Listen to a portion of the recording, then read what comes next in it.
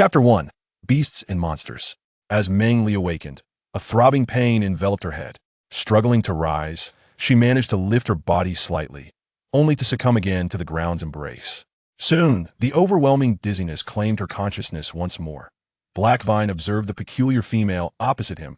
He understood that those who survived in the ancient wind forest were castaways women who had committed grave transgressions and were unable to bear offspring, thus shunned by the tribe and left to fend for themselves. He reached for the grass blades lying nearby, chewing them until the fragments were sufficiently pulverized, then applied the mash to the swollen ankle of his right foot.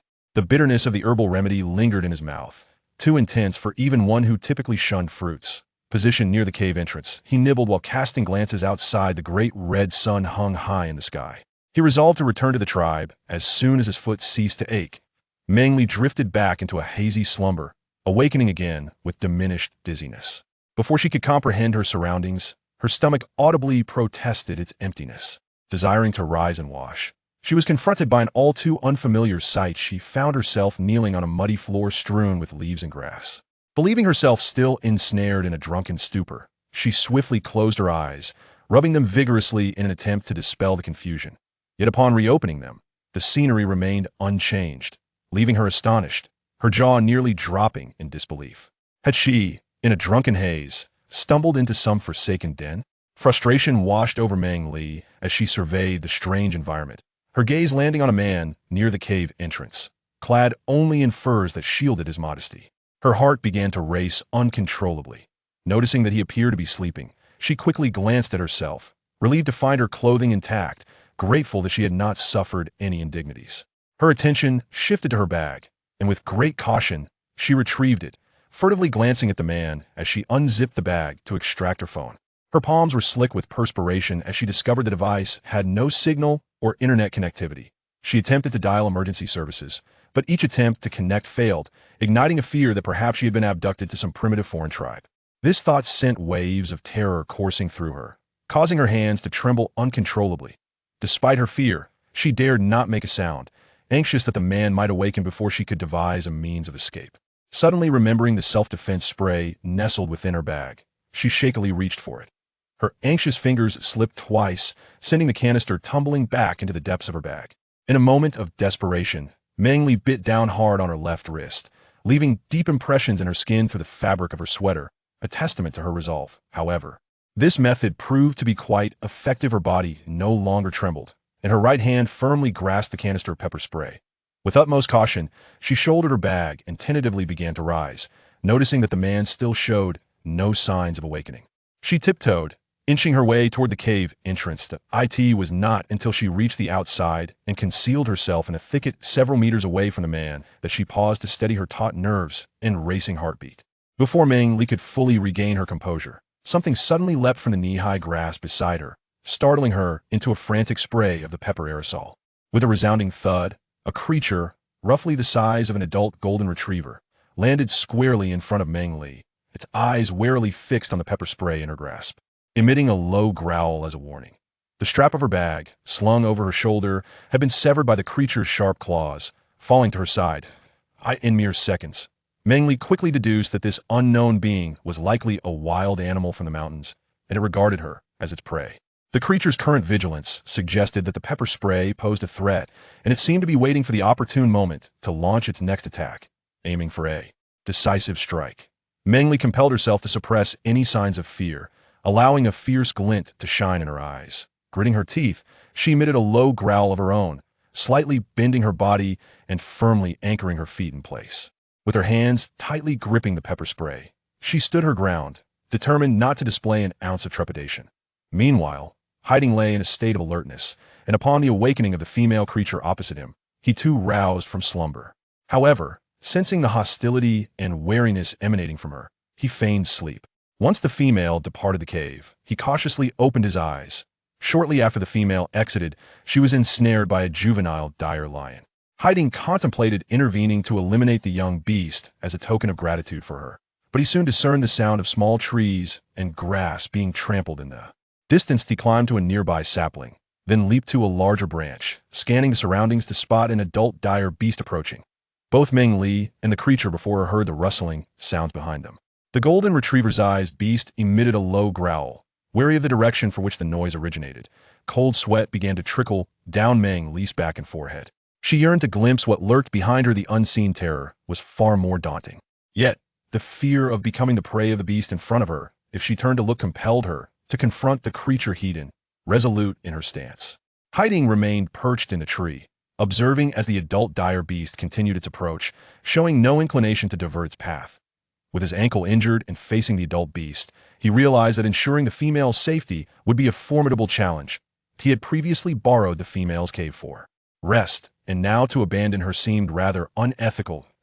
As a male orc, it was his duty to protect the female, but by assisting her in escaping the ferocious horned beast, he regarded it as a means of repaying the favor of her providing shelter. With remarkable agility, Hiding swiftly made his way to the ground, rushing towards the oddly dressed female while emitting a distinctive low growl characteristic of orcs. The beast possessed a heightened sense of danger, far surpassing that of humans, as Hiding launched his attack. The creature before Meng Li, resembling a golden retriever in size, realized that the orc, who had been lurking behind the female, had set its sights on her like a T that moment. It instinctively leaped back and fled with great speed. Noticing that the direction of the small, giant lion beast's escape led straight to the location of the ferocious horned beast, Hiding swiftly scooped up the oddly dressed female and dashed away. Meng Li found herself in a precarious situation, with a beast ahead and an unknown entity behind her, her nerves frayed to their limits. When she heard the commotion behind her, she could no longer suppress her fear and turned to glance back. Chapter 2. Take me with you. Before Meng Li could fully comprehend her circumstances, she was swept off her feet and carried away in a hurry. A surge of anger compelled her to strike the man or scream, but the tension that had enveloped her body dissipated, leaving her with a sense of helplessness. Her limbs tingled, and her voice was hoarse.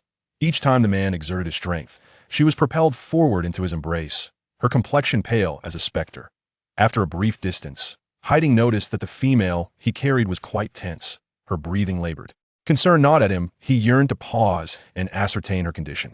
After several minutes of running, estimating the distance between them and the horned beast, he deemed it somewhat safe to halt briefly. Gradually, he slowed his pace, intent on discovering what troubled the female in his arms. However, the moment he stopped, the female abruptly shoved him away. Caught off guard, he lost his grip, and she fell to the ground unceremoniously. Ah, that hurts. The impact jolted Meng Li back to her senses, the pain restoring her dulled reflexes. She scrambled to her feet, warily eyeing the man who approached her. Don't come any closer. Seeing him advance despite her warning, Meng Li's anxiety escalated. Hiding, undeterred by her reaction, felt an urgent need to leave. They could not linger any longer. Female, if you wish to survive, we must leave at once. An adult horned beast is nearby. Given my current injuries, it will be exceedingly difficult for me to ensure your escape if it pursues us.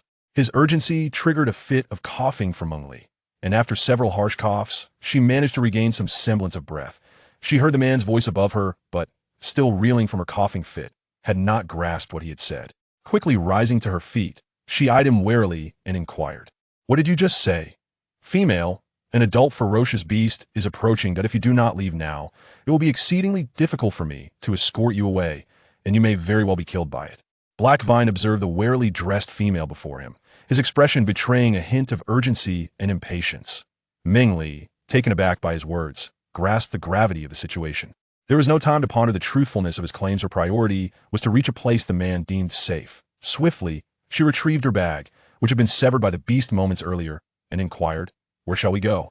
Seeing that this oddly dressed female was willing to trust him, Black Vine promptly set off towards the direction of the Huangyan tribe. Meng Li hesitated momentarily as he walked ahead, but upon catching a glance from him, she felt compelled to follow, despite her misgivings about trusting a stranger. Though her instincts urged her to believe him, doubts lingered in her mind. They had only just met, and now she was following him into the unknown. What lay ahead was uncertain, and a feeling of melancholy washed over her. After some time, she realized she had become lost in thought, causing the gap between them to widen. She hastily shook off her scattered musings and quickened her pace, fearful of losing him. Throughout their journey, the man led the way, vigilant for any signs of beasts in the vicinity. Meng Li silently trailed behind, occasionally breaking into a jog to keep pace with him. It wasn't until they had traversed a considerable distance that he finally halted. "What is it?" Meng Li asked, her voice tinged with anxiety. Ignoring her question, the man gestured towards a large tree. Before she could inquire further, he swiftly climbed up. Exhausted from their trek, Meng Li settled at the base of the tree to rest. Black Vine surveyed the surroundings from his perch, noting the absence of the ferocious beast and other predators, and felt a sense of relief. With a swift leap, he descended to the ground. Female, this area is secure. Here are 2 sweet fruits for you. I must take my leave now, he stated, offering her the red fruits. As Meng Li stared at the fruits in disbelief, his words resonated in her mind. He intended to abandon her in this desolate wilderness? Astonished, she questioned him. You are leaving me here, all alone? Black Vine extended the fruits towards her, but upon seeing her astonished expression, he fell silent, momentarily at a loss for words. Female, I am returning to the tribe. Please accept these 2 fruits. What did you just call me? Meng Li pressed, her mind racing. Having matured and gained experience in society, she had not overlooked the title he used for her. If he had brought her here under false pretenses, his demeanor towards her should not have been so dismissive. She couldn't ignore the significance of his address. He had referred to her as female. What is your name? Are you an orc from that tribe? Despite the absurdity of the situation, Meng Li felt compelled to validate her suspicion. Hei Tong, although he believed such inquiries were somewhat superfluous, responded to the oddly dressed female out of a sense of duty to protect the fairer sex. My name is Hei Tong, and I am a member of the Huangyan tribe. Upon hearing the man's reply, Meng Li felt as if she had been struck by lightning. She was utterly disconcerted. Regardless of the tumultuous emotions surging within her, she maintained a composed exterior, although her throat felt parched, rendering her speechless. Noticing that the oddly dressed female had lapsed into silence, Hei Tong turned to head back toward the tribe. He observed that the crimson sun in the sky had dipped lower, and if he dallied any longer, he might miss the chance to return home. Meng Li, sensing his departure, acted on impulse, sprinting after him. Hei Tong, puzzled by the persistent following of the strangely attired female, resolved to quicken his pace to leave. As the distance between them widened, Meng Li, fearful of being left behind, called out, Hei Tong, Hei Tong. Upon hearing the anxious cries of the oddly dressed female, Hei Tong was perplexed. He was uncertain of her intentions and contemplated whether to hasten his steps to shake her off. However, his injured foot necessitated caution to avoid further harm, and his upbringing forbade him from disregarding a female's distress. Thus he slowed down, allowing her to catch up and express her thoughts before he returned to the tribe. Female, is there something urgent that you wish to discuss? Meng Li had assumed that the man named Hei Tong had abandoned her, engulfed in fear and confusion. Yet she continued to run and shout. Suddenly, when he appeared before her, a wave of joy washed over her, but her anxiety about losing him again compelled her to grasp his arm tightly. My name is Meng Li. Hei Tong, may I accompany you? Please take me with you. I beg you. As she clung to Hei Tong's arm to prevent him from escaping, she hurriedly conveyed her thoughts, her face adorned with a pleading expression, her eyes fixated on him. Chapter 3. The Huangyan Tribe. Hei Tong found himself unable to shake off the grip of the female named Meng Li. The more forcefully he attempted to free himself, the more he feared causing her harm. In his struggle, he inadvertently brushed against her in a manner that left him utterly flustered, his ears flushed red, and he dared not move again, stammering as he spoke. So can you go to other tribes? Though uncertain of why Hei Tong posed such a question, Meng Li quickly nodded in affirmation for her safety. Yes, I can go to your tribe. Then can you? Can you give birth to young ones? Hiding knew that this was a question he had to ask.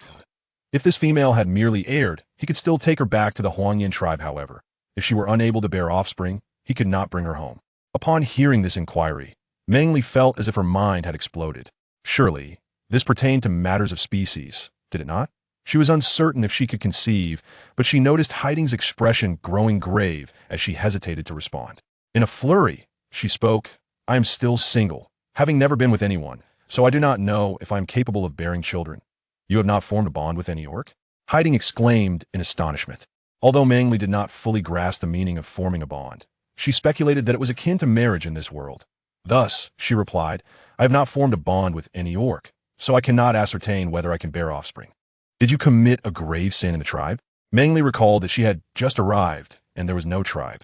Seeing that the Black Vine was asking her so seriously, she could only answer honestly, I didn't have a tribe before. I was very surprised to come to this place. The Black Vine was even more surprised to hear this. This female actually didn't have a tribe before. How could she be in the ancient wind forest? Could she be lying to him? Meng Li noticed that Hei Tong had been silent for a long time, realizing that he didn't believe her words. She was contemplating how to make him trust her when she saw him lift one foot awkwardly. Upon closer inspection, she found that the ankle of the raised foot was significantly more swollen than the other one, indicating an injury. Your ankle is injured. I can treat it, and it won't hurt as much in a little while. Meng Li had a yunnan spray in her bag, which she bought after accidentally spraining her ankle before. This time, she took this large bucket bag with her, not knowing how she ended up bringing it. Do you know how to use medicine? Hearing Meng Li's words, Hiding was more surprised than puzzled. If this female really knew how to use medicine, he might really be able to take her back to the tribe. Yes, just leave it to me. Meng Li finished speaking and took out a bottle of yunnan spray from her bag. She squatted down and sprayed a bottle of pain relief on Hiding's injured ankle. Hiding was a bit startled when he saw her using something he had never seen before to spray a cool substance on his injured ankle. But he managed to control his body and not pull away. Seeing him a bit stiff, Meng Li raised her head and said, "This medicine is sprayed like this. You'll feel much better soon." Hiding seriously felt it, and indeed felt a little better than before, a gentle smile unconsciously appearing on his cheeks. "Female, I really do feel a bit better than before." Meng Li saw that it was effective, and a smile appeared on her face. Her tone, when speaking to Hiding, became a bit more relaxed. "Then wait for me to spray you once more, and then I'll use another kind of medicine to spray your foot, so it won't hurt as much, and it will heal faster." Meng Li sprayed He-Tong with another kind of medicine after a few minutes, and reminded him, "I just checked, you didn't injure your bones, but you still need to rest for a few days and take good care of your foot to fully recover." Meng Li's words surprised He-Tong. Their hunting team encounters various dangers while hunting, so the shamans in the tribe teach them some common healing methods. Knowing whether bones are injured is essential, but he didn't expect this female to actually understand such things. If she really knows how to use medicine, bringing her back to the tribe would definitely be better. But what if she has other intentions? While He-Tong was thinking about this, he watched Meng Li finish spraying the medicine and start to pack her medicine bottles. Everything about her, from her attire to the medicine she carried and her words, felt very strange. "He-Tong, can you rest for a few more minutes? This medicine needs time to absorb. Could you please take me to your tribe later?" Meng Li said, her tone unnaturally filled with flattery and pleading. Hearing her words, He-Tong came back to his senses and looked at her with a complex expression before finally nodding in agreement. "All right, you can come back to the tribe with me later." "Thank you. Thank you very much."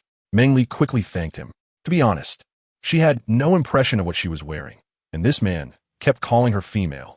Although she had read 2 similar novels, the beast just now really made her feel her life was in danger.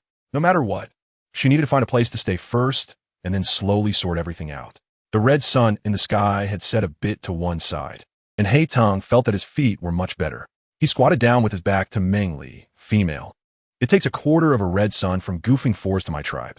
I will carry you so we can return to the tribe in time. Otherwise, traveling at night will be very dangerous, and we could easily encounter large beasts out looking for food." Meng Li felt a bit awkward hearing He-Tang's words, but her brain rationally issued the command, ignoring her inner thoughts. She leaned against He-Tang's back and softly said thank you. As He-Tong mentioned, many wild beasts come out to hunt at night, making it indeed very dangerous. Arriving at He-Tang's tribe before sunset was the best choice. She held on tightly. He-Tong sensed the stiffness in Meng Li's body, but there was no other option now. He could only remind her and quickly started running. He-Tong ran incredibly fast, and even on his back, Meng Li was blown by the wind so hard that she could barely open her eyes. She held on to He-Tang's neck tightly, afraid of falling off if she didn't grip well, and her earlier awkwardness had long been blown away. After running for an unknown amount of time, Meng Li's arms felt tired just from holding on to He-Tong. Her body was jostled to the point of feeling disassembled, and her stomach was churning. Just when Meng Li felt she could hardly hold on any longer, He-Tong finally slowed down a bit. It seemed there were faint growling sounds in her ears. But before Meng Li could listen carefully, a sudden loud roar made her ears ring.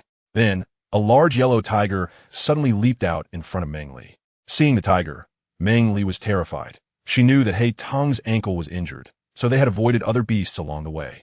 Now, with a tiger suddenly appearing, was it going to end them? Meng Li was still lost in her thoughts when the tiger opposite her suddenly transformed into an adult man, who addressed He-Tong. "He-Tong, where have you been? Why did you bring a female back? Did you steal her from another tribe?" "Not bad, you little rascal." The man, who was just transformed, bombarded He-Tong with questions upon seeing Meng Li, leaving her completely bewildered about what was happening. Seeing that the female on his back remained silent, He-Tong said to the man, "And are you on patrol today?" "This female is someone I met on my way back. I plan to take her to meet the clan leader and the shaman." The man named and noticed Meng Li staring wide-eyed at him without speaking and thought to himself, "Is this female sick? Otherwise, why does she look so dazed? All right, You should take her to the shaman to see what's wrong with her. I wanted to add that they should check if this female had lost her wits, but since Hei Tong was carrying her, he felt it was inappropriate to say so. Hei Ting noticed that Meng Li had been silent on his back since she saw him, and he could clearly feel her body stiffening, as if she were frightened. Did she know him? Chapter 4. Bond. Meng Li, welcome to our tribe. Our tribe is called the Huangyin tribe. Hei Tong started, wanting to engage Meng Li in conversation and also curious if she recognized him, but Meng Li remained quiet on his back, not responding.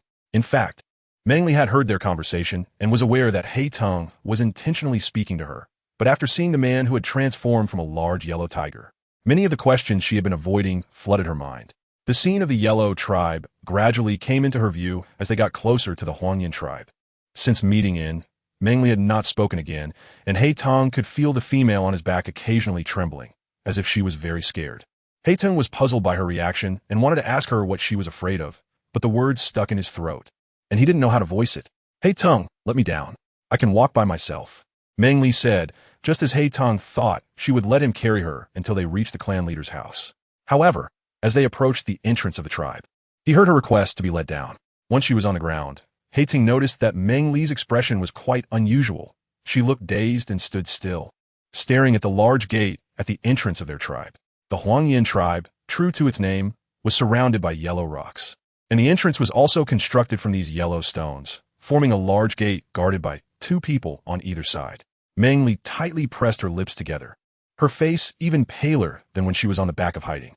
Her body felt stiff and her steps unsteady as she walked to the rock at the entrance of the Huangyin tribe, reaching out to touch the yellow rock. However, she found that her outstretched right hand was trembling uncontrollably, like an elderly person approaching the twilight of their years. In panic, she quickly grasped her shaking right hand with her left, but it did little good. It wasn't just her hands shaking, but her entire body was trembling from fear. So no matter how tightly she held on, it didn't help. The 2 guards at the door, seeing hiding return without greeting, first noticed the strange behavior of the female he brought back. They wondered if it was appropriate to speak now and just stared blankly at hiding, mouthing, "What happened to the female you brought back?" Hiding, not understanding Meng Li's condition either, had only known her for half a day less than they had. Unable to make sense of it, he could only return them a look that said, "I don't know either. Who knows if you don't? Is this female really scared silly?" Hiding thought back to how Meng Li had indeed been frightened by the little giant lion beast just now. Could it be that she only realized her fear now that she was safe? Was her reaction really that slow? Seeing Hiding's gaze go blank, as if he were pondering what had scared this female, and noticing he hadn't spoken for a while, they quickly patted his shoulder and mouthed again, "You should take her to the shaman to have a look. Don't let her be truly scared silly." "All right, I'll take her to the shaman," Hiding agreed, realizing that they were right. Meng Li's current state was indeed concerning. He needed to take her to see the shaman to feel at ease. After all, he had brought her back because of her knowledge of pharmacology. If she had been scared silly by the little giant lion beast, then she would be of no use. "Chiao Wei, it's time for us to take over." 2 beastmen approached the entrance of the Huangyin tribe, because the stone door at the tribe's entrance was built quite wide. The 2 beastmen didn't immediately see Meng Li and Hiding beside the door.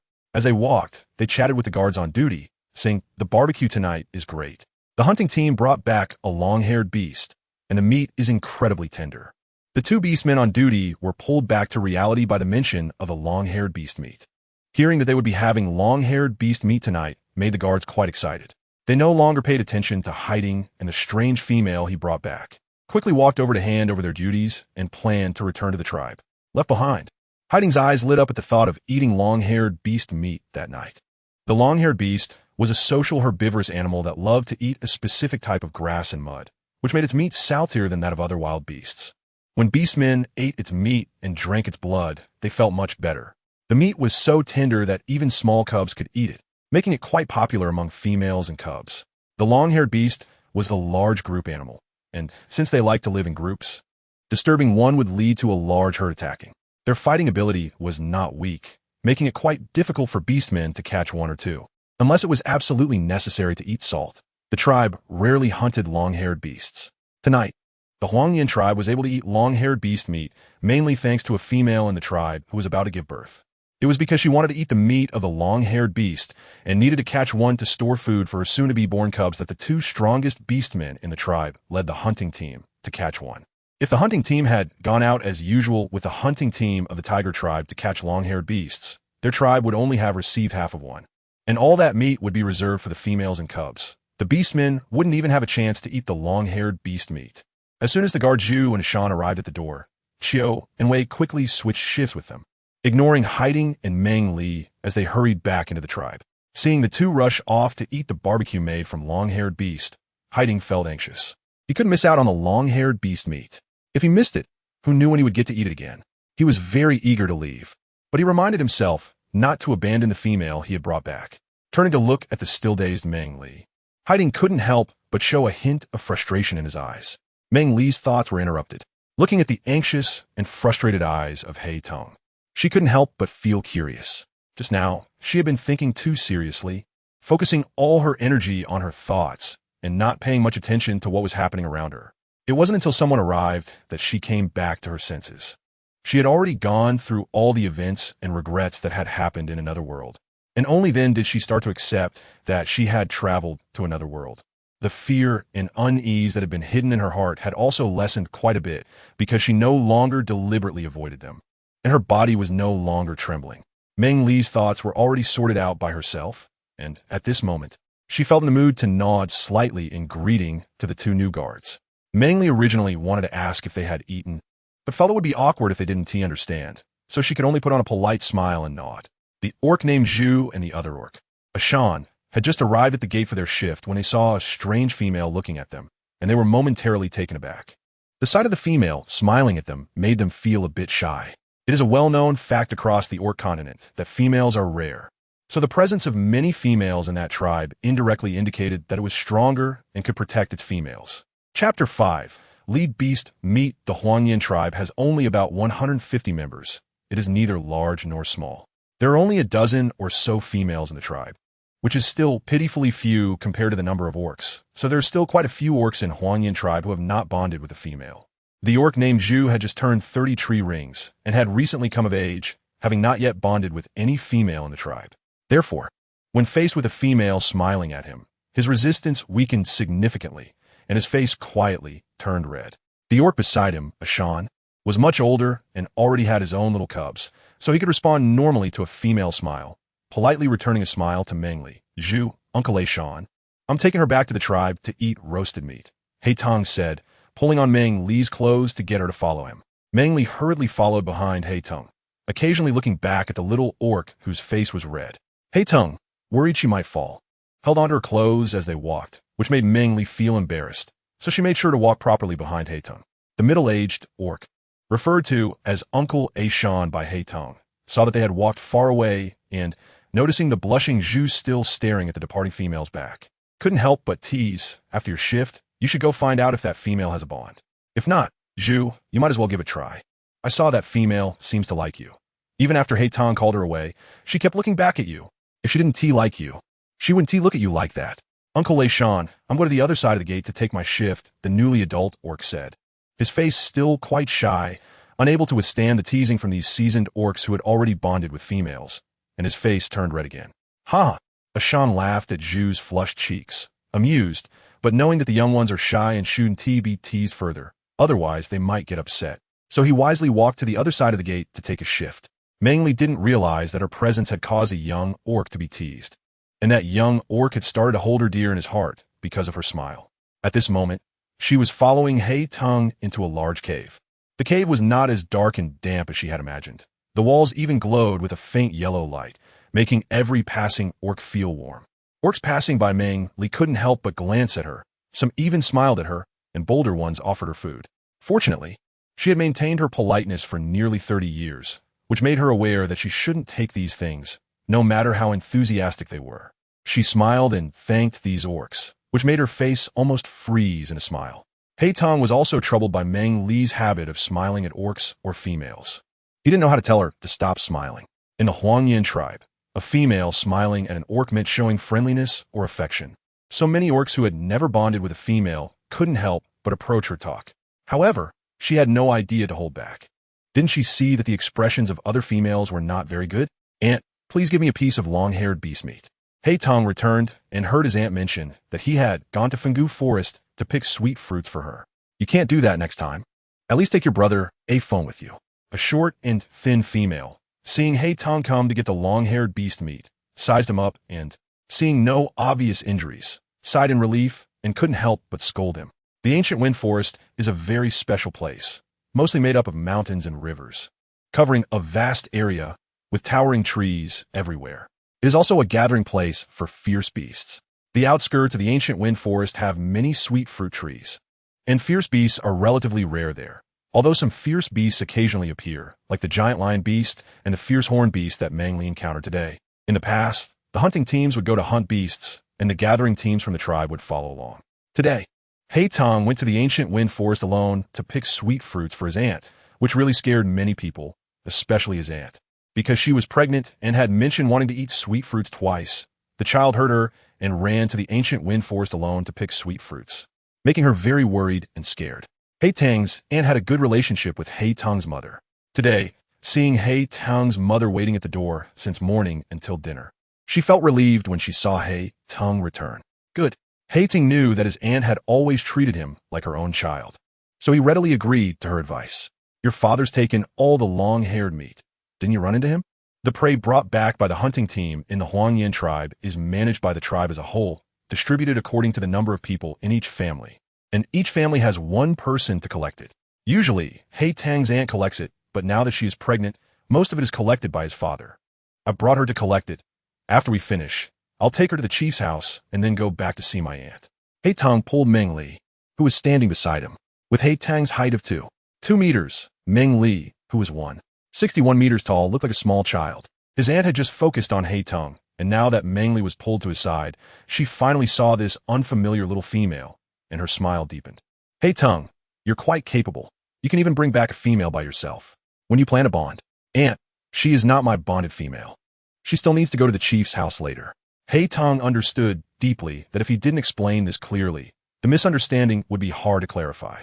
Moreover, he had been observing Meng Li, but he noticed that although she was curious about their words, she seemed to not understand, as her face showed no shy expression other than that damned smile, indicating she couldn't understand what they were saying. Oh, I see. He Tong, you don't need to be shy. It's only a matter of time. Ha! Since seeing Meng Li, his aunt's eyes had been darting back and forth between the two. Although the little female looked thin and pale, she would be fine with some nourishment. Moreover, she didn't miss He Tong's lingering gaze on this little female, knowing that the young man was shy and thus refrained from teasing him. She handed a piece of long-haired beast meat weighing about 5 pounds to He Tong, urging him to hurry home to check on his aunt. The long-haired meat is ready. The little female from He Tong's family should come to my house to play sometime. Aunt, we're leaving now. I'll have a phone come to pick you up later. He Tong felt a bit helpless with his aunt's insistence, and knew that the more he explained, the more unclear it would become. It was better to take Meng Li to the chief's house early, then everyone would understand. He pulled Meng Li and walked towards the cave exit. Although Meng Li could roughly understand what they were saying, she didn't quite grasp the full context. However, the person who looked like a female kept casting ambiguous glances at her and the black vine beside her. When she slightly raised her head, she noticed the black vine's red ears, which made her even more hesitant to respond, fearing that she would end up selling herself out while foolishly helping others count money. She could only continue to stiffly smile. When her mother-in-law saw this young female smiling at her, she couldn't help but feel a bit more favorable toward her. Chapter 6. Black Vine's Aunt. Meng Li was being pulled by hiding towards the cave entrance. Just as they reached the entrance, he saw a female about 9 meters tall, with a belly like a ball, rushing towards hiding. Next to her was an orc over 2 meters tall, carefully protecting her. Hiding, you naughty child. Why did you run off to the ancient wind forest without telling AMU? What would I do if something happened to you? Even before she reached him, her words had already arrived, and Hiding could see the worry on her face, with tears welling up in her red eyes. AMU, don't cry. I'm back safe and sound. Look, I even brought you back some red fruits. Hiding was most afraid of AMU crying. When she cried, he couldn't handle it. Right now, he couldn't focus on Meng Li and could only comfort AMU first. The man standing next to Hiding's AMU looked him up and down, and seeing that he wasn't hurt, his tense heart relaxed a bit. Next time, you can't go to the ancient wind forest alone. I won't go. Next time, I'll go with the hunting team. You have to promise not to go alone. Okay, I won't go. Meng Li stood quietly beside them, knowing that she couldn't rush her matters and that He Tong should first discuss things with his aunt before arranging her situation. On the way here, She had asked Tong in a rather silly manner how to distinguish between orcs and females. Although Tong was somewhat puzzled by her question, he patiently explained how to differentiate between orcs and females. The most obvious distinctions are height and body type. Orcs are rarely under 2 meters tall, and unless it's due to racial issues, those under 2 meters are all females. Additionally, hair and eye color play a role. Females cannot transform into beast form, so they mostly have black hair and black eyes, while orcs retain some beast-like features, often having hair and eyes of other colors and pupils. For instance, Ting's hair is shinier than typical black hair, as if it were coated in fluorescence. Orcs have a keen sense, and Meng Li occasionally glanced at Tong and his aunt, which caught the attention of an orc near Teng's aunt. He looked at the petite female standing not far behind Tong and recalled that some tribe members had mentioned earlier that Tong brought back a female. Now seeing the skinny, short female next to Tong, he thought to himself that this female seemed too frail. At this height, she didn't even reach his waist, and her outfit was strange. Her complexion looked so pale that it could be compared to the fur of a long-eared beast. He wondered if she would have trouble bearing offspring. Disdainfully, he thought about where Tong had picked up this little female. Musashi, you're pregnant with little cubs. Crying too much is not good for your health. Ting's cub has grown up and brought back a female. Aren't you going to take a look? Right? I can't cry on happy days. Tong, is that little female behind you the one you brought back? Aunt asked, upon hearing her man's words. Musashi quickly wiped her tears and smiled as she walked toward Meng Li. Tong wanted to explain, but found that his aunt and little uncle had bypassed him to approach Meng Li. He felt shy about his aunt's smiling eyes and quickly took a couple of steps to Meng Li's side. Meng Li, this is my aunt and little uncle. Aunt, little uncle, this female is named Meng Li and says she wants to live in our tribe to study pharmacology. I met her in the Wind Valley Forest. Tong succinctly clarified his and Meng Li's situation in just a few sentences to prevent his aunt from thinking that he had brought back a female to bond with. In fact, he had considered bonding with Meng Li on the way here, but he realized that she didn't understand what bonding meant and had no plans in that regard. Moreover, his beast form was special. If Meng Li's beast form didn't match his, they couldn't bond anyway. It would be better to first go see the tribe leader. Hello, uncle and aunt. Meng Li politely greeted the two individuals. Although the terms they used to address her felt somewhat unfamiliar, it was easy to understand. And Meng Li also thought that this was the best way to be addressed for now. Hello. Since you have important matters to attend to, you should go ahead and busy yourselves. Meng Li will come to Aunt Mushin's house to play next time. Oh, all right, Aunt Mushin. Tai. It's the time when the red sun and the white moon are transitioning. While it's still light, take this young female Meng Li to the chief. Uncle, I'll take Meng Li to the chief first. You be careful bringing my aunt back. Okay, go ahead. Tai, it's getting a bit dark now, and the female might not see clearly, so take care of Meng Li. Me fine. Besides, Uncle is right beside me. You don't need to worry. Hey, let us go. Uncle Andy, goodbye. Seeing Tai take Meng Li toward the chief's house, Mushin felt a bit disappointed. She initially thought her little one had found a suitable female partner, but it didn't feel quite right. The man beside her noticed that his female was feeling down about Tai's bonding partner and gently hugged her, patting her back to comfort her. This young female was brought back by Tai. If their beast forms are compatible, Tai could become her first bond. Mushin's face turned slightly red. It felt a bit embarrassing to have her thoughts expressed so directly. She realized that the man was only saying this for her sake. Forgetting about others in the tribe, she buried her face in the man's chest. The man looked down at the female in his embrace and thought about the child in her belly, of which 50% could be his, and a smile crept onto his lips. Cuckoo. Meng Li helplessly looked at her stomach. Too many things had happened today, and she really didn't feel like paying attention to her needs. Her tense body, now relaxed, made a protesting sound. Are you hungry? Haha, yes. The sharp-eared Tong, walking in front, caught the sound of Meng Li's stomach protesting and stopped to ask. Meng Li felt a bit shy. It was really too embarrassing, but there was nothing she could do. Eating was the most important thing, so she could only respond awkwardly. Even at night, the orcs had good vision. He could clearly see the blush on Meng Li's face. He was actually hungry too, so he comforted her, saying, just past one more cave is the chief's house. I brought the long-haired beast meat that belongs to you. Later, you can go to the chief's house and have a meal. What about you? When you get to the chief's house, if I have nothing to do, I'll go home to eat. My mother should have saved me some food.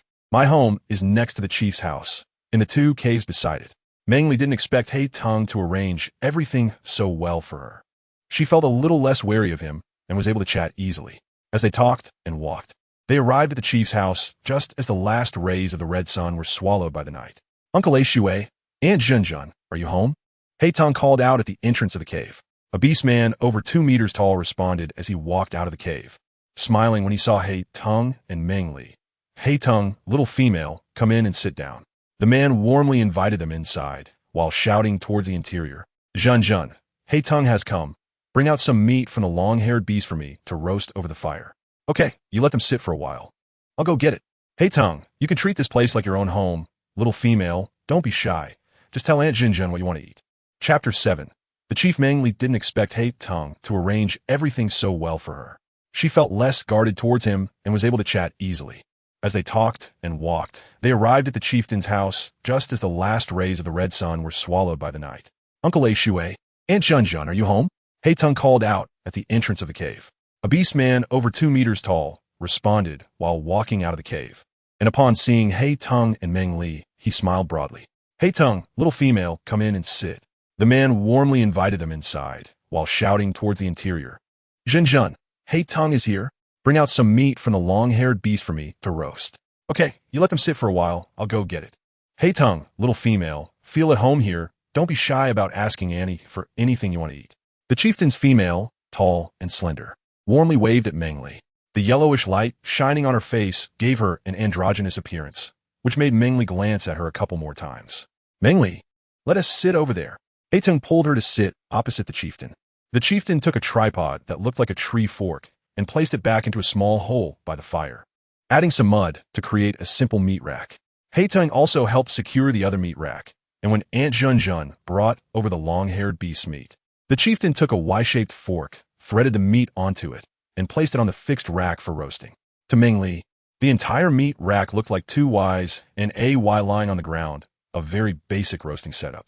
Meng Li knew that primitive life was hard, but now she had a clearer understanding of the reality, and she felt somewhat wronged in her heart.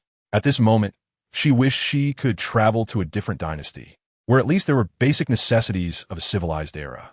Looking at the black vines and the clothing of the clan leader's family, all made of animal skins, she realized how backward the production in this era was. She didn't even know if fabric had been invented yet. Right now, she only had the clothes on her body, and she had to cherish them well. Otherwise, she wouldn't have anything to change into. When Meng Li was tangled in various thoughts, the leader of the hiding gang was fixing the barbecue rack and recounted his encounter with the female Meng Li. "Hiding, does this female Meng Li really understand pharmacology?" the leader asked nervously. To be honest, even if this female Meng Li couldn't bear children, it wouldn't matter. As long as she truly understood pharmacology, he would do his utmost to ensure she lived well in his tribe. In the Beastman continent, shamans have fixed tribes. Shamans can choose to live in a tribe or place they like, or they can stay in their own tribe. If a shaman wishes to live in another tribe, that tribe must pay a large sum to the shaman's tribe and sign a peace alliance agreement. For example, the Huangyan tribe previously had no shamans, which resulted in a low population. It wasn't until the last leader went to the shaman's tribe and offered a large amount of furs and beast meat that a shaman agreed to come to the Huangyan tribe. Since then, the number of cubs in the Huangyan tribe increased, and the number of beastmen dying from injuries decreased significantly. The arrival of the shaman allowed the Huangyan tribe to gradually develop, and in recent years it became a small to medium-sized tribe with over 100 members. However, back then, they had used too much of their winter food supplies to obtain a shaman, and before the snow season fully passed, the beastmen of the Huangyan tribe went hunting under the leadership of the last leader. The tribe members were so thin they were almost unrecognizable. The last leader was overly worried and, in the hunting process, suffered an injury due to his excessive desire to win. The shaman treated him for several years but could not save him. In addition to his severe injuries, the last leader also faced the issue that no one in the Huangyan tribe understood pharmacology, and the herbs needed by the shaman were not available. Thus, the last leader passed away, and the position was handed over to the current leader. It was precisely because of this experience that the leader, Shui, understood how important a shaman is for the development of a tribe. Even just understanding pharmacology can help the shaman with many things. Unlike them, who had never studied pharmacology, when the shaman asked them to find herbs, they would often make mistakes and bring similar wild grasses or herbs, leading to a constant shortage of medicinal materials in the tribe. If this female, named Meng Li, could help the shaman find the required herbs, then the shaman would have more medicines, and their tribe would become more prosperous. In the ancient forest, I encountered an adult giant lion beast and fought it, injuring my foot in the process. Fortunately, Meng Li had medicine for foot injuries with her, and after resting, I took her back to the tribe. Hearing that Meng Li was able to help treat his foot injury and that the effects were excellent, with the pain disappearing quickly, his heart was filled with excitement. He hoped Meng Li would stay, so when he heard that Meng Li was coming to live in the Huangyan tribe, he had already made up his mind. Meanwhile, the leader and hiding were chatting enthusiastically, and Meng Li was warmly greeted by the leader's female relative, achievingits. Little female Meng Li, I'd like to ask, are you an adult now? Do you have a mate in your original tribe? Some questions that beastmen want to ask females are still a bit difficult to say out loud, so it was left to achievingits to ask. I have never had a mate, nor do I belong to a tribe. Meng Li is now 29 years old. In her original world, it was the best age for striving, and she had no time to talk about boyfriends. But in this orc world, she doesn't know if she counts as a young female or a middle-aged female. After all, history says that primitive people's lifespans weren't very long, and 30 years old is considered old. We haven't made any bonds yet. Our Huangyan tribe has plenty of good orcs. Look at Hiding. He just became an adult 2 years ago and joined the hunting team. He's quite handsome. If you like him, I'll help you out. If you don't, there are many other good ones in the Huangyan tribe. Let your uncle take a look for you. When the chief heard his female's words, he thought it would be even better if Hiding bonded with this young female, as it would mean she would stay. If the young female didn't like Hiding, he would let other orcs in the tribe try to win her heart, ultimately ensuring that she would stay with them. Meng Li was somewhat at a loss whether to laugh or cry. She hadn't even settled down yet, and achievingits was already introducing her to a boyfriend. The progress was too fast. While she was just taken aback, Haitang's face turned bright red. Being young and having few interactions with females, he felt quite embarrassed by this sudden turn of events. So, Meng Li, how many tree rings have you lived through? This was what achievingits wanted to ask the most. In her eyes, Meng Li looked very strange in her attire, her small face pale, and she appeared like a malnourished, underage female.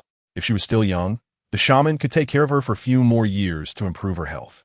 But if she was already an adult, with such a frail body, she might not even be able to defeat a long-eared beast. And what if she got pregnant? That would be so dangerous. Tree rings? Meng Li didn't quite understand the meaning of these two characters. It means that when the red sun and the white moon exchange for a certain amount of time, the big tree will grow a ring. The number of rings the tree has tells us how old we are. For example, I have gone through 32 rings, which means I have been an adult for 2 years. Haitang understood from their afternoon interaction that Meng Li knew nothing about this place. So he suppressed the urge to tease her and promptly clarified her confusion. Chapter 8. It's a snake. Meng Li was quite surprised that in this world, age was recorded by tree rings, and she had actually become a minor, which felt quite novel. I had gone through 29 tree rings. Meng Li was still not of age. No wonder she looked so frail. Come off into Annie's house, Annie will give you meat to eat, and I guarantee you'll grow tall and strong. Meng Li couldn't help but chuckle inwardly. This ant was really amusing. While everyone else said they raised their children to be plump and chubby, she claimed to raise her own to be tall and strong. At 163 centimeters and 108 kilograms, Meng Li thought her figure was just right, but she didn't expect to be considered weak here. Thank you, Aunt. But please don't mind me coming over for meals in the future. What is this child saying? Aunt would love for you to come often.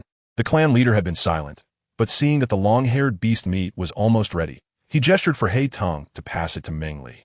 Haitang's face turned bright red. He knew that the clan leader was giving him a chance to impress Meng Li and secure the first position for courtship.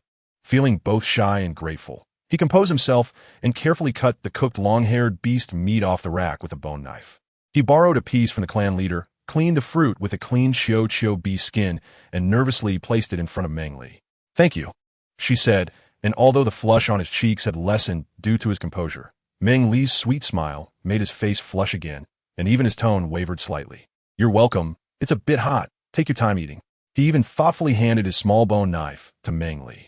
Ajun noticed how attentive Haitang was towards Meng Li, and, knowing there was potential, she was determined to bring the two together. Shui, let us get some water for the little ones and roast some more of that delicious meat. Okay, Haitang, take care of Meng Li. Uncle and Aunt have grilled enough meat for you too. Make sure you fill your bellies. The clan leader followed his mate's words, giving the young ones some space to interact.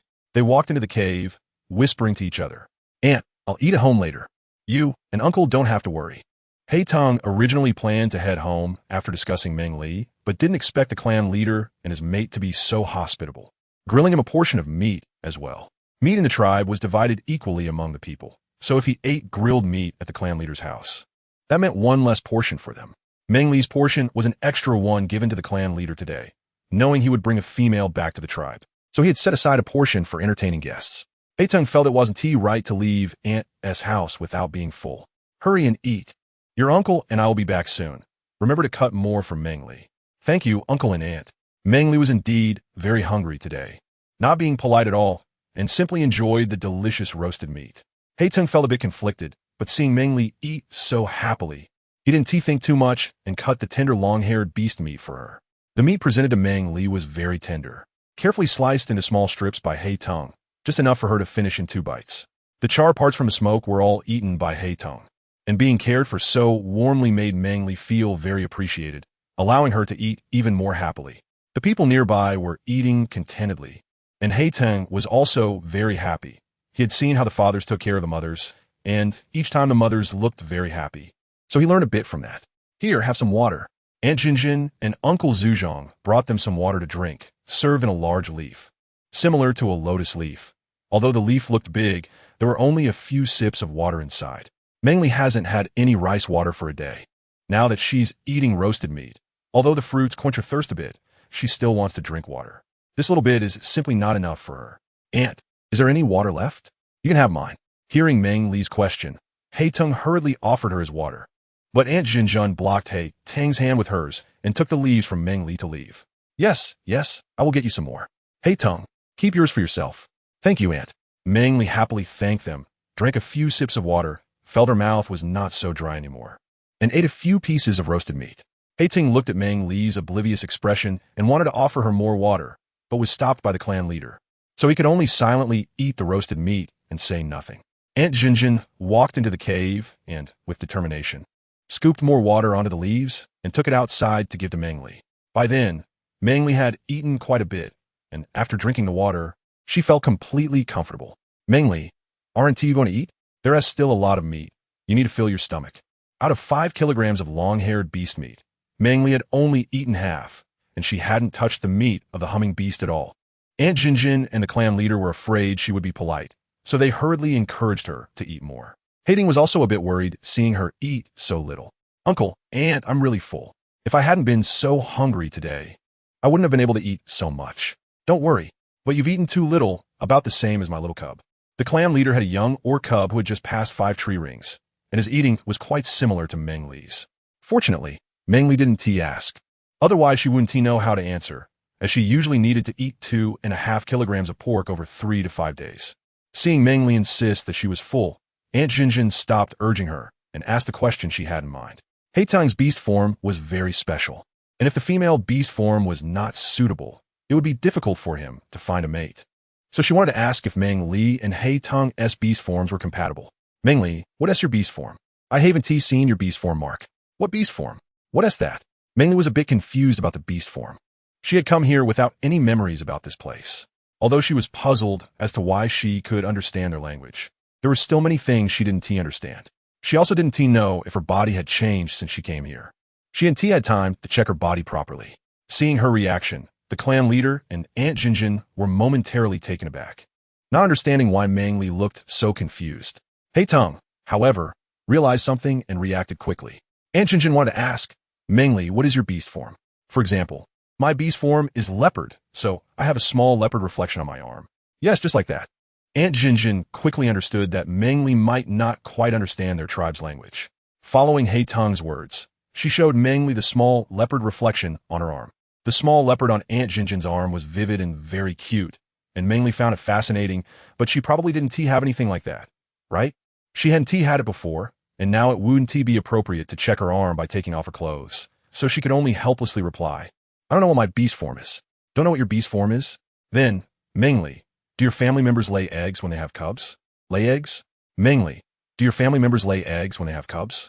Upon hearing Meng Li mention laying eggs, Haitung's heart leaped with joy, completely oblivious to the confused and strange expression on her face. Aunt Jinjin, being attentive, asked again. Like Haitung's beast form is a snake. Their family members lay eggs when they have cubs. Meng Li understood now. This black vine was actually a snake. Thinking of this, her body tensed up a bit.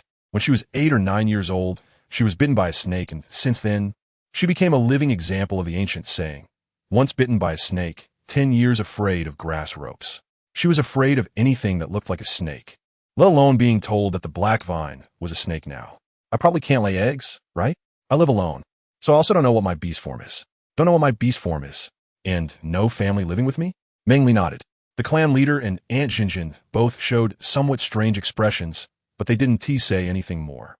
Tong felt a bit disappointed, especially since he could clearly sense that Meng Li had become more wary of him after learning that his beast form was a snake. Author's note: this is my first time publishing a Xiangzhu River, and I didn't pay attention to many things in the early stages, which caused a lot of reading troubles for everyone. Today, I have specifically revised it, and hope everyone will like it. If my modifications create any obstacles for you in connecting with your previous reading, I sincerely apologize for the inconvenience caused. In the days to come, I will ensure to update regularly to avoid unnecessary troubles. Finally, thank you very much for your support of my work at Xiangzhu River. Chapter 9. Water is precious. The clan leader is a powerful beastman, and the moment Meng Li felt a sense of vigilance toward Tong, he caught it. Logically, Tong should be the first person she met and the most likely to gain her trust. So why did she feel wary? Don't worry. Tomorrow we will see the shaman, and we'll know what your beast form is. Tonight, do you want to rest at Tong's house or at Aunt Jinjin's? Aunt Jinjin didn't have the keen senses of a beast man, but she had also grown up as a female. She vaguely sensed that Meng Li didn't seem to want to rest at Tong's place. And if it's not too much trouble, can I stay at your house for the night? Tong has also had a tiring day, so I won't disturb his rest. Meng Li was being polite, but everyone vaguely knew that Meng Li was avoiding Tong. There was no disturbance. If he could stay at Aunt Jin's house, Aunt Jin would be more than happy. Ashue, you talk to that Tong kid. I'll take Meng Li inside to rest. The child has also had a tiring day. The two beastmen had no reason to refuse and hurriedly let them in to rest without worrying about them. Uncle Tong, I'll go with Aunt Jin to rest first. Meng Li is most afraid of snakes. As soon as she thinks that the people from the hiding family are all snakes, she doesn't dare to go anywhere. Right now, she just wants to be alone for a while. Go, get a good sleep. It's the time for growth. Seeing the clan leader respond, she followed Aunt Jinjin to the resting cave.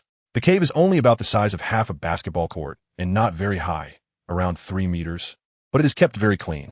Inside, there are many layers of grass and leaves, piled up to about half a meter high, with a few pieces of worn fur laid on top. There is a somewhat uneven stone bench nearby, and a few wooden tripods with large pieces of fur hanging on them. The whole cave is very simple, with no decent furniture. Meng Li, go sit on the stone for a while. I'll finish up soon. Aunt, let me help you so we can get this done faster. All right, you help me lift this, and we'll lay the fur over it. Okay. The two of them took down a particularly large piece of blue fur hanging on the tripod and laid it on the worn fur. After laying it out, Aunt Jinjin pointed to another piece of black fur and said to Meng Li, "This is the fur from the sweet black beast that your uncle got a few days ago. The fur is soft and warm. Now that the snow season is just past, it's perfect for keeping warm. You and Aunt will take it down for you to cover up with tonight." Meng Li had no impression of the sweet black beast that Aunt Jinjin mentioned, but its fur was indeed very soft and warm. It must be very comfortable to cuddle. Thank you, Aunt, you are really kind to me. This little female must have eaten the honey from the sweet beast. How nice of her to say that. Meng Li is the kind of person who can say 100 sweet nothings to the one she likes. It is also because of this talent that she fell deeply in love with the profession of planning when she encountered it in college. After graduation, she boldly abandoned the traditional Chinese medicine she had studied since elementary school and switched to a career in planning. No, Aunt, you treat me so well. How could I not feel it? Thank you, Aunt. All right, you should rest now. You've had a long day. Okay, Aunt, you and Uncle should also get some rest early. Ma'am, all right. After seeing off Aunt Jinjin, Meng Li took off her down jacket and noticed several tears on the back and hem. A lot of goose down had escaped, but her fleece sweater inside was fine, except for the collar which had some mud on it. She was wearing wedge-heeled leather marten boots, which also had a few scratches, but they didn't affect her wearing them. However, the left pant leg had a big tear, likely from that little beast. Fortunately, nothing had fallen out of her bag, which was a small blessing amid the misfortunes. After organizing her things, Meng Li curled up in her simple bedding.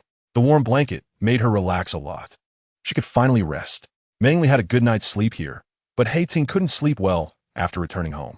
Thinking about going back to the hunting team tomorrow, he had to force himself to rest and stop overthinking. Meng Li was originally sleeping soundly, but suddenly felt her body become very heavy, and her breathing became a bit labored. Just when she felt like she was about to suffocate, she suddenly woke up from her dream. Ah!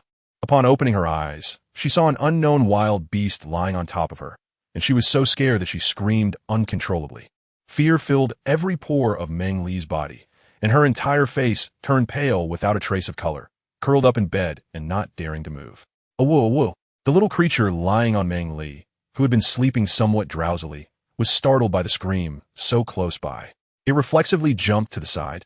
Its body tensed up and let out a defensive roar. What's wrong? Meng Li, what's wrong? Early in the morning, the chief was talking with the hunting team that had come to his home.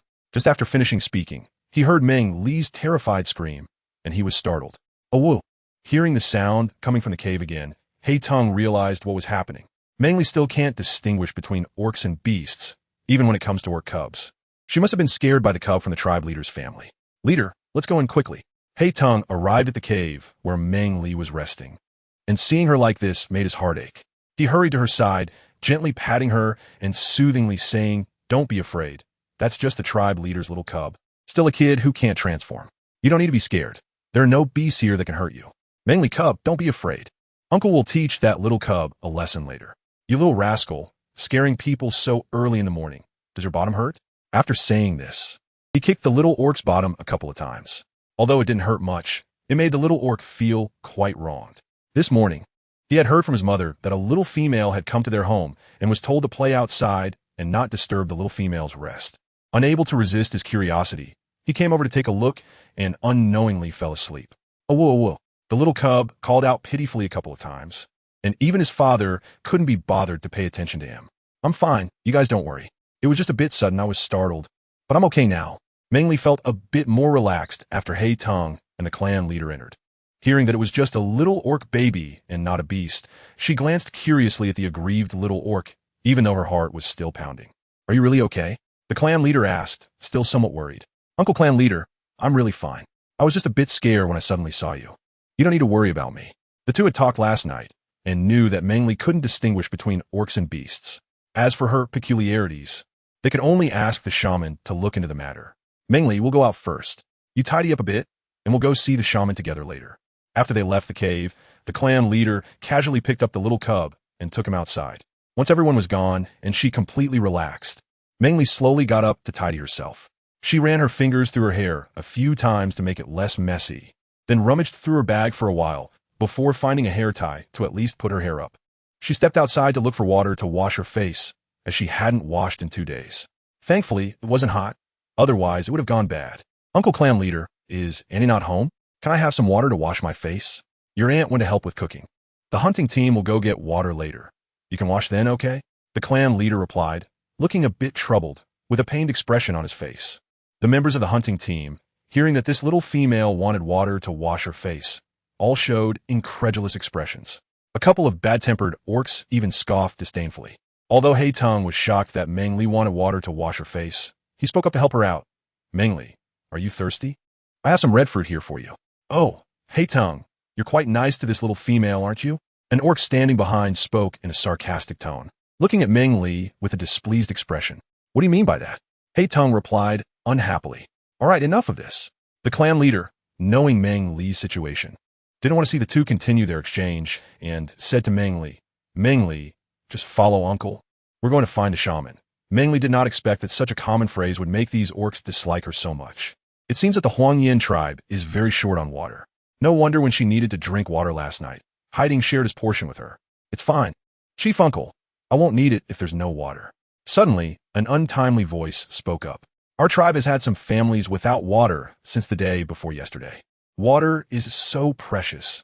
Can we afford to waste it?" The orc who spoke to Meng Li was still that man, and it seemed that he had indeed found her annoying. However, Meng Li didn't want to say anything and simply walked towards the chief. Off topic, once a year during the Dragon Boat Festival, may you have peace and health. Here by the Xiang Bamboo River, I wish everyone a happy Dragon Boat Festival and family joy. Chapter 10. The Shaman Chief. Shall we take this little female to the shaman first? A very pleasant voice broke the heavy atmosphere, easing it considerably. The chief quickly replied, "Huang Yin is right. Let's go to the shaman first. Meng Li, you follow your uncle." "Okay, uncle." Despite Meng Li's obedient response, she felt a bit disappointed inside. Sigh, everyone says crossing over is great, and that it's even more fun after crossing over. But now thinking about it, it's better not to cross over. For someone like her, in a place where she has nothing, even sitting down for a drink is impossible. It's better to work hard at home. Meng Li, are you hungry? Uncle has sweet fruits here. Eat some to fill your stomach. There will be food in a little while. Oomph.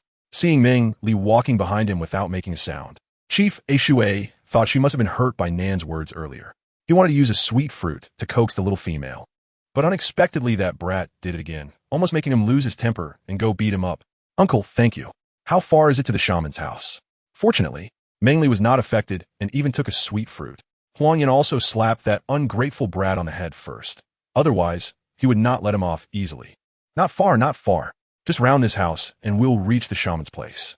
As soon as the chief finished speaking, that pleasant voice rang out again. Uncle, the shaman is over there.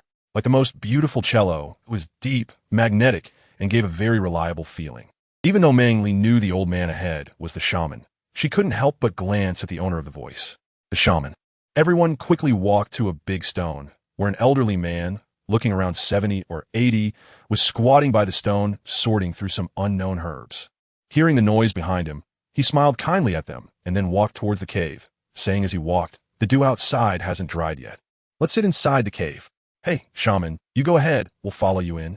The chief replied, leading Meng Li and the hunting team into the cave after the shaman.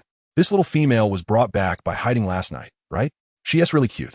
Yes, shaman, this little one is named Meng Li. She has passed 29 tree rings and won't become an adult until next year. She says she knows pharmacology, but she doesn't even know her beast form. Bruce. She has no beast form mark, so I brought her to you.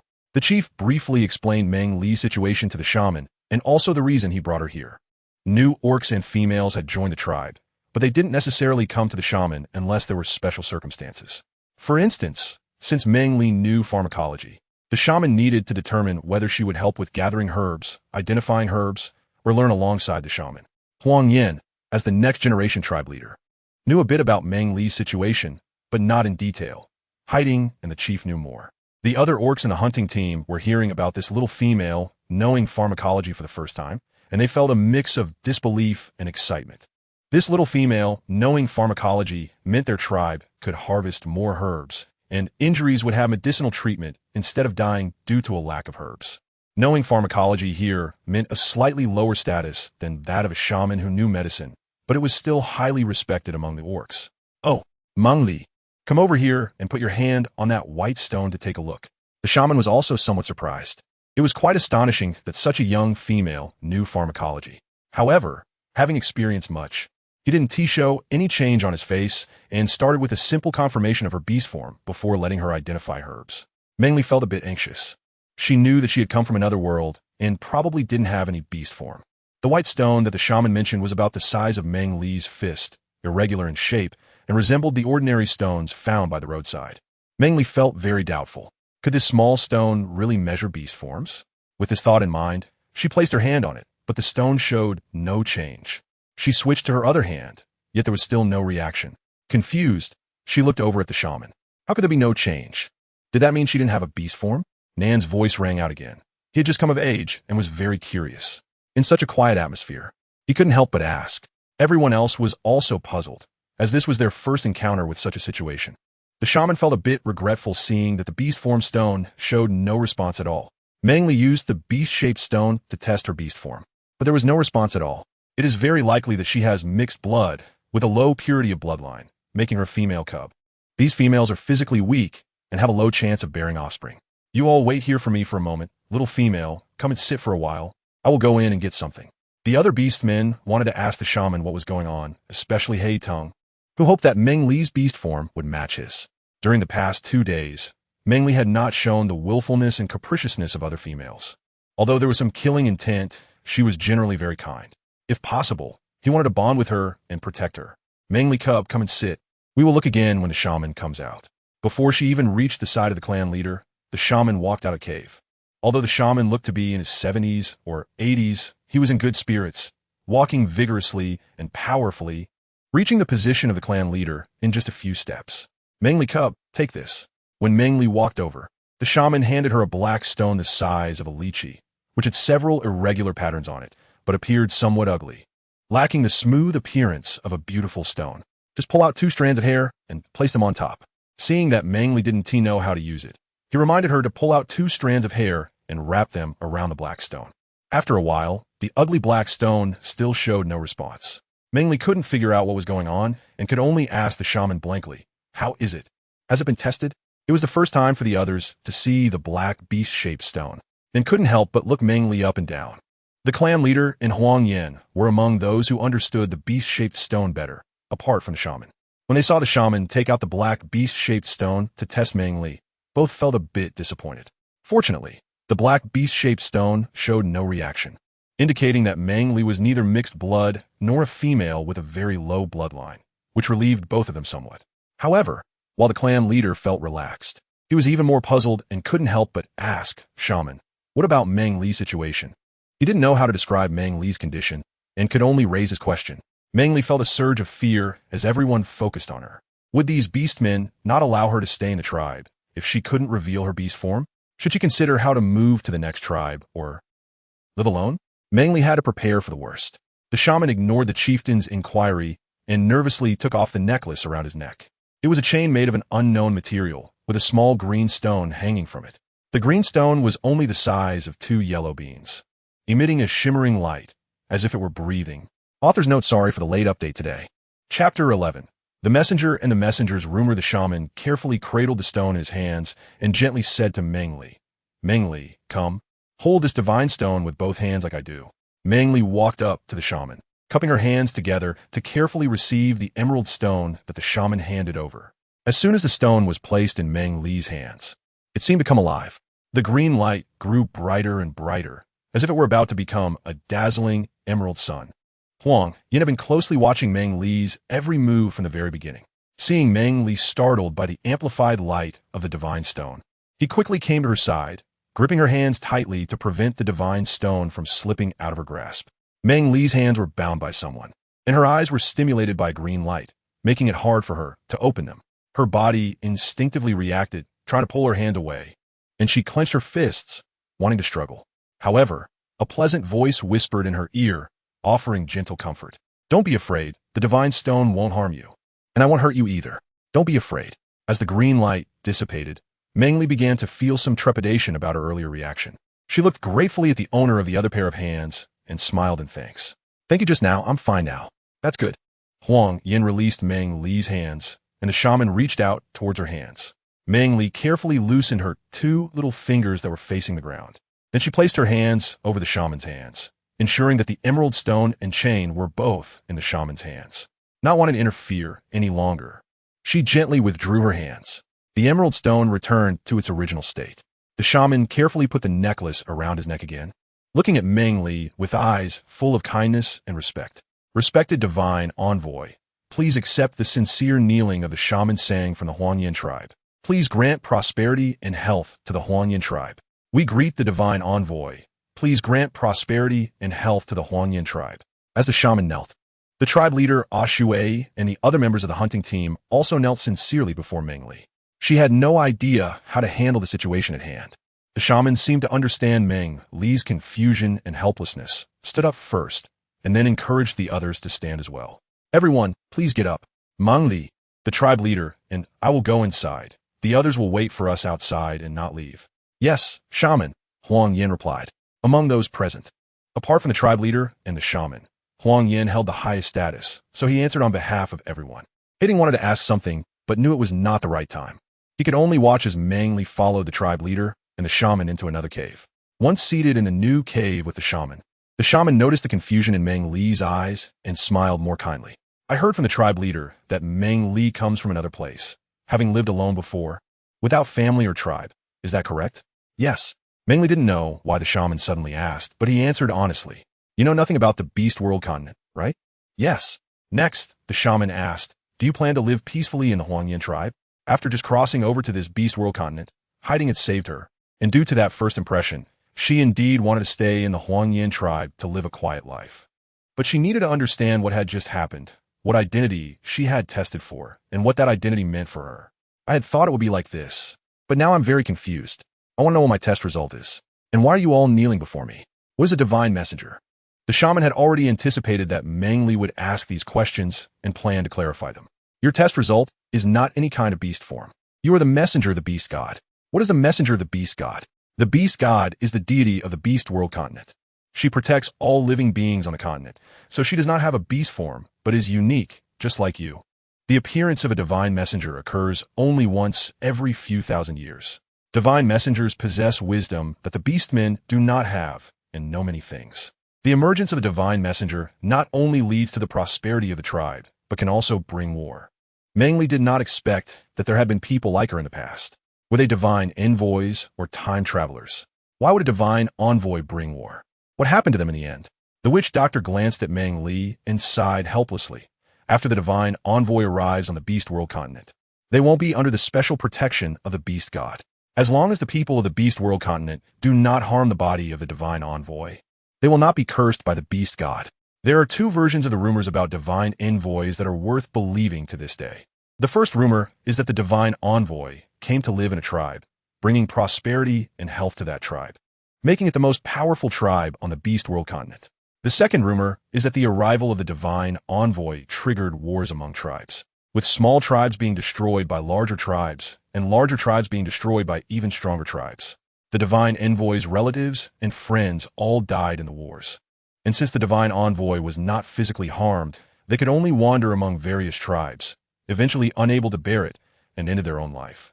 Returning to the side of the beast god, hearing the witch doctor say this, Meng Li's heart tightened uncontrollably. It turned out that being a divine envoy was not as beautiful as she had imagined. How should a divine envoy live? What responsibilities do they have? The witch doctor understood her question immediately upon hearing it. Although he also hoped that Meng Li could lead the Huangyan tribe to prosperity and health, he knew that every divine envoy was different. Some divine envoys were merely agents of the beast god, observing the world and the lives of the beastmen, without any other skills or wisdom. If a divine envoy did not encounter the beast god stone, their appearance in life would be no different from an ordinary female. Hearing such an answer and seeing the witch doctor's now calm gaze, Meng Li's heart returned to its original state. To be honest, she also didn't know what she could do in this unfamiliar beastman continent. What happened if I stayed? Meng Li couldn't help but voice her thoughts. She didn't know if she had the ability to go to the next tribe, and whether the next tribe would be better than this one. Of course, she was very welcome. The chieftain, a Shui, who had not had a chance to interject in their conversation, immediately responded happily upon hearing Meng Li's question. Regardless of Meng Li's identity as a divine messenger, the fact that she was a female and knowledgeable in pharmacology made all the chieftains pleased. What was there to be unsatisfied about? Meng Li, as long as you are happy, the Huangyan tribe welcomes you anytime. The shaman also followed up with what the chieftain said. Meng Li saw the sincere expressions on their faces and suddenly felt that living here wasn't so bad after all. At least she didn't have to worry about fear anymore. Meng Li, from now on, you will follow me. We won't reveal your identity as a divine being. You also need to be careful not to let outsiders discover who you are. The shaman's words struck like a heavy axe against stone, sparking countless fragments. In those sparks, Meng Li saw many shattered tribes. Child, the females are crying. Unable to help herself, she ran her fingers through her somewhat disheveled hair, feeling restless as she did so. Her mood very low. This world, which left her at a loss, disrupted all her thoughts. She couldn't think calmly and asked with a hint of self-mockery, if I stay, do you have any way to keep my identity from being known by other tribes? Or can you protect me? Chapter 12. The Legendary Female. When Meng Li asked this question, the shaman's heart relaxed a bit. Wait for me, I'll get something. Okay. The identity of a divine envoy is both noble and the source of chaos. If she wants to live a peaceful and stable life, she must first resolve her identity issue. If the Huangyan tribe cannot protect her, finding a more powerful tribe might be the best choice. The chieftain looked at the thoughtful Meng Li and wanted to say a few words to her. However, many practical issues were beyond his control, and he could only sigh in the end. I have a piece of divine tooth that can prevent you from touching the divine stone, making it glow. The shaman came out and handed a small pink tooth to Meng Li. However, the divine tooth is very similar to the tooth of the Miaoyo beast. You can wear the divine tooth and claim that your beast form is that of the Miaoyo beast. This was an unexpected joy for her. As long as she could disguise her identity, a stable and peaceful life would not be far off. Although she was happy, her rationality reminded her to ensure everything was foolproof and to ask all the necessary questions. Is there a shaman nearby who understands the divine tooth? What is the Miaoyo beast? The area we live in consists of small to medium-sized tribes. The shamans in the tribes are also at the bottom level. They have no access to the divine tooth and have only heard a thing or two about the Miayo beast. The Miayo beast is a very peculiar race. Their females can give birth to offspring either through eggs or live birth. Therefore, they can mate with any beastman to produce offspring. You are a divine envoy, and your physique happens to match that of the female Miayo beast, which can further reduce other suspicion about your identity as a divine envoy. When the shaman said this, there was a hint of disdain in his eyes. Whether it was the divine envoy, the divine tooth, or the Miayo beast, everything was very clear. It was this clarity that stirred something unusual in Meng Li's heart. She had to get to the bottom of it. Then why do you know about the divine tooth and the Miayo beast? The shaman was surprised that Meng Li would ask this, but did not resist. I was once the youngest son of the chieftain of the shaman tribe, but after my father and mother passed away, my elder brother inherited the chieftain position of the shaman tribe, so I came to live in the Huangyan tribe. Is the shaman tribe close to the Huangyan tribe? If the shaman tribe is close to the Huangyan tribe, the shaman's elder brother must also know about the divine tooth. With her identity exposed, conflicts would surely arise. So it would be better to seek out a larger tribe for a stable residence. Meng Li thought silently. Not close, very far. You have to cross dozens of mountains. The chieftain's loud voice startled the two, and they turned to look at him. Although the chieftain felt a bit embarrassed, he did not forget what he wanted to say. 30 tree rings ago, the cold season in our living area grew longer. To ensure the survival of our tribe, we migrated to the southwest woods. Meanwhile, the shaman tribe migrated eastward. After several tree rings of inquiries, we learned that the shaman tribe is separated from us by dozens of mountain peaks. Even for the winged beastmen with strong flying abilities, it takes a tree ring's time. So, no one can recognize her identity, and she can live here in peace. The chieftain and the shaman saw her sitting there in deep thought and did not disturb her. They quietly walked outside the cave to discuss matters with the hunting team. You brats, Meng Li is a female of the Miayo beast tribe, so give it your all. If you miss out, don't come crying to me later.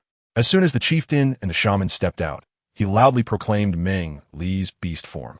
The 3 words Miayo beast left over a dozen beastmen stunned, not knowing what was so special about it. It was Huang Yin, the heir of the chieftain, who reacted first and said, the female of the Miayo beast tribe can mate with any beastman. She is a legendary female. That female's beast form is the Miayo beast? Then looked at the chieftain in disbelief. Hai couldn't help but smile. Meng Li being a Miayo beast meant there was no issue with his beast form compatibility. Keep your mouth shut and don't tell other tribal beastmen about Meng Li. Yes. After that, there were only sounds of agreement. Huang Yin, as the heir of the next tribe, was astonished by Meng Li's identity. Not to mention the other beastmen, it was their first time seeing a living legendary female. After considering all the pros and cons, Meng Li decided to stay in the Huangyan tribe. She wanted to talk to the two, but saw that she was the only one left in the cave. Standing up and walking outside, she found everyone gathered together eating. Mostly roasted meat. Beastmen have very sensitive ears and senses. The moment she took her first step out of the cave, this group of beastmen noticed her. Just as she reached the cave entrance, the chieftain called out to her enthusiastically, Meng Li, come over and eat roasted meat. I saved the best for you. Thank you. Uncle Chieftain.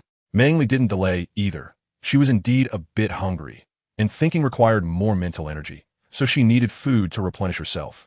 She walked 2 steps to sit beside the shaman, where a large leaf was laid out in front of her. The meat inside had been carefully cut into small pieces, and there was a bone knife next to it, resembling the one she used last night. She scanned the crowd and met the gaze of Tong, who was looking at her. She politely smiled and thanked him before starting to eat the roasted meat. Meng Li, are you going to live in the Huangyan tribe? Uncle really likes you. Without a clear answer, he still felt a bit uneasy. I also like Uncle. Will I live with the shaman from now on? The second cave on the left is vacant. Let Tong help you tidy it up, and you can live there from now on. Okay, thank you, shaman. Meng Li really needs an independent space to rest and think clearly about the future. Thank you for your trouble, Tong. It's not a trouble at all. I'm very happy to help you. Thank you. Aside from 2 or 3 who have bonded with females, the other beastmen looked at Tong with unfriendly eyes. Meng Li, welcome to the Huangyan tribe. From now on, this will be your home. If anyone dares to bully you, tell Uncle, and I will definitely beat him up so badly that even his father and mother won't recognize him. Ha, great. Seeing the chief ready to roll up his sleeves and get to work, Meng Li couldn't help but laugh happily. The others were truly envious of Tong's good fortune. Just going out once and bringing back a legendary rare female. Meng Li had already experienced the harshness of reality, toughening her skin to the thickness of a city wall. completely unconcerned about the thoughts of those beastmen. The shaman also didn't care, handing the prepared medicinal powder to the chieftain and continuing to eat her roasted meat. The chieftain knew it was time to discuss serious matters, so he didn't let this group of beastmen cause a commotion. Huang Yan, you are the captain of the hunting team, and you've been fetching water from the river for many years. I'm giving you the medicinal powder, and you must bring everyone back safely. Especially watch over Nan, who is going for water for the first time. Isa, you are the vice captain. You and Huang Yan must ensure everyone returns safely. The two individuals named by the chieftain both looked serious and spoke in unison. Chieftain and shaman, you can rest assured. We will bring everyone back safely. Their synchronized response felt practiced, giving Meng Li a strange feeling. Nan, who was specifically mentioned by the chieftain as going to fetch water for the first time, also said with a serious expression, Chieftain and shaman, you can rest assured. I will listen carefully to the arrangements of the captain and vice captain, and I won't hold everyone back. The chieftain walked over to him, patted his strong shoulder, then looked around at everyone before finally focusing on Huang Yan, saying, Go, bring everyone back early. Chapter 13. Fetching water is dangerous, all right.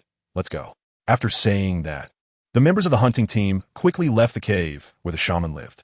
When the figures of the hunting team disappeared from Meng Li's sight, the chieftain, with a solemn expression, said to the shaman, Shaman, I'm heading back. The shaman nodded in acknowledgement. Meng Li, curious about everyone's brave demeanor and the chieftain's disappointed look, asked the shaman, Shaman, is fetching water very dangerous? The shaman glanced at the distant direction and sighed. The area where we currently live is made up of countless mountains and forests. The creek in our Huang Yin tribe has dried up 2 tree rings ago. Now, we need the tribe's warriors to go to the big river to fetch water. The water creatures in the big river also feed on the beastmen on land. Hearing the shaman's words, Meng Li was stunned. She thought it was just a lack of water resources, not realizing it was due to the difficulty of fetching water. Suddenly, she didn't know what to say, and the shaman clearly didn't expect her to respond. Hiding, go help Meng Li tidy up the cave. I will take her to see some herbs later. Okay, shaman. I'll go now. Eat your fill before going. There's no rush. I'm full. As soon as the words were out, he had already dashed out of the cave and quickly disappeared from sight. Young people are so anxious. Meng Li, take your time eating. Once you're done, we'll go look at the herbs. When hiding went out, Meng Li looked at the sky. The sun was almost at its zenith, around noon. She hurriedly took a few bites to finish the roasted meat. In her haste, she accidentally choked a bit, and it was the big leaf with a little water that was handed to her. Following the hand, she saw the shaman smiling at her and said, Drink. It will be fine. Meng Li knew that this might be the last bit of water in the tribe. However, she didn't hesitate and raised her head to drink it all. She thought to herself that she must find a way to solve the water source problem. After feeling better, Meng Li followed the shaman outside, where he was working with another orc on some medicinal herbs. Meng Li, this is Wu. From now on, you will go gather herbs with him. Wu, Meng Li is an underage female cub. You need to take care of her. Yes, shaman. Okay. Wu and Meng Li responded to the shaman at the same time. Meng Li, come over and take a look at these herbs. If you recognize any, take them and crush them with Wu. The herbs laid out on the stone were sun-dried. Meng Li picked up a dried herb leaf, held it to her nose and sniffed, then gently tore off a small piece and tasted it. After trying about a dozen different herbs, she found that although they looked a bit bigger, the small thistle, locust flower, and cedar leaves were all exactly the same as the herbs from her world. Shaman, these are basically for stopping bleeding, cooling the blood, and treating external injuries. With this large quantity, are there many injured orcs in the tribe? Meng Li, have you studied herbal compendiums? The shaman was somewhat excited. He didn't expect Meng Li not only to recognize these herbs, but also to know their effects. What is an herbal compendium? The shaman waved her over and whispered in her ear, Did the beast god teach you that? Hearing the shaman's question, Meng Li was momentarily stunned. She didn't know the beast god, but she had learned these things in college, and her family members were mostly barefoot doctors. After over 20 years of memorizing, she couldn't forget them even if she wanted to. I guess so. Meng Li didn't know how to explain her previous world. Since the shaman had mentioned the beast god, she just went along with it. Upon hearing Meng Li's words, the shaman was extremely excited and quickly pulled her into the cave, leading her to a dirt wall. The wall was filled with many small holes, each containing a different herb. The wall was quite large, and after a rough glance, Meng Li noticed there were about 100 small holes, storing a significant amount of herbs. Meng Li, come take a look. The shaman brought Meng Li to the small holes where the herbs were stored and asked her to identify the properties and uses of the herbs in front of her. Meng Li followed the shaman closely, tasting each herbal medicine one by one. Occasionally, she would encounter some with slight toxicity, causing her taste buds to temporarily dull. The shaman grew more and more excited as he listened, but fortunately, Wu came over to advise him to stop. "Shaman, the hunting party's orcs will be back soon." The rising flames of excitement were instantly extinguished as the shaman no longer insisted on having Meng Li try various herbs. Instead, he asked her to help crush the dozen or so herbs that had been dried outside and set them aside for later use. "Meng Li, you and Wu can crush those herbs together, and then Wu will teach you how to make them." "All right. Thank you, Wu." Meng Li was very happy to get a break and followed Wu to crush the medicine. It looked easy, but it was difficult to do. The stone hammer seemed light in Wu's hands, but felt like it weighed dozens of pounds in Meng Li's hands. After just a few strikes, her hands were already sore, and she could barely lift the stone hammer. Wu knew that the little female was weak, but he didn't expect this one named Meng Li to be so frail that she couldn't even lift the stone hammer. He sighed helplessly and said, "Meng Li, just help me bring the herbs over and put the crushed herbs into that bamboo jar over there." "Okay, Wu." Meng Li was just responding with a laugh, not expecting to encounter such an awkward situation right away. With things to do, time always flies. By the time Meng Li had a moment to catch her breath, the sun in the sky had already moved more than halfway to the west, seemingly around 3 in the afternoon. Before she could even get comfortable, she heard someone calling for the shaman from a distance. The shaman, sitting beside her, also heard the voice and hurried over. So Meng Li had no choice but to follow. A large black bear and a creature resembling both a cow and a tiger were running swiftly towards them, followed by a group of people. Meng Li saw a bear and an unknown creature rushing towards him, scaring him so much that he was sweating on the soles of his feet. His instinctive reaction was to turn and run, but fortunately, Tung, who was tidying up the cave, also heard the noise and quickly told Meng Li that they were orcs from the tribe. "Don't be afraid. Those are orcs from the tribe. The bear is Huang Yan, and the strange cow is a Chi. Meng Li, you and Wu come with me. Tung, you and Wu go bring in the crushed herbs." Meng Li was no longer so afraid because of Ting's words. Hearing the shaman's words, she lost interest in those thoughts and hurried to catch up with the shaman. On the backs of the bear and the strange cow were orcs. The bear carried an orc with a severely deformed left hand, while the strange cow had 2 bloody orcs. Although they seemed to be in better spirits compared to the one with the deformed hand, who had already fainted. Wu brought over 3 pieces of beast skin and gave one to Meng Li and the shaman each. Meng Li had treated injuries many times before, so she didn't need anyone to explain what to do. She directly walked over to the orc who was left behind and had the least severe injuries. "You can bear with it a bit. It might hurt. It's fine. Just focus on the treatment." The orc was also a member of the hunting team and had seen Meng Li in the morning, knowing she was knowledgeable about medicine. His injury wasn't very serious. He had been bitten by a water beast, and the blood at the wound had already dried. Meng Li needed some water to clean the bloodstains on the orc's arm. She took out anti-inflammatory and hemostatic herb from a bamboo jar and carefully applied them to the wound. The orc was quite cooperative while she was applying the medicine. He lay on the ground with his hand flat to prevent the herbs from falling off. Chapter 14. The essentials for survival. The herbs applied to the wound in the beast world were not bandaged with gauze. When Meng Li was a bit troubled about what to do, the orc lying on the ground had already started snoring, which made her unable to help but laugh. "This is good. A good sleep will help him recover faster." The orc that Wu was treating seemed to have been cut by something, with a long wound that fortunately wasn't deep and had already been treated with herbs. The shaman was still in a noisy phase, with the chief loudly asking questions. There were also 2 female voices crying, surrounded by many people over there. Meng Li was lost in thought when she was suddenly bumped into and fell straight towards the ground. Fortunately, the person who bumped into her had companions nearby, and one of them wrapped an arm around Meng Li's waist, preventing her from falling. "I'm so sorry, my sister didn't mean to." A small female hurriedly apologized before running away. However, the melodious voice that followed made Meng Li recall who this orc was, Huang Yan. "It's fine. What about her?" "My sister. Imi. She was just helping the shaman fetch something and rushed too quickly. That's why she bumped into you." "I'm really sorry. Did she hurt you?" "I'm Fina." "Is that orc seriously injured?" Huang Yan paused for 2 seconds before responding.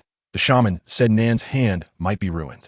Hearing this, Meng Li was momentarily at a loss for words. After studying traditional Chinese medicine for so many years, perhaps it was meant for her to come here. "Let's go take a look." With that, Meng Li led the way into the crowd, thanks to Huang Yan following her, although there were still many people. They made a small path for them to enter. The beast skin clothing on the orc's left hand was cut open, revealing a severely deformed hand inside. A small female was holding several smooth branches the size of rolling pins and handing them to the shaman. Seeing the shaman about to realign the orc's bones like this, Meng Li felt anxious. Shaman, can I take a look? Meng Li, you. The chieftain hadn't finished speaking when the shaman, initially displeased at being interrupted, smiled upon seeing Meng Li and said, Meng Li, then you take a look. The orc's hand had no visible wounds, but there was swelling at the shoulder and elbow. Meng Li felt the bones in the arm. Aside from the 2 dislocations, there were no fractures, thankfully, a stroke of luck. Shaman. His hand has 2 dislocations and needs to be realigned. It won't hurt in 2 or 3 days, but it will take at least a tree ring to heal completely. Are you sure the hand can be saved? A female voice spoke up excitedly, her eyes shining with hope. Meng Li, can you do it?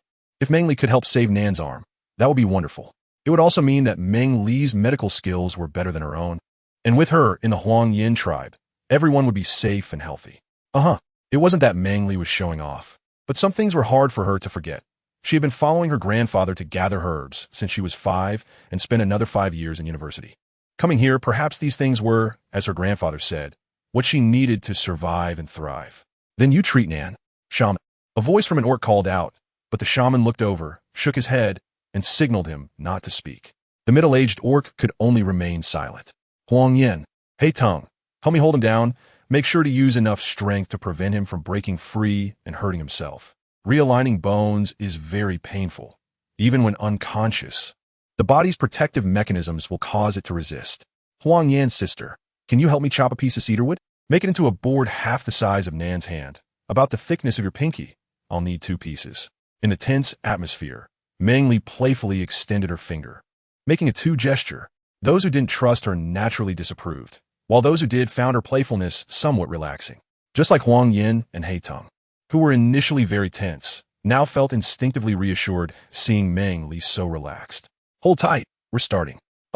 Supporting the elbow, with a crack, the bone was relocated. Since the shoulder was also dislocated, it didn't cause too much pain to the unconscious Nan. The troublesome part was indeed his shoulder, which would be very painful. And they couldn't let him flail around and injure the elbow that had just been set. Is there anyone with a steady grip? Help me secure Nan's arm. Meng Li only recognized the shaman, the clan leader, Hei Tong, and the recently mentioned Huang Yin. The others were unfamiliar to him. He could only speak up for himself and let them volunteer. I'll do it, little female. Tell me what to do. A tall orc stepped forward, waiting for Meng Li's instructions. I need to help him realign his shoulder bones, so bend his arm back and place it against his body. You must keep his arm close to his body and prevent him from flailing it, which could cause further injury. Okay. Hei Tong, hold him steady. Huang Yin, you press down on Nan's legs. Once everything was set, Meng Li moved behind Nan and began to relax his muscles, using the Coker method to realign Nan's bones. In the early spring season, everyone was sweating profusely, and Nan was sweating from the pain. Meng Li had no choice but to continue. Finally, a sound of bones popping was heard. With the last adjustment, Nan cried out in pain, and the others held him tightly to prevent him from injuring himself. Nan, look at me, breathe deeply with me. Inhale deeply, then exhale. Again, don't shout. Yes, again, slowly. Very good. The most painful moments were endured, and Nan's body began to relax. Meng Li saw that Huang Yan's younger sister had done a great job with the cypress board she brought back. He quickly took the strips of animal skin and secured Nan's shoulder, creating a simple suspension. Let him sleep here tonight, and if he's better tomorrow, he can go back. All right, I'll follow your lead. Everyone else can disperse now. We haven't even had dinner yet. Every time we go to fetch water, there are always injured beastmen, and everyone is worried. Now that they see Nan is indeed asleep and breathing much more steadily, they all start to leave. The shaman had a lot to say to Meng Li. Not just him, but the chief felt the same. However, Meng Li's little face was also very pale, so everyone could only let her go back to rest first. She slept through to the next day, when it started to rain lightly outside. Nan's arm was already hurting less, and the shaman was checking it while changing the dressings. Meng Li taught the shaman how to hang him back up. Don't use too much force. Just come every day to change the bandage. Meng Li, this won't do. It's spring now, and the rain might last for several days. His injury can't get wet. How about you take it to him later? All right. Thank you, shaman. Thank you, Meng Li. My hand is all thanks to you. From now on, whatever you ask me to do, I will do it. Nan didn't like Meng Li yesterday, but now she knows Meng Li is very capable, and she didn't mean to make excessive demands. It's fine. By the way, can you ask Sister Huang Yin to find the person who helped her make the board? I have something I want to ask him for help with. No problem. If you need anything, just let me know, and I will definitely help you. This little female, named Meng Li, speaks so nicely and even says thank you to herself. Hee. Nan completely forgot how much she disliked Meng Li at first. This continuous light rain lasted for several days, and Meng Li was bored to death. Besides delivering medicine to Nan, he just discussed herbs with the shaman in the cave. The person who made the board is Wei from the tribe. Meng Li met him on his first day when he encountered the rotating orc. He is specifically responsible for weapon forging and repairs in the tribe, and occasionally goes to the entrance for duty. Meng Li asked him to help make a large wooden barrel, teaching him how to fit the wood together and how to bend it with fire. 2 days later, although he enjoyed a luxurious hot bath, he could only change into the clothes sent by Nan's mother. Once he put on the animal skin clothing, Meng Li looked no different from the local natives. Due to the difficulties of hunting during the rainy season, the food distributed was very little. On days of hunger, he could only drink water, and after a few days, Meng Li appeared to be quite sickly. Chapter 15. If you're capable, hit me. Today, the sun finally decided to show itself. No matter what Wu said, Meng Li insisted on going out. She needed to find food. If there was no food left, she would really starve to death on this beastly continent. Meng Li, the sun just came out today, and the roads are difficult to walk. You should stay at home. After a few days together, Wu had seen how delicate and weak this little female Meng Li was. To take a bath, she needed to make a large stone pot to heat water and a wooden barrel. What high demand she had for her physiological needs in this environment. At first, the food was okay, but later, even the most delicious roasted meat did not satisfy her. She could scrape her skin with just a slight movement, and he was starting to feel a bit scared. Wu, just take me with you. I promise I'll be good and one tea cause trouble. After spending a few days together, Meng Li found a way to get along with Wu. As long as she acted cute and pitiful, Wu definitely wouldn't know how to handle her. Wu, please, please. With a pair of wet big eyes, a slightly pouting mouth, and her hands clasped and head tilted up, she looked at him with a pitiful expression. Wu had always been weak against such females, and, after just a few words, he surrendered and agreed to take her along. They had agreed to 3 rules, and Meng Li promised one by one, while Wu had no hope and planned to keep a close eye on her. The hunting team and the gathering team, made up of orcs, were gathering at the entrance of the tribe. When they saw Wu and Meng Li approaching, they were a bit surprised. Wu, why did you bring Meng Li along? Tang was the first to disagree, and Huang Yin, who was leading the team this time, also cast a dissatisfied look at Wu. Wu also wanted Meng Li to go back, and when he turned to look at her helplessly, he saw her standing there looking obedient. She stood firmly behind him, not moving an inch. Meng Li has more experience with herbs than I do. This time, I'm just taking her out to sea, and we one tea go to dangerous places. I promise to be obedient. The person next to her immediately nodded in agreement, exceptionally well behaved. But Tang wanted to say something, but was interrupted. I will take good care of her. The shaman also agreed, which is why I brought her out. We didn't want to delay any longer, and since he mentioned the shaman, everyone had no objections, thinking that if he protected this female a bit more, there shouldn't be any problems. Sorry for the trouble, everyone. Wu, take me away.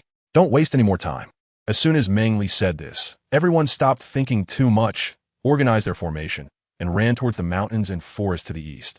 The orcs ran very quickly, and Meng Li could hardly see the surrounding plants. It wasn't until the hunting team took them to a safe gathering point that Meng Li had the chance to look at the plants here. As far as the eye could see, it was a vibrant green, full of life. After walking just a few steps, she discovered a patch of dandelions. Xiao Yi came over and handed her a bee skin bag made of sewn animal hides. Follow me. There are a lot of honeysuckles on the path ahead. Let's go pick some. Don't we need these dandelions? We'll pick them when we come back. All right. Just as Wu said, the area was filled with honeysuckles. Vines were everywhere, and Wu picked the flowers one by one. Meng Li walked over and quickly broke off the flowering vines, putting them into the bee skin bag. And soon a small patch was harvested. Meng Li, what if you break the vines and they don't bloom next year? Wu, after picking the flowers in front of her, wanted to see how Meng Li was doing, but there was no trace of her. Looking around, Meng Li had already run ahead to pick more, and there were no flowers left on the road. Isn't honeysuckle supposed to grow more when picked? Who said that? It's the same everywhere for me. Where's that? Yeah. Is the weasel beast tribe that strange? However, recalling the words of the shaman, Wu also started to pick. Sure enough, this way of harvesting was faster, and the honeysuckle in this area was soon picked clean by the 2 of them. Wu, wait for me a moment. Meng Li, don't run around. Be careful of dangers. Suddenly, a golden flower burst into Meng Li's sight, and the yellow essence that had drawn her over was forgotten. Wu hurried down, afraid Meng Li would fall and get hurt. Although he thought the flowers were beautiful, they were just beautiful. If you like them, I'll pick a big bunch for you. Just don't go over. No need. No need. Wu, have these flowers been picked? Do they belong to our tribe? Looking at Meng Li's slightly anxious eyes, he replied with some confusion. They belong to our tribe, but only females like them. The orcs usually pick some to take back and stay here most of the time. Great, great. Can you take me to see? Then follow me. Be careful. Meng Li's eager gaze made it hard for him to refuse. The plant with golden flowers was the oil-rich canola flower. As long as there was oil, cooking wouldn't be a problem, and she wouldn't have to think about the orc's fatty meat anymore. I've got it.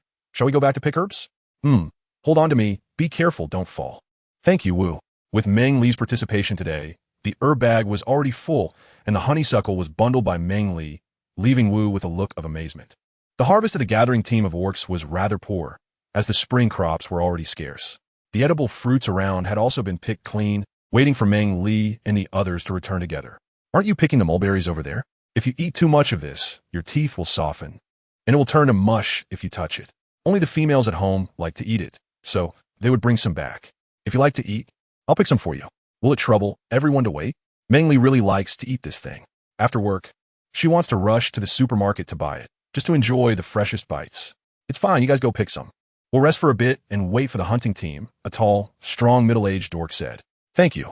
The mulberry tree has many branches that are good for climbing. Without waiting for Wu to speak, Meng Li quickly climbed up a tree to pick and eat. Wu looked at her helplessly, sighed, and took a large leaf to put the picked mulberries inside, worried that Meng Li might eat too much and get a toothache. She picked a similar amount and asked her to come down. Just as her feet touched the ground, the hunting team of orcs also walked out of the woods, collectively carrying 2 very fat bears. Meng Li thought to herself, won't eating an animal of the same beast form make her feel nauseous? Before she could think much, Wu led her to follow everyone back to the tribe. Although Meng Li didn't walk much, being carried while running still made her feel quite jostled. Before she could steady herself, a fierce female orc shouted at her. Are you Meng Li? Yes. How about we have a competition? A competition in what? Don't play dumb. Whoever wins gets Nan. Huh? Meng Li was confused by the female orc's words. Before she could understand the situation, the female orc's palm was already coming towards her. Fortunately, she reacted quickly, or her face would have been in trouble. The female orc, seeing that the first attempt missed, charged at Meng Li, startled. Meng Li quickly dodged to the side. What are you dodging for? If you have guts, come and hit me. Meng Li also felt that this was not a solution. The most important thing was to calm the female down first. He approached Wu, and, as the female chased after them, he struck down with a knife at her neck. It became a habit, and the once lively female fell straight towards Wu, her eyes rolling back as she fainted. What have you done to her, Meng Li? What's wrong with Hongsha? The beastmen from the hunting and gathering teams, along with Wu, were all frightened by Meng Li's action, and Wu quickly went to check Hongsha's breathing. Just let her sleep for a while. She will wake up soon. Meng Li was hitting the acupoint. It's no wonder she didn't faint. Chapter 16. I don't want to see this man, Meng Li. You're not allowed to take action against the people in the tribe from now on. The moment Hongsha fell down, Huang Yin was surprised by Meng Li's methods and feared for Hongsha's safety, unable to suppress his inner dread as he said, What did you say? Initially just angry. Now hearing this person sternly reprimand him, Meng Li got annoyed. With an unusual, serious, and indifferent light in her eyes, she looked at Huang Yin. It could be said that she was in the wrong, but at least he should apologize to her first before discussing her issues. Meng Li, Huang Yin was just anxious and didn't mean to be fierce with you. Living together, Ubi understood Meng Li better than others and was really afraid that she would get angry at Huang Yin, so he quickly explained to her. He also signaled to Huang Yin with his eyes to hurry up and apologize. I'm sorry, I was just anxious and spoke harshly to you. I will be careful in the future, but what you did just now was also not right. Huang Yin was the next heir of the tribe, and the safety of his people was his top priority. Moreover, at his position, having multiple males with one female was impossible. His female could only have him as her male orc. Therefore, his way of treating females would be different from that of ordinary orcs. He would apologize to Meng Li, but he would also point out what he thought was wrong with her. No need to apologize. Hearing Huang Yin still blaming her, Meng Li couldn't help but sneer. When she was being hit, he didn't see him stepping in to stop it. She solved it herself, but he came to criticize her. She didn't have time for him. I'm going back first. After saying that, she turned around and left, not even looking at the group of orcs behind her. Meng Li, I'll escort you. Tung hurriedly chased after her, still protecting Meng Li on the slippery road, in case she got angry and slipped. The other orcs didn't expect Meng Li to turn hostile so quickly. Her temper was so fierce. Hongsha had already woken up. I should go back too.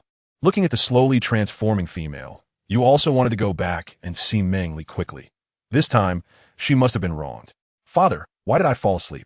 Hongsha remembered that she had just been competing with that female, called Meng Li. How did she fall asleep? Where did that female Meng Li go? It's fine. Go back and sleep for a while. You can't be so impulsive in the future. Hongsha's father didn't want to say much at that moment. Huang Yan's expression wasn't good. The other orcs didn't know what to say either, each taking their things back. Ashan walked up to Huang Yan and handed him a bunch of rapeseed flowers. Huang Yan looked at him in confusion. Females all like this kind of flower. You should give it to Meng Li. Maybe she won't be mad at you anymore. Thank you, Uncle Ashan.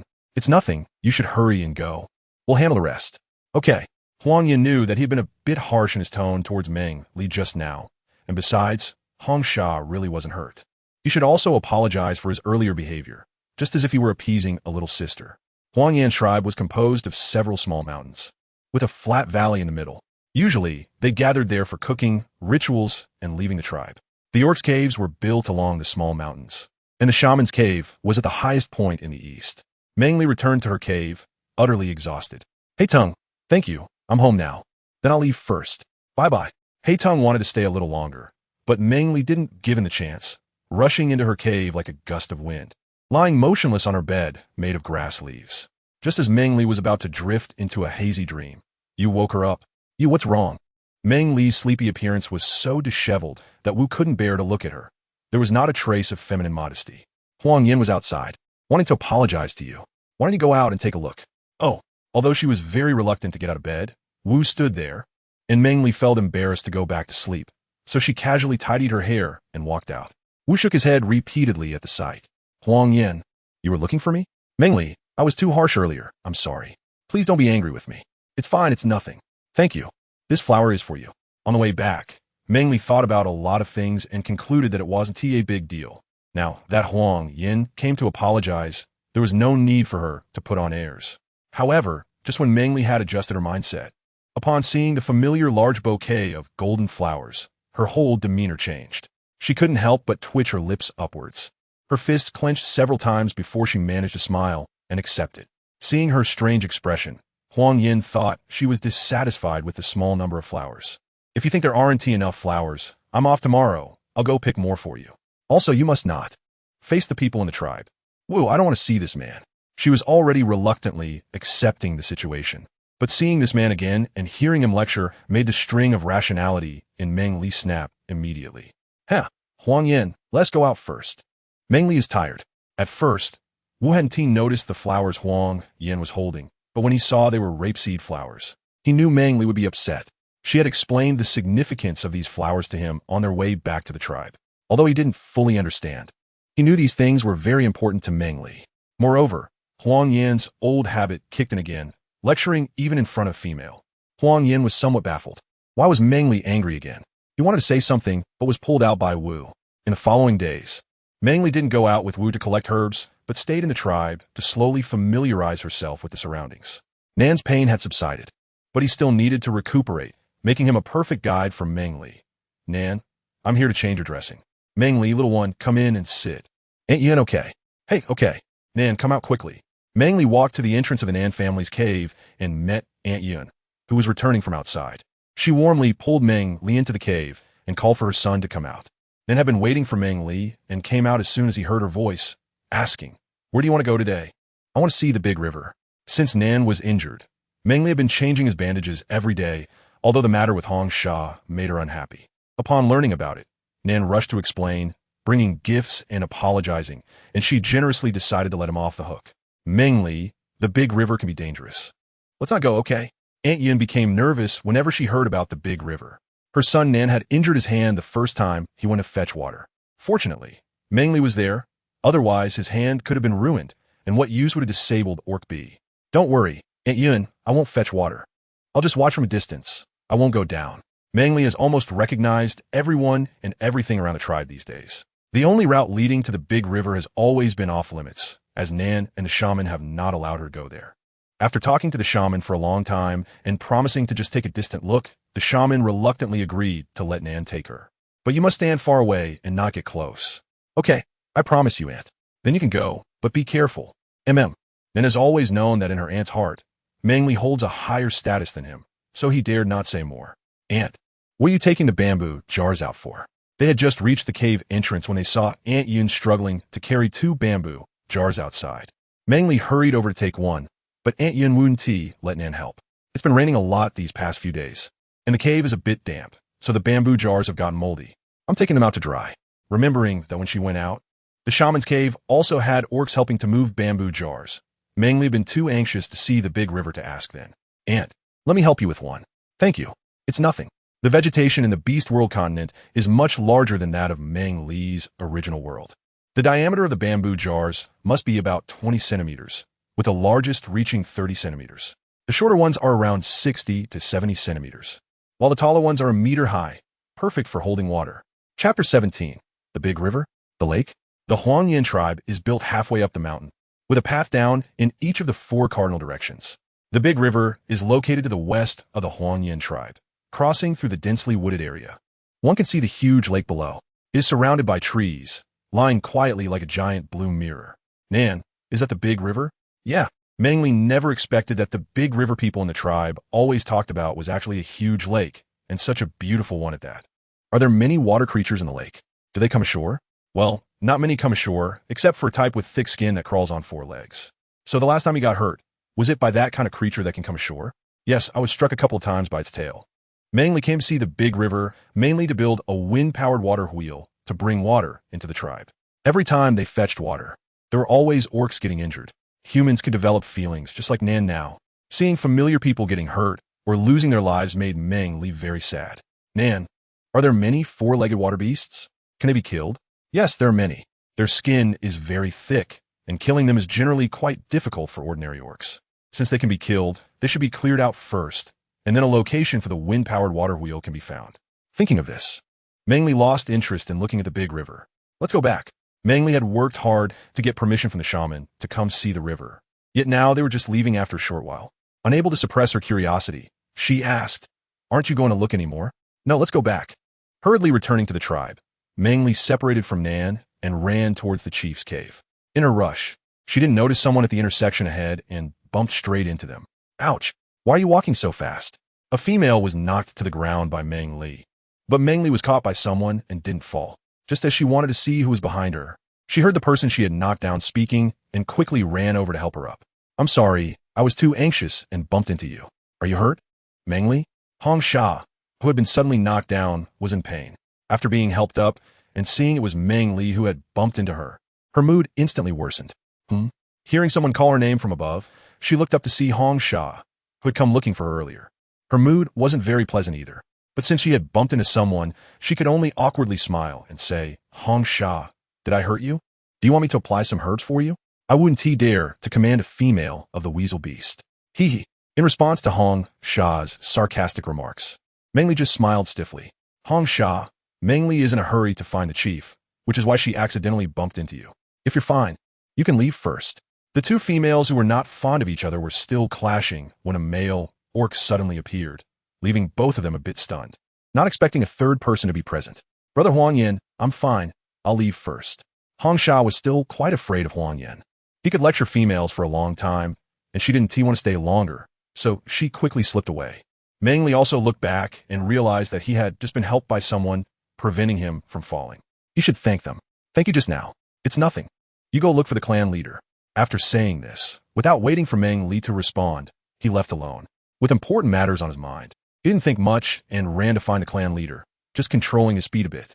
"Uncle Clan Leader, are you home?" Yes. "Meng Li, why do you have time to come to Uncle's house today?" The clan leader, who was sharpening a bone knife, quickly responded happily upon hearing Meng Li's voice outside the cave. "Uncle, can you take me with you next time the hunting team goes to fetch water?" "Meng Li, don't be silly. Fetching water is a big deal. We can't delay it." Although clan leader A Shui liked Meng Li very much, he became quite angry upon hearing her request. Does this little female know how dangerous fetching water is? How could she want to go along? Isn't that just causing trouble? "Uncle, I'm not causing trouble. I have an idea to bring the river's water into the tribe. This way, no one will get hurt fetching water, but I need to see it for myself." "Don't be ridiculous." "I'm really not being ridiculous. Uncle, I truly have a way to bring the river's water into the tribe, so everyone won't have to go to the river to fetch water. The clan leader wanted to refute, but Meng Li's unusually determined gaze made him a bit shaken. Meng Li, fetching water is a serious matter. You can't be reckless. He hoped Meng Li had a solution, yet feared it was just a fleeting whim. Uncle, let's go find the shaman now. I'll tell you my method, and then you can decide what to do. All right, let's go now. Both were impatient, and upon finding the shaman, they explained everything clearly. Meng Li, do you really have a way to bring the river's water into the tribe? Meng Li talked about the wind-powered water wheel, which directly solved the tribe's drinking water difficulties. However, the two were also worried that it might just sound good. I'm not sure, but I've seen wind-powered water wheels used elsewhere to divert water from large rivers. Is it from the beast god? Sort of. Then you should go do it. If you need anything, just ask your chief, uncle. Just ask me. Seeing Meng Li's confident demeanor, the two couldn't help but feel hopeful. Meng Li, being a messenger of the gods, might really be able to solve their water problem. First, they needed to deal with the four-legged water beast. I heard from Nan that it comes ashore, and I'm afraid it might damage the wind-powered water wheel. It's very difficult to get rid of the four-legged water beast. It's hard to kill. I'll leave it to Huang Yin and the others to try. The tribe's orcs usually get injured while fetching water, which is also a troublesome issue. Uncle, don't rush. I'll go take a distant look at the four-legged water beast first, then think of a solution.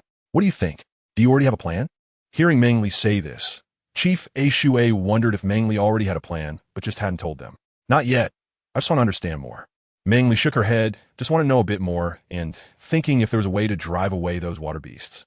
Oh, I'll have Huang Yin and the others protect you to take a look tomorrow. Make sure to stand far away and don't get hurt, okay? Hearing the uncertain news, both of them felt a bit down, but Meng Li didn't say there was definitely no way. Deep down, she hoped everything would turn out well. All right, I'll go in and prepare some things. Go ahead, I'll also talk to Huang Yin and the others. We will definitely encounter those ferocious beasts tomorrow, so it's better to bring more supplies. We should also bring wolf repellent spray and some herbs with anesthetic effects. Meng Li's bag was broken, and once Aunt Yin saw it and rushed to take it to mend it for her. Although the stitches were huge, they didn't stop her from wearing it. After finishing breakfast, Huang Yin and a few orcs arrived at the shaman's cave to wait for Meng Li. Yesterday, they received instructions from the clan leader to take Meng Li to see the four-legged water beasts near the Great River today, and they had to ensure Meng Li's safety. Chapter 18. Let's hunt monsters. The road to the west of the tribe leads to the Great River, and the ground at the foot of the mountain is relatively flat. Looking from above yesterday, it only seemed that the Great River was a blue mirror wrapped in green. Today, when they reached the bottom, they realized how tall these green trees were. It was truly a case of the mountains look closer than they are. As they entered the woods, the hunting team became highly tense. Huang Yin directed Yi and a scout ahead for any four-legged water beasts. Their aim today was very clear, to let Meng Li see the four-legged water beast from a distance without engaging in combat. Yi was the only winged orc in the tribe, and apart from Huang Yin, there were very few who could defeat him. It was best to have him in scout.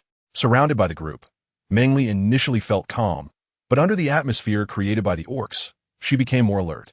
Crack! The sound of branches snapping in the distance was like a tiger attacking, instantly turning the hunting team into fierce beasts as they swiftly killed the unfortunate little long-eared beast. Captain, how should we deal with this long-eared beast? No matter how small, it's still meat. Recently, hunting has been unstable, and everyone is going hungry at times. He couldn't bear to throw away the meat they had caught. Huang Yin understood that a third of the strong orcs in the tribe were here protecting Meng Li today. Tonight, everyone might go hungry again, so taking this little long-eared beast back would be good. Giant Stone, put this long-eared beast in a leather bag and make sure no blood shows. All right. Giant Stone happily agreed, relieved that Huang Yin wasn't going to have him throw the long-eared beast away due to concerns for Meng Li's safety. His female had not been well fed lately, so this long-eared beast was just right to bring back for her. He quickly stuffed the long-eared beast into the leather bag. It seemed that Yi was back, and looked a bit disheveled. Did they encounter the four-legged water beasts? We need to leave quickly. Something feels off. Without waiting for Meng Li to understand the situation, Huang Yin had already started running back towards the tribe with her. The other members of the hunting team followed, and they only stopped to rest after getting far away from the woods. Before long, Yi and An also arrived to regroup with everyone, both looking somewhat disheveled. N's leather pants were torn, as if something had bitten into them. What happened to you two? Did you get discovered by the four-legged water beasts? Yes. After we separated from you, We hadn't gone far to the left when we encountered a four-legged water beast fighting a giant snake. We were so engrossed that we didn't notice our surroundings, and after the four-legged water beast spotted us, it chased us for a long time. Meng Li didn't listen to their conversation. Her attention was completely drawn to the four-legged water beast that had chased them out of the forest. She had seen in a biology documentary that crocodiles were creatures from the same era as dinosaurs and are very ancient beings on Earth. However, she didn't expect that the monster she had to fight would actually be a crocodile. What a strange coincidence. But here it's called a four-legged water beast. And catching it to eat shouldn't get her locked up for life, right? Recalling the videos she had seen about how to catch crocodiles, it seemed like they needed to use a metal net to trap its mouth or neck. But there were no conditions here to make a metal net. And trapping its mouth wouldn't work. She could only use another method, to trap its neck and lead it away. Is there any strong rope around here? Something that can hold the four-legged water beast struggling? Everyone was still assessing the situation, not expecting Meng Li to speak up. Ashan happened to know about such rope and said, "There's a kind of very tough rope behind the tribe, which even ordinary beastmen find hard to cut. Can you help me get 2 pieces back? How long will it take? What do you need this for?" Everyone was curious but hesitant to ask. Huang Yin had to speak up and ask, "We'll tell you after we finish. You all help me get it first, okay?" "Zhu, you're good at this. You go." "Okay. I'll go back and cut a few pieces." Meng Li asked, "How long do you need them?" "About the same height, as you would be just fine." Meng Li thought for a moment. 2 meters is about right, but he didn't know how to explain the word meter, so he decided to just refer to their height. Straightforward and simple. "All right, I'll head back first." We have the rope, and we just need to make a small trap, which requires some stones to block the way." "Huang Yin, after that four-legged water beast leaves, can you help me move some big stones and put them in the woods? How do you want to place them?" Meng Li quickly picked up a branch and held it in his hand, using his foot to smooth the dirt in front of him. He gestured and said, "Look, the trees here are not far apart. Let's find 2 adjacent trees. We'll leave a path in the middle for the four-legged water beast to pass, and block the rest with stones." Meng Li drew a trap diagram on the ground, then explained it to them according to the diagram, comparing where it would be better to set the traps. He also taught them how to make a live snare. The orcs and hunting team were all skilled fighters who had long battled with wild beasts. They quickly understood what Meng Li was trying to do and even offered some of their own suggestions. Meng Li thought for a moment and asked them again, finally settling on the plan to capture the four-legged water beast. As the sun began to set in the west, Zhu returned with 7 or 8 sturdy vines. Besides Huang Yin and the just-returned Zhu, they stayed close to Meng Li. The other orcs took the vines and set traps on both sides, according to the earlier plan. About an hour later, around 2 in the afternoon, the traps were set. The long-eared beast, which had been put away, was divided into 2 pieces to serve as bait. "Lei, go lure the four-legged water beast over, but be careful." "Okay." Besides Aki, Uncle Lei, Shan, I, and a phone waited here, while the others escorted Meng Li out of the woods. "We must protect Meng Li well." "Yes, Captain." Although Meng Li was also curious about whether it would succeed. Safety was the most important thing. This world was truly too dangerous. The hunting team brought Meng Li to the previous spot, each stretching their necks to see what was happening below. Unfortunately, the trees were too dense to see anything, and Meng Li boredly tugged at the grass leaf beside her. Then she was distracted by a small wild onion nearby.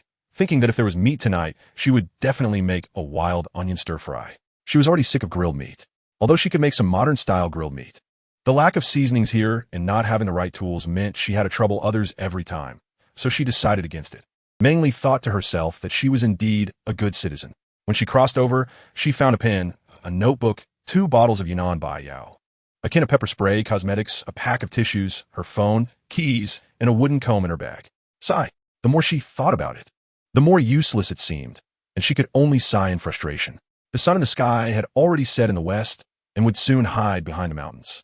The clan leader had been worried all day and, seeing that Meng Li and the others had not returned, couldn't help but come to find them. "Meng Li, Geet, Uncle Clan Leader, the captain is back. Hurry up and help.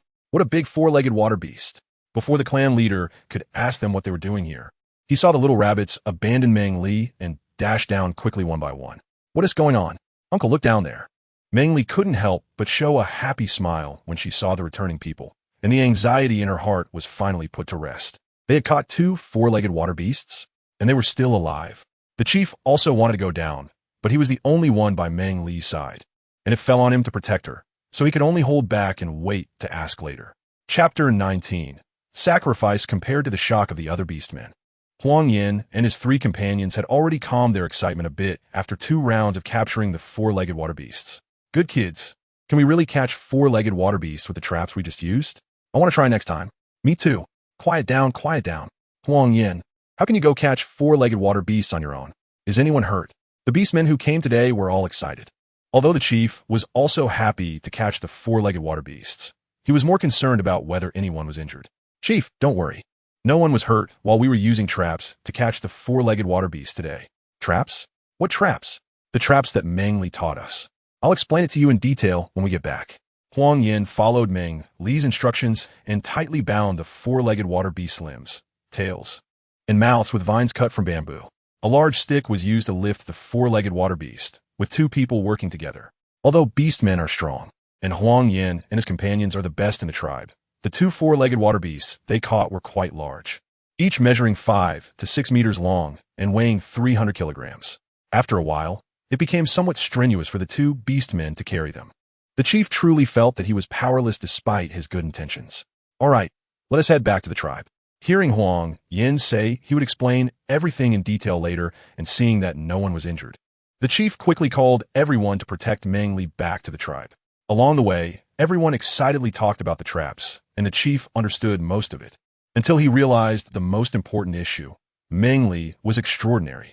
The fact that they caught 4-legged water beasts using traps today should not be revealed as Meng Li's teaching. The female weasel beast tribe was already eye-catching, and for Meng Li's safety, today's events should be said to have been an accidental discovery by Huang Yin. When they were close to the tribe's entrance, the chief gathered everyone together and brought up this issue. Meng Li's identity was never simple.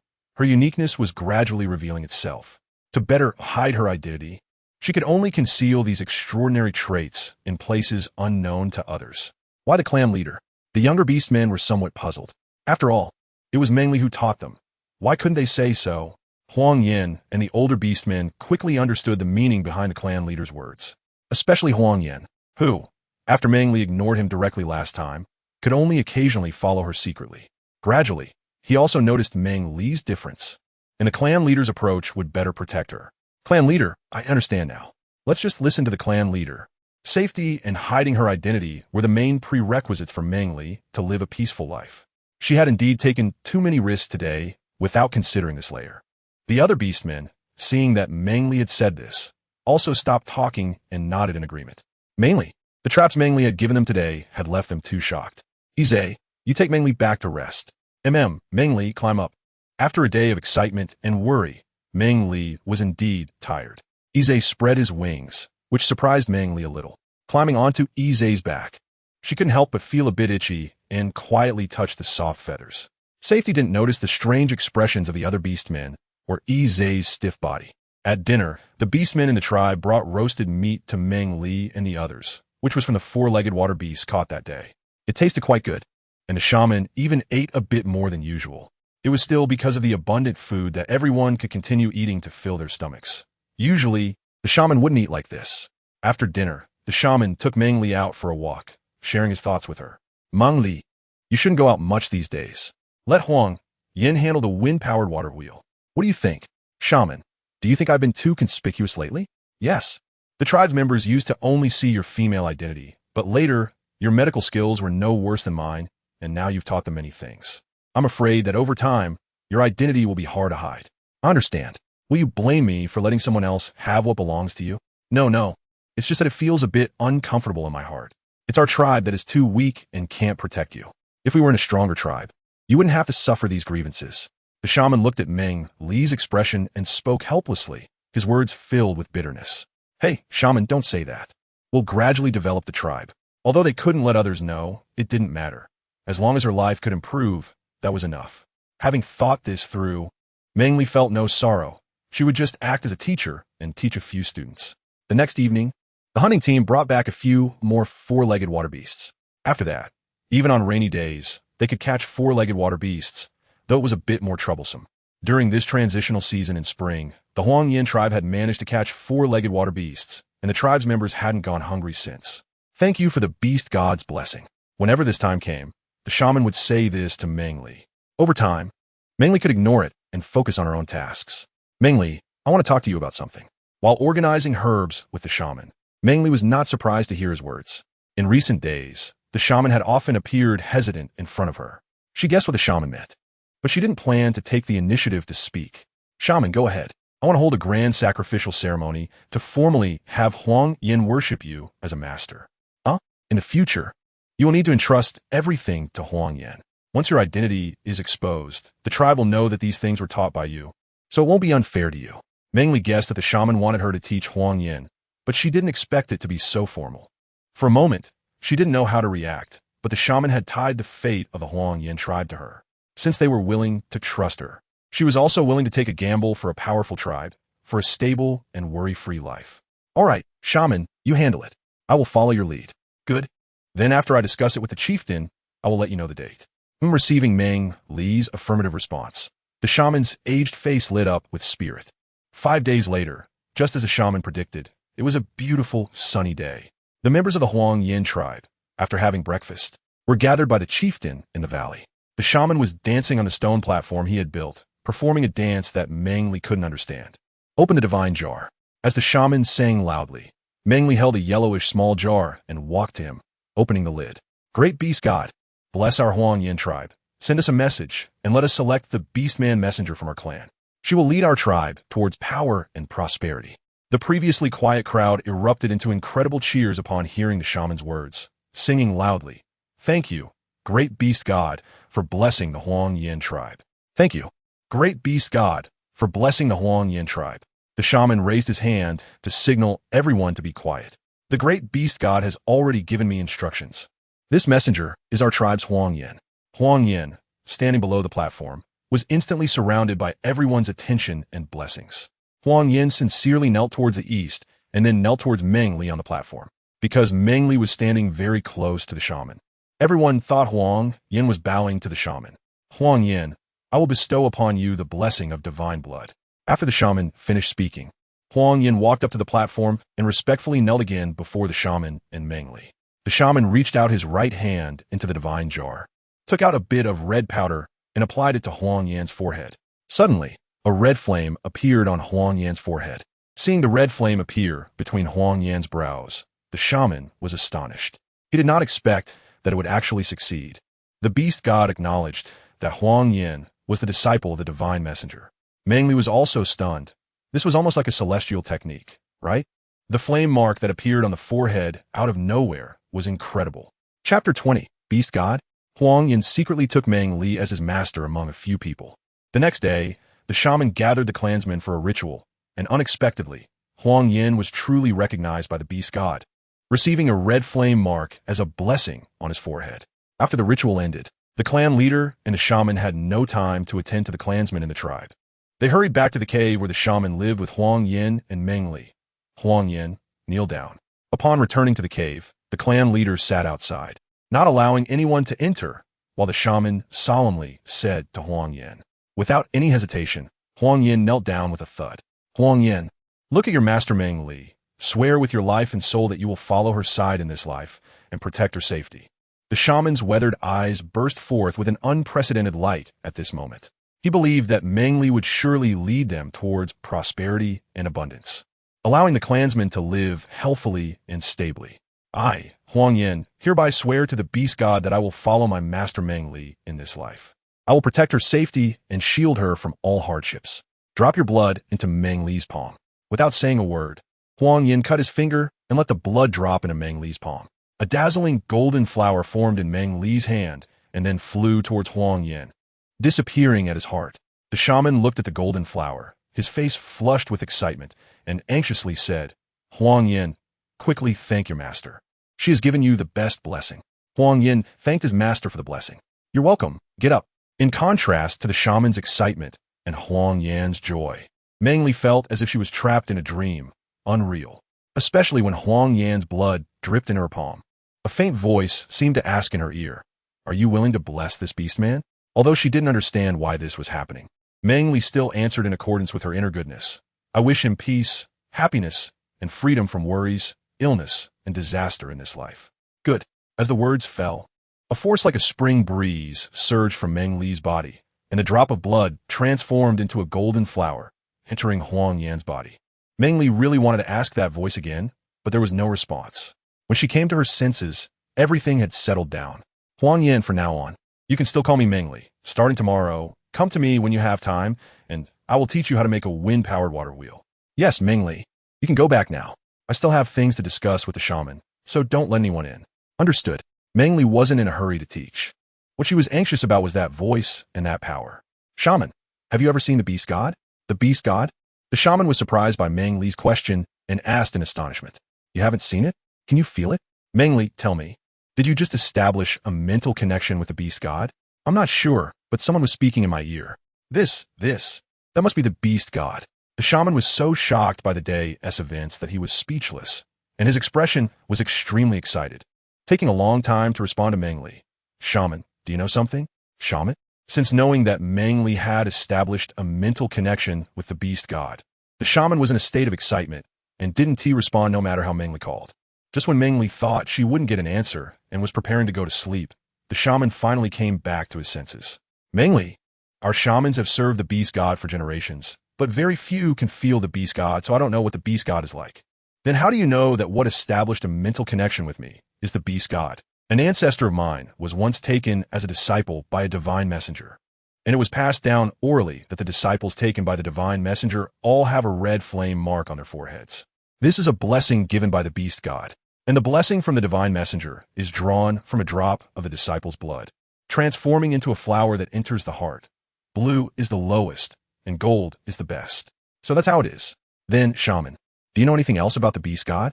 The shaman shook his head and sighed, saying, besides this, I don't understand anything else. All right, thank you, shaman. It's nothing. I should thank you. Thank you for being willing to stay in the tribe and become a family with us. Meng Li just smiled happily and didn't continue to exchange compliments with the shaman. Since the shaman didn't know, she could only look for opportunities to learn more in the future. Meng Li's hometown is a relatively remote area, a gathering place for ethnic minorities. Wind-powered water wheels are a common tool for irrigating farmland there, and she studied them a lot during her childhood. She knows the general steps, but when it comes to wind blades, sails, and water wheels, she only understands the theory and lacks hands-on skills. In the evening, Huang Yan came to learn from her, and she only shared her theoretical knowledge with him. Occasionally, she would use a branch to draw product diagrams and component diagrams on the ground for Huang Yan to see, and then tell him how to choose materials that they could find quickly. The production in the tribe is backward, and Meng Li can't produce finished products for them to see, so Huang Yan can only turn between Wei and Meng Li. However, Meng Li has been feeling relaxed lately, occasionally going out to collect herbs with Wu, and sometimes going out with Huang Yan's sister, Yimi. Most of the time, she is still sorting herbs with the shaman in the tribe. After spending a long time with the shaman, she started to notice some things she hadn't paid attention to before. Huang Yan's tribe is still in a stage of public ownership. The more you produce, the more you share. Important items in the tribe are also kept together, guarded by orcs in rotation. For example, fire seeds are only taken when cooking or when the family needs to start a fire. They take a handful of grass mixed with small branches, light it, and then take it away. The fire seeds are always kept there, and no one is allowed to take them away. After seeing this happen many times, Meng Li couldn't help but feel curious and quietly asked Wu, where do the fire seeds in the tribe come from? After spending more than half a month together, Meng Li is unaware of many things, while Wu seems to understand everything thoroughly. While sorting herbs, Wu explains it to her. Every 6 months, the orcs of the tribe go to the southern ape tribe to exchange animal skins and pray for fire seeds. Doesn't anyone in our tribe know how to make fire seeds? No. Wu looked at Meng Li with a gaze of disbelief, then ignored her and continued to focus on sorting the herbs. Meng Li didn't mind and quietly ran outside to find a shaman. Shaman, do you have any dry branches and grass leaves here? I have grass leaves, but no branches. Since the fire source is kept with the shaman, he always has dry grass leaves and straw on hand for everyone to take for fire. Oh, can you wait for me here? I'll go find 2 dry pieces of wood. Meng Li, do you have something going on? Just wait for me. I'll be back soon to tell you. All right, you go ahead. The shaman was used to Meng Li's abruptness. If she had something to say, she would naturally say it. So he just waited. Wu, could you help me find 2 dry pieces of wood and a branch this big? She extended 2 fingers to show Wu how big. It rained again yesterday, and the only place with dry materials in the tribe was the cooking area. Meng Li thought it would be exhausting to run down and back up, so it was more suitable to let Wu go. Wu sighed helplessly. Since Meng Li arrived, he felt that being her errand boy was getting easier. He put down the herbs he was holding and, seeing Meng Li's pleading eyes, agreed to help her get the things. Chapter 21. Fire Source holding the wood and branches that Wu brought back. Meng Li hugged them tightly, her mouth stretching into a smile. Thank you, Wu. Next time I'll give you some sweet fruit. After saying that, she eagerly ran outside. Wu was amused by her words, thinking that everyone would be as happy as she was with a piece of sweet fruit. Shaman, come quickly. Meng Li ran to the shaman's cave holding something, arranged it carefully, and anxiously called out to the shaman. What's wrong, Meng Li? Shaman, come here, I have a little trick to tell you. What trick? The shaman, urged by Meng Li's anxiety, had no choice but to come over to cooperate with her, wanting to see what she was up to. It's like this. Make a small hole in the wood, then stick a branch in it, put your hands together, and rub it back and forth hard. Meng Li demonstrated to the shaman. But unfortunately, her strength was too small to make a hole in the wood, so she had to let the shaman do it. What is this for? It's very important. Shaman, could you please do it? Friction fire is an ancient method of obtaining fire, but in her time, they didn't need such things at all. Not knowing if it would succeed on the first try, Meng Li didn't dare to speak too confidently and could only act cute to get the shaman to do it first. All right, I'll do it. Just don't shake me. It's making me dizzy. Feeling helpless from being shaken, the shaman had no choice but to agree to try it out first. Here's a twig. You have to rub it hard. It seemed that if she didn't follow Meng Li's instructions, she wouldn't let the shaman off easily. She would wear her out with her insistence. So, the shaman started a bit clumsily, but soon the small hole in the wood became smoother from the rubbing, and the shaman got the hang of it. Before long, smoke actually began to rise. This. Hey, don't stop, it's about to succeed. Smoke and a burnt smell indicated that the wood was burning, and seeing this happen to the wood in her hands, the shaman was incredibly shocked and stopped her movements. Meng Li also knew to first calm the shaman before anything else, not to get too excited and start discussing theories with herself. Just as you thought. It's the shaman. Try again, and let us talk after you succeed. Yes, let us do it again. With the experience from just now, the shaman was much more adept this time, and the smoke began to rise again. Meng Li quickly added some dry leaves. Shaman, don't stop. If you rub it a bit longer, it should catch fire. While speaking to the shaman, she closely watched for any sparks, occasionally blowing a bit of air. With their combined efforts, they actually succeeded in one go. The dry leaves caught fire, and Meng Li hurriedly added more to make the flames burn brighter. Fire starter? I can make a fire starter now. I can make a fire starter, haha. Thank you, beast god, for your blessing. A big round of laughter erupted from the usually composed shaman, echoing far and wide. The nearby Wu rushed over, curious about what was happening with the shaman. Inside the cave, however, it was just an ordinary scene. The laughing shaman, Meng Li grinning foolishly at him, and a small pile of fire on the ground. Confused, Wu shook his head and went back to sorting herbs. Once the shaman regained his composure, they tried a few more times, and after confirming there were no issues, they each went their separate ways. Spring was already halfway through, and Meng Li calculated that, according to the old immortal, she had been here for nearly 2 months. Huang Yin had taken over the wind-powered water wheel project, and aside from a few minor issues, he rarely came to Meng Li for help. The shaman, worried that Huang Yin's forehead mark was too conspicuous, used herbs to cover it up. The 4-legged water beasts by the river had almost all been captured by the beastmen. Their skins had been processed and piled to one side. The skins were neither warm nor tough, and they were nearly filling a small cave. The tribe didn't know what to do with them, and since it was a problem where to pile them, the chief helplessly handed this issue over to Meng Li, thinking of crocodile bags from later generations. Meng Li thought it was a good idea and asked Wu to make one for her. When the finished product came out, Meng Li wanted to wash her eyes with water. It was truly hideous. Not only was it uneven, but it also looked like a dried cactus. The idea of a bag was unworkable, so Meng Li could only continue to think. The wind-powered water wheel was almost ready, reaching the final testing phase. The shaman and the chief were invited by Huang Yin, not just to witness this invention, but also to let Meng Li see if there were any issues that needed modification. Be careful. It rained just the day before yesterday, and the ground is still a bit slippery. The chief supported Meng Li as they walked through the woods leading to the river. After a month of major cleaning by the beastmen in the tribe, there were noticeably fewer 4-legged water beasts by the river. They were finally brave enough to bring Meng Li to see the place where the wind-powered water wheel was to be placed. Uncle, thank you, I'm fine. Is the wind-powered water wheel right up ahead? Yes. Huang Yin is over there keeping watch. Wei is also there. If anything is wrong later, just let them know to modify it directly. Okay. After passing a few large ancient trees, they saw a large wind-powered water wheel standing there, resembling a small Ferris wheel. The wind wheel was made up of 18 bamboo containers, and the water channel was connected to the tribe by split bamboo pieces. After adjusting the wind wheel and turning the water wheel, feeling there were no issues, Meng Li stepped aside. Without a physical reference, it had already been done quite well. Huang Yin and Wei simultaneously started the wind wheel, and due to inertia and wind power, the windmill began to turn in a cycle, slowly transporting water from the river to the tribe. It worked. The river water can really be delivered. Shall we go back and take a look? Let's go back. As they spoke, everyone headed back, while Meng Li and the shaman took their time walking through the woods. There were 4 people guarding the wind-powered water wheel every day, and traps had been set around to catch the 4-legged water beasts. The two chatted back and forth, and because of Meng Li's arrival, there had been many changes in the tribe.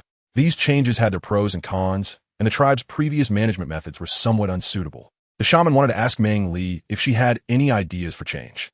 Since Meng Li arrived, she had become quite lazy, and besides, the tribe was different from a company. She really had no solutions. Asking me? It's better to ask Huang Yin and the chief. They specialize in their fields. Coming up, they saw a row of water channels made of bamboo, with water flowing slowly inside, eventually entering the large bamboo containers in the tribe. Originally, they planned to build a water reservoir, just like rural water wells today, which could be used for washing vegetables, doing laundry, and drinking. But the tribe didn't have suitable tools, and constructing it would consume too much manpower. So they could only leave it like this for now and think of a way later. There's water. It's really water. Thank you, beast god. When the water entered the tribe, the entire tribe celebrated, knowing they would no longer have to go to the river for water, with no beastmen getting injured and no shortage of drinking water. When the water channel entered the tribe, a branch was created leading to the shaman's dwelling. Meng Li could take a nice bath tonight. Before this, she could only bathe when it rained. Usually, the water had to be saved for drinking, making her feel like she often smelled bad. Chapter 22. The Mysterious Man. Due to the increasing number of 4-legged water beast skins in the small cave, Meng Li had been racking her brain for days without coming up with any solutions. Staring blankly at the animal skins in front of her, Wu hurriedly ran up to her, grabbed her without saying a word, and pulled her outside. They had just left the tribe when Wu led her to hide in a small grove nearby. From this position, they could see the tribe's entrance, while the people there couldn't see them. Meng Li was puzzled by Wu's actions and curiously looked outside as he quietly peered out. She saw about 20 unfamiliar orcs walking towards the tribe. Who are they? Why are they coming to our tribe? Wu silently made a shushing gesture and watched the group of orcs with a wary expression. It wasn't until the group was completely out of sight that he pulled Meng Li and headed toward their usual herb-picking spot. They were orcs from the Tiger Clan. But next to the Tiger Clan was the Fox Clan, a tribe that wasn't strong in combat, but was exceptionally clever. What does that have to do with me? Why do we have to hide?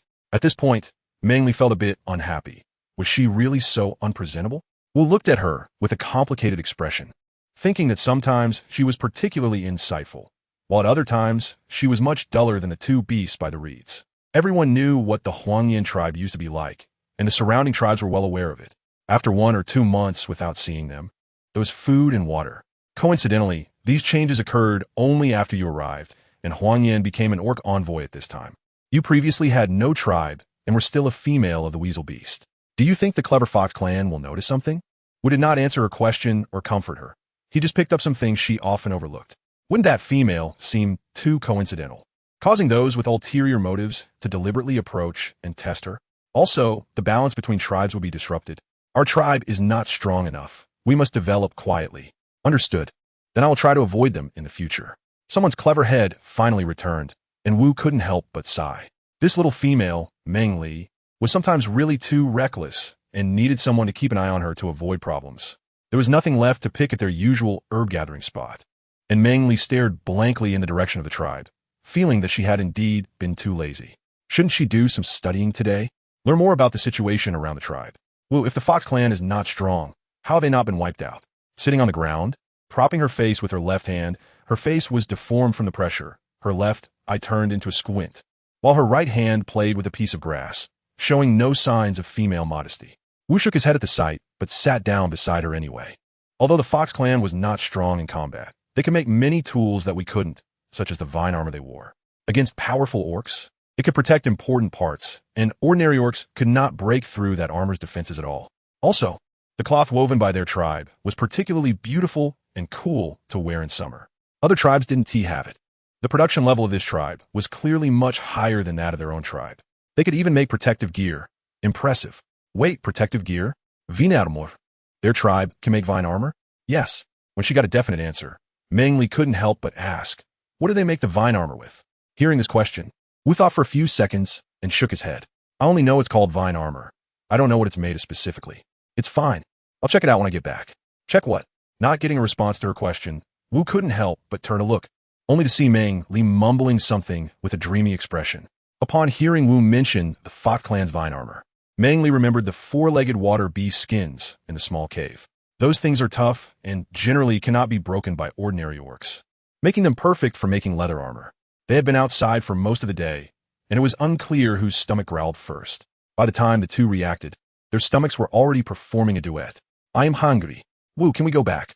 Although it was a bit awkward, hunger was the biggest issue, and Meng Li took the initiative to ask. Looking at the red sun in the sky, it had already moved slightly westward. The Tiger clan needed half a sunset's time to reach her tribe. They should have gone back. It shouldn't be a problem to take Meng Li back now. Let's head back first. Because they were hungry, the two quickened their pace. When they reached the small grove, Wu stopped and did not move. Meng Li asked in confusion, Wu, why aren't you moving? Meng Li, wait here for me for a moment. I'll go check if the orcs from the Tiger clan have left. Be careful on your own. You go. The small grove was only about 200 meters from the tribe's entrance, very close to the tribe. There were no wild beasts nearby, and both felt that there shouldn't be any danger. As soon as Wu left, Meng Li was grabbed by someone. That pair of scarlet eyes greedily looked at her. Scared, she wanted to scream, but reason told her that if this person could avoid Wu's detection, her chances of successfully screaming were also low. Steadying herself, she swallowed hard and asked with a trembling voice, Who are you? Those eyes were too fiery, making Meng Li afraid to meet his gaze. When a man didn't answer, she asked again, What do you want? The man still didn't respond, only reaching out with his other hand to stroke Meng Li's cheek. Her body reacted faster than her brain, seeing the man's movement. Her free hand instinctively shook to block his touch. Ha! The man chuckled lightly, and Meng Li was terrified but still mustered the courage to look at him. Her eyes held a hint of unintentional annoyance, which made the man smile again. Meng Li, let's go back to the tribe, who had already inquired with the rotating orc. And the Tiger clan's orcs had left half a sunset ago. He ran over happily to tell Meng Li, but saw a strange orc holding her hand, and her little face was pale with fear. Who are you? Let her go, Wu said while shifting into half-orc form, ready to rescue Meng Li. The man saw Meng Li looking at him with joy after coming from that orc, and he felt quite displeased. But he didn't want to fight. He leaned close to Meng Li's ear and said, Grow up quickly, my divine envoy. Seeing Meng Li's incredulous expression, he felt delighted, released her hand, and prepared to leave. But Meng Li grabbed him from behind and excitedly asked, How do you know? Who are you? The man gave her a bright smile, but stopped speaking, quickly breaking free from her grasp and disappearing into the small grove. Who are you? Meng Li, left in place, couldn't help but loudly question, her identity exposed. But apart from the arriving Wu, there was no one else. Meng Li, are you okay? Did you get hurt anywhere? Wu had just been startled by Meng Li's earlier state and now saw her looking lost and dazed, not knowing what to do for a moment. Finally, he directly picked her up and ran toward the shaman. Chapter 23. The Guardian of the Beast God? Part 1. The shaman had previously said that in this area inhabited by orcs, no one would recognize her identity. Who was that man just now? Why did he know her identity? What was his purpose? Where did he come from? The more she thought about it, the more anxious Meng Li became, trembling all over. She did not want her current life to be disrupted. The little female in his arms was growing colder, her face pale and lacking the rosy glow it had before seeing that man, who could no longer care about so much, and hurriedly crossed the tribe holding Meng Li, arriving in front of the shaman. Shaman, please take a look at Meng Li. A very yellowed coarse cloth was carefully laid flat on the animal skin. The shaman was studying it seriously. He recognized the front part as he had learned about it, but the back part he could only study on his own, just as he was absorbed in it. He heard Wu's flustered voice and quickly folded the coarse cloth carefully again. What's wrong? He asked as he walked out briskly. Shaman, just now an orc grabbed Meng Li, and she's been like this ever since. Let me see. Meng Li, can you hear me? Are you hurt anywhere? Meng Li, seeing that Meng Li seemed to have lost her soul and did not respond, the shaman became a bit anxious. Quickly, put her on the bed to rest. Okay. The two hurried to the cave where Meng Li lived laid her down, and called her several times, but she still did not respond. Both were very anxious, especially the normally calm shaman, who couldn't help but slap Wu at this moment. Weren't you supposed to take good care of her? How could she be grabbed by another orc? What is wrong with you? Wu did not dodge the slap, but only said with guilt, I thought the small woods north of the tribe's gate were not far and wouldn't be dangerous. So I went to ask the guarding tribesmen if the Tiger Clan's orcs had left. It was just a few breaths back and forth. And Meng Li was grabbed by an orc who wouldn't let go. She was so scared that her whole body was trembling. What did he look like? Have you seen him before? Hearing this, the shaman was also puzzled about who came to their tribe to scare Meng Li. I haven't seen him, but that person's expression was very strange. It seemed like he knew Meng Li, but Meng Li didn't recognize him and even asked who he was. The person who had originally been leaning against Wu in a dazed manner now tilted her head and closed her eyes as if she had fallen asleep. The shaman nervously looked left and right, confirmed that she was indeed asleep, and waved Wu to lay Meng Li down properly before they both went out. Wu, take good care of Meng Li. If she wakes up, come and call me. Okay, shaman. After saying that, they each went their separate ways to do their own tasks. Lying in bed, Meng Li was dreaming of unfamiliar scenes, with magnificent palaces and exquisite food. Orcs dying by the roadside, crying little orcs, desperate females, and broken bodies everywhere. A stunningly beautiful woman was laughing, crying, and screaming madly, and finally jumped down from the high palace. Ah! Meng Li was frightened by the scenes in her dream, clutching her head and screaming, her face filled with terror.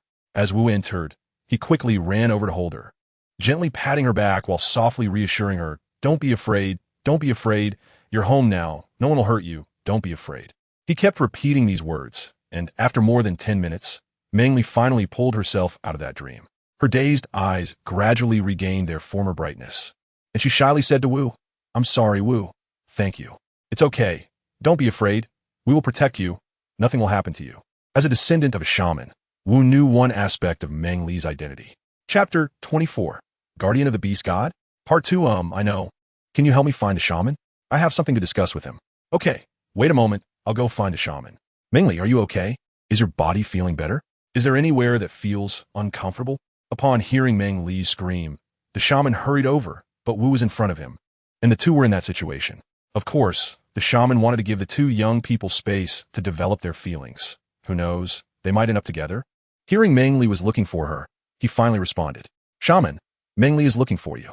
Although it was a moment of urgency just now, he had indeed held Meng Li several times today, and now seeing the shaman with a hint of teasing on his face, Wu suddenly felt a bit embarrassed. Shaman, I'm fine. I have other questions to ask you. Meng Li's mind was completely captivated by the mysterious man and the dream she just had.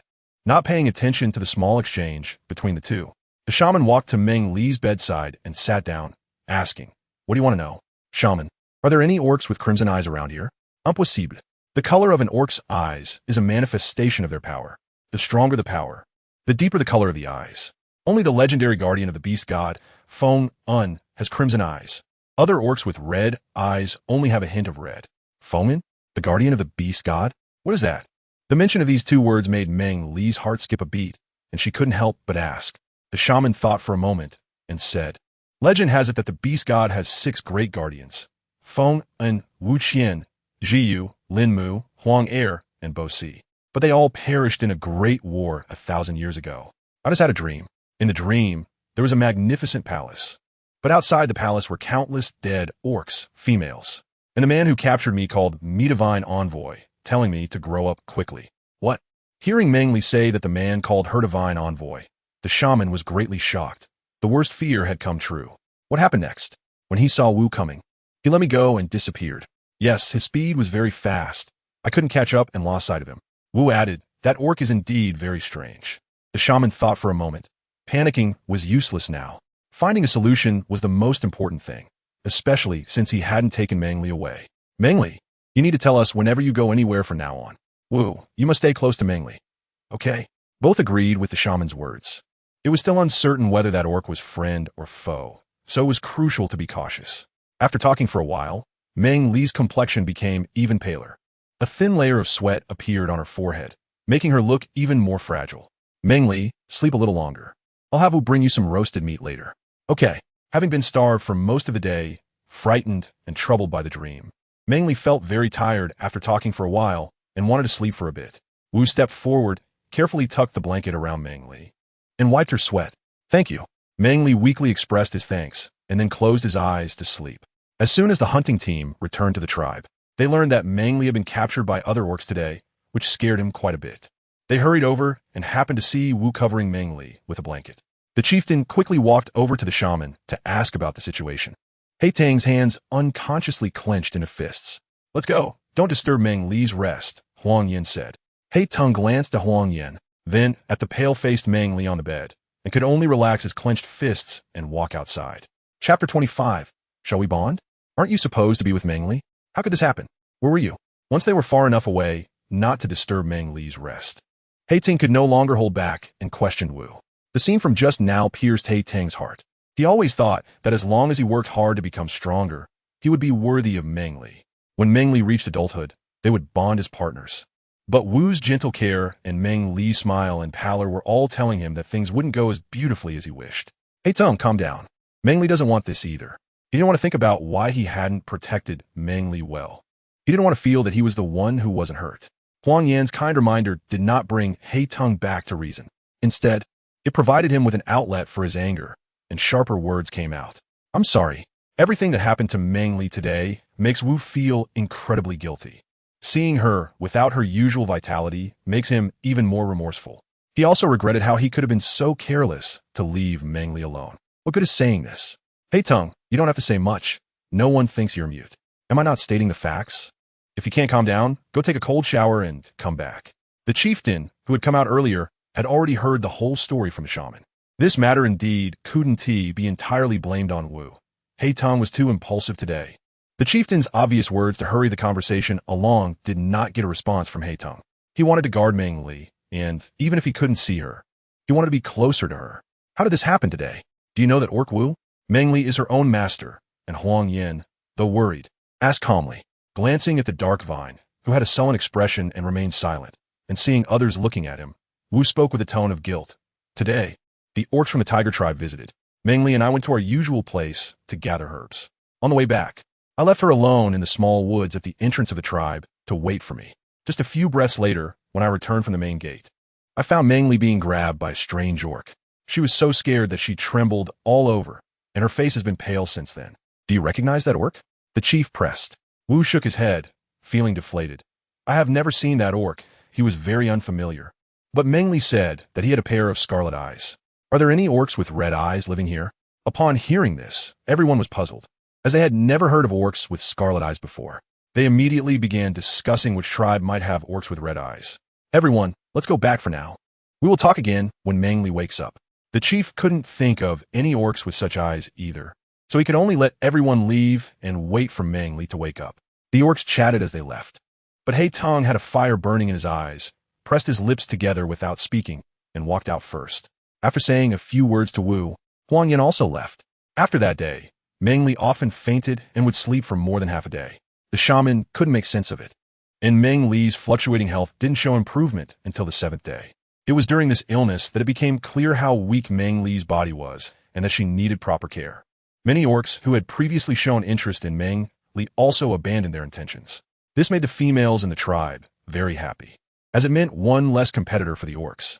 However, Meng Li was unaware of all this, spending her days in the cave recovering, occasionally flipping through the fur of the four-legged water beast that Wu had brought her, trying to figure something out. "Wu, are you there?" "Yes, I'm here." Wu was now always by Meng Li's side, fearing that she might have another incident. Seeing her with the fur again, he said unhappily, "What are you looking at that thing for again? It's so boring. You and the shaman won't let me go out for a walk." Meng Li leaned against the earthen wall, wearing a face full of despair. Wu Yinshi looked at her with concern, adjusted the animal's skin for her, and patiently said again, "Once you're better, I'll take you out. Right now, it's most important for you to rest." "All right, can you find me a piece of wood? And can you give me a bone knife, too? I want to make something." Meng Li also does not get entangled in things that cannot be changed, and directly says what she needs. "All right, I'll go get it for you." "Thank you." Meng Li has been lying around and feeling bored these past few days, thinking about the Fox clan's vine armor.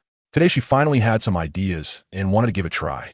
Hearing footsteps, Meng Li thought it was Wu coming back with something for her, and casually said, "Wu, you're back so soon?" The footsteps paused for a moment before continuing inside. "It's me, Haitang. I came to see you. Are you feeling any better?" Hearing the familiar voice, Meng Li looked towards the cave entrance and saw Heiteng's figure. She smiled and said, "Heiteng, it's you. What brings you here today?" The orcs in the tribe are actually very busy. They need to hunt, maintain the wind-powered water wheel, and take care of their protective gear, so they don't have much free time. I took a break today and picked some flowers on the mountain. Do you like them? Yes, the colors are very vibrant and beautiful. Heiteng held a bunch of wildflowers with red, blue, white, yellow, and purple, all very pretty. He walked over to Meng Li and handed her the flowers. Sitting on the bed, Meng Li could clearly sense that Heiteng was a bit different today. Looking at the flowers he offered, she hesitated. She couldn't respond to Heiteng's feelings at the moment. Is this a benefit for someone who's sick? Meng Li wanted to use her words to awaken Heiteng and make him understand. Well, I hope you like it. Whenever an unbound orc gave her flowers, she would always ask this question, and only if the answer was yes would she accept them. Heiteng thought that he would be somewhat different in Meng Li's heart, but he didn't expect the reality to be so hard for him to accept. Nevertheless, he gathered his courage and took out 2 red vines to offer to Meng Li. Seeing that Meng Li did not accept them and only looked at him with wide, questioning eyes, Heiteng slowly spoke. "Meng Li, shall we bond? From now on, I will use my life to protect you." He didn't expect things to come to this point, and he was always very grateful to Meng Li. If it weren't for meeting Heiteng, perhaps he would have long since perished at the hands of beasts and wouldn't have the stable life he had now. But she was very clear about the distinction between gratitude and love, and she didn't have time to discuss feelings at the moment. She truly felt sorry for Heiteng. "Heiteng, I'm very grateful that you saved me back then, but I am sorry I have not fallen in love with you. I wish you a life free of worries, health, and happiness." Even though it was difficult, Meng Li still looked at Heiteng and sincerely offered her blessings. "Meng Li, I can wait for you to grow up. Please don't rush to reject me."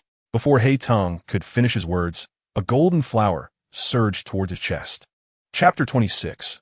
Rainy season. When Heiteng saw the golden flower, he felt an ominous sensation and wanted to reach out to disperse it, but it was already too late. The golden flower lingered on his chest for just a breath before vanishing within.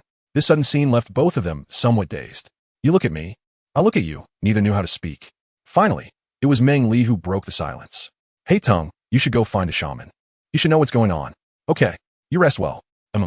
Heiteng and Wu came to see Meng Li one after the other, as if they were deliberately avoiding each other.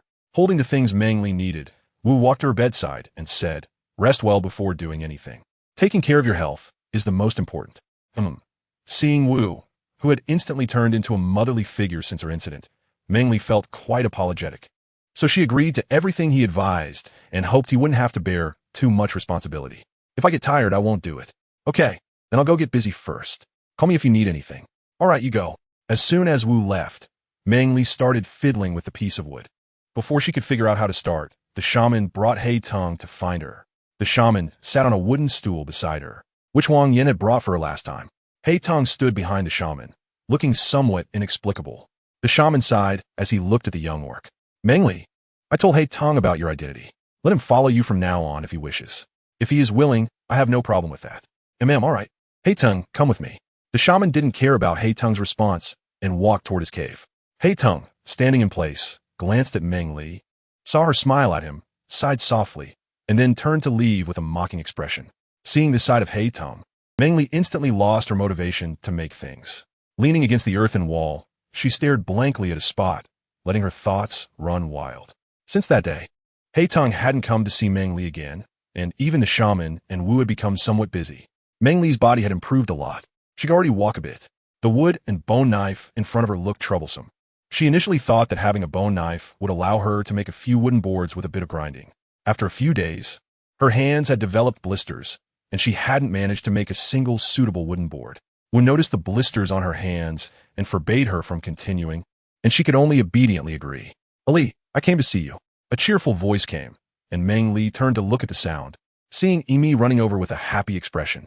"Look, this is the rainy season outfit my mother made for you. It took several blue leopard skins to make it, and it's so beautiful. Try it on." Before Meng Li could respond, the little female was chattering away, pulling her to try on the new clothes. Emi slowed down. Meng Li's body isn't fully recovered yet. "Oh, sorry, I was too anxious." "I'm sorry, Meng Li." A pleasant male voice interrupted the reckless Emi, allowing Meng Li to finally breathe a sigh of relief and cast a grateful glance at the owner of the voice. "Emi, please thank your mother for me. I really like this outfit." You haven't even tried it on yet. Trust me, it looks really good. Seeing that Meng Li hadn't even tried it on, Yimi thought she was just being dismissive and anxiously urged her. Meng Li looked at the little female with amusement, leaned closer to her ear, and whispered, "Don't worry. I like you, but your brother is here too. How can I try?" Yimi's big round eyes darted back and forth between the two before she realized. And a sweet smile appeared on her face as she said innocently, "Meng Li, I'm sorry. I completely forgot that my brother came with me." The main reason was that this outfit was made by her brother's aunt, which made her crave it so much. But her brother only said that he would make her one next time he caught a blue leopard beast. It's not that easy to catch a blue leopard beast, and who knows when the next time will be. So her aunt let them come together, and she threw a little tantrum and ran over with the outfit first. When she saw Meng Li, whom she hadn't seen in a long time, she was so happy that she completely forgot about her brother. "It's okay. I haven't seen you in a long time. Why haven't you come to see me?" Meng Li asked. Ever since she helped Nan with the treatment, Yimi had been following her. Sometimes they would gather herbs together, and sometimes Yimi would come to play with her, making her the only female friend Meng Li had in this world. "You fell ill, and everyone wouldn't allow me to disturb your rest. You have recovered, but the rainy season is coming again, so everyone is very busy." "Rainy season?" "Yes, every year at this time, it rains heavily for several days. The river water almost floods the valley, so everyone is preparing for the rainy season." After spending time together, Yimi also realized that Meng Li knew nothing about their tribe and was used to explaining things to her. "Is it like this every year?" Meng Li thought to herself. Summer was not far away now. According to her calendar, it should be around the time of the Dragon Boat Festival when the water levels rise. Could it be that the climate here is the same as where she lived? The more she thought about it, the more excited she became. If that were the case, she could be the first to grasp the changes in climate and improve her living conditions. Yes, it was like this every year, and during bad times, there would be beast tides. Beast tides? Well, when there wasn't enough food, beast tides would attack the orc tribes, waiting for the rainy season to pass. At this point, Yimi's voice became much quieter, the smile on her face faded, and there was a heaviness in her eyes that was not typical for her age. Meng Li gently patted her head and then looked towards Huang Yan. "Yimi, AMU might still be worried whether Meng Li likes the clothes she made. You should go back and tell her, so she won't keep thinking about it." "All right, then I'll head back first." At this moment, Yimi resembled a lonely little beast, losing her usual liveliness and cheerfulness. "Okay, come find me to play when you have time. I've missed you." Upon hearing Meng Li's words, the previously gloomy female suddenly regained some energy. She smiled faintly and turned to leave. It was only when she was out of sight that Meng Li looked at Huang Yan with a questioning gaze. "The rainy season will bring floods, and large wild beasts will gather together, occupying high ground to get through this time. So they will attack the beastman tribes on high ground?" "Yes." "Has the Huang Yan tribe also been attacked?"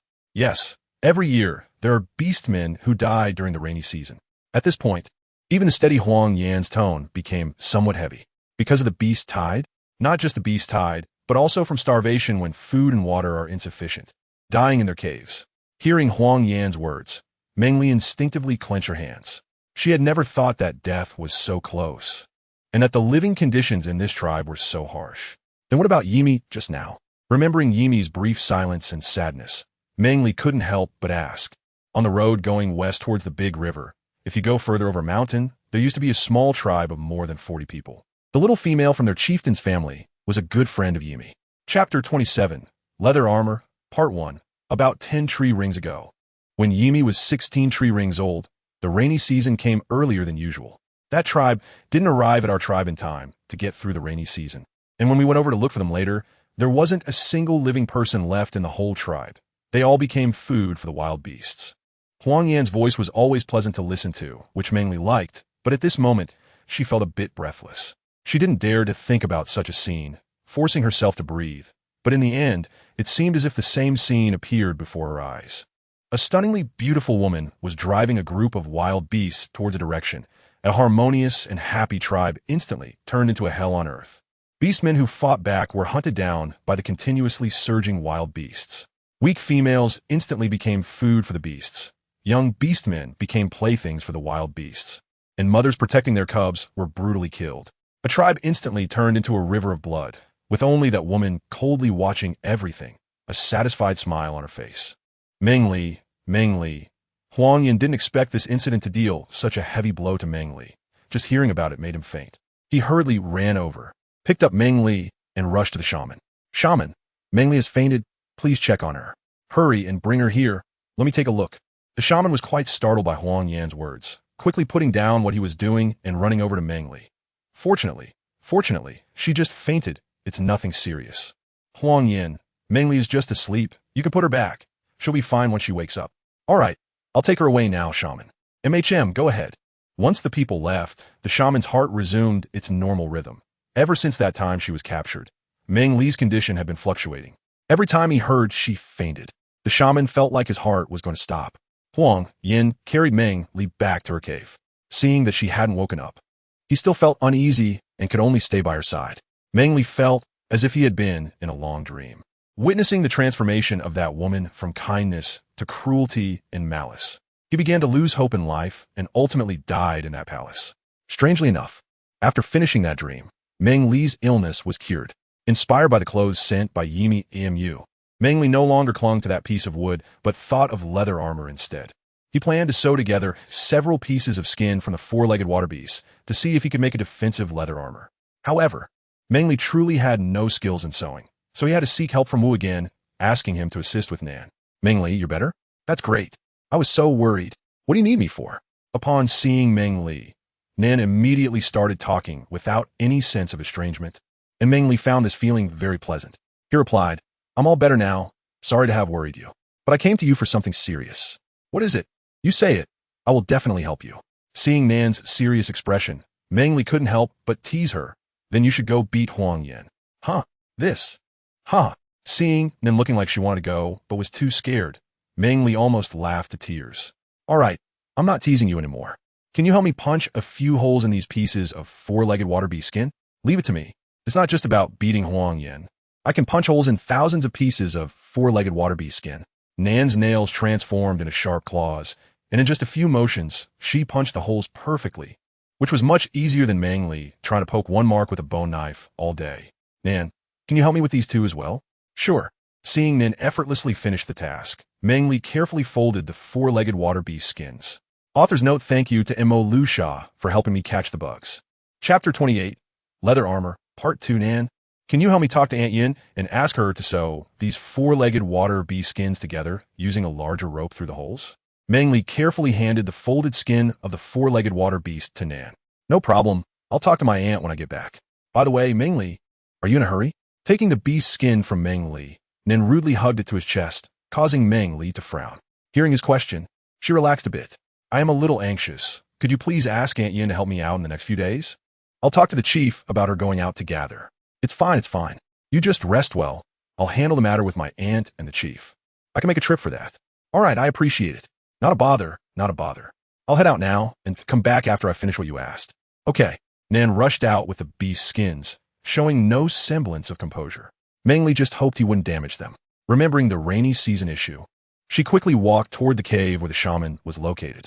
Meng Li needed to clarify things and think of possible solutions. The shaman was very happy to see Meng Li and felt relieved to see her back to her usual self. Meng Li, what brings you here? The shaman knew that this little female usually didn't come without a reason, and seeing her in such a hurry meant there was something urgent. Shaman, I want to ask about the rainy season. Meng Li was straightforward and directly stated her intentions. What do you want to ask? I'll tell you directly. Hearing that Meng Li wanted to know about the rainy season, the shaman felt very pleased. Meng Li always had some strange methods, which might be the difference of being a divine messenger. About a month before the transition from spring to summer, there would be several days of rainy season. Sometimes it would rain for 2 or 3 days, and then the sun would come out. After 3 or 4 occurrences, the rainy season would be over. Other times, it could rain for 5 or 6 days before the sun reappeared, and only after 1 or 2 such instances would the rainy season end. The most severe case would be continuous rain for 10 days or so, which not only caused the rivers to swell and flood the land, but also led to a surge of beasts attacking the orc tribes. Shaman, have you calculated how long this rainy season will last? Meng Li asked nervously. The shaman remained silent for a moment before speaking. I've been watching the night stars for several days, and this rainy season is likely to last for more than 10 days. As he said this, the shaman's expression was unusually serious, and his tone was particularly heavy. Shaman, how much time do we have to prepare? At most about 10 days. Hearing the shaman's words, Meng Li felt a heavy weight in his heart. If they couldn't get through this, many orcs in the tribe could perish. He walked silently outside and saw the orcs in the tribe were busy. They had brought many stones from other places, and the road to the north was already blocked with stones. The young females were also busy bringing water and food to the orcs who were working. Imi saw Meng Li and was very happy, handing her a small jar of water. Imi, what are you all busy with now? Meng Li couldn't think of any useful ways to help, and just followed behind Imi. Although she said she was helping, Imi didn't really let her do anything. Just gave her a small bamboo jar to play with, and the two of them chatted idly. There wasn't much to gather right now, so every day we just delivered water and food to everyone. What about your brother and the others? The orcs in the tribe are currently divided into two groups. One is building the tribe to prevent beast attacks, while the other goes hunting every day, trying to bring back more food so we can safely get through the rainy season. How do you preserve the food? The shaman will coat the food with something that can extend its spoilage time, but it doesn't taste very good. Herbs that prevent spoilage, like mugwort and perilla seeds, right? How did I forget that? Imi noticed Meng Li mumbling to herself and couldn't help but look over and ask, Ali, what are you saying? Hearing Imi's question, Meng Li came back to her senses and happily said, It's nothing, nothing, Imi. I have to go now. I have things to do. Oh, you go ahead, be careful. Then they both ran towards the east. She remembered there were a lot of mugwort and perilla over there. What a busybody. She's the laziest one in the tribe. Exactly. As Meng Li ran away, Hong Sha, who was passing by, couldn't help but speak up, and her close female friend couldn't help but agree. Mind your own business. You have no skills, but a lot to say. Imi didn't hold back and retorted. She couldn't stand Hong Sha's sarcastic attitude. What about you? I don't have time to entertain you. Hong Sha wanted to say something else, but was pulled away by her friend, who was advising her as they walked. Hong Sha unwillingly snorted at Imi and turned to walk away with her friend, taking advantage of the good weather. Meng Li had been gathering mugwort and perilla for the past 2 days. Nan ran around the tribe and finally saw her in the woods to the east. Meng Li, what are you gathering this for? Look what I brought you. Seeing Nan running over, drenched in sweat and carrying a bundle of things, it was clear he had been looking for her for a long time. Feeling a bit apologetic, she realized she had only been thinking about gathering the herbs for preservation and forgot to tell Nan. Is it the stuff I had Aunt Yin sew? Yeah, but it looks ugly. Are you really going to wear it? Nan never understood why Meng Li wanted his aunt to sew that. It was both ugly and stiff. How could it be comfortable to wear? Seeing the disgusted look on Nan's face, Meng Li couldn't help but laugh. But she didn't waste time on this and quickly directed him, tie the thing to the big tree and then attack it with all your strength. Aren't you going to wear it? No, just hurry up. All right. Nan was even more confused by Meng Li's insistence, but since she kept urging him to hurry, he could only tie the ugly clothes to the big tree. Quickly attack, with all your might. Oh, there was no other choice. Once the clothes were tied up, Nan revealed his intact claws and ran forward to attack. With a few clinks, it sounded like metal striking against rock. Nan looked in shock at the big tree and the clothes. Meng Li, this clothes only damaged the outer layer. The inside is fine. Did you use all your strength? I did. I really did. Stunned by the result, Nan stuttered while talking to Meng Li, his eyes glistening as he looked at her, seeming to seek confirmation about something. This is a beast skin armor. Just think, if you wear it and fight with beasts, what would happen? If 2 giant lions came, I could win against them. Imagining that scenario excited Nan. Chapter 29. My heart aches. Meng Li looked at Nan's bright, lively eyes and suddenly felt that it was really great that she could do this. Stop staring at me. Quickly take off the beast skin armor and come with me to find the shaman. She hurriedly stuffed a few more mugworts into the beast skin bag and walked towards the tribe first. Seeing Meng Li's words, then quickly ran back to the big tree, took down the beast skin armor and hugged it tightly, as if afraid someone would snatch it from him. He strode over to Meng Li, and together they returned to the tribe. From a distance, they saw the shaman treating someone, and Meng Li hurried over to help after putting down the beast skin bag. An orc had a leg bitten by a beast, and it was a bloody mess. Who had been out collecting medicine these past few days, Imi helped collect herbs, but it was a bit tiring for her to assist the shaman in preparing medicine. Seeing Meng Li return, she breathed a sigh of relief and quickly made way for her. Without looking, the shaman immediately listed a bunch of herb names. Meng Li, quickly prepare the hemostatic and anti-inflammatory herbs. I'll clean his wounds first. Okay, I'll go right away. Entering the cave, Meng Li found the needed herbs and placed them on a large stone. The stone had a depression in the middle, which the shaman usually used to grind herbs. Let me do it. You just need to put the herbs in. Before she could even pick up the pestle, Huang Yan's voice came from behind her. Since she didn't have much strength to grind the herbs quickly, Huang Yan was the best choice to come. This way, they could prepare the medicine quickly. All right, I'll put in the herbs. You grind them. Huang Yan had great strength, and the herbs he put in were ground into pieces after just a couple of hits. Once the hemostatic herbs were ready, Meng Li took a small bamboo jar to pack them up. Then she put in the anti-inflammatory herbs for Huang Yin to crush. Once both types of herbs were prepared, the two of them hurried outside to hand the herbs to the shaman. After everything was done, Meng Li finally had time to ask what happened. A few days ago, everything was fine. Why is it hurt so badly today? Huang Yin glanced at the sleeping inn and said, recently, the large beasts in the mountains have come out, and hunting has become increasingly difficult. The shaman sat to the side, thinking for a moment before finally saying helplessly, if it really doesn't work, then don't hunt in the woods. See if we can catch more four-legged water beasts. Huang Yin was just about to nod in agreement. After all, hunting in the woods was very dangerous now, and the lives of the tribe members were more important. Just then, Meng Li called out to him, Huang Yin, can you help me find the chief and Nan? I have something to discuss with you. Okay, I'll go find him first. Hurry up. After Huang Yan's figure disappeared from the cave, the shaman looked curiously at Meng Li and asked, Meng Li, what is it? Shaman, I had Aunt Yun sew a beast skin armor from the skin of the four-legged water beasts. Wearing it can resist the attacks of beasts. Meng Li didn't plan to hide it from the shaman and directly told him. Really? Upon hearing this, the shaman's eyes lit up. What about that thing? I gave it to Nan. He'll bring it over soon. Okay. The shaman was so excited that he lost his words, feeling that it was really good. Nan arrived at the shaman's place first, and on the way back, Meng Li had already told him about what was coming next. Although it was painful, he still tied the animal skin armor he brought onto a large wooden log that was 2 meters high and as thick as his waist. While doing this, he looked at Meng Li with a pitiful expression, constantly conveying that he was very heartbroken and asking if they could stop trying. The shaman was puzzled by his expression and looked over at Meng Li. What's wrong with that kid, Nan? What did he do to make you angry? Meng Li was extremely embarrassed. She didn't expect that there would be so many dramas regarding the beast skin armor. Aside, some young masters said that since there are more males than females here, why are the other females happy about one less person competing with them for the orcs? And why did hiding leave while mocking? Is he sick? Let me clarify for you by the Xiangzhu River. 1. The orcs in the tribe are limited, and there are only a few prominent ones. Young hearts always have heroic fantasies. 2. The females have already formed pairs with 2 or more partners, so unless absolutely necessary, they won't live in other tribes. 3. The female protagonist has a special identity, aside from her knowledge of pharmacology. No one knows the other things she has done except for a few informed people. It's also normal for young and reckless individuals to have issues with other females they don't like. As for hiding, he is mocking himself and his own overconfidence. This is a foreshadowing, so I won't reveal the plot. I hope all the young masters and lords enjoy it. Chapter 30, Combat Power Upgrade. Meng Li looked at Nan with a threatening expression in his eyes, causing Nan to become obedient and quickly secure the beast hide armor to the wood. He hadn't had anything to do for too long, and his skin was itchy. Hearing Meng Li's words, Nan nodded in cooperation.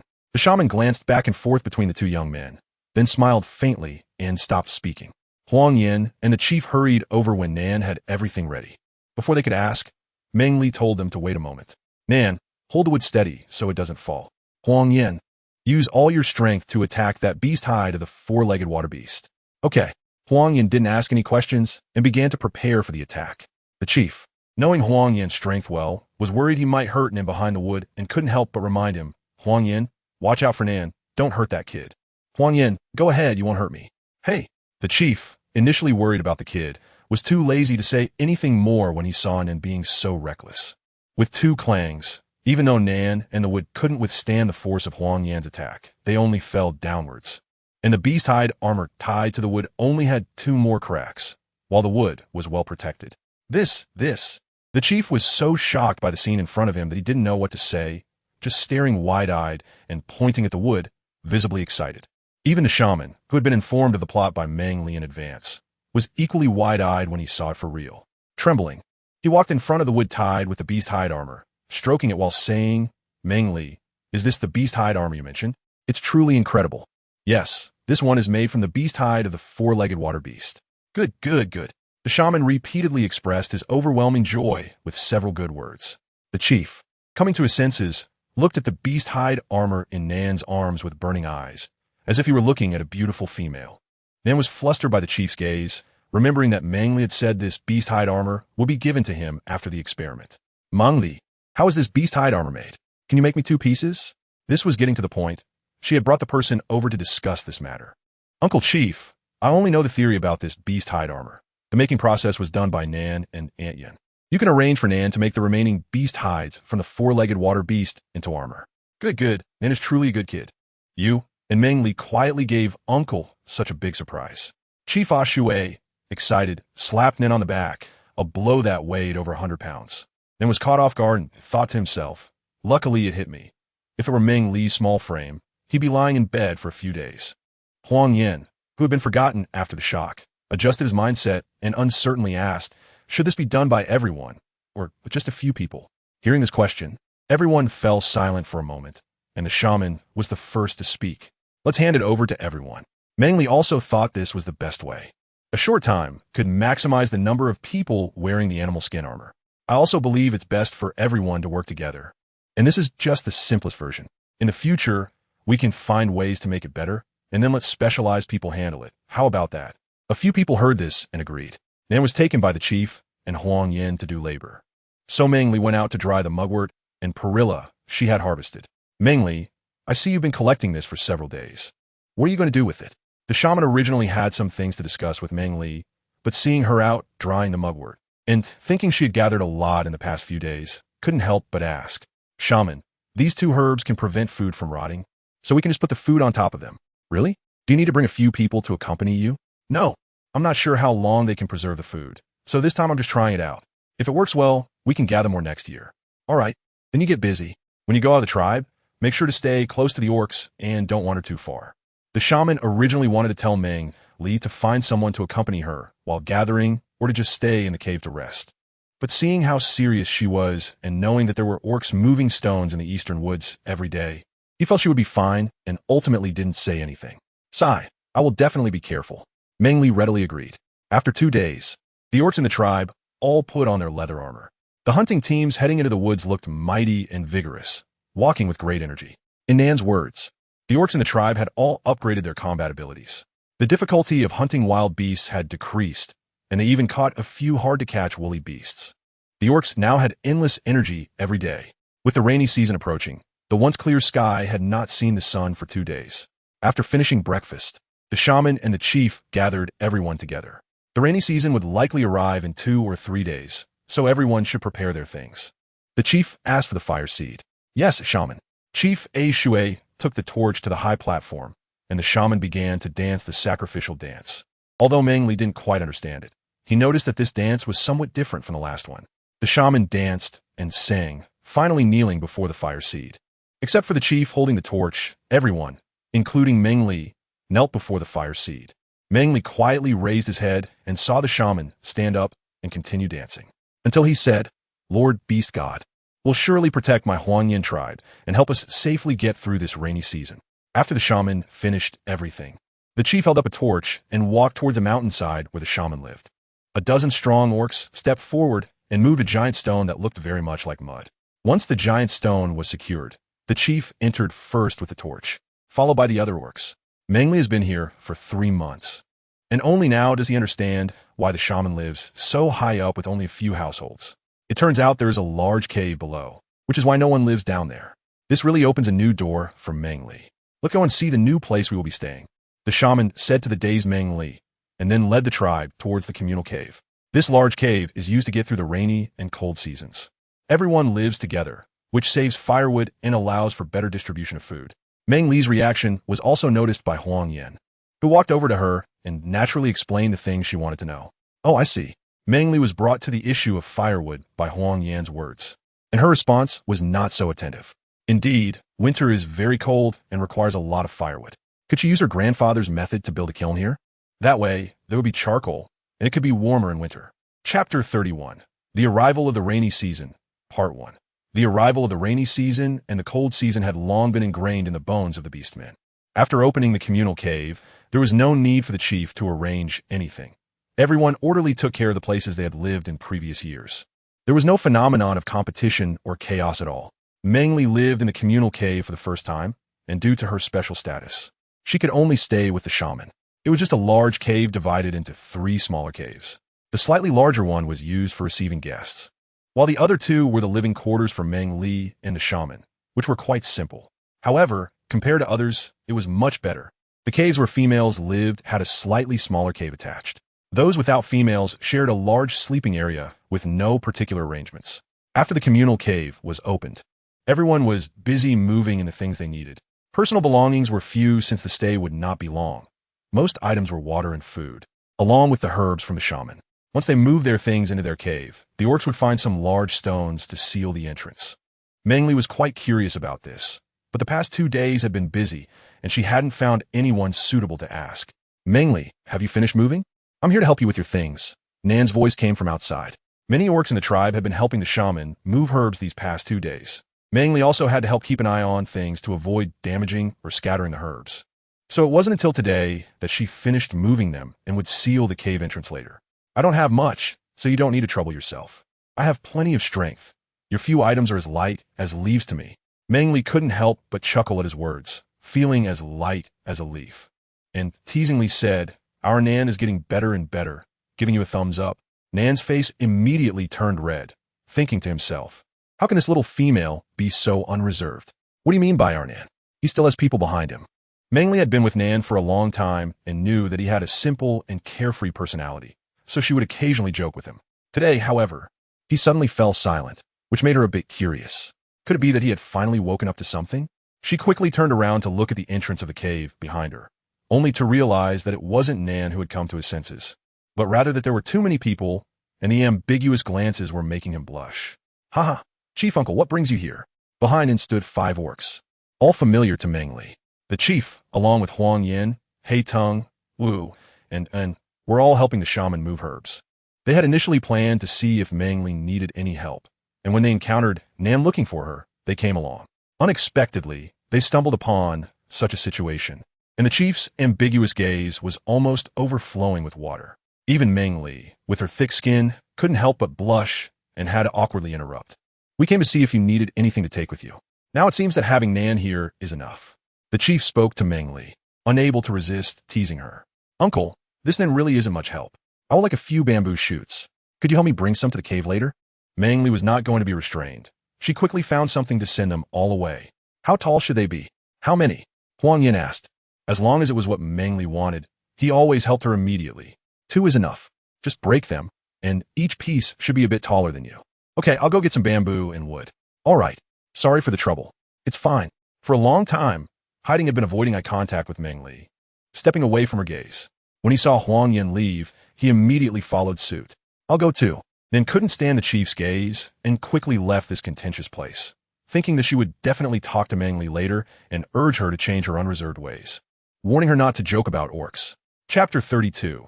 The Arrival of the Rainy Season. Part 2. Seeing that there was nothing entertaining left, the chief also left. But he left Wu behind. Meng Li, I'll also go get you some bamboo and wood. Wu, stay here to help Meng Li with her things. Okay, Wu replied. It's fine, it's fine. I don't have much, Meng Li said. Besides her bag, there were only 2 sets of clothes. One was the rainy season outfit made by Aunt Yun, and the other was the rainy season outfit given by Huang Yan's mom. The outfit she brought herself was rarely worn as she was saving it for future use, so she had kept it stored away. Give me the clothes, and be careful as you walk, Wu said, extending his hand towards Meng Li, looking at her intently. Meng Li wanted to say something, but seeing that Wu showed no signs of hesitation, she directly handed the things over to him. Thanks for your trouble. Why are we even saying these things? I won't say anything more. Meng Li felt guilty towards Wu, just like she did with hiding. The emotional issues she had been avoiding had already crossed her boundaries, so she had to face them. For example, hiding had brought her back, and he had the right to be her first binding partner. However, she and T clarified things with hiding immediately after finding out, but had given him 2 months of expectation, ultimately rejecting him when he asked her to be his binding partner, which hurt him. Similarly, after the incident where she was captured, Wu was blamed by everyone, and he changed into a motherly figure out of guilt. So, under Wu's careful care, she was always exceptionally obedient. Yet, she and T explained that it was her fault that Wu faced such blame, which made her extra guilty for listening to him, leading him to believe that this was a sign of deepening feelings. Do you like orcs like Nan? It wasn't a long distance, and besides the initial couple of sentences, they were silent as they walked together. Just as they were nearing the entrance of the communal cave, Wu finally asked this question. My likes are different from yours. I like you, and you like Nan, just like I like Aunt Yun and Yimi. Then what do you like? Wu looked at the person beside him in confusion. He thought they were happy together, and he believed that they liked each other. Meng Li walked towards the cave entrance, avoiding the busy clansmen at the mouth of the cave. Is it admiration, or is it love? Love? Yes, Wu. I have not fallen in love with you, so I will not bond with you, just as I have not fallen in love with the black vine. Is that so? Hearing Meng Li's words, Wu forced a grim smile, but did not dwell on it any longer. What is love? Can you teach me? Can I love you? Meng Li pressed her lips together, her teeth, unable to resist, gently biting her lower lip. Looking at those eyes that had never left her, she suddenly smiled brightly. I can only say that loving someone can be very painful, especially when that person doesn't love you back. In the end, we might not even be able to talk like this calmly. Meng Li's tone shifted from initial relief to a final helpless sigh, indicating that she could never fall in love with him. Wu wanted to smile, but he found that moving the corners of his mouth seemed to require all his strength. He thought that if he could just hold on for a little while, he could return to his usual self. If that were the case, he could stand a bit closer to Meng Li. But Meng Li didn't give him the chance, taking the clothes from his hands and turning to leave. A distant scream interrupted Meng Li's steps, and she hurriedly looked in the direction of the sound. She saw two beasts the size of water buffalo charging into the tribe from the eastern road, causing the nearby females to scream in fright. It's the ferocious Fong beasts. Meng Li, quickly hide in the cave, I'll go help. Wu also spotted the two ferocious Fong beasts at that moment, and after advising Meng Li, he hurried over. All right, be careful, Meng Li shouted loudly at Wu, who had already run towards the valley, while quickly hiding at the entrance of the communal cave. The nearby orcs heard the sound and rushed to help.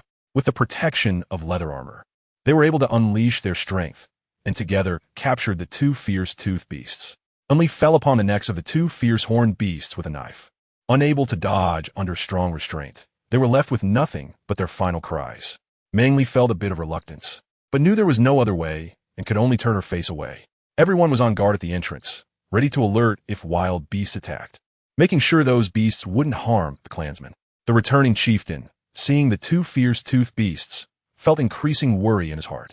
He spoke to the guards and the orcs at each entrance. Wu, arrange for a few people to go back to the communal cave to check if anyone is still outside the tribe. I'll take a look around to see if that cave in the house hasn't been sealed yet. Okay, should we discuss with the shaman about sealing the entrance of the communal cave tonight? Inform the shaman in advance, and if there are no issues, let people prepare to seal it once everyone is back. All right, then I'll head over first. Hurry up. The two parted ways, each arranging their own tasks. Meng Li was brought to where the shaman lived by the returning Wu. Wu, you go prepare, and once the tribesmen are back, seal it. Okay, I'll go prepare. Meng Li, you should also tidy up your cave and rest for a while. Okay, shaman. In the afternoon, Huang Yin and He Ting each carried 5 or 6 bamboo logs over 2 meters high to Meng Li. They didn't even have time to drink water before hearing the alarm of a beast attack and hurriedly ran off to help. In just half a day, there had already been 5 or 6 waves of small beast attacks. Wu was especially busy confirming back and forth, and finally, after the 7th wave of beast attacks, he confirmed that all the tribesmen had returned to the tribe. Zhu, go out and tell the chieftain to have everyone retreat. Hey, I'll go right now. Others come with me to seal the cave entrance. Okay, sitting at the cave entrance, Meng Li happened to encounter Wu leading everyone out and quickly asked, Where are you going? Is there an attack by beasts? After Huang Yin and the others left, Meng Li couldn't sit still and followed out to take a look, feeling a transition from reluctance to numbness. Now she was only afraid that more beasts would come and harm the people in the tribe. It's okay. We're here to seal the cave entrance. Oh, is there anything I can help with? No need. Just stay aside and don't let the stones hurt you. Meng Li followed the instructions and walked a bit further away, seeing them moving stones to slowly block the cave entrance. The orcs stationed at various entrances also retreated into the cave, followed by a few wild beasts. Time was tight, and the returning orcs joined the effort to seal the cave, leaving just a small opening on one side. The wild beasts that wanted to enter were beaten to death by the orcs surrounding the cave entrance. The beasts that followed were thus more cautious and did not dare to attack recklessly. The remaining exit was guarded by orcs in shifts every day, and occasionally 1 or 2 careless wild beasts that ventured inside were killed, providing an extra meal for everyone. In the early hours of the next day, a light rain began to fall, and by morning it had turned into a heavy downpour. The rainy season arrived a day earlier than expected, marking the onset of the large matchmaking event for the Huangyan tribe. Chapter 33. The Large Matchmaking Event, Part 1. The rainy season had lasted for 4 days, and the tribe members had begun to get used to living together in the cave without distinguishing between day and night. Several females who had already become AMU sought out the chief and the shaman to discuss the possibility of holding a bonfire party.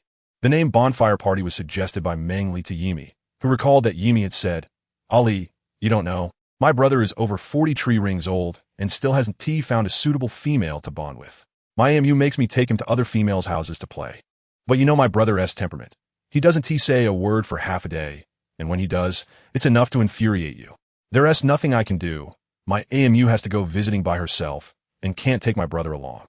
Every day, she talks about what good methods there are to find a suitable female for my brother." At that time, Meng Li had fiddled with bamboo and wood for 2 days, feeling somewhat frustrated. When she heard Yimi say this, she directly introduced the bonfire party of the ethnic minorities to her, not expecting that it would actually be organized. Ali, are you ready? We're going to the bonfire party now. Are we going now? I just finished breakfast not long ago. I thought we would have to wait until dinner. Yes, the shaman and the chief are going over now, so hurry up. Oh, I see. Then I'll tidy up and come. Meng Li put down the bone knife and bamboo strips in her hands, patted off the bamboo shavings on her clothes, and then tidied her hair before planning to go out. Ali, you can't just go like this, can you? Yimi asked hesitantly, looking at her messy appearance. What's wrong with how I look? I don't see anything wrong, and I'm dressed the same as usual, so it should be fine, right? What about your blue leopard beast rainy season outfit? It's over there. Meng Li pointed at the large beast skin on the stone bench by the bed. Yimi scurried over, took out the blue leopard beast rain gear wrapped in the large beast skin, and handed it to Meng Li, signaling her with her eyes to hurry up and change. Meng Li stared at the blue clothes in her hands, questioning with her eyes, is it really necessary? Do we need to be this formal? Yimi didn't care about her and just wanted to help her change. Yimi, I can do it myself. Then hurry up. I'll be waiting for you outside. You have to change. All right, I'll change right away. Seeing Meng Li agree, Yimi walked out with a cheerful step. The rain season outfit in black and yellow was worn by her with a sense of youthful vitality. When she reached the door and didn't hear any movement behind her, Yimi turned her head, her brows furrowed, and her round eyes filled with a bit of anger as she lowly shouted at Meng Li, Ali, hurry up. Hey. Meng Li quickly regained her composure, smiled and agreed, looking very obedient. Yimi turned around and left, satisfied. Meng Li had no choice but to resign herself to wearing the blue rainy season outfit, which was very soft. The inside of the clothes was also worn down to be soft, not at all rough on the skin. She let her long hair down and tied it up with a vine. Luckily, there were also sapodilla trees here, so she didn't have to worry about washing her hair. Otherwise, she would have to cut her long hair. The thought of that bone knife made Meng Li feel a pain in her scalp. Ali, are you ready? Yimi walked in and saw Meng Li standing quietly, looking at her. Suddenly, she felt that this moment made Meng Li look very beautiful. The blue outfit paired with her pale skin made her black hair and red lips stand out, giving her a kind of beauty that they didn't have. Ali, although you look a bit pale and weak, you actually look quite nice like this. Just a little less ugly than me and Hong Sha. Hearing Yimi's comment, Meng Li felt a mix of laughter and tears. Extra note, thank you all for the tickets you've given me. I will work hard to update at the Xiang Bamboo River. Chapter 34, Large Blind Date Event, Part 2, by the time Yimi and Meng Li arrived. The large cave that served as the venue was already packed with people. Orcs were competing in an arm wrestling match with stones that had been moved from somewhere. The younger females watched with shining eyes. An area in the middle was cleared out, where 2 orcs were competing fiercely. As it rained more, the cave became a bit damp and chilly, so a large bonfire was lit. Several orcs skilled in cooking were grilling meat, attracting 2 females to watch. Meng Li, hurry over here. The chief had been looking for Meng Li and immediately called out to her upon seeing her. Yimi, the chief uncle is calling me. Should we go over there first, or we'll take a look elsewhere? Hearing the chief's voice, Meng Li raised her hand to wave and then whispered to Yimi beside her. I'll go over with you first. We can check out other places later. Okay. The 2 of them approached the main seats where the shaman and the chief were sitting. Chief uncle, shaman. Meng Li, Yimi, you 2 hurry up and pick. See if there are any orcs you like and make a choice. When the next tree ring comes, you'll be adults and can go to the shaman to form partnerships together. It'll all be lively. Today's theme was a large blind date event, prepared for females and orcs without partners. Orcs who already had partners were sent to guard the cave entrance or help the older females prepare things. Chief Shui was eager to let the 2 girls choose more orcs. This way, the tribe would become more prosperous. Yimi blushed a bit from embarrassment, while Meng Li just smiled awkwardly and didn't speak. Seeing Emi's little face turn red, she couldn't help but tease her. Our Emi is so beautiful. She will definitely attract many orcs. You don't need to worry about that, Chief. Ali, if you keep saying that, I won't talk to you anymore. Emi's looks were not bad. She had a plump figure, and her skin was a healthy wheat color, which was very popular among the orcs. Her now blushing face added a touch of charm, making the surrounding unmarried orcs look on enviously. In contrast, although Meng Li had an oval face and fair skin, here she was just a pale, weak little cub, completely incomparable to Emi. All right, you two go have fun. The chief couldn't directly tell Meng Li to find someone, so he let them go play. Once they walked a bit further, Emi playfully tickled Meng Li and said, "Hey, Ali, let us see if you still dare to tease me." Standing at 1.8 meters, Emi towered over Meng Li, who was only 1.6 meters tall, making her look like a little chick completely outmatched. She could only plead, "Okay, Emi, I was wrong. I won't dare to do it again next time. Please forgive me this time." "All right then. Thank you, Emi." The two of them became good sisters again, happily holding hands as they strolled through the cave, which was only about 500 or 600 square meters. Occasionally, they would encounter little orcs running past their feet, and they would squat down to pet them. Meng Li's adorable and innocent appearance was deeply imprinted in the eyes of several beastmen. Even when they noticed other beastmen with the same gaze, there was no hostility, only mutual smiles. After all, Meng Li was a female of the weasel beast tribe, and in their view, having multiple bonded partners was quite normal. Meng Li did not notice these things. She was dazzled by the pink bubbles in front of her. Bond, bond, bond. The lively atmosphere around also infected Meng Li and Emi, and the two joined in, clapping and cheering. Bond, bond. The female and the orc in the center of the crowd blushed, but when they looked at each other, they were sweet as could be. Chapter 35. Bonding Ceremony. The female, surrounded in the middle, was named Bailon. She had only one partner, and the orc she was bonding with this time was Afong, the son of her aunt. Bailon was over 40 tree rings old, which, according to the orc lifespan of 130 tree rings, meant she was in her prime for reproduction. Naturally, she wanted to bond with more partners to have more offspring. "Congratulations, Bailon," Emi shouted from the side. "Congratulations." "Thank you." Meng Li and Bailon could only be considered familiar to the extent of recognizing each other.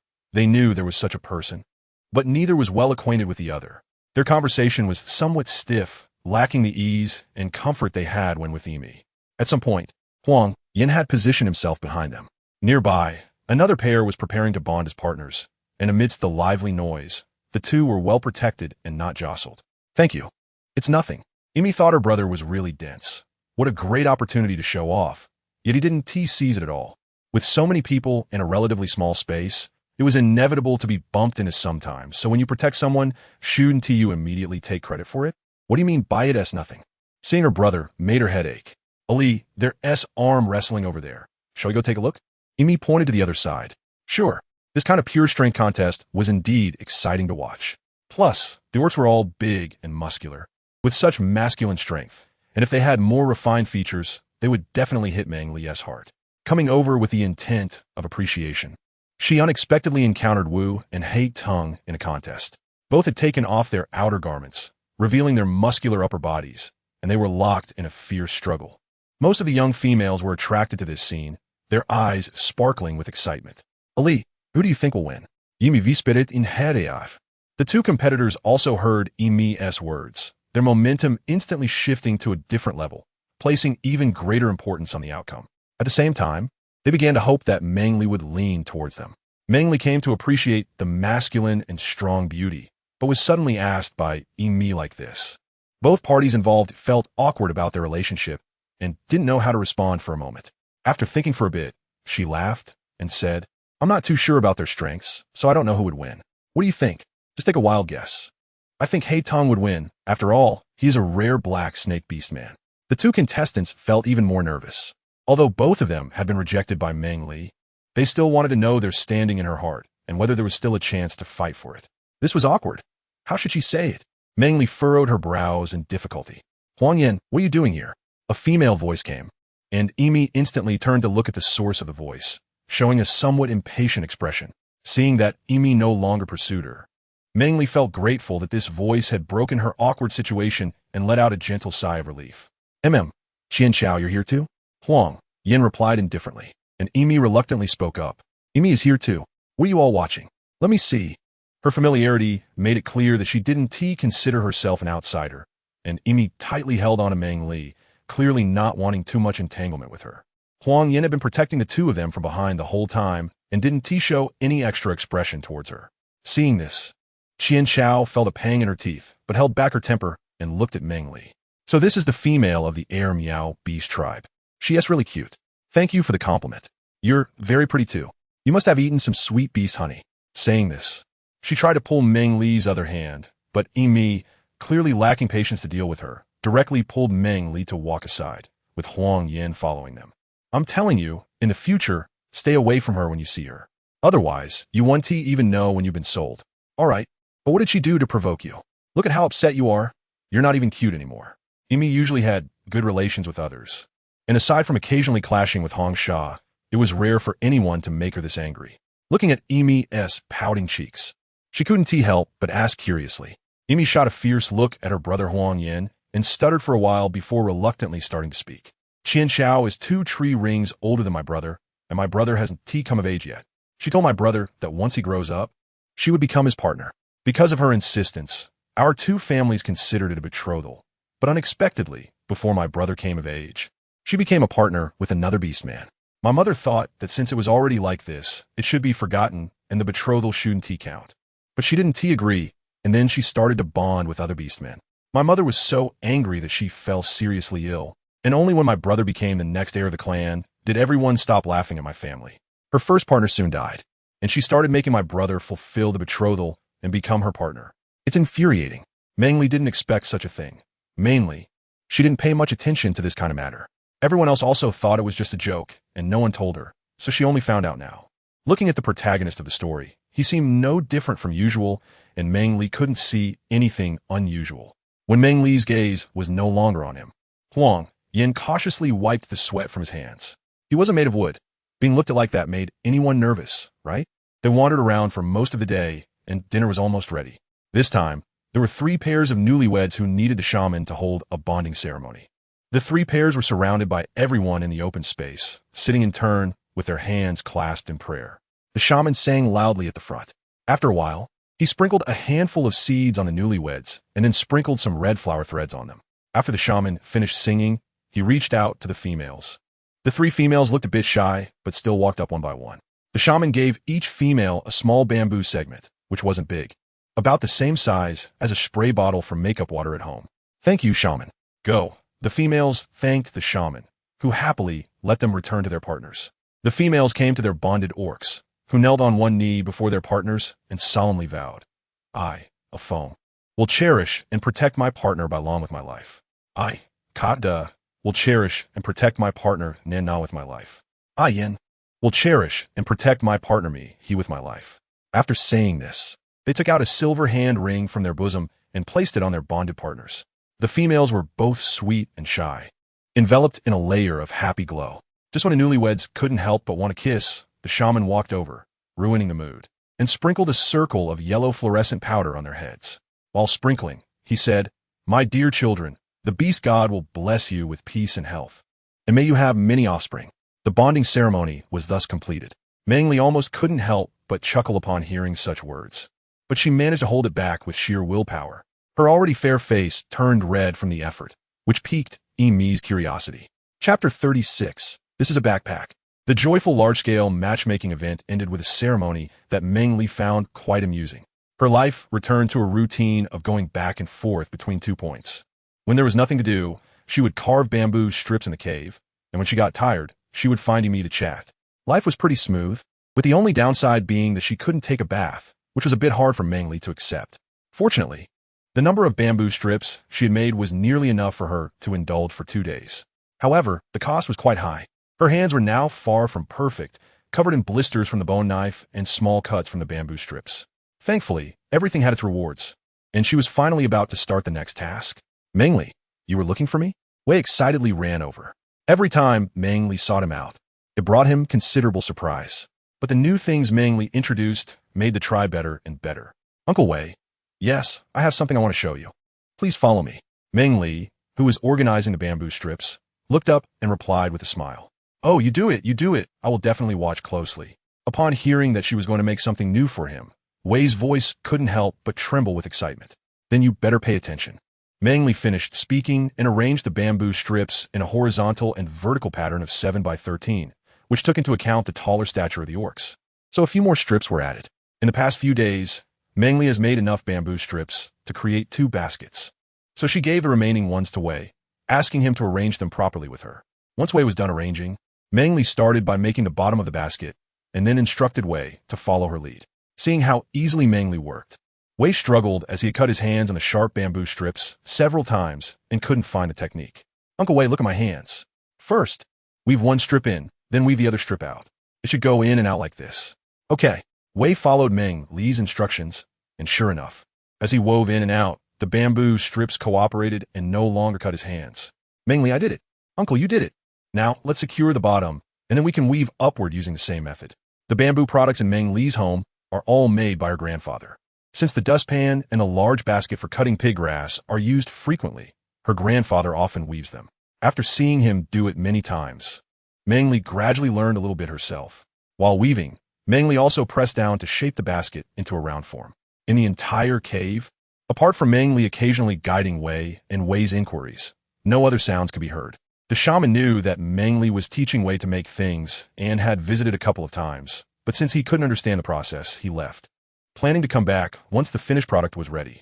After a whole morning and an afternoon, the baskets in their hands finally reached the final stage, threading the rim. This part was quite tricky, so Meng Li had to be patient and teach Wei step by step how to do it. Meng Li, is this also used for bathing? Wei asked uncertainly, having helped Meng Li make a wooden tub for bathing, which was also round in shape. No, we haven't finished a step yet. Meng Li brought over some thinner and shorter bamboo strips and started weaving the shoulder straps. We use these small bamboo strips to weave the straps by crossing them like this. If Meng Li hadn't said anything, Wei would have thought those small bamboo strips were unnecessary. Seeing those small bamboo strips gradually become a shoulder strap 3 fingers wide, he couldn't help but start weaving himself. Uncle Wei, it's crossed like this and you need to tighten it a bit so the strap won't be loose. Okay, Meng Li, is this strap done once we finish this? What is this for? You see, like this, insert the strap 3 centimeters from the mouth of the... Then pull it back and weave it together. Wei tried it himself, but couldn't get it in after several attempts. Meng Li handed him a hard stone. Uncle Wei, use the sharp edge of the stone to pry open the spot where you want to insert the strap so it can go in. Following Meng Li's instructions, Wei tried again, and it was indeed much easier. He then pulled the strap back, and Meng Li helped adjust the position as Wei wove the strap together. Meng Li carried the large basket on her back, making her appear even smaller. Uncle Wei said, if I carry it like you, I can put things in the basket later. My hands will be free, and it will be more convenient for you to fight, plus I can carry more. Wei tried it, and found it indeed very convenient. He picked up a small stone from Meng Li's side, placed it in the basket, and felt it was lighter than carrying it by hand. He was immediately amazed and wanted to put another stone in. Uncle Wei, you can't add more stones. Why not? Wei, still holding the stone, wanted to try again. Meng Li blocked him, not allowing him to add it. Let me give you an analogy. I can only carry 20 pounds of meat. If I carry more, I won't be able to lift it. If I force myself to carry it, I'll end up exhausted. This basket is the same. So we need to take care of it when we use it. If it breaks, we'll have to repair it. So that's how it is. Then I won't try it anymore. It would be a pity if it broke. Once Wei heard it might break, he was reluctant to try. Seeing that he listened to her, Meng Li felt relieved. Uncle Wei, this bamboo weaving can also be made into other things. But this is the only one I know how to do. You can think about it more when you have time. All right, what about this basket? Uncle Wei knew that Meng Li was teaching him, and it wouldn't be good to take it away. Since it's made by you, of course, it's yours. I'm fine with just having this. Then I won't be polite. In the future, if I want to make something, I'll just ask Uncle Wei. Okay, Uncle Wei, thank you in advance. Wei was very happy to have this basket, and at that moment, the shaman and the clan leader came over to see how they were doing. Wei, what is this thing? It's quite unusual. The clan leader looked at what Wei was carrying on his back, curious and unsure what it could be used for. He wanted to touch it, but Wei wouldn't let him, being rather stingy. Meng Li, what are you all making? The shaman, being clever, directly asked Meng Li, who was the only one who knew about this item. Shaman, this is a basket for carrying things. It will be much more convenient for gathering in the future. Can I try it? The shaman was intrigued and wanted to see how it worked. Shaman, you can use mine. Try carrying it. All right. When he got it in his hands, the shaman couldn't help but touch it, then put it on his back and walked around. Meng Li, add some things inside for me. Otherwise, I can't test it out. Sigh. Meng Li walked to the bedside and struggled to lift the large for covering her. Seeing this, the clan leader quickly came over to help, and together they placed the fur into the backpack. Unable to contain himself, he asked the shaman, "Shaman, how does it feel?" "Good. Very good. Add some more." The shaman couldn't help but say, "This backpack is really useful." If the previous orcs had to carry such a large piece of beast skin, they wouldn't have been able to carry anything else. Now I feel like I can add a few more pieces without any problem. The clan leader looked on enviously and, upon touching the backpack on Wei's back, wanted to snatch it away. Wei was unwilling to let go, and the two of them tugged at either side. Seeing the backpack deform, Wei felt heartbroken and shouted at the clan leader, "Clan leader, let go quickly, this backpack is going to break." Meng Li and a few others were arguing when Emi suddenly ran over, shouting for the shaman, saying that Aunt Mushan was about to give birth. The group hurried out to see how Aunt Mushan was doing with her delivery. Chapter 37, Cave Birth, Part 1. The place where Aunt Mushan lived was already crowded with tribe members. Several females who had given birth before were inside, helping with the delivery. On the way, the shaman made a quick trip back to grab a packet of herbs. And then they rushed towards the cave where Aunt Mushan lived. "How is it? When did it start?" Seeing Hei Tong, who was also standing outside, the shaman couldn't help but bombard him with questions. Hei Tong was currently living in a large cave with other bonded orcs. He had hurried over upon hearing that his mother was about to give birth, and now he wanted to ask someone what was happening inside. "I just arrived, and I'm not clear on the situation inside either." Even though he was anxious and his face had turned pale, he still managed to respond patiently to the shaman's questions. Mwah. From inside the cave came muffled, painful sounds that made Hei Tong's already pale face grow even paler.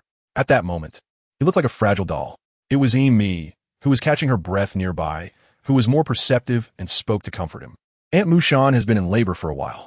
At first, she just said she needed to pee, but then she started to have stomach pains. My mother and aunt are already inside helping." That's good. The shaman couldn't help but speak up. For females, giving birth to young ones was like stepping 1 foot into the realm of death. Whether they could come back was uncertain. Therefore, whenever a female in the tribe was giving birth, everyone in the tribe would be worried. Meng Li also wanted to go in and take a look, but she knew she couldn't help, so she could only wait outside. A few people stood outside the cave, stretching their necks to see what was going on inside, but they couldn't see anything at all. "Everyone should go back. Mushan has given birth before, so there should be no problem," the shaman said comfortingly. Seeing that everyone looked worried, "Okay, I'll go back and check on the little ones at home. I'll come back later." After hearing the shaman's words, everyone felt that waiting like this wasn't a solution. Those with matters at home or with young ones should go back to take a look first. If everything is fine, they can find a place to sit outside and wait. Meng Li and the shaman were also casually looking for a place outside to sit and wait. "It's fine. Don't worry." Hei Tong kept staring at the cave, his lips pressed tightly. Meng Li was worried that if he stayed this tense, he might faint from fear if nothing happened with Aunt Mushan later. Hearing Meng Li comforting herself, Hei Tong quickly glanced at her and then turned his gaze back to the cave. "Uncle Wei, later I'll teach you how to make a crib. It can be used for Aunt Mushan's little baby." "Sure, you tell me how to do it, and I'll go find materials later." Meng Li noticed that Hei Tong was ignoring him, so he wanted to say something to distract him, and the topic of Aunt Musha was the best. Wei felt a strong desire for knowledge when he heard that Meng Li was going to teach him something new. He needed some wood, but he wasn't sure if there was any good wood in the cave right now. As it turned out, there really wasn't any good wood in the cave at the moment. Otherwise, they could wait until the rainy season was over to find some. Meng Li thought for a moment and decided that this was the only way. "All right, I'll draw a picture for you to see." Sigh. Meng Li has seen too many cribs, so making the simplest one is not a problem at all. The most important thing is that Hei Tong has paid attention to the topics we discussed, and they have achieved their purpose. Meng Li picked up a branch, smoothed the muddy ground in front of her, and drew a simple baby bed on it. The others were attracted by this peculiar thing and looked at Meng Li, eager to hear her explain its purpose. Chapter 38, Cave Birth, Part 2. The sound from the cave, which had started off strong and vigorous, gradually became weak. The tribespeople who had been waiting outside for a day felt anxious. It had been a whole day. Why hadn't the baby been born yet? Could Mushan hold on? Blackvine's father was getting a bit restless, worriedly pacing back and forth while occasionally glancing inside. He wanted to go in and take a look, but every time he reached the small cave entrance, he was chased back out. The orcs waiting outside were unusually silent. Some inexperienced young females even had tears of worry in their eyes. Suddenly, someone rushed in from outside, bringing in a heavy smell of blood. The orcs all looked at the bloodied person warily. "Little father, Black Vine immediately recognized the bloody figure and hurried over to ask if he was injured. But Black Vine's little father was completely uninterested in him and hurried to Black Vine's father, asking anxiously, "Brother, how is Mushan? Is she okay?" Black Vine's father was startled by the blood all over him and didn't even hear what he said. He just wanted to check if he was hurt. "Shujia, where are you injured? You need to let the shaman take a look." "Brother, don't worry about that right now. Just tell me how Mushan is." Seeing that his brother still wanted to check on him, Shujia impatiently swatted his hand away, covered in blood, and tried to rush into the small cave, shouting, "Mushan, I'm back to be with you. We're about to have a baby. You're going to be a mother, and I'm going to be a father. You can't leave us." When Shu Jia reached the entrance of the small cave, he was stopped and not allowed to go in. He could only shout loudly. Even if Mushan didn't respond, he kept talking. "Meng Li, bring this medicine inside. I see that Mushan might not make it through this." The shaman handed Meng Li a packet of herbal powder wrapped in large leaves, but his eyes showed clear reluctance. "How do you use this?" But Meng Li didn't have time to dwell on it. She directly asked for the method of use. "Mix it with water and give it to Mushan to drink. That will give her strength. However, it should only be used as a last resort. Then I'll go in first." Hearing the shaman's words, Meng Li was quite frightened, a sense of foreboding creeping into her heart. She felt a bit scared as she reached for the item, but thinking of the increasingly weak sounds from the cave, she could only quickly run into the small cave. "Auntie, this is what the shaman asked me to give you. He said to mix it with water for Aunt Mushan to drink, so she can gain strength." Seeing the item in Meng Li's hand, Auntie's hands trembled as she took it. The shaman really said that? The shaman had instructed that it should only be used as a last resort. Auntie seemed to have made a big decision, the veins on the back of her hand standing out as she firmly took the medicine from Meng Li. Looking at Mushan, who was only exhaling and not inhaling, she gritted her teeth and asked Meng Li to help her. "Okay, you want me to get a jar of water?" "All right." Meng Li hurriedly went out to find water, completely without time to think about anything else. She always felt that if she was even a minute late, it would delay Aunt Mushan for a minute. The water was found and handed to Aunt Mu. Aunt Mu took the bamboo jar, and Meng Li could clearly see the ripples forming in the water as it sloshed around. The herbal powder poured into the bamboo jar scattered a lot. "Aunt Mu." Meng Li's anxiety grew stronger, and her words were filled with unease. It's okay, don't worry." Seeing the concern in the eyes of the little female across from her and her own pale face, the comforting words she spoke seemed even more feeble. "Do you want me to help you?" Meng Li felt inexplicably scared at this moment and struggled to say these few words. No, I can do it myself." And he took a few deep breaths, trying to relax her body. Then she quickly poured the herbs into the bamboo jar and handed it to Mushan. "Mushan, this is the medicine given by the shaman. Do you want to drink it?" Annie's expression was very sad, but she still tried to force a smile and spoke gently to Mushan. Mushan, who was nearly unconscious, heard the voice beside her and managed to speak. But her tone was unusually firm. "Annie, I want the child to be born safely. I want to be a mother." Okay, then drink it." Upon hearing Mushan's decision, the tears that Annie had held back for so long finally fell at that moment. "Thank you, Auntie." Mushan's weak voice was almost inaudible. If Annie hadn't been supporting her, it would have been hard to hear.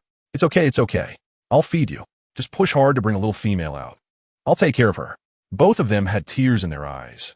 Auntie's were filled with pain and despair, while Mushan's were filled with joy and fulfillment. The people around them had also guessed what the medicine was, and even Shu Jia spoke much more softly, afraid of startling Mushan. Meng Li's eyes widened in confusion, unsure of what to do. She felt as if she were making a choice between saving the big and the small, while Aunt Mushan was saying her goodbyes to them. After taking the medicine, Mushan's body quickly recovered, and she started to regain strength to give birth. Hearing Aunt Mushan's spirited voice again, Meng Li suddenly snapped back to reality. The thoughts of saving the big and the small and saying goodbye flashed through her mind, and then she dashed outside to find a shaman. "Shaman, after taking this medicine, will there be a lot of bleeding later?" The shaman's heart skipped a beat at Meng Li's question, and with a helpless nod, he fell into sorrow. The others, hearing Meng Li's words, also had a basic answer in their hearts. While everyone else wanted to ask more about the situation, Meng Li pushed through the crowd and ran towards where the herbs were placed. Meng Li directly threw the herbs she needed in her backpack, casually tossing aside the ones she picked up by mistake. After confirming she had gathered enough, she shouldered the backpack and rushed back. The shaman and the others saw Meng Li, panting and carrying a large backpack, and wanted to ask her something but were afraid of delaying her, so they quickly made way for her to pass. In just a short while, Mushan had already laid 2 eggs. but there was still more inside her, and the effects of the medicine were beginning to wear off. In the final moments, she weakly laid a particularly large egg, accompanied by a pool of blood. Mushan, Mushan, wake up! Seeing the pool of blood, the female helping with the delivery couldn't help but call out loudly to her. But Mushan had already exhausted her last ounce of strength and fainted. Meng Li quickly ran over to check her pulse and saw that her vital signs had started to weaken. He picked up a small ginseng he had found last time, broke it into 2 pieces, and put the smaller piece into Aunt Mushan's mouth. Haitong and his fathers also rushed in at the first moment, and several of them tried to get to Mushan's side. Meng Li saw that they were about to move Aunt Mushin and anxiously shouted, "Aunt Mushin is not dead yet. Why are you in such a hurry? Get out, everyone, get out." Meng Li rarely loses her temper, but when she suddenly did, it surprised everyone. However, upon hearing her words, they couldn't help but feel happy and wanted to ask for more details. Really? Is there still hope for Mushan? You must save Mushan. The chatter grew louder, making Meng Li's head feel like it would explode, and she impatiently shouted, "Get out, all of you. Lo, come in and help me." The cave instantly fell silent, and Meng Li ignored them, continuing to do her own thing. After a night of treatment, the bleeding finally stopped, and she fed Aunt Mushan some herbs before checking her pulse, which was noticeably stronger. Chapter 39. The Hungry Beast. After a day and night of exhaustion, Meng Li was drenched in sweat and felt dizzy from hunger, having not eaten a single grain of rice. After checking Aunt Mushan's pulse and confirming she was fine, she suddenly fainted by the bed. Aunt Mushan was saved, but she herself had collapsed, scaring the surrounding tribespeople half to death. Wu, who had been by her side, immediately picked her up, his expression even more intense than when he had just learned that Mushan couldn't be saved. "She just needs to rest a bit," he reassured. That's good, that's good." The shaman had also been watching from his side, and the others couldn't persuade him otherwise, so they could only let him sit aside and wait. When the shaman saw Meng Li faint, he rushed over to check what was happening. Fortunately, it was just exhaustion. His old heart was really frightened today. Hearing the shaman's words, everyone felt relieved. Haitong came over to Wu's side and, without waiting for his reaction, forcefully took Meng Li from his arms and ran towards the cave where Meng Li lived.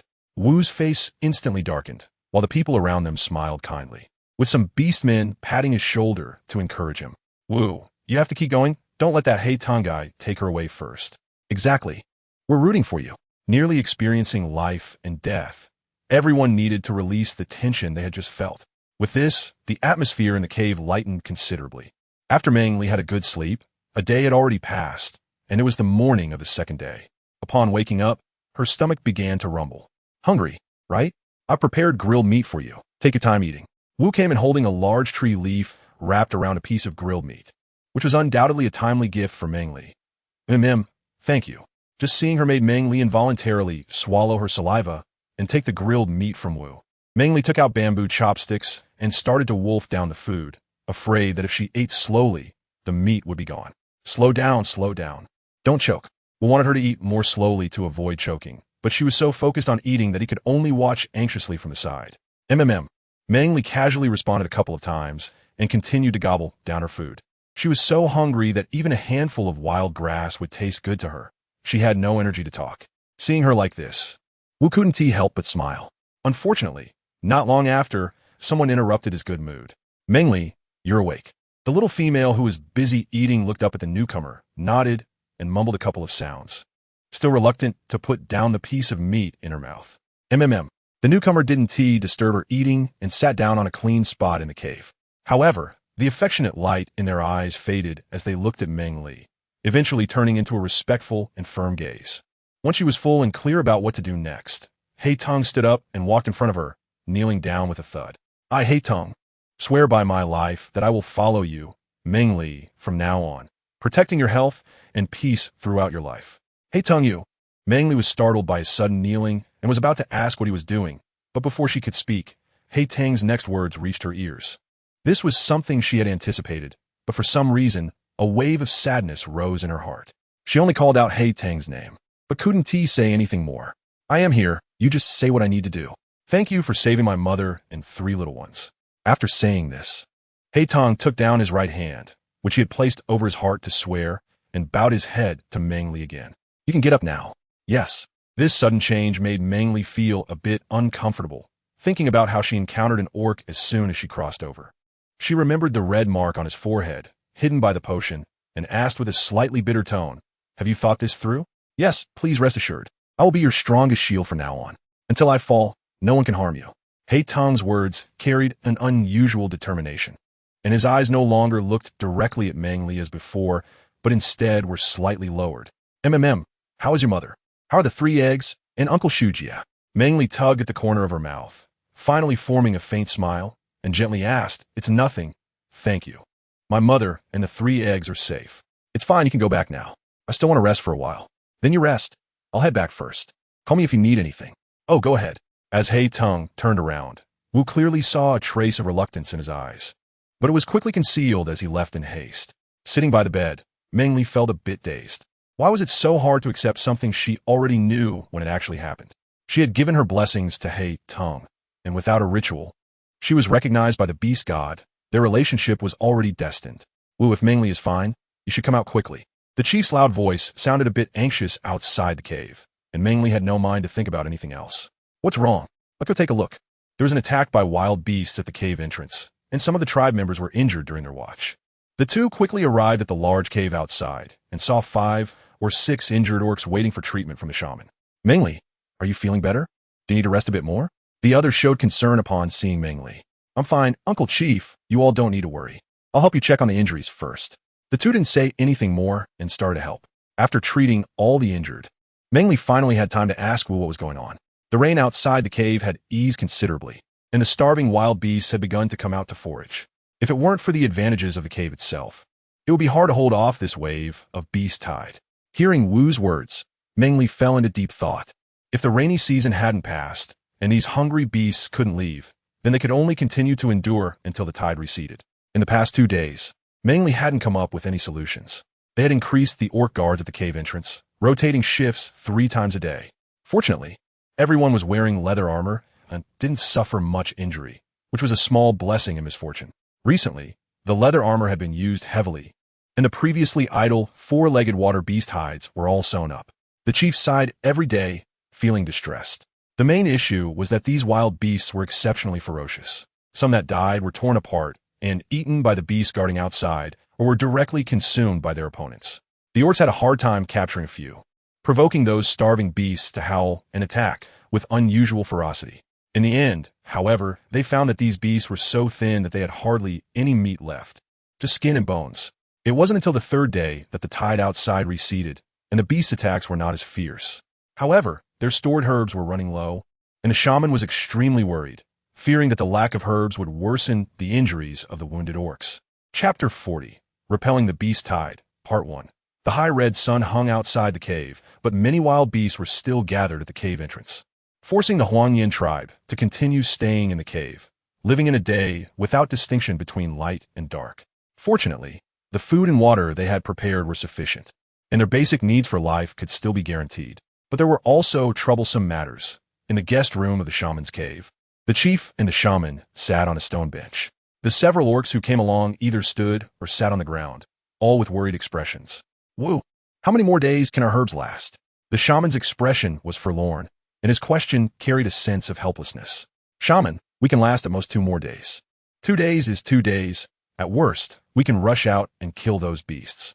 The hot-tempered Chiyo angrily responded to Wu's words. "Kill what? Is your life worth less than the beasts?" The chief slammed his hand on the table and shouted loudly. "Killing isn't an option, and staying isn't either. So what do you suggest we do? I'm listening to all of you." Chiyo felt frustrated after the chief's shout, unable to vent the anger in his heart, and could only kick the dirt wall in annoyance. Meng Li went to the clinic for a follow-up appointment with Aunt Mu Shan in the morning, while Uncle Shu Jie wanted to see the clan leader. As the two of them arrived at the cave entrance, they happened to overhear a conversation inside. The joyful expression that was still on Shu Jie's face just a moment ago vanished at a visibly rapid pace. Meng Li didn't know how to comfort, and could only sigh as he walked towards the cave. "Meng Li is back. How's Mu Shan?" "Uncle Chief, the shaman and Aunt Mu Shan are recovering well, but without herbs." Meng Li didn't finish his sentence, but everyone understood what it meant. Not only Mu Shan, but other injured tribesmen would also see their condition worsen due to the lack of herbs. "If it comes to worst, we'll charge out the day after tomorrow and drive those beasts away." The chief, at this moment, had no other plans and could only agree with Chiyo's suggestion. The other orcs patted their strong bodies, and Shu Jie stepped forward and said seriously, The meat we've raised for months, isn't for nothing, chief. You can count on us. All right, let's do it this way. Ashuay, you make arrangements. Don't let anyone lose their lives in vain. The shaman, who had been silent earlier, now looked serious. Okay, shaman. Despite the chief's earlier spirited demeanor, now that things were set in motion, his face was full of bitterness. On the second day, the beasts were still gathered outside the cave. On the third day, the last bit of herbs in the communal cave was used up, and the beasts continued to guard outside. The chief had no choice but to gather the intact orcs together and let them stand in waves as assigned yesterday. Nan, you all push the big bamboo jar out. The first wave of orcs should wait until the beasts are startled away by the jar. Then you hurry out. Okay. Huang Yin, Izay, and Lei were all skilled in the tribe. When Nan and the others pushed the big bamboo jar out, they rushed out of the cave like lightning. The two sides only faced off briefly before the orcs and beasts launched a fierce attack. Fearing for their homes, the orcs could only transform into their half-beast forms, hesitating in battle. The beasts already had the numerical advantage, and the tribe's orcs couldn't fight freely, resulting in more and more injuries. The orcs left behind in the cave were anxiously scratching their ears and cheeks, but they had no way to help. Meng Li was also anxious, looking outside and then inside. Was there any way to prevent the orcs inside from going out while also dealing with some of the beasts? Pull them in? With a rope? Yes, with a rope. Seeing the greenish-blue vines outside, Meng Li suddenly thought of this method. Off-topic thank you to Qi Jianhuaxian for the monthly votes and to everyone for the recommendation votes. Xiang Zhuhi Pan will work harder to update. Thank you all for your support. Chapter 41, Repelling the Beast Tide, Part 2. Chief Uncle, is there a long rope in the cave? Sturdy long vines will work too. Bring them all out. I have use for them.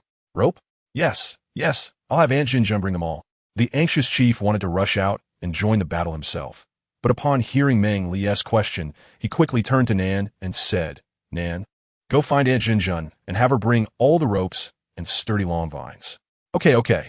Before long, Nan and a few females from Hong Sha brought all the ropes and long vines from the cave.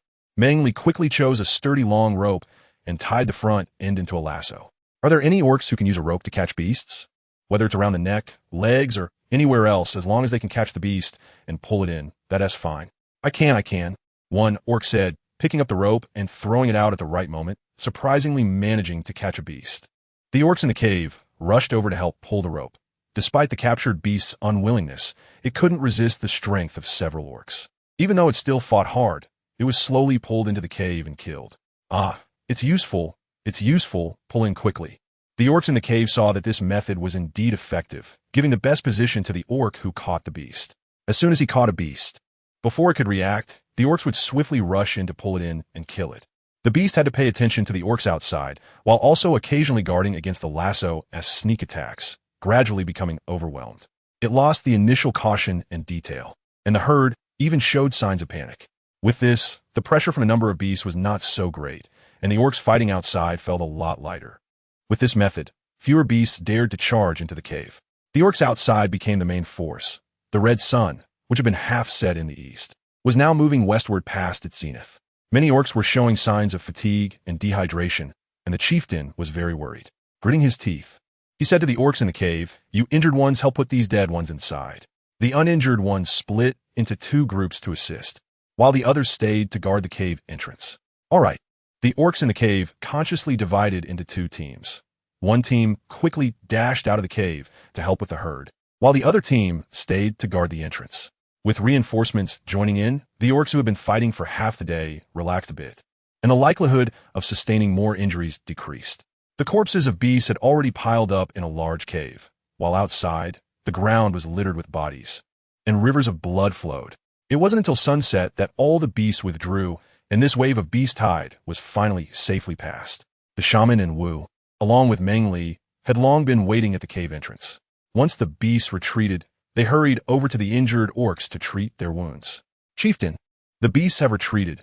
I, along with Izay, will take Emi to the shaman's cave to get some herbs. Let Wei and Nan go with you. Remember to bring the backpack so you don't have to run back and forth. All right, Nan, take Uncle Wei and let us go. Emi, follow Izay. Okay. All right, brother. Covered in blood, Huang Yin quickly blended into the night with a few others. Busy Meng Li saw the blood outside, flowing into a small river, and she was stunned. Her hands that were bandaging the orc's wounds stopped. Meng Li, Are you feeling unwell? Do you want to go inside and rest for a bit?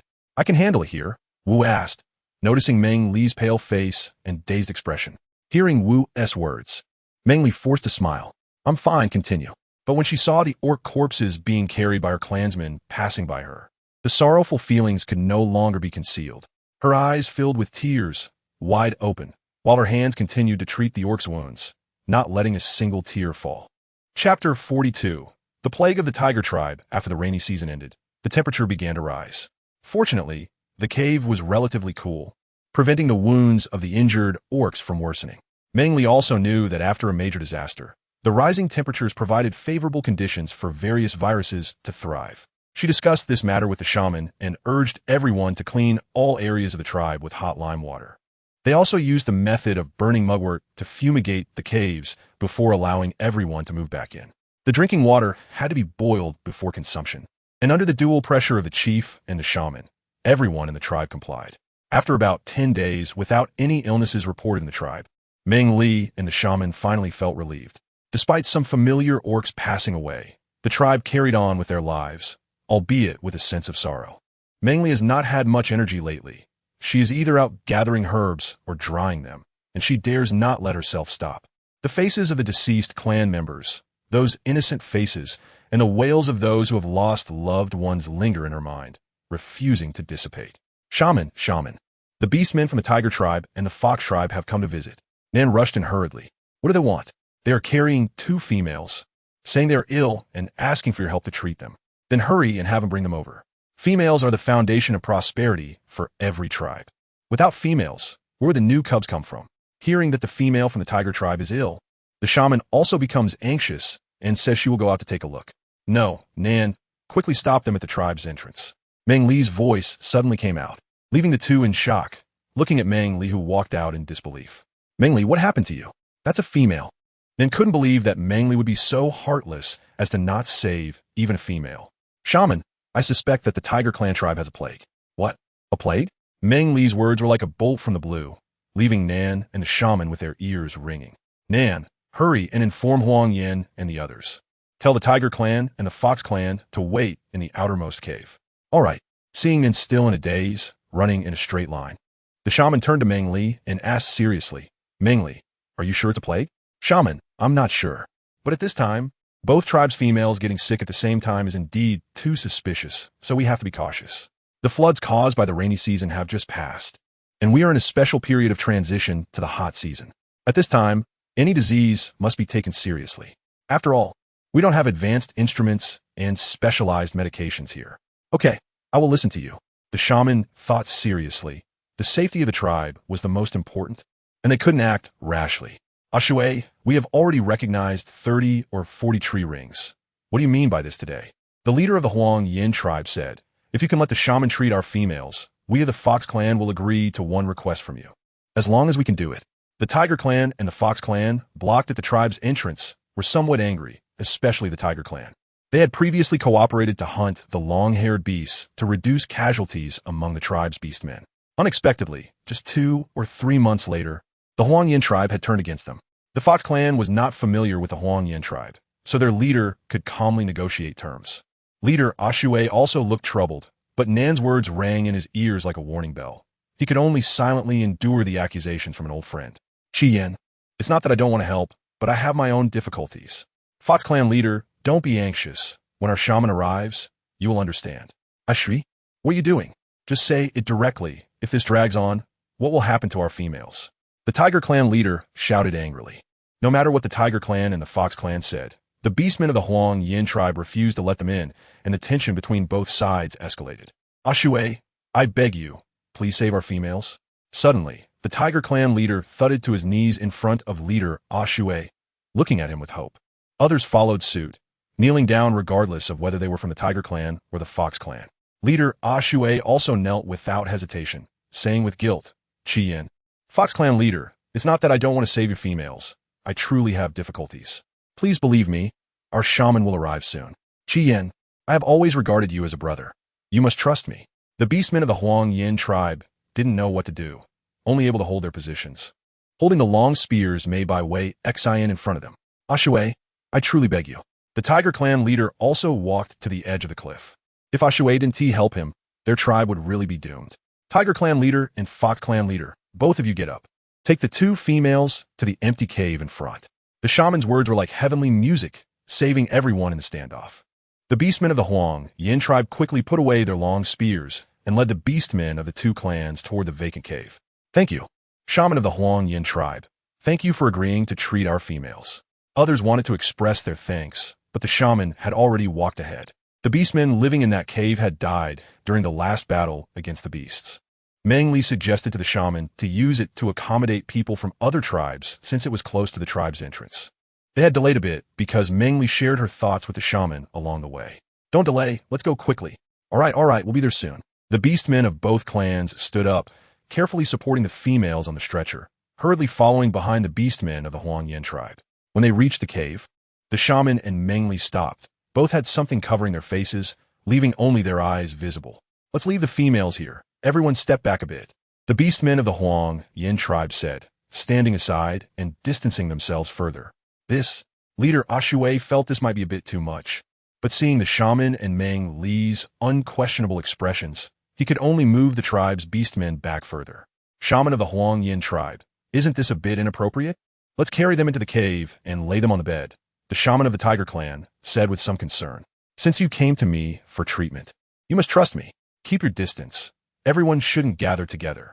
Seeing their females being treated this way, the beastmen were somewhat unable to endure. But thinking of the leader's warning and their need for the Huang Yin tribe, they could only irritably hold it in. Let me take a look, the shaman said.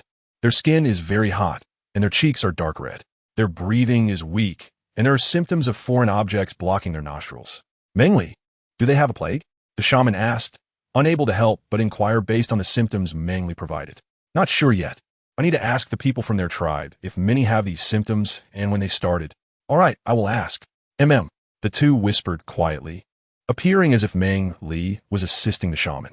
Does your tribe have many people with symptoms of fever, nasal congestion, clear discharge, and coughing? Yes.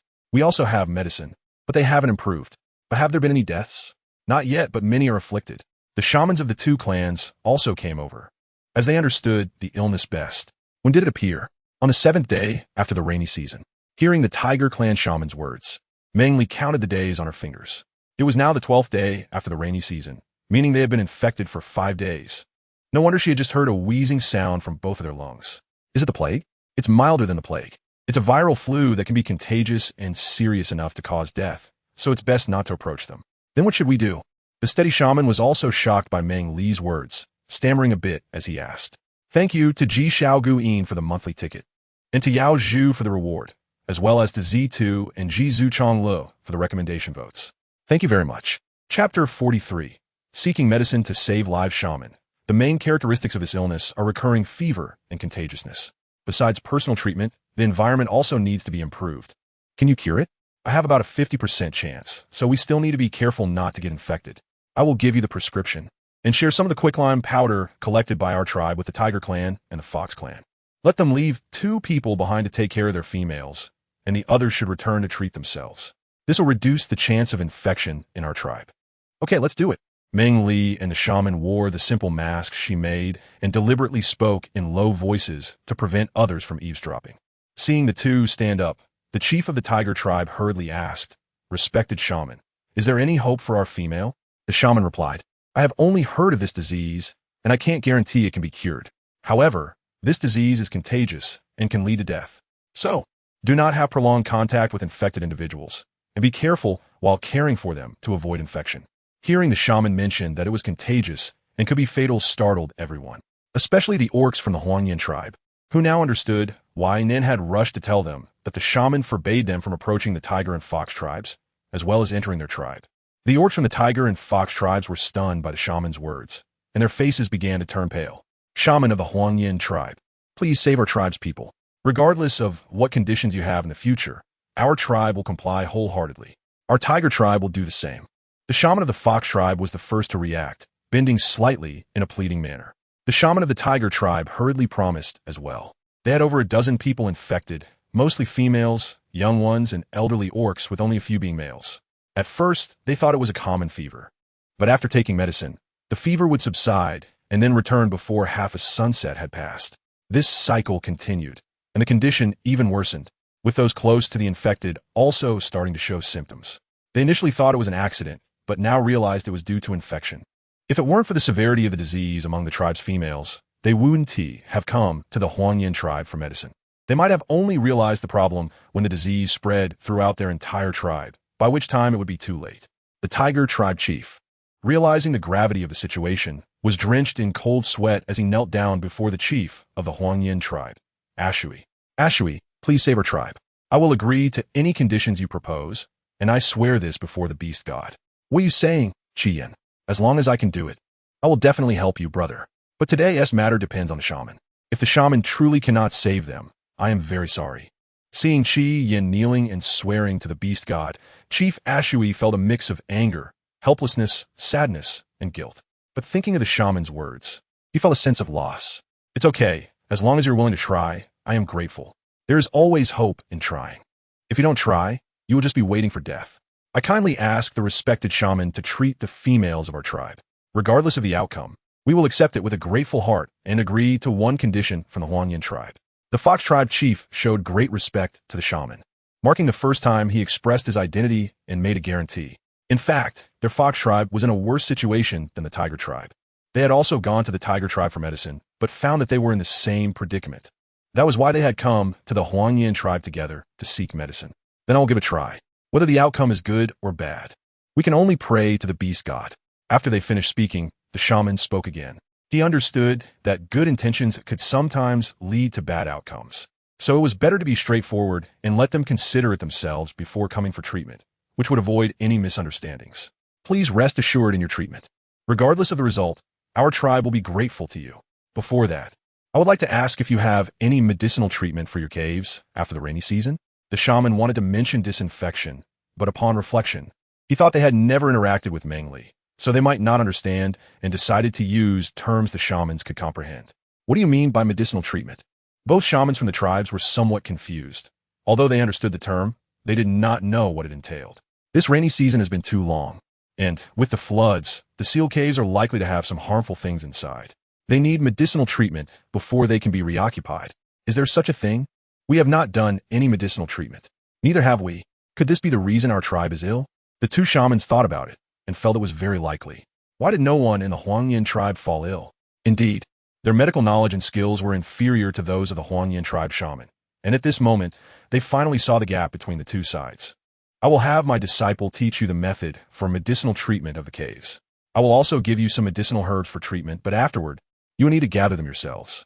You can leave your females in our tribe and let 2 people take care of them. The others should return to their tribe and deal with the illness first. This made them uneasy about leaving their females behind, but the infected members in their tribe needed treatment, so it was indeed inappropriate for them to stay. Chief, should we go back? Let Keita stay to take care of Meng Sha. We trust the orcs from the Huangyan tribe. Yes, I trust them as well. Then, shaman, please go get the medicinal herbs and learn the cave treatment method. Tonight, we will travel back to the tribe. All right. The Fox tribe also discussed and agreed to leave their female as partner to take care of her while the others returned to the tribe. Shaman, I am ready on my side. Wu was holding a large bundle of mugwort, followed by 2 orcs each carrying a large bamboo jar. You, apply the lime water to disinfect the cave walls. You, take the mugwort to Huangyan for him to burn. After that, bring me some medicinal herbs. Gao Shan, you can leave that jar of lime water here. The shaman pointed ahead. Okay, shaman. The 3 had been instructed to do these tasks beforehand, so they proceeded in an orderly manner, and Huangyan walked up to Wu to take the mugwort from his hands. This is the method for medicinal treatment of the caves. Mugwort is abundant now. You should be able to find it everywhere. I will give you some lime powder later, and I will also teach you how to make lime water. Thank you. The shamans from both tribes were astonished. They had never thought of such a method to prevent diseases. The others looked on in amazement, while the shaman, Wu, and Meng Li quietly discussed the herbs for treating viral influenza. Bringing only Meng Li back would be too conspicuous. So the shaman had Wu give the animal skin mask to the chief, asking him to wear it while arranging for the orcs from both tribes to enter the cave to rest. I will go back to consider the medicinal herbs. You all rest first. The 2 shamans, Fox tribe chief, Qian, come with me. I will take you into the cave to rest. The cave had already undergone medicinal treatment, and this time it was just a demonstration for the people from both tribes, so it was quickly prepared. Thank you. Huangyan tribe shaman and chief. No trouble at all. The shaman, Meng Li, and Wu left first, followed by the others entering the cave with Chief Ashui. Author's note of the Shangju River. I would like to explain. Red sun is the sun. White moon is the moon. One tree cycle represents 1 year. And a day is divided into 5 time periods. Morning, half a sunset in the east, noon, half a sunset in the west, and evening. For example, in the hot season, the corresponding times are 6 a.m., 9 a.m., 12 p.m., 3 p.m., and 6 p.m. The spring, harvest season, and cold season will vary somewhat, mainly depending on the position of the sun in the sky. Chapter 44. The Distance of Death, Part 1. The difference between viral influenza and a common cold lies in the antiviral aspect. Dandelion, fish mint, and perilla are all harvested in spring, so there is no worry about lacking herbs. However, it's a bit troublesome with the children. Meng Li was having a hard time looking at the herbs in front of her. Meng Li, is there a problem? Can it be treated? If it can't, then forget it. Since returning, Meng Li had been holed up in the cave where the herbs were stored and hadn't come out. The sun was already at its zenith when the shaman Fong walked in to take a look. Meng Li held a dandelion in one hand and fish mint in the other. In front of her were placed various herbs such as perilla, honeysuckle, chrysanthemum, dodder, and forsythia. Seeing the shaman enter, she spoke with a hint of confusion. The shaman could indeed help, but when it came to treating young ones, I was somewhat uncertain. Oh, if you don't mind my lack of medical skills, you could discuss it with me to see if I can offer any suggestions. All right, let me tell you, shaman. As the two talked, half of the sunset passed, and the red sun in the sky was moving quickly towards the west. Shaman, let's settle it this way. If things don't improve in 2 days, we will have to adjust the herbal prescription again. Wu, take these 2 herbal packages and boil water for those 2 females to drink. Meng Li and I will go over and take a look first. All right, shaman. Knowing that the people of both tribes were anxiously waiting, the 2 asked Tung, who was guarding nearby, to escort them. Since that day, Tung had been keeping watch over Meng Li whenever he had time, just as he had promised. The shamans from both tribes in the cave occasionally went in to check on the females of their own tribes. After coming out, they ran outside the cave to wash their hands in the bamboo tank filled with lime water. The leader of the Huangyan tribe informed them that washing their hands with this water after coming into contact with patients would help prevent infection, so they kept this in mind. However, seeing the position of the red sun made them even more worried. They wondered if the shaman from the Huangyan tribe could really treat them and why they had not come yet. Not only were they anxiously waiting, but the others from the tiger tribe were the same. The leader of the tiger tribe paced back and forth, unable to find a comfortable position for his legs. Why haven't they come yet? Kata, how is Meng Sha? He had asked this many times, but still couldn't help but continue. They're here, they're here. The shaman from the Huangyan tribe has arrived. The beastmen waiting outside shouted excitedly. Those in the cave hurried out upon hearing the commotion, eager to ask which shaman had a way to treat them. Meng Li and the others had not yet reached the entrance of the cave when a group of people rushed towards them, each with a tense expression on their faces. Noble shaman, I don't know if you. The shaman of the fox tribe was interrupted. Sorry to keep you waiting. Here is the herbal remedy I've found. You just need to boil these herbs with water and have the sick person drink it. They should take it once in the morning and once at night. All right. Thank you. The people from the tiger and fox tribes were overjoyed upon hearing the words of the shaman from the Huangyan tribe. Their anxious expressions immediately turned into excitement. The shamans from both tribes personally took the herbal package from Meng Li's hands, showing their respect for the shaman from Huangyan tribe. However, I can't guarantee it will definitely work. If they are still unwell in 2 days, we will adjust the herbs again. The shaman expressed his concerns, a hint of helplessness on his face. Okay, we will trouble you then. This was the result they had anticipated, so they found it acceptable. It's no trouble at all. I'm glad to help you. Then we will head back to the tribe first, treat the sick, and come back to Huangyan tribe to express our gratitude. There is only half a sunset left, so you should hurry. Knowing that the people from both tribes were anxious, the shaman spoke directly, saying that going into the cave would be a waste of time. The 2 tribes discussed briefly, instructed the orcs who were staying behind, and bid farewell to them. Thank you. Once we settle our tribe, the fox tribe will definitely return to fulfill our promise. We, the tiger tribe, also bid farewell here. Thank you, and everyone from the Huangyan tribe. The leaders of the tiger and fox tribes made their promises. You may leave. As soon as the shaman finished speaking, the people from both tribes quickly departed. The 2 females left in the tribe had been taking medicine for the past 2 days and felt much better. Meng Li accompanied the shaman to check on them and took notes on their treatment process in her little notebook. Meng Sha, Sister Anna, do you feel any discomfort today? Meng Li, you're here. I had a fever today, and I even ate a big piece of roasted meat. After a few days of interaction, the females had become familiar with each other, with a lively Meng Sha playfully saying, Meng Li, it's true. My appetite is much better today. And the fever lasted for a shorter time. Anna, a female from the fox tribe who had given birth to cubs, was not as healthy as the newly matured Meng Sha. That's good. If you feel stuffy, go outside for a walk and get some sun. Okay. By the way, why didn't the shaman come with you today? Meng Sha looked at Meng Li curiously. People from your tribe have arrived and are with the shaman now. They will come over later. Really? That's great. I miss my children. Then you can ask them when they come. The two felt a bit uneasy leaving the tribe, especially Anna, as she always missed her cubs and her recovery was slower. She hoped that the arrival of her tribespeople would allow her to rest easy and recover. Let me check on you, and if everything is fine, I will come back to see you tomorrow. All right, you can check.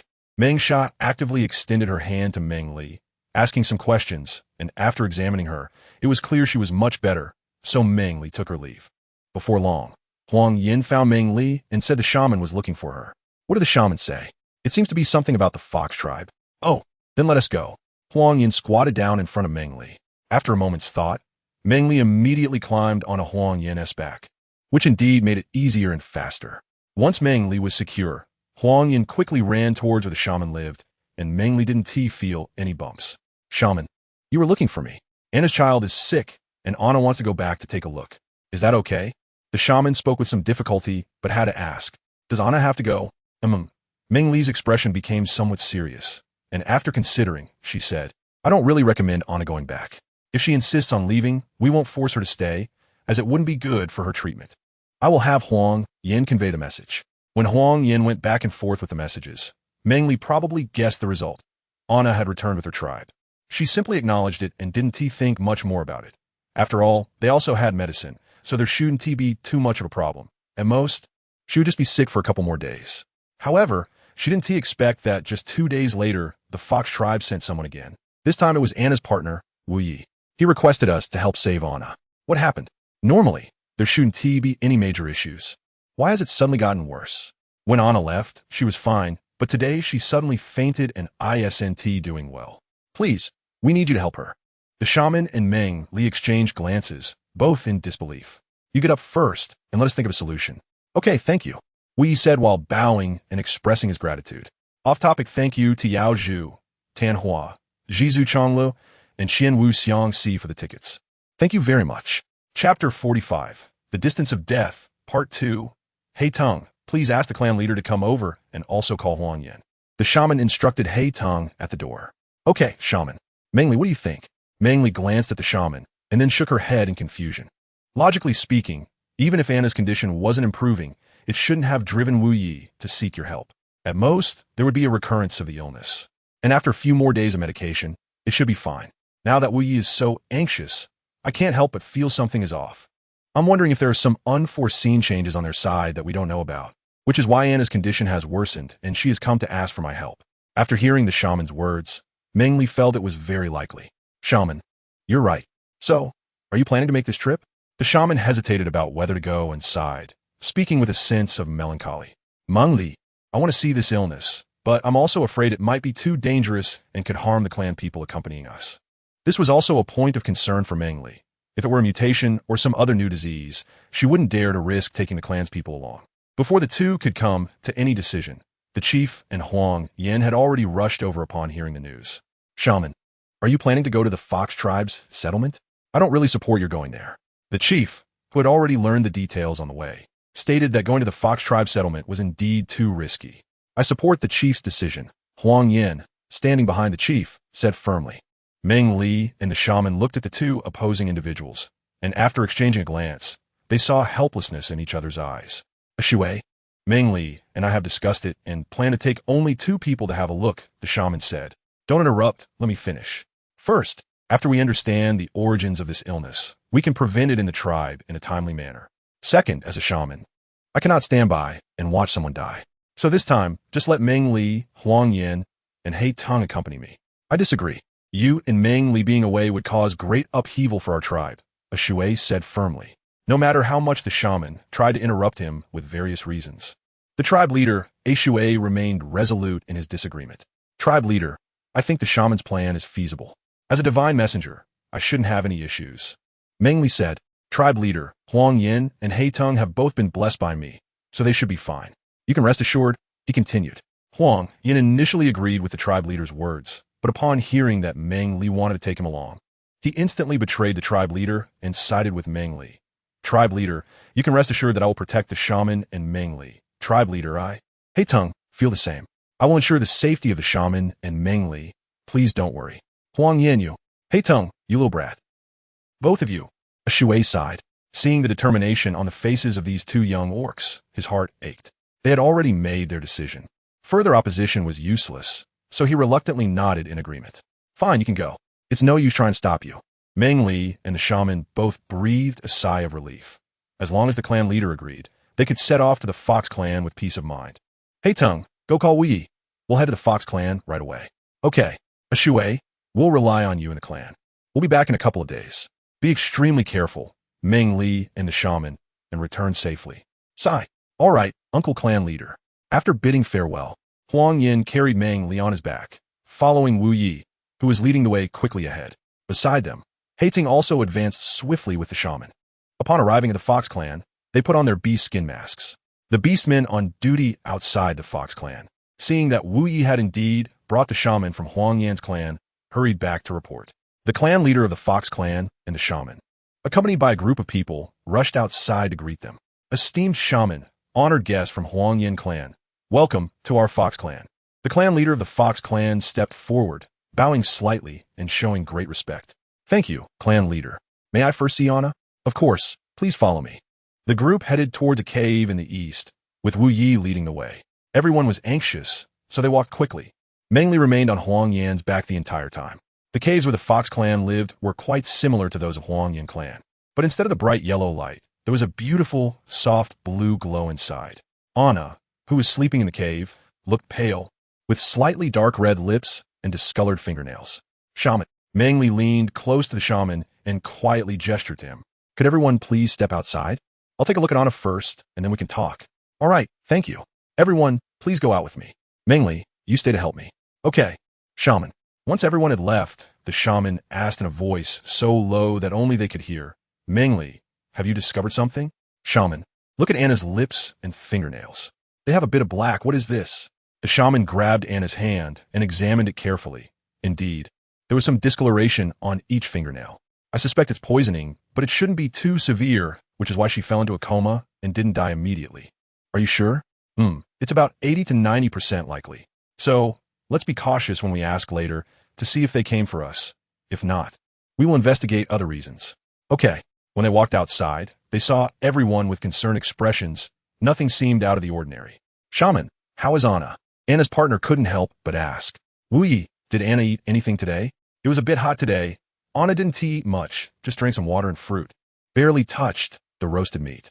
When did she become like this? Not long ago, I took her child out to eat, and when we came back it was fine.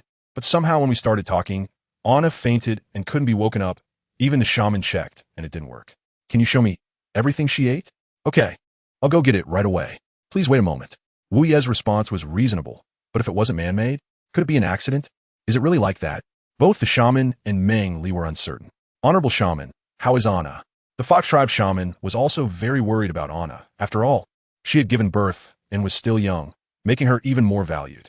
Hello, Fox tribe shaman, I can't be sure right now. I need to see what she has eaten before I can conclude. I was too anxious. I can understand your concern. The two exchanged words closely, and Meng Li was not in the mood to listen, carefully observing the Fox tribe's beastmen. Huang Yin and He Teng had been playing background roles since entering the Fox tribe's territory. Extra note, thank you all for the votes. I'm happy.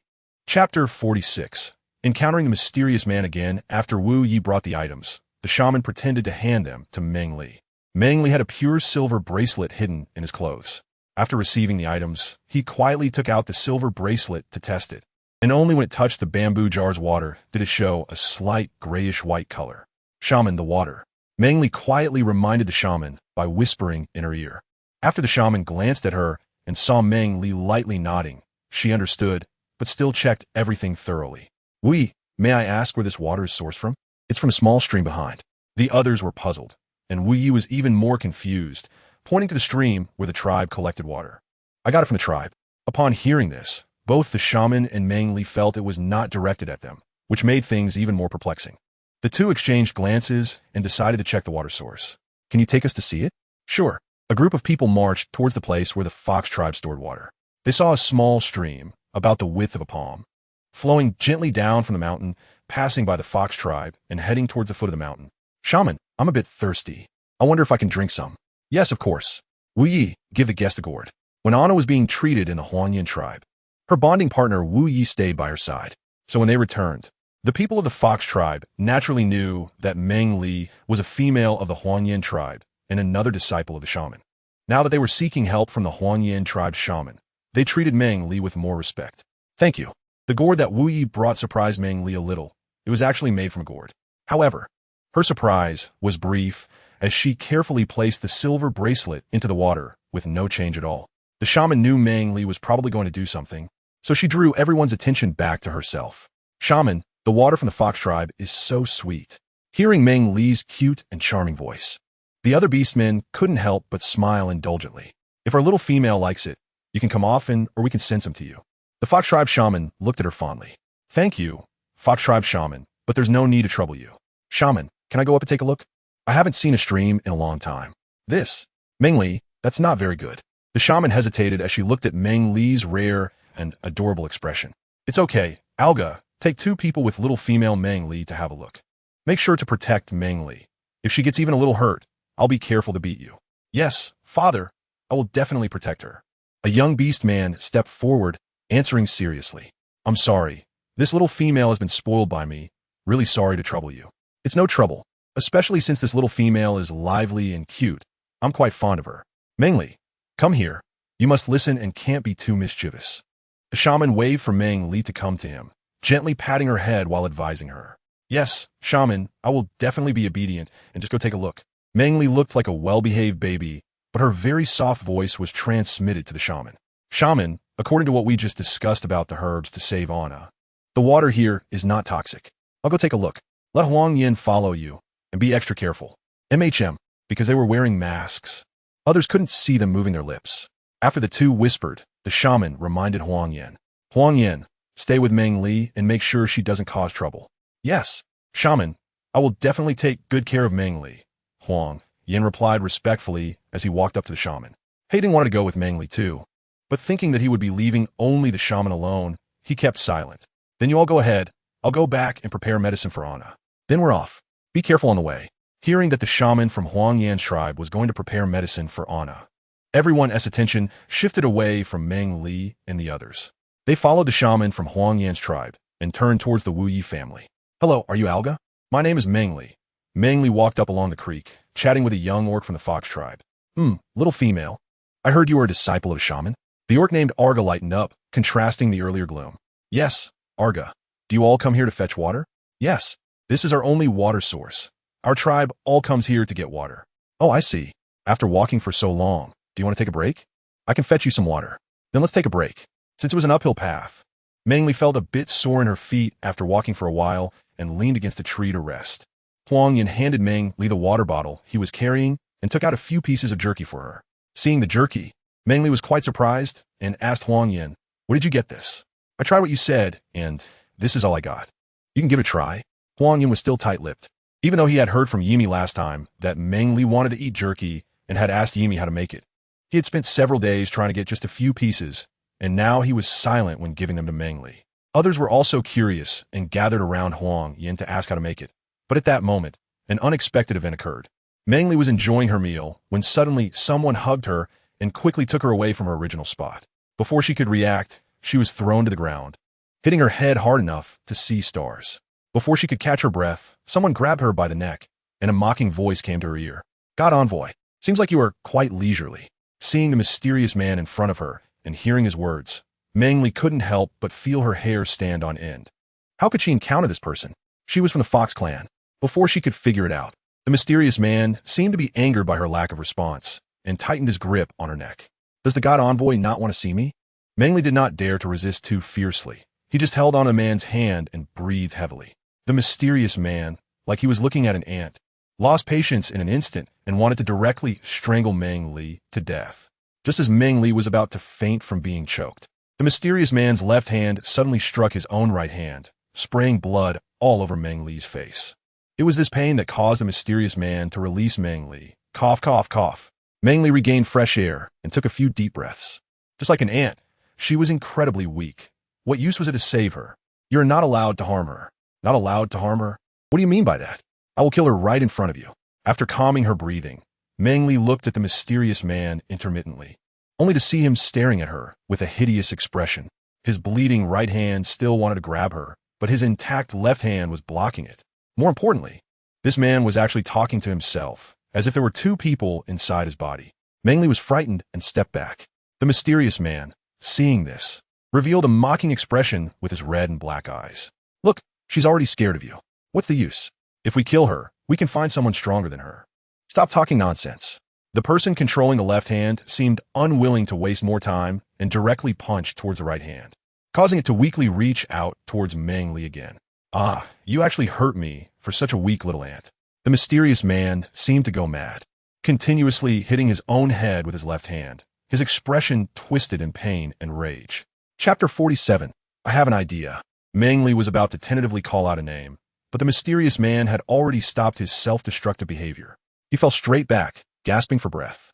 After taking a few deep breaths, the short distance to him felt like a long journey for Meng Li, whose trembling legs struggled to get to the mysterious man. Despite the few steps, cold sweat was streaming down her face as she held a bone knife to the man's neck, fearfully yet firmly asking, "Who are you? How do you know my identity? Speak quickly, or I'll kill you." The man burst into laughter, and even the red marks on his neck from the bone knife couldn't stop him. "Haha, you are really cute, divine messenger. Kill me? With your little skills?" After saying this, the man laughed heartily again, finding Meng Li's threat to be a very funny joke. "Don't laugh. Tell me, who are you really?" The man seemed unable to move, allowing Meng Li to restrain him. But he refused to answer any of her questions, no matter how much he was threatened. Meng Li also wanted to kill him, but the bone knife left not a single drop of blood on his neck. Unconvinced, Meng Li tried again, but could only leave a red mark. "Divine envoy, you should hurry up and grow stronger. If you can't grow stronger, then let the people around you grow up. Otherwise, you might not be so lucky next time. Are you from the Fox clan? Ha, divine envoy, do you think that group of people is worthy to be my kin?" The mysterious man sneered in response to Meng Li's words. "Was the poison in the water source of that Fox clan tribe placed by you?" For some reason, Meng Li suddenly thought of Anna and cautiously asked the mysterious man. The man stiffened for a moment upon hearing this, then retorted, "Do you want to save them?" Upon hearing his words, Meng Li instantly felt a bad premonition. Before she could speak, the man threw her a small beast skin bag. "Take these things and get lost quickly.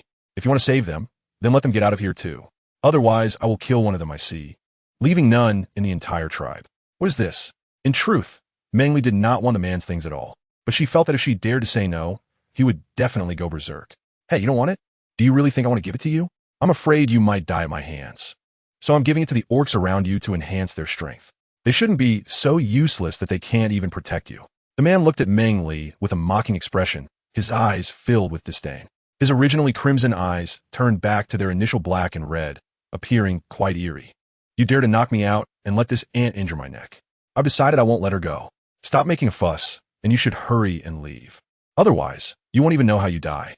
The man began to mutter to himself again, telling Meng Li to get lost quickly. Meng Li also knew that there was a person inside the man who always wanted to kill her.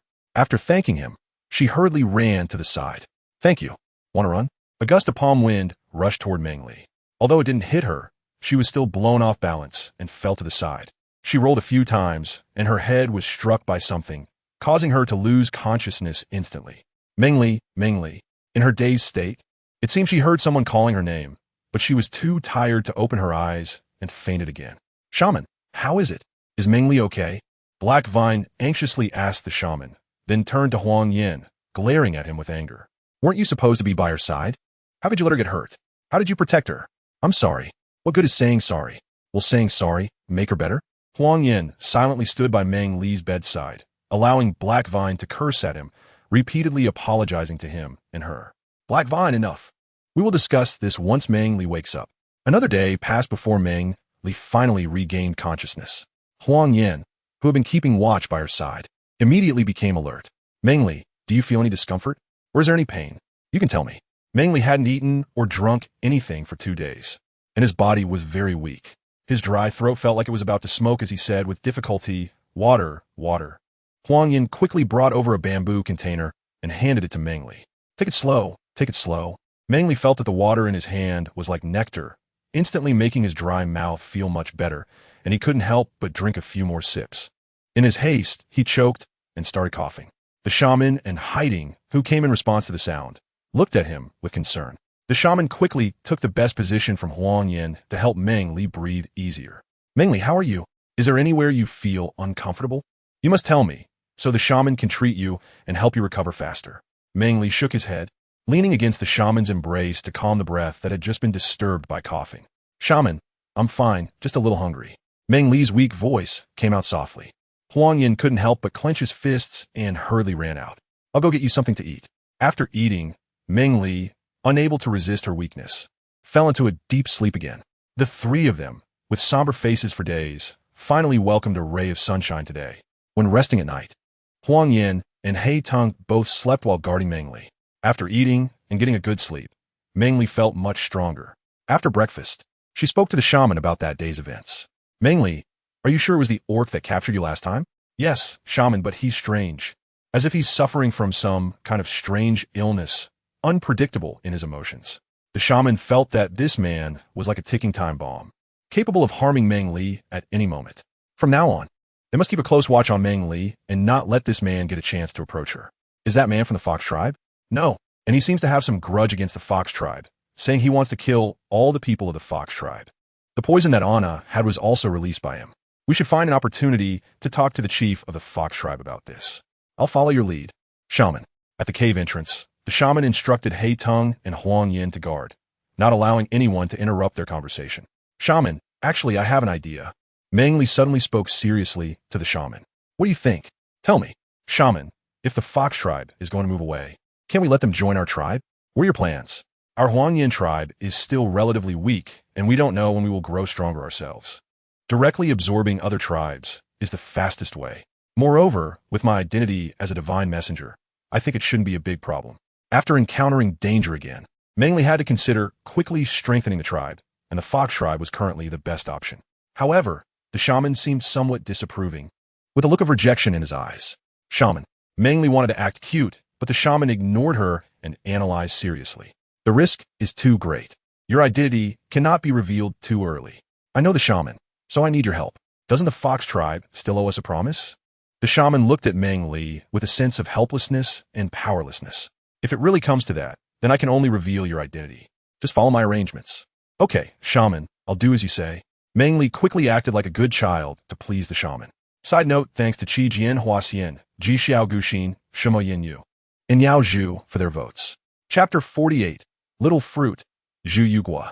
The unity of the clan was a major matter, especially since the shaman did not want everyone's attention to shift to her. For the past few days, Meng Li could only hide in the cave to recover from her illness. Out of boredom, she remembered the items the mysterious man had given her. So Meng Li dug out the animal skin pouch. Inside, she found small fruits that were red and green, about the size of marbles. What are these? Can they help the beastmen increase their strength? Looking at the fruits in her hand, apart from their strange colors, there was nothing particularly special about them. Only when held close could she catch a faint fragrance, but Meng Li couldn't quite describe it. After studying them for most of the day, she still couldn't find anything useful. Remembering the black vine waiting outside, she hurriedly called him over. Black Vine, are you there?" Hearing Meng Li call him, the Black Vine, who was guarding outside, thought she was unwell and rushed in. "What's wrong? Are you feeling unwell? Or do you want to eat something?" "No, I'm fine. I just need your help with a small matter. You don't need to be so anxious." Seeing Black Vine's reaction, Meng Li felt a bit embarrassed. It was because of him that everyone was so tense. "What is it? Go ahead." Hearing that Meng Li was not unwell, Black Vine finally relaxed, loosening his body as he spoke to her. "Here, have you seen this fruit? Do you know what it's good for?" Meng Li handed a small fruit to He Teng, asking him if he knew what it was. He Teng, seeing the red and green fruit in Meng Li's palm, which was about the size of his pinky finger, looked puzzled. "What is this? What is it for? You've never seen it before?" "No, where did you get it?" Hearing that He Teng also hadn't seen it, Meng Li became even more worried. "Can this thing really be eaten?" "It was given to me by that mysterious man who said it could enhance the strength of beastmen, but I don't know if it's true." What could something given by that beastman be? Just throw it away. Upon hearing that it was given by the beastman who had taken Meng Li away, Hei Tong felt a surge of unnamed anger. Looking again at the small fruit in Meng Li's hand, he just wanted to throw it far away, out of sight and out of mind. Before Hei Tong could reach for it, Meng Li withdrew her hand, not allowing him to take it away. Hei Tong, don't be angry. Let's wait for the shaman to come back and discuss it. What if it really is something good? If we throw it away, wouldn't that be a huge loss? Don't you think? But, without waiting for Hei Tong to respond, Meng Li continued, if the shaman doesn't know what it is either, then throwing it away wouldn't be a loss, right? Seeing that Meng Li really didn't want to throw it away and hearing her say so much. Although Hei Tong felt reluctant, he didn't want to force her and reluctantly agreed. Fine, let's wait for the shaman to come back and talk about it. Okay, then I'll sleep for a while. Hei Tong's face clearly showed his unwillingness, and Meng Li, fearing he would change his mind, quickly tucked the leather pouch away. She buried herself in the leather skin she used as a blanket, leaving only half her face exposed. You sleep, I'll go guard outside. All right. Once Hei Tong was out of sight, Meng Li climbed out from the leather skin and continued to look at those small fruits. When it was time for dinner in the evening, Meng Li saw the shaman return, looking exhausted. Hei Tong, following behind, also didn't look too good. Shaman, do you want to eat roasted meat? Meng Li, take your time eating. I'll go in and rest for a bit. Okay. The shaman walked straight past Meng Li towards the cave where they lived. What's wrong with the shaman? Did things not go well? Meng Li walked over to Huang Yin and quietly asked, The Fox tribe believes that our tribe wants to take advantage of the situation. If we must fulfill our promise, then they're willing to become slaves in our tribe for 10 years. Is it that serious? Wouldn't the shaman be furious? Hearing Huang Yan's words, Meng Li could imagine the shaman's expression at that moment. Originally intending to save someone, they were instead thought to be seeking personal revenge. Anyone would be infuriated. Huang Yan, have you eaten? Then hurry up and eat. Later, help the shaman roast a piece, and I'll bring it to him. Sure.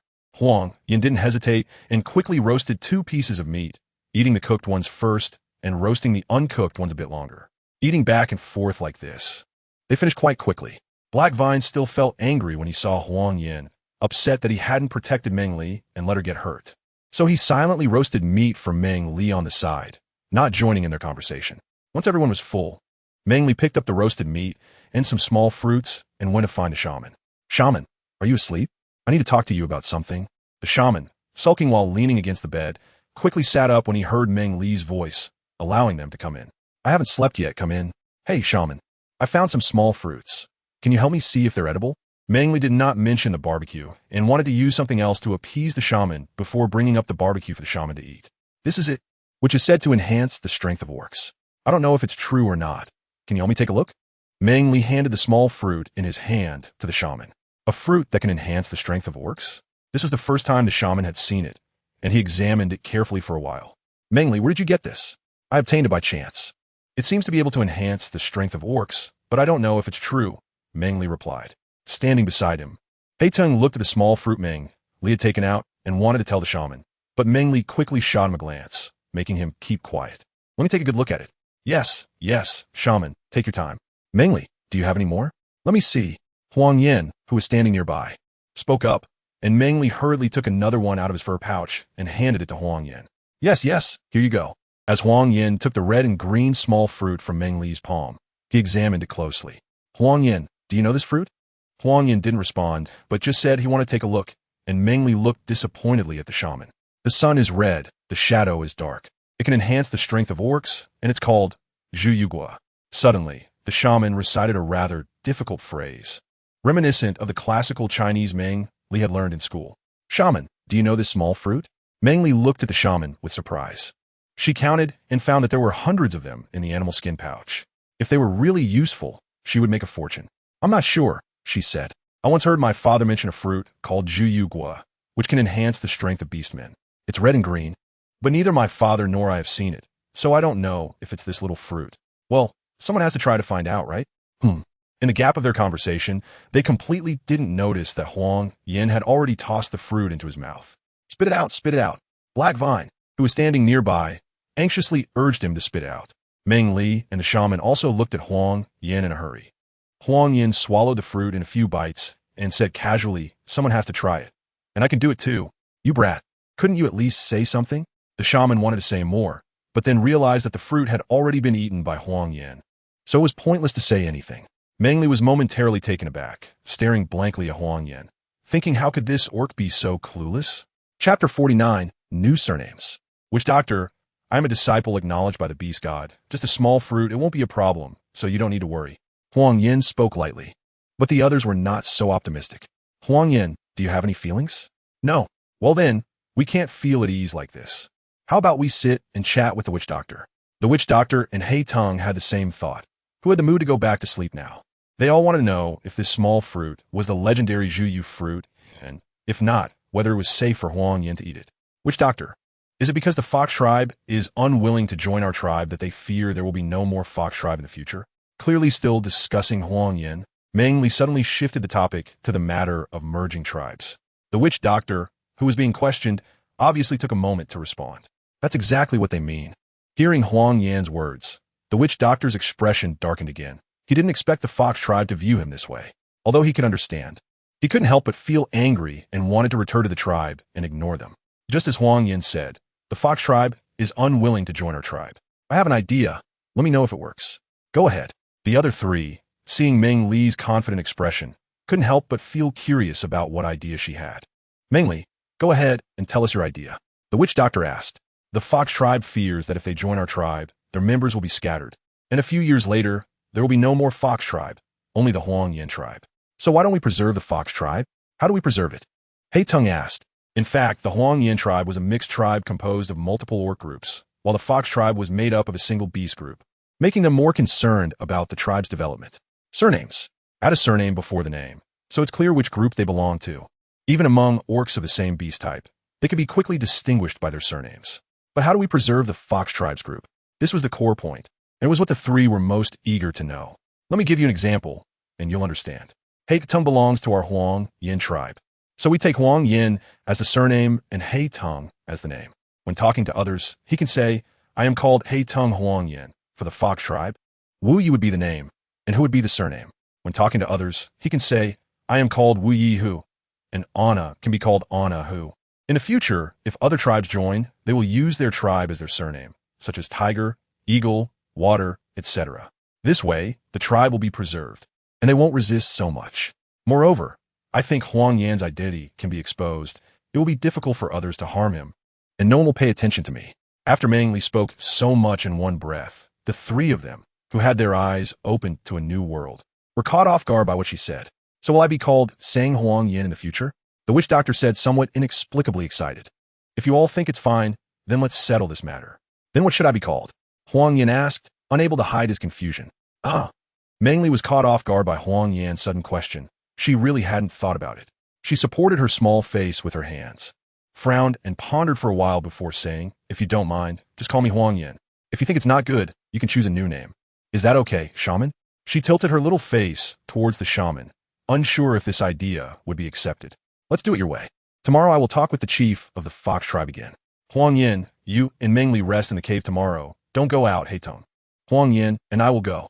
Yes, shaman. Suddenly being teased so playfully by the shaman made several young juniors feel a mix of amusement and awkwardness. However, seeing the shaman in a good mood, they felt it was worth the little tease. Shaman, we grilled some meat for you.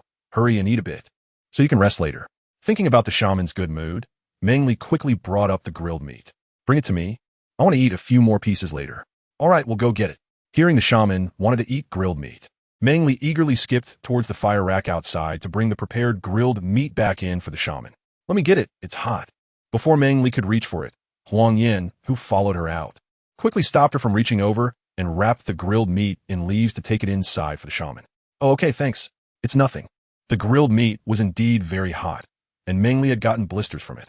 She couldn't blame anyone but herself for being too hungry and not waiting. She only learned her lesson after getting burned. After talking for a while, she didn't see anything unusual about Huang Yin, and Meng Li couldn't help but yawn. Meng Li, go back and rest. Tonight, Huang Yin and Hei Teng will sleep in the same cave. If Huang Yin feels anything unusual, Hei Teng will come back and tell us. Considering that it wouldn't work like this, the shaman and Hei Teng had to go find the fox tribe's chief tomorrow to discuss the matters of the clan. How could they have energy without resting? Okay, shaman, then I'll go rest first. You all should rest early too. Huang Yin, if you feel unwell at all, make sure to tell us. Don't hold it in. Okay. The few of them returned to their own caves to rest. They had talked a bit late today, and Meng Li fell asleep just a few minutes after lying on the bed. After a good night's sleep, the shaman had already gone with He Tong to find the chief of the Fox tribe to discuss the matter of joining Huang Yan's tribe by surname again. Huang Yan had already started grilling meat for Meng Li by the fire in the morning. Huang Yan, are you feeling unwell anywhere? Meng Li asked with some concern. He didn't feel particularly uncomfortable, just that after a nap, he felt his body lighter than before and his strength had increased. If he wasn't careful with his strength, he would end up breaking things. Huang Yan recalled that when he got up in the morning, he picked up the bamboo jar to drink water as usual, but unexpectedly, he crushed the jar. It took him several attempts to regain control of his strength. So, does this mean that this little fruit is really a Zhuyu fruit? Meng Li couldn't help but ask excitedly. If this is true, I have over 100 in my leather pouch. Who would have thought that meeting that mysterious man wouldn't be all bad? It should be true. I tried moving the big rock next to me this morning, and I was able to lift it, which I couldn't do before. Meng Li pointed at a stone as large as half a small house, looking astonished with his mouth forming an O shape. Isn't that too exaggerated? Huang Yan, fearing Meng Li wouldn't believe him, walked over and lifted the stone with both hands, leaving Meng Li in shock for quite a while. It wasn't until Huang Yan felt a bit tired that he asked Meng Li, can I put the stone down now? Being jolted back to reality, Meng Li couldn't help but break into a cold sweat. Hurry and put it down, I believe you. He felt so inexperienced. Fortunately, nothing happened to Huang Yan. If he had ended up like that one person who crushed himself while lifting a cauldron, it wouldn't have been worth it. Chapter 50, Merging the Clans, Part 1. As soon as Huang Yan put down the stone, someone gasped. The orc envoy was indeed extraordinary. He could lift such a large stone. Yes, he really has innate strength. The high-ranking Fox clan members who came with the shaman were all praising him after witnessing Huang Yan's action.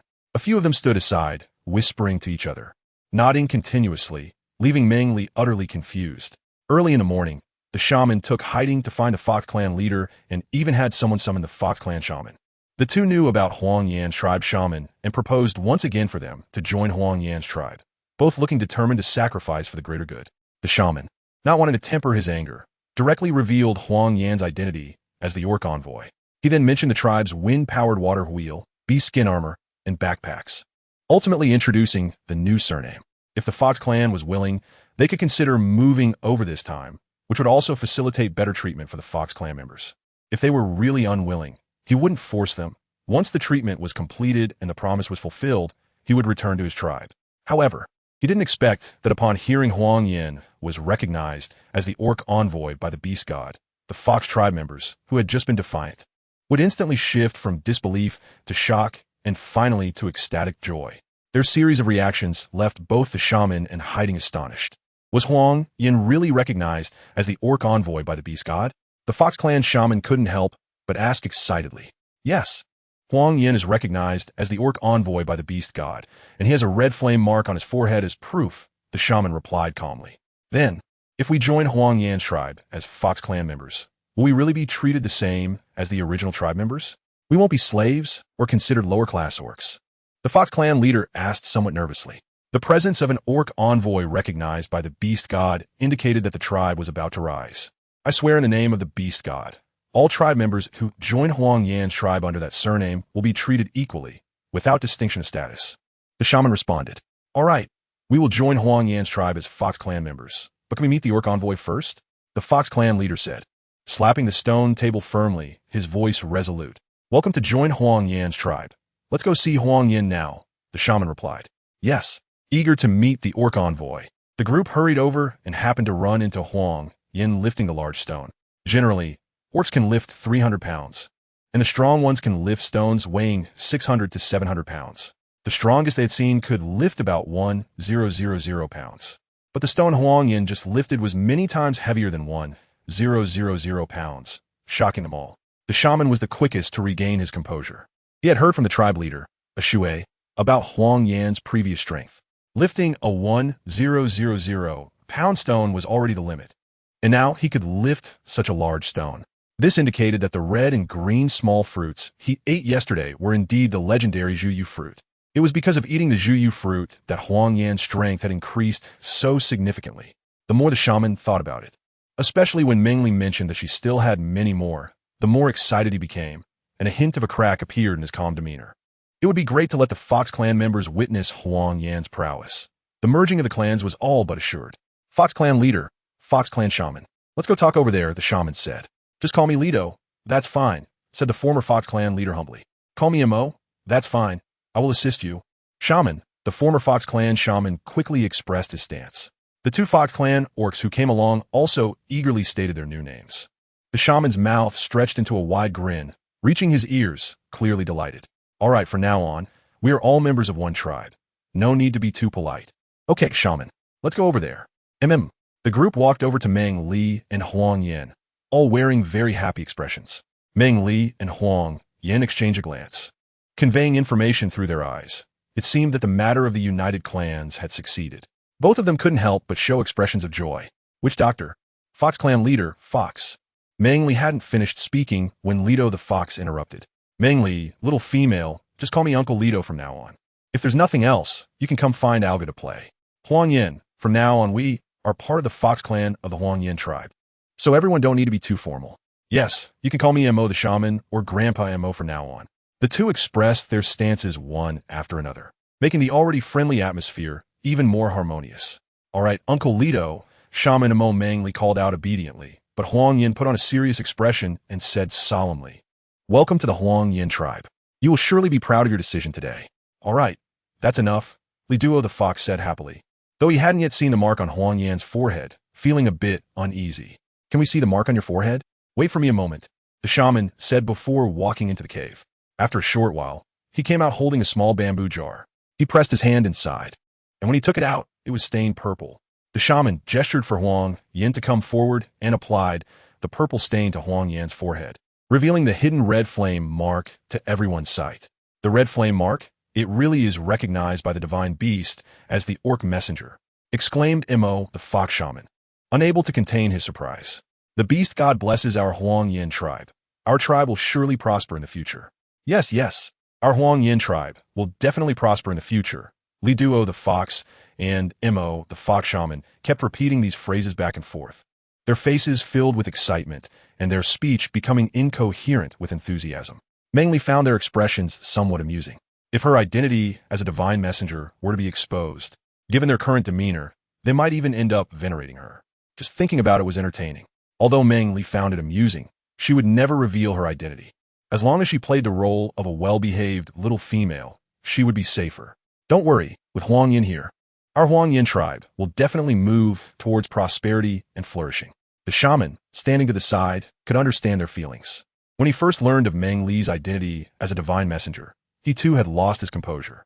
After all, a beast god-recognized beastman messenger was a rare occurrence on this beastly continent, and each one was exceptionally stunning. Then let's go back and discuss the merging of tribes with the Fox clan. Once arrangements are made, we will move to the Huang Yan tribe. All right, you all go ahead.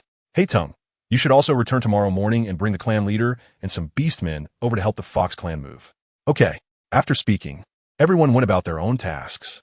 The matter of merging the tribes had officially begun, greatly increasing the combat power of the Huang Yan tribe. Chapter 50, Merging Tribes, Part 2. When only 4 people were left, Meng Li was very happy, not expecting that her identity as the Huang Yan beastman messenger would be so useful. Moreover, it unexpectedly allowed them to see the strength of Huang Yan. Perhaps coincidences are just inevitabilities. Regardless of how they thought, things were settled smoothly. The shaman's murky eyes regained some of their previous brilliance due to the events brought about by Meng Li's arrival. Meng Li, you two come in with me. The shaman spoke to the group, leading the way into the cave. The 3 exchanged glances and then followed the shaman inside. By the time they entered, the shaman was already seated on a stone bench. Huang Yan, your identity has been exposed, so in front of others, do not be too respectful towards Meng Li, or it may raise suspicion. Yes, shaman. Indeed, Huang Yan had shown too much respect to Meng Li. Previously in the tribe, it was acceptable as everyone treated Meng Li that way. Now that the Fox clan had joined the Huang Yan tribe, if Huang Yan continued to be so respectful towards Meng Li, it would inevitably raise questions which would not be good for Meng Li. Hitung, you need to pay more attention to Meng Li's safety from now on. Huang Yan can't openly protect Meng Li now and can only do so in secret. Yes, shaman. Previously, wherever Meng Li went, Huang Yan followed, as Huang Yan's abilities were stronger than his. Following the shaman and the clan leader made him feel more secure. But now that he was assigned to follow Meng Li, he naturally had to be even more cautious. Once both arrangements were made, the shaman turned to Meng Li and gently asked, "What do you think of my arrangement, Meng Li?" Meng Li had no objections and instead felt that the shaman's arrangements were very good. To put it bluntly, because of her special status, the clan leader and the shaman were all very attentive to her. Over time, Meng Li felt that this was a natural situation. No other orc would have the same respect and affection for Huang Yan's identity as the messenger of the Huang Yan tribe. It was quite good because Huang Yan was her disciple, making it particularly easy for her to give him orders. Now, the shaman's words also made her aware of some common knowledge that she had overlooked. "Shaman, your arrangements are great. Occasionally, others will only think that Huang Yan takes good care of females, but over time, it can easily raise suspicions about my relationship with Huang Yan. Well, from now on, we all need to pay attention to our public identities. As for our private matters, it's enough for the few of us to know." "Okay, shaman." "Yes, shaman." The three of them responded wholeheartedly to the shaman's words. "Meng Li, there is something else I want to confirm with you. Did Huang Yan's sudden increase in strength mean that he ate the Zhuyu fruit last night?" The shaman had wanted to ask this since he saw Huang Yan lift the stone of the half-sized house. However, with so many people around and other matters to attend to, he could only wait until the four were together to quietly seek confirmation from Meng Li, shaman. "I can't be sure yet, but Huang Yan said he ate that small fruit, which is why his strength suddenly increased. As for any side effects, I don't know. So I want to observe for another 2 days. If it really is the Zhuyu fruit, then we can give it to other orcs." Although Meng Li hoped that her leather pouch was full of Zhuyu fruits, as she said, it was still difficult to conclude whether there were any side effects with Huang Yan's increased strength. "Do you have any solutions?" The shaman really hoped that this matter could be confirmed soon. That way, their Huang Yan tribe could have a batch of top orcs. Whether for hunting beasts or later trading for salt and participating in gatherings held by the water tribe, they could protect themselves well. "For now, I don't have a better solution. I can only observe Huang Yan's condition over the next 2 days. If after 2 days he shows no adverse effects, how about we select some orcs to eat this small fruit?" This arrangement was already the best, as it could confirm the effect of the small fruit while ensuring the safety of the orcs' bodies. The shaman and the 2 others thought for a while and felt it was feasible. "All right, it's decided. Huang Yan, if you feel any discomfort, you must tell us as soon as possible." "Yes, shaman." The shaman also knew that this matter couldn't be rushed and could only take it slow, no matter how anxious he felt inside. Meng Li nodded gently in response. If it weren't for the fear of these small fruits going bad, she would have preferred to observe them for a full month before making a decision, and then let other beastmen consume these small fruits. Haitong would go back early tomorrow morning with the Fox clan member to find the clan leader and ask him to bring some strong beastmen to help. Without mentioning the matter of the Zhuyu fruit, the shaman had to arrange the matters of the clan. Huang Yan was to be left for Meng Li to observe, so the shaman could only let Haitong return to find the clan leader. "Okay, shaman. You all go to your own things." After everything was arranged, the shaman sent the 3 away. He himself was quite exhausted lately and now had some free time to rest. Early the next day, Haitong returned to the tribe with Lido, the son of the Fox clan, and Alga, the fox. Upon hearing that Haitong and the son of the Fox clan leader were looking for him, the clan leader immediately thought of Meng Li and wondered if something had happened to her in the Fox clan. Without waiting for them to enter, he rushed out urgently. "Haitong, why did you come back alone? Where's Meng Li? Where's the shaman? Where's Huang Yan? Did something happen to Meng Li?" Before Haitong could explain the purpose of his return, the clan leader bombarded him with a series of questions. Seeing the anxious expression on the clan leader's face, Haitong hurriedly replied, "They're all fine. Clan leader, please don't worry." "No problem." Then Meng, upon hearing that they were all fine, the clan leader felt a bit relieved. However, he still felt uneasy not seeing them, wanting to ask further, but was interrupted as he spoke. "Clan leader, this is Alga the Fox. They will be joining our tribe as members of the Fox clan." Haitong understood the clan leader's concern for Meng Li very well, and fearing that the clan leader would arouse suspicion in the young beastmen around him, he quickly stated their purpose. "Oh, welcome to the Huang Yan tribe." "What? Joining our tribe?" The clan leader's mind had still been on Meng Li and the others. Haitong's explosive news took him by surprise, and he reacted a bit slowly.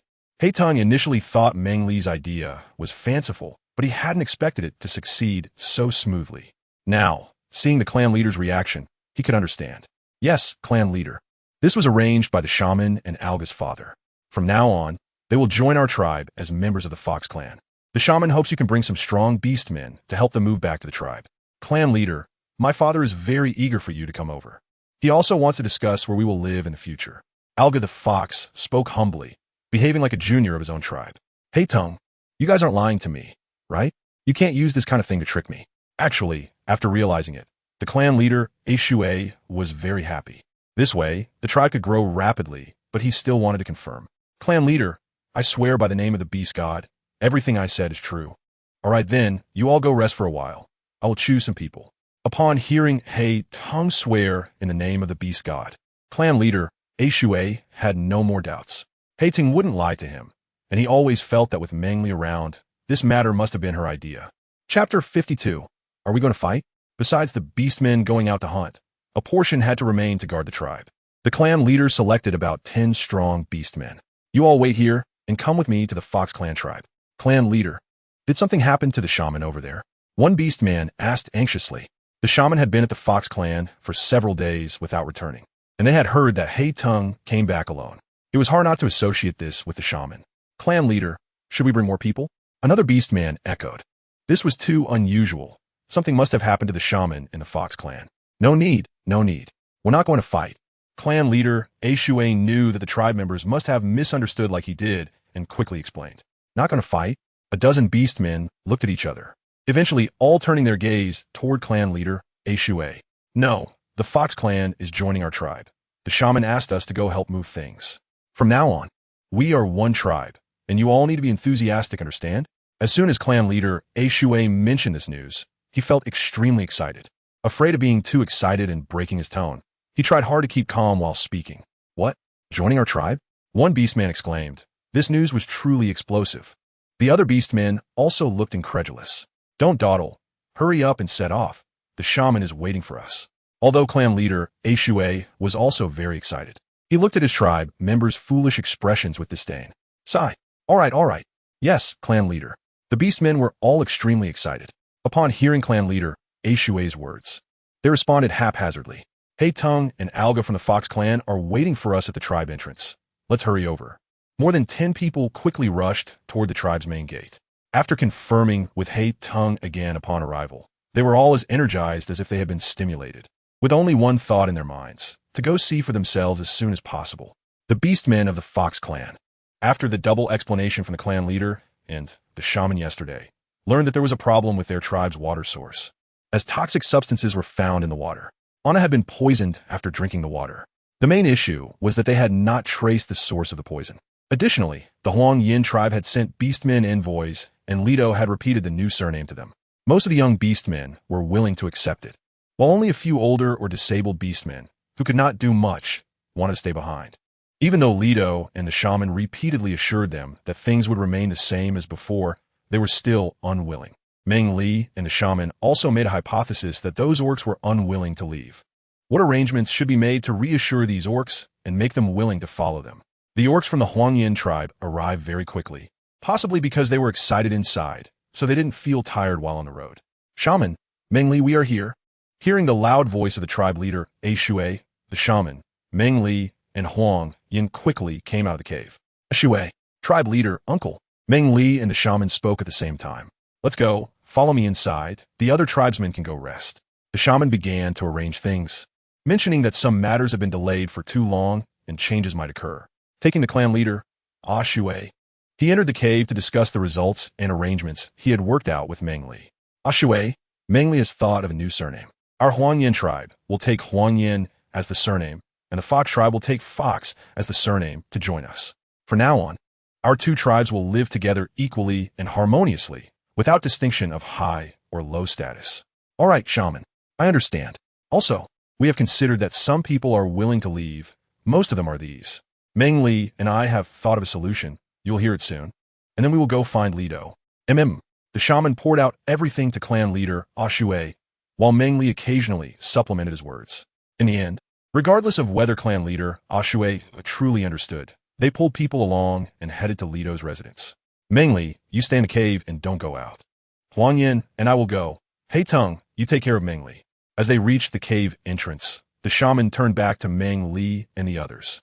All right, shaman, we will take good care of Meng Li. With He Tung and the others' assurance, the shaman felt much more at ease and left with clan leader, Shui and Huang Yin. Leto was aware that the Huangyan tribe had sent people over and initially intended to go over immediately. However, both the shaman and Alga stopped him. Leto, M.O., are you there? Hearing the shaman's voice from the Huangyan tribe, the few quickly stood up and walked outside. Shaman, Huangyan, Ashue, you've come. M.O. the shaman smiled at them. Clan leader Ashue, you have met before. I came to discuss some matters with you. Go ahead. As they spoke, they walked into the cave and finally arrived at a large stone table, sitting on stone benches. From now on, we will all be part of one tribe. Ashue, Leto, how about selecting one more person to manage together? I have no objections. The shaman had already discussed these matters on the way here. Ashue also felt that as the tribe grew, changes were inevitable. The beastmen of the Fox tribe were surprised that the people of the Huangyan tribe would trust them unconditionally and grant them such great power. They had actually prepared for the worst, thinking that just being the captain of a hunting team would be enough. Now hearing such words, one or two had no problem with it. We have no objections either. Good. I think there will definitely be some people unwilling to leave. We have made these arrangements. What do you think? The shaman explained in detail the methods and arrangements that Meng Li had considered. Leto, M.O., and several others found the issues raised by the Huangyan tribe shaman were exactly what they were troubled by. Although joining the Huangyan tribe was the best choice, they couldn't just abandon those tribesmen who were unwilling to leave. The subsequent arrangements astonished them even more. It turned out that the disabled and elderly beastmen, who couldn't go out hunting, could still do so many things. As long as there were tasks to do, they were not a burden to the tribe. They could also exchange their abilities for food and would not drag their families down. All right, we will gather the tribesmen now and tell them the arrangements. The beastmen of the Fox tribe were filled with boundless hope by what the shaman said. A tribe that strong, where everyone could work and eat well, was truly wonderful. We will go right away. Leto and M.O. stayed behind while the others ran to gather the beastmen of the tribe. Before long, except for those out hunting, the tribesmen had all gathered together. My Fox tribe's brethren, you all know these three shamans and Huangyan. This is Ashue, the clan leader of the Huangyan tribe. He is willing to let me and him select one more person to manage our tribe together. Really? In fact, many beastmen were still afraid that once they joined the Huangyan tribe, they would be looked down upon. If the clan leader was still managing the tribe, then that wouldn't be the case. Yes, I swear by the beast god. Clan leader Ashue solemnly swore, which reassured many of the Fox tribe beastmen. Chapter 53. Full and warm, taking advantage of everyone's slight inclination, Leto detailed the arrangements the shaman had given him from the high platform to the tribesmen. He believed that those who wanted to stay would be moved. Sure enough, before he finished speaking, an elderly beastman asked from below, Clan leader, are you serious?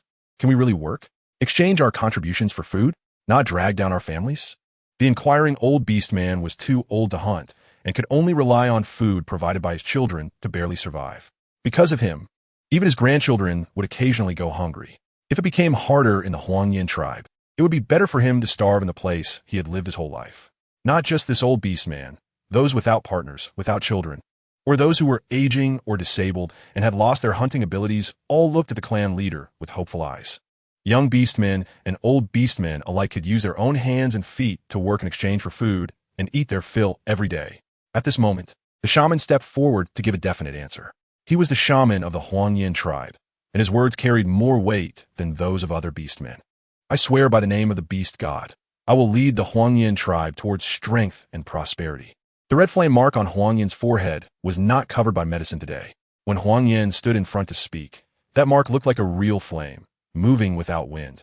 The three important figures of the Huangyan tribe, two swore to the beast god, and the shaman also clearly stated that they could exchange for food themselves.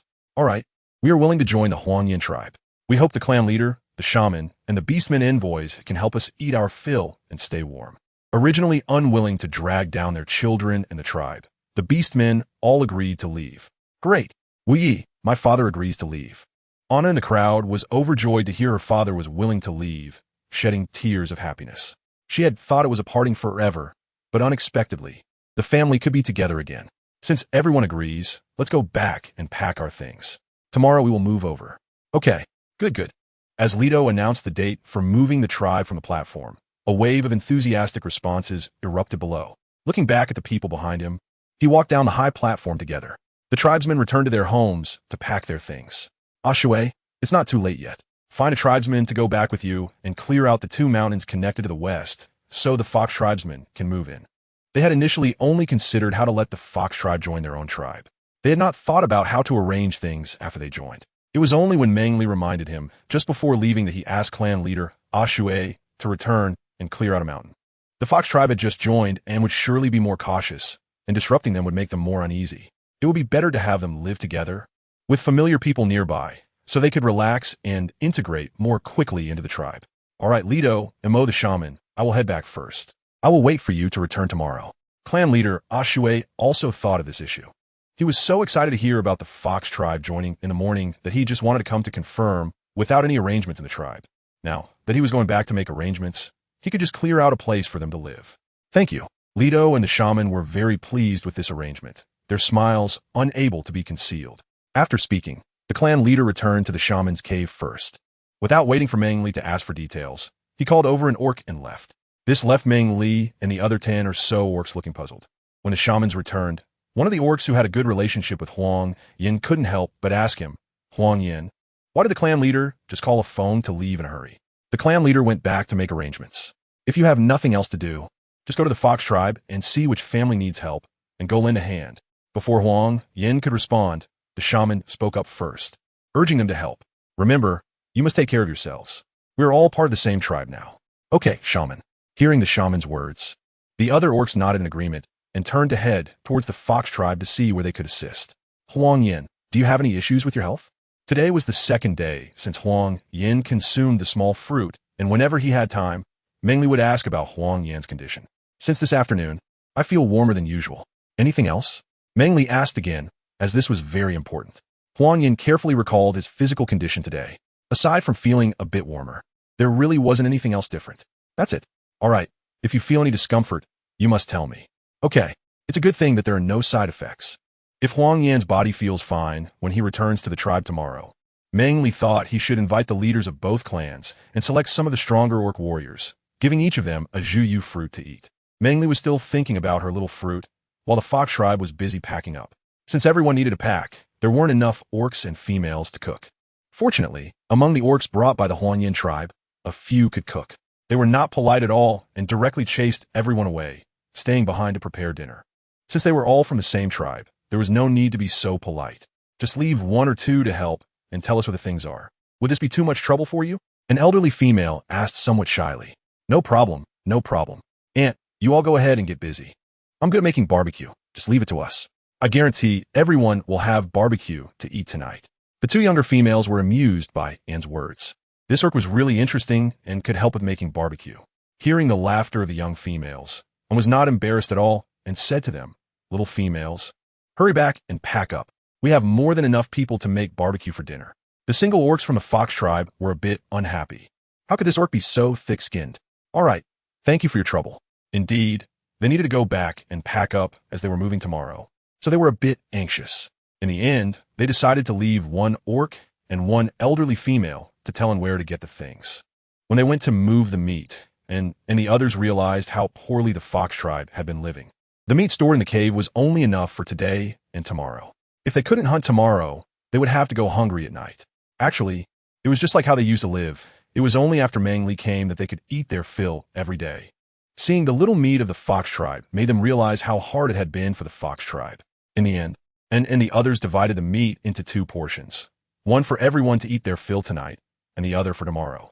The fox tribe kept insisting they couldn't take so much, which eventually drew the attention of Li Du and the shaman. You don't need to bring food over. The food in the tribe is more than enough. Just finish the meat you've set aside for tonight and tomorrow, the shaman said. Originally, the tribe had enough food with the addition of water beast meat. Meng Li also told him that when they returned, they would give the other orcs Zhuyu fruit. By then, the orc strength would increase, and there would naturally be more prey. So there wouldn't be a need for the fox tribe to bring over this little bit of food. Chapter 54. Enhancing orc combat power. The next day after returning to the Huang Yin tribe, Huang Yin showed no side effects. Meng Li found the shaman to discuss whether they should select more orcs to eat Zhuyu fruit, with Huang Yin's example right in front of them. Having a few more people would undoubtedly benefit the tribe without any harm. All right, I'll discuss it with the tribe leader and select 20 people. If these 20 people eat it and show no side effects, we can then consider how to use the remaining Zhuyu fruit. Okay, shaman. The shaman's considerations aligned perfectly with Meng Li's thoughts, so she agreed without hesitation. Seeing the shaman asking Wu to find the tribe leader, Meng Li thought for a moment and made a suggestion to the shaman. Shaman, wouldn't it be inappropriate to just call the tribe leader over? The Fox tribe's members are likely more familiar with Uncle Li. Indeed, the Fox tribe had just joined the tribe. No matter how capable tribe leader Shui was, he couldn't be more familiar with them than Li, who had become the leader of the Fox tribe. I overlooked that. Since we are now one tribe, we certainly can't leave the Fox tribe out. Wu, go get the tribe leader and the deputy leader. All right, shaman. This time, Wu stayed in the tribe and did not follow. After the shaman and Meng Li returned, they all lived together. And the shaman and Meng Li did not hide anything from him. In their daily conversations, they revealed the matter of obtaining Zhuyu fruit. Upon learning that this small red-green fruit was the famous Zhuyu fruit that could enhance orc strength, Wu found it quite unbelievable. However, Meng Li's identity had led to too many incredible things happening in the tribe. He was beginning to get used to it, no longer surprised by every little thing, but just accepting it with astonishment. The Fox tribe was collectively settled in 2 caves connected to the west. The location of the Huangyan tribe was a valley formed by 5 connected mountains. The orcs acted quickly, so even though the valley could accommodate tens of thousands, it didn't take much effort to move from one mountain to another, especially since they had loud voices and could call out to each other when needed. Lidu. As you can see, the 2 mountains where you live are connected, but there are paths down from the other 3 mountains. The eastern path leads to the tribe's main entrance, which you use to come through. The western path leads to the big river, where we all fetch water. There are also paths to the north and south. I understand. How will the hunting teams be arranged? You know, our tribe's orcs don't have high attack power. They're just good at making tools and weaving. Sigh. The reason the Fox tribe had been starving was right here. Their fur was mostly black and yellow, with some white. Because the white fur stood out too much, there weren't many hunting orcs, and hunting wasn't easy. I know. You don't have to worry. If you're at ease, I'll put them into the current hunting team. The other orcs will be arranged by the shaman, so there's no need to worry about having nothing to do. This was also what Meng Li and the shaman had agreed on earlier. They wanted some orcs to build a few lookout towers on the mountaintop. First, they could observe the herds from a distance, preventing the sudden attacks like last time. Second, the tribe was destined to grow stronger, so preparing in advance was always wise. I have no objections. You can handle it as you see fit. Since they moved over from the Fox tribe, they received a warm welcome from the original members of the Huangyan tribe. It felt like welcoming back long-lost relatives, with no barriers at all sincere and heartfelt. This moved Li greatly. They had originally thought they would face some unfair treatment. Tribe leader Shu, Uncle Li, are you there? Wu, who came to find the 2, inquired outside the cave. This vacant cave was designated as a meeting place for the tribe's higher-ups. During the day, the tribe leader and deputy leader basically discussed matters there. If anyone had something to discuss, they would come here instead of going to someone's home, which was very convenient. It's Wu. Hey Wu, we're here. Come in. Knowing that Li was still not very familiar with the tribe members, tribe leader Shui called out Wu's name to respond to him outside. Wu, is there something you need from us? Yes, the shaman asked you to come over. Shall we go then? Upon hearing it was the shaman looking for them, Shui said to Li. Let's go. Li nodded in agreement without hesitation. He knew that the shaman wouldn't call them unless it was something important. Wu, let's go. Okay. The 3 of them headed towards the cave where the shaman lived. Meng Li, how do you think we should select the candidates? The shaman originally wanted to choose stronger orcs, but after hearing Meng Li's earlier words, he hesitated. Shaman, we don't currently know if the effects of Zhuyu fruit are uniform or dependent on the individual or their strength. So I think we should choose a few from strong, moderate, and average orcs, preferably from different types of orcs. Indeed, they only had Huangyan as an example. There are no more cases to compare with, and they wanted to maximize the use of Zhuyu fruit, so trying it themselves was the best approach. Would this be too wasteful? To be honest, the shaman thinks that this is the Zhuyu fruit, which should be given to the strongest orc. It would be painful to waste even one. Shaman, only in this way can we maximize the effect of the Zhuyu fruit. Meng Li still insisted on her decision. They are all members of the tribe and should have this opportunity. All right, let's do it your way. Just as she finished speaking, the chieftain and the others walked in. Shaman, you were looking for us? Although it was a question, it had a tone of certainty. Shui Li Duo, come and sit. Meng Li, you and we'll go put the herbs outside to dry. Okay, shaman. Chieftain, Uncle Li Duo, you all sit down. Meng Li smiled sweetly in response and did not forget to greet the 2. The clan leader knew that the shaman did not want Meng Li's identity to be exposed too early. As more and more clan members gathered, they had to be more cautious to avoid drawing others' attention to Meng Li. Meng Li, come play at Uncle's house when you have time. Okay, clan leader uncle. Seeing the shaman send Meng Li and Wu away, Lido felt a bit confused. Could there be something important? Shaman, is there something significant going on? Once Meng Li and Wu left, the shaman walked into his cave and took out a small animal skin pouch. Inside were more than 100 red and green juyu fruits, but the outer animal skin bag had been replaced with the shaman's. The pouch given to Meng Li by the mysterious man was set aside. These are juyu fruits, which can enhance the combat power of beastmen. The shaman placed the small pouch on the stone table. Hearing the shaman's words, both of them looked at the small fruits in shock. Shaman, are you saying these small fruits can enhance beastmen's combat power? Yes. Huang Yan became so strong because he ate this. The enhancement of Huang Yan's strength had always been a mystery. Clan leader Shui had asked several times, but received no answers. Now the shaman casually revealed that Huang Yan's strength was greatly enhanced by eating this small fruit. What? Initially filled with disbelief, their expressions became fervent as they looked at the small fruits again. Now that we have so many, if all the clan members eat them, won't that mean the beastman's strength will increase? Ha! Thinking of that scene, clan leader Shui couldn't help but want to laugh out loud. Yes, but we still don't know how much it can enhance. We don't know if it has any effect on abilities or beast forms. So I suggest that each beastman of different forms is selected based on strength. 2 from the strong, 2 from the average, and 2 from the weak. Once we see the effects, we can decide who else can eat juyu fruits next. Alright. Haha, truly blessed by the beast god. He originally wanted to mention Meng Li, but thinking of the shaman's earlier reaction, Lido could only laugh and remain silent. Chapter 55. The Tiger Clan tribe visits again. If there are no issues, bring the selected individuals to me tonight, and we will distribute the juyu fruits uniformly. Okay, I'll bring them tonight. Compared to clan leader Shui, Lido was still in shock and hadn't regained his composure. The legendary juyu fruits that could enhance the strength of beastmen was something he had never even dared to imagine before. Shaman, I'll take my leave now. Lido, do you want to leave together? In the Huang Yan tribe, the division of labor between the clan leader and the shaman had always been clear. The clan leader managed most of the tribe's affairs, and the shaman only participated or offered suggestions for significant matters. Now, distributing the juyu fruits was also a decision made solely by the clan leader without the shaman's involvement. Stunned by this huge news, Lido only turned to look at clan leader Shui when he called him. Haha, you guy, are you shocked by this news? Let's go. I'll explain it to you in detail. Lido was thus led out by the enthusiastic clan leader with his arm around his shoulder. After dinner, clan leader Shui and Lido brought 20 beastmen to the shaman's residence. Although the shaman had mentioned that strong, weak, and mid-level beastmen should be evenly distributed, this was merely what Meng Li wanted to see. The shaman and others still valued the strong more.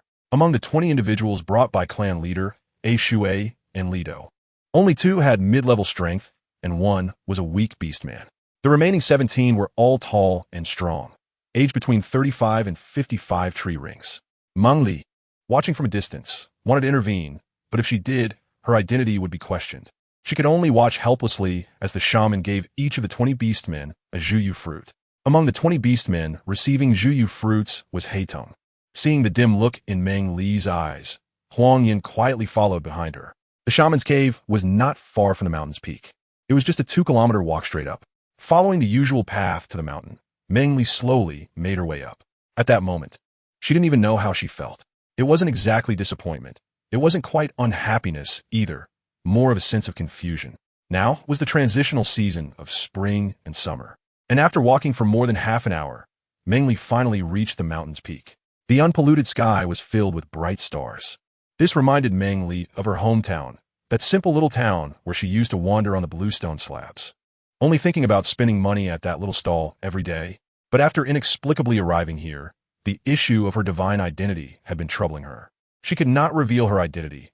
Once she did, her peaceful life would be disrupted, and war and death would continue to occur because of her identity. Furthermore, the harsh environment only meant that after a few days of heavy rain, small-scale beast tides could occur. Those beastmen who had died, whether young or old, left behind children without a father's protection, females without partners, and parents without children. Females could find new partners, but parents who lost their children when they grew old without the protection of their children, relying solely on the tribe's support, could very well be the first to be abandoned when food became scarce. Cubs without a father were only slightly better off. Adding to this was the mysterious man, who could easily see through Meng Li's identity. Moreover, he always hinted that if she continued to be so weak, she would eventually be killed. Meng Li felt a sense of breathlessness, as if being suffocated. Today, the actions of the shaman made her suddenly feel very uninterested. Clearly, things had been agreed upon, yet they changed so drastically in the end. She couldn't even have the slightest say, which left her feeling confused. Was what she was doing really good? Was she truly unnecessary? Do you want to eat? I picked this today. Suddenly, a voice emerged, and a hand appeared before Meng Li, holding a purple fruit to her. She looked up at the hand and saw Huang Yin with a serious expression. Thank you. This purple fruit had only recently ripened and was particularly sweet, which Meng Li really enjoyed. However, seeing Huang Yan's serious face made her often wonder in her heart. He was always so serious. No wonder he was over 40 rings old, the first warrior of the tribe, and still single. If it were her, she wouldn't choose such a non-romantic orc. Why did you come here? Aren't you helping in the cave? The fruit in her hand was taken away, and Huang Yin watched the little female eating happily. The tension in his heart instantly dissipated, and he casually sat down beside Meng Li. I've eaten juyu fruit before, so I know there's nothing wrong with it. So it doesn't really matter whether I'm helping in the cave or not. That's true. Their conversation ended like that, and they sat dumbfounded on the mountaintop, gazing at the stars in the sky. In a couple of days, the wind-driven water wheel that was damaged by the rainy season would be repaired. The tribe would have water again. And thank you for your juyu fruit. You're welcome. I'm very grateful to the beast god for bringing you to our tribe because you, Meng Li, have brought so much hope. You allow our tribe's people to live happily and full of hope every day. Meng Li looked at Huang Yin with some confusion, wondering why he suddenly brought this up. The previous tribes were united, but conditions were limited. Even though we worked hard every day, there were still clansmen who couldn't get enough to eat. Many died or were crippled in battle. During the cold season, many elderly orcs were left behind forever in that season. What is wrong with Huang Yin today? Why is he talking about such distant things? Meng Li thought to himself, frowning his beautiful brows. My grandfather lost a leg in battle. He was still strong, but during the cold season, due to a lack of food, he and some disabled and elderly orcs chose to fast, leaving all the food for the strong orcs, females, and young ones, ultimately starving himself to death. In fact, it wasn't just my grandfather. Whenever food was scarce, those in the tribe who couldn't hunt, apart from the females and young ones, were the first to be abandoned. I want to change this situation, but I had no power until your arrival, which truly allowed our tribe to ensure that no one goes hungry. We are all very grateful to you. Meng Li was moved to tears by Huang Yan's words, but in the end, she didn't know whether to laugh or cry. No need to thank me. To be honest, from the very beginning, I just hoped everyone could live well. Huang Yan didn't say anything else, just accompanied Meng Li. Meng Li didn't know what to say either, and the two of them sat on a mountaintop like that until Meng Li got too tired to continue. And then they went down the mountain together. The next day, Meng Li and the others received news that the tiger tribe was visiting again. Chapter 56. Going to exchange salt when they arrived at the cave where the tribe leader worked. The tribe leader, Shui, saw the rosy complexion of his old friend and knew that the viral flu in their tribe must have been cured. Qian, why are you here so early? Have you eaten? Come on, let us go eat. Tribe leader Shui warmly greeted Qian, the leader of the tiger tribe, pulling him toward his own cave, and he didn't forget to turn to Li Duo, who had come with him, and say, Li Duo, you come along to eat with me. The tiger tribe was very excited to see Shui and wanted to discuss their tribe's matters with him. When they heard Shui call out the name of the fox tribe leader Li Duo, they turned to see Li Duo smiling at them. Tiger tribe leader. Hearing the fox tribe leader call him, the tiger tribe leader laughed heartily. I thought I came early, but I didn't expect the fox tribe leader to arrive even earlier. This year, are you planning to go with the Shui and the others to exchange salt? Well, it depends on the arrangements made by the tribe leader. Li Duo and the others had already joined Huang Yan's tribe, but it hadn't been announced yet. Has your tribe changed leaders? Li Duo, you're no longer the leader? The fox tribe leader was a bit surprised by Li Duo's words. Leaders usually change every few decades, and it was rare for someone like Li Duo to only serve for a few years. Could it be that the fox tribe has produced a warrior with exceptional strength? Is that why Li Duo handed over the position of tribe leader to that beastman? The tiger tribe leader couldn't help but think to himself, all right, let's talk about these things later. Let's have our breakfast first, and then chat. Tribe leader Shui also knew that these matters could not be clarified in a short time. After all, Qian was here to discuss the salt exchange, so it was better talk after breakfast. The two were then pulled by Shui to his cave. Meng Li heard that the people from the tiger tribe had arrived and couldn't help but ask the shaman next to her, who was having breakfast with her. Did the tiger tribe come so early because they had urgent matters? Perhaps they wanted to discuss trading salt. The shaman swallowed the tender meat in his mouth before answering Meng Li's question. After what happened last night, He was afraid this little female would be unhappy. Unexpectedly, in the morning she was still as usual and even told him she understood. This eased the shaman's heart significantly. He actually didn't want to have any estrangement with Meng Li. Trading salt? Looking at the roasted meat in front of her, Meng Li recalled some passages from novels. In the Beast World continent, only a few tribes could produce salt. Other tribes would trade animal skins and food for salt. At this time, every year, the pangolin tribe would sell salt. Other tribes wanting to exchange for salt had to go early. If they arrived too late, they might end up with nothing. Pangolin tribe? Shaman, how much salt does our tribe have? Can you show me?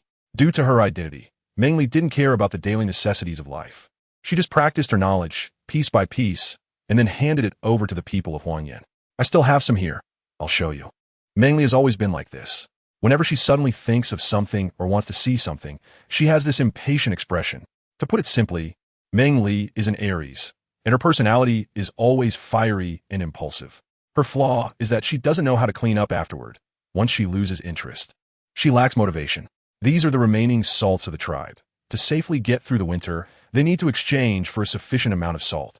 She took the beast skin bag handed over by the shaman, which was about the size of a primary school student's backpack. Inside were only 2 or 3 white crystals, the size of a 2-year-old child's fist. So the tribe uses well salt. No wonder some of the roasted meat has a muddy taste. It turns out it's a problem with the salt.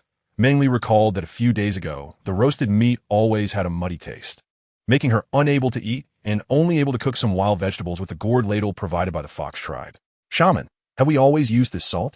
When I was in the shaman tribe, the salt was very white, grainy.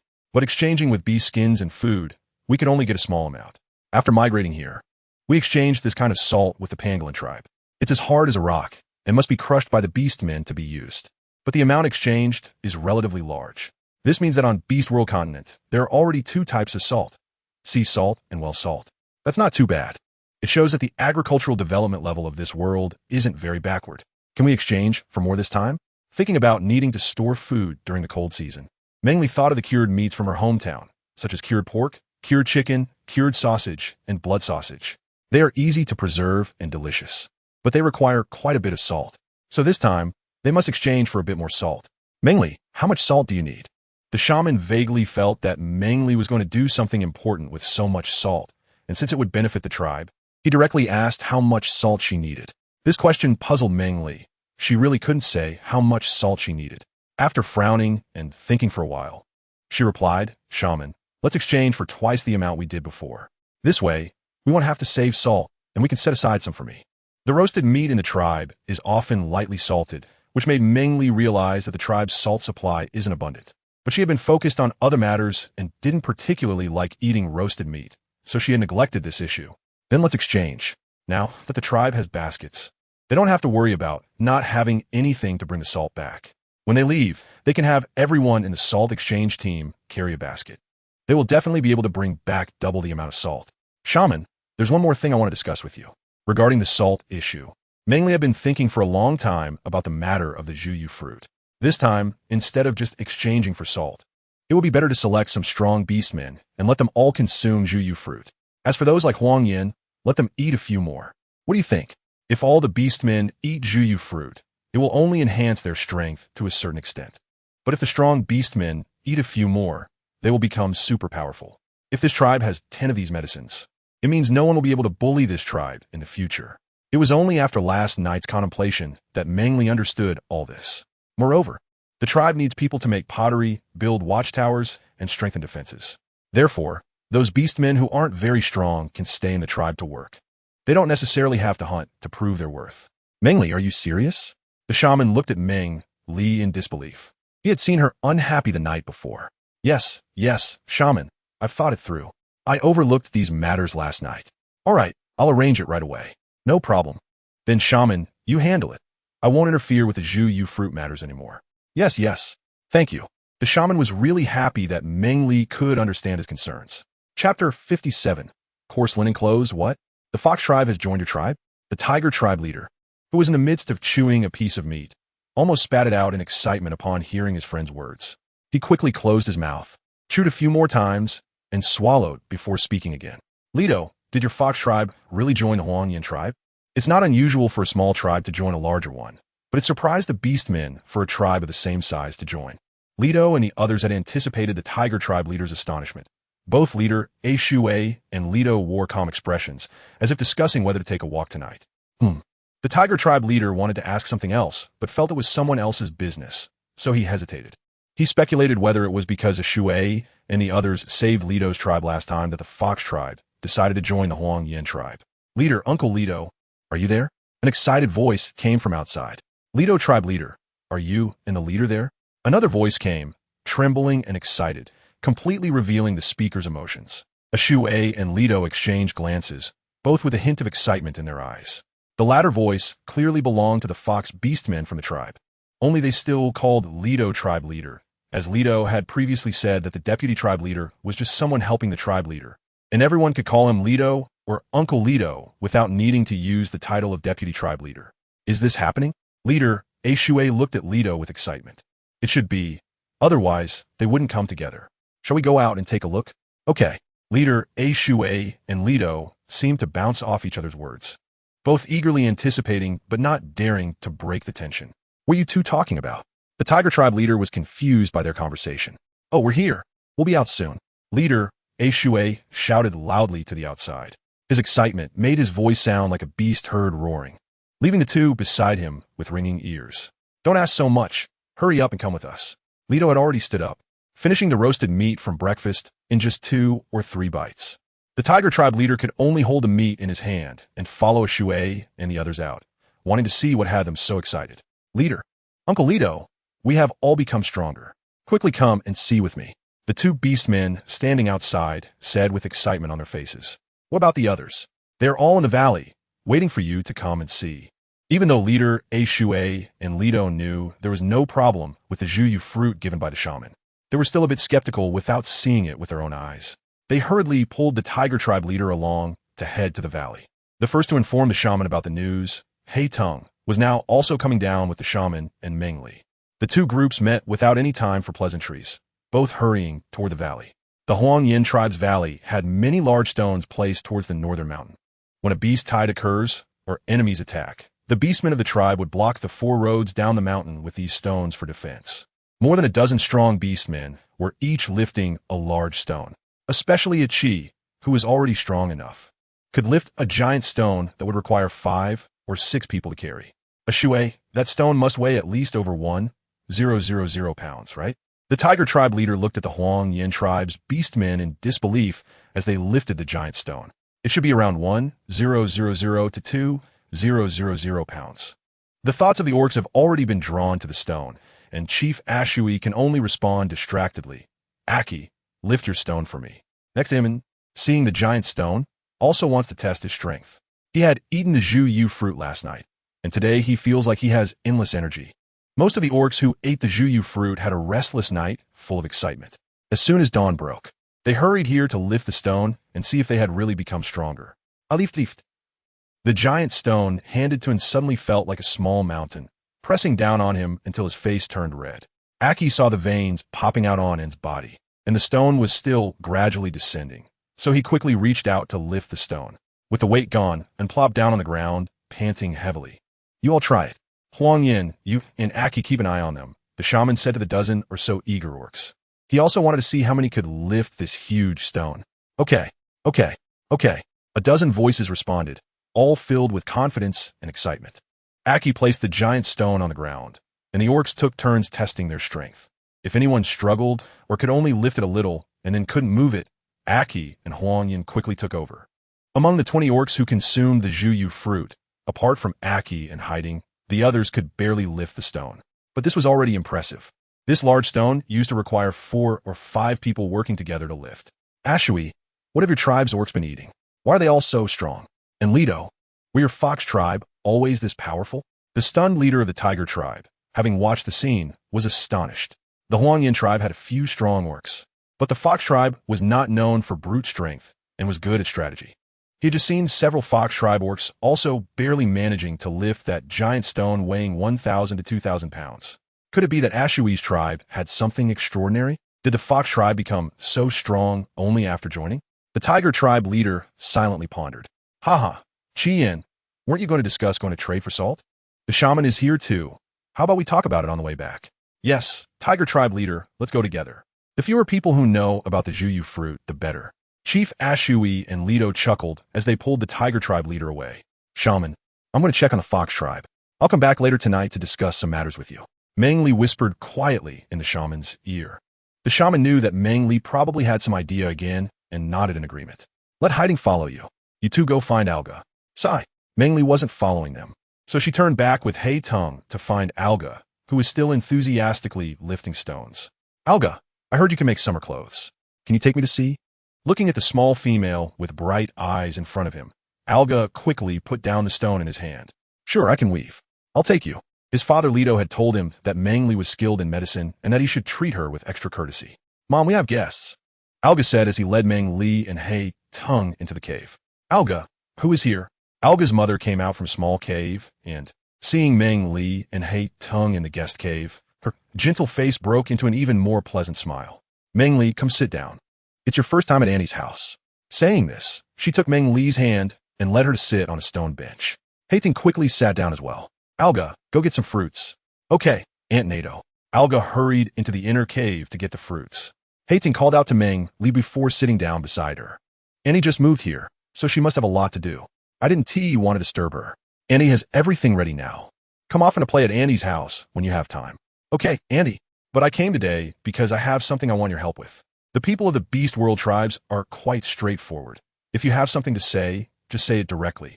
If you hesitate and don't speak up, others might think you have an opinion about her, which is why you can't say it. They want to be as warm to you. Just say what you need, and Annie will definitely help if she can. I heard you can weave summer clothes, so I wanted to see what they look like. What else could it be? Just this. Wait a moment. I'll get it for you. Hearing Meng Li's words, Nato stood up and walked toward her dwelling to get the clothes. Meng Li, eat some fruits. Alga brought a large leaf filled with several purple or red fruits and placed it on the stone table beside Meng Li and Hei Tung. Thank you.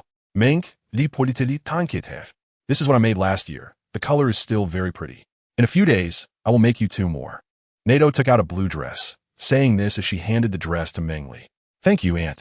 Meng Li took the clothes and felt the fabric in her hands. The material was still a bit coarse, and the small holes in the middle were relatively large. Fortunately, it was made with 2 layers, so it didn't have that sheer effect. She couldn't tell what material it was made of, but it was very similar to the coarse linen garments used for the deceased in her hometown. It should be fine for filtering out mud and weeds. She thought to herself that she would discuss it with the shaman when she got back to see if she could get a bigger one, which would be convenient for what she needed to do next. Aunt, the clothes are really beautiful. You keep them well. I'll be on my way now. Oh, why are you leaving so soon after just arriving? Stay a while longer, Nato urged as she took the clothes. Meng Li had originally planned to go gather herbs with Wu, but when she heard that the clothes they made were nice, she couldn't help but come over to take a look. It was getting late, and Wu would be getting anxious waiting for her. Today, Meng Li had made plans with Wu to go out and find some medicinal materials. Otherwise, once it got hot, the snakes would come out, and Meng Li wouldn't dare to go gather herbs. Nato understood and didn't insist on keeping her longer. Gathering herbs was very important in the tribe. All right, come by and visit when you have time. Hey, Aunt, then I'll be off. Hei Tung also nodded to Alga, following Meng Li as they left. When they reached the entrance of the tribe, they saw Wu waiting for her with a large backpack, and she hurried over. In the afternoon, Wu and Hei Tung, the 2 beastmen, had their big backpacks filled to the brim with herbs. Meng Li asked the guarding orc if the tiger tribe had already returned. Her eyes brightened, and she hurried back. The tribe members needed to exchange for salt, but the usual animal skins and wild beasts couldn't fetch much. She could only think of fresh ideas to let the orcs in the tribe try out. Things she had wanted to do before, but couldn't, could now be attempted because of the coarse linen garments woven by Aunt Nadoa. Even those with little strength or disabilities could be utilized now. Meng Li thought to herself that no one would refuse to do things, and her tired body felt a hint of strength as she walked toward the large cave. Chapter 58. Firing ceramics. The coarse linen garment matter was assigned to Lido by the shaman. Huang Yin was once again brought to Meng Li to start learning something new. Firing porcelain. Searching for ant nests? Yes. Ant nests have a very special structure and are just right for making ceramic materials. Clay-fired ceramics are the best, but Meng Li, being a novice, didn't know how to find clay. She only remembered the elders saying that using ant nests for firing porcelain was also acceptable. Now she could only give it a try. One method, directly filtering out impurities from the soil, and the other using ant nests to make ceramics. She would compare these 2 methods to see which porcelain turned out better. In the future, they would use that method. All right, I'll arrange for people tomorrow morning. And in the afternoon, we will go look for ant nests. Good. The elderly and disabled orcs can sharpen their claws first. We'll choose a spot in the valley for them to dig a small pit for mixing the clay. The orcs with a bit less strength can go out tomorrow to chop down 2 large trees and let Uncle Wei make 2 larger wooden basins. Then I'll go find Uncle Chief and Uncle Lito first. Huang Yin memorized everything Meng Li had drawn on the ground and organized the tasks she had assigned before getting up to discuss with the chief and the others.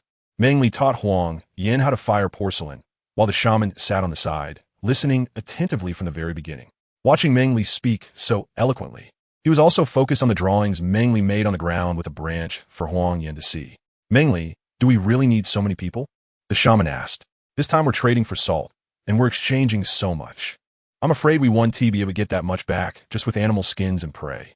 We can only try a new method. If it succeeds, we can fire more items needed for our lives in the future. The winter in the beast world is long and very cold. During that time, there are no prey to hunt at all. The orcs have to rely on stored food to get through the winter. The Huang Yin tribe used to coat their food with herbs given by the shaman, which would extend the shelf life by half a month. But the condition was that the food would become very unpalatable with a bitter herbal taste. In order to get through those 3 to 4 months of the cold season a bit better, Meng Li insisted on exchanging more salt to make more cured meats and sausages. The fox shaman thought about it and realized that since the tribe had more fox clan members joining this year, the total population of the tribe was now over 300. They would need to exchange at least 2 to 3 times the amount of salt to meet the needs of the entire tribe. Then you should give it a try. I'll get you the coarse cloth, and you and Huang Yin work hard to make the porcelain.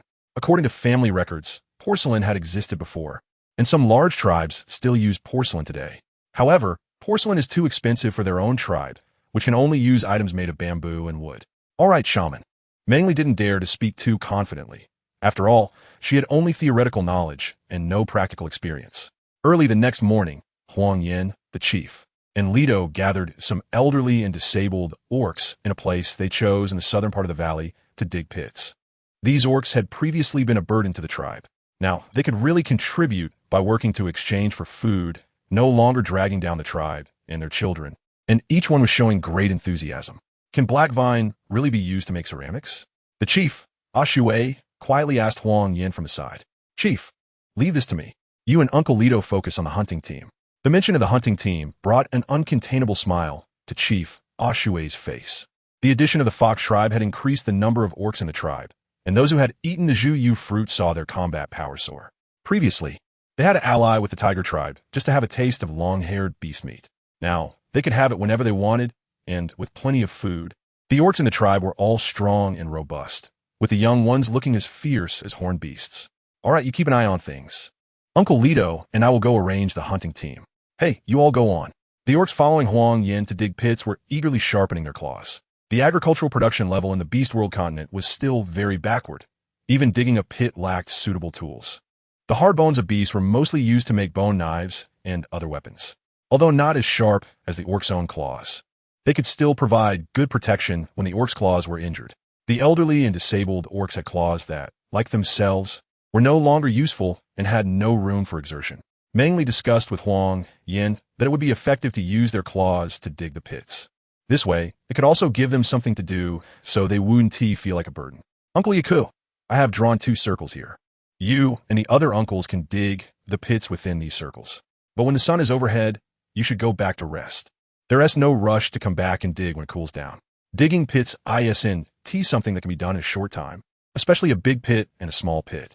There are only about 10 or so orcs, and they're not young anymore, with some being disabled or having injuries to their legs or arms, which makes it less convenient.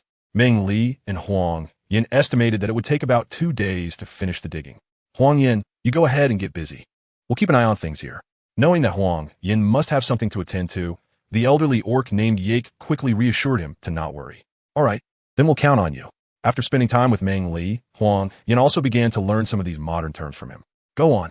He felt there wouldn't be any issues, so Huang Yin left to find some weaker orcs to chop down 2 big trees at the entrance of the tribe. By the time everything was arranged, the red sun in the sky was already approaching its zenith. Huang Yin hurried back to find Meng Li and saw a small back basket in a large cave where the shaman was entertaining guests, containing a few fruits. Meng Li's voice came from the cave where the herbs were stored. Meng Li, hey, I'm coming. Hearing Huang Yin call for him, Meng Li quickly stepped out. Have you arranged everything? Seeing Huang Yin drenched in sweat, standing in the large cave, Meng Li hurriedly picked up a small bamboo jar from the table and poured him a big cup of water. Thank you. After running around all morning, Huang Yin was indeed extremely thirsty. He took the water Meng Li handed him and drank it in one go. Do you want to take a break before we set off again? Meng Li asked with concern. No need, let's go. Huang Yin picked up the small backpack and walked out first. Meng Li also followed behind to look for the ant nest. Based on Meng Li's description, Huang Yin led them to the eastern mountain to search. As summer approached, the wild grass on the mountain grew thicker and denser, making it more difficult for Meng Li and the others to find the ant nest. With only her head sticking out, Meng Li couldn't see where the ant nests were at all. Why has the grass grown so tall? I can't see anything, she said, feeling a bit frustrated after walking for about an hour and seeing nothing but grass. Suddenly, a pair of large hands lifted Meng Li up, raising her viewpoint and allowing her to see the surroundings clearly. The fear of being off the ground made her grip tightly onto whatever was beside her. Huang Yin, what are you doing? This way you can see better. Hearing this reason, Meng Li had no response, but it was too sudden, making her feel uncomfortable. I'm not tired. You could just let me sit on your shoulder and look slowly. Looking at Huang Yan's broad shoulders and then at the height he was holding her, she felt like a little kid sitting up there. However, the wide view was indeed much better than when she could only see grass. Meng Li also remained silent, as if tacitly agreeing to let Huang Yin take her to find an ant nest. Chapter 59, Termite Nest. The view became broader, and Meng Li could see the plants growing nearby, as well as the small flowers in the distance. Searching for things became much easier. Huang Yin, do you see those plants over there? On the way, Meng Li spotted several familiar plants and quickly pointed them out to Huang Yin. Hearing the slightly excited voice from her shoulder, Huang Yin followed her little finger to look. There was a lush green area, but he had no idea which plant Meng Li was pointing to. Without supporting Meng Li with one hand, Huang Yin unleashed the claws hidden in his paw and cut through the vines and broke branches to clear a path forward. Huang Yin, we're there, put me down. In just a few minutes, Huang Yin had carved out a small path about 1 person wide, spanning a distance of 10 meters. Okay, hearing Meng Li's words, Huang Yin stopped cutting. He gently supported Meng Li's body with both hands, crouched down, and let her slide off his shoulder to the ground. Thank you. As she looked at Huang Yin straight back, Meng Li tried to lower her head and bend her back to stand steadily on the ground. Her emotions became unexpectedly complex, and she felt a bit unsure of what expression to show Huang Yin. This is what I should do. When Huang Yin looked at her, Meng Li tucked away the emotions in her eyes. Huang Yin remained as serious as ever, and his words were still dull. Let's go take a look. Now is not the time to dwell on these things. After this busy period, Meng Li also needed to think things through. Huang Yin stood by Meng Li like a mountain. The plants in front of them were taller than Meng Li, with flat, broad leaves that had very sharp edges. Meng Li reached out to snap one off, but a large hand reached across her front and broke off the big corn for her. Here.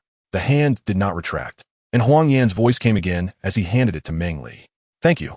Meng Li took the large corn, and with one hand quickly helped to peel off the leaves. It's hard to say if it's because the environment is too primitive, but the plants here are much larger than those in Meng Li's hometown.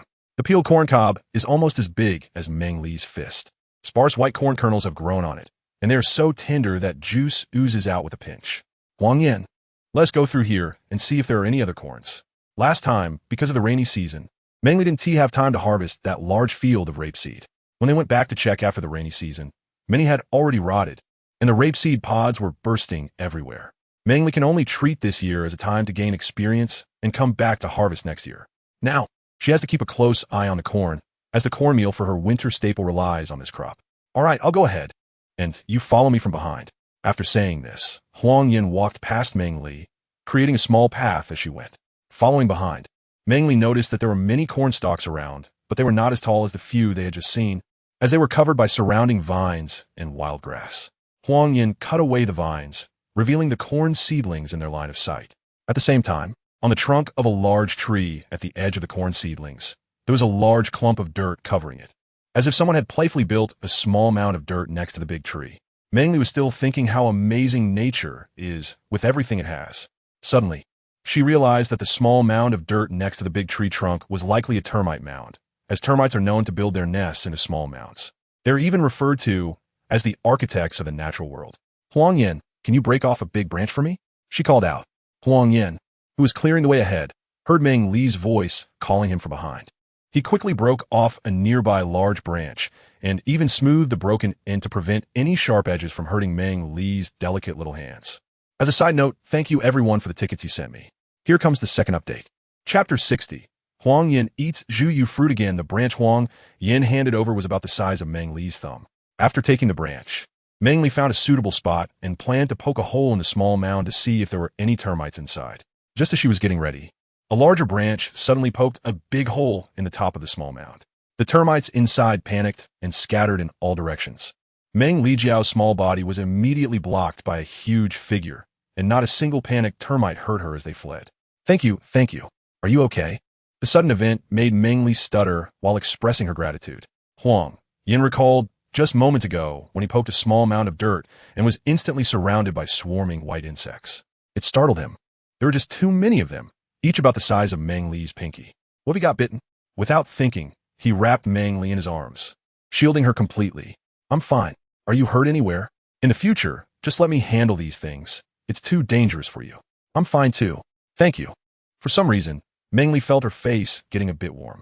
The overwhelming male hormones from just now left her mind in a daze. Huang Yin, sensed something was off with Meng Li in his arms, bent down to check if she was injured, and saw her slightly flushed face along with his own hands holding her. Startled, he quickly let go, feeling a bit unnatural and unable to look Meng Li in the eye, wondering if he had been too abrupt with her. It's what I should do. No need to thank me. Huang Yin felt a bit uneasy saying this. Coming back to her senses, Meng Li thought the atmosphere was incredibly awkward, and her forced smile was barely holding up. She was speechless, wondering how things had escalated to this point. Thankfully, she didn't forget the main issue and broke the awkwardness by saying, Huang Yin, this is where we need to find the termite nest. We needed to make ceramics. Hearing Meng Li's words, Huang Yan's earlier awkwardness vanished. He felt a surge of excitement. This was the termite nest Meng Li mentioned. With it, they could make ceramics in the tribe and also trade for more salt. Meng Li, step back a bit. I'm going to put this small mound into the backpack. Huang Yin led Meng Li a few meters back and placed the backpack down. This small backpack was specially made for Meng Li by Uncle Wei.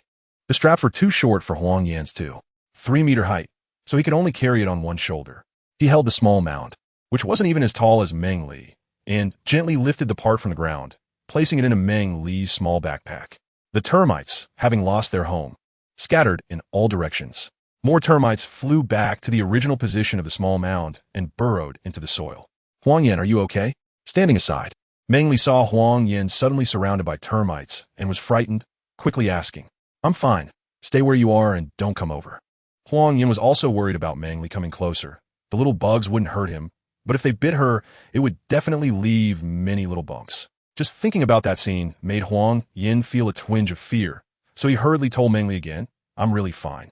Once these little bugs fly away, we'll go back to the tribe. After dropping the backpack and the small mound, he brushed off the white insects sticking to him. After carefully checking and confirming there were no more white insects on him, he walked towards Meng Li. Are you okay? Did any termites bite you? Meng Li knew that termites could bite and cause small bumps. Just now, when Huang Yin moved the termite nest, she was surrounded by a swarm of termites. So how could she not worry? If you didn't get bitten, you don't have to worry. The termites over there have mostly scattered. Wait here for me. I'll go get the backpack, and then we can go back to the tribe. Okay. Seeing Huang Yin downplay the situation, Meng Li didn't ask further. They would talk more once they returned to the tribe. If Huang Yin really got bitten by the termites, Emi would also know. She could just ask Emi. Meng Li decided not to dwell on whether Huang Yin had been bitten by termites anymore. When the two returned to the tribe, they happened to encounter a few young female adults, all of whom looked at Huang Yin with admiration. However, Huang Yin only wanted to send Meng Li back and start the preliminary work for making ceramics. After giving them a glance and nodding in greeting, he turned his head away and ignored them. The young females, initially happy because Huang Yin looked at them, became somewhat unhappy when he only followed Meng Li and ignored them, feeling a desire to take her place. Especially the females of the Fox tribe, who had not interacted much with Huang Yin and Meng Li, showed their dissatisfaction more obviously in their eyes. However, this was just a small episode. The two continued with their other tasks, completely unaware the young female would act so crazily later on, making Meng Li and Huang Yin feel embarrassed. Huang Yin, put the termite nest outside the cave. It's a bit late today. Let's start tomorrow.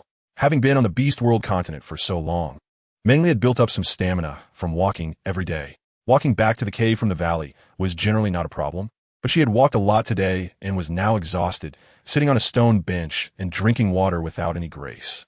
Huang Yin, stay for dinner. I have something to discuss with you later. In the herbal cave, the shaman was organizing herbs when he heard a voice coming from the guest cave outside. He got up and walked outside. Seeing Huang Yin about to leave after putting down his backpack, he called out to stop him. Huang Yin, who was about to leave, heard the shaman's words and stopped, greeting him. Shaman, sit down. The chief will be coming over later. You should come and learn how to make ceramics with Meng Li. Why not stay for dinner? The chief and I have something to discuss with you. The shaman sat down on the stone bench beside Meng Li and continued speaking to Huang Yin. Meng Li called out to the shaman with a bit of breathlessness, saying that they needed to find a termite nest today. They had walked quite a distance, which had exhausted Meng Li.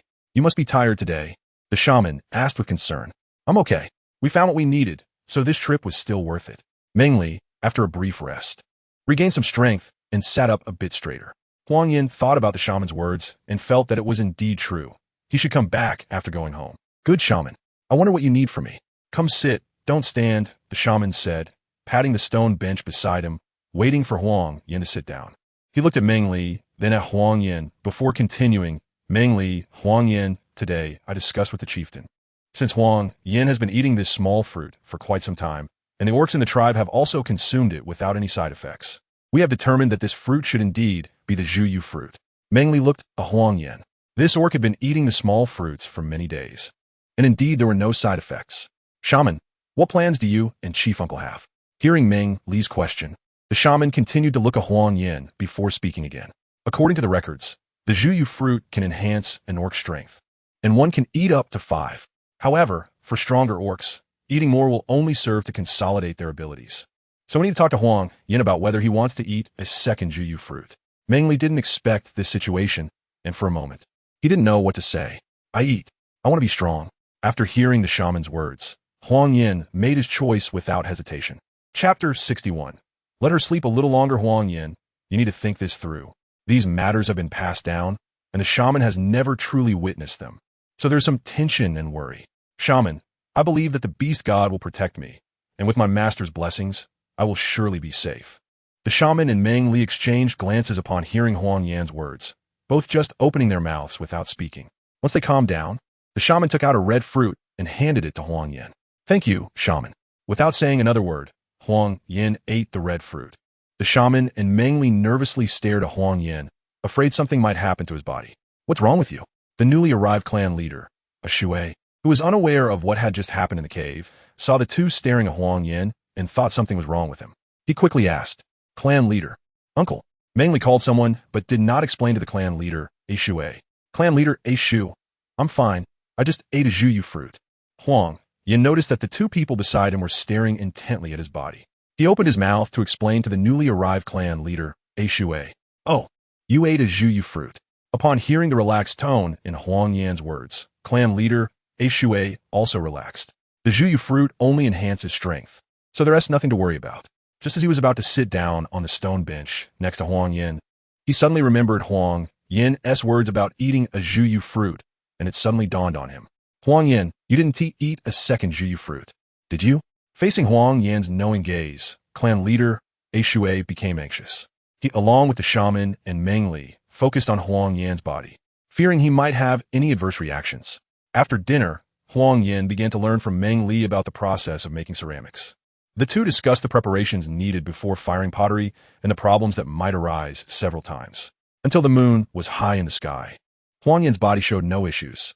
The shaman found Huang Yin a large backpack, placed the termite mound from Meng Li's small backpack inside, and then returned to rest with clan leader, a Shui. The water wheel in the tribe was repaired, and the shaman had a steady supply of water every day.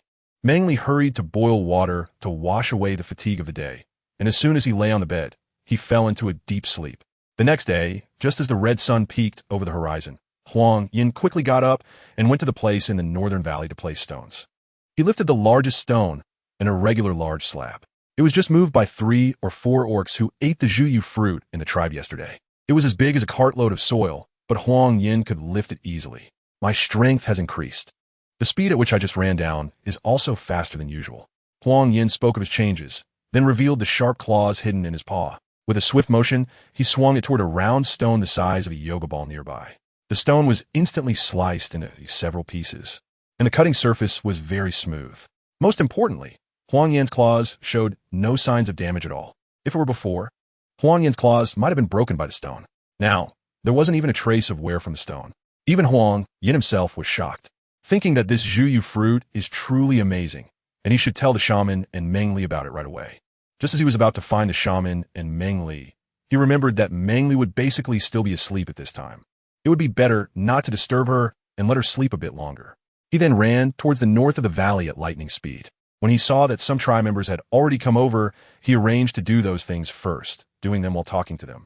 The pit had already been dug, and the termite mound also needed to be mixed with water.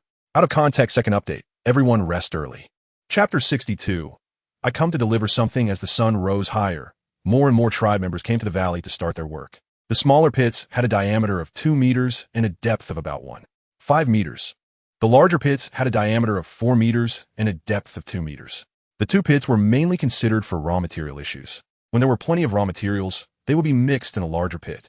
As for now, the small mound of earth that Huang Yan carried in his backpack was just over 1 meter high and about half a meter in diameter. Mixing it with water in the large pit would leave only a thin layer on top. However, mixing it in the small pit would reduce the area while increasing the thickness, making it easier to take out. Nan, bring a large container of water over. Nan's arm was injured while fetching water. Although Meng Li had treated it, injuries to muscles and bones take 100 days to heal. Usually, when Meng Li went out to gather herbs, he would guard beside her, otherwise, he would be on duty at the tribe's entrance. A few days ago, he heard that Huang Yan was looking for people to make ceramics, so the elderly, disabled, and those like Nan who couldn't do heavy work were assigned to this side. All right, Nan, who was resting on the side, responded and walked towards the water-fetching place in the valley. After a good night's rest, Meng Li was in good spirits. Worried about Huang Yan's health, Meng Li got up early. Just as she went out, she happened to run into Uncle Li Duo, bringing a large piece of coarse white cloth to the shaman. Meng Li, are you going out? Shaman. It's rare to see Meng Li all dressed up early in the morning. Shaman, Uncle Li Duo. Huang Yan ate a second Zhuyu fruit last night, and I'm a bit worried, so I want to go check on him. Meng Li didn't hide anything and directly stated her reason for going out. Well, go ahead. Give this to Huang Yan. This morning, the shaman also planned to visit Huang Yan, and before leaving, he encountered Uncle Lido, who came to deliver coarse cloth. Now, seeing Meng Li going to find Huang Yan, he directly handed her the coarse cloth and asked her to deliver it. All right, shaman. Uncle Lido, I'll be leaving now. Holding the neatly stacked coarse cloth, Meng Li bid farewell to the two and walked down the mountain. Behind her, the faint sound of Uncle Lido and the shaman talking could still be heard. Upon arriving at the pottery area, Meng Li greeted everyone one by one. Although there were many people, she only recognized them but didn't know them well. The tribespeople in the settlement all knew her and were aware of her excellent medical skills. As she was now following the shaman, Meng Li, what brings you here? An elderly orc sitting on the ground asked as he saw her approach. Grandpa, the shaman asked me to deliver something to Huang Yan. Since Meng Li joined the tribe later and had no direct relatives in the tribe, she addressed people by their age. Looking for Huang Yan? He's in a small dirt pit hammering soil. Another elderly orc, who had lost an arm, pointed to the small dirt pit and spoke to Meng Li with his remaining hand. Thank you, Grandpa. I'll go deliver the items now. Go ahead. After a few steps, Meng Li reached the small dirt pit and squatted down to look inside. She saw Huang Yan holding an oval stone, banging it on the small dirt mound, and after a few hits, he broke it apart. Large chunks of termite mound were carefully smashed by Huang Yan, who ground them repeatedly until all the termite mounds turned into fine soil particles. Only then did Huang Yan put down the stone in his hand. Huang Yan, the shaman sent me to deliver something to you. Meng Li waited until Huang Yan finished his work before calling out to him. Hearing someone call his name, Huang Yan looked up and saw a tender little face smiling at him under the dazzling red sun. An unfamiliar feeling flashed through Huang Yan's heart. Something he had never experienced before. Before he could even realize it, it sank deep within him, never to be found again. Thank you, Meng Li. Huang Yan's usually serious expression softened slightly. Unfortunately, neither of them was particularly sensitive to emotions, so they didn't notice this change. You're welcome. Here, this is for you. Meng Li handed the neatly folded white coarse cloth to Huang Yan. Huang Yan quickly stood up, clapped his hands together to shake off the dust, and then took the item Meng Li offered. By the way, how's your health? As they exchanged the items, their bodies were much closer, and Meng Li quietly asked Huang Yan. I'm fine, just like last time, making progress. There were too many people around, so Meng Li's question was subtle, and Huang Yan's answer was also more cautious. However, both understood each other's words instantly. That's good. I'll leave this to you.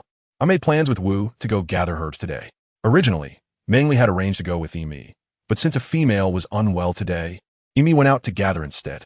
Now that it's almost summer, more and more things are ripening, and the gathering team has to go out every day. Since Emi couldn't go, Meng Li had to team up with Wu. All right, you go ahead. Be careful. Hearing that Meng Li was leaving the tribe, Huang Yan felt a bit uneasy, but thinking that would also be there, he felt it should be fine. He and Hei Tung were both in the hunting team, and there were times they couldn't follow Meng Li due to vacancies. I'm off now. After delivering the items, Meng Li walked back to her dwelling cave. She hadn't eaten breakfast yet, and after walking so much early in the morning, she felt a bit hungry. It would be better to eat breakfast before going out to gather herbs with Wu. The red sun in the sky had already moved halfway to the west. Tired, Meng Li sat down to rest beside the wind-powered water wheel. Wu looked at his backpack, then at Meng Li's small backpack placed aside. He walked back and picked up Meng Li's small backpack. Let's head back. It's too hot. Staying here too long might make you sick. When they chose a location to build the wind-powered water wheel, they considered that it couldn't be directly built in the big river. So, they dug a 20-centimeter channel in a low-lying area not far from the big river, using wooden sticks to divert the water. The channel was too small, and traps for the four-legged water beasts were set up along the way, with beastmasters guarding it every day. So, they weren't afraid of the water beasts sneaking in along the water flow. The surrounding trees had also been cleared to prevent the wind from being blocked. Now, Meng Li was sitting on a stone by the wind-powered water wheel, washing her face and feeling extremely refreshed. Mainly, the clouds had blocked the sun, but once the sun came out, she would feel like dried squid. Let's go back, Meng Li said weakly. With every step she took, she felt as if her feet were filled with lead. Wu watched her with heartache, putting down the basket in her hands and also setting down the one she was carrying on her back. Wu transformed into a half-beast form, with the upper body of a human and the lower body of a deer. It resembled the Western centaur, just with a deer instead. Wu crouched down beside Meng Li. Meng Li, get on, I'll carry you back. After walking for a day, only a breath of fairy energy was left to sustain Meng Li. She wasn't being coy and directly climbed onto Wu's back, lying flat on it. She transferred all her weight to Wu, looking as if she had survived a disaster. As a side note, thank you for your votes. I will work harder. Chapter 63. The first batch of porcelain. Thank you, Wu. You're welcome. Wu didn't expect Meng Li to lie on him, and his body stiffened for a moment. But when he saw Meng Li's appearance, he couldn't help but chuckle and shake his head. He held one basket in one hand and carried Meng Li back to the tribe. As they rocked back and forth, Meng Li didn't know when she fell asleep. When she woke up again, the cave was empty, and only her footsteps echoed. Shaman. Wu. After calling out twice with no response, Meng Li wondered where everyone had gone. Stepping outside, the sun had already risen, its white light illuminating the world. Feeling her stomach grumble with hunger, she was just thinking about where to find food when she heard a burst of cheers coming from somewhere. Meng Li didn't think much and looked towards the source of the sound. Below in the valley, a crowd of clan members was happily discussing something. As she walked toward the valley, she wondered what could make the clan so happy. Suddenly, a flash of inspiration struck her. Could it be that the ceramics had been successfully fired? The thought of ceramics made Meng Li forget everything else, and she quickly ran over. Witch Doctor. Our first batch of ceramics has succeeded. Chief Ashue brought a water-filled pottery jar in front of the witch doctor. The clear water swayed inside the jar, but didn't spill a drop. Good. The witch doctor's eyes turned red with excitement as she touched the smooth surface of the jar, which had advantages that bamboo jars did not. She had heard Meng Li say that drawing water with a pottery jar made it difficult to spill, and it could hold more. Most importantly, with ceramics, their tribe could cook food. Although she never really understood what was so special about cooking, Meng Li had always looked forward to it, and she wanted to see it.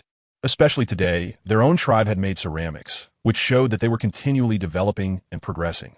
They actually made ceramics. Li Duo also looked incredulous. Since they joined, first it was the Zhuyu fruit, and now ceramics, one thing after another. Each event sent waves of intense impact on Li Duo's steady heart. In contrast, the orcs who followed Huang Yan to make pottery showed the least emotional fluctuations. They had witnessed the ceramics taking shape in their hands bit by bit, so their excitement had already been exhausted earlier. Huang Yan was also very excited. The first batch of ceramics they made were small jars, bowls, and pots. based on Meng Li's suggestions. Considering they would be used for trade and to make them easy to carry, they only made medium-sized and small-sized ones. With this experience, they would make larger ones for their own tribe next time. Huang Yin had been looking for Meng Li, and when he saw her coming down, he wanted to walk over and share this joy with her. But he knew that would draw too much attention and would not be good for Meng Li. He could only stand in the middle, listening to everyone's praises and songs, watching Meng Li share the happiness brought by ceramics with the other clan members. Ali, why did you just arrive? Look, my brother has made ceramics. As soon as Imi saw Meng Li, she pulled her over to talk. Meng Li didn't expect that it would actually succeed, and it was successful on the first try. She had a look of disbelief on her face. Imi, your brother is amazing. This means we can use ceramics in the future. Yeah. The two little females happily discussed among themselves. As a side note, second update. Everyone go to bed early. Chapter 64. Trading with the Tiger Tribe. The members of the Huangyin Tribe were all caught up in a tumultuous mood. On the road from the Tiger Tribe to the Huangyin Tribe, a dozen or so beastmen were rushing over. Be careful with the food, don't drop anything. The middle-aged beastman at the front reminded the others, his speed not slowing down at all. Yes, Chief.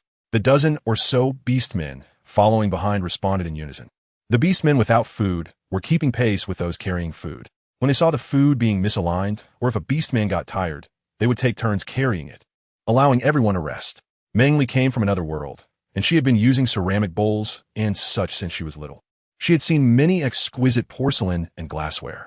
When she saw the freshly fired ceramics, she managed to detach herself from the excitement faster than others. Once she calmed down, Meng Li realized that she was incredibly hungry.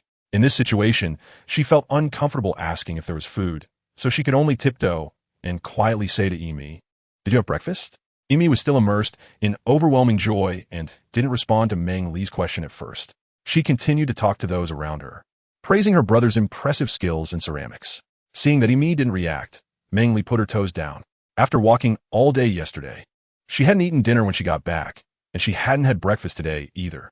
She was so hungry that her eyes gleamed green, and she felt like she could eat the dirt around her. Looking around, she noticed that the other tribespeople were just as happy as Imi, all smiling broadly, fixated on the ceramics in the hands of the shaman and the chief. Given the significant height difference, Meng Li couldn't lean in to whisper in anyone's ear and could only let out a helpless sigh. With a forced smile on her face, but struggling against extreme hunger, Meng Li's hand was suddenly grabbed by someone, and she heard that person's voice beside her. "Meng Li, come with me."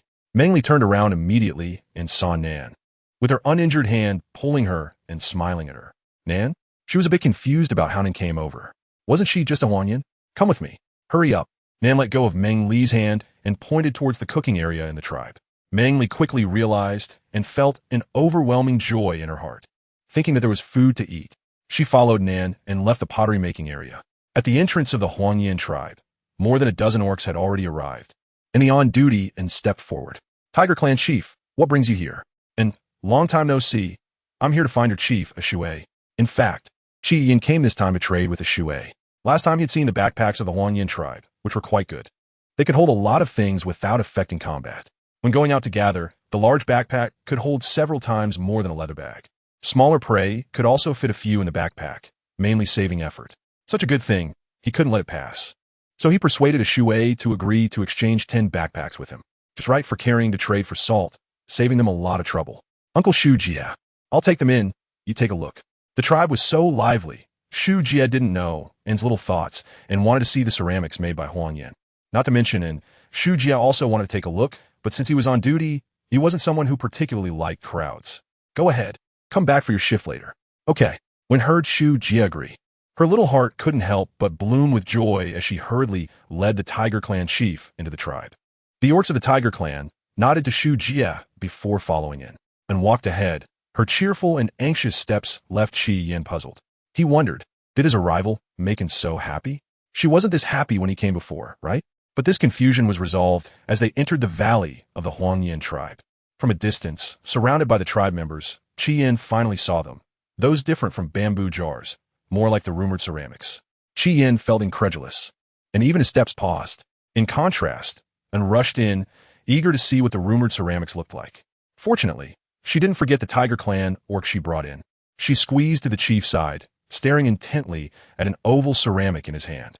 "Chief, the chief of the Tiger Clan has come to see you." While talking to Shui, she kept her peripheral vision on the ceramic. There were too many people, and Shui didn't react immediately. When he saw him, he frowned slightly and then relaxed. "And what are you doing here?" He remembered today was the day Shu Jia and were on duty at the tribe's entrance. "Chief, the chief of the Tiger Clan has arrived." As soon as he finished speaking, Qi Yan's figure appeared in Shui's line of sight, gazing intently at the ceramic in his hand. "Qi Yan, what brings you here?" Shui asked somewhat unexpectedly, and the others, hearing the chief's words, finally calmed down a bit from their excitement upon seeing the arrival of the Tiger Clan. "Weren't we supposed to trade today?" Qi Yan said this while reluctantly tearing his gaze away from those ceramics. He also nodded at the two shamans standing aside, Wu and Mo. The fox shaman nodded in return. Upon hearing Qi Yan's words, Shui suddenly remembered that last time Qi Yan mentioned wanting to trade backpacks, and the timing happened to be today. Shui slapped his palm against his forehead, smiling apologetically. "Right today. I'm so happy I almost forgot. Come on, I'll take you to rest." Shui handed the ceramic in his hand to Huang Yin, then pulled Qi Yin and headed toward the office cave first. "Lido, have someone take the brothers from the Tiger Clan to have breakfast and rest. As for the ceramics, you and the shamans can handle it. I'm heading to the office cave." After taking a few steps, he turned back to say a few more words to Lido before leaving. At this time, the tribe members also realized it was getting late and started to go about their business. The dozen or so orcs left behind by the shamans were responsible for moving the 10 or so ceramics that had been fired to the shaman's dwelling cave. Qi Yin followed Shui into the cave and couldn't wait to ask, "Shui, can your tribe make pottery? Given our years of brotherhood, you must exchange some with us." Shui knew Qi Yin would say this. They didn't make many this time, only 12, and most would be used to trade for salt.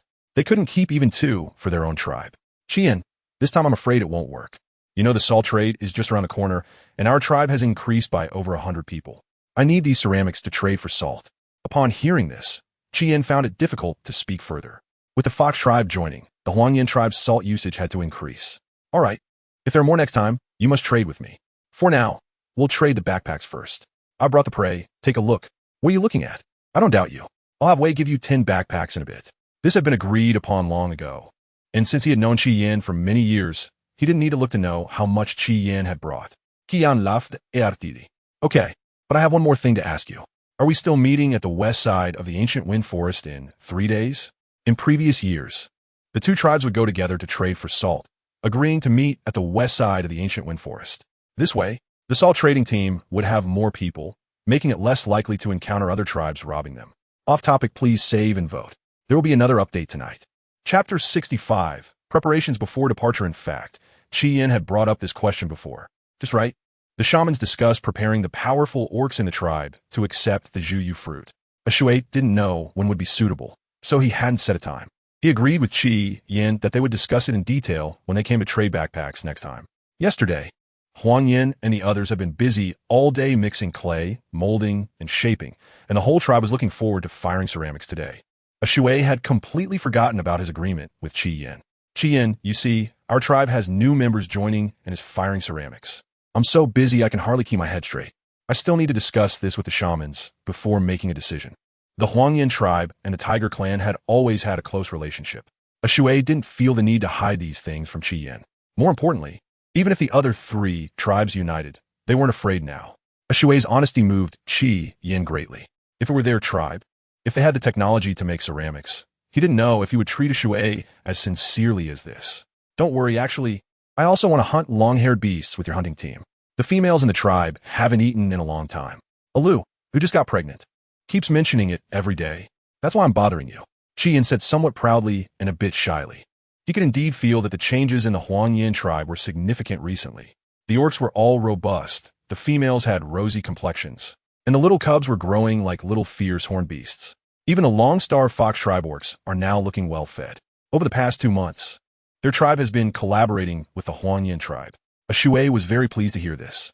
"Qi Yin, your sister-in-law is pregnant again? Why didn't you say anything earlier? Come on, let's get Huang Yin to bring some people to hunt a few long-haired beasts." His first hunting experience with Qi Yin was a joint effort between the 2 tribes to catch long-haired beasts. During that hunt, Qi Yin was injured while trying to save him, and they formed a bond of friendship. Later, they both became the leaders of their respective tribes, and the 2 tribes grew even closer. Now, hearing that Qi Yin's female is pregnant again, Shui sincerely feels happy for him. Qian was also very happy, but he was somewhat surprised by Shui's words. Aren't long-haired beasts usually caught in groups? Don't the two tribes usually split one long-haired beast each time? Shui didn't notice the confusion on Qian's face and pulled him along to find Huang Yan. When the tiger tribe members and the orcs led by Huang Yan went out to hunt long-haired beasts, the shaman and the tribe leader gathered Li Duo, Mo, the shaman, and Meng Li. They sat in the cave where the shaman lived and asked Wu to guard outside, not allowing anyone to enter. The tiger tribe came this time not only to trade for baskets, but also to ask us when we would exchange salt. Shui directly conveyed the tiger tribe's intentions to the others. The most important question now is whether Huang Yan wants to go with the team to exchange salt. If he leads his people to exchange salt, how should the subsequent arrangements be made? Without waiting for others to respond, Shui threw out the most important question. He had always sneaked in to discuss matters with the shaman and Meng Li, and after a while, Li Duo would start to notice. The group discussed that it might be better to find an opportunity to inform them of Meng Li's identity, making future discussions more convenient. When Li Duo and Mo the shaman saw that Meng Li was also present, they exchanged glances, feeling a change in their hearts. This little female is truly valued by the shaman. Meng Li, what are your plans for the future? The shaman asked Meng Li first. Since they would have to reveal Meng Li's identity anyway, there was no need to hide it. I want the people from the ceramic tribe to make some bricks and build watchtowers on several peaks. First, we can see other beasts from a distance. Secondly, if there is another beast tide, we can be prepared in advance. It's better to get the news earlier than having the beasts on guard at the tribe's entrance. After Meng Li finished speaking, the shaman and Shui fell into deep thought. Li Duo and Mo the shaman, however, looked at Meng Li in disbelief. Meng Li also knew that her words would raise suspicions in the two of them, so she let them scrutinize her. Meng Li, if Huang Yan is not here, can this matter be arranged? Shui hesitantly asked. Huang Yan is the most capable. With him leading the team, the others will return safely. The shaman no longer thought it over and directly looked at Meng Li, waiting to see what she would say before reconsidering. I'm afraid it won't work. Building a watchtower is more complicated than making ceramics. Learning in 2 or 3 days and then arranging for others to do it feels a bit unreliable. Meng Li paused and continued. The watchtower still needs to be built, and the lightning rod, all of which require Huang Yan to personally find the materials. Therefore, I do not recommend Huang Yan not to go for salt. Once Huang Yan leaves, the things Meng Li wants to do cannot be safely carried out here. I want to ask, who is Meng Li? The more Li Duo listened, the more something fell off. The shaman and the clan leader, Shui, completely took Meng Li, this little female, as the main focus. The shaman, feeling uneasy, asked. The shaman, Shui, and Meng Li exchanged glances, and finally, it was the shaman who spoke. I hope that what I say next will only enter your ears and not be shared with anyone else. Seeing the shaman's serious and solemn expression, the unease in their hearts gradually expanded. However, both swore by their lives and the beast god that they would not speak of today's events to anyone. Meng Li is Huang Yan's master, the divine envoy chosen by the beast god. As the shaman's words fell, Li Duo and Mo the shaman looked at Meng Li in disbelief. Both turned pale, struck by this huge revelation, not knowing which way was up or down. It was Shui who pulled them, still in a daze, to sit down and expressed his concerns. If Huang Yan does not go, the tribe's strength will be greatly reduced, and the lives of the clan's people will be threatened. As soon as this question was raised, Meng Li had already thought of an answer. We can select 10 more clan's people to accept the Zhuyu fruit, whether they are strong or have already eaten one. This way, we can increase the safety of the team going for salt. Meng Li gave the shaman Zhuyu fruit, and there is still more than 80 in the small animal skin pouch, which can indeed allow more orcs to upgrade. That's good. Shui, you, and Li Duo, bring 10 clansmen over tonight. I will give each of them a Zhuyu fruit. The shaman also feels that the construction of the tribe is particularly important. Only when the home is established can the orcs become stronger. When a living divine messenger appeared before them, Li Duo and Mo the shaman felt a surge of emotions like excitement, thrill, and unreality coursing through their bodies. It wasn't until the shaman called him that Li Duo came back to his senses from those emotions and respectfully bowed to Meng Li. Mo the shaman followed suit and bowed to Meng Li as well. Uncle Li Duo, Mo the shaman, you may rise. My identity is known only to you. So from now on, treat me as just a small female. The sudden respect from the two made Meng Li feel somewhat uncomfortable. Our tribe is not very strong yet, so Meng Li's identity must not be known to others. Only when our tribe is strong enough to protect Meng Li can her identity be made public. Sino good night, everyone. Chapter 66. Going to exchange salt, Part 1. The shaman is the one most afraid of Meng Li's identity being exposed, and immediately spoke about Meng Li's situation, reminding the several orcs present to keep this secret well. The shaman's serious words made Li Duo and Mo the shaman feel a chill run down their spines. They knew they were being trusted to be informed of Meng Li's identity. If they betrayed this trust, with the current strength of the Huangyan tribe, no other tribe would dare to take them in. But they are loyal to the Huangyan tribe, and both their lives and strength will only get better. Having thought this through, both of them felt excited and hopeful in response. Yes, yes. Hearing their answers, both the shaman and Ashui finally relaxed their inner tension and secretly breathed a sigh of relief. Meng Li is the most anxious, wandering, and losing freedom. Being forced into a partnership, just thinking about it makes her shiver. With a definite answer, his tense heart finally relaxed. Then let's continue discussing what we were talking about earlier. Ashui pulled everyone's attention back to himself. The Tiger clan is still in the tribe, and there's no spare time to allow everyone to digest freely. Since Huang Yin can't lead the team to exchange for salt, who is the most suitable to go? Also, the selection of candidates for this time's Zhu Yugua. After throwing out the most important question, Ashui stopped speaking and quietly observed everyone's reactions. Lido and Mo Wu Yi, who had sat down, exchanged glances again, and Mo Wu Yi nodded, as if they had reached some agreement. Lido then spoke up. Our fox-type beastmen have never been strong in combat. I think it's better to choose the leader for this salt exchange from other beast-type clans in the tribe. By saying this, Lido effectively indicated that the fox-type beastmen are giving up on this Zhu Yugua. Except for Mo Wu Yi, the others were somewhat incredulous. But they quickly reacted. Lido was expressing his loyalty to everyone, directly addressing the issue of the Fox clan. Both the shortcomings and strengths were exposed, which would help them integrate better into the Huang Yin tribe in the future. I think Izay is a good choice. Meng Li spoke up, feeling that Izay was indeed a winged beastman whose combat power was only below Huang Yin. He was also younger than Huang Yin, making him a beastman with great potential. Izay was indeed a viable option, but his youth meant he lacked experience in the field. Ashui also had high hopes for Izay, thinking that if he trained for a few more years, he would definitely become Huang Yan's right-hand man. So, they needed to find a strong, older beastman in the tribe who had experienced the salt exchange. The shaman was not as clear about the combat power of the beastmen in the tribe as Ashui was, which led him to remain silent for a long time. Now, seeing that everyone's suggestions were somewhat lacking, he finally voiced his thoughts. Ashui thought for a moment, his eyes lit up, and the smile on his face faded before it could settle. This made Meng Li very curious. Tribe leader uncle, do you have a suitable candidate? Is there something difficult? Hearing Meng Li's question, Lido and Mo, the shaman, were also curious. Ashui's expression had indeed been quite striking just now, and everyone sitting around the stone table found it hard not to notice. Ashui glanced at the few people and then at the shaman, hesitating before speaking. Shaman, what do you think of Shu Jia? Upon hearing the name Shu Jia, the shaman sighed and slowly said, It's him. I'll go talk to him. All right.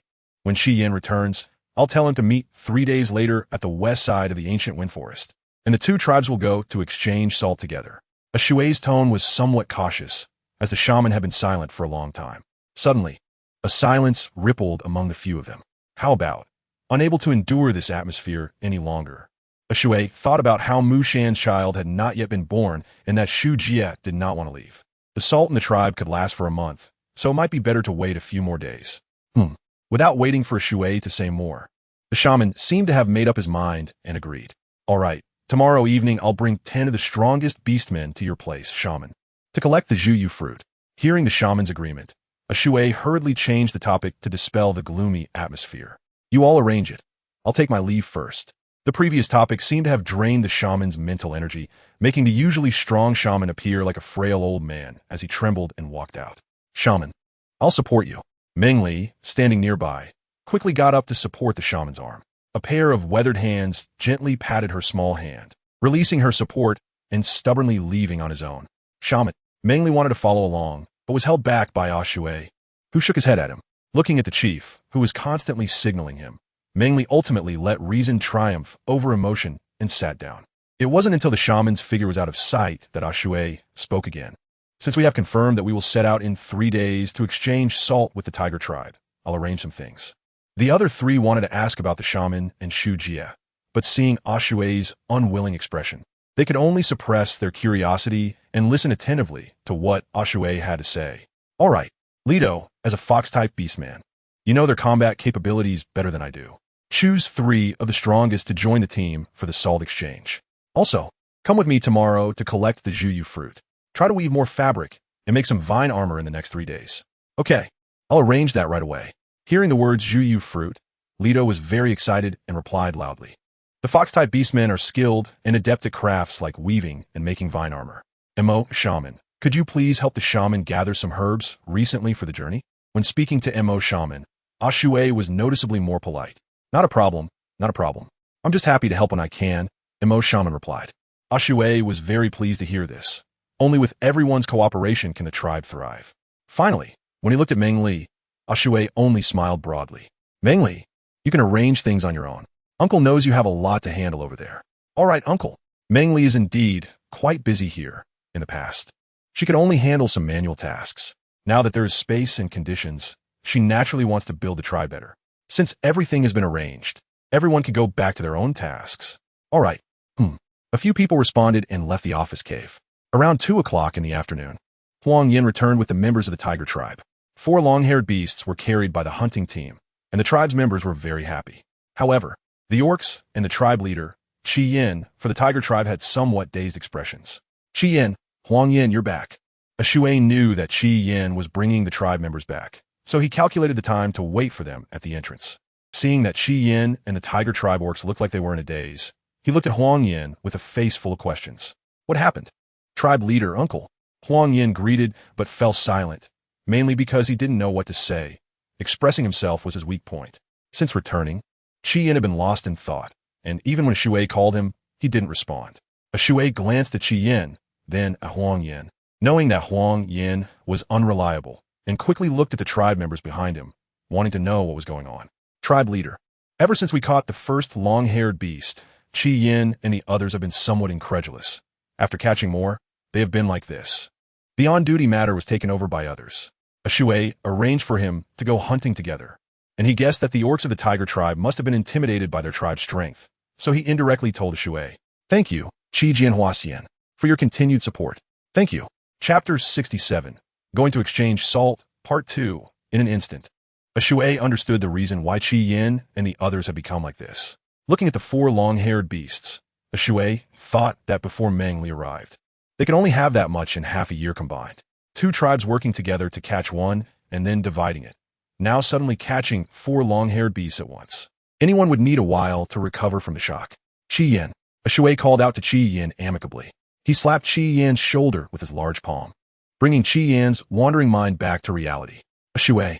Qi Yin, feeling the pain in his shoulder, called out to Ashue in confusion. You're back to your senses? Then let's get down to business. 3 days later, we meet at the west side of the ancient wind forest to exchange salt. Hearing about the salt exchange, Qi Yin finally became serious. Okay, see you at the west side of the ancient wind forest in 3 days. Ashue pulled Qi Yin around a corner and saw that 2 long-haired beasts and 10 backpacks were already prepared. Without saying a word, he pushed Qi Yin forward. Qi Yin, the sun is almost halfway to the west. If you don't go back soon, it will get dark, and I want to keep you for dinner. Ashue's words served as a reminder for the tiger tribe orcs. Yes, if they waited for half a sunset, it would be dark, and they would need half a sunset to return to the tribe. Ashue, then we'll head back first. At this moment, Qi Yin's face finally showed signs of urgency. Carrying food back to the tribe was already a big target if they traveled at night. Their dozen or so orcs would be like live targets for wild beasts. Go, go, Ashue said while giving a wink to the tribe members nearby. The 10 backpacks and 2 long-haired beasts were half pushed and half sent off with Ashue's encouragement, urging the tiger tribe orcs to take them back. Sai, we're going back. Let us eat long-haired beast meat tonight. With everything arranged, Ashue felt a sense of relief. In the following 3 days, the tribe members were all busy and had no time to rest. As for learning new things, Meng Li and a few others discussed and decided to postpone it. Huang Yin returned to the hunting team, going out early and coming back late with another hunting team. The food in the tribe increased at a visible speed. The tribe's leaders discussed that the team for exchanging salt would still be composed of the orcs who had eaten the Juyu fruit. Firstly, they had greater strength and could carry more things safely along the way without running out of food. Secondly, on the return trip, they wouldn't have to worry about being robbed of the exchanged salt by orcs from other tribes. The fox-type orcs were busy weaving coarse cloth and looking for materials for it. The older and disabled orcs continued to work in the ceramics department, which was a name given by Meng Li, simple and easy to understand. The females were either busy taking care of their young or helping in the weaving department to make more backpacks. After all, backpacks were now daily necessities that every orc or female needed. Orcs could use them to carry prey and fruits, while females who had given birth could use them to carry their young. Previously, the young ones were mischievous, preventing the females from getting much done. But now with the backpacks, they could let them play inside freely. Those who knew medicine were preparing various herbs under the arrangement of the shaman, which were for the team going to exchange salt to prevent injuries and other situations they might encounter outside. Although everyone was busy, no one complained, and they all seriously completed their tasks. Finally, it was the last night before departure, and the items to be taken were piled up in the office cave.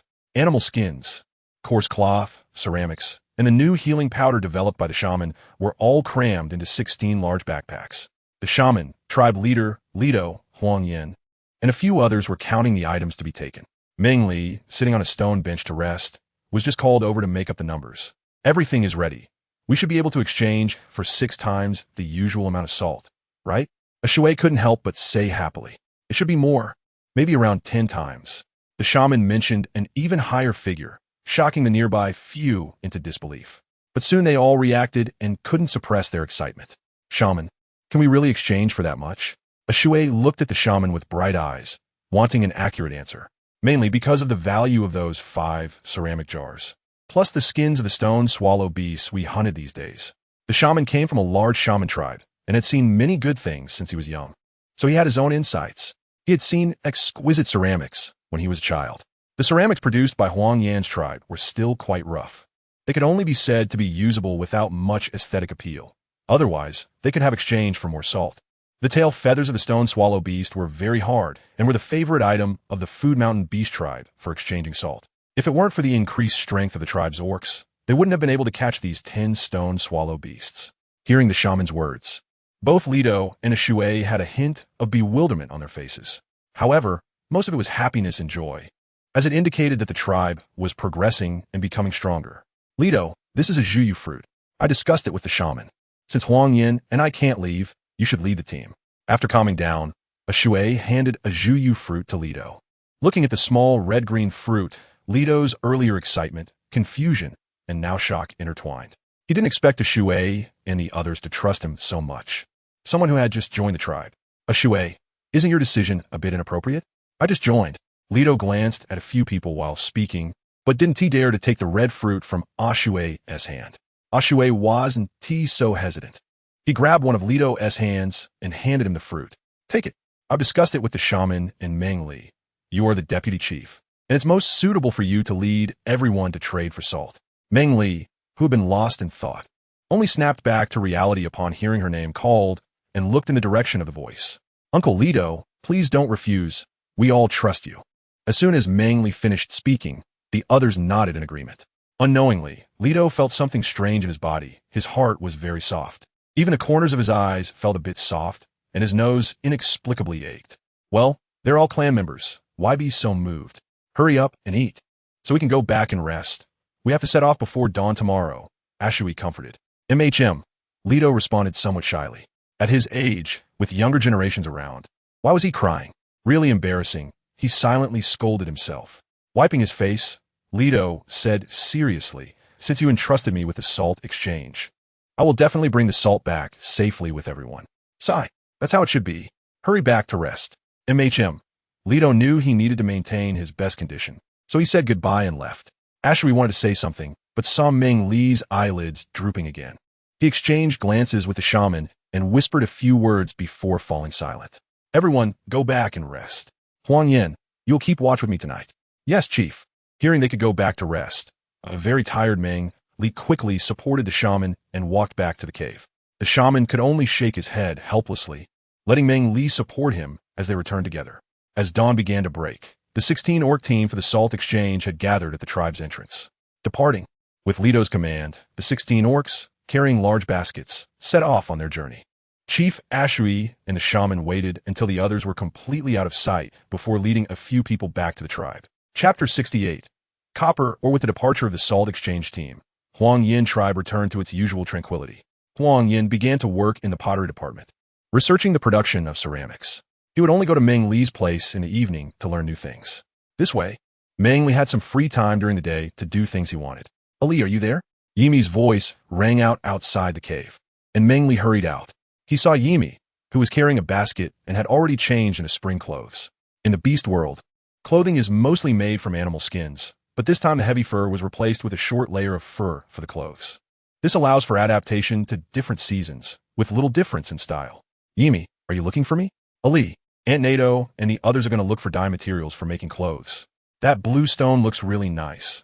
Aunt Nato said if we find ourselves, we could take it home. Ali, do you want to go with us? Ever since last time, Yimi had loved the blue stone that Aunt Nato and the others used for dyeing clothes. She really wanted a piece to keep in her cave. Hearing that Aunt Nato was going to look for it again, she couldn't sit still and wanted to go along. However, she hadn't forgotten her friend Meng Li and came to find him first. Blue stone? When Meng Li heard these words, something flashed through his mind, but he couldn't catch it in time before it vanished.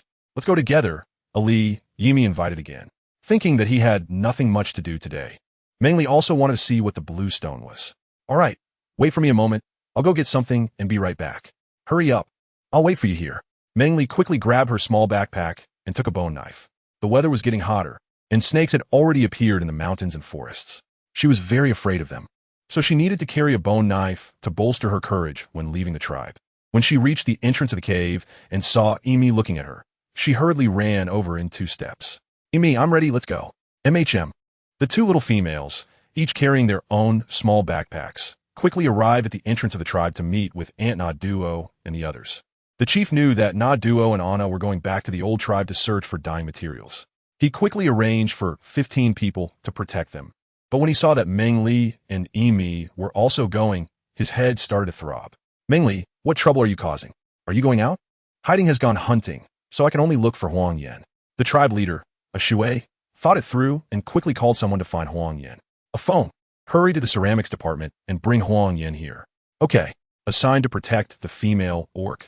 A phone heard the tribe leader's words and quickly ran towards the ceramics department. Huang Yin, the tribe leader is looking for you. Huang Yin was busy shaping clay with several older orcs when he heard someone behind him say the tribe leader was calling him. Turning around, he saw a phone smiling at him. Huang Yin, the tribe leader wants you to hurry over. Is there something urgent? Huang Yin was currently in a new phase, so it wasn't ideal for him to leave. If the tribe leader was in a hurry, he would finish shaping this clay before going over. A phone didn't know what the matter was, but as soon as Yimi and Meng Li arrived, the tribe leader urgently called him to find Huang Yin. It must be related to Yimi and them. Yimi was in NATO to gather dyeing materials. If Yimi was leaving the tribe leader wouldn't be so anxious to find him, could it be? Huang Yin thought of someone and tentatively asked, a phone, besides Yimi and Aunt NATO. Is there anyone else going with them?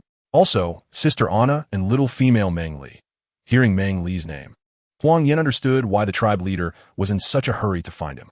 He quickly handed the clay he was working on to another orc who had a broken leg, explained a few things to them, and hurriedly followed a phone out. A phone, let's go. Okay. A phone replied and rushed back to the tribe's entrance. Tribe leader, you were looking for me? Just as the outgoing team was about to be arranged, Huang Yin and a phone ran over. When the tribe leader, a Shui, saw Huang Yin, the worry in his heart instantly relaxed. Huang Yin, you must protect Meng Li, do you understand? The gentle voice floated into Huang Yin's ears, low enough that no one else could hear it. Huang Yin also responded softly. You two should hurry and join the team. Huang Yin, you will lead the way. Take the females to find blue stones, and you must ensure their safety. The tribe leader said solemnly to the orcs. Yes, yes. A dozen voices responded. Nado, Yimi, and Meng Li are all little females, so I'll trouble you to look after them. The tribe leader, a Shui, said politely to NATO. Don't worry, tribe leader. I will take good care of them. You don't need to worry. NATO also knew that these 2 little females were knowledgeable in medicine, especially Meng Li, who was highly valued by the healer. So she had to protect her no matter what. Uncle tribe leader, we will obediently listen to Aunt NATO. You don't need to worry. Meng Li obediently said. Yimi beside her also nodded obediently, looking like a well-behaved little darling, assuring that she wouldn't be naughty.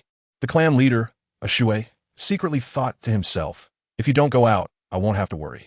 But he just thought about it, fearing that if he said more, it would get late, so he hurriedly let them set off. Huang Yin squatted down in front of Meng Li, while Yimi turned her head and walked towards another orc nearby.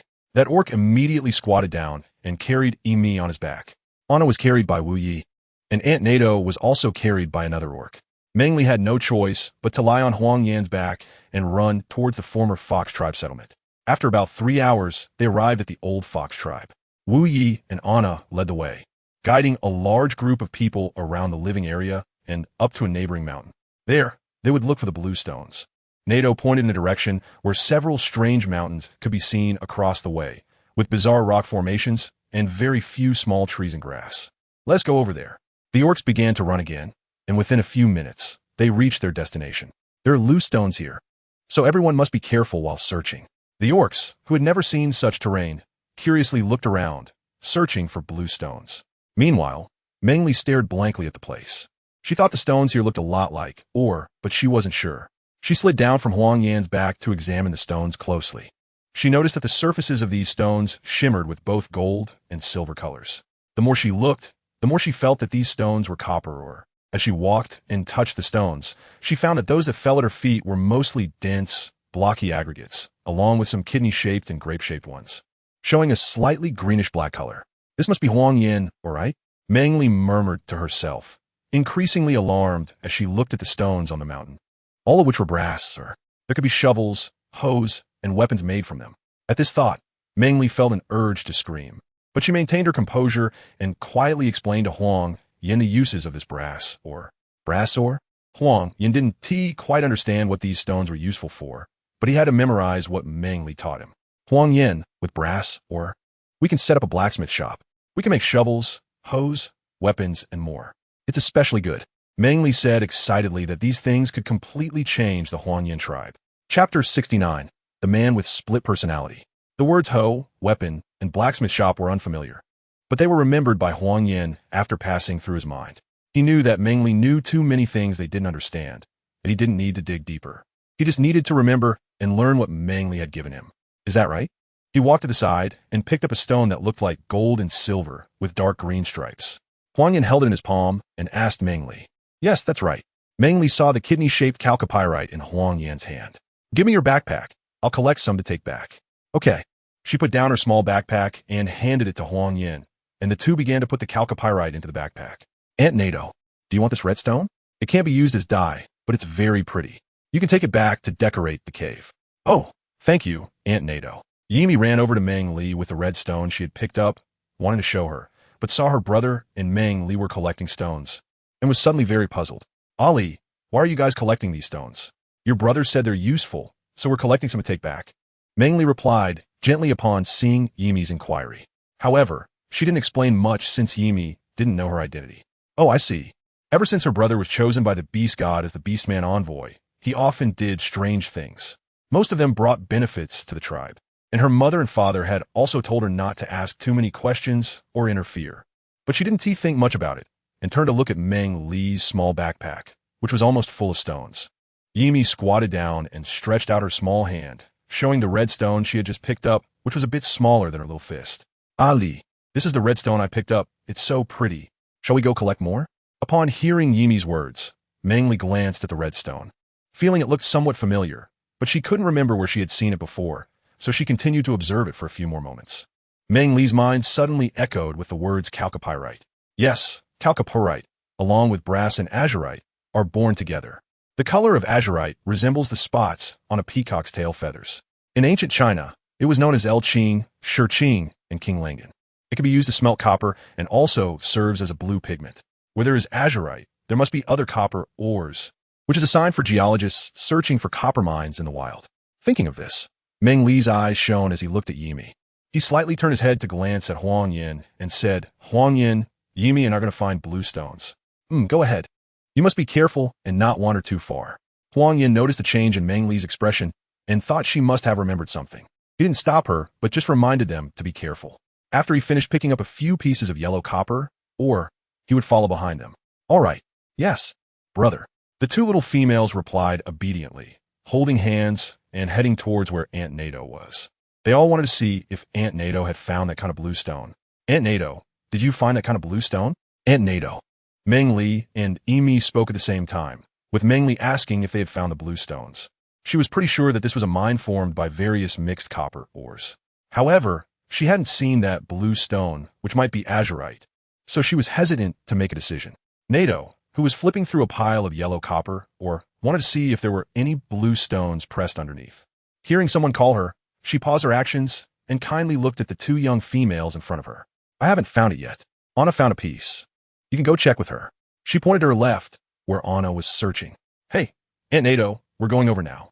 Go ahead. Seeing the eager expressions on the two young females' faces, Nato quickly encouraged them to go. She continued to squat down and sift through the pile of stones, hoping to find a small piece of blue stone. Sister Anna, we want to see the blue stone you found. Since the Fox tribe joined, Emi had become familiar with Anna. She approached Anna and skillfully linked her arm with hers, acting cute as she spoke. Meng Li was so surprised by Emi's actions that her mouth formed in O shape. In fact, Meng Li was not very familiar with the orc females from the tribe, except for a few specific individuals. Seeing Emi act so cute suddenly caught her off guard. All right, I'll show you. Thank you, Sister Anna. We'll return it to you later. It's fine, just take a look. Seeing it was Emi and Meng Li, Anna gently took out the blue stone from her backpack and handed it to them, then continued to search without paying attention to the two curious females. Emi caught the blue stone that was handed over and thought that the color was indeed very similar to the clothes made by the Fox tribe females. Meng Li, look. Emi pulled Meng Li to look at the blue stone, which was not much bigger than a fist. From the moment she saw the stone, Meng Li knew that her guess was correct. This was indeed a super large copper mine, composed of various types of copper ores like brass, red copper, blue copper, and malachite. It really looks nice. Emi, shall we go find more? Since it was confirmed, Meng Li focused on searching for blue copper ore. Their purpose for coming today was to find more blue copper ore so that Aunt Nato and Sister Anna could make more beautiful summer clothes. Okay. Emi also remembered their purpose for coming today, returned the blue copper ore to Sister Anna, and started to seriously search for blue copper ore. Meng Li was less than 2 meters away from Emi when she was suddenly picked up and ran off.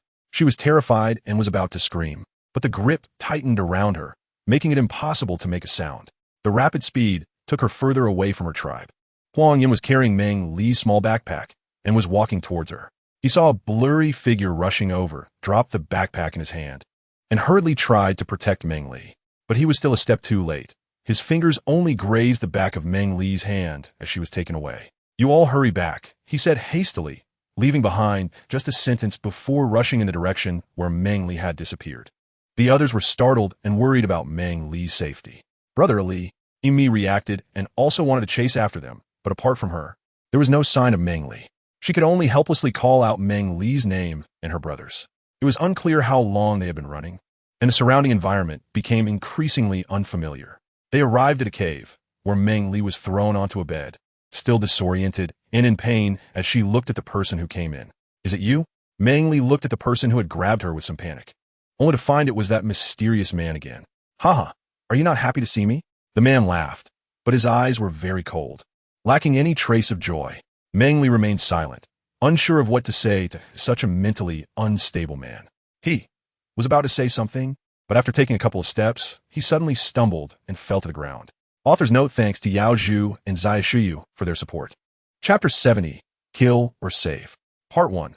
The man fell to the ground without warning, and Meng Li's expression showed a moment of shock, quickly returning to normal. She stayed in her original spot, waiting for the mysterious man to wake up.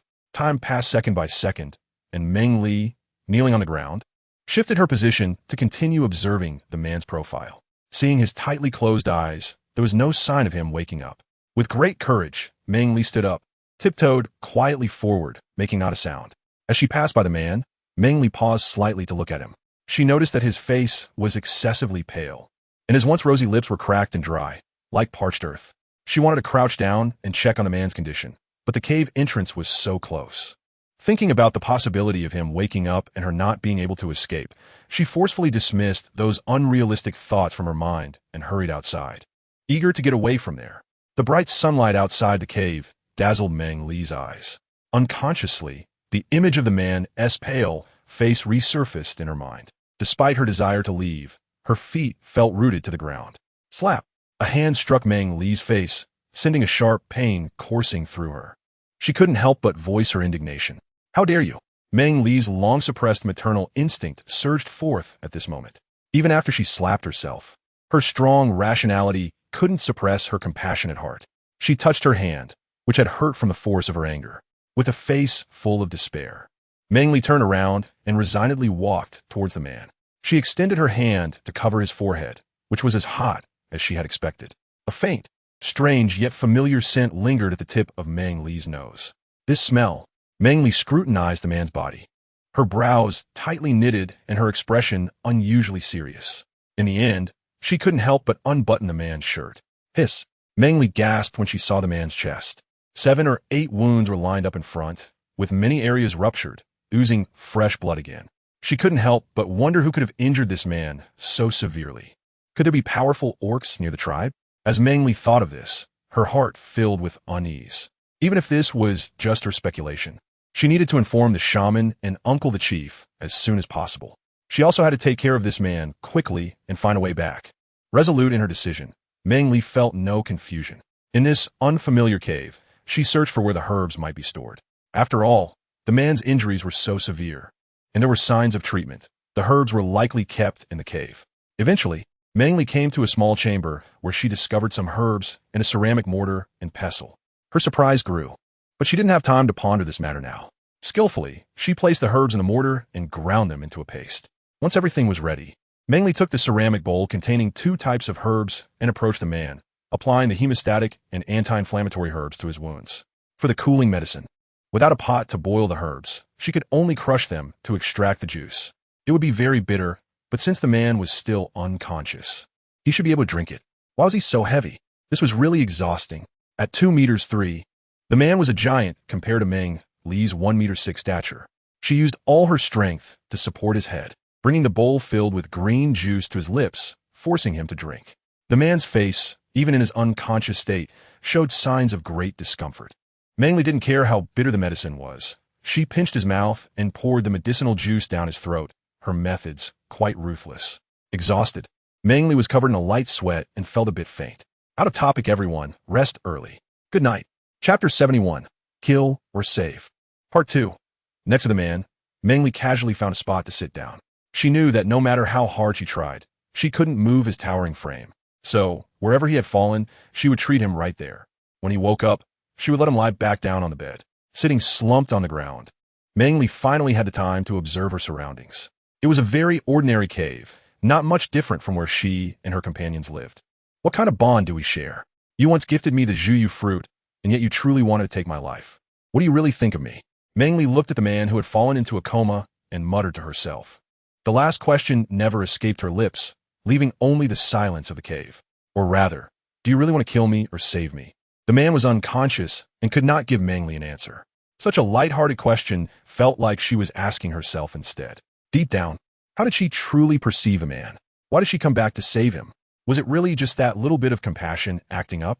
Thinking of this, Meng Li let out a heavy sigh. She too was trapped in deep confusion. Meng Li, where are you? Meng Li, if you hear me, respond. Meng Li. The intermittent calls broke Meng Li's contemplation. She quickly focused to listen, but after a while, she heard nothing. Am I hallucinating? Meng Li spoke uncertainly, her brows slightly furrowed. Let's go out and take a look. After saying this, Meng Li climbed up, casually brushed off the dust from her clothes, and walked toward the entrance of the cave. Meng Li. Just a few steps away from the entrance, a voice urgently calling her name came from somewhere else. Huang Yan. Meng Li exclaimed. She remembered this pleasant voice. It was Huang Yan's. The sorrow in her brows dissipated completely in that instant. Huang Yan, I am here. Huang Yan, can you hear me? Meng Li cupped her hands into a trumpet shape and placed them near her mouth, then shouted with all her might towards the outside of the cave. Huang Yan followed that figure and arrived in this forest, only to find that the place was filled with the scents of Meng Li and that unfamiliar beast man. He searched for half a sunset, but couldn't find where Meng Li was. His anxiety grew stronger. In the end, he had no choice but to call out Meng Li's name loudly, hoping she wasn't unconscious or injured and could hear his voice in response. Meng. Huang Yan was about to call Meng Li's name again when he heard a faint sound, but as the wind blew, the sound disappeared. He was extremely anxious and called out Meng Li's name again. Meng Li, where are you? Meng Li. This time, a faint sound quickly returned, and he focused intently to listen. Huang Yin, Huang Yin, I'm at the entrance of a cave. Huang Yin. It was Meng Li's voice.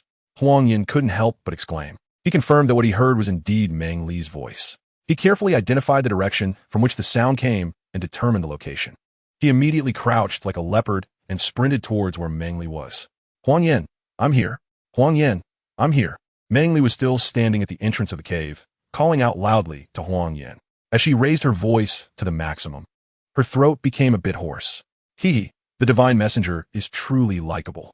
Every time, there are orcs risking their lives to search for her. Just when Meng Li was happy to have made contact with Huang Yin and thought she could leave this split-personality man and return to the tribe, a faint voice came from behind her, mixed with sarcasm and coldness, causing Meng Li to shudder. Because of this man, her body began to stiffen. That was the most natural reaction of a body that had been harmed. You're awake? Meng Li forced himself to calm down and turned to the man with a sinister smile. Ah, thank you, divine envoy, for saving me. The man spoke words of gratitude, but his expression showed no sincerity. His were extremely enchanting. What is your name? How do you know my identity? Meng Li knew that Huang Yin was about to arrive, and that the man was also injured, so they should be able to leave safely. Confused by her question, she boldly asked it. When the man heard Meng Li's words, it was as if he had heard the biggest joke in the world. The sarcasm at the corner of his mouth grew wider, and he finally couldn't help but speak up. Do you think he's stupid? He actually asks about our identity? What do you want with such a deity? Why not let me kill her instead? Meng Li also understood that this man, with his two different colored eyes, was like someone with schizophrenia. He would talk to himself, and his body didn't seem to be in sync. Last time, his body was both wanting to kill her and trying to save her, even giving her a Zhuyu fruit. Shut up. It was clearly the same body, but the voice that came out was a bit different, sounding somewhat irritable as he scolded. I won't. I'm going to catch the divine messenger right now and show you. Facing the other personality within his body, the one that always wanted to kill Meng Li, he preferred to go against it. All the evil was directed at Meng Li. Who are you all, really? Meng Li lightly scolded, not understanding why one of the personalities in this body always wanted to kill her. I won't tell, the man said sarcastically, propping himself up with his hands and slowly standing up. He walked towards Meng Li step by step. His strides were not large, but they were powerful, each step seeming to exert pressure on Meng Li. Having been wary of the man, Meng Li felt increasingly uneasy as he approached without answering. She couldn't help but start to back away. Lord God, am I really that scary? Don't worry, I'm actually not that frightening. Oh look, you're sweating. Do you want me to help wipe it off? The man said as he moved closer to Meng Li, his seemingly caring words delivered with a disdainful expression. Meng Li did not respond to him, but slowly retreated. She had already exited the cave and entered the woods outside. No need. I just want to know who you are. Avoiding the question was not a solution. Meng Li mustered her courage to continue asking. You, a dying person. Don't need to know. The man suddenly struck, swiping at Meng Li with a claw. Just as Meng Li seemed unable to evade and was about to be pierced, her body was pulled into an embrace. Who are you? Huang Yin looked apprehensive. If he had arrived any later, he might not have seen Meng Li again. Seeing that man, Huang Yin's primal instincts were triggered, and he questioned the man while checking Meng Li for any injuries. Chapter 72. Foam? And what are you looking at? The beast man, with a wicked gleam in his eyes, felt displeased seeing Huang Yin so protective of Meng Li. He dragged his injured body and continued to attack Huang Yin and Meng Li. Upon hearing the noise, Huang Yin quickly shielded Meng Li behind him to block the attack from the beast man who had kidnapped Meng Li for the second time. With a counterattack, Huang Yin knocked the beast man to the ground. He did not expect this beast man to be so weak. He could not withstand a single blow and fell to the ground. Coughing up blood, Huang Yin frowned and asked sternly, Who exactly are you? Why have you repeatedly tried to capture Meng Li? The beast man, who had been knocked down, wiped the blood from the corner of his mouth with one hand, still wearing a mocking and disdainful expression. You're not yet qualified to ask my name. The arrogant and reckless response completely enraged Huang Yin. This beast man had harmed Meng Li time and again. This time, he should kill him to ensure Meng Li's safety. Just as Huang Yin was about to step forward to deliver a fatal blow, a pair of small hands grabbed his wrist. He looked back in confusion. Meng Li? Huang Yin, let me say a few words. Then we can discuss how to deal with this beast man. How about it? Meng Li's voice, carrying a hint of reassurance, allowed Huang Yin's tense nerves to relax a little. Okay, you ask. Huang Yin thought she could also protect Meng Li. She wanted to ask whatever came to mind. Just stay close to her and keep an eye on her at all times. Meng Li took 2 steps forward and stood 5 paces away in front of the orc, staring intently into the orc's eyes. She had always had a suspicion about this orc with a split personality, but it felt somewhat absurd to her, so she had never dared to pursue the thought further. However, this man seemed to know her identity all too well. The personality that always wanted to kill her gave her the impression that it was seeking justice for others. Why did Huang Yin not have a right to ask his name? Is the Lord God looking at me like this because he has taken a liking to me? Does he want to form a partnership with me? What nonsense are you talking? Hearing the words of the unfamiliar orc, Huang Yin immediately reprimanded him. Meng Li seemed to not hear anything, still quietly looking at him. Finally, she gently opened her mouth and uttered a strange name. Foam in Meng Li's voice, though faint, was still heard by the two orc warriors with astonishing hearing. They were both stunned by the name.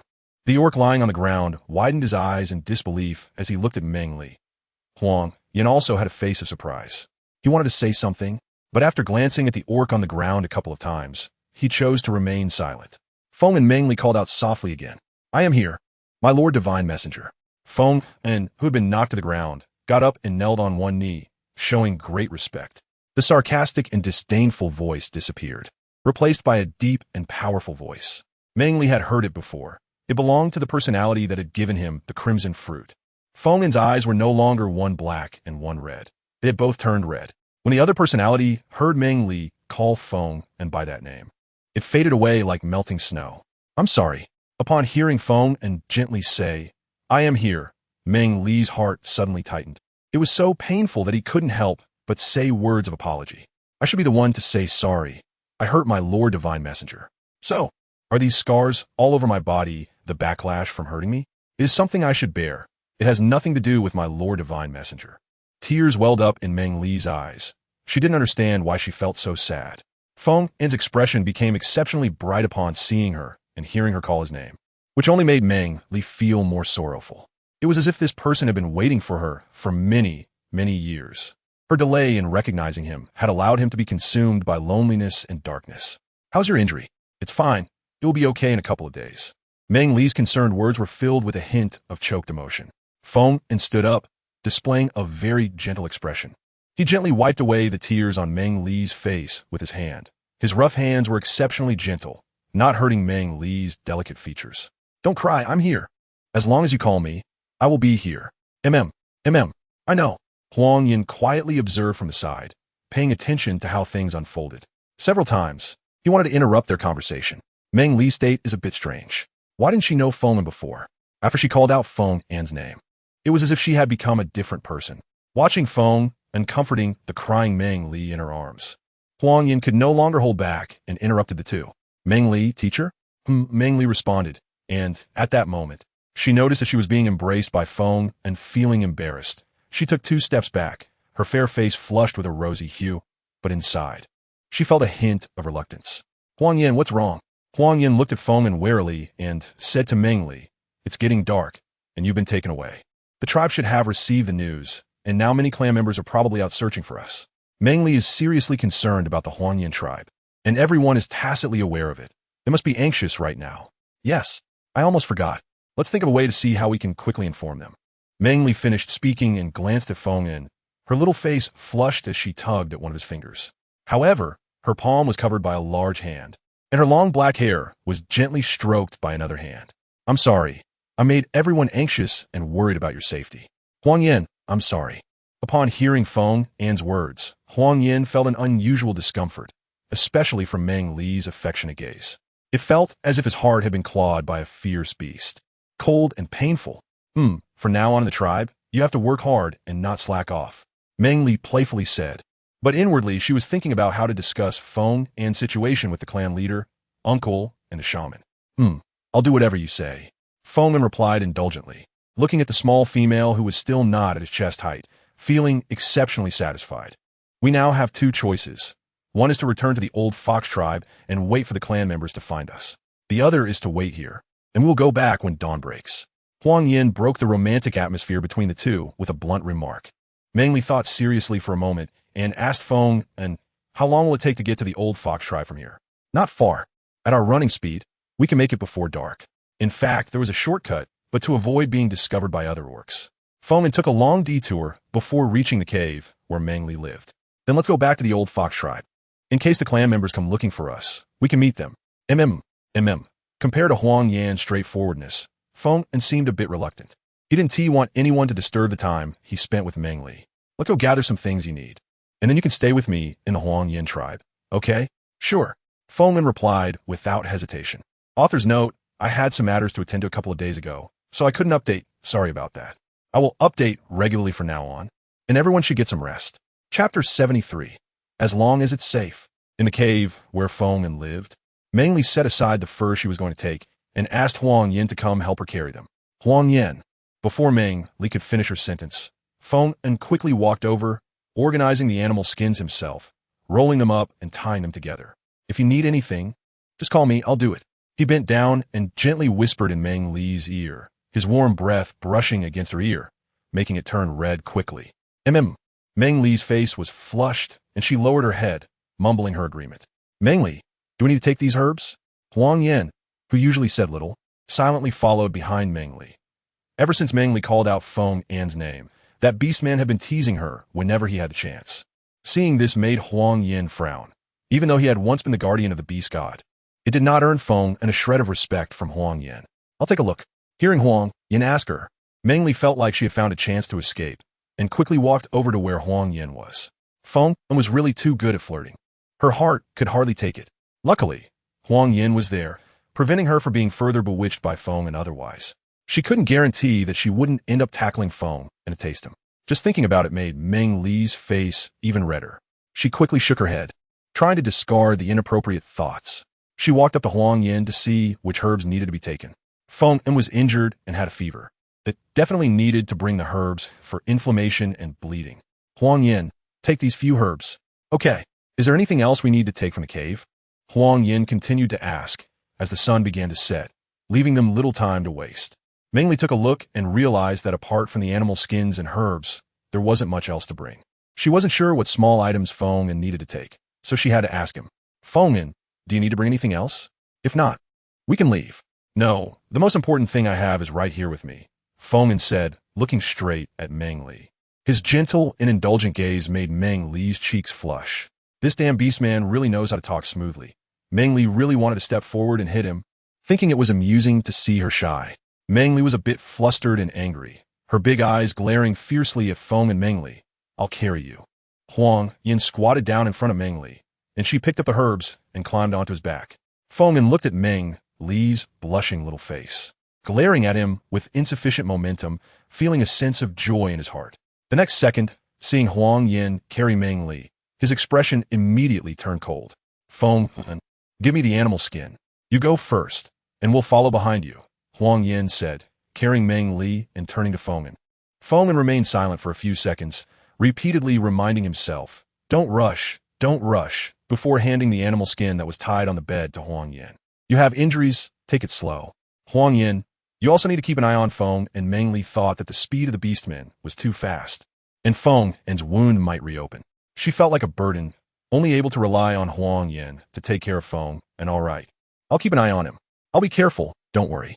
Sorry to trouble you, Huang Yan. Both beastmen had their own thoughts, yet they readily agreed to Meng Li's words. Let's go, I'm a bit hungry. After being captured by Feng, treated, startled, teased, and experiencing both laughter and tears, Meng Li finally relaxed, and her stomach responded first, growling incessantly. The two beastmen fell silent and left the cave one after another, weaving through the dense forest. There was still some time before the sun completely set, and Meng Li and the others had already returned to the old tribe where the Fox clan lived. Feng chose a clean cave, and Huang Yan carried Meng Li inside. Upon reaching the main cave, Huang Yan squatted down to let Meng Li down. I'm going out to hunt. You two wait here, don't go outside. Although he said you two, Huang Yan was only looking at Meng Li, still wary of Feng. You go ahead, be careful. Make sure to come back before dark. It's okay if you don't eat. Safety is the most important. Meng Li thought that many large wild beasts would come out to hunt at night, making her feel that whether they ate or not didn't matter. The safety of a few people was more important than anything else. I'm fine, don't worry. Huang Yan reassured Meng Li, knowing she must be very hungry. After saying that, he turned and left. The afterglow of the sunset reflected on the white clouds, making the sky look as if it were on fire. However, Meng Li didn't have the extra thoughts to admire it. She was worried about Huang Yan as she watched in the direction he had left. Ali, it seems my wound has reopened. Feng had been watching Meng Li for a long time, realizing she hadn't noticed. So he spoke up, trying to draw her attention back to himself. Huh, let me see. Worried about Huang Yan's safety. Meng Li hurried to Feng and sighed upon hearing his words to check the condition of his wound. Sure enough, 2 of the wounds had reopened. Meng Li crushed the medicinal herbs she had brought on a stone table and found a clean bamboo jar in the cave to store the herbs. Feng, you lie down, and I'll apply medicine to you again. All right, sorry to trouble you. Feng maintained his deeply affectionate expression, his words exceedingly gentle. It's nothing. Meng Li was still a bit flushed, but she was more worried about Huang Yan and managed to handle the situation calmly. She carefully checked Feng's wound and applied all the herbs. The remaining herbs were placed on the stone table by Meng Li. She hurriedly ran out of the cave to see if the sunset had gone down. Feng's outstretched hand only brushed against the corner of Meng Li's clothes, and the little figure in front of him vanished. Feng let out a cold laugh, a self-deprecating expression appearing on his face. She still hadn't remembered you. At some point, Feng's eyes turned one black and one red again, and that strange personality re-emerged. The last rays of the sunset were swallowed by the night. Huang Yan still hadn't returned, and Meng Li stood at the entrance of the cave, anxious beyond measure. The night was a paradise for wild beasts to hunt, and even the strongest beastman could hardly withstand the ambush of multiple wild beasts. Meng Li clasped her hands together, continually murmuring for the Bodhisattva's protection. The Bodhisattva's protection. After a while, she was also asking for the beast god as protection. A jumble of requests for various deities to ensure Huang Yan's safety. Meng Li, come in quickly, it's dark now. It's not safe for you to stand at the cave entrance. Hearing Feng's words, Meng Li hesitated, glancing inside the cave and then outside. Just then, an unexpected event occurred. A tiger had long since spotted Meng Li and was waiting for nightfall to launch a deadly attack, taking advantage of the reduced visibility. Alga had grown up in the old Fox clan tribe and was very familiar with the surroundings. When AM returned to the tribe and said Meng Li had been abducted, he volunteered to follow the chieftain to search for her. Returning to the tribe before dark was the command given by the chieftain. Although they felt reluctant not to have found Meng Li, they could only return. Upon arriving at the cave where he used to live, he discovered a tiger hiding nearby. He was curious about what the tiger was hunting and looked around, only to see Meng Li outside the cave. Alga was terrified and hurriedly ran towards Meng Li. Outside, Meng Li was suddenly knocked aside. When she got up and adjusted to the darkness, she saw Alga pinned down by the tiger, and she screamed in fright. Due to Meng Li's scream, nearby beastmen rushed over. The tiger that was on top of Alga was instantly killed. Alga was also helped up, and Meng Li quickly ran over to check if he was hurt. The chieftain and Huang Yan, who had returned, also heard the commotion. The chieftain was overjoyed to see Meng Li. Meng Li, my dear. Chieftain, as long as you are safe. As long as you are safe. The chieftain moved his mouth several times, and in the end, he could only say these few words. He held Meng Li and kept looking at her without stopping. Chapter 74. Return to the tribe early. Meng Li saw that she was surrounded by 4 to 5 dozen orcs, and a warm current gathered in her heart. The chieftain and the shaman had brought out half of the orcs to look for her. I'm sorry to worry you. Next time, don't scare Uncle like that. Uncle and the shaman are getting old and can't handle the fright. Chieftain A Shui gently patted Meng Li's head, his words filled with helplessness and fear. Meng Li's abduction made them realize the dangers they usually overlooked. They could no longer live so peacefully. Whether it was the tribe's defense or the orcs' combat ability and vigilance, they needed to be strengthened. Otherwise, if Meng Li's identity were to be leaked, their tribe would have no ability to resist. The addition of the Fox tribe made them feel satisfied, but it was precisely because things went too smoothly that they became numb to the perception of danger. Sigh, I will stay obediently in the tribe and not run out recklessly in the future. Meng Li knew that being kidnapped in front of everyone would have scared the clan leader and the shaman. She immediately assured them to ease their worries. It's fine. As long as I'm safe, everything is fine. She asked everyone to confirm if the clan members had all returned. Those people haven't come back yet. Seeing that Meng Li was still as healthy and obedient as before, the clan leader's heart finally calmed down. He checked to see if the clan members who went to find Meng Li had returned on time. They couldn't afford to lose another orc, especially at night when dangers were most likely to occur. Uncle clan leader, Huang Yan, hasn't returned yet. He still hasn't come back. The orcs were still uncertain whether all the clan members had returned, but Meng Li anxiously said to clan leader A Shui with a choked voice, Meng Li, I'm here. Don't worry, I'm right here. Huang Yan, who was on the outskirts, felt anxious and was almost in tears upon hearing Meng Li's worried tone. He quickly responded loudly, "Huang Yan, where are you?" Seeing Meng Li looking around for him, he handed the clean prey he had caught to a nearby clan member and squeezed into the crowd to appear in front of Meng Li. "I'm here, don't worry." When Huang Yan was out hunting, he happened to meet clan members who were searching for them, so he returned with them after catching prey. Just as they were approaching their temporary dwelling cave, they saw Meng Li in danger and being rescued. There were too many people surrounding Meng Li, and he could only stand on the outskirts and talk to the nearby clan members. "Clan leader, all the clan members have returned." They also brought back several pieces of prey. Upon seeing Huang Yan in front of him and hearing that all the clan members had returned, Meng Li's worried heart finally relaxed. "Huang Yan, you lead 20 clan members to clean the prey. Achi, you take the other clan members to gather some firewood nearby. Be sure to pay attention to safety. Alga and Meng Li, come back to the cave with me." Hearing that all the clan members were safe, clan leader Shui quickly assigned tasks. The sky was getting darker, and both Meng Li and Huang Yan, as well as the clan members who came to find them, were exhausted from the day's labor. "Hurry up and finish eating. Everyone rest well tonight, and we'll return to the tribe early tomorrow." The tribe members still didn't know that they had found Meng Li and Huang Yan, and the shaman must have been worried and unable to sleep all night. "Yes, clan leader, yes." The clan members quickly split into 2 teams and left, while Meng Li returned to the cave with the clan leader and Alga. "Alga, thank you. If it weren't for you just now, Meng Li would have had her throat ripped out by the tiger." It's all right. I'm very happy to be able to save you. Let's go inside. I'll apply some herbs for you." Little cub, not bad. Thanks to you. Meng Li is safe and sound. When your father comes back, I must praise you to him." Remembering how the tiger was about to attack Meng Li, clan leader Shui's heart tightened. Luckily, nothing happened. Otherwise, he wouldn't know what to do. "Ali." While the 3 were talking, a gentle voice suddenly rang out. Clan leader Shui and Alga both looked towards the sound with vigilance. "Fengin, why are you up? Quickly lie down and rest." "I'm fine. Who are these 2? Fengin, looking pale and weak, caused Meng Li to be puzzled. She remembered that when she applied herbs for Feng, and although he was weak, he wasn't as pale and frail as he was now. Is he like this due to excessive blood loss? Meng Li thought to herself. Clan leader Shui quietly glanced at Alga, raising an eyebrow. Alga immediately understood and shook his head to indicate that he didn't recognize this orc. "Fengin, this is our tribe's clan leader, Uncle, and this is Alga." "Uncle clan leader, he is Fengin clan leader." Shui murmured Feng's name, feeling that he had heard it somewhere before but couldn't recall where. "Hello, clan leader, Alga. I am Ali's friend." Fengin greeted the 2, pausing for a moment before saying the word friend when referring to his relationship with Meng Li. This pause made the 3 feel somewhat awkward.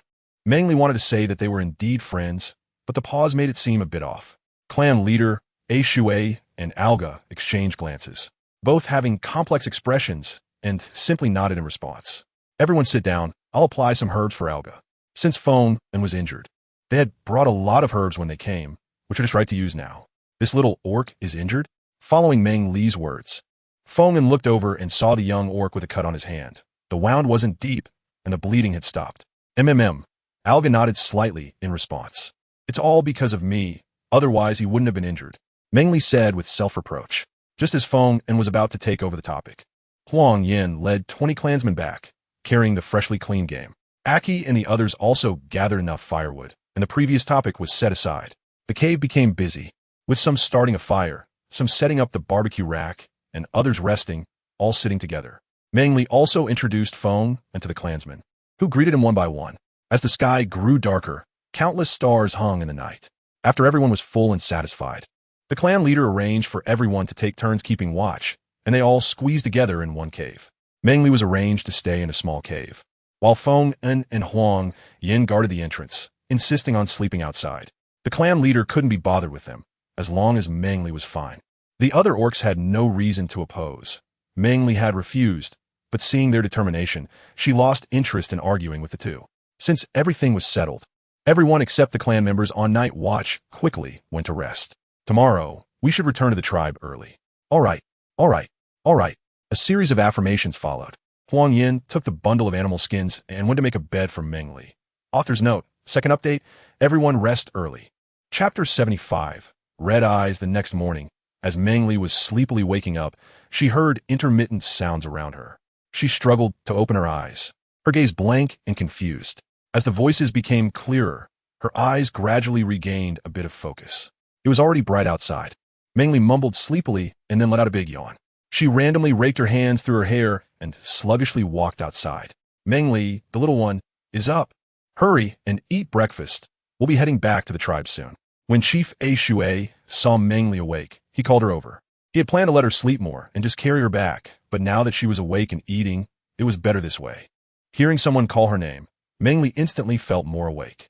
She greeted everyone while quickly walking over to sit beside Chief A Shu. Good morning, everyone. Good morning, Chief A Shu. Good morning. The orcs of the tribe all greeted Meng Li one by one. Meng Li, still an underage female, was especially cared for by the orcs. Perhaps one day, she would choose a partner among them. Meng Li, here you go. Meng Li had just sat down when Huang Yin handed him the roasted meat he was holding. He also placed 2 wild fruits in front of Meng Li, which he had picked that morning, knowing that Meng Li liked to eat them after finishing the roasted meat. Thank you, Huang Yin. The adorable and lively smile made Huang Yin feel very happy. The young beastmen nearby couldn't help but glance at Meng Li a few more times. The little female of the tribe was proud and self-satisfied, but Meng Li was approachable and liked by many beastmen. Feng Yin observed the expressions of the surrounding beastmen and wanted to assert his claim over Meng Li.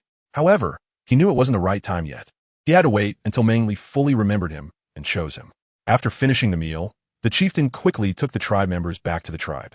At the entrance, Meng Li saw a large group of tribe members waiting there, feeling both touched and bittersweet. Once they entered the tribe, both young and old, females and beastmen surrounded them. Each of them had worry and joy in their eyes, and the females were even shedding tears, cheering excitedly. They didn't say much to Meng Li. They just wanted to see how he was doing, whether he was hurt, and to touch him. As long as Meng Li was fine, they felt relieved and hurriedly urged him to go back and rest. In fact, many tribe members have been sleepless all night, today sporting big dark circles under their eyes. Finally, the chieftain spoke, telling everyone to go back and rest, and that there was no need to go hunting or gathering today. The tribe wasn't lacking in today's supplies, and they could go tomorrow after resting well. The tribe members initially disagreed, but later were persuaded by the chieftain and returned to rest. She and Feng Yin were also escorted back to their place by the chieftain and Huang Yin. The shaman and the medicine man didn't come down to wait. They gathered at the shaman's place to discuss strategies. Later, they heard from the tribe members that Meng Li had been found and quickly walked towards the cave entrance. Meng Li, seeing the little female protected in the middle, even the calm shaman spoke with excitement and fear. Shaman, I'm back. Seeing the elderly beast man with tears in his eyes, Meng Li felt a pang in her heart. She had been living with the shaman since the beginning, and after a few months, their bond was like that of a grandfather and granddaughter, each caring for the other. It's good that you're back. It's good that you're back. However, after one night, the shaman seemed to have aged a few years, softly saying this sentence, tears streaming down his face. The shaman quickly wiped his tears with his large hands, but somehow the more he wiped, the more came. The old beast man felt a bit embarrassed, smiling through tears as he looked at Meng Li and the others. Meng Li felt a pang of bitterness in her heart. This calm and kind old orc was worried about her, which made him look like his old self. Tears couldn't help but fall from her eyes as she hurried over to the shaman and hugged the frail old orc. Shaman, I'm back. That's good, that's good. The old orc gently stroked Meng Li's back and head, as if he had found a treasure that had been lost and regained. The old and the young stood together, tears of joy streaming down their faces. Old brother, don't be sad. It's a happy thing that little Meng Li is back. Mo, the shaman, wiped away his own tears with his large hand, stepped forward, and gently patted the shaman's shoulder. Yes, yes, happy, happy. Upon hearing Mo's words, the shaman suddenly remembered the few people around him. His face flushed as he quickly wiped away his tears. Seeing the tears on Meng Li's small face, he wiped them away with a few strokes, gently tidied her hair, and patted her head a few times. Mo, the shaman. Meng Li also came back to his senses and greeted everyone. Let's all go in and take a seat. We still have guests. We can't let them laugh at us. The shaman, Mo, noticed the unfamiliar orc next to the clan leader, A Shui. He had just been focused on Meng Li, but now he turned his attention to the unfamiliar orc. Just like Mo, the two of them led a few people towards the cave. Shaman, his name is Feng Yin.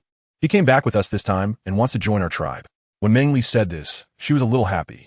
The shaman paused for a moment upon hearing the name Feng, and he looked back and saw a 2'3" tall orc who appeared somewhat pale and weak, but his black eyes were quite bright. Seeing those black eyes, he calmed down they were not red.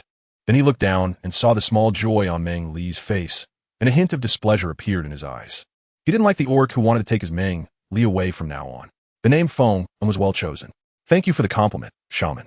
Feng followed behind, very humble and respectful towards the shaman. Meng Li's earlier performance had already proven that the shaman was very important to her.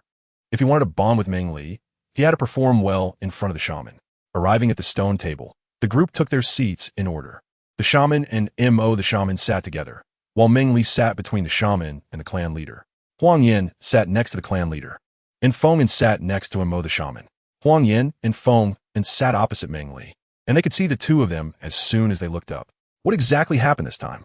Huang Yin, why didn't you take good care of Meng Li? The shaman's tone was somewhat serious. Meng Li had been taken away twice while next to Huang Yin, which made him take it seriously. If Huang Yin couldn't protect Meng Li, they would have to find another orc to guard her. Shaman, clan leader, I'm sorry. It's my fault for not protecting Meng Li well. Huang Yin stood up, bent down, and solemnly apologized to everyone. Shaman, please don't blame Huang Yin. Let me explain this matter. Meng Li saw that the shaman, the clan leader, and the shaman all had serious expressions as they looked to Huang Yin, knowing they were blaming him. But it wasn't Huang Yan's fault. Feng Yin's situation was too complicated and could only be explained by herself. Feng Yin, show your original eye color. Feng Yin's red eyes were too conspicuous. The first time Feng Yin caught Meng Li, it scared her so much that she fell ill, and the tribe's members all knew about it. To avoid any accidents, Feng Yin used a potion to temporarily change her eyes to black. To clarify the situation, it was better to let everyone know Feng Yin's identity. All right. Upon hearing Meng Li's words, Feng Yin took out the potion from her pocket and dripped it onto her eyes. The original black eyes were replaced by a pair of crimson eyes. The shaman's heart skipped a beat upon seeing these eyes, thinking, so it's really that Feng Yin. Is it those red eyes that scared Meng Li into illness? You little brat. As soon as clan leader Shui saw those eyes, his eyes immediately flared with anger. He hadn't forgotten that when the Tiger clan came to visit, Meng Li was frightened into illness by a beastman with red eyes in the small woods to the north. Just watch me not beat you to death for scaring Meng Li. Clan leader Shu rubbed his hands and was about to walk over to give Feng Yin a beating. Chapter 76. Feng and Crow. Clan leader Shu. Wait for me to finish speaking first. We'll settle the score with him later. No rush, he can't escape. Meng Li hurriedly advised, knowing the temper of the clan leader. It wouldn't do to let him settle the score. Shui, sit down. Let Meng Li speak first. The shaman added, listen first before speaking.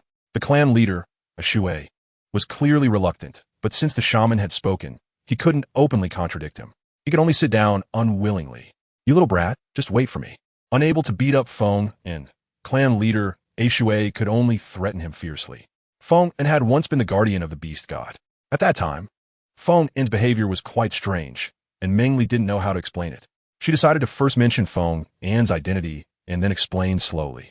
Shaman, you should know about Feng Yin's identity, right? Meng Li thought that it would be better for the shaman to explain this matter to everyone first, and then she would add her comments, while Feng Yin would make the concluding statement. This way, the matter could have a perfect ending. Well, I also had doubts at the beginning, but I never got to see the real person, and it just faded away. I never thought that in my lifetime I would still be able to see the living beast god guardian.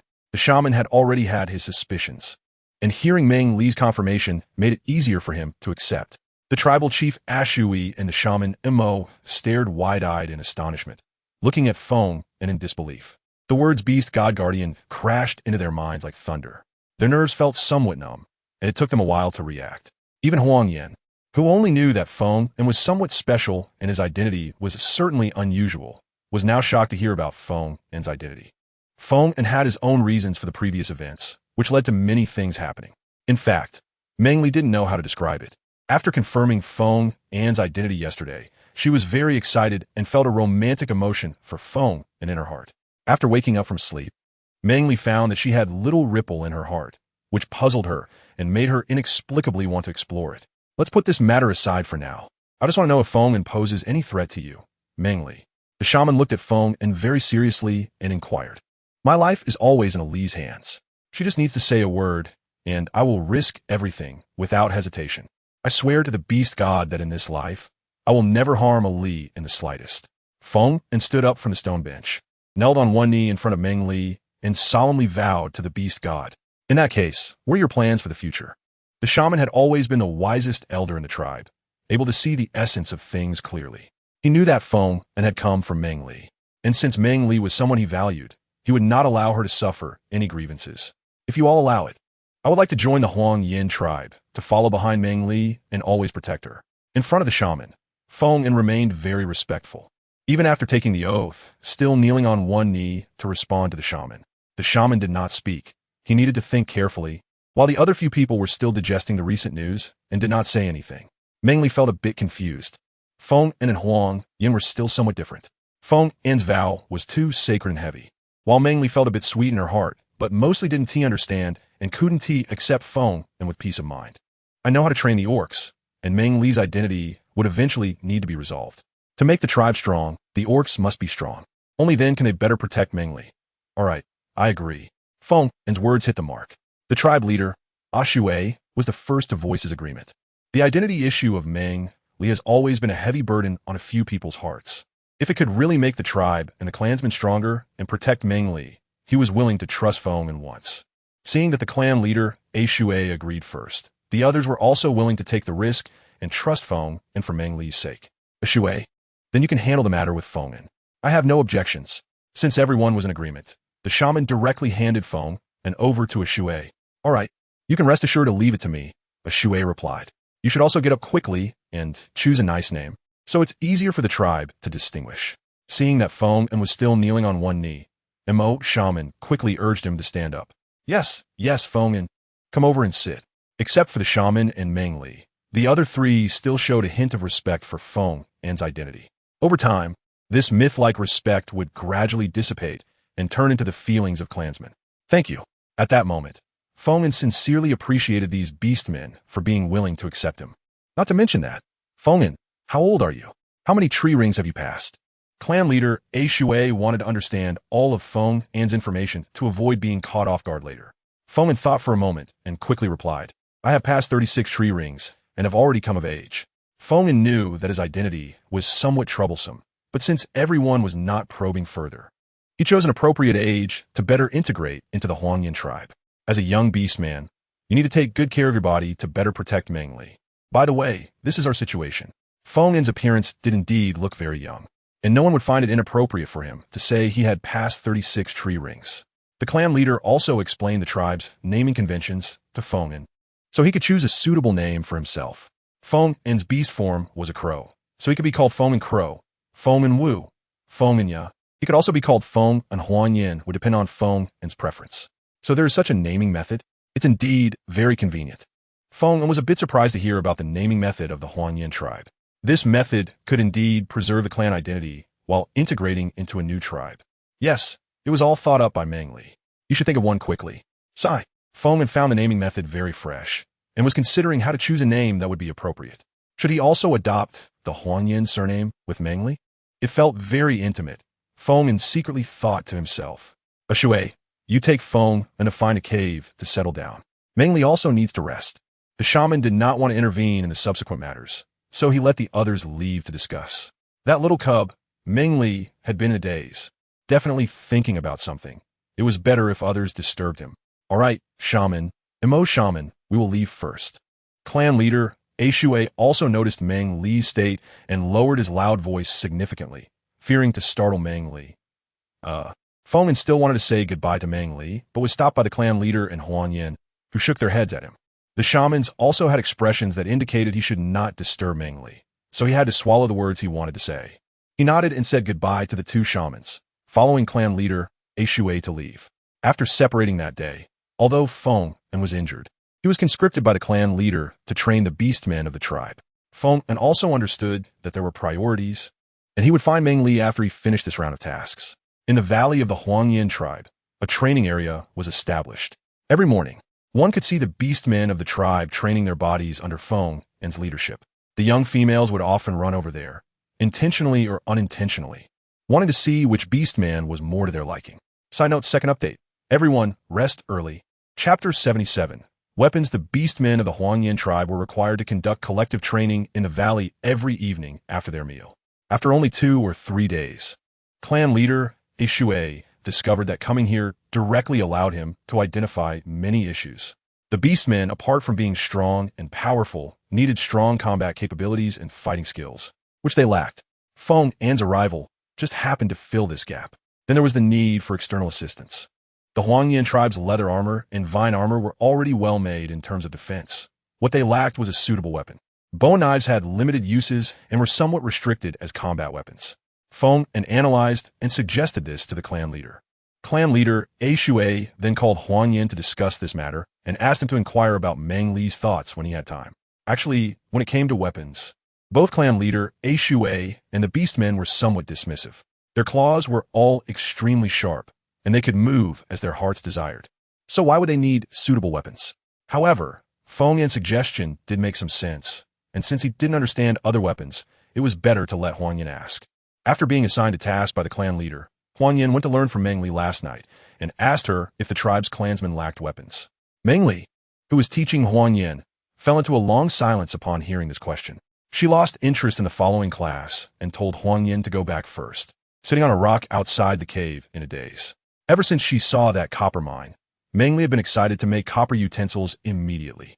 Copper utensils were sturdier than porcelain, not easily damaged, versatile, and had a longer lifespan, all of which made her heart race with excitement.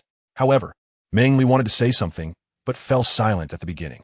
Bronzes, bronze artifacts, bronze swords. This series of items entered Meng Li's mind, regardless of her initial intentions. Once bronze appeared, bronze weapons were not far behind. How many of the beastmen's claws could compare to bronze artifacts? 5,000 years of history. The cold weapon era began with bronze artifacts.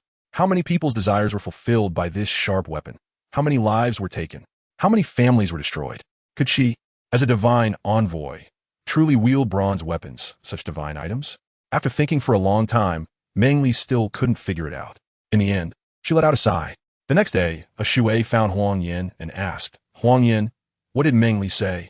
Chief, Meng Li didn't say anything. Last night, Meng Li had told Huang Yan to leave, which made him feel something was off.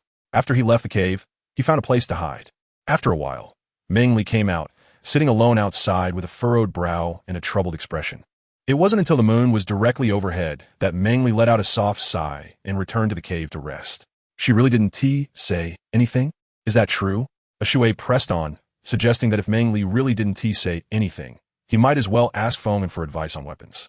Huang Yan replied while busy with the clay model, responding to Chief A Shui. All right, you carry on. When Meng Li is in the mood, you can ask her again. Okay. Huang Yan thought of Meng Li's appearance last night and was reluctant to inquire further about weapons. He thought for a moment and just reluctantly agreed. Hearing Huang Yan's reluctant response, a Shui felt that something was off. It was only during times when Meng Li didn't want to speak that she would remain silent and worry alone. So he didn't press Huang Yan further and decided to find Feng and to discuss the matter. Feng had been drafted by the chief and had already set the training schedule over the past few days. The training content and the gradually strengthening elements still needed to be formulated by him. He was now part of the same tribe as Meng Li, but he still didn't have time to find her. So for the past few days, Feng had been busy finalizing the training plan, then looking for time to spend with Meng Li. Days passed until the fourth day after asking about weapons, when Meng Li took the initiative to talk to Huang Yan about weapons. Huang Yan, do you know what a weapon is? Huang Yan, who was busy recalling the new things Meng Li had taught him, was momentarily caught off guard by her words, looking at her with puzzled eyes. Huang Yan, what kind of thing do you think can be called a weapon? Meng Li asked again. Huang Yan was quite surprised by Meng Li's question. From the time he asked Meng Li about weapons, based on Meng Li's reaction, he thought that Meng Li wouldn't bring up the topic again. Anything that can kill prey, I think, is a weapon. Then what do you think is your best weapon? My claws. But your claws, after wear and breakage, can't be used anymore, right? Then I can use a bone knife and a spear. The two exchanged questions and answers in a very short amount of time. Meng Li was momentarily stunned by Huang Yan's words, then became somewhat conflicted. As if caught in a battle between reason and emotion, Meng Li finally made up his mind and said firmly, if the weapon that Feng An mentioned can easily sever your claws, would you still dare to use it? Huang Yan had never considered that a weapon could be so powerful, capable of easily cutting through their claws. Compared to claws, would it be even easier to kill orcs? Is this what Meng Li had always feared? Does such a powerful thing really exist in the world? It does. The fervor in Huang Yan's eyes, though fleeting, was still captured by Meng Li. Regardless of the world, whether it be men or orcs at their core, they are creatures that love powerful things.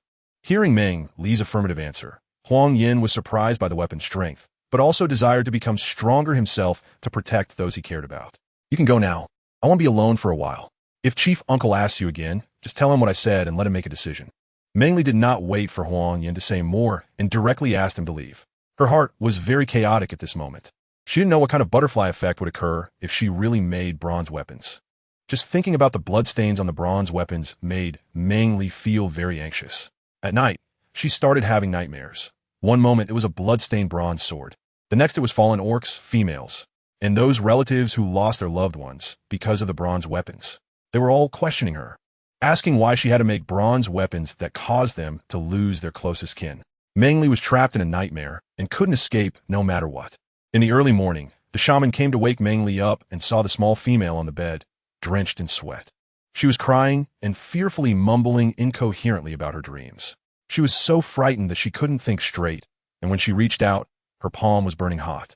Meng Li, wake up, I'm the shaman. The shaman wanted to wake Meng Li, but found that no matter how hard she tried, she couldn't rouse her. She could only check Meng Li's body to gather herbs for her treatment. I'm sorry, I didn't mean to. I didn't intend to kill anyone. I'm sorry. Don't say it. I'm not a murderer. I'm not. Meng Li was mumbling incoherently, and the shaman placed her hands into the animal skin, calling for Huang Yin and Mo the shaman to come. He entered the cave where the herbs were kept first. Upon hearing that Meng Li was ill, Huang Yin immediately handed his task to other tribe members and hurried to where Meng Li was. Those working in the ceramic department were mostly elderly, disabled, or not very strong orc warriors. Meng Li's child is sick? An elderly orc asked, as he had just taken over Huang Yan's task and overheard their conversation. Yes, Grandpa. I'm going to find Mo the shaman, so I won't talk to you anymore. The orc who came to find Huang Yin also needed to look for Mo the shaman, so he didn't chat much and quickly left. Author's note: thank you everyone for your votes and encouragement. Chapter 78. Meng Li is sick when Huang Yin arrived. The shaman had just finished wiping the sweat off Meng Li's face. Huang Yin, did you discuss anything unusual with Meng Li last night? The shaman, who lived with Meng Li, noticed her recent abnormal behavior. Huang Yin was the last orc to have contact with Meng Li, and the shaman wanted to understand more. I don't mean to blame you. I just want to know more to see if we can figure out the reason for Meng Li's illness. The shaman was worried Huang Yin might think he was accusing him. The topic of weapons came up. She said weapons can easily cut through her claws. However, I felt she wasn't very happy when she talked about weapons. Huang Yin shared what Meng Li had discussed with him last night, along with his feelings about it, to the shaman. Weapons? The shaman questioned. Is that the reason for Meng Li's illness? Things were becoming elusive, since it was Meng Li and Huang Yin who mentioned weapons. How could you be sick because of it? Was there another reason? Why did Meng Li suddenly talk to you about weapons? The shaman seized the doubt and asked Huang Yin. It wasn't Meng Li who brought it up. It was I who mentioned it to her, Huang Yin corrected, suddenly looking at the shaman, as something began to take shape in his mind. Shaman, is Meng Li's illness related to the weapons? It's still uncertain. The shaman shook his head, as he too did not know what caused Meng Li's illness. I didn't intentionally to... Sorry, I am not. The murder... Meng Li's sobbing voice intermittently reached the ears of the two. They turned to look at Meng Li and saw her as if she were bound by a sleeping demon, tears glistening at the corners of her eyes and beads of sweat breaking out on her forehead and neck. Huang Yin felt a deep ache in his heart, more painful than being stabbed by a fierce beast. He took a beast skin that the shaman had placed aside, knelt by Meng Li's bed, and wiped her sweat. When he touched her tears, his large hand felt as if it had been struck by lightning, powerless and numb. With his other hand, he grasped Meng Li's pale little hand and whispered words of comfort. Meng Li, don't cry. We're here. Don't be afraid. Meng Li, don't be afraid. I will protect you. No one can hurt you. Don't be scared. You said the cornfield is about to mature, and when it does, I'll take you to pick it. And the flowers you like, there are many blooming outside. I'll bring you some every day. Mushin also said that her child will hatch in a few days, and she wants you to come over and name it. Meng Li, look. Yimi comes to play with you every day. You're sick. She must be very worried. The big water tank you wanted, I'm also making it. When it's done, you can use it however you want. You must get better soon. Don't sleep, and don't be afraid. Huang Yin used the only tenderness he had in his life, picking out things that Meng Li would like, and whispered them in her ear. His deep and pleasant voice surrounded her, miraculously calming her struggles, and she fell into a steady sleep. Good, Huang Yin, keep talking. Seeing Huang Yan's words were effective for Meng Li, the shaman gently said to him, The newly arrived Mo shaman was amazed by this miraculous scene. Mo, let us go over there. The shaman walked to Mo's side and pulled him to walk outside together. Ah, Meng Li. The voices of Feng, Un, and the clan leader, Ah Shui, who rushed over after receiving the news, echoed loudly as soon as they entered the cave. Shh, don't speak loudly. Meng Li just fell asleep. The clan leader and Mo shaman sat in the large reception cave, discussing which herbs would be effective quickly without harming the body. Hearing their voices, they quickly urged them to be quiet. Meng Li had just fallen asleep, so it was better not to disturb her. Shaman, Mo shaman. Shaman, how is Ali? The expressions on the faces of the two varied upon hearing the shaman's words. The clan leader, Ah Shui, remained relatively calm. Seeing that the shaman and Mo shaman looked somewhat relaxed, he figured that Meng Li wouldn't be in serious trouble. There was no need for him to be so anxious. In contrast, Feng was very worried about Meng Li. After waiting for so many years, he couldn't bear the thought of any mishap. Otherwise, he feared he would find it hard to continue on alone. Having just fallen asleep, it seemed her illness was caused by some emotional blockage. The shaman said helplessly, Meng Li is a messenger. Sometimes her doubts are things we can't help with. We can only watch helplessly, and that deep sense of powerlessness is quite uncomfortable. Just as Feng was about to leave to see Meng Li, he was startled by the shaman's words, feeling both surprised and afraid. Could it be that Meng Li remembered something? Would it really be like that? Would she be the same as before? At that moment, Feng was caught in a dilemma, unsure whether to advance or wait. What kind of emotional blockage does Meng Li have? The clan leader, Ah Shui, asked the shaman curiously. It's about the weapons. Weapons? The clan leader, Ah Shui, was somewhat confused. Didn't Meng Li already discuss the weapons with Huang Yin? Why was she still sick? Did the weapons cause Meng Li any concerns? Is it really about the weapons? Feng asked again. The shaman had nothing to hide and answered affirmatively. Hearing that Meng Li's illness was indeed related to the weapons, Feng couldn't help but feel disappointed and a bit listless. He thought Meng Li might have remembered something from the past. However, upon reflection, he felt that Meng Li was really quite different from that person in the past. If they had encountered Meng Li back then, would the resolution have been different? Then I'll go in to see Meng Li, and I'll come back to tell everyone later. Meng Li was ill, and everyone was worried. His family, especially the female, was very anxious. They advised him to take good care of Meng Li and to talk to her when he got back. Tribe leader, let me go with you. All right. They wanted to visit, so they went, and the shaman did not stop them, continuing to prepare the herbs needed with Mo. Once the medicine was ready, they would have Meng Li drink it, and it would be good as long as the fever subsided. Feng and tribe leader A Shui went to see Meng Li and saw Huang Yin holding Meng Li's hand, softly whispering something in her ear. A look of relief appeared on tribe leader A Shui's face. Huang Yin had finally come to his senses. However, Feng's face was dark. Meng Li was the partner he had chosen, and he would not allow anyone to take her away. He had to think of a way to make Meng Li remember him and form a bond with him as soon as possible. That way, he wouldn't have to worry about other beastmen taking Meng Li away. The two of them only glanced at each other at the cave entrance before leaving. That night, Feng moved his animal skin into Meng Li's cave. Feng, what are you doing? The shaman, seeing Feng laying the animal skin next to Meng Li's bed, had an inkling but still asked. Shaman, I'm going to stay by Meng Li's side. She needs someone with her while she's sick. Feng said firmly, lying down beside Meng Li's bed to sleep. The shaman looked at Feng, then at Huang Yin sitting to the side, said nothing, and left. Huang Yin ignored Feng and simply leaned against the end of Meng Li's bed to sleep. Huang Yin, you should go back to sleep. You've been tired all day, and I'll be enough for tonight. You have injuries, you should rest. Compared to Feng's indirect approach, Huang Yin was more straightforward, which made Feng want to beat him up. You live alone, you still have your father and mother. You should go back and check on them. What's the point of 3 people sleeping together? Feng wanted Huang Yin to back off. My parents are taking care of each other. I'm already an adult and don't need to live with them. Beastmen move out to live independently after reaching adulthood and only occasionally visit their parents for a meal. Besides, I'm not injured and can take better care of Meng Li. Huang Yin didn't want to entangle with Feng too much. Feng wouldn't chase him away. But if Feng wanted him to leave, that was impossible. As long as Meng Li was unwell, he wouldn't go. Feng was infuriated by Huang Yin's words. He knew what Huang Yin meant, that he was injured and couldn't take good care of Meng Li. Feng thought Huang Yin was a blockhead. No matter how he tried to reason with him, it was as if Huang Yin couldn't understand and wouldn't leave.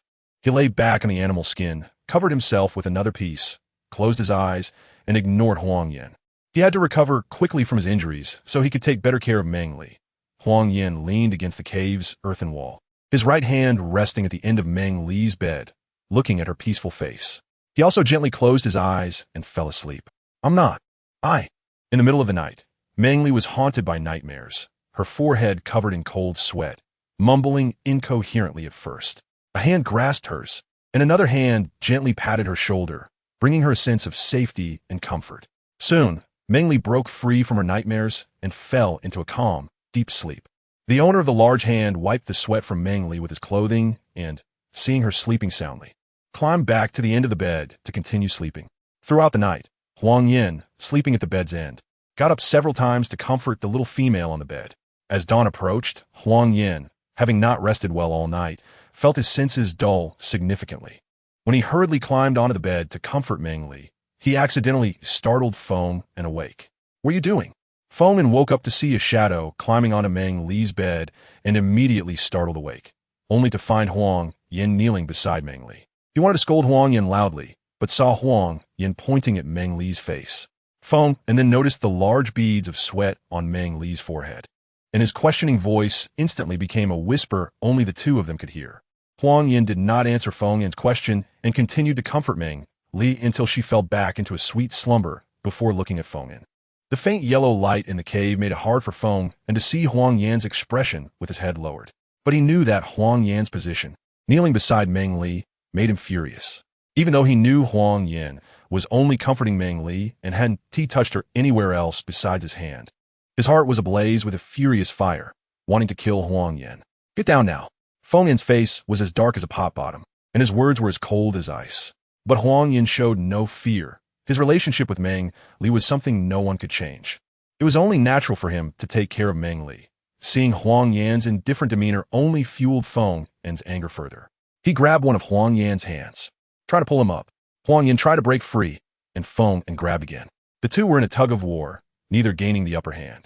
Feng Yin stood by the bed, exerting more strength than Huang Yin, who was kneeling and kept pushing, even kicking Huang Yin once.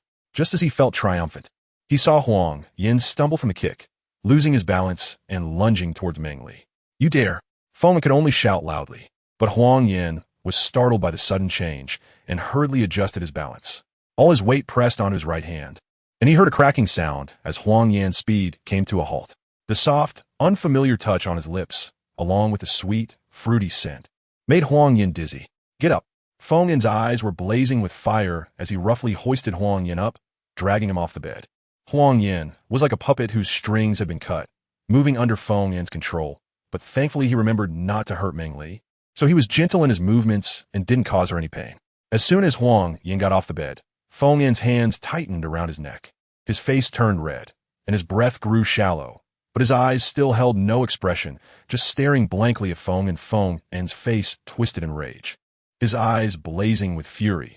He knew that if he exerted just a little more force, this damned beastman would soon lose his life. Get out now. Feng Yin forced himself to regain the last bit of reason he had left, stiffly releasing his hands and growling softly. He knew Meng Li cared for this beastman, and if he killed him, it could create a rift between them. Forget what just happened. If you dare to say a word outside, I will definitely kill you. Feng Yin pushed Huang Yin, wanting him to leave the cave where Meng Li was staying. Huang Yin was pushed to the entrance of Meng Li's cave and suddenly felt as if a puppet had been infused with life. He realized his situation.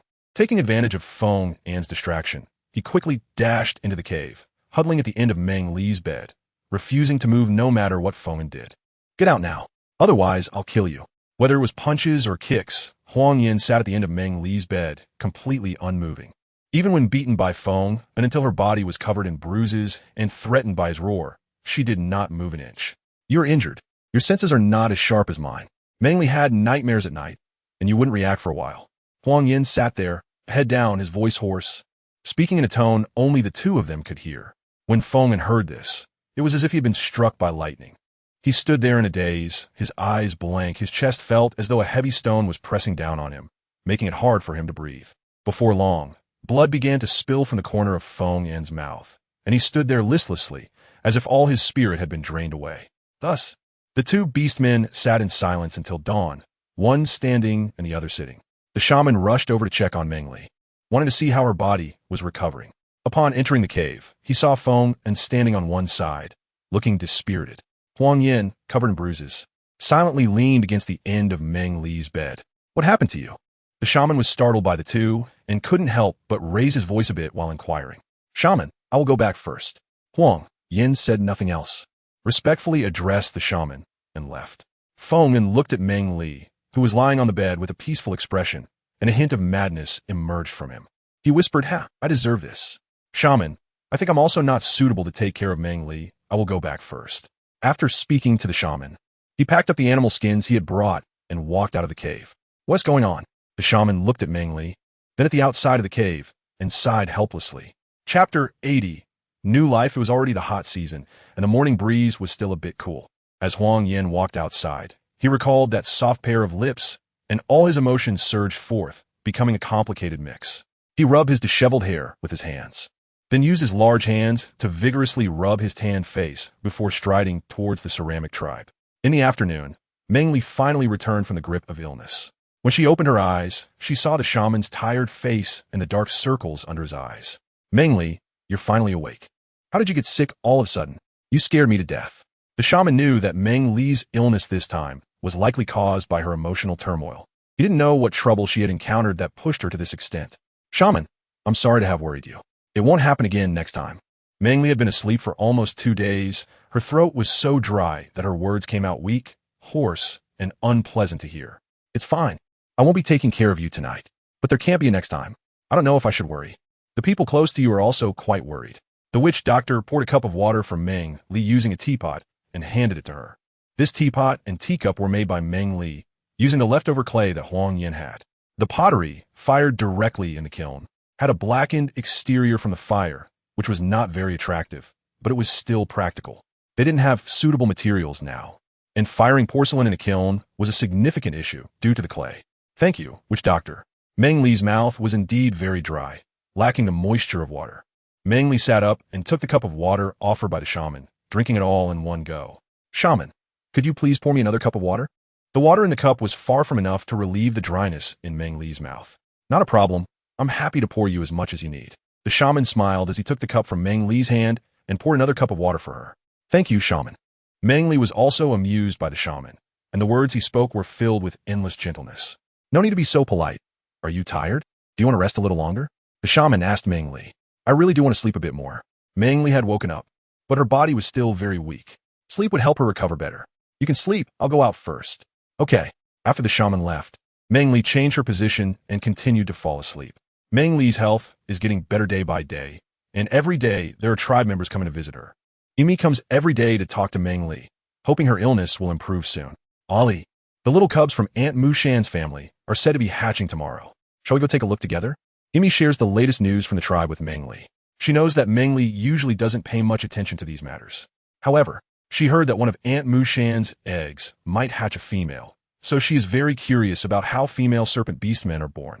Ollie, let's go together, okay? Seeing that Meng Li didn't respond, Imi quickly acted cute.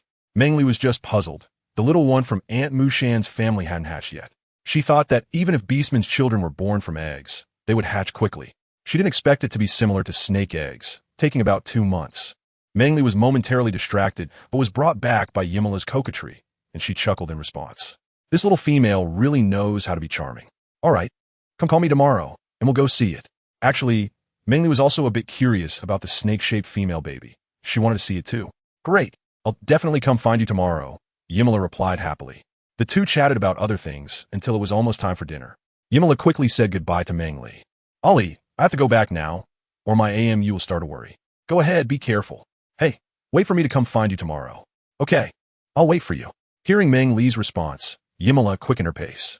She was still an underage little female and lived with her father and mother. If she didn't return for dinner, her AMU would surely come looking for her. Meng Li's illness has mostly improved, and she knows that this time her sickness was largely caused by her emotions. She got stuck in a rut, trapped herself in it, and the further she went, the more off course she became, ultimately choking herself. Around 1 or 2 in the afternoon, a voice came from the entrance of the cave. Ali, are you there?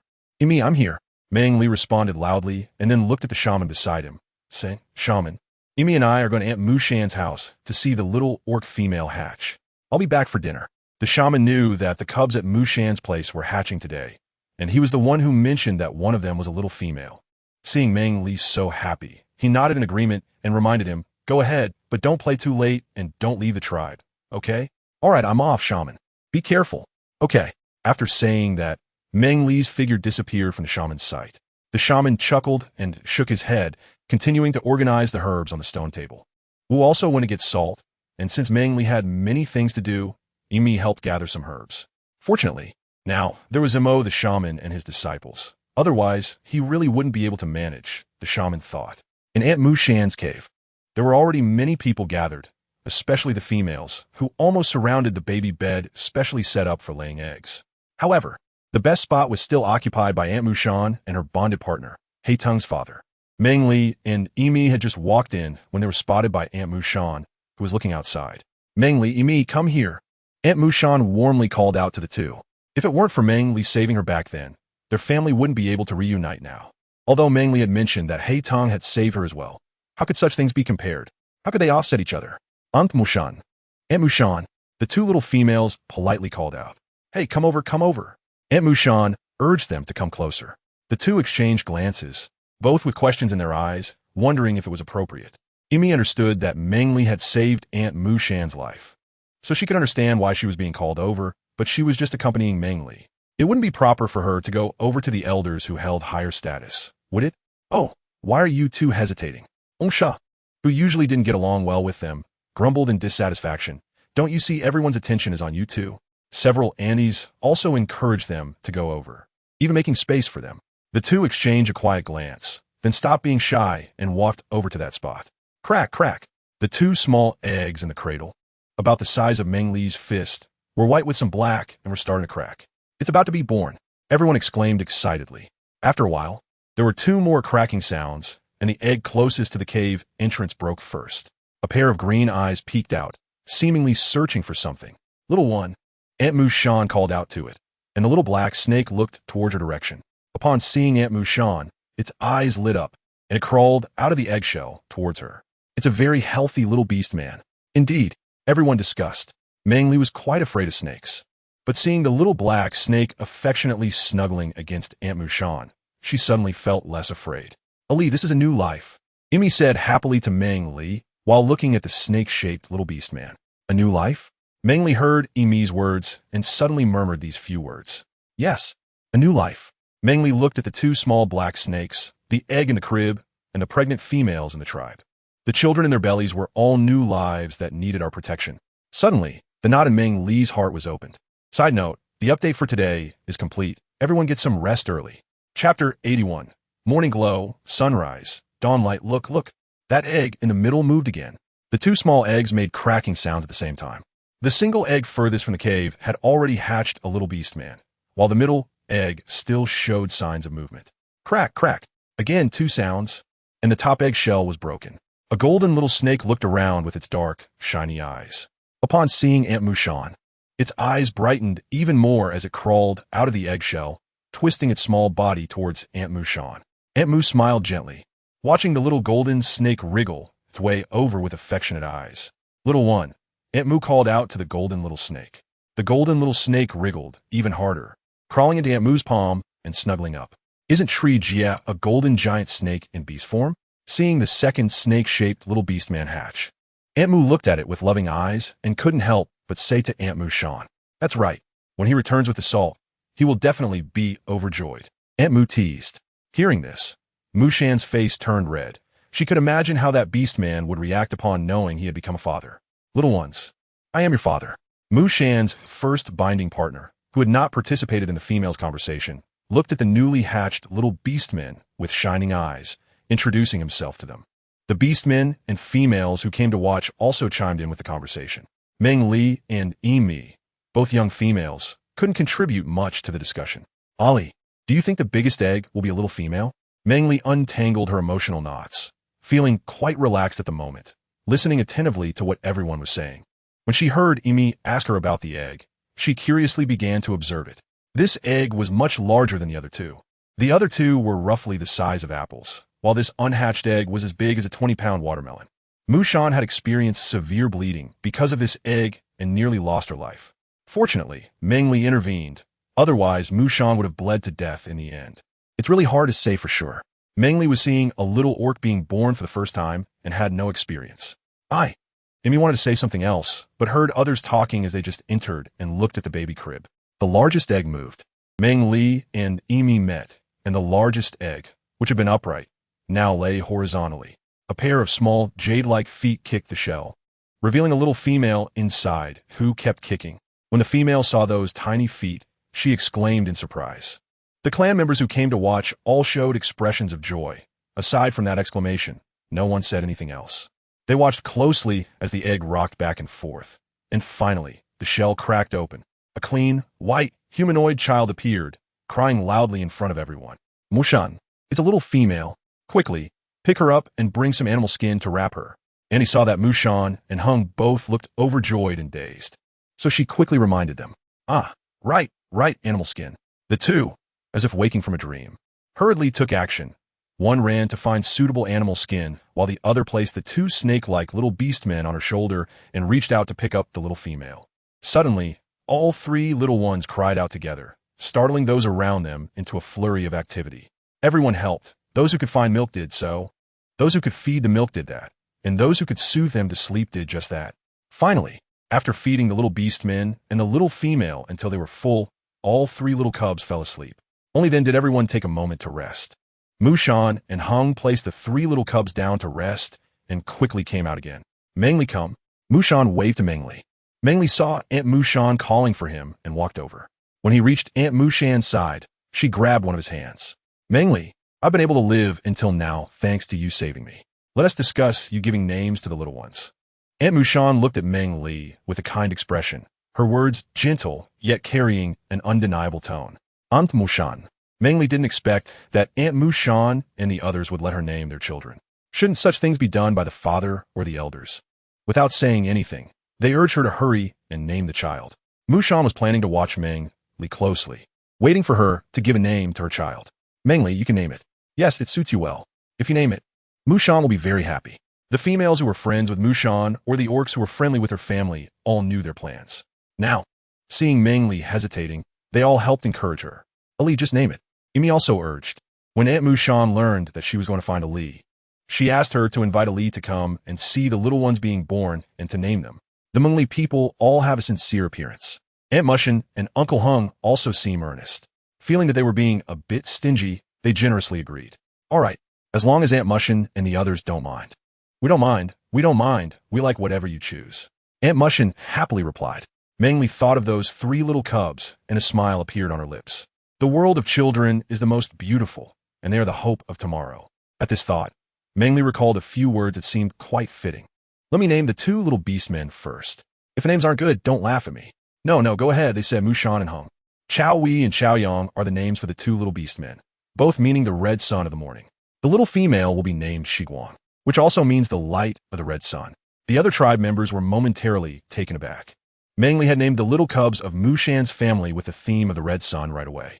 It was mainly quite nice to hear, even better than the names they had come up with themselves, especially the name of the little female, Shiguang. Meng Li noticed that everyone was silent and felt a bit embarrassed, asking, is my choice not good? If you don't like it, we can change it. Only then did the others snap back to reality from the meanings of the names. Mushan and Hung were especially delighted. They hadn't expected Meng Li to come up with such beautiful names. When Meng Li mentioned changing them, Mushan became a bit anxious. No, they're so beautiful. My little Shiguang, Zhao Hui and Zhao Yang are also beautiful, Hung added. The clan members congratulated Mushan and Hung, saying they had three little cubs and that Meng Li had given them such lovely and meaningful names. Mushan looked at Meng Li with even more warmth in her eyes. If only her black vine could partner with Meng Li. Where could she find such a wonderful little female? Meng Li felt uncomfortable under Aunt Mushan's enthusiastic gaze, so she quickly took Imi's hand and said goodbye. Mushan didn't insist much, knowing that the young female was shy, and let them leave. A side note, there is only one chapter today due to some matters. I will make it up later. Everyone should rest early. Chapter 82.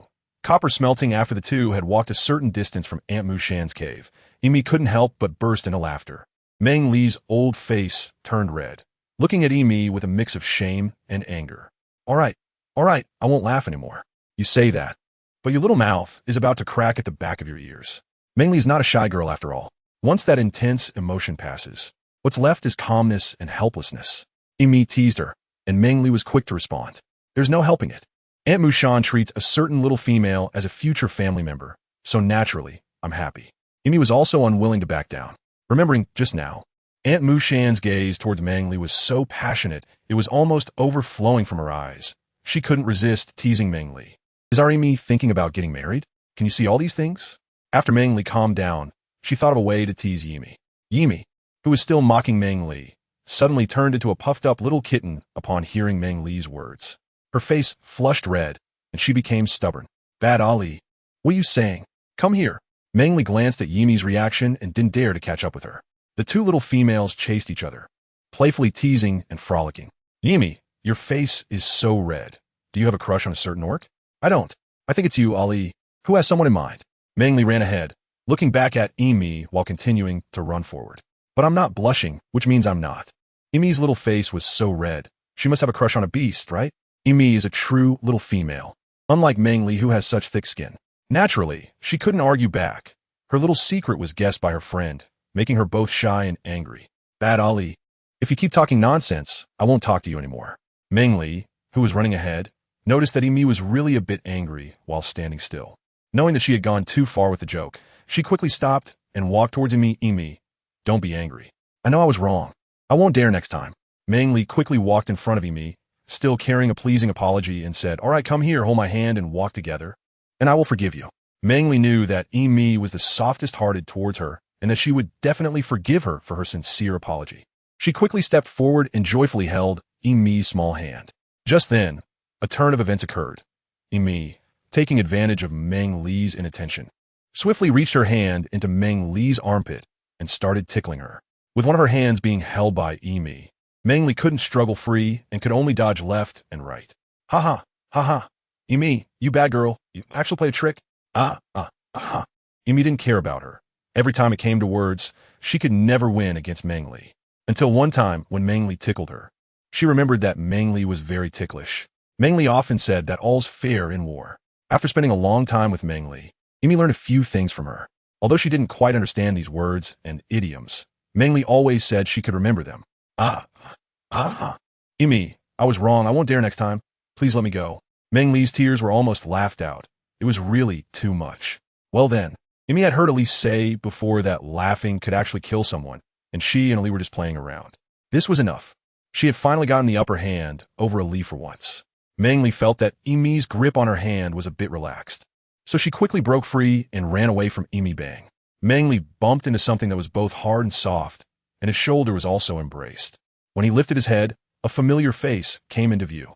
Meng Li suddenly realized that she and Imi had been playing too roughly. When she ran away, she used too much force and didn't pay attention to her direction and unexpectedly knocked someone down.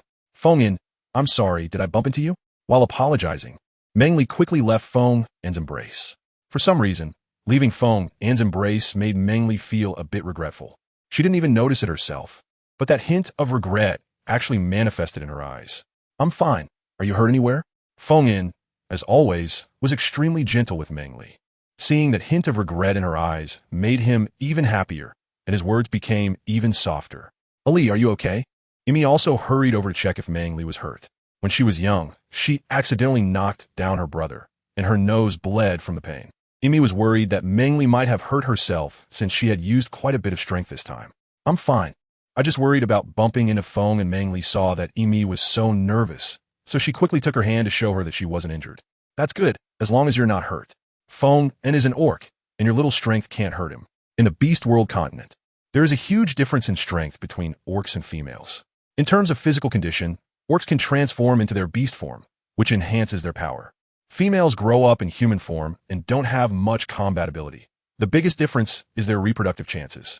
As long as you're not hurt, then Imi and I will leave first. Knowing that Feng An wouldn't be injured, Meng Li felt relieved and, holding Imi's hand, said goodbye to Feng An. It was still a bit awkward to be around him after bumping into him.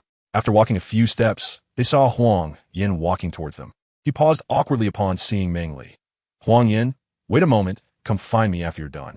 I have something to discuss with you. Meng Li's health has improved quite a bit, and she should continue to talk about what happened last time. Hearing Meng Li's words, Huang Yin responded dully and left without lingering his gaze on Meng Li, which made me quite dissatisfied. Brother. Emi wanted to say something, but when she heard her brother's voice, she suddenly stopped speaking. Emi wondered to herself what was wrong with her brother. Why did he sound so weak when he spoke? Emi, let's go. Meng Li saw Emi standing there with a puzzled expression and walked over, waving her hand in front of her, looking at her curiously. All right, let's go. After dinner, Huang Yin came to the cave where Meng Li lived, just like usual. He had been standing there for quite a while, but didn't dare to take a step forward. He remembered the softness of that night, the anger of Feng, and how Meng Li looked at Feng and differently. He didn't even have the courage to fight for it, let alone face Meng Li alone. Huang Yin, why aren't you going in? Meng Li is waiting for you. The shaman, who was out for a walk, directly told him that Meng Li was inside. Thank you, shaman. I'll go in now. Huang Yin knew that some things couldn't be resolved all at once. It was better to focus on building the tribe first. The step he took required a lot of courage. When he stood in front of Meng Li, he braced himself and remained silent. Meng Li heard footsteps and was not surprised that Huang Yin had arrived. He turned around and said to Huang Yin, sit down.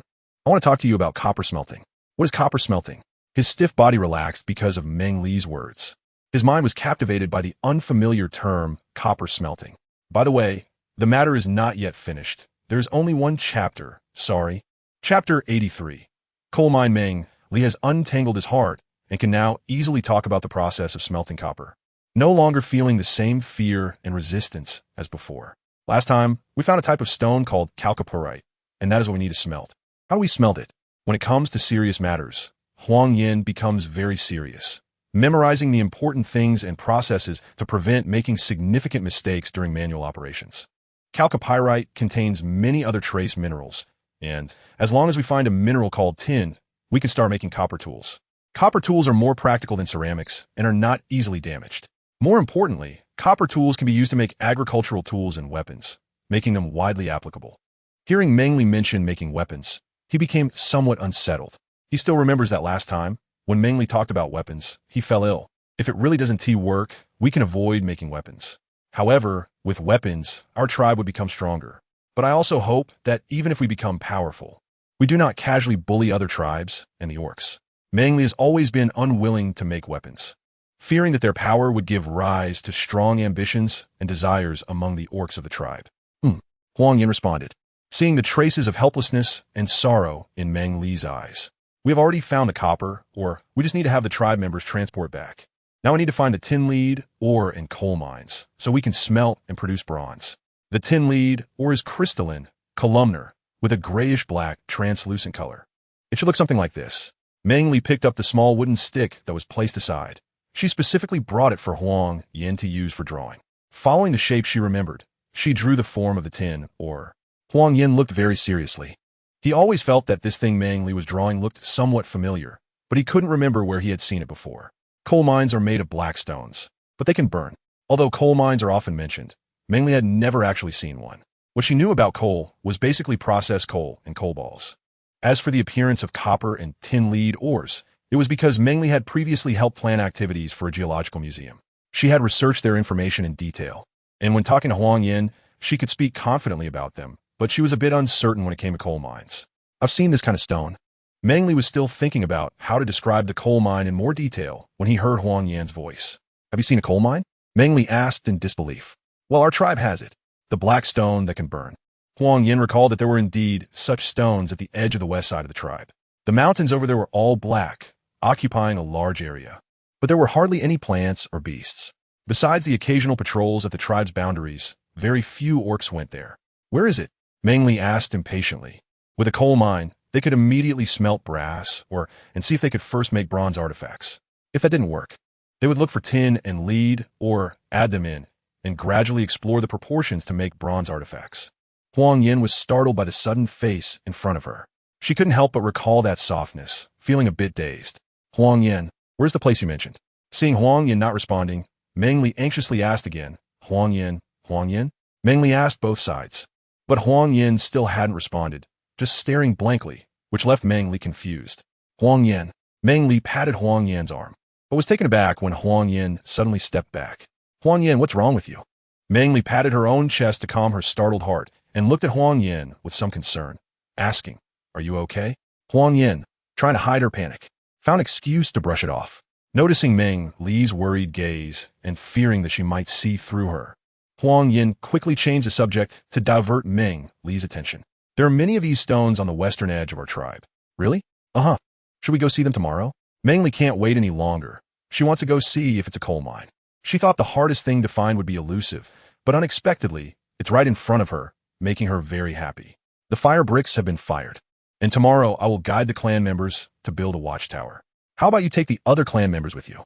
One of one, Yen says Meng Li. He thinks of that night and the softness he touched, which makes it hard for him to remain calm. He avoids Meng Li's suggestion regarding the watchtower. He is now very afraid of being alone with Meng Li.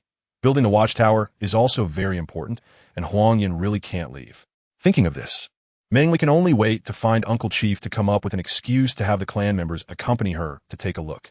Once she confirms it is coal, she will have Uncle Chief arrange for people to transport it back. "All right, you go ahead and get busy. I'll discuss it with Uncle Chief." Seeing that Meng Li shows no signs of abnormality, Huang Yin replies, feeling a sigh of relief in his heart. He is now tormented by two voices in his mind at all times. Everything is related to Meng Li, so he just wants to stand silently behind her to protect her, afraid to stand next to her again. Then let us continue discussing the steps for smelting the yellow copper or to make bronze. Make sure to remember them. Meng Li began to explain to Huang Yin how to smelt brass and make bronze artifacts while drawing with a small stick. She talked about what bronze artifacts and weapons could be made from the smelted minerals. At this point, Meng Li thought of the molds. The Huang Yin tribe still lacked the conditions for ironworking, so making molds would be more convenient. It would also allow them to gradually explore and improve the purity of the minerals.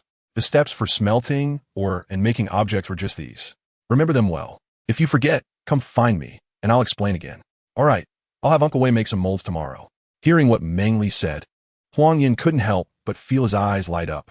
It was truly amazing that so many things could be smelted from those stones. As for making the molds, leave that to me. I'll talk to Uncle Wei about it. You focus on building the watchtower and the smelting area. There's no need to worry about the rest. Meng Li understood the necessary materials better than Huang Yin, so it was better for her to discuss it with Uncle Wei. Huang Yin had a lot on his plate, and he couldn't handle everything alone. "Well, then I'll have Uncle Wei come find you tomorrow, and also have him take you to see the coal mine." Thinking about Meng Li going to see the coal mine and discussing the molds with Uncle Wei, Huang Yin felt it would be better to let Uncle Wei take her. "All right, then you can talk to Uncle Wei about it. Just come find me directly tomorrow." Meng Li felt that this was a good idea. With Uncle Wei around, he could walk and discuss things with him, saving a lot of time. "Then I'll head back first. Go ahead, get some rest early." After saying this, Meng Li also felt a bit tired. He stood up, planning to send Huang Yin to the cave entrance, then get some water to wash up before going back to sleep. Chapter 84. Ambushed in the middle of the night, heavy rain began to fall, and the morning forest was filled with white mist. The newly risen sun shone on the water droplets on the grass blades, refracting strands of rosy light. Meng Li picked up her small stick and drew various styles of farming tools and weapons on the ground for Uncle Wei. "Meng Li's this big. Long one a sword, and this one that looks a bit like Bayu's is an axe?" Wei asked Meng Li, amazed. These things were just too incredible. He tried to describe them in a way he could understand to help remember. "Yes, Uncle Wei, but even after making the weapons, they can't be used immediately. We need to find a whetstone to sharpen the blades of the weapons. Only then will they be incredibly sharp." Meng Li rarely gets up early and wants to see if the stones on the western edge of the tribe are coal mines.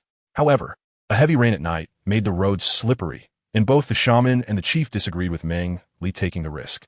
Chief A Shui called in two orcs and instructed them to use baskets to go to the western edge of the tribe and bring back some black stones. Meng Li could only explain the function and appearance of the mold to Wei in the cave where he lived. What is a whetstone? It is a type of stone with a relatively fine texture. When sharpening weapons, a little water is poured on the whetstone, and during the sharpening process, some stone slurry will be produced. Why does this sound somewhat familiar? Wei listened to Meng Li's words and felt that he had seen a whetstone somewhere before, but he couldn't recall where. Meng Li was mumbling to herself that the things Uncle Wei was familiar with should be the ones he had used and would often use. That's right, Uncle Wei grinds bone tools every day, so the thing that is not used for grinding bone tools must be the grinding stone, right? Meng Li thought it was very likely and quickly asked Uncle Wei, "Do you use a grinding stone to make bone tools?" Wei, who had been thinking about where he had seen this thing, suddenly realized upon hearing Meng Li's words. That's right. The stone he used every day to make bone tools really looked like a grinding stone. As soon as you mentioned it, I remembered. The stone I use to make bone tools does resemble the grinding stone you mentioned. Let me go get it, and we can try grinding it to see. All right, I'll go get it right away. Wei was also excited and quickly ran back to get the stone he usually used for making bone tools. Seeing him in such a hurry, the female was puzzled and wanted to ask him something, but before she could say a word, Uncle Wei had already disappeared from sight. Meng Li brought a small bamboo jar of water with the grinding stone and picked up his bone knife to grind on it. Indeed, not long after, a layer of brick red stone paste appeared on the surface of the grinding stone. This grinding stone can be used later for sharpening bronze weapons. Meng Li couldn't help but say excitedly, "That's great. We won't have to send our clansmen to search anymore." Wei also said with some happiness, "Now that we have the grinding stone, we just need bronze weapons." Both of them smiled as they continued discussing other matters. They didn't know how long they had been talking when suddenly a figure rushed in quickly. "Shaman, Meng Li, you have to save Zhu." Uncle Wei, fearing that the newcomer would panic and bump into Meng Li, quickly pulled Meng Li behind him. "Liao, what happened? Why are you all covered in injuries?" Wei's keen eyesight clearly assessed the newcomer's condition. He remembered that Liao and Zhu had only gone to get black stones. How could one return injured and the other severely wounded? The shaman in the cave, hearing the anxious cries, hurried out. When the figure stopped, Meng Li could see the person's situation clearly. Liao was covered in wounds of various sizes, blood soaking his body. Zhu, in Liao's arms, had already lost consciousness, his body hanging limply. "Quick, get inside the cave." Even though the shaman was old, he had once been a strong orc, and Meng Li's eyesight was not as sharp as his. Seeing Liao stop in the cave with Zhu, he quickly urged him to bring Zhu into the treatment cave. Meng Li, who reacted a moment later, hurried into the treatment cave to look for the herbs needed for healing. "Put him here after you lay Zhu down. You should also find a dirt bed to lie on," the shaman instructed Liao. "I'll help." Uncle Wei supported Zhu, and together with Liao, they placed Zhu on the dirt bed. At this moment, Liao was already somewhat exhausted. He had relied on his strong willpower to run back. The weight of Zhu was taken over by Uncle Wei, and Liao let out a big sigh, feeling a bit dazed. The shaman quickly sat beside Zhu to check his condition. At this time, Liao was gasping for breath, feeling cold, and his head was spinning. Uncle Wei quickly helped him up and laid him down on a nearby dirt bed. Meng Li immediately checked Liao's body and saw that Liao's upper body had at least 20 scratches from claws. Fortunately, the wounds were not deep, but due to running quickly, he felt cold from excessive blood loss. "Liao, do you still feel pain anywhere?" Meng Li was worried that Liao had internal injuries, so he pressed on some of the internal organ areas, asking Liao, I'm fine, Meng Li. Save, Zhu." Liao's voice was very weak. He was breathing heavily, his eyes somewhat vacant, and speaking was very laborious for him. "You just rest easy. Leave the rest to me and the shaman." Meng Li saw that Liao had no other injuries and breathed a sigh of relief, glad that it was just a surface wound and not an internal injury. Meng Li jogged over to the place where the herbs were stored, which had 2 tripod stands with a log as thick as an arm in the middle, drying 3 or 4 animal skins. Meng Li tore off a piece of animal skin and brought it to cover Liao. Wei quickly arranged the animal skin, wrapping Liao's body in it. Liao's cold body, having lost so much, felt a hint of warmth. Meng Li thought to himself that it was a good thing they lived in a cave, which was warm in winter and cool in summer. Otherwise, with such high temperatures, these wounds would inevitably become inflamed. The shaman had diagnosed Zhu's condition similarly. Meng Li quickly walked over and discussed Liao's injuries with him. After a brief exchange, they confirmed the medicinal herbs that would be needed. Meng Li went to fetch herbs, and the shaman cleaned the place where the medicine was pounded with a clean hide. "Liao, what happened?" Wei, who had been unable to help earlier, quickly asked about the situation when he saw Liao still somewhat conscious. "We went west to get black stones and were attacked by unknown orcs." Liao's voice grew weaker. "Shaman, how are Liao and Zhu?" The chief, a Shui, who rushed over upon hearing the news, shouted as he entered the treatment cave. The shaman was busy grinding medicine, and Meng Li's feet were running back and forth so fast they seemed to smoke. Zhu's injuries were clearly severe, and Liao was not much better. Meng Li hurriedly took out the herbs collected in the past and handed them to the shaman to be ground. The chief A Shui's questions went unanswered as both were fully focused on their tasks. Not hearing a response made Chief A Shui even more anxious, and he quickly entered the treatment cave. "Shaman, Chief, Liao is over here." Wei, knowing the shaman and Meng Li were too busy to respond, quickly spoke up to preempt any further questions from the chief. Those following the chief also looked extremely worried. "Wei, Liao, how are you? What happened?" Liao's was nearly crumbling, slipping towards the abyss of unconsciousness. The chief A Shui's voice sounded like a divine call from the heavens, making her feel momentarily dazed. Chief, save Zhu. Seeing her kin's concern made Liao unable to hold on any longer. She managed to utter those few words before fainting. A few days ago, there were some issues, but updates will be more consistent moving forward. I am sorry, dear readers. Chapter 85. Vatriebe Liao. The others were terrified when Liao fainted. A young orc who was closer to Liao trembled as he reached out to check her breathing. His pale face was even worse than Liao's, and he only relaxed when he felt a faint breath. His previously stiff face broke into a slight smile. Meng Li and the shaman heard the frightened voices of others and quickly ran to Liao's side to check. They happened to see the young orc's actions, which were both infuriating and amusing. He was too tired. They should just let him rest for a while. After saying this, he swiftly walked to the nearby place where the herbs were stored, found the remaining 2 types of herbs, and handed them to the shaman. The chieftain and the 4 companions who followed him all had somewhat awkward expressions on their faces. They felt embarrassed and walked towards the large cave entrance. Wanted to leave space for the shaman and Meng Li. Go find Uncle Yin Saw. Tell him I need to see him. Chieftain, I will go right away. Chieftain A Shui frowned as he sat on a stone bench, feeling a sense of foreboding. He called out the name of an orc, asking him to find someone. The one who responded was the young orc who had just tested Liao's breath with his hand. He quickly left. Chieftain A Shui counted the days. The team that went out to exchange salt would return in 4 or 5 days. The increase in the tribe's population also meant an increased demand for salt. I hope that damned warring tribe doesn't have their eyes on us, Chieftain A Shui thought irritably. In the empty cave, occasional muffled groans from Liao and Zhu could be heard, along with the busy sounds of the shaman and Meng Li. The few people waiting outside felt particularly complicated and tense, but not a single sound escaped their lips. Even the hurried footsteps sounded especially loud. Chieftain, you call for me? A tall, burly middle-aged orc over 2 meters high walked into the cave, stopping respectfully in front of the chieftain. Yin Suo, you and your team have been patrolling the western edge of the tribe lately, right? Upon seeing the visitor, Chieftain A Shui's mood relaxed a little. Have there been any unusual occurrences recently? Zhu and Liao went to the west today to retrieve something and were attacked. As of now, their lives are uncertain. Liao protected Zhu on the way back, but now he has also collapsed from exhaustion. They grew up together as brothers, and Chieftain A Shui understood Yin Suo's nature, knowing he must be unaware of anything. That's why he brought up the serious issue, letting him find out for himself. What? They were attacked in the west. Upon hearing this explosive news, Yin Suo was completely taken aback. They patrol the west every day and had not noticed anything unusual. Now that tribe members were injured in his area, it was no wonder the chieftain called him over. Yes, Chieftain A Shui confirmed. Could it be that orcs from another tribe came to poach and were discovered, which led to a violent confrontation? That's impossible. The Blackstone Mountain over there has no prey. Who could it be? Yin Suo muttered to himself, somewhat confused about the problem. Chieftain, I will take responsibility for this matter. You can punish me later. I'll take my men to the western edge of the tribe to investigate. Unable to figure it out, Yin Suo decided not to dwell on it and went to the origin point to see if there were any clues, wondering if they had overlooked something during their usual patrols of the tribe's territory.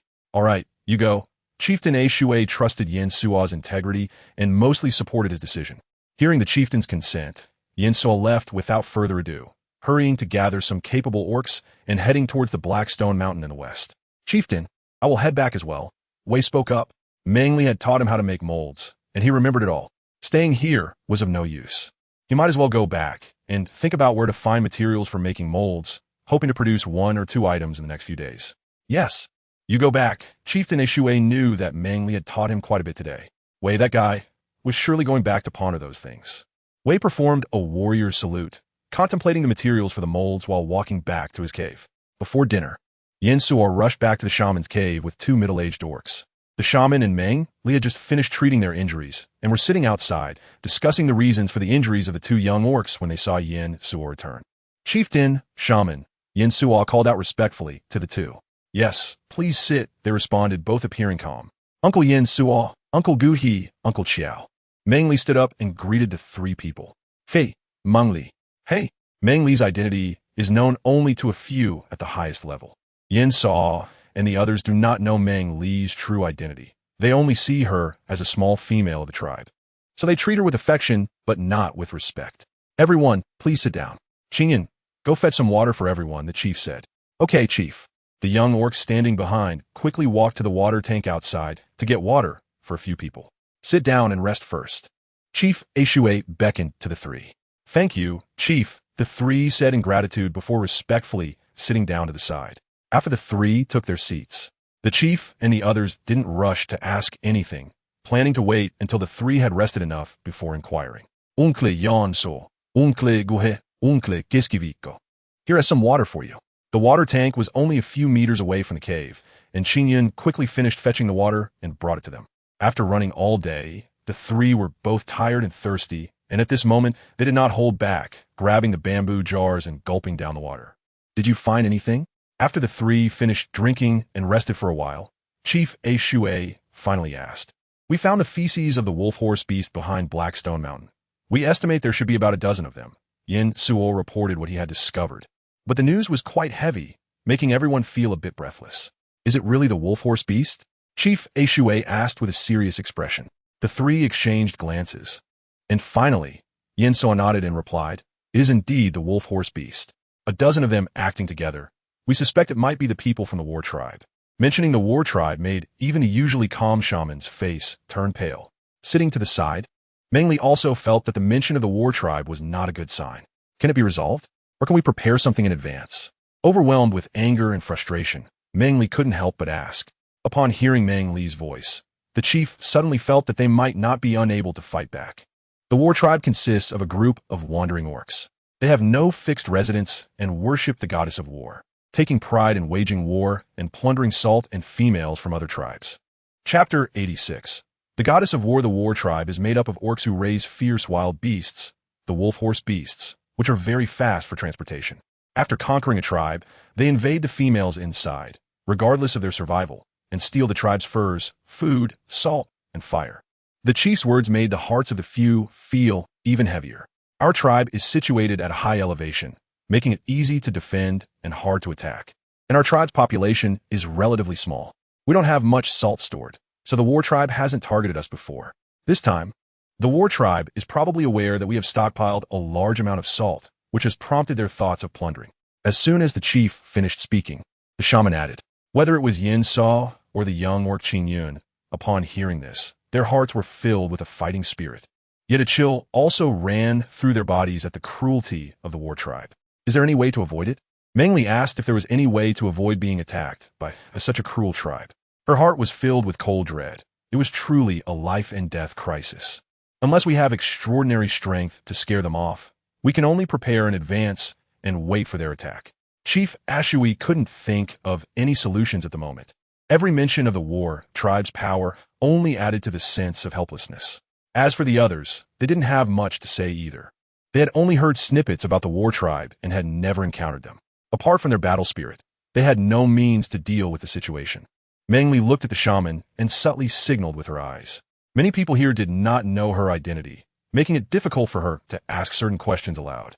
The shaman noticed Meng Li's cautious signal and understood that she had something to say. He spoke up, Yin Suo, go find him Wu Yi and Huang Yin for me. The rest of you can leave for now. I need to discuss something with the clan leader. Yes, shaman, I'll go right away, Yin Suo replied and left. The others felt a bit overwhelmed, but had no choice but to leave. Meng Li also pretended to walk towards a cave, waiting for everyone else to disappear before returning. Shaman, what is it, goddess of war?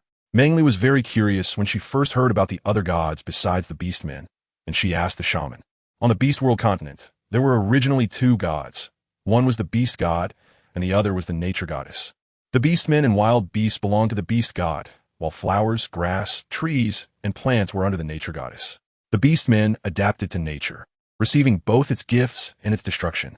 Among the beastmen and between tribes, there was no infringement on one another. However, at some point, wars began to arise, with a group of beastmen attacking and seizing other tribes in the name of the war goddess. Over time, tribes began to differentiate in size and strength. Even wandering beastmen claimed to be a war tribe in the name of the war goddess, plundering and killing other beastmen. Thus, a third god emerged on the Beast World continent, the war goddess. Upon hearing Meng Li's question, the shaman began to recount what his father had passed down to him during his childhood. He explained that it was the emergence of the war goddess that led to significant casualties among the beastmen, resulting in the formation of the shaman tribe.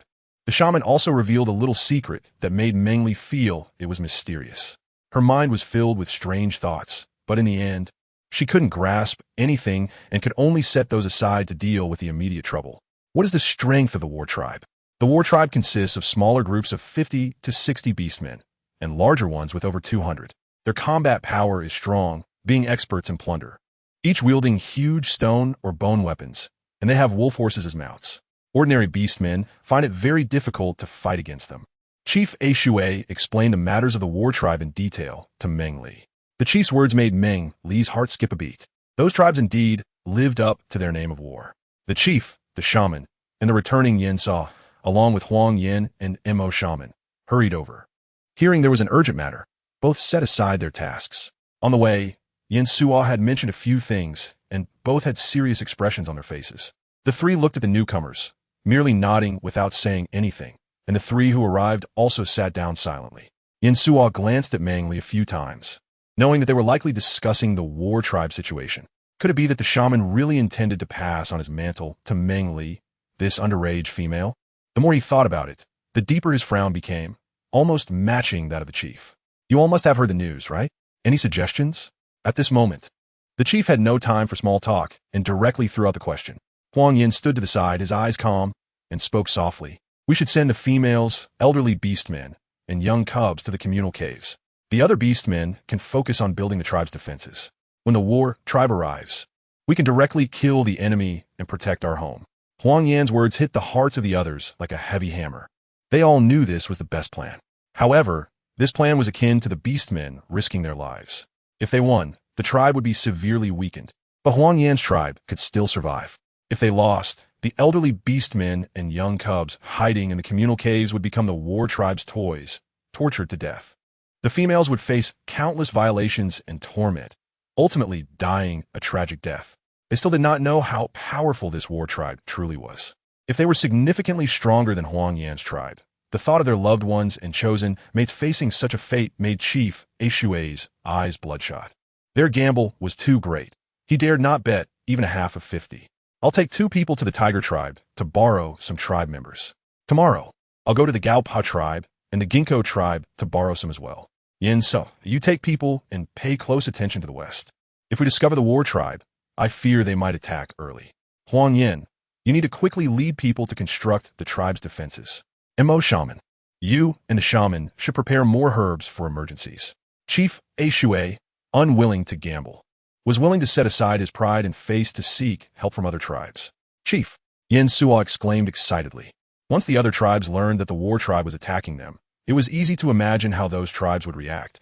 They might even humiliate the chief. I'll go with you. The shaman stood up and said to the chief. He had at least helped various tribes with medical care and had some reputation among them, so the chief didn't need to be too subservient. Uncle Chief, you should directly mention my identity to the Tiger tribe's chief. At this point, whether borrowing people or joining directly, it's not a good time. But if we get through this, their joining at this moment will certainly receive better treatment. After the chief and the shaman spoke, Meng Li also expressed her thoughts. In her view, borrowing people was not as good as joining. They needed to grow stronger and should swallow the surrounding tribes. Huang Yin, besides urging the tribe members to build the defense line, the most important thing is to forge weapons. Weapons are very important to us. Meng Li's idea is sometimes a good solution. But now the Tiger clan's joining has made Chief Shui a bit hesitant. After all, the timing is really not good. This is a gamble. All right, Huang Yin responded immediately to Meng Li's words. Yin Saw, listening from the side, looked confused. What kind of identity does Meng Li have that allows her to give orders? Side note, it's about to get violent, and other tribes are starting to get involved. Chapter 87. The calm before the war. No way. It can't be. 2 opposing voices sounded at the same time. Without looking, Meng Li already knew who it was. The war tribe is a very powerful enemy, and my identity is like a huge pie. Whether it's a timely help or just embellishment, it's up to them to choose. However, the treatment for those who join later will definitely be different. Moreover, we have overlooked someone, Fengyan. He is very powerful, and the medicinal herbs you have, Zhu Yu Gu, have all been given to the beastmen to enhance the combat power of our tribe.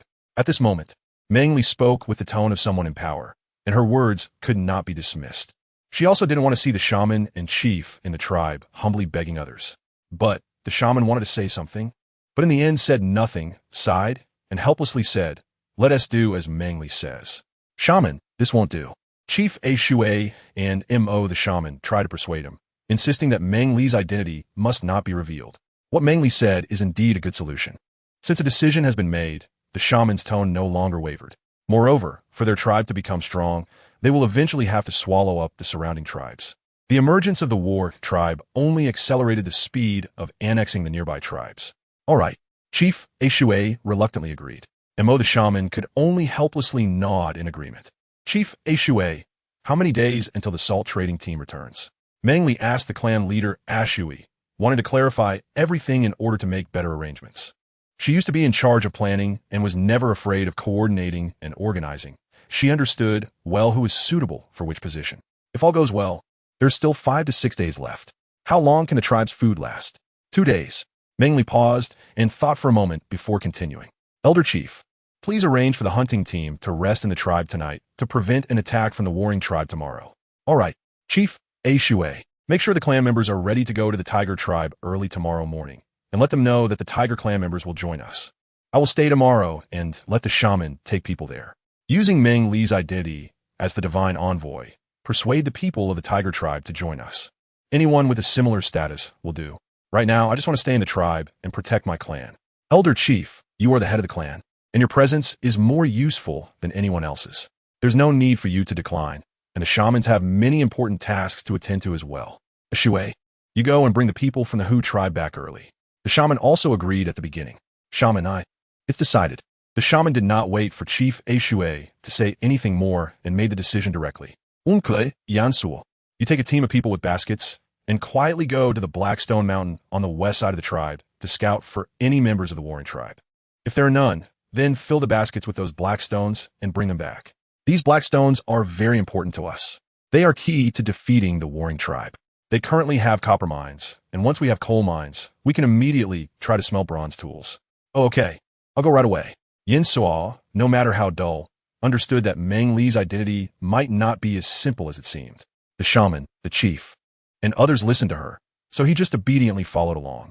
With various questions in mind, Yin Suo left the cave. "Shaman, you and Mo shaman prepare more herbs, and when you come back, I'll discuss other matters with you." "Sai, all right. Okay, I'll bother the shaman here for a night." "No problem. Let's go into the healing cave and make some healing medicine." "Sai." The two shamans chatted as they walked toward the healing cave. "Then let's go too. Huang Yin, you supervise the clan members in building the defense line, and I'll check on the construction of the watchtower. Once we have the black stones back tomorrow, we can try to make weapons." "All right, I'll carry you down." Huang Yin squatted down with his back to Meng Li. Meng Li climbed up without hesitation, and once he settled himself, Huang Yin began to run swiftly toward the valley of the tribe. The accompanying chieftain also walked briskly toward the valley. Upon reaching the edge of the valley, the chieftain transformed into his beast form. A large black and white leopard appeared beside him, howling into the sky. After 3 howls, responses echoed from different areas, and the orcs in the tribe, some with their bonded female partners, quickly gathered at the high platform in the valley. As the clan members arrived in droves, Chieftain A Shui stood on the high platform, his face serious as he spoke. "We have discovered the wolf horse beast that belonged to the warring tribe to the west of our tribe. Tomorrow, or in 5 to 6 days, when the salt exchange team returns, the warring tribe will come to attack. Therefore, I'm assigning tasks to everyone now. Let us work together to protect our tribe. Shall we?" Okay. Initially, when the clan members heard the chieftain mention the warring tribe, they felt a bit scared. But seeing the chieftain so calm, the clan members felt reassured and were not as afraid, responding with a chorus of agreement. The females moved their belongings to the communal caves. Except for the orcs building the watchtower, everyone else went to construct the defense platform. "No matter who comes, as long as they dare to bully our tribe, we will ensure they have no way back. No way back. No way back." The warring tribe hung over the Huang Yin tribe like a knife. But for the sake of their loved ones and partners, they would unleash endless potential to protect their homeland. "All right, let us get moving quickly. Gu He, you take a team to the east. You take people to the south. Huang Yin, you take people to the west. The rest follow me to the north. Let us protect our homeland." After hearing the chieftain's words, the orcs voluntarily formed 4 teams to build the defense platform. blocking the four paths leading down the mountain with large stones from the valley. Meng Li, along with the other orcs, headed towards the lookout tower that had just begun construction on the mountain. At this moment, everyone in the Huangyan tribe wore anxious expressions, and the atmosphere was heavy. Each person's face showed less joy and more worry and killing intent. This was the calm before the storm of war, leaving people feeling troubled and on edge. During dinner, Yansu returned with an orc carrying a large backpack. Each person's backpack was filled with black stones. Huangyan hurried to the lookout tower and helped Meng Li down. Yansu, did you find anything during your exploration?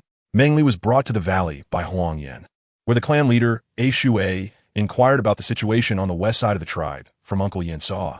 It's not very ideal. When we went over this afternoon, we found new traces of the wolf horse beast, Yansu said with a look of melancholy. They're starting to probe the exact location of our tribe. Clan leader, A Shui, felt even more anxious. The war tribe also has wise individuals, and judging by today's events, this war tribe is very calm and powerful. Otherwise, they wouldn't continue to probe our tribe's location so leisurely despite being exposed. This shows that they don't take our Huangyan tribe seriously, which is why they are allowed to prepare. It's fine if they don't attack. We will give them a big surprise when the time comes. Meng Li came over and spoke harshly. All right, let's not think too much. Yansu, keep an eye on the war tribe. Chief A Shui felt that Meng Li was right. Their Huangyan tribe was not made of mud. They had powerful orcs and the ability to make weapons, not inferior to anyone else. Off topic everyone, rest early. Today's second update is done. Good night. Chapter 88. The Battle of Blood and Song. It was the 6th day since they discovered the war tribe, and today was also the day the Salt Exchange team returned.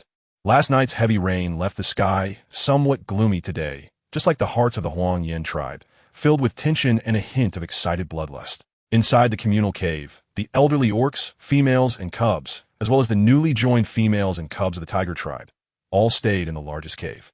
They waited quietly, praying to the beast god for victory. The entrance of the communal cave had been completely sealed off, and the tribespeople found their most familiar companions, snuggling together to provide warmth. Under the dim light, the elderly orcs wore worried expressions. The young females hid tearfully in the arms of their mothers. Even the usually mischievous orc cubs sat quietly beside their mothers, as if sensing something, having grown significantly overnight. Before the cave was sealed, the orcs stored 10 days' worth of food and water inside the communal cave. They hoped that even if they were defeated, this food would allow the tribespeople inside the cave to survive safely. On the 4 defensive lines of the Huangyan tribe, the shaman, Chief A Shui, Huangyan, and the newly joined tiger tribe leader Qi Yan each led a team of orcs to defend. Each defensive line was 5 to 6 meters high, built from a large number of stones. Besides the orcs patrolling the defensive lines and watchtowers, other orcs found a slightly elevated area nearby to sit down and rest. Some orcs didn't mind the muddy ground, lying down to take a nap and restore themselves to their best condition. As the rising sunlight grew higher, the dew on the ground evaporated. At the position of the tribe's gate, along the eastern road, figures of about 20 people could be vaguely seen moving. The Salt Exchange team had returned. Someone shouted in surprise, and cheers erupted, as if the war had begun. All the orcs picked up their weapons and quickly returned to their posts. Clop, clop. The sound of wild beast claws trampling in the mud came from the mountains in the west, growing closer. The Huangyan tribe was situated in a valley surrounded by 5 peaks. Except for the 2 mountains in the west, which were gentle and easy to climb. The other 3 peaks were sheer cliffs, difficult to scale, and could only be accessed via narrow paths between the mountains. Within the 2 western peaks, there was a narrow path that only one person could pass through, allowing direct access to the Huangyan tribe. Feng and led a team of orcs, blocking the path here. The Salt Exchange team was getting closer, and the howls of the wolf horse beasts were also approaching. Qi Yan, stationed in the east, and the shaman, hearing the howls from the western mountain, left about 10 people to guard their respective defensive lines and quickly rushed to the western and northern defensive lines. On the small road in the west, on the 2 peaks, and on the northern path, wolf horse beasts were densely packed. Sitting atop them were tall orcs, broad-shouldered and muscular, wearing armor made of vines on their upper bodies, wielding stone or bone weapons. A bunch of weak orcs still dare to compete with the war tribe. A towering orc, over 2.5 meters tall, held a weapon resembling a wolf-tooth club. The wolf horse beast beneath him stood 3 meters tall, extremely robust. Upon seeing the Huangyan tribe's people, he disdainfully said, "If you dare to resist, just drop your weapons and wait aside. Offer us your food, salt, fire, and females. If your females satisfy our brothers, perhaps we might spare your tribe. Ha ha ha. The burly orcs' words were deeply insulting and showed no regard for the orcs of the Huang Yin tribe. The other orcs from the war tribe laughed heartily at the burly orcs' words.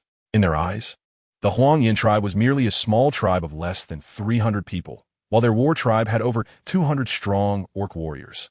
Hearing the war tribe's orcs insult the females in their tribe, those filthy words ignited the anger of the Huang Yin tribe's orcs. We can provide you with enough salt, fire, and animal skins. Can you retreat? Chief A Shui, suppressing his anger, spoke to the orcs of the war tribe. Once war began, there would be sacrifices among their tribespeople, and if they could use external items to exchange for peace, he was willing to humble himself. We could take all of those things, but the females must be handed over to us. Otherwise, our wolf horse beasts will trample your tribe. Another orc from the war tribe looked at Chief A Shui with disdain. Can we give you a bit more? We really can't give you the females. Chief A Shui said very humbly, with a pleading expression on his face. I see you all want to meet the beast god. Brothers, charge in. Females, animal skins, salt, fire. Everything belongs to us. The burly orc's demands were met with repeated rebuttals from Chief A Shui, and he grew increasingly dissatisfied.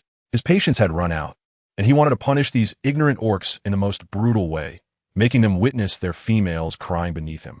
The war horn was sounded, and the orcs, initially frightened by the war tribe's ferocity, felt their fear replaced by anger upon hearing their repeated attempts to insult the females in their tribe.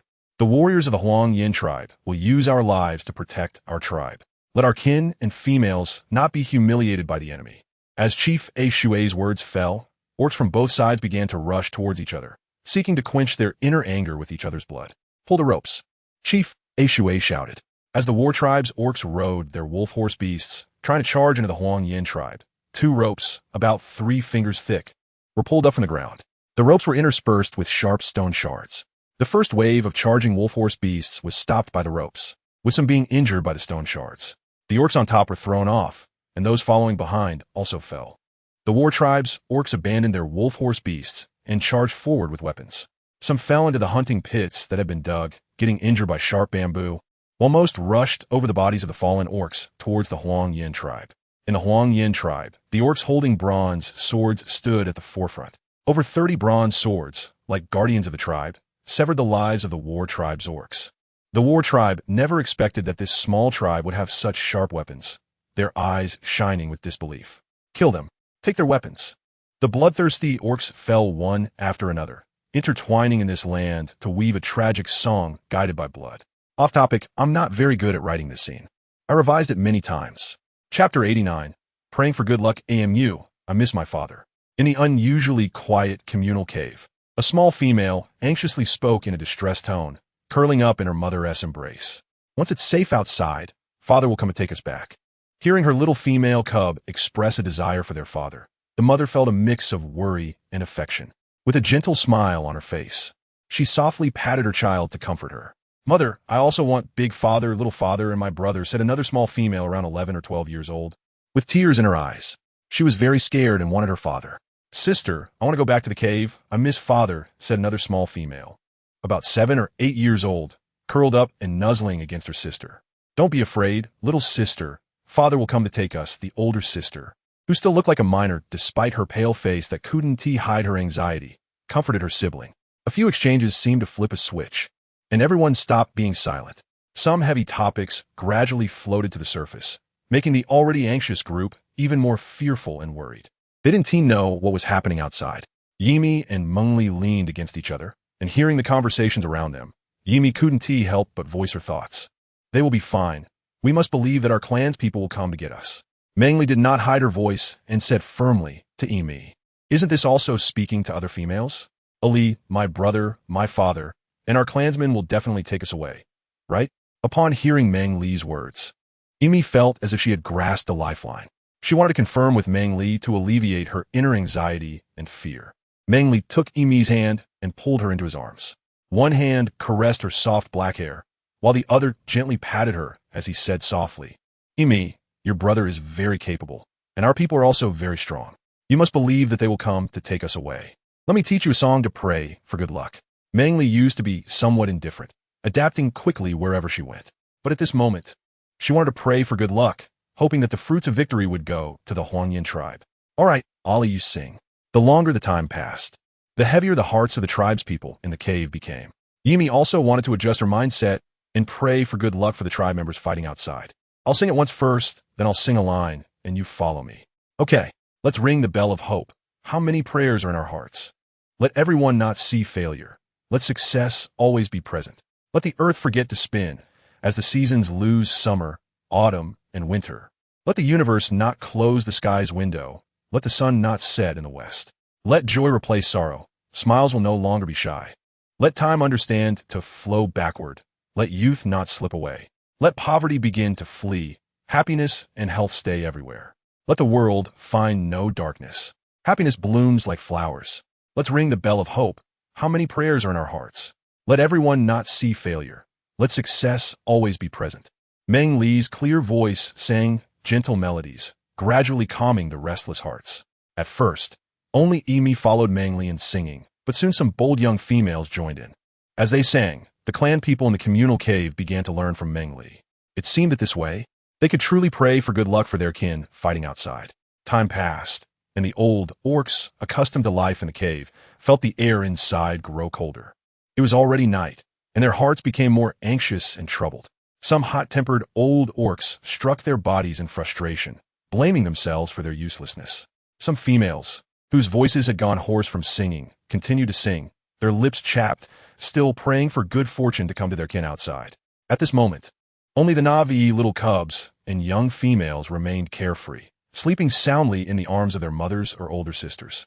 Suddenly, a sound of dirt falling came from the cave entrance, and many people stood up excitedly. The females and cubs hurriedly hid inside. We old folks can stay outside. An elderly orc commanded. Quick, get inside. What if it's not our kin? Yes, hurry and hide. Some who had initially reacted with excitement also calmed down. No one knew who had won outside, and they couldn't risk the lives of everyone in the cave. If it was the enemy, better to hide as many as possible than to face total death.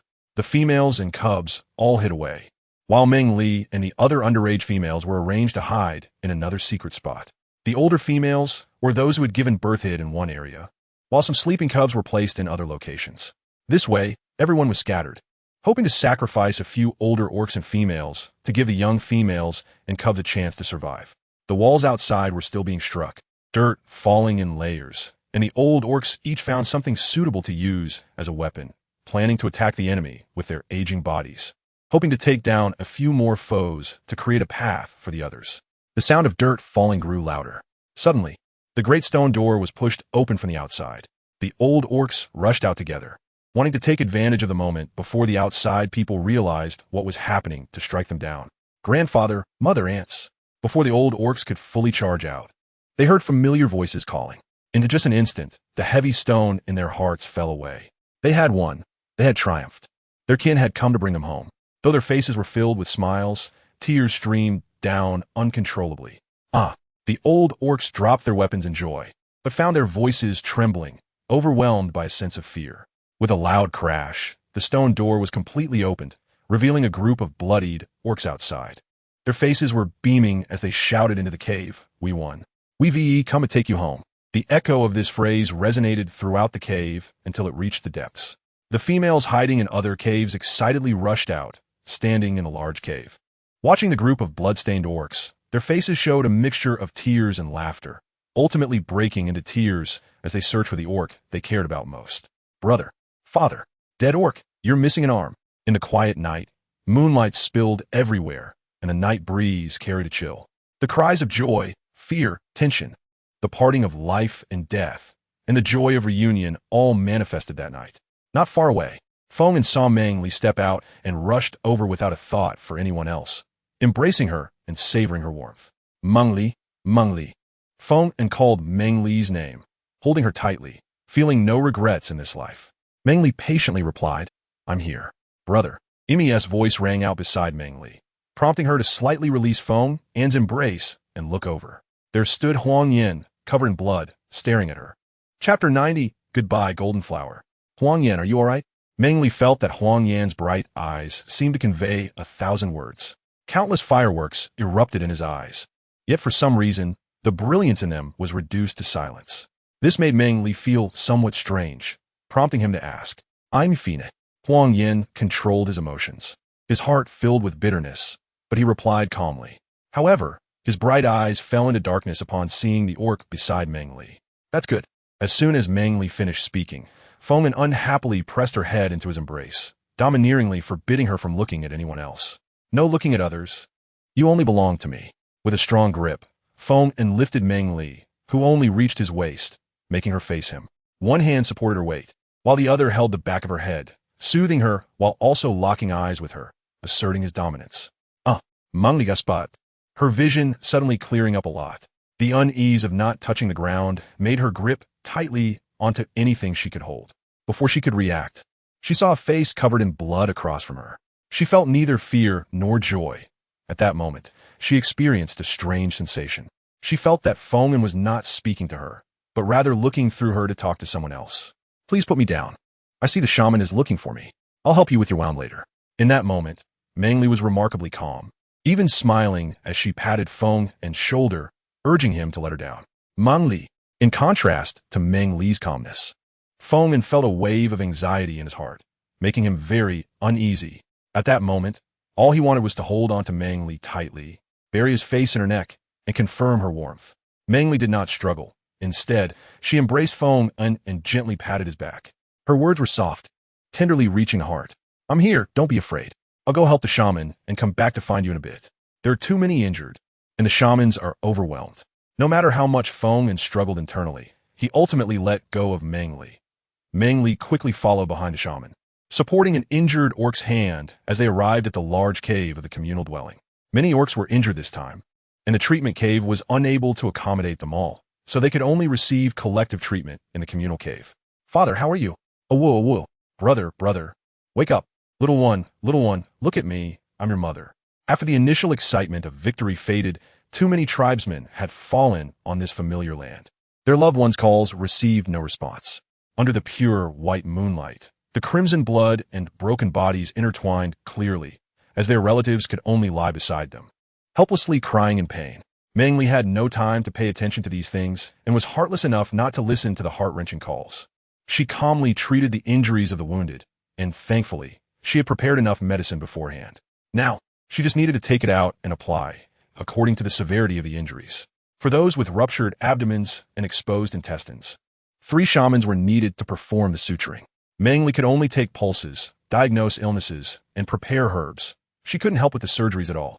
Fortunately, many of the injured orcs did not require surgery, allowing Meng Li to continue utilizing her strengths. The addition of the fox and tiger clans not only strengthened the tribe, but also increased the number of shamans and herbalists. With 3 shamans and Meng Li, there were 7 herbalists in total. By the time the sun came out, they had managed to treat all the injured clan members. Here, a small bamboo jar of water was handed to Meng Li, who was slumped on the ground, exhausted and desperately thirsty. She took the jar and drank it all in one go. Her parched mouth was moistened by the fresh water, regaining a hint of color. Thank you, Wu, you're back. Meng Li thanked the visitor and looked up, only to find it was Wu returning from getting salt, a hint of surprise in his words. What are you doing sitting here? What if you get overheated? Wu sat down next to Meng Li, speaking in a slightly reproachful tone filled with affection. He handed a piece of clean beast skin to the little female beside him. It had been almost a month since they last met, and he finally understood how painful longing could be. At that moment, he wanted nothing more than to hold the little female in his arms. But he was also afraid that his deep-seated yearning would erupt uncontrollably and hurt her. He could only pretend to be calm and talk to her. I'm so tired. I wasn't paying attention. I'll definitely be more careful next time. Meng Li was puzzled about why Wu was giving her the animal skin. She placed it on the right side of her animal skin skirt and suddenly felt something strange under her hand. Looking down, she realized that in order not to take up space in the cave and to be closer to the patient, she had been slumped at the entrance of the cave. The plants beside the cave were hanging with a lot of morning dew, and sitting next to them had also soaked her animal skin skirt. Thank you. I didn't even notice, Meng Li said gratefully, but her face was a bit hot, feeling quite embarrassed. It's okay, just be more careful next time. Wu looked at Meng Li's flushed face due to her embarrassment and couldn't help but reach out to affectionately pat her head. Meng Li was momentarily stunned, but she relaxed after just a second. She couldn't respond to her feelings for Wu, so she chose to act as if she didn't know and not accept it. Meng Li, hey, what's wrong, man? Just as Meng Li was at a loss about how to escape this state, she heard someone calling her and quickly looked over. Seeing it was Nan calling her, she tilted her small head and wrapped the beast skin Wu had given her around herself. Wu looked at his empty hands, gave a disappointed smile, and quickly hid his emotions, standing beside Meng Li. This little brat claims to be from the Tiger clan, but he won't say anything when I ask him. He just says he wants to find a clan leader. And he's injured, so I brought him here. You can take him to find a clan leader later, Nan said, pointing to the child behind her, who looked to be only around 11 or 12 years old, with a hint of indignation in her voice. She felt angry remembering how he had eaten the food she gave him but told her nothing in return. All right, leave him to me.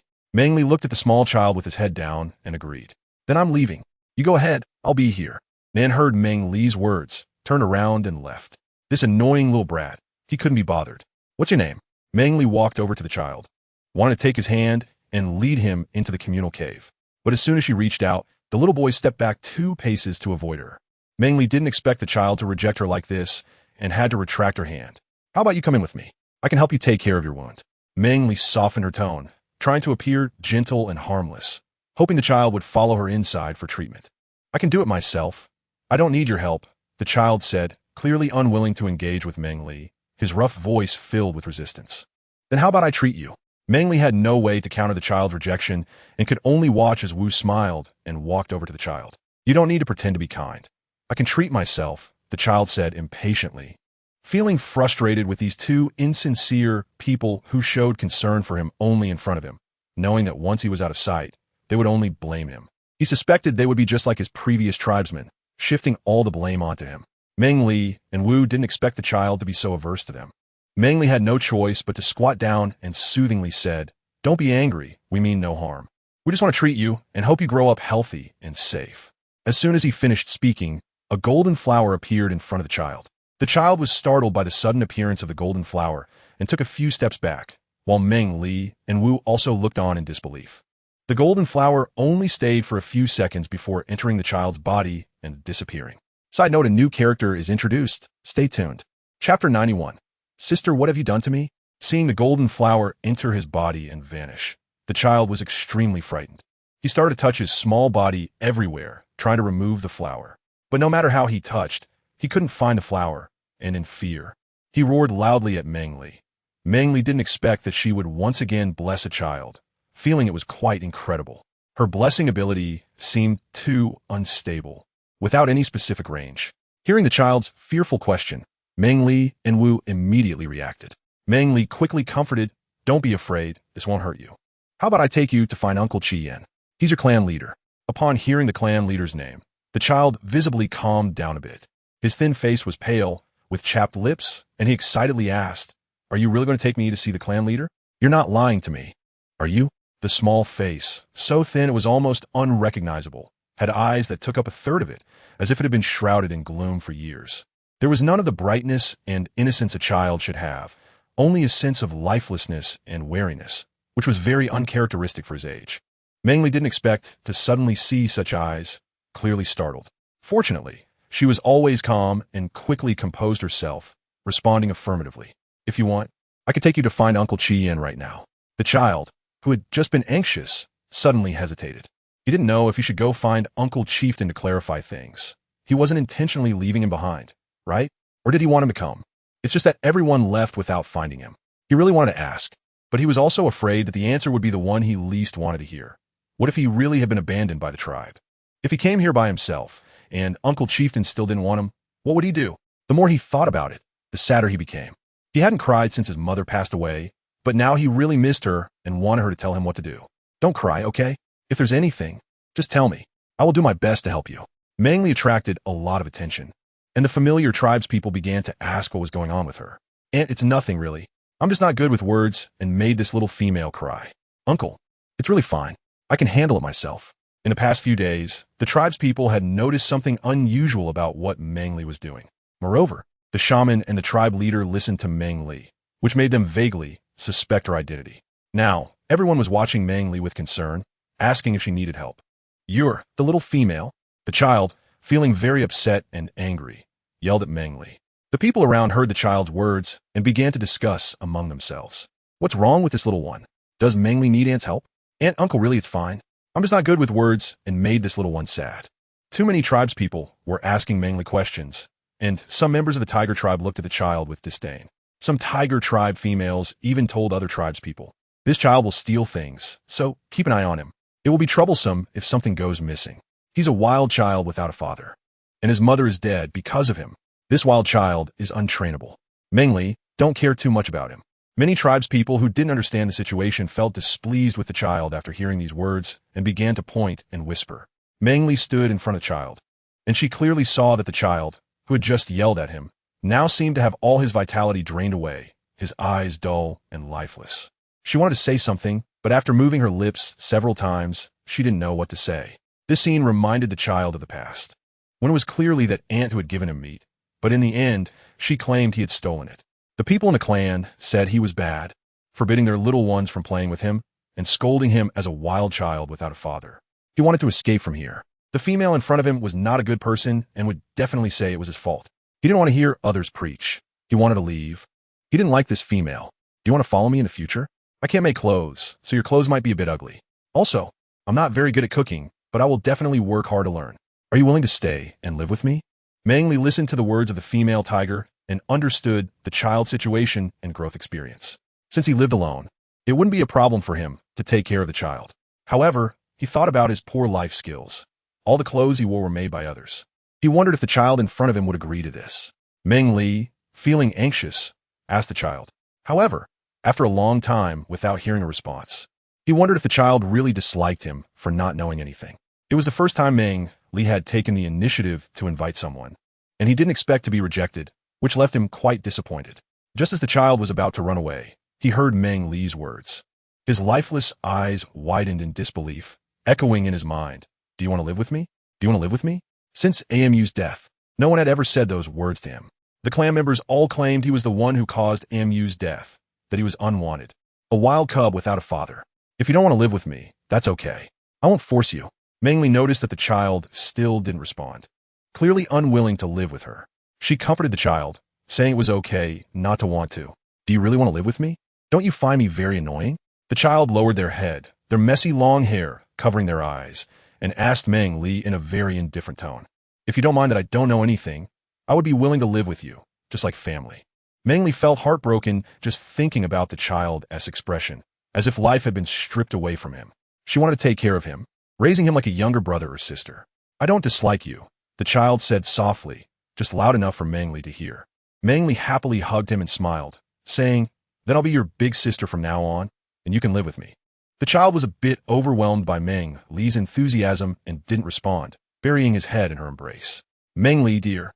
Many of the clan members were not very optimistic about Meng Li truly accepting this child and wanted to persuade her further. However, Meng Li didn't want their careless words to hurt this scarred child anymore. "Auntie, uncle, I'll have a little brother from now on. Please help me take care of him." As soon as Meng Li spoke, the surrounding clansmen had a hard time persuading her and all forced a smile in response. "All right, fine." A few aunts who genuinely cared for Meng Li patted their chests and assured her, "Meng Li, don't worry. We'll help you raise your little brother strong and healthy in the future.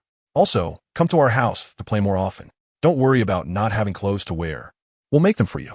Meng Li smiled and thanked a few people. "Thank you, aunties. If you need help in the future, just let me know. You just take care of yourself. There's no need for you to help me." This was a teasing remark about Meng Li's inability to handle daily life tasks. Meng Li couldn't help but laugh and cry at the same time. There was nothing she could do. She was too busy to learn and really didn't know anything. "And what about me? I'll take good care of him for you." The one beside her, Wu, also spoke up. "Sister." A tiny voice came out. As a side note, the female lead has a younger brother now. Everyone, get some rest early. Chapter 92. Huang Er? Unlucky? It was really a small sound, filled with uncertainty and grievance. Meng Li was momentarily stunned upon hearing it, then relaxed, pressed her lips together, and her smile became even more radiant. "Mom, Dad, Grandpa, Grandma, can you hear me? In this unfamiliar world, I have family now. As an unfilial daughter, I can't be by your side to show my filial piety. But I hope you can forget me and no longer feel sad for your unfilial daughter." Meng Li looked at the thin and frail child in her arms, feeling a deep sense of guilt towards her family. Today, she finally dared to confront it, to expose that bloody wound under the sun. "Sigh. Big sister will take you home," she said, gently stroking the small head in her embrace. Looking at her newly recognized younger brother. His dry and tangled hair was a messy lump. The animal skin clothes he wore were clearly too short, and she could feel his bones through the fabric. More importantly, his feet were bare, skinny, and covered in blood, with a long wound on his heel. She set her younger brother down, squatted in front of him, and signaled for him to climb on her back. Little brother, big sister will carry you home. Will you keep an eye on this side for now? I'll go back for a bit and come back to switch with you later. You take your little brother back to rest well. I'll be here, so don't worry. As soon as Wu finished speaking, the other tribespeople echoed in agreement. You all hurry back. Don't worry about us. Let's take a look at your little brother first. Meng Li thanked one by one, but the little cub behind him hadn't moved for a long time. Confused, he called out a D and turned to look back. The little cub covered his face, making it impossible to see any expression, and climbed onto Meng Li's back. Softly responding, Meng Li carried her little brother on her back and walked back home. Not far away, she could hear soft sobs. Don't be sad. I'll protect you from now on. Sister. The little one's nasal and unclear voice made Meng Li feel even more affectionate towards him. Do you have a name? I'm called Huang Er. I'm Meng Li, your sister. Remember that. Meng Li said. Huang Er listened. Both of their hearts are willing to open up to each other at this moment. After much effort, Meng Li finally carried Huang Er back to the cave. Seeing a group of people in the cave, she didn't have the strength to greet them and, panting, walked towards her own cave. Sister, can you put me down? Don't move, sister. It's nothing if you move. We'll both fall. With every step, she gasped for air. The clan leader, a Shui, had never seen Meng Li like this. He looked at the shaman in confusion, wanting to ask for an explanation. The shaman shook his head, indicating that he also didn't know. Huang Er was sitting on a stone bench, discussing matters with Qi Yan. When he saw that Meng Li was carrying Huang Er, he called out in confusion. Upon hearing the clan leader's voice, Huang Er stiffened. He didn't know how to face the clan leader. If the clansmen really wanted to abandon him, would the clan leader be very angry if he found out? Meng Li sensed Huang Er's stiff body immediately. She didn't ask for consent, but turned to Uncle Qi Yan and asked, Uncle Qi Yan, do you know my younger brother? Your younger brother? Qi Yan, hearing Meng Li's words, took a closer look at the little one on her back and realized it was indeed Huang Er. He asked in confusion, what do you mean? Not only him, but the others in the cave also wore puzzled expressions. Although Huang Yan also had many questions, he was more concerned about Meng Li's exhausted appearance. He walked over and gently lifted the little one off Meng Li's back. Huang Er had no resistance to being held by the unfamiliar hands. He knew his sister was very tired. Huang Yan, my brother's foot is injured. Don't let him touch the ground. Can you help me carry him into my cave? As the weight on her back lightened, Meng Li quickly reminded him. Okay. Huang Yan adjusted his hold and carried the little one into Meng Li's cave. Once he left, the clan leader, the shaman, and others began to ask Meng Li questions. Meng Li, what is going on with this little one? ISNT a little female? How could it be a little one? What younger brother? Qi Yan, do you know that little one? A barrage of questions hit Meng Li. She didn't dare to stand still to catch her breath and quickly threw out a sentence before slipping away. Uncle clan leader, shaman, I'll talk to you later. I'm busy right now. Huang Er was placed on the stone bench in Meng Li's cave, quietly sitting there while receiving the fruit handed to him. Huang Yan, can you help me get some water? I want to give my brother a bath. My brother's name is Huang Er, and your name is Huang Yan. Don't you think that's quite a coincidence? Meng Li, who had rushed in, smiled as she introduced her younger brother to Huang Yan. What a coincidence. I'll go get some water. Just hearing her say that their names were similar made Huang Yan's lips involuntarily curl upwards. He just wanted to get a little closer to her. Little air, can I call you that? Meng Li looked at the clothes on Huang Er and felt a bit troubled. He didn't have any clothes to wear. She wondered if he would be willing to wear his own. Feeling a bit shy, she asked, Xiao Er, can you wear your sister's clothes for now? I'll make you a new set of clothes tonight. Okay, I'll listen to my sister. Hearing his special nickname, the female who always considered him, Huang Er felt as if he had returned to his mother's side, feeling warm and happy. Good boy. I'll give you a bath later. When he saw his sister bring a set of clothes, he thought she was going to take him to bathe. Huang Er felt a bit shy. He was already 12 years old and understood the difference between orcs and females. Even with his sister, he felt embarrassed. I can wash myself. Xiao Er, don't be shy, I'll wash you. I really can wash myself. As the two disagreed, Huang Yan directly picked Huang Er up, holding the clean clothes that Meng Li had in her arms with one hand. Xiao Er is a little orc. Let me wash him. The shaman is looking for you. Sister, you go ahead. I'll go take a bath with Uncle Huang Yan. Huang Er quietly followed Huang Yan's words, allowing him to carry him without resistance. Really don't need me to go? Meng Li still asked unwillingly. No need, just having Uncle Huang Yin is enough. All right then. Thank you, Huang Yin. You're welcome. Huang Yan's originally good mood became a bit subtle because Huang Er kept calling him uncle. Meng Li saw that Xiao Er really didn't need him, so he had to go out to find the shaman and the others. The shaman, the clan leader Uncle, and Mo the shaman, and Li Duo. Meng Li politely greeted. But before he could finish calling out to everyone, he was interrupted by the clan leader, a Shui. Meng Li, are you really going to recognize that little brat as your younger brother? Yes. By the way, shaman, when I was talking to my younger brother, the golden flowers of blessing entered his body. Meng Li nodded firmly, confirming that she indeed accepted Xiao Er and wanted to keep him with her forever. Then let him follow you from now on.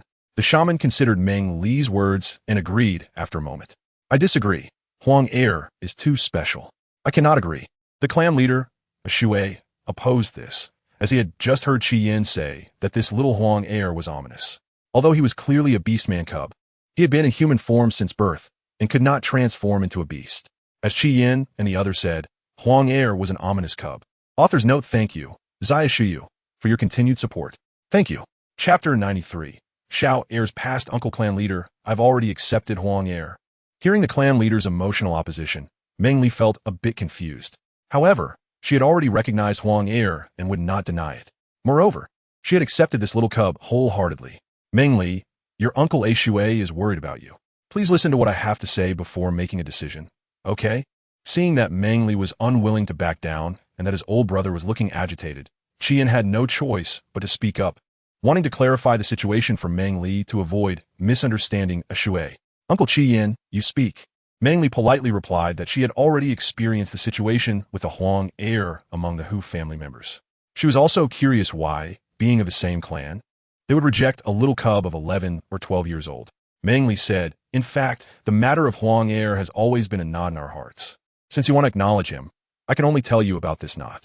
Qi Yin spoke somewhat bitterly, saying that if he could, he would prefer not to bring up this matter again and let it rot in his own stomach.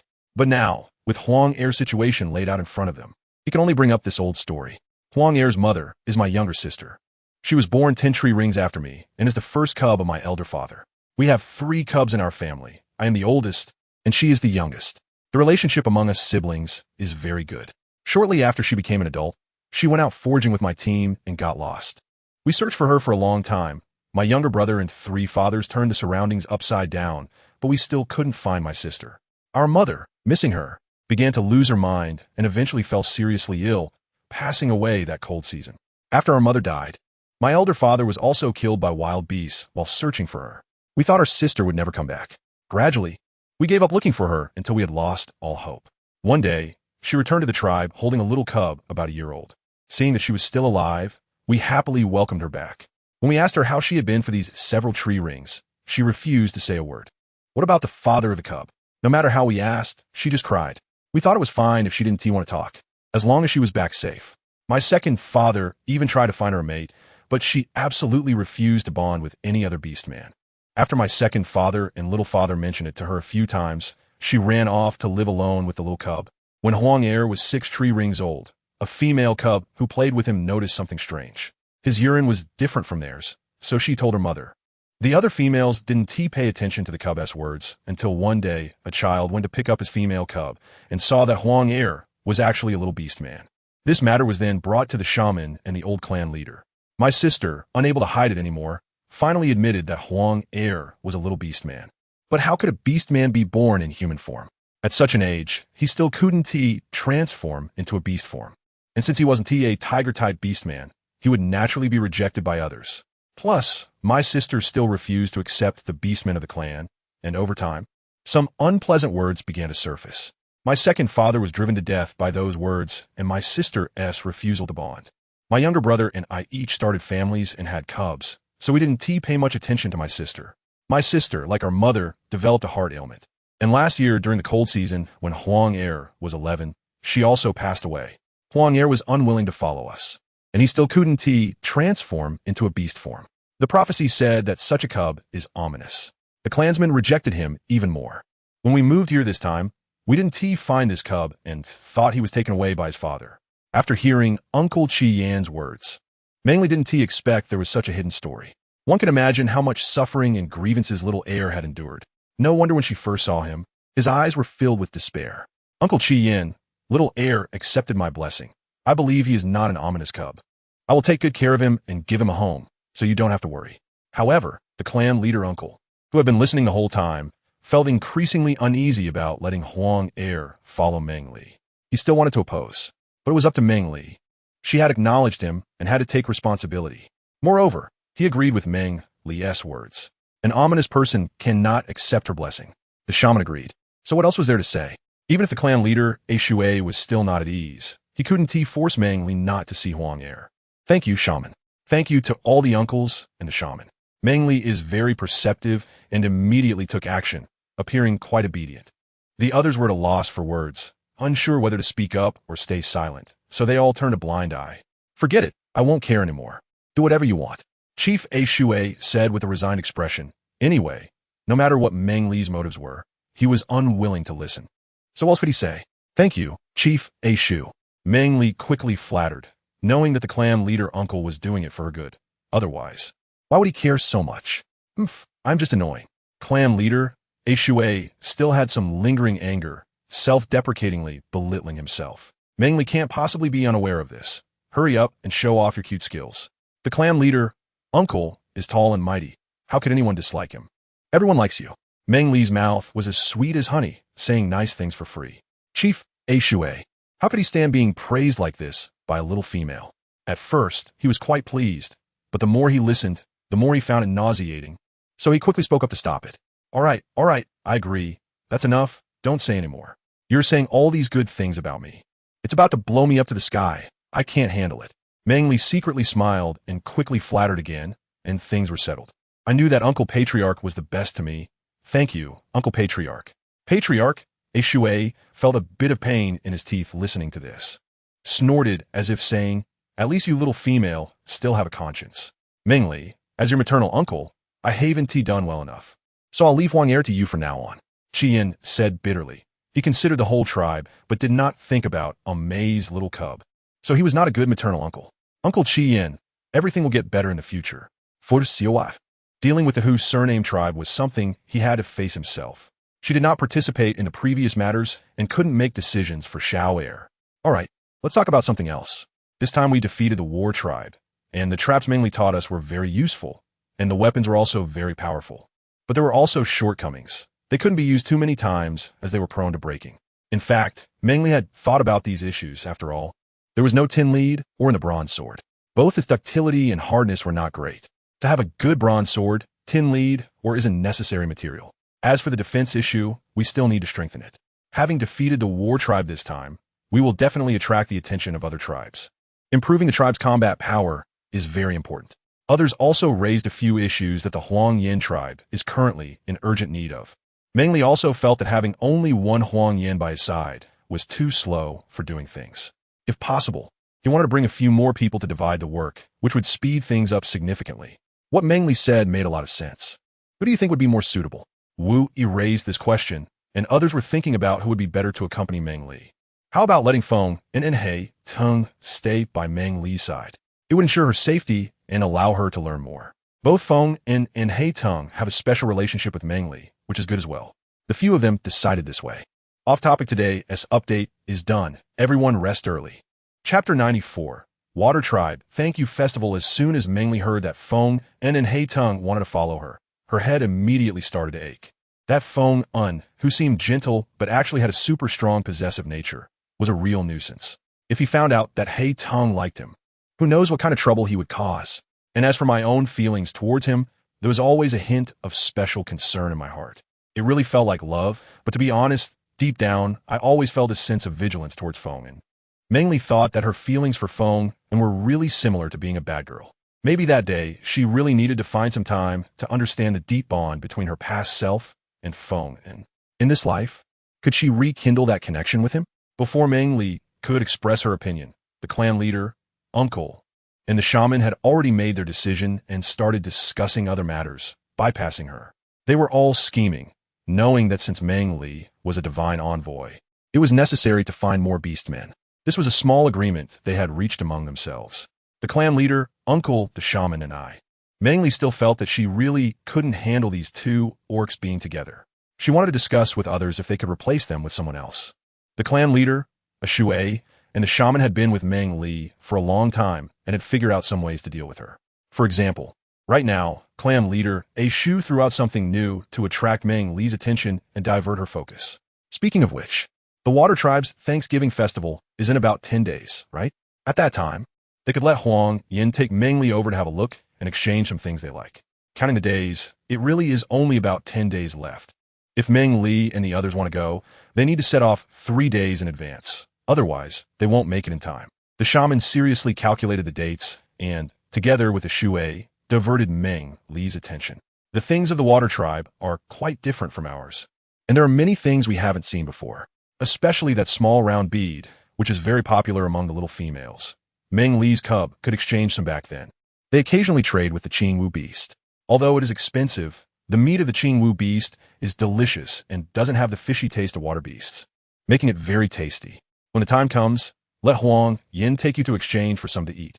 Lido and Shi Yin also talked about the Water Tribe, especially about food and supplies, which piqued Meng Li's interest. Heaven does not disappoint those who are determined. Everyone put a lot of effort into discussing the Water Tribe. Finally, Meng Li's curiosity grew bigger and bigger, successfully steering away from the topic she was about to bring up. The Water Tribe? Meng Li listened to everyone talk so much and was really curious. The nearby tribes, shamans, and clansmen had all educated her. This was the first time Meng Li had heard about another tribe besides the distant Salt Exchange tribe and shaman tribe since coming to the Huangyin tribe. Moreover, the Water Tribe they mentioned was very different from the tribes Meng Li knew. It even resembled mermaids or mermen, which made her very curious and eager to see it for herself. When the sound of Meng Li's puzzled voice arose, the clan leader, A Shui, realized that she had taken an interest in the Water Tribe. Meng Li, the Water Tribe is quite different from us. They spend half of their time living in the water and feed on aquatic beasts. They also find many things in the water that we have never seen before, and you can exchange those things with them. Clan leader, A Shui, quickly added fuel to Meng Li's curiosity. At that time, the young beastmen like Hei Teng will accompany you to nurture some relationships. Who knows, maybe next year when you choose a mate, it will be one of them. How much longer until that time? Do we need to exchange anything? Clan leader A Shui, the shamans, and others seemed very invested in the Water Tribe's Thanksgiving festival. There must be something essential to exchange. Otherwise, why would everyone be going? We need to trade for the meat of a water beast. This beast is called the Dashan beast, and its meat can make the fire seed burn longer. Our tribe has coarse cloth and enough Dashan beast meat. If we don't go to exchange for the fire seed, other tribes won't suspect that we know how to make fire seeds. The Fire Monkey tribe is the only one nearby that can make fire seeds. If we can make fire seeds too, news of it would probably lead to a large tribe attacking us the very next day. Clan leader A Shui's words startled Meng Li. Yes, she was in the Beast World continent now, where very few people could make fire. A small tribe that could produce fire seeds held a great treasure. The safety of the clan was no longer guaranteed, and the Huangyin tribe could be wiped out at any time. In contrast to Meng Li's shocked reaction, Lido and Shi Yin were more excited. They hadn't expected that Meng Li could even make fire seeds. Moreover, having her join would truly improve the living conditions of the clansmen. The old beastmen no longer had a skimp, and the little ones were all well fed. They had coarse cloth for clothing, fur coats for winter, excellent weapons, convenient pottery, and watchtowers for patrols. Each of these made them grateful that they had chosen to join the Huangyin tribe in the first place. Then, is it okay for us to trade pottery this time? Meng Li became somewhat cautious after hearing the elder's words. It's fine. Large tribes all use pottery, and we don't stand out in that regard. Moreover, the pottery is all blackened and doesn't look very good. Even if other tribes are a bit envious, they would never come to rob us. At most, they would trade at a lower price. Yes, that's indeed the case. I remember when I studied in the shaman tribe, their pottery was very beautiful. Back then, I wanted to trade for a couple of pieces, but didn't have enough items to exchange. A few shamans also mentioned the pottery they had seen during their time in the shaman tribe. The pottery we make now can only be considered usable. It has nothing to do with aesthetics. The main issue is that we can't produce large pottery, only some small pieces, and many tribes think bamboo containers are just as good. One of the shamans added something that nearly made Meng Li feel internal injuries. She had worked hard to recall how her relatives made pottery at home. Now, in the mouths of several shamans, what she taught Huang Yin was only deemed usable. Forget it. She wouldn't think about it to avoid stressing herself out. So, when will those people go? Meng Li wanted to clarify, as she really wanted to go out and see this time. Meng Li, this time I'll take you. The tribe has Uncle Li Duo and Uncle Chi Yen, so I can go out and join the fun with peace of mind. Ha, the chief said with a smile. The tribe is becoming stronger. With someone to protect the tribe's people, he can also go out and broaden his horizons.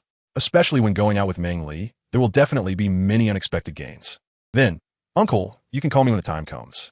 I will go see Xiao first, so I won't disturb you discussing things. After chatting with the shaman and the uncles for so long, Huang Yin still hadn't brought Xiao back. Meng Li was still a bit uneasy.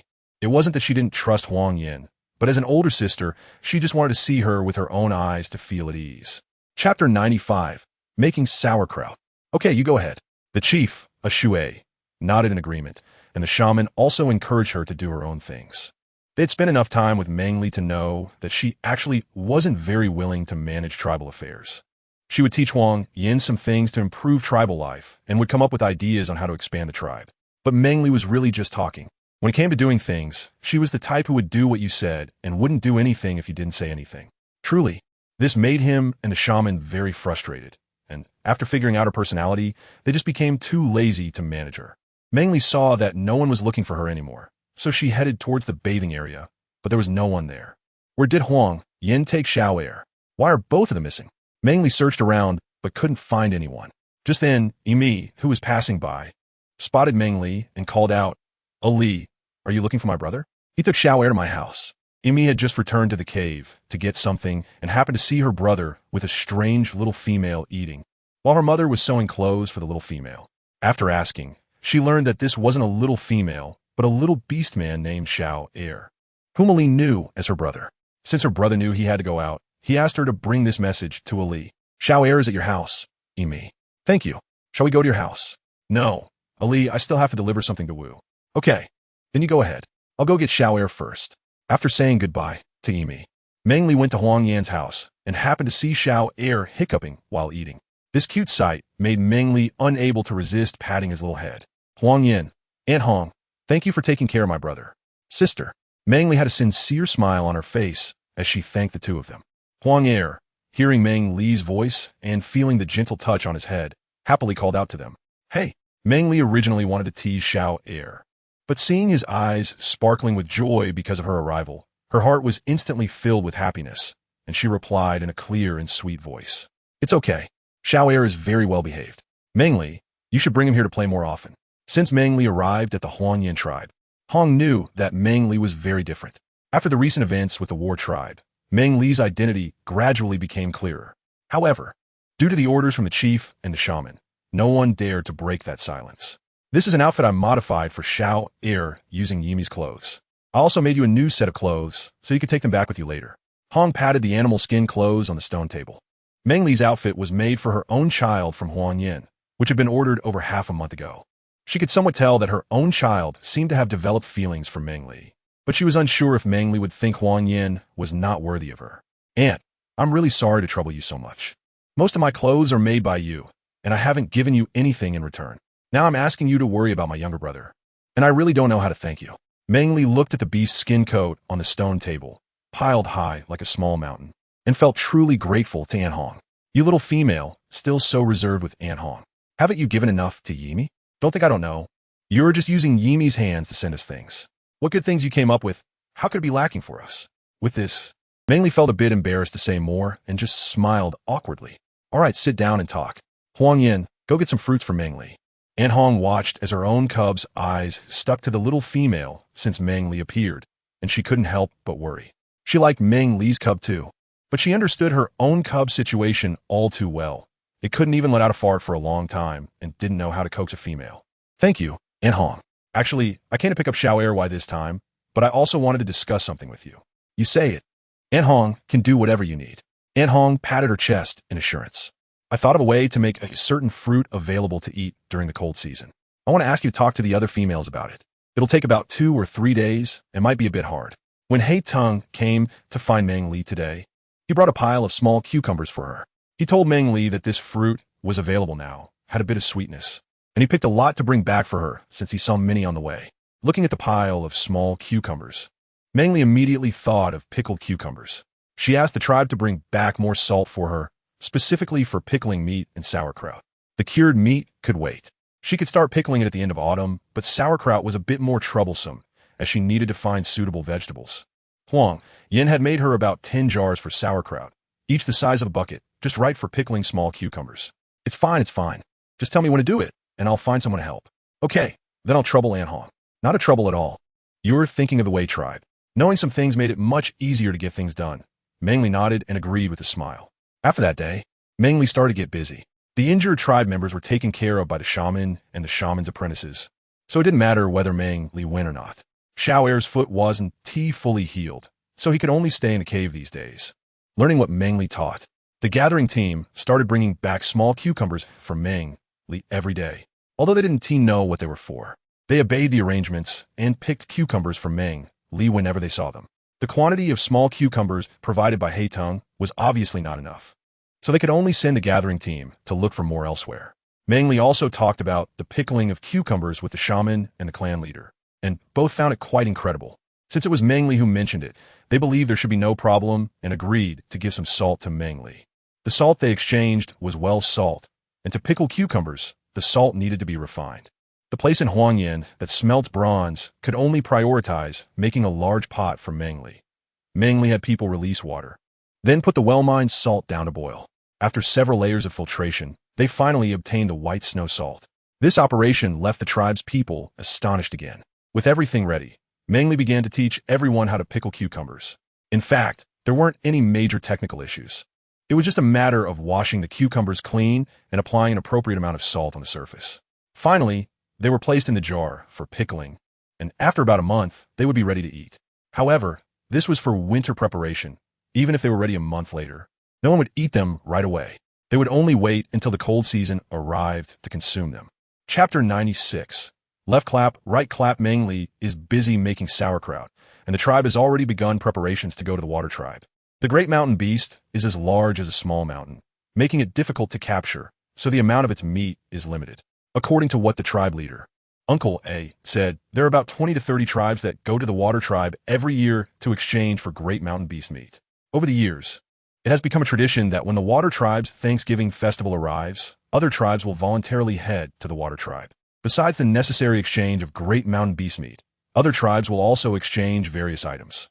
The water tribe's Thanksgiving festival has thus formed a regular tribal exchange festival. There are 5 days left until the water tribe's Thanksgiving festival. It started raining yesterday afternoon and hasn't stopped yet.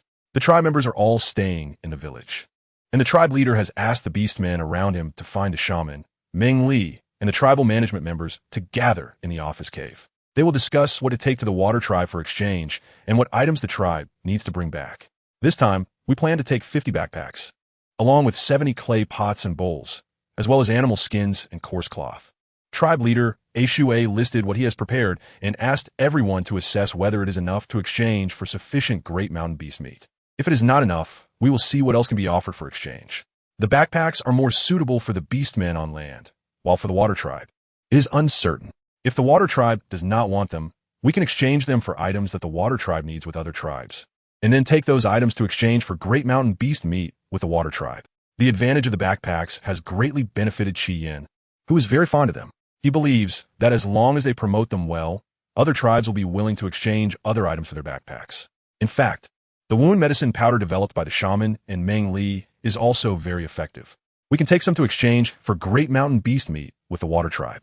When Mo, the shaman, mentioned the wound medicine powder, others' eyes lit up. The healing effect of this powder is indeed good. Will exchanging the wound medicine powder allow the water tribe to replicate it? Dan, the newly joined beastman, hesitantly expressed his opinion. Originally, everyone thought that using the wound medicine powder to exchange for great mountain beast meat was a good idea. Now, hearing Dan's words, they have started to hesitate. It's fine. Done. The herbs in the wound medicine powder are specially processed before being made. It should be quite difficult to replicate. The herbs on the Beast World continent are either used fresh or dried for later use. After Meng Li arrived at the Huangyan tribe, they have undergone simple processing. The same herbs, with different processing methods, will have different effects. The herbs in the wound medicine powder have all been processed, so even if other tribes know what those herbs are, they won't be able to achieve the same effect. Don't worry, other tribes won't be able to replicate it. This time, you can confidently take it to exchange for great mountain beast meat. The shaman agreed. He learned from his father since childhood and is now over 100 tree rings old. Even when he first started dealing with processed herbs, he didn't understand their medicinal properties. He is confident that not many beastmen have medical skills that can compare to his. Other shamans would only understand if they also knew how to process herbs. Otherwise, they would not be able to prevent the wound medicine powder from being replicated. All right, but how much can I take this time? The wound medicine powder is very effective for treating external injuries, and the tribe needs to keep some in reserve. Tribe leader, Ashue, also advised against taking too much for exchange. We could spare a small clay pot for you to take for exchange. After the tribe mastered pottery making, Meng Li had Huang Yin help her fire some lidded clay pots. The shape of the clay pots is similar to that of small kettles, but they're the smallest size of kettle. All right, I plan to take 50 people over. Meng Li, the cub, and I, along with the 3 following Meng Li's cub. And that's it. What do you all think? Tribe leader Ashue listed a long string of beastmen names, and others felt there was no issue. Tribe leader uncle, can I bring me along? Meng Li felt dizzy listening to the long list of names. This time, she was the only female going to the aquatic tribe, and when she encountered special situations, she wouldn't know who to turn to among the large group of orcs. No matter how composed she was, it would still be embarrassing, so she wanted to find a little female to accompany her. Emiya, okay, you go call her. 2 little females will have each other for company. We will set off early the day after tomorrow, so tell her to remember to gather early. The other tribe members originally wanted to reject Meng Li's proposal, as the journey to the aquatic tribe was not very safe. Meng Li had to go. Only she could discover more useful things to bring back. Otherwise, why would they take a little female on a 3-day journey to an unfamiliar place? It was too unsafe. However, before they could finish speaking, the chief, Ashue, interrupted and agreed to let Meng Li take another little female, Emi, with her. They exchanged glances, contemplating whether to persuade the chief further, but then they noticed the look that Qi Yin was giving them. Following the direction of Qi Yin's gaze, they saw the shaman and Huang Yin, both with calm expressions and no signs of opposition. Everyone thought one was Emi's older brother, and the other was the orc who cared most about Meng Li. Since they had no objections, there must be no issues. So they didn't need to worry unnecessarily and just agreed. Thank you, Chief Ashu. I'll go inform Emi now. Meng Li didn't expect others to agree. She knew that going out for 3 days wouldn't be peaceful. She had merely mentioned it on a whim, but to her surprise, it really got approved. And the more she thought about it, the happier she became. Let's go. There's nothing left to discuss here. The rest were just some routine arrangements for the tribe, and everyone knew that Meng Li didn't like to manage these things. So they didn't insist that she stay and listen, allowing her to go and share the good news with her little friends. There were 3 days left until the Water Tribe's Thanksgiving festival. Early in the morning, Meng Li and the others gathered on the small road at the north side of the tribe. It would take 2.5 days to travel from Huangyin Tribe to Water Tribe, and this northern downhill path was the closest route to the Water Tribe. After a hurried breakfast, they checked the items they were bringing for exchange one last time to ensure nothing was left behind. Led by the chieftain Ashue, 50 tribe members set off on the road to the Water Tribe. However, while the other orcs carried their belongings, Meng Li and Emi were being carried by the orcs. They didn't have time to appreciate the rapidly passing scenery. They traveled at sunrise and found a safe place at sunset to set up a temporary camp for rest. Meng Li, Emi, are you too hungry? Food will be ready soon. In the dark night, a large fire was burning in the middle of the camp to deter wild beasts from hunting at night. The tribe members roasted the beast meat they had hunted along the way. Surrounding Meng Li and Emi, chieftain Ashue smiled as he spoke to the two, worried that they might be too shy to ask for food if they were hungry. Chieftain, no rush, we're not hungry yet. Meng Li replied obediently while sitting next to the fire.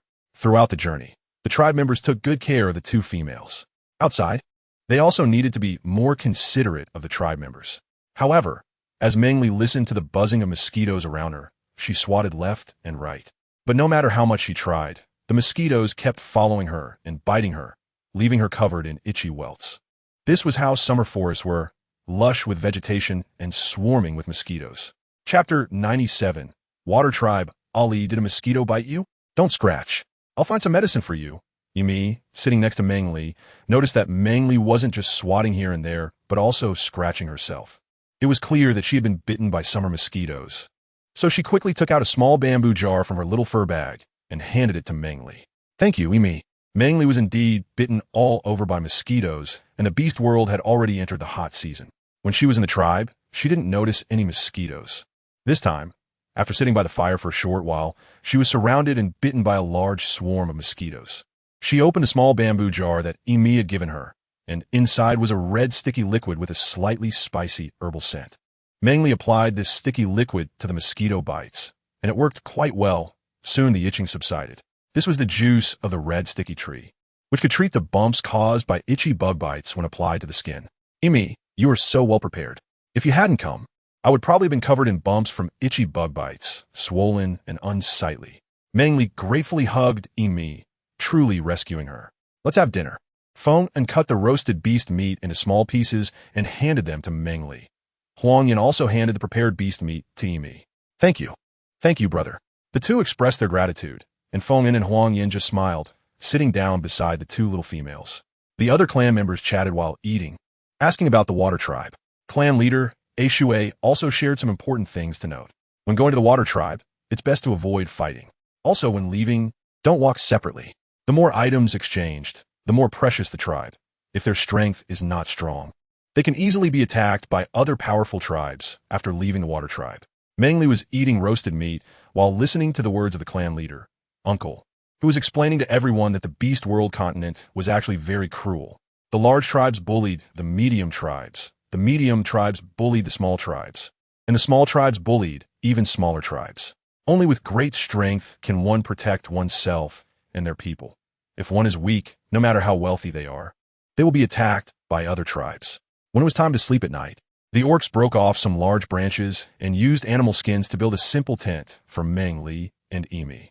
They laid animal skins on the ground so that the grass and leaves wouldn't hurt the two little females. The orcs of a tribe had to stay outside and make do for the night. Some leaned against tree trunks or lay on the ground, while those who liked climbing trees slept in the trees. The next morning, they simply roasted the leftover beast meat from last night and had a makeshift breakfast. They continued on their journey, as missing the water tribe's Thanksgiving festival would mean not getting enough mountain beast meat, which would be troublesome. After 2 days of roughing it, Meng Li and the others finally arrived outside the water tribe's settlement on the afternoon of the 3rd day. The water tribe was very different from the Huang Yin tribe. They did not have tall walls or large gates. Outside the tribe settlement were only 2-meter-high walls that were long, with the endpoints extending far into the distance.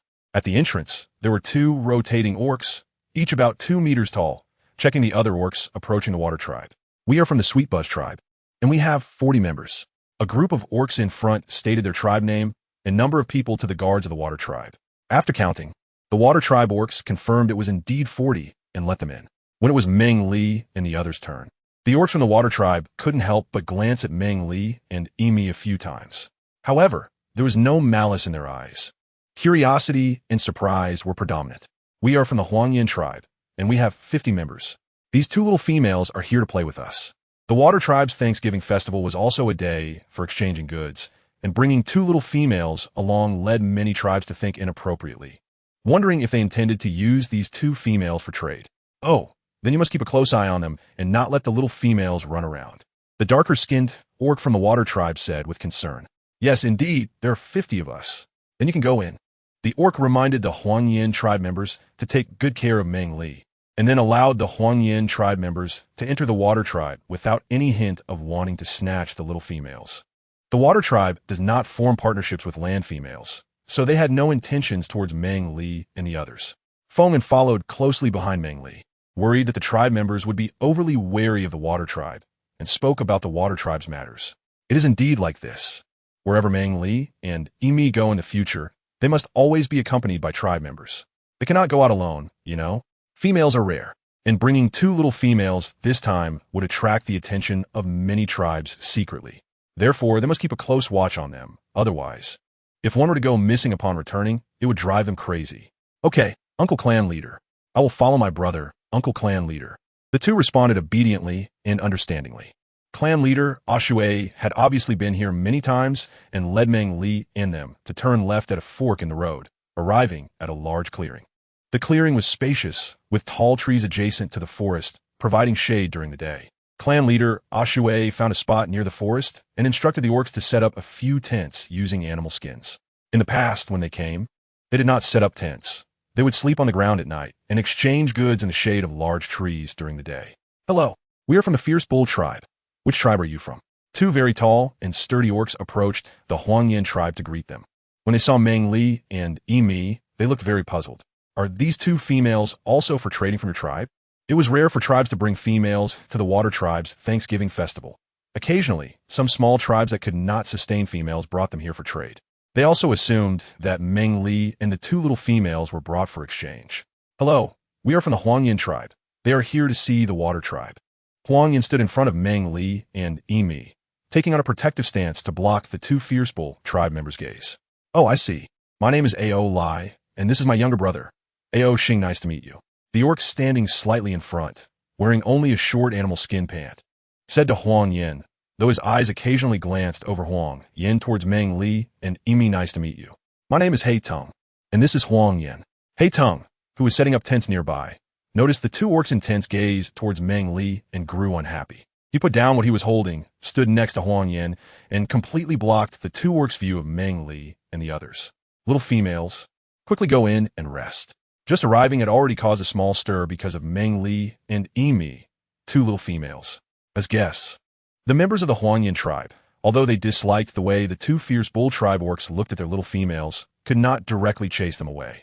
They hurriedly quickened their actions, setting up the tents to let the little females hide inside, ignoring the gazes of the other tribe's orcs. Out of context, new characters are about to appear. Can you guess who they are? Chapter 98, Mermaid. In the evening, clan leader Ashue, who had gone out, brought along two members of the water tribe. The female was wearing animal skins that Meng Li had never seen before, which looked very smooth. The female was not very tall, estimated to be around 1.7 meters, but quite plump. Her skin was dark from the sun, resembling a chubby seal. The orc looked somewhat familiar, but Meng Li couldn't recall where she had seen him. Meng Li, Emi, come here quickly. Clan leader Ashue walked ahead, treating the two with great courtesy.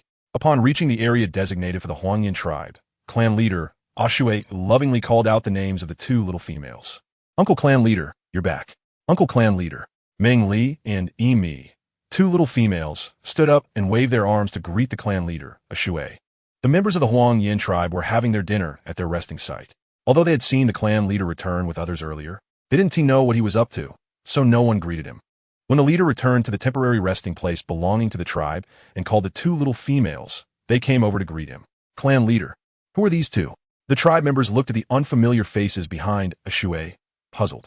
This is the female Qing from the water tribe, and the orc yelled. Meng Li and Emi, you two follow Qing to the water tribe's living area to freshen up, and don't wander off. Yong will bring you back later. Qing, Yong, I'll leave these two little females in your care. Clan leader Ashue introduced the two newcomers to the tribe members. The water tribe has a well-known rule among the members. If you have something good, you can negotiate with the water tribe first. If the water tribe needs your items, they will discuss and determine how much mountain beast meat you require. The remainder can then be traded with other tribes. This time, the Huangyin tribe brought healing powder, and its effectiveness could only be tested after trying it out.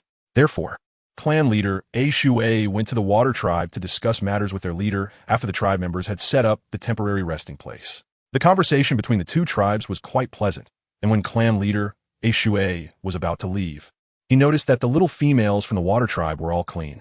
He mentioned the two pampered little females he brought along, asking if they could wash up at their place after traveling with him. The leader of the water tribe naturally did not refuse, allowing Qing and Yong to follow Ashue back and ensure the safety of the two little females from the Huangyin tribe. The leader of the Huangyin tribe politely said it was no trouble and that the two little females were really adorable, so they could just follow him. Qing looked at Meng Li and Emi, a gentle smile on her face as she replied warmly. Upon hearing that these two orcs were requested by clan leader Ashue to take them for a wash, the two little females exchanged super happy smiles. Having not washed for 3 days and 2 nights, both of their faces were a bit dirty, and the smell of sweat could be detected from afar. Hearing that they could wash up, they immediately rushed into the animal skin tent, grabbed their change of clothes, and happily left with Qing. The people of the water tribe also lived in caves, but their caves were smaller, consisting of 2 levels. The upper level was used for living, while the lower level resembled a bathhouse, large enough to fit a basketball court.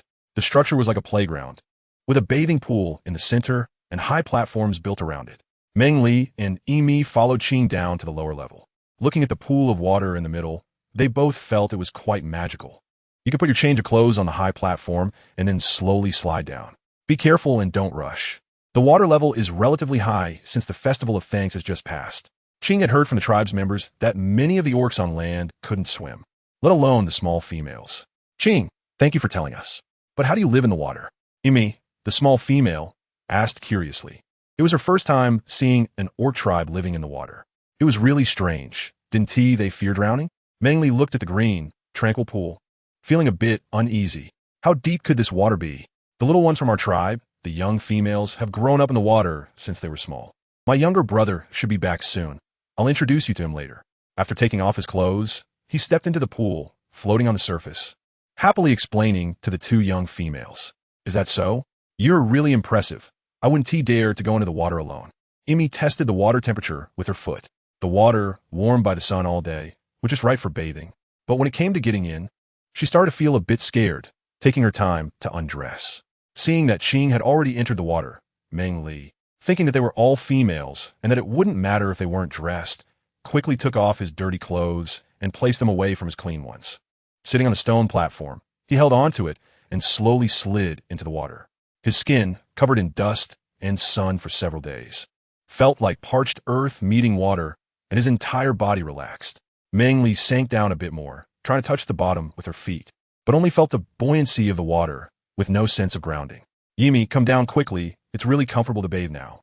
The clear water in the pool was like a water spirit, very agile, diving in one moment and popping up the next. Free and easy. Meng Li and Yimi watched with admiring eyes. When they saw Yimi still on the stone platform, Ching asked in confusion, Huh? I'm coming down right away. Ching was like a fish in water, and Meng Li was washing her hair very clean in the pool. Yimi wrinkled her little nose and sniffed her own scent, feeling really overwhelmed. She took off her clothes, steeled herself, closed her eyes, and jumped down. Meng Li and Ching were caught off guard by the huge splash, getting soaked all over. Help! Help! Yimi flailed her arms as she surfaced. Ching quickly swam over, grabbed Yimi, and brought her to the edge of the stone platform. When Meng Li saw the two of them come closer, she reached out to hold Yimi's hand, teaching her how to lean against the stone platform to stabilize herself and avoid sinking. Yimi was still a bit scared from her jump, obediently staying by Meng Li's side while Ching washed herself. Ching, thank you just now. Meng Li felt a wave of fear as she recalled the earlier scene, thankful that Ching was with them. Otherwise, she wasn't sure if she could have saved Yimi, as she wasn't a very good swimmer either. It's okay. Don't be polite. Yimi remained quiet, and Meng Li and Ching chatted about the differences between their tribes. Being of similar ages, they had plenty to talk about. Once the three had finished washing up and reached the stairs to head up to the second floor and leave the pool area, suddenly the water level in the pool overflowed the stone platform, splashing everywhere and causing a bit of chaos among the small females. They hurriedly ducked behind the wall to avoid getting splashed again. Chirp, chirp, chirp. The three, busy drying off, heard a sound similar to that of little birds. Ching's face immediately fell, and she walked back into the pool room, squatting down on the stone platform and pointing at something with her index finger, speaking harshly. Stinky little brother, I knew it was you causing trouble. Look, you got the guests all wet, you little rascal. As Ching scolded her silly little brother, she explained to Meng Li and Yimi, This is my little brother. He isn't an adult yet, and he can only live in the water for now. As soon as Ching finished speaking, the creature in the water transformed into another shape, poking its little head out. Sister, don't be angry. I didn't mean to.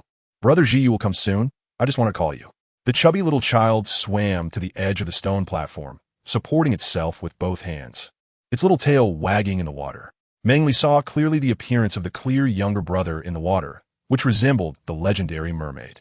The upper body was human, and the lower body was fish, with no difference at all. Chapter 99. Wisdom. Ching, can you water tribe change form since childhood?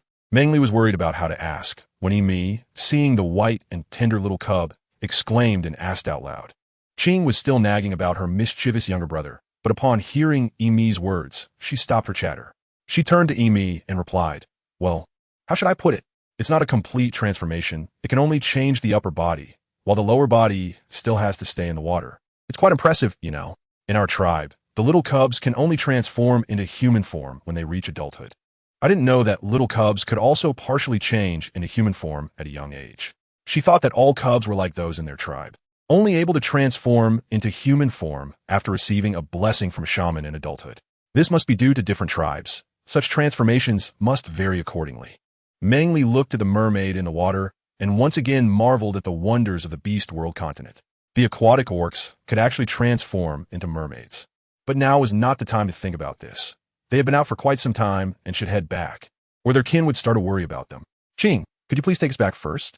We've been out for a while, and our people must be worried. Upon hearing Meng Li's words, Qing stopped scolding his younger brother and led Meng Li and Emi away. The three of them were of similar age and had become quite familiar with each other while bathing together, so they talked endlessly on the way back. Meng Li, Emi, look over there. Qing excitedly pointed to a spot, urging the two to look over. Under the fiery red sunset, Meng Li saw a pink dolphin happily swimming back and forth in the great river of the aquatic tribe. It would occasionally leap into the air, only to dive back into the water from a great height, which was quite impressive. This is? The two of them stared at the scene, both looking dumbfounded. Qing didn't laugh at them. She often found herself mesmerized when seeing such a clever brother. This is our tribe's clever brother. He is quite remarkable and is the strongest warrior among the younger generation of our aquatic tribe. Meng Li saw Qing's face full of admiration, her words laced with pride, and the corners of her mouth lifted slightly. Qing's current appearance reminded Meng Li of the young females from the Huangyan tribe. They looked just like this when they talked about Huangyan. Their eyes sparkled with joy, and their whole demeanor radiated happiness. Unable to resist teasing, Meng Li said, Qing, it seems you've taken a liking to this Jiu brother, haven't you? Upon realizing, Yimi quickly chimed in, of course. The top warrior of the younger generation must be impressive. Qing didn't expect that the two young females, whom she had only just met for less than half a sunset, would be so familiar and even tease her about such matters. She found these two females even more interesting, but felt a pang of annoyance at having her little secret exposed. I won't tell you anything. I'll send you back first, she replied. Having been around for more than 33 tree rings, and having encountered many orcs, Qing was familiar with such teasing and knew how to dodge it. It was best not to explain and to find another topic to discuss. Meng Li and Emi exchanged a glance, both surprised, but Qing's reaction was beyond their expectations. The two did not dwell on it any longer and started discussing other topics. Early the next morning, the orcs from the Huangyan tribe set up their goods for sale in front of their tents. The orcs from other tribes did the same. Although the Xieshan festival of the water tribe created a regular market around it, they still did not have market management and regulation. They only designated an area at a certain distance from where the water tribe lived as a resting area for other tribes. Even the temporary resting places of other tribes were also where they sold their own goods. Meng Li and Emi are quite sensible, staying in the tribe's base without going anywhere. It's still early, and the other orcs from different tribes are setting up their goods for sale, with no one wandering around yet. Around 8 or 9 in the morning, the orcs from various tribes begin to leave some of their members to guard their stalls, while others start to stroll around in front of each tribe. Not long after finishing breakfast, Chief Ashué is invited away by the orcs from the water tribe. Before leaving, the chief instructs them to only display 5 baskets, a dozen pottery jars and bowls, and a roll of coarse cloth dyed blue for trading with other tribes. Pottery is still considered a relatively rare item, and many tribes stop by Meng Li and her stall. Some inquire about the equivalent exchange for the pottery jars, while others are just looking at the two young females, Meng Li and Emi. However, many orcs can see that the people from the Huangyan tribe are very strong. The two young females are very clean, dressed well, and it's clear to them that these two young females must be quite favored, which is why they were brought along to see the world. Meng Li, do you want to go out and take a look around? Fengwen walks up to Meng Li and asks her, can we go? Meng Li arrived at this kind of place for the first time. She was very curious to see what other tribes would bring to exchange. Emi was also curious. Hearing Feng and ask Meng Li a question, she couldn't help but speak up. Can you take me with you? I will be very obedient and won't cause any trouble. After saying that, she stared at Meng Li, Fengwen, and Huangyan one by one with her big, watery eyes. Meng Li also looked forward, glancing at Feng and Huangyan, Heitong, and the uncle from the tribe, who came along. We'll take care of this place. Huangyan, you take some people and follow behind Meng Li and Emi. Remember to protect the two young females. Nothing must happen to them. A middle-aged orc spoke. They all knew Meng Li's purpose for coming here and naturally supported Huangyan and the other young orcs in taking the young females around. Uncle Saman, we'll leave it to you here. I'll take Meng Li and the others out for a walk. After we're done, I'll bring them back. Meng Li's bright and sparkling eyes made it hard for Huangyan to refuse. Hearing that the uncles agreed, he smoothly took over the conversation, suggesting to take the two little females out for a walk and have a look. Uncles then were off, with her small bag on her back. Meng Li's arm was linked with Emi's, surrounded by Heitong, Huangyan, Fengwen, and other clan members for protection. They arrived in front of a tribe, smelling a delightful, sweet fragrance. Meng Li quickly stopped, searching for the source of the sweet scent coming from that direction. Meng Li, are you craving the sweet juice of the sweet buzz tribe? Yimi noticed Meng Li had stopped and wrinkled her little nose, sniffing left and right. She also caught a whiff of the sweet aroma, having tasted a little bit before when her father had traded for it to give to her mother. There was only a small bamboo jar, and it was especially sweet when eaten. Sweet juice. Meng Li was unsure if what Yimi mentioned was the honey she was looking for. She just voiced her doubts. Let's go take a look.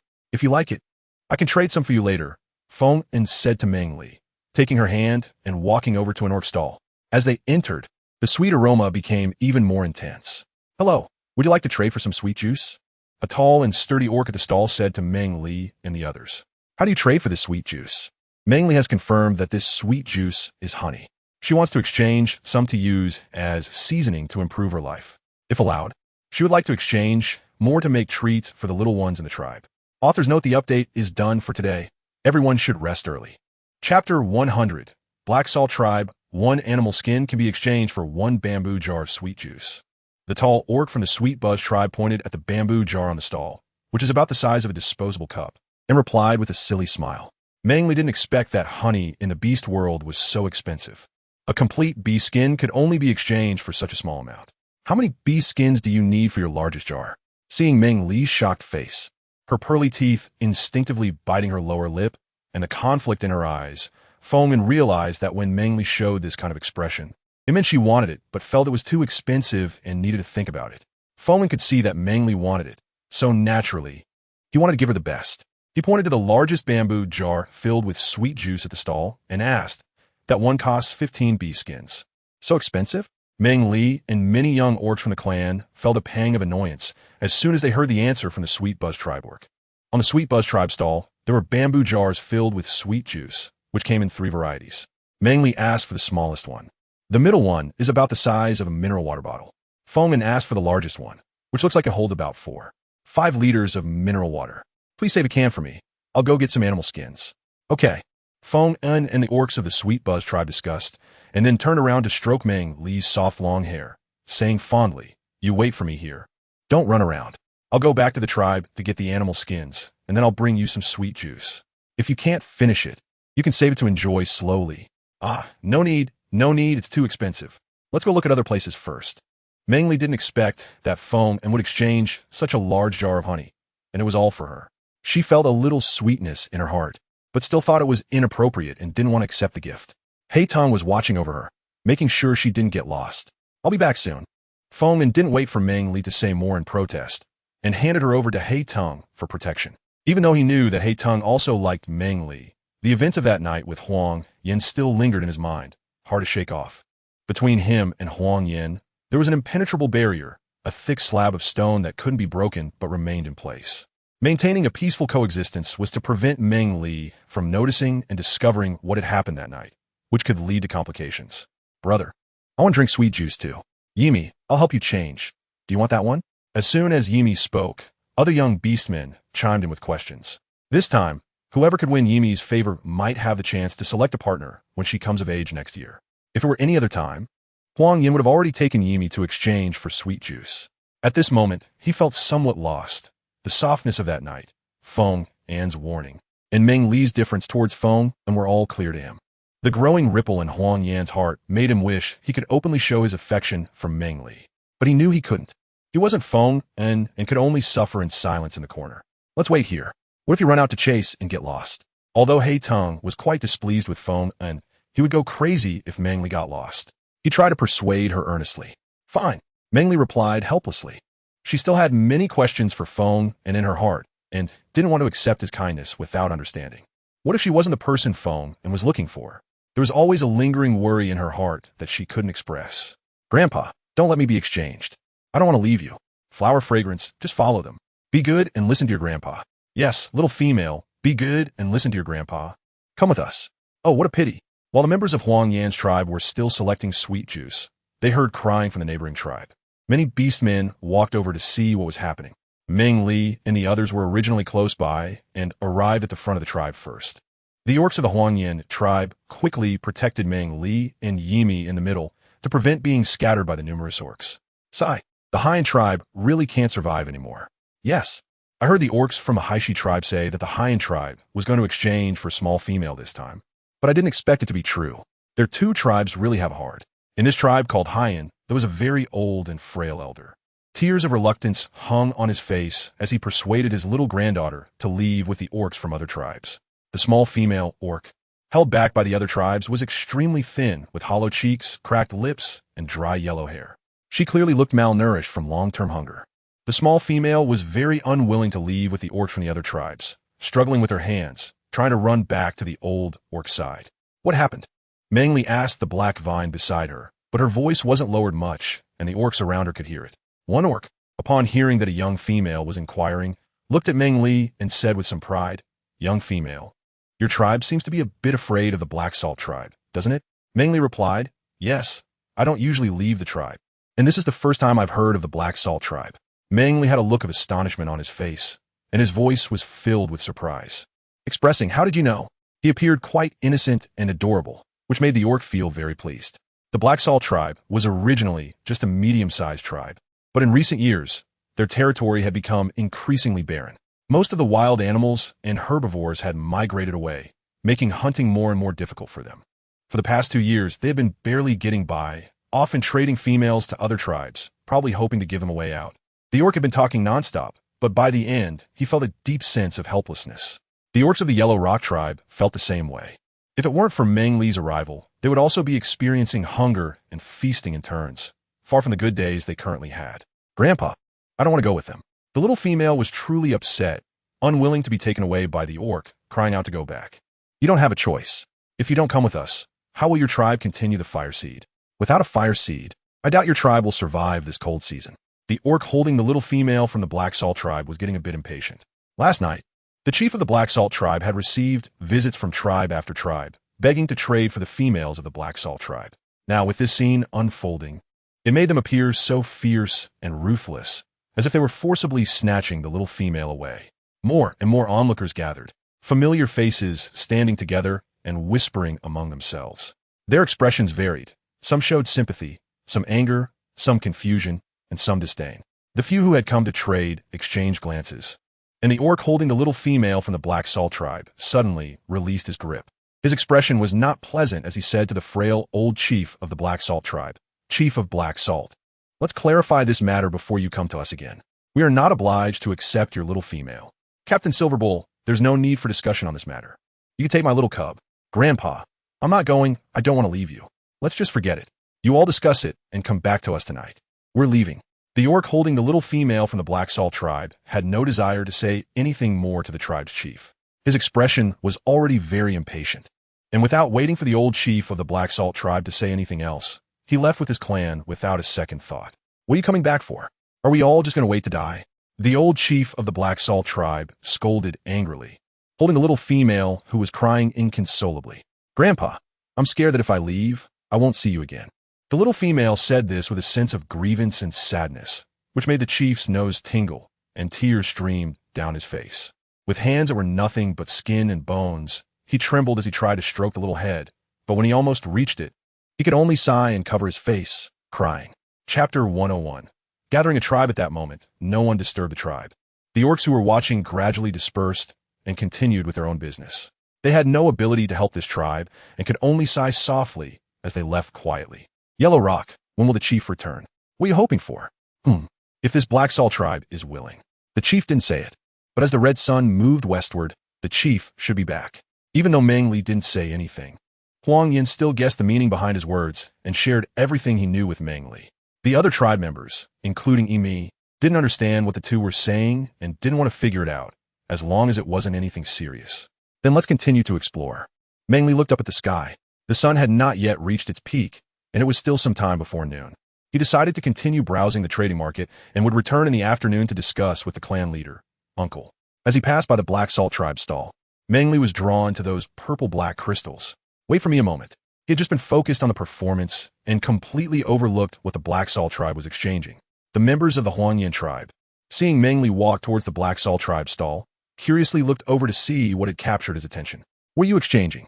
Meng Li looked innocent and naive, resembling a cute and adorable young female. This was the second time Huang Yin had seen Meng Li dressed like this today, and he was somewhat curious if the Black Salt tribe had exchanged something valuable. Black salt is not a good thing. If the young female likes it, a piece of beast skin and there's a pile of it here for you. The old patriarch of the Black Salt tribe, upon hearing a young female inquire, quickly wiped away his tears with an old beast skin garment. He forced a smile and replied with some helplessness. "Old man, I don't have beast skin, but I have some medicinal powder for treating wounds. Can I exchange it?" He touched the small bag on his back, which only contained a pen and a notebook, along with some soap berries and 2 or 3 types of medicinal powder, with nothing else. Meng Li took out a small jar of healing powder and shyly asked the old orc, "It's fine, but you need to show it to us first. If it really is healing powder, we can trade for it, and this small jar of healing powder could be exchanged for even more black salt." "All right, take a look." Meng Li handed over a small bamboo jar filled with medicinal powder, which was taken by the old chieftain of the Black Salt tribe and passed to a similarly thin old orc behind him. The old orc opened the bamboo jar, took a pinch of the powder with his fingers, tasted it, and smelled it. His eyes lit up, filled with disbelief as he looked at Meng Li. "Is this medicine made by your shaman?" "Yes." The old shaman of the Black Salt tribe, who initially wanted to ask something else, seemed to recall something, and his eyes dimmed again before he could speak. He put the jar of medicinal powder into a leather pouch and nodded to the old chieftain, falling silent. "Little female, wait a moment." "Okay." The old chieftain of the Black Salt tribe instructed the tribe's orc to bring out 2 more bags of black salt. Together with the small pile from before, it all amounted to a stack of black salt half the height of Meng Li. "Isn't this too much?" "When combined, this pile is even larger than your small jar of medicine. This black salt isn't very tasty and isn't something that can be consumed long-term. It has little effect. This pile doesn't even compare to your small jar of medicinal powder. We're taking advantage of you, little female." The old, frail chieftain of the Black Salt tribe spoke somewhat embarrassedly. However, they needed to exchange for other items, so they had to muster the courage to barter with the little female in front of them. "It's fine, this stone looks quite nice. I'll take it back to play with." The black salt from the Black Salt tribe was rarely traded in large quantities. When they suddenly saw someone exchanging so much black salt, they couldn't help but gather around in curiosity. Upon hearing the little female say she would use it to play, they all walked away, no longer probing further. Meng Li watched as the orcs from the other tribes who were watching around him left before he quietly sighed in relief. The identity of a small female was still quite useful. If an orc were to buy so much, it would definitely attract the attention of other tribes. Being a small female allowed him to be a bit willful and easier to deceive without drawing attention. "Old man, can we leave this black salt with you for now? We'll kind of pick it up later." Meng Li wanted to explore other tribes, including the nearby Sweet Buzz tribe, where they exchanged beeswax and honeycomb. She also wanted to exchange some items, not to mention the other tribes she hadn't seen yet. She wanted to visit them all. "You all go ahead. We'll help carry your things back and come find you later." 2 young orcs stepped forward, carrying baskets on their backs, having prepared them in advance for the exchanges. "All right. Thank you. No problem, no problem. You all hurry and enjoy. We'll be back soon." The 2 orcs set down their baskets, and others helped pick up the black salt from the ground and put into the baskets. Just as they finished splitting it evenly, they headed back to the tribe.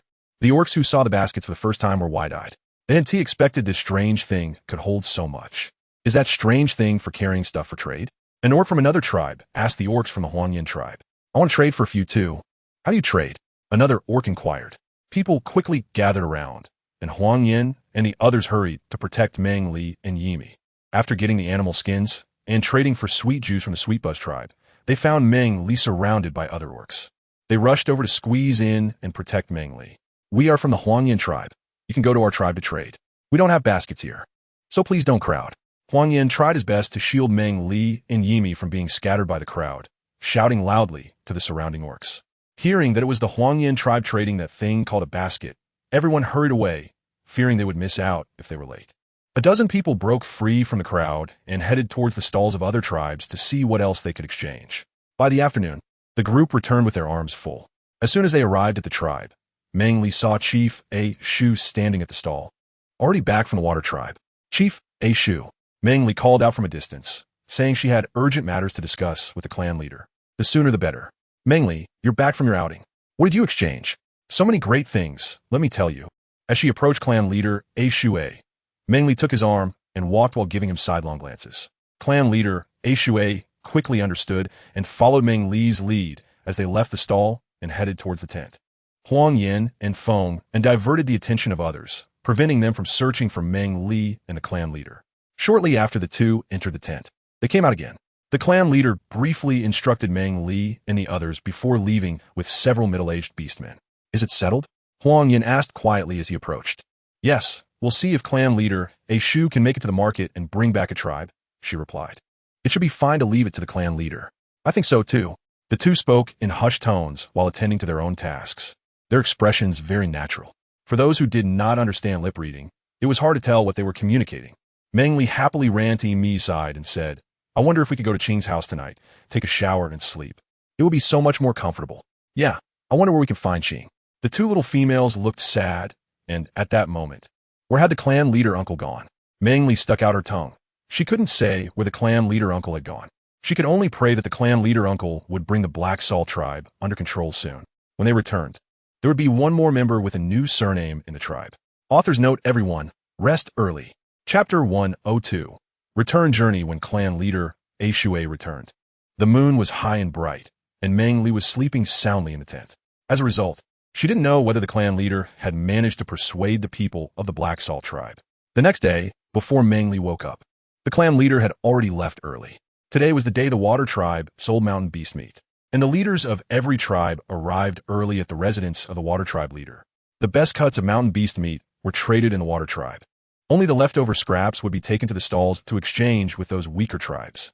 Early in the morning, the tribes that could exchange for the good cuts of mountain beast meat had already arrived at the Water tribe leader's home. The mountain beast meat began to be exchanged among the tribes, and the leftover scraps were taken by the Water tribe members to the stalls for exchange. Clan leader A Shui brought 4 people, each carrying a basket. Now, it was filled to the brim with high-quality mountain beast meat. Not to mention clan leader A Shui. Even the several beastmen who came along were extremely excited. They had never seen such high-quality mountain beast meat, just like the previous weaker tribes. They had only exchanged for slightly better scraps at the Water tribe stall. The whole piece of high-quality mountain beast meat, with its snow-white fat, made the beastmen from Huangyin tribes' eyes shine brightly. The few of them managed to control their emotions with great difficulty, bid farewell to the Water tribe leader, and hurried back to their tribe with excitement to share this joy with their clansmen. After Meng Li got up, she learned that the clan leader had taken several clan members to the Water tribe early in the morning to trade for mountain beast meat.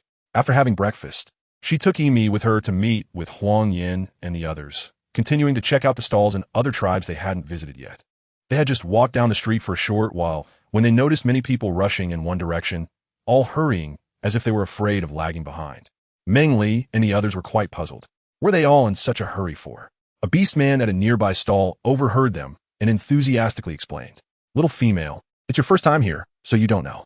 The Water tribe has started selling mountain beast meat, and these people are all going to trade for it. Shouldn't it be? Meng Li thought of the tribe leader, a Shui, who had gone to the Water tribe early in the morning to trade. Why was she only now going to the Water tribe stall to trade? Was there something they didn't know? Remembering this, Meng Li's words were interrupted, and she looked at Huang Yin, wanting to ask if he knew something. The large tribe had all gone to the Water tribe to trade for the best mountain beast meat, and only the leftovers would be brought to the stall to trade with the small tribes. The orc quickly understood what Meng Li wanted to ask. He was from the Wisteria tribe, not far from the Water tribe, and had been there several times. He naturally knew these things, and, since they were not secrets, he casually shared them with the little female. I see, thank you. You're welcome, you're welcome. Would you like to come and see what we have in our tribe? This stone is something the little female would like. The orc was very sociable, deftly steering the conversation towards the items at his stall in just a few sentences.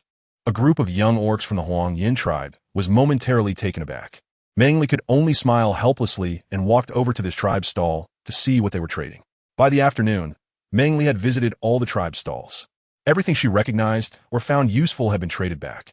Besides the 5 baskets of the best mountain beast meat exchanged by tribe leader A Shui, the remaining basket was filled with the items Meng Li had traded for. Uncle A Shui, you're back. Upon returning to the tribe, Meng Li saw tribe leader A Shui resting comfortably under a tree, enjoying the shade. In a good mood, A Shui relaxed under the large shady tree. Hearing Meng Li's voice, he saw a little female running towards him quickly. Worried, he called out, slow down, don't fall. Meng Li didn't have time to talk about those things. She hurried over and quietly grabbed the hand of the clan leader, A Shui, and asked clan leader, how did the Black Salt tribe respond? Speaking of this issue, A Shui also felt a bit of a headache. Last night, he went to the Black Salt tribe and brought up the matter of migration with their leader and shaman. They were all shocked. They weren't unwilling. but they still had some concerns. The most important issue was that the Black Salt tribe had already agreed with the Fierce Bull tribe to exchange that little female named Huaxiang. Now, suddenly saying they would exchange felt a bit unreasonable. At the beginning, the Black Salt tribe had gone to the Fierce Bull tribe, pleading with them for the exchange. Seeing Meng Li's anxious eyes, Shui was at a loss for words. It was a bit troublesome. Were they unwilling? Not exactly unwilling. It was just that the little female named Huaxiang was a bit of a problem. Hearing this, Meng Li remembered what happened that day. It seemed that a tribe had made an agreement with the Black Salt tribe to exchange that little female. Was that little female not taken away? The little female didn't want to leave, but initially it was the leader of the Black Salt tribe who approached the Fierce Bull tribe, begging them to exchange. They had agreed, and now they wanted to back out. If it were me, I wouldn't be happy either. Not to mention that Shui was unwilling. Even Meng Li would feel uncomfortable. If they really wanted the Black Salt tribe to join the Huang Yin tribe, the first thing to do was to find a way to redeem that little female. Thinking of this, Meng Li also began to feel troubled. What way could they redeem Huaxiang while not making the Fierce Bull tribe's orcs feel awkward?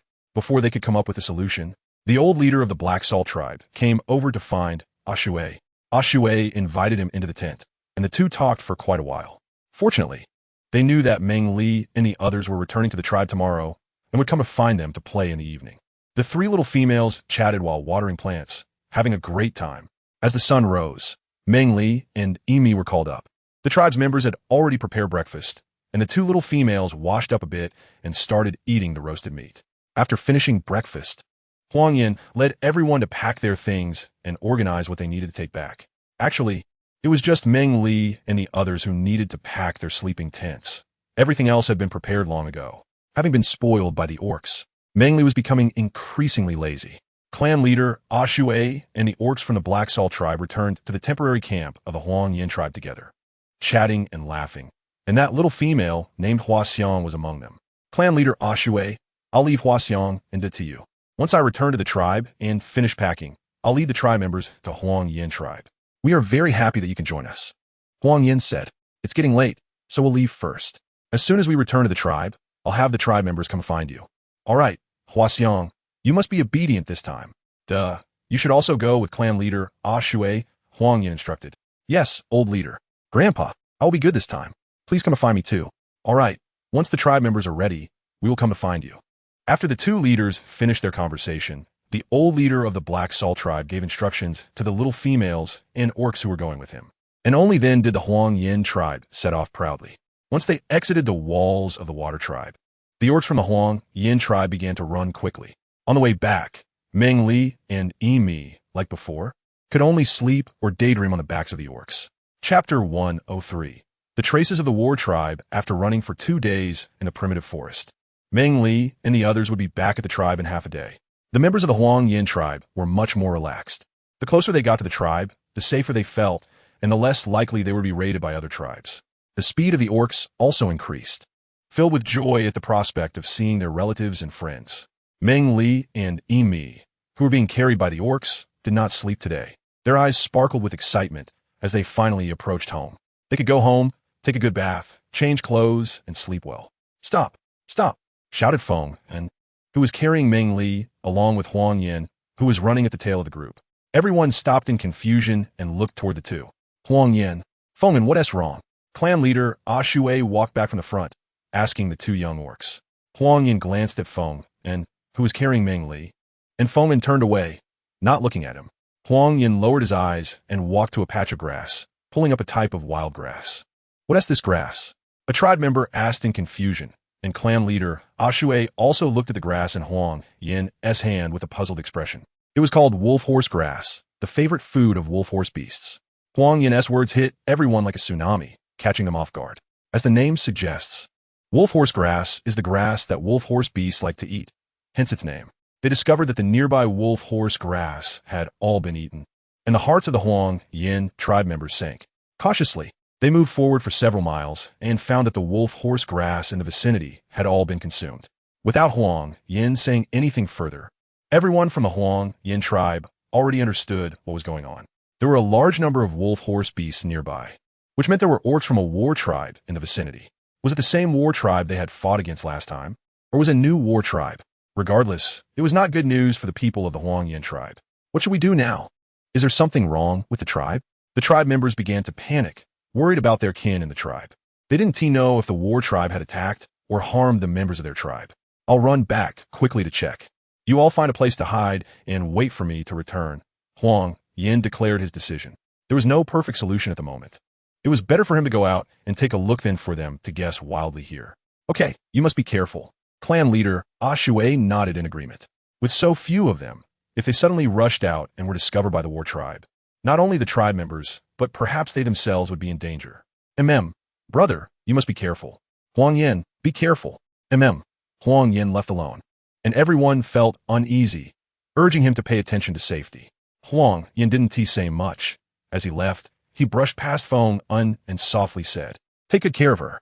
Huang Yin didn't specify who her was, and Feng Un didn't respond.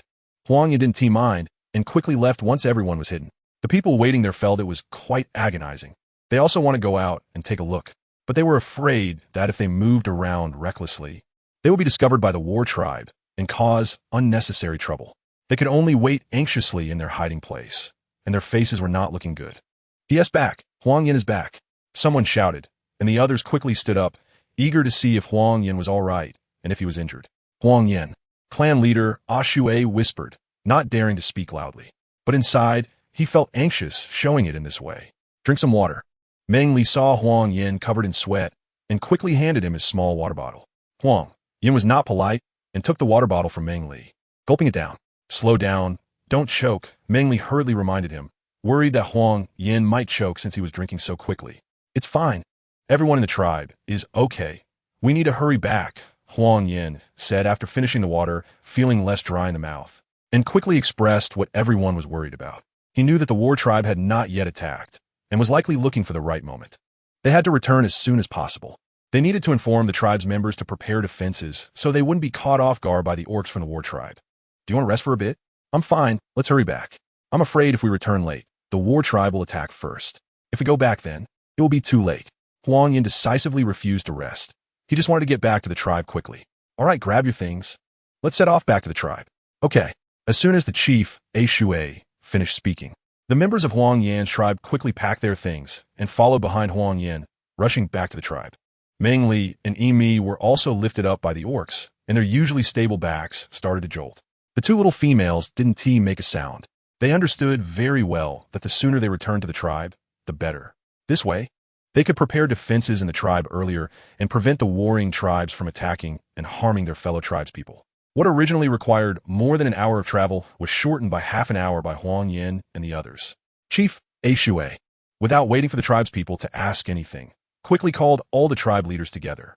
Enemies were approaching, and they needed to prepare defenses immediately. Chief Shui shouted, and the returning orcs, without resting after putting down their burdens, began to reinforce the defensive lines in various directions. They particularly focused on the small paths to the west and north. Meng Li and Yi were taken away by the clan members and sent back to their cave to rest. "Meng Li, you're back. What happened?" The shaman was initially very happy to see Meng Li return, but then noticed that both Meng Li and the orc who brought her back had serious expressions on their faces. "Shaman, on our way back, we discovered traces of the war tribe, not far from our clan." As Meng Li's words fell, the shaman's heart also sank. He did not expect the war tribe to return. Chapter 104, The Unknown Night. "You should go back and rest quickly. You don't need to worry about this matter. I will go find a clan leader." After a pause of 1 or 2 seconds, the shaman affectionately patted Meng Li's head, saying these words to her. He passed by Meng Li and quickened his pace towards the cave entrance. Meng Li turned to look at the back of the shaman as he left, feeling heavy-hearted. The war tribe loomed over her like a mountain, making it hard for her to breathe. Once she calmed her emotions, Meng Li turned back to the orc who had brought her back and said, "Thank you for bringing me back. You can go now. You should rest, Meng Li. I'll be outside the cave. Call me if you need anything." "No need. You can go back. I'm fine." The orc didn't respond to Meng Li's words and walked directly outside the cave to keep watch. Meng Li wanted to say something more, but the orc's resolute face made her words stick in her throat. The good mood she had in the morning about returning to the tribe was gone. She slapped her own cheek, telling herself that now was not the time to think about these things. There were many things waiting for her, so she shouldn't waste time. "Can you help me fetch some water for the big tub where I take a bath?" "Sure." Calmness and rationality returned, and Meng Li asked the orc outside for help. The orc immediately agreed without a second thought. After washing away her fatigue and the smell of sweat, Meng Li changed into a clean blue coarse linen robe. She wrapped her wet hair in a clean piece of animal skin and didn't bother with it further. She went to the healing cave and gathered the herbs for treating wounds. Most of the healing powder she made with the shaman had been traded for mountain beast meat with the water tribe. At this time, with the war tribe attacking, the tribe's supply of wound medicine would surely be insufficient. She needed to make more quickly. Who knows, it might save another clansman. Meng Li had just entered the treatment cave when several other shamans and their disciples arrived. Their purpose was the same as Meng Li's: to prepare more healing medicines for external injuries while the battle had not yet begun. Dr. Mo and Dr. Dan, the two shaman doctors who entered with Meng Li, greeted him. "Meng Li, you're back." They urged him to quickly find the needed herbs and set them aside for later use. One shaman spoke to Meng Li while the other directed all the disciples to gather the necessary herbs. "All right, Meng Li, come here. While there's still time, let's prepare more wound medicine powder." Okay. After that, everyone divided their tasks and focused on their work, occasionally asking questions about making the wound medicine powder. The people treating in the cave were busy, but there wasn't much conversation. Sister Huang Er, upon hearing that Meng Li had returned to the tribe, hurriedly ran back to the cave where he lived. Seeing that familiar figure, he was momentarily at a loss for what to do. With wide, excited eyes full of longing, he stood there frozen, unable to take a step. Meng Li saw Xiao Er at the entrance of the treatment cave, his eyes filled with so much emotion, yet still timid and hesitant to approach. Meng Li quickly walked over to Xiao Er and gently said, "Xiao Er, sister is back. Do you miss sister?" "Sister really misses you." "I miss sister too." The child in her arms stiffened upon hearing Meng Li's words. Tears rolled down in large drops. During the days sister was away, there were always people saying that sister didn't want him anymore, which is why he was left alone in the tribe. He wanted to say that wasn't true. He wanted to ask sister for clarification. But sister was not in the tribe, and he was the only one living in sister's cave. At night, he was very scared, as he would be all alone. "I'm sorry. Sister didn't take good care of Xiao Er, making you worry." Then Xiao Er, try to become stronger. Wherever sister goes, let Xiao Er protect sister. Okay? Okay. Xiao Er is really great. Then can Xiao Er help sister make medicine powder? Meng Li wiped the tears from Huang Er's face and continued to make the healing powder with him. A few days ago, the orcs moved large stones back to the tribe to reinforce the defenses on the west and north sides. The tribal leader, Ah Shui, and a few others who stayed behind were discussing the preparations ahead. On the two mountains to the west, the tribe members were digging traps with the new hose made by Uncle Wei. "Leader, did you see any people from the war tribe on your way back?" "We didn't see anyone from the war tribe, but the wolf grass on the way back to the tribe from the north has mostly been eaten. The war tribe is being so careful this time. They must be putting in a lot of effort. Once they launch an attack, they must intend to annihilate us all." Qi Yin and Li Duo also looked worried, losing the mood to talk. They carefully checked the defensive works, identifying where improvements were needed. During the evening meal, there was none of the usual laughter and cheer. Even with so much fine mountain beast meat in the tribe, it couldn't bring smiles to the faces of the tribe members. Tribal leader Ah Shui organized the duties. The females, elderly orcs, and young ones were once again sent into the communal cave to hide. The light in the sky grew dimmer, and the entrance of the communal cave gradually submerged in darkness until there was no longer a crack of light. Everyone gathered in the largest cave of the communal dwelling, familiar tribe members sitting together, leaning against each other to dispel their unease. In this unknown night, it was uncertain who started it, but the prayer song for good luck that Meng Li had taught them last time began to echo again. It seemed that this song could really bring good luck, making them feel brave. Meng Li held Huang Er, soothing his anxious heart. When the singing began, she joined in as well. The little cubs, unaware of their worries, slowly drifted into dreamland amidst the songs of their mother and clan. It was unclear how long they sang, but soon the voices of the clan members grew hoarse. Some of them leaned against the cave walls, falling asleep, and the singing gradually faded until only the sound of deep slumber remained. Suddenly, Meng Li, who was sleeping soundly, was jolted awake by a loud noise. In a panic, she looked around and, seeing nothing out of the ordinary, finally relaxed and let out a heavy sigh. The loud noise sounded again, waking many clan members.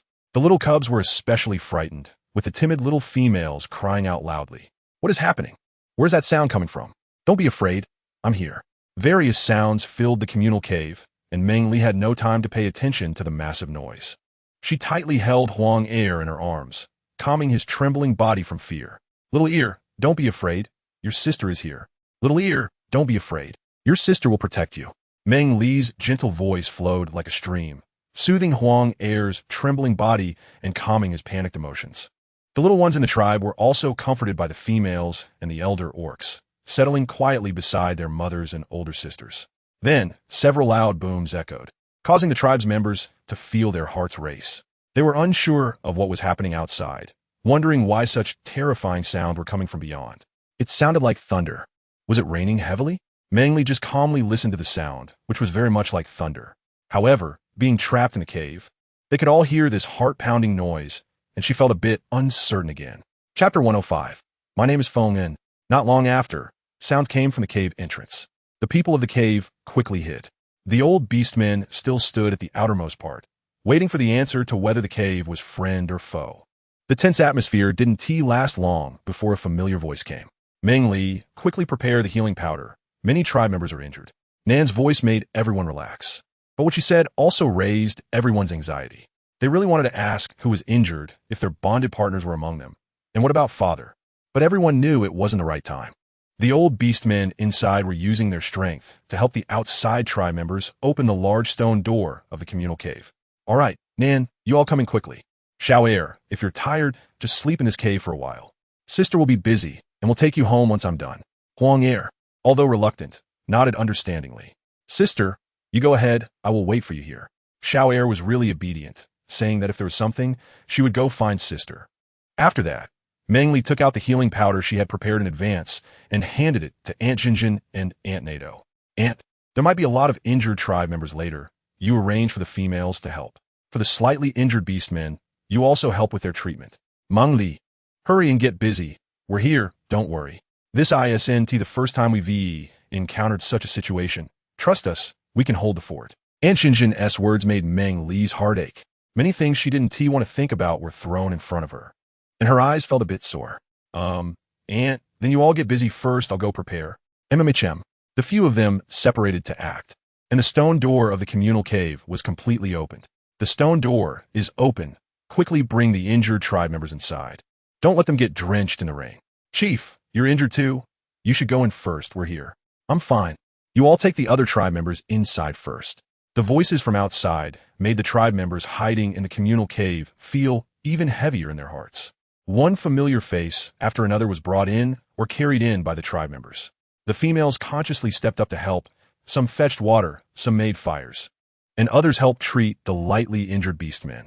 Living in the Beast World continent, getting injured was a common occurrence, and the females didn't understand pharmacology. However, having seen it many times and having ready-made medicine on hand, they could manage to treat minor wounds. This greatly reduced the pressure on the shaman to treat too many injured tribe members, providing more beastmen with a lifeline. Slow down, slow down. The rain outside the cave felt like the sky had been punctured, hitting the beastmen and making them unable to open their eyes. Chief Ashue was forcibly brought to the cave entrance by the tribe members, but he still refused to go in for treatment, shouting to the outside tribe members not to injure the injured ones again. Chief, you sit down first. I'll help you clean your wound. Meng Li, you go check on others first. I'm fine, no rush. The chief's right hand was unnaturally bent and swollen. It was obvious that he had been injured by something heavy. Chief, if you still want this arm, then you should listen to me. If you don't want it, then I'll go get busy. Meng Li, don't go, Chief. Just let Meng Li take a look. Consider it a request from us. Nan, seeing Meng Li about to leave, was extremely anxious. The chief had been unwilling to receive treatment, and he was quite helpless. In the end, he was about to kneel in front of the chief. All right, you see. Seeing that Nan was about to kneel, Chief Ashue could only compromise and let Meng Li treat him. Nan, go get 2 splints and a long piece of coarse cloth. The beastmen of the Huangyan tribe often had injuries from falls or other mishaps, so Meng Li had the tribe members prepare many splints in advance, and collected some coarse cloth that could barely be used as bandages. Fortunately, she had both prepared, told Nan where they were, and continued to treat Chief Ashue. Okay, I'll go get them. After hearing Meng Li's words, Nan walked toward the small cave and brought out the coarse cloth and splints. Inside the cave, the beastmen needing surgery were brought to a small cave by the shaman. Those who were slightly injured or didn't need surgery stayed in a large cave of the communal cave for easier treatment and care. What's going on? How did they get injured? Meng Li was helping other orcs with healing when he overheard a conversation between the chieftain and enchanting. Last night, the orcs from the war tribe launched a night raid on our tribe. Fortunately, we were all prepared, and not many orcs were injured. After dawn, we discovered that heavy rain was approaching. I remember Meng Li telling us that we shouldn't use bronze weapons in the rain, so we threw our weapons outside the tribe. The orcs from the war tribe picked up our weapons and were struck by lightning. Some that weren't hit attacked us, causing us some losses. Thankfully, we all listened to Meng Li and discarded our weapons.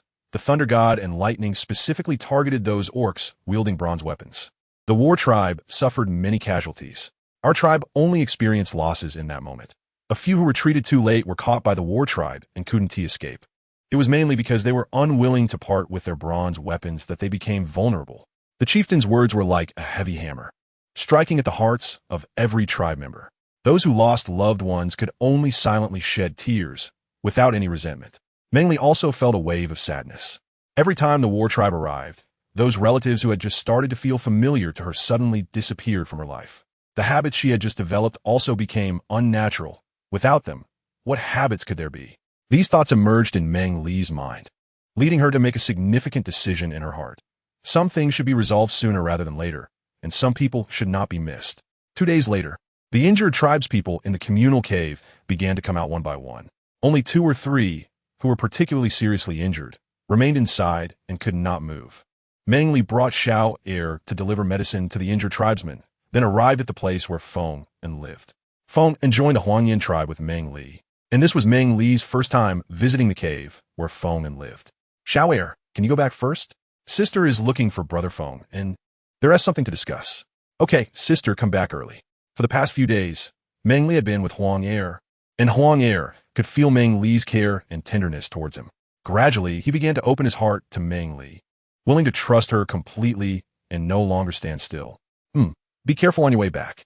Watching Huang Er's small figure disappear from her sight, Meng Li then shifted her gaze and walked into Feng En's cave. Feng, are you there? Ali. Hearing Meng Li's voice, Feng En paused for a moment. Then his eyes filled with joy. He softly called out Meng Li's name and walked toward the entrance of the cave. Ali, I'm here. Feng En, I want to go out for a walk with you. Do you want to join? Meng Li looked at Feng En, who walked up to her, and asked with a beaming smile, where do you want to go? I'll go with you. Feng En was infected by Meng Li's smile and gently embraced her, softly saying, it's too hot, and there might be snakes in the woods. Let's take a walk on that little path in the west. It's cooler there, and there are many flowers. Okay, I'll go with you.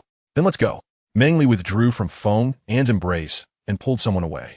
The 2 large mountains in the west leaned against each other, with only a narrow path for one person to pass through. The further they walked, the more open it became. The 2 mountain bodies were connected, and below it was quite cool, with many unknown wildflowers blooming one after another. Meng Li found a large stone and sat down on it, enjoying the cool breeze while smiling at Feng En. What's wrong? Why are you so happy today? Meng Li rarely takes the initiative to get close to himself, which makes Feng En very happy. Feng En, what is your name now? Feng En ya. Oh, then Feng En, what is my name? As soon as Meng Li spoke, Feng En stood still, speechless for a long time. Meng Li seemed to have anticipated this reaction and was not in a hurry, continuing to admire the beautiful scenery around. Side note, today's update is complete. Everyone should rest early. Chapter 106. Who are you looking at?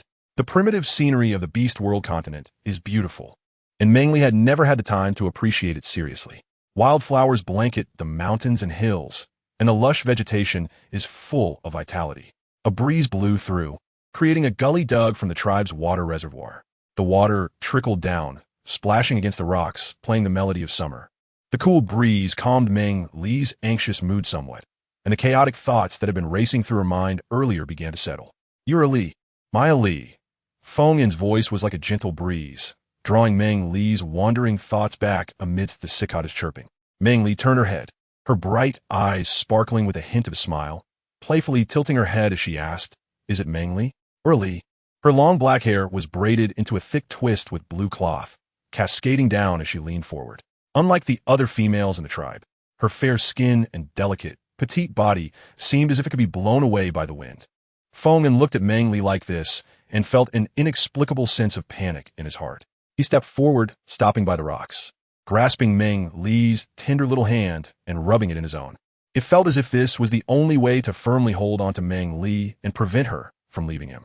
You are Meng Li, and Meng Li is a Li. It's always been you, right? Then how do we meet? Feng'an's words made the smile on Meng Li's face deepen. She didn't refute or question anything, just naturally anticipated some things. Even though Feng'an had mentally prepared himself, he was momentarily at a loss for how to respond to Meng Li's question. Meng Li didn't seem anxious at all. She didn't pull her hand away from Feng'an's tight grip, allowing him to hold her hand. She was like a mischievous child, using her other hand to grab Feng'an's, playing with a long strand of black hair. Ali, Feng'an's voice was still very gentle, but it carried a hint of grievance. Meng Li ignored him. She was waiting for her own abnormality, waiting for Feng'an's compromise. The two of them stopped talking, as if they had merged into this world, with only the sounds of birds chirping, insects buzzing, and beasts roaring remaining. It was hard to tell whether it was 10 minutes, 20 minutes, or half an hour, but Meng Li clearly felt a surge of affection rising in her heart, along with a passionate feeling for Feng'an. Although her mind was very calm, her body and heart had become heated, wanting to approach Feng'an and wanting to comfort him. It was a strange sensation, like being in a world of cultivation with someone else occupying her body. Meng Li has her own consciousness, but her body is being controlled by someone else, making her do things that go against her will. Who are you? Or rather, is my arrival in the beast world related to you? Meng Li asked in her heart, feeling her body stiffen, an indescribable emotion rising within her. You noticed. Another voice echoed in Meng Li's mind, carrying a faint sigh. You care too much about Feng'an, and Meng Li responded, another voice in her mind. Sure enough, I can't hide it from you. My name is Li. Another voice, filled with bitterness and an apology to Meng Li. Then what about you and Feng'an? Meng Li brought up the thing she wanted to know the most. My time of awakening won't be long. Do you want to ask some other questions? Li knew that since Meng Li had discovered her body and that there was another soul, she must have many questions. It was better to clarify things with her while she was awake. Why are you in my body? She had never experienced this situation before. Coming to the beast world and encountering Feng'an and made Meng Li feel quite abnormal. Unlike in her past life, her feelings for Feng'an and felt as if she were being controlled. Gradually, she began to pay attention, and it was not until today that she brought up this topic. You are the beast god, and you chose my reincarnated body. But due to an accident, I couldn't take control of your body and instead fell into a slumber within it. It was only with Feng'an's appearance that I began to awaken for short periods. Meng Li was not too surprised by Li's words. She always felt that her crossing over was not an accident. Otherwise, how could she suddenly cross over while sleeping peacefully, without illness or disaster? However, upon hearing Li's words, she wondered if there was a way to completely eliminate Li's consciousness, as she might die. It's useless. In this world, unless the beast god intervenes, no one can separate me from your body. But rest assured, I won't control your body when you are unconscious in the future. Do you think your words can convince me? Li said so much, but for Meng Li, as long as she was still in her body, it was a hidden super threat. Only by completely separating her from her body, making it solely hers, could she feel safe. I know you won't believe me because I once occupied your body and subtly changed your thoughts. Meng Li did not reply, because what Li said was indeed frightening, and she didn't know how to respond. Meng Li, please believe me this time. I will only quietly stay inside your body to heal until we meet the beast god. I will ask him to help me separate from you. After that, I will not appear again to affect you. I will sleep until I meet the beast god. Li's voice was very sincere. Every word felt very genuine. Meng Li wanted to believe her, but the complex emotions of adulthood made her hesitant to entrust her future to someone with a past. Only if you swear by the name of Feng'an will I believe you. After a calm reflection, Meng Li concluded that only Li met this condition, and only then would she feel at ease with Li staying in her body. I, Li, swear on the lives of myself and Feng'an that if I ever attempt to seize Meng Li's bodily authority again, I will be condemned to eternal damnation without a burial place. Li's voice began to weaken, her vow sounding ethereal. Meng Li, you must be cautious of the goddess of war, but if you ever have the chance to kill her, I still hope you will spare her life, okay? As long as I am reborn, I will serve you like a beast. Li's voice grew fainter until it was only Meng Li's own consciousness. She knew that Li had begun to sleep within her body again. Ali, what's wrong? Don't scare me. Feng'an's anxious voice rang in Meng Li's ears as she regained control of her body. She found herself intimately nestled in Feng An's embrace. He held her tightly, his anxious and fearful voice echoing above her. Feng An, I'm here. Upon hearing Meng Li's voice, Feng An's restless heart finally calmed down. Just moments ago, Meng Li had taken the initiative to get close to him, resting in his arms and speaking to him. And then suddenly she became unresponsive, not answering him no matter what he said. He was terrified and kept calling her until he decided to carry Meng Li back. And finally, the little female in his arms spoke again. Meng Li left Feng An's embrace, looking at the worry and fear still lingering in his eyes. Also, the relaxed expression he had after she spoke. Feng An, who are you looking at? Is it Meng Li or Jiang Li? As Meng Li's words fell, Feng An's eyes widened in disbelief. Chapter 107. I'm not her. The name Jiang Li, spoken from Meng Li's mouth, was like a thunderclap, causing Feng An's ears to ring. For a long time, he stood stiffly, looking at Meng Li in disbelief. Hey, Ali.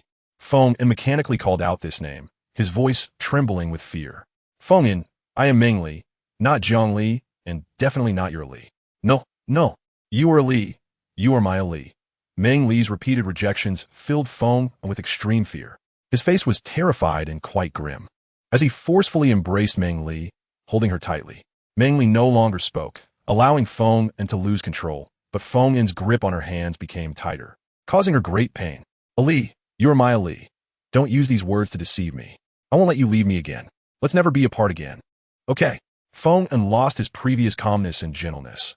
He only wanted Meng Li to answer him and not say anything else, just to be with him forever. Ali, speak to me.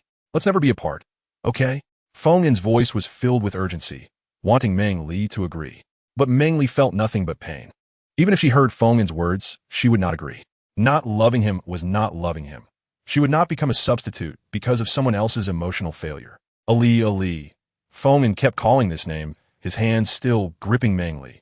Due to the pain in this cool mountain stream, she was sweating from the discomfort, desperately trying to call out a name, hoping to be rescued from her current state. Huang Yan. These two words were like the conditions that triggered a volcanic eruption. The madness and pleading in Feng An's heart, like rainbow bubbles exposed to the air, were beautiful yet fragile, disappearing with a pop into the world. Ali, what did you just say? It was as if the strength in Feng An's hands had been drained, falling limply down. His face and eyes were covered with a layer of sadness, trembling as he stepped back, retreating further. Ha ha ha! It was clearly laughter, but tears could not stop flowing from his eyes. The laughter was so desolate and helpless. Because he did not notice what was behind him, Feng An tripped over a stone and fell to the ground. He did not get up, just laughing and crying at the same time. Meng Li slowly came to and saw Feng An like this. For a moment, she didn't know how to speak, and the two of them were silent, facing each other. She said she would come back and asked you to wait for her. You saw her. Kind of. Jiang Li told me some things. Some were about you, some were about me, and some were about her own. Hearing Meng Li say this, Feng An, with tear-stained cheeks, raised her head and looked at Meng Li, asking, did she really say she would come back to find me and not become you? Feng An's question was actually quite irritating. Meng Li understood the implication of her words. She was asking whether Jiang Li was trying to seize her body or not. Angered, Meng Li really wanted to grab a stone and hit her on the head. How could she feel happy knowing someone was coveting the control of her own body? When we meet the Beast God, she will ask the Beast God to help her, separating her consciousness. From then on, she will sleep in my body and won't wake up easily again. Meng Li spoke coldly, relaying Jiang Li's words and promises to Feng An. Haha. Why is she so heartless, leaving me behind once again? Feng An asked self-deprecatingly, wondering why he was always the one left behind. Ali, when will you fulfill your promise and stop leaving me? I'm not her. I don't know what she's thinking. Meng Li originally didn't want to respond to Feng An's words. She knew that Feng An didn't care about her answer. But after thinking for a long time, she still said this sentence, completely breaking the last bit of hope in Feng An's heart. You're just as ruthless as her. Upon hearing Feng An's words, Meng Li didn't respond again. It wasn't that she didn't care. When dealing with enemies, the most important thing is to eradicate them completely. She didn't want anyone constantly thinking about the ownership of her body. Meng Li. Suddenly, a third voice came from the silent mountain gorge, surprising both Meng Li and Feng An as they turned to look in the direction of the voice. What's wrong? Why are your hands so red? Huang Yan had been quite restless. He didn't know what was wrong with him and just wanted to see Meng Li as soon as possible. After wandering around, he heard from Xiao Er that Meng Li had gone to find Feng An. Upon hearing this, he felt a pang in his heart. He initially wanted to leave, but his anxious feelings prevented him from calming down. In the end, he decided that no matter what scene he encountered, he just wanted to confirm that Meng Li was safe. Finding the small path in the gorge, he saw Feng and sitting on the side, his emotions very unstable. Meng Li had multiple red marks on her body, which startled him. He quickly walked over to Meng Li, wanting to know what had happened. Huang Yin, you're here. I'm Fina. Where do you live? Can you get me some anti-swelling medicine first, so that others don't see me and make Wu Yi and Xiao Er worry? Okay, I'll take you away. Thank you. You're welcome. Huang Yin didn't ask anything. He had always respected Meng Li greatly. He would do whatever Meng Li asked him to do, and he wouldn't question what she didn't want to say. He had always thought it was because Meng Li was his mentor that he treated her differently from other females. It was only later that he realized his feelings for Meng Li were because he liked her, which made her special to him.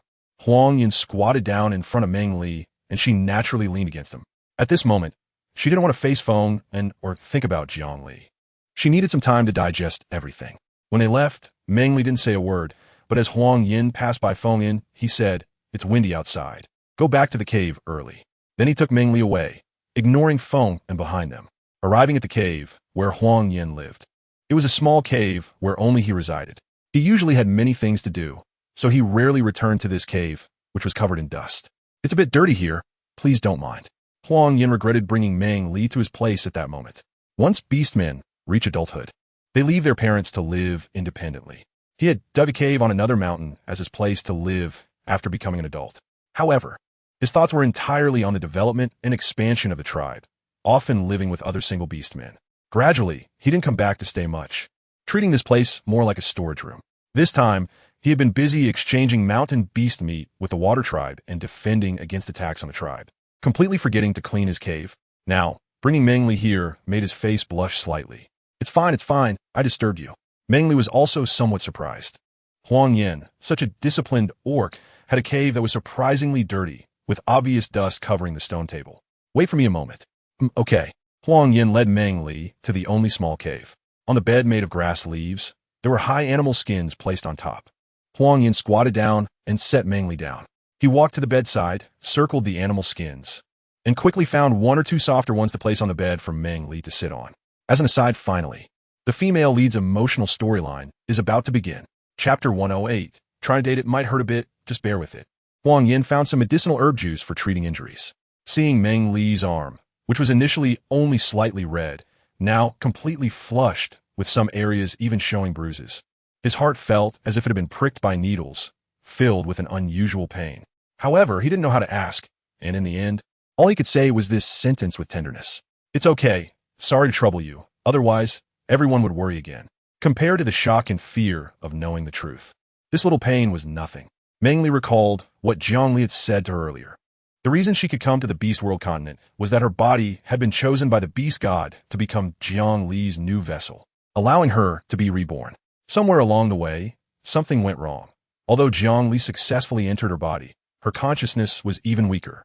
It wasn't until she met Feng and that Jiang Li's consciousness awakened within her body.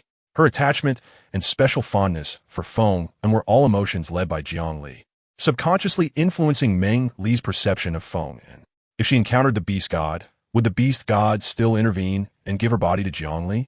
Her encounters with Feng were all trials. No wonder he always wanted to kill her before. He must not have sensed Jiang Li in her. The last time she called out Feng Yin's name, it wasn't because she thought of his identity, but rather because Jiang Li's consciousness awakened and influenced her thoughts, allowing her to know Feng Yin's identity. At that moment, Feng Yin must have sensed Jiang Li, which is why there was such a significant change. Understanding all this, Meng Li's face grew increasingly pale. Even when Huang Yin accidentally applied a bit more pressure and hurt her, she couldn't snap back to reality. At that moment, she fell into a vicious cycle, unsure how to break the current deadlock. Meng Li, what's wrong?" Huang Yin observed Meng Li's expression closely while applying the medicine. He was afraid that he might hurt her with his clumsiness. However, as he finished applying the medicine without hearing Meng Li make a sound, he felt a sigh of relief, grateful that he hadn't hurt her. Huang Yin put away the medicinal herb juice and returned, only to see Meng Li's face pale, devoid of any color. He anxiously squatted in front of her, hesitantly calling her name. "Meng Li." Seeing that Meng Li did not respond, Huang Yin grew even more worried and called out her name again. Huang Yan, are you calling me? Lost in her own consciousness, Meng Li heard someone calling her and looked blankly at Huang Yan in front of her, asking. Upon seeing Meng Li react, Huang Yan's heart began to beat again. You don't look well. Did I hurt you? Meng Li, upon hearing Huang Yan's words, realized that Huang Yan had applied medicine to her injured areas. She had been so lost in thought that she hadn't felt any pain at all. No, it's just that I've come to understand some things. It's a result of overthinking, and it has nothing to do with you. Is there anything I can do? Regarding Huang Yan, Meng Li felt a strange emotion in her heart. Interacting with Huang Yan was more relaxing and pleasant than with Wu and Hetung. She felt happy whenever she heard Huang Yan's pleasant voice. Huang Yan, do you admire me? For some reason, in that moment, Meng Li felt an impulse and asked the question. As soon as the words left her mouth, she was startled by what she had just said, but she didn't know how to take it back, so she could only feign ease while looking at Huang Yan. Her small hands hidden behind her back were sweaty. In contrast to Meng Li's feigned calmness, Huang Yan's usually resolute face showed a slight flush. His heart momentarily stopped, then began to beat violently, as if it wanted to leap out of his chest. Huang Yan was so nervous that he stuttered, unable to find the next word for a long time. His usually pleasant voice was tinged with tension and became slightly sharp at that moment. It's okay. You don't have to say anything, Meng Li said comfortingly when she saw Huang Yan's strained expression. She also knew that her previous topic had somewhat put him in a difficult position. If Huang Yan didn't like her, how would he respond? After all, she was still Huang Yan's mentor. Once a teacher, always a father. She must have been too affected by Jiang Li and Feng An's earlier comments, causing her to act a bit irrationally. I admire you, and I want to take care of you, protect you, and treat you well. Meng Li was still thinking about how to get past this awkward topic. Huang Yan squatted in front of her, looking at her with a determined gaze. Speaking clearly and precisely, word by word, Huang Yan expressed his true feelings, releasing the emotions he had suppressed for so long. He felt lighter and more at ease, while Meng Li, for a moment, didn't know how to respond to Huang Yan. It was truly a case of lifting a stone to hit her own foot, and she felt sluggish all over. Her usually calm and smart mind seemed to have hidden away in a corner. Without her thinking cap, Meng Li could only feel with her heart what her feelings for Huang Yan really were. Whenever something happened, she would think of Huang Yan. He was easy to rely on, while she would have reservations about others. Occasionally, she would express her thoughts to Huang Yan. It seemed she was reluctant to share with others, but she wouldn't hesitate to lean on Huang Yan. Realizing this, Meng Li understood that Huang Yan was different for her. If it were him, she seemed willing to give it a try. So, do you want to try with me? To date, or maybe become partners in the future? Once she had made up her mind, Meng Li stopped hesitating. She should not go back. Instead, she should enjoy her life on Beast God continent. Okay, I am willing. Upon hearing Meng Li's words, Huang Yan agreed without hesitation. His response was very certain and positive. This made Meng Li feel a bit like she might have been a little inconsiderate in her thoughts. However, she just treated it as a joke and wouldn't really take it to heart. Meng Li remembered that when Jiang Li was in her body, she felt a special sensation when she held Feng An's hand. Now she wanted to try holding Huang Yan's hand to see if she would feel something different as well. Upon seeing Meng Li's hand reaching out to grab his, Huang Yan felt a surge of excitement. An unreal feeling washed over him until his large hand was grasped by Meng Li. Meng Li's hands are very delicate when placed in Huang Yan's palm. It feels like holding the hand of an adult. The size difference between the two hands is quite significant. Meng Li raised her hands, interlocking her fingers, a sense of filling her whole body. This made Meng Li very satisfied, and the somewhat stiff smile on her face became a bit more genuine. Chapter 109. The Black Salt tribe joins Huang Yan was different. He felt a bolt of lightning enter his heart, causing him to tremble, his whole body tingling and weak. Meng Li, can I call you Li? Yimi really liked calling Meng Li that. After Huang Yan understood his feelings, he also wanted to call Meng Li by that name. However, such a form of address was quite intimate, and he didn't dare to, nor did he have the courage. Now, that Meng Li agreed to let him try. He expressed the desire he had in his heart. Sure, it's just a name. Meng Li didn't care much. But Huang Yan's earnest inquiry in this situation made her feel a bit shy. Then can I hug you? Huang Yan had encountered Meng Li multiple times in his dreams, and he also wanted to hug her. But he didn't dare, fearing he would defile her. So whether in dreams or reality, he timidly only dared to carefully watch from the side. Now his heart was shouting madly, wanting to touch Meng Li, just to gently embrace her. Okay, Meng Li also wanted to know whether she would dislike Huang Yan's embrace. This step made her understand more clearly whether she really cared about Huang Yan. Hearing Meng Li's agreement, Huang Yan felt a tumult of emotions in his heart, filled with unbelievable joy. When his steady hands reached out to Meng Li, they trembled as if he were an elderly man in his 80s or 90s. Meng Li gently held onto that hand, slowly leaning against Huang Yan's chest. The hard heart was beating powerfully, and the stiff body had an excited tremor. Ali, the little female in his arms, made Huang Yan very satisfied. Her pleasant voice called Meng Li's name in a seemingly forbidden manner. Thick-skinned Meng Li couldn't help but blush at that moment. She buried her face in Huang Yan's embrace and responded softly, "I'm here." It was the first time Huang Yan had seen Meng Li so shy, and it was because of him.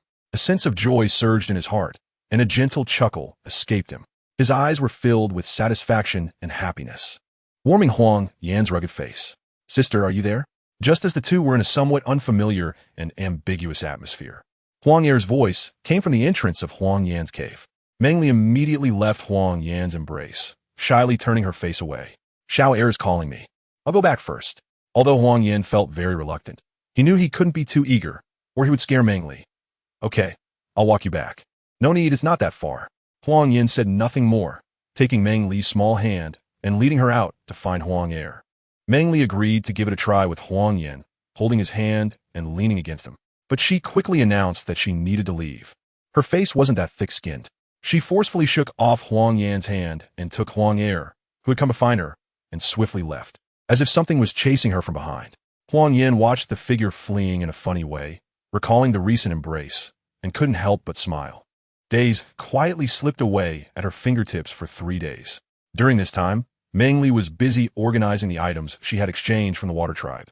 Occasionally, she would have secret dates with Huang Yan, making sure no one else found out. After Feng learned about Jiang Li, he no longer sought her out as he used to. Instead, he quietly observed Meng Li from a distance, not daring to approach.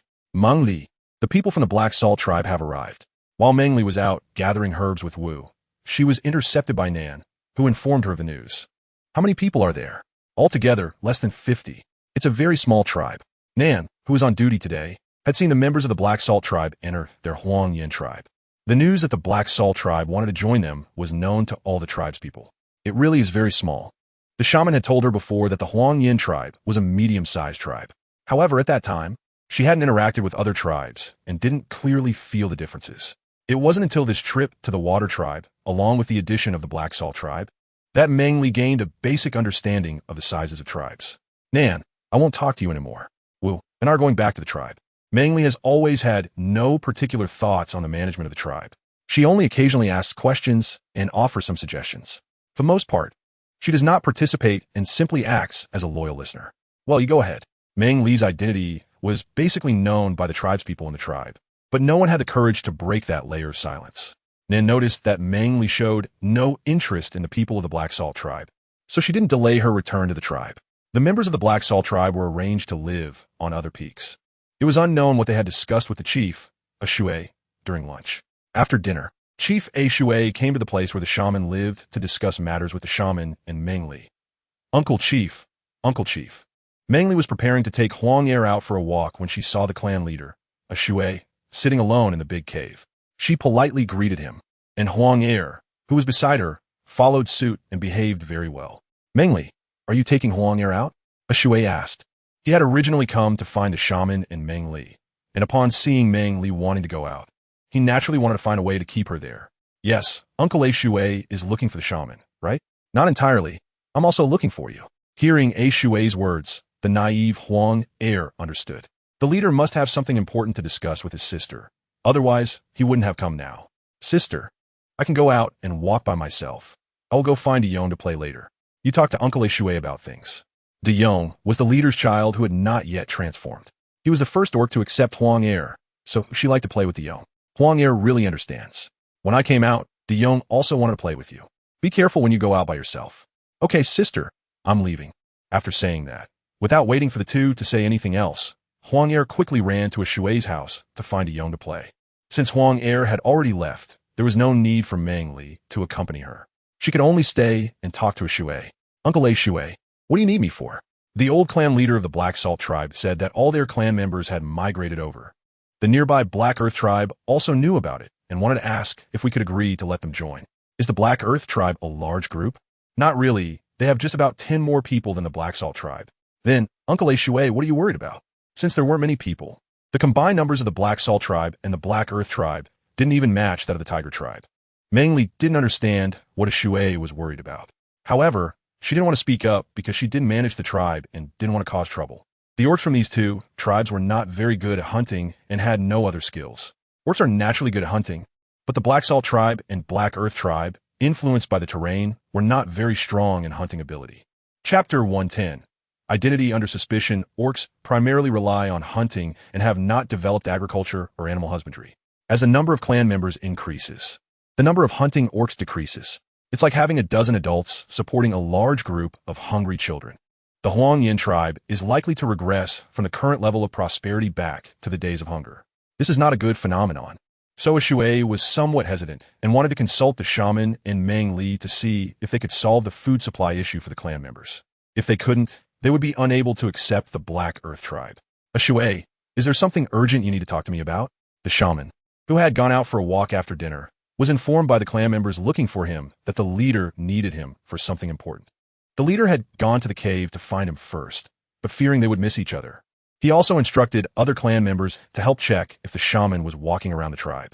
Upon hearing the clan members' words and seeing their serious expressions, the shaman hurriedly asked them to take him back to the cave. Seeing Shui and Meng Li sitting together, he quickly asked, "What is it?" As soon as he finished speaking, Li Duo, Qi Yin, Huang Yin, and two other shamans rushed in. "Leader, you were in such a hurry to call me over. Is there something urgent?" They all asked anxiously, with Qi Yin even sweating from running and grabbing the teapot on the stone table to drink. The sound of him gulping down the tea indicated he was quite thirsty. Meng Li politely called out to everyone, and everyone's thoughts were focused on the clan leader. However, upon hearing Meng Li call out to her, everyone responded with affection, except for Huang Yin, who gazed at her figure with deep emotion and did not look away. Meng Li shot him a warning glance, signaling him not to go too far. Huang Yin merely raised the corners of his mouth higher, refusing to shift his gaze. Meng Li couldn't be bothered with him. This man was just insatiable, like all crows under heaven. "Everyone, please sit down so we can discuss this." "All right, you speak." Hurry up, I'm anxious." "Yes, is there a problem with the Black Salt tribe?" The crowd was anxious, sitting down while chattering away. "This time the Black Salt tribe wants to join us, and they said the nearby Black Earth tribe also wants to join. They want to know if we are willing to accept them. If we are, they will go back and inform them, bringing the Black Earth tribe over directly." Chief Shui conveyed what the Black Salt tribe had told him today to everyone. "This is a good thing. If the Black Earth tribe joins us, our tribe will have more members and be stronger." Right. I also agree to the Black Earth tribe joining. Several people agreed to the Black Earth tribe joining, but Chief Shui's expression did not change due to their words. His expression remained heavy. Qi Yin, who had been brothers with Shui for many years, felt that something was not quite right with his mood. "Shui, is there something wrong with the Black Earth tribe?" Qi Yin looked at Chief Shui and asked uncertainly. Hearing Qi Yin's question, Chief Shui glanced at the crowd, furrowed his brow, and sighed. "Well, it's not a huge issue. Just like the Black Salt tribe, their hunting ability is affected by the terrain. A tribe with poor hunting ability will struggle to find food. The orcs in the tribe are all very weak. If the orcs are not strong, their offspring won't be healthy, and even the chances of females conceiving are low. How many members do they have? In fact, as long as the Huang Yin tribe can accept them, it's fine if their hunting ability is not strong. But if there are too many people, the Huang Yin tribe can't support them, and they will have no way out." The shaman understood this and asked Chief Shui. "About 10 more members than the Black Salt tribe. In total, there are over 60 members." Once Chief Shui's words fell, the surroundings fell silent, and no one spoke. They all understood that with so many members needing to be supported, the original living conditions of the Huang Yin tribe would definitely decline. After all, with the Black Salt tribe joining today, if they agreed, there would be a total of over 110 people, accounting for 17% of the entire tribe. Adding in the tribe members who wouldn't hunt, half of the tribe would need to be supported, meaning over 300 people waiting in the tribe. This is a huge number. It would be difficult to meet their needs just by hunting every day, and hunger would soon return. There was also a more important issue. It seemed Meng Li's identity had been leaked. When saying this, Chief Shui's brow furrowed tightly. He knew this day would come sooner or later, but he didn't expect it to be so soon, and it felt very uncomfortable in his heart. What happened? who leaked Meng Li's identity. This time, not just the others in the tribe, even Meng Li's expression changed. Huang Yan was always watching Meng Li. Although he was shocked and speechless when he heard this, he only paused for a second before looking at Meng Li. Seeing Meng Li's face slightly pale and shocked, he quickly walked over to Meng Li, holding him in his arms to comfort him. No one expected Huang Yan to do this. The heavy atmosphere lightened a bit after his actions surprised everyone. The following inquiries about the matter became much calmer. Shui, do you know something?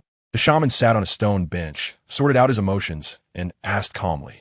Shui, if you have something to say, please don't keep us anxious. Others chimed in as well. Chief Shui could understand everyone's feelings. He was also panicking when he first learned about it. Even now, his heart was still unsettled. The old chief of the Black Salt tribe privately asked me if our tribe has a beast god messenger because many things here are quite unusual. The main point is that they heard from another tribe they passed by that they also want to join us. Which tribe? Others pressed for details. The Falling Beast tribe.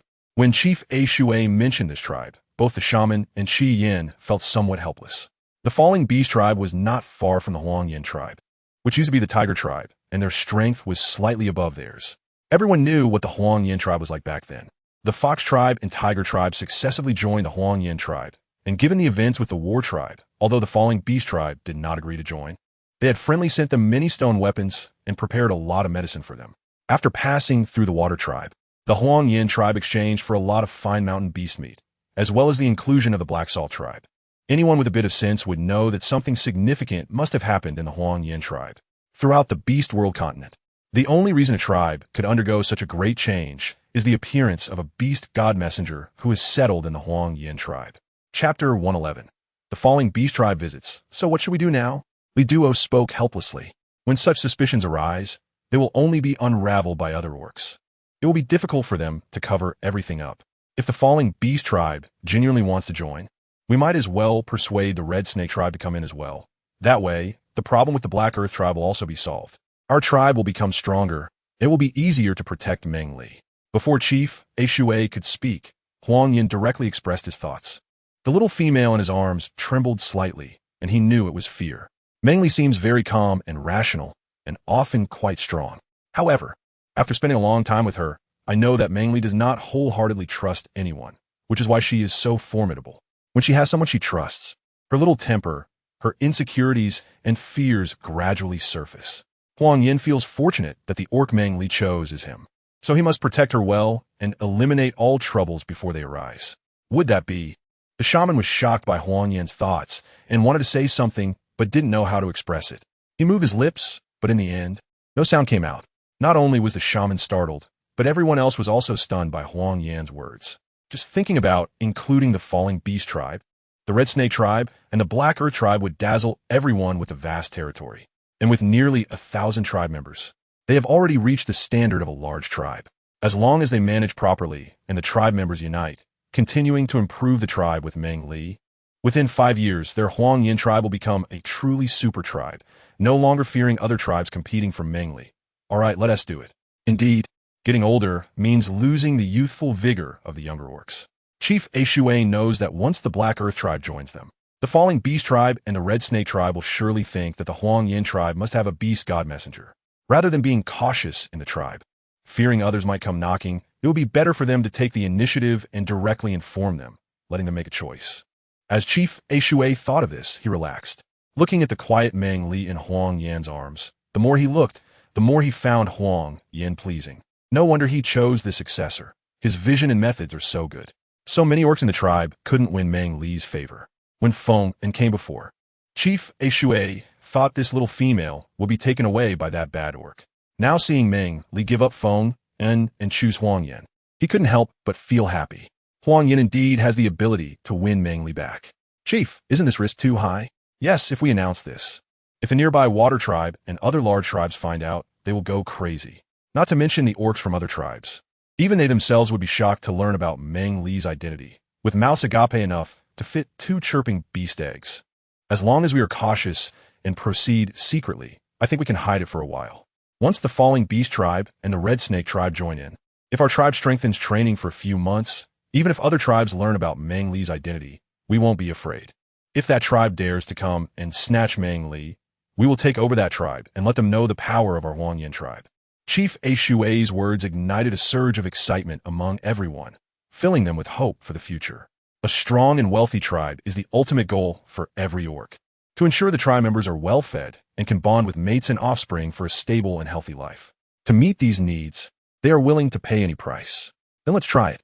At this moment, the shaman was also filled with passion. Recalling the past prosperity and flourishing of the shaman tribe. We have no objections. I agree as well. Such a beautiful future is desired by everyone. So they are willing to take a gamble. Can Meng Li do it? After everyone reached a consensus, Chief Shui did not forget the person involved, Meng Li. If Meng Li is unwilling, they would not force her. Then it's troublesome for everyone. After Huang Yan's comfort and hearing everyone's words, Meng Li gradually calmed down. She no longer needed Huang Yan's comfort and could sit on the stone bench, speaking steadily with Chief Shui. All right, let's arrange the next steps. Whether it's the tribe's defense or the living quarters for the tribe members, we need to discuss it again. The integration of multiple tribes requires time to understand the barriers between each tribe. Therefore, they need to formulate a reasonable plan to help everyone cooperate harmoniously in the shortest time possible. Chief, you speak, and we will listen. If there are any questions, we can propose our ideas. How about that? Qi Yin expressed his thoughts, mainly because Shui was doing well. Good. Chief Shui then shared his rough plan. This discussion lasted until late at night, and Meng Li had already returned to the cave to sleep first. Others were still supplementing or perfecting the plan until the moon set in the sky.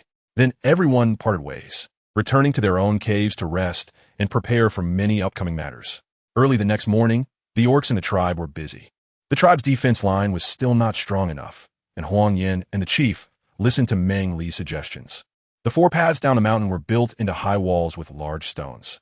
The stickiness of the mud was still lacking, but fortunately, during their last exchange with the water tribe, Meng Li and the others traded some glue used for building houses from the Sweetbuzz tribe. A small bamboo jar could be exchanged for a large bucket of water, and the stickiness was very good, just right for building stone walls. In the morning, Chief Shui and Uncle Li duo took some tribe members to the Falling Beast tribe and the Red Snake tribe. In the afternoon, the chief and shaman of the Falling Beast tribe returned with a dozen or so orcs, following Chief Shui back to the tribe. They were willing to join the Huangyan tribe, but they wanted to meet the beast god messenger first. Chief Shui did not stop them and directly led them to the shaman's dwelling to look for Meng Li. At this moment, Meng Li was writing and drawing in the notebook she brought. There were many changes in the Huangyan tribe, and she prioritized improving what the tribe needed the most. After a few months, the tribe had changed significantly, but she hadn't kept a specific count, since she wanted to reach the level of a large tribe. She couldn't continue to be lazy. She wanted to record the improvement of the Huangyan tribe, then analyze what was missing and what needed to be done next. As Meng Li was seriously writing at the stone table, a voice called her back to reality. Meng Li, this is the chief and shaman of the Falling Beast tribe. Chief Shui introduced the 2 orcs beside him to Meng Li. Out of context, I apologize for the delay in today's update. Chapter 112. Getting to know each other again, respectful messenger. I am the chief of the Falling Beast tribe, and I, Yako. It's a pleasure to meet you. This is my cub, Kalu. The older orc, upon hearing Chief Shui introduce himself to the little female he recognized earlier, felt excited and shocked inside. They had long suspected that the changes in the Huangyan tribe were caused by the messenger. They just didn't expect the messenger to be an underage little female. Bowing slightly, he sincerely said, "Hello, esteemed messenger. I am the shaman of the Falling Beast tribe, and I, Lu." The elderly orc beside him, after Ni Yako finished speaking, bowed slightly and respectfully introduced himself to Meng Li. "Hello, please take a seat." Meng Li put away the things in her hands and politely faced the 2 people with a gentle demeanor. The clan leader, Uncle A, had gone to the Luoshu tribe early in the morning. Unexpectedly, by the afternoon, the clan leader and the shaman of the Luoshu tribe had arrived at the Huangyan tribe. "I wonder if we are disturbing you, esteemed messenger?" Seeing the 2 of them staring at her notebook and pen, Meng Li smiled and raised the items in her hand. "I've almost finished what I needed to do, so you don't have to worry. Please sit down and have a glass of water." Meng Li finished speaking and really organized the notebook and pen, placing them beside her, no longer looking or writing. "Then I shall disturb the esteemed divine envoy." The chieftain and shaman of the Beastfall tribe were quite reserved. It was their first time meeting the legendary divine envoy, and they lost their usual composure, fearing that they might say something wrong and displease the divine envoy. Instead, they appeared somewhat awkward and overly polite, which left Meng Li unsure of what to say. Only able to wear a polite, slightly embarrassed smile. It's fine, you could just call me Meng Li. I'm not quite used to being called divine envoy. Chieftain A Shu, please sit as well. Having been in the Huangyan tribe for so long, and needing to hide her identity, no one had actually called her divine envoy. Meng Li was also accustomed to her tribe's people calling her by her name. Now, being addressed as divine envoy by the beastmen of the Beastfall tribe. Not to mention Chieftain A Shu, even Meng Li herself was quite unaccustomed to it. If it weren't for her mental state being highly concentrated, she might not even have realized they were calling her divine envoy. Chieftain A Shu, who had been daydreaming, was momentarily taken aback when Meng Li called him to sit, still not fully grasping the situation. He too was somewhat bewildered by the two beastmen from the Beastfall tribe constantly referring to Meng Li as divine envoy. In comparison, the interactions between Meng Li and the people of the Huangyan tribe felt much more casual. Isn't this a bit inappropriate? After all, you are the esteemed divine envoy. Calling you by your name might be too disrespectful, Nyako asked gently, yet uncertainly. As soon as he said this, Chieftain A Shu started to zone out again. He recalled how the members of his tribe called her Meng Li or Li. Would that be disrespectful to Meng Li? No, you could just call me Meng Li. Meng Li didn't think twice and directly denied the topic of being disrespectful. Jokingly, people call her a deity every day. And could she still happily play with her friends? Although being Meng Li comes with the responsibility of being a deity, it also includes the freedom and joy of being herself. If she became a deity, the distance between her and her people would be as vast as the heavens and the earth in an instant. Who would still want to play with her then? Meng Li. And Ayako hesitantly called out Meng Li's name, and his expression made it seem like saying her name was a daunting task, almost like facing a flood or a wild beast. Meng, deity master. As for the nearby Nilu witch doctor, there was no need to mention it. After calling out Meng for a long time, he still couldn't manage to say the two characters Meng Li. In the end, he could only call her deity master. Meng Li saw that both of them were in such a difficult position, so he stopped pressing them. It's fine. You can call me however you like. By the way, did you come to see me for something? Nyako and the shaman Ni Liu exchanged a glance. And in the end, it was Nyako who asked the question. Meng Li, will you always stay in the Huangyan tribe? When Nyako asked this, his heart was almost in his throat. He was very afraid that directly asking this would anger the young divine envoy. Yes, I do not plan to leave the Huangyan tribe. I joined the Huangyan tribe a long time ago and am a member of the Huangyan tribe, Meng Li said without hesitation. Her words filled the chieftain A Shu's heart with joy and excitement. When Nyako from the falling beast tribe and the shaman and Liu heard her say this, they finally felt relieved. Then we won't disturb you any longer, Lord Divine Envoy. We'll go discuss the matter of the tribes joining with the chieftain. On the way here, Chieftain A Shu had already reminded them that Meng Li didn't particularly like managing tribal affairs. After meeting, they would leave to discuss the matter of the falling beast tribes joining. All right, good. Meng Li also didn't want to keep up the forced smile any longer. It was just too awkward. Most of the reason was that she couldn't get used to the title Divine Envoy. Wait a minute, then we'll leave first. The voice of Chief A Shu coincided with another voice. The four of them turned to look at the cave entrance to see who was speaking. Fengyan? Meng Li didn't expect that when she turned her head, it was actually Feng standing at the entrance of the cave speaking. Since that day, when Meng Li learned of Jiang Li's existence, and they had a talk, Feng had not come to see Meng Li again. Meng Li also thought that Feng would leave the Huangyan tribe, but unexpectedly, a few days later, he saw him here. Feng, what's wrong? Are you looking for Meng Li?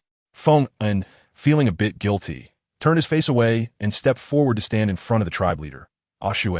Politely, he greeted the few people present. Leader, these two guests must be from the Luoshu tribe, right? Yes, these two are the leader and the shaman of the Luoshu tribe. Fengyan, what's the matter with you?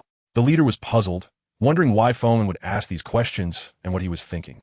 Nyako and the shaman Nilu looked at the young orc of the Huangyan tribe, both feeling confused and puzzled. I would like to ask, are these two guests called Meng Li or something else? The others were even more puzzled. The Luoshu tribe's Nyako and the shaman Nilu were quite displeased with Fengyan's question. However, considering Meng Li was nearby, they gave him some face and told Fengyan, of course we are called. No need to say, from now on, we will call her Meng Li and don't use anything else. Please remember this. Before Nyako could finish his sentence, he was interrupted by Fengyan, who forbade him from saying those words. Nyako did not expect to be warned by a junior and felt quite unhappy. If it weren't for Meng Li being nearby, he would have taught this young orc a lesson. The tribe leader, Ah Shu, noticed that the two from the Luoshu tribe were in a bad mood.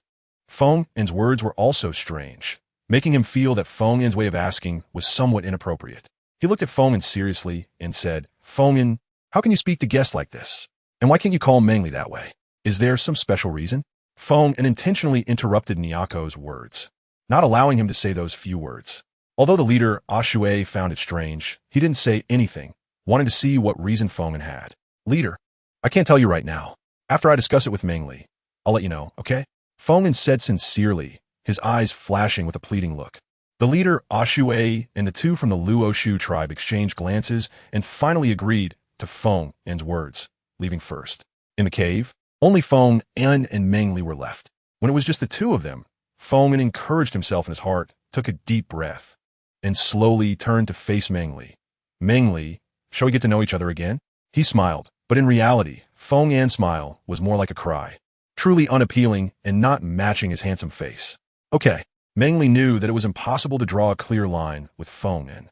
She also wanted to ask Feng En about some things he knew. Chapter 113. Selfishness. Feng En sat down by the stone table, looking somewhat dazed. He stared at Meng Li as if looking through her, lost in thought for a long time. I was once one of the 6 guardians beside the beast god. 1,000 years ago, a major event took place, and all 6 of us left the beast god's side. Feng En's voice carried a sense of ethereality, soft and gentle. Just reminiscing about the past brought a happy smile to his face. Those times must have been very important and joyful for him. One day, 2 females crossed over from another world. They disrupted our original lives, but also brought us an alternative way of living. We all like these 2 females very much. But one day, a terrible thing happened. The beast god was injured, one little female died, and the other sacrificed her life to save the beast god. At this point, Feng En was in great pain, his face twisted in anguish, his voice filled with hatred and sorrow. Meng Li thought of Jiang Li. She must be one of them, right? Jiang Li was likely the little female who died to save the beast god. That must be why the beast god intervened to help her find a suitable body to resurrect. All these thoughts were hidden in Meng Li's heart, not disturbing Feng En's train of thought. After a few minutes, Feng En's expression gradually calmed down, no longer bearing that earlier grimace. His handsome face was almost vacant, and what he recounted felt like chewing wax, lacking any fluctuation. The things he spoke of seemed to make him relive the experience, leaving only wounds behind. It was as if the essence of life had been stripped away, like a withered old monk, continuing to narrate the events without any waves or ripples. Your appearance is a result of the beast god entering another world to seek you. Only the bodies of people from your side can accommodate those who have died.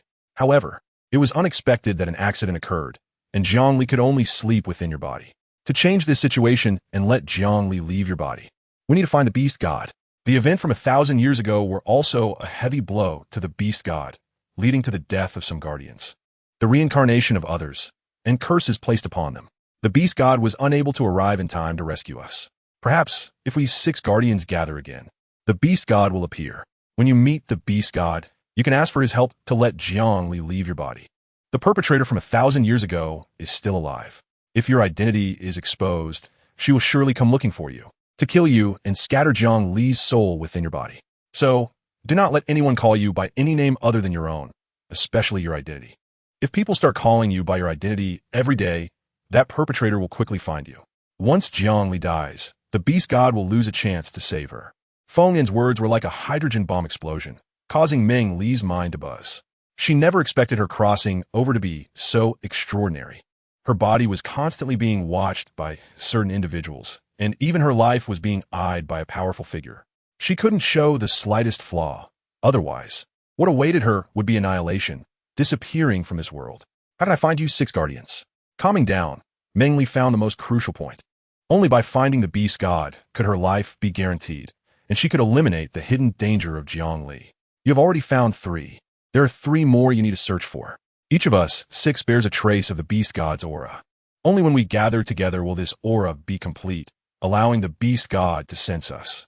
Besides you, who are the other 2? Meng Li didn't expect to unconsciously find the 3 people. She was eager to know who the other 2 were. He Tung and Huang Er. What? He Tung and Xiao Er? Which orc are your 6 guardians? Meng Li remembered that when she first traveled to the beast world, it was He Tung who saved her. Without He Tung, it would have been difficult for her to become who she is now. Xiao Er's background is quite tragic, and Meng Li feels sorry for him and treats him like a younger brother. As for Feng En, She has Jiangli inside her. Even if she doesn't seek Feng will come looking for her. It turns out that all of this was not a coincidence, but rather something that was destined from the beginning.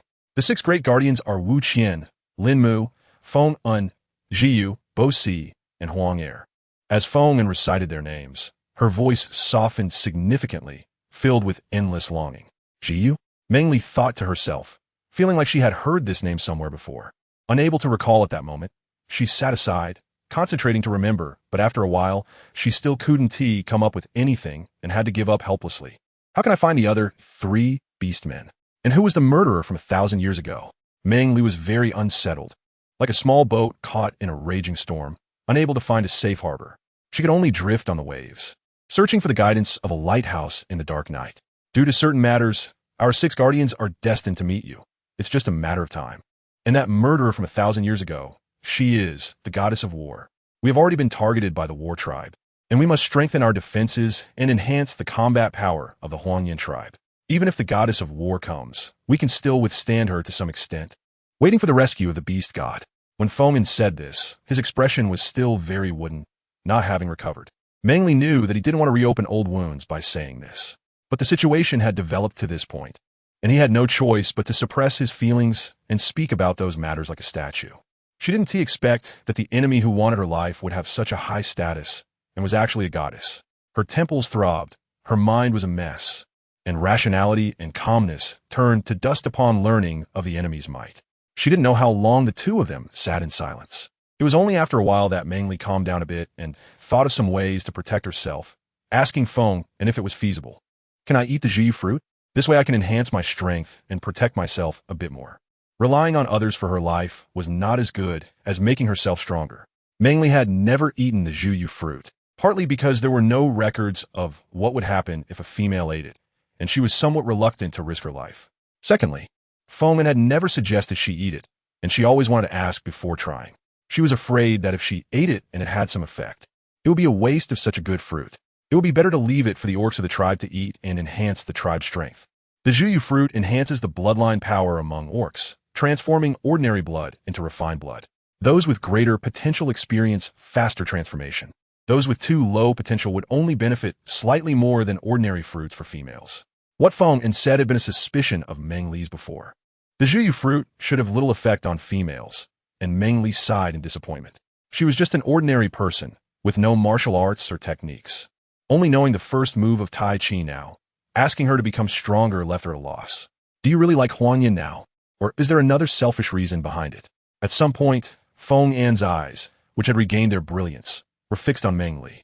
His softly spoken question struck directly at her heart, leaving Meng Li feeling flustered. In fact, she didn't even know why she had been so impulsive that day. She didn't dare to dig in her own heart, fearing that she had chosen Huang Yin simply because she needed someone as her support after learning the truth. That would make her seem quite pathetic, and sometimes when she saw Huang Yin, she felt a wave of guilt. A word aside, traveling through time is not easy. Cherish every moment. Seeking monthly votes and recommendation votes. Chapter 114, The Fierce Bull Tribe. This emotion tormented her, and many times she wanted to confront Huang Yin, to clearly express her inner thoughts to him. Whether it was coincidence or her own cowardice, after so many days, she still couldn't bring herself to say it. Do you have any other questions? Meng Li's expression flickered uncertainly, and Feng Un could tell that she herself was also unclear. With a sigh, he asked Meng Li if she needed to know anything else. Hearing Feng Un's words, Meng Li's demeanor became much more despondent, and she lacked any spirit. For a moment, she didn't even know what else she wanted to know. She had learned too much in the past 2 days, and she hadn't fully digested it all yet. For now, there was nothing she particularly wanted to know. In fact, Meng Li wanted to ask about Feng Un and Jiang Li's relationship, but seeing him become increasingly grim and expressionless, as if all the vitality had been drained from him, the question stuck in her throat, and she couldn't bring herself to ask. I want to know who you really are. A voice came from behind the two, calm yet filled with questioning. Feng Un had long known someone was outside the cave. He understood the person's identity through their aura, but showed no sign of worry. He had even deliberately asked Meng Li such a question, inquiring whether she had any ulterior motives regarding Huang Yin. It wasn't so much directed at Huang Yin himself, but he simply found him unpleasant and wanted to irritate him for a few days. Huang Yin, what are you doing here? The voice from behind was very familiar, and without turning around, Meng Li already knew it belonged to Huang Yan. Seeing Huang Yan in such an awkward moment made her heart race, and her expression was not very pleasant. Feng Yin, this is a matter between me and Ali. We don't need a third person to interfere. Huang Yan had originally wanted to take Meng Li out for a walk, but upon reaching the cave entrance and hearing Feng Un and Meng Li talking, he intended to turn and leave, not wanting to disturb them. However, as he stepped away, he heard Feng Un asking Meng Li whether she believed his sincerity or if he had ulterior motives. As someone who admired Meng Li, how could he not care about the answer? But regardless of what it was, as long as Meng Li chose him and allowed him to stay by her side, he would be content. There was no need for Meng Li to feel guilty or sad about explaining. Whether it was impulsive or manipulative, as long as they were together, it didn't matter if they ultimately parted ways. Seeing the panic in Meng Li's eyes and her pale face, Huang Yan felt a deep ache in his heart. He pulled this petite female, who was barely at his waist, into his arms, facing him directly. Ali, no matter what reason you choose me for, I am just happy to be by your side. If you push me away, that would be the greatest punishment for me, making me feel worse than death. Meng Li looked into Huang Yan's eyes, filled with deep affection. The words spoken were like vows, echoing in her ears, making her feel both moved and guilty as she buried herself in his neck, inhaling his scent.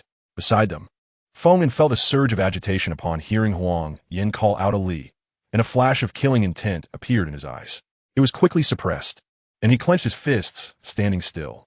Then, he solemnly asked Huang Yan, Huang Yan, are you sure you will always stand by Meng Li's side, never leaving her? Yes, I will never leave her. I swear to the beast god that if I break this vow, I will be forever exiled. Huang Yan declared his oath without hesitation, leaving Feng Un momentarily dazed. This moment felt like a mirror of time, reminding him of when he made a similar vow beside Zhongli.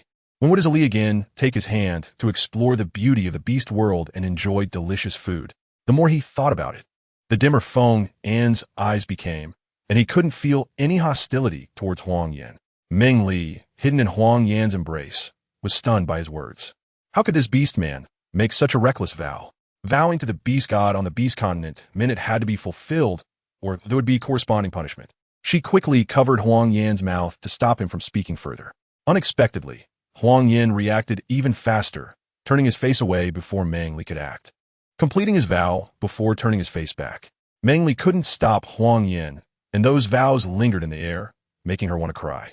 Ali, I just want to stay by your side, forever and ever, Huang Yan said to Meng Li with deep affection when he found the opportunity. He hadn't understood love before, but after falling for Meng Li, he realized that such words didn't need to be taught. The feelings in his heart overflowed like the endless flow of a river. I believe you, but please don't make vows casually in the future. Maybe I don't love you that much yet. Would you mind? Facing Huang Yan's passionate feelings, Meng Li chose not to escape and expressed her true feelings. She didn't want to be a heartbreaker and hurt such a good beast man. I don't mind. I can grow with you until you have me in your heart. All right, if I can truly fall in love with you, then I will promise you a lifetime together as a couple. Meng Li also wanted to face her feelings properly. Feng Un's words were very clear. She should not go back. Otherwise, how could Zhongli still be waiting in the beast god continent for rebirth? Since it was destined for her to stay, feelings would eventually happen, so why not now? Feelings are impulsive, but some people are worth being a little impulsive for, like Huang Yan. Huang Yan, come with me. I have something to discuss with you.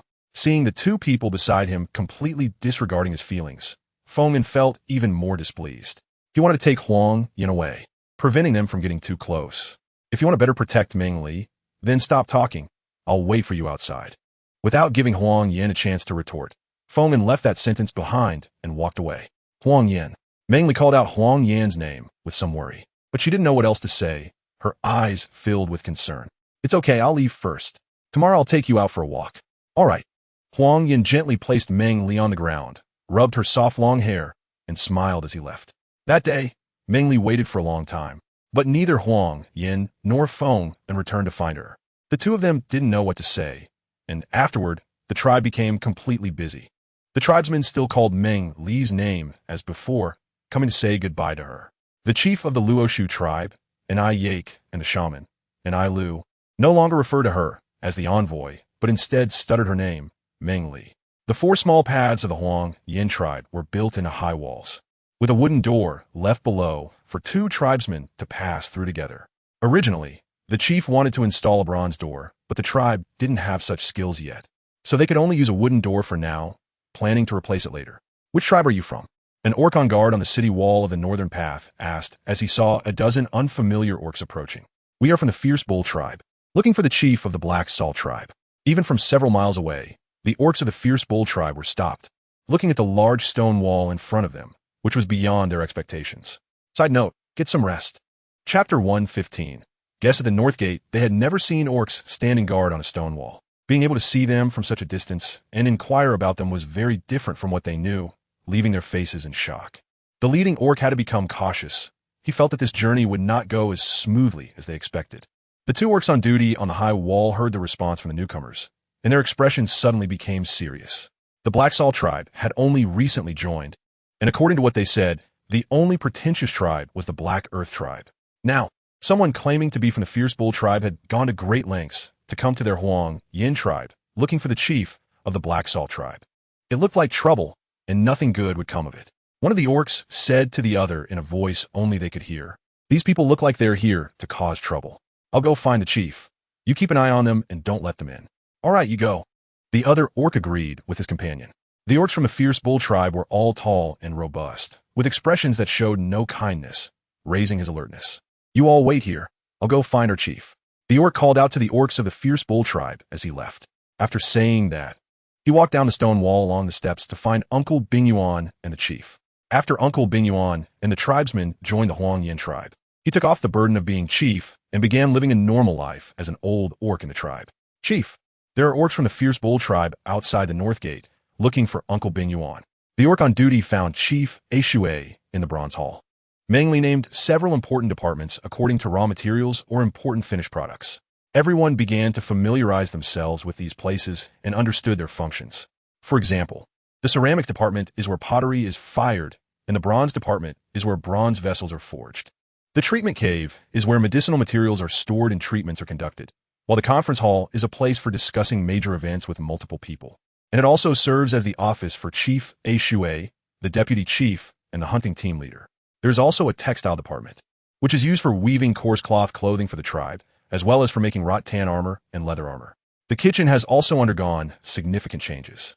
A warehouse has been built nearby to store the sauerkraut that Meng Li plans to make, along with various seeds and grains that have been collected.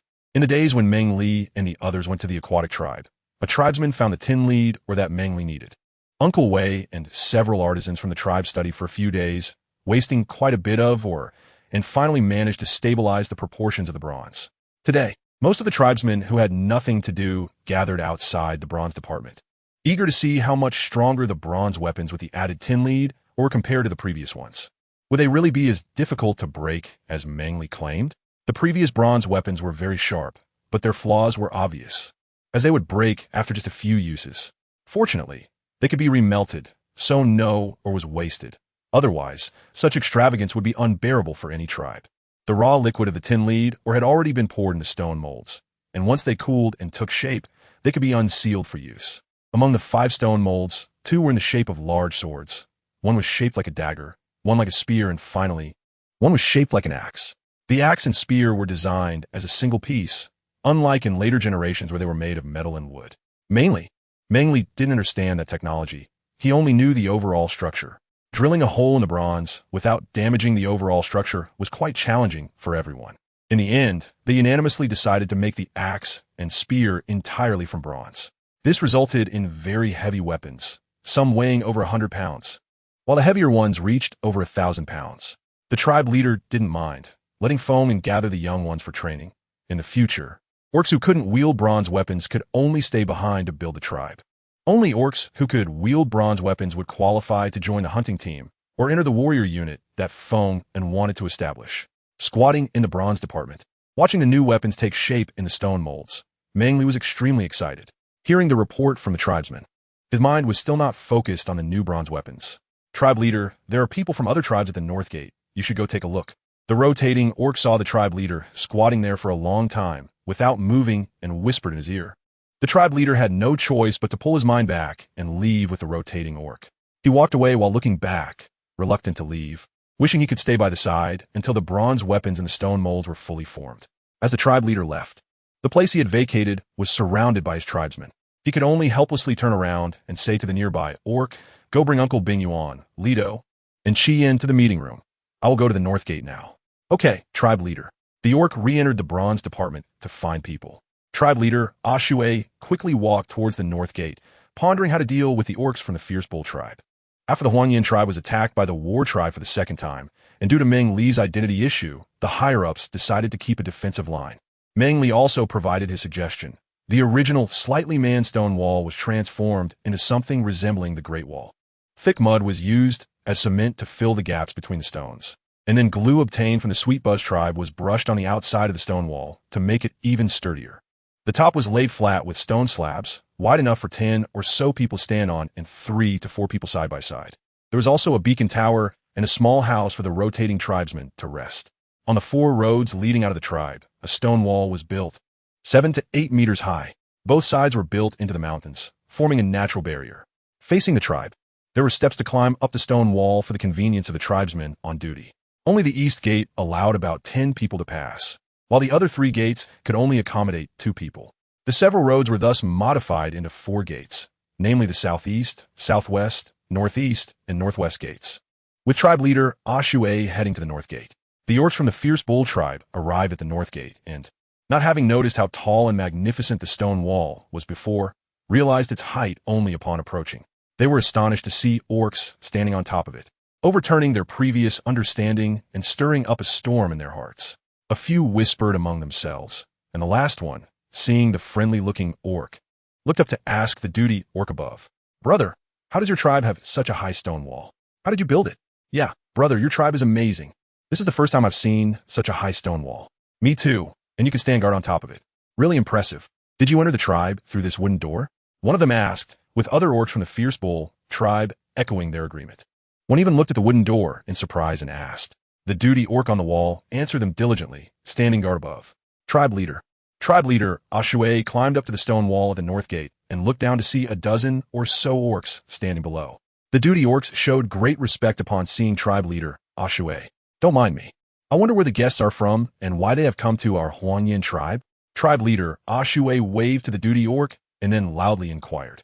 The orcs from the Fierce Bull tribe, upon seeing a stranger on the wall, guessed that this orc was someone of considerable authority in the Huanyin tribe. "We come from the Fierce Bull tribe and want to find the leader of the Black Salt tribe. We heard he came here, so we rushed over." The leading orc of the Fierce Bull tribe stepped back a few paces and replied to the orc on the wall. Chapter 116. Old Confusion, the Fierce Bull tribe. Where have I heard of them before? Tribe leader Ah pondered quietly, suddenly recalling that during his time at the aquatic tribe, when the Black Salt tribe was not yet part of the alliance, their little female, Huaxiang, was exchanged with the Fierce Bull tribe. For this, he had taken extra items to the old leader of the Black Salt tribe, Uncle Binyuan, to persuade him to negotiate and retrieve the little female.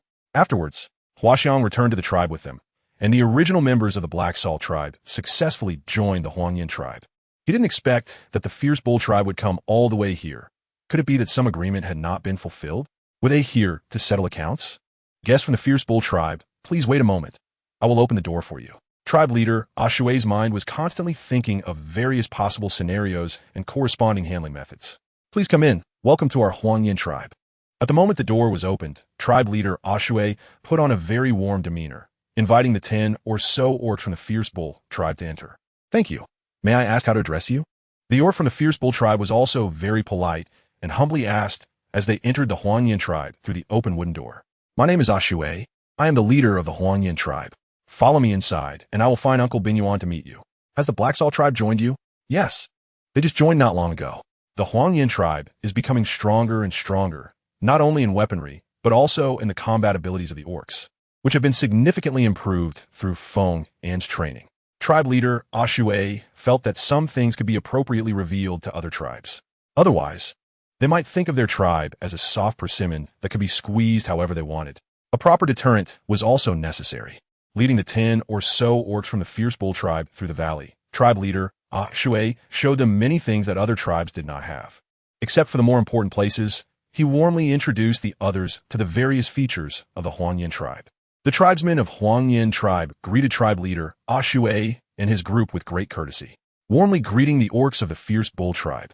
They felt that the Yellow Rock tribe was very peaceful, The four who arrived early at the meeting room, except for Uncle Icefield, were quite surprised that the fierce bull tribe would come to them. This matter is somewhat related to me, but not much, so you don't need to worry. Noticing the worried expressions on the faces of the three, Uncle Icefield began to explain. They had indeed been too busy recently, and upon arriving at the Yellow Rock tribe, they realized what a strong tribe looked like, busy integrating and learning new things. They had forgotten their promise to the fierce bull tribe, leading to others coming to find them. Uncle Icefield couldn't help but sigh, realizing he was getting old and couldn't bear heavy burdens anymore. It was better to just do some honest work in the tribe. Uncle Icefield, could this matter be related to us?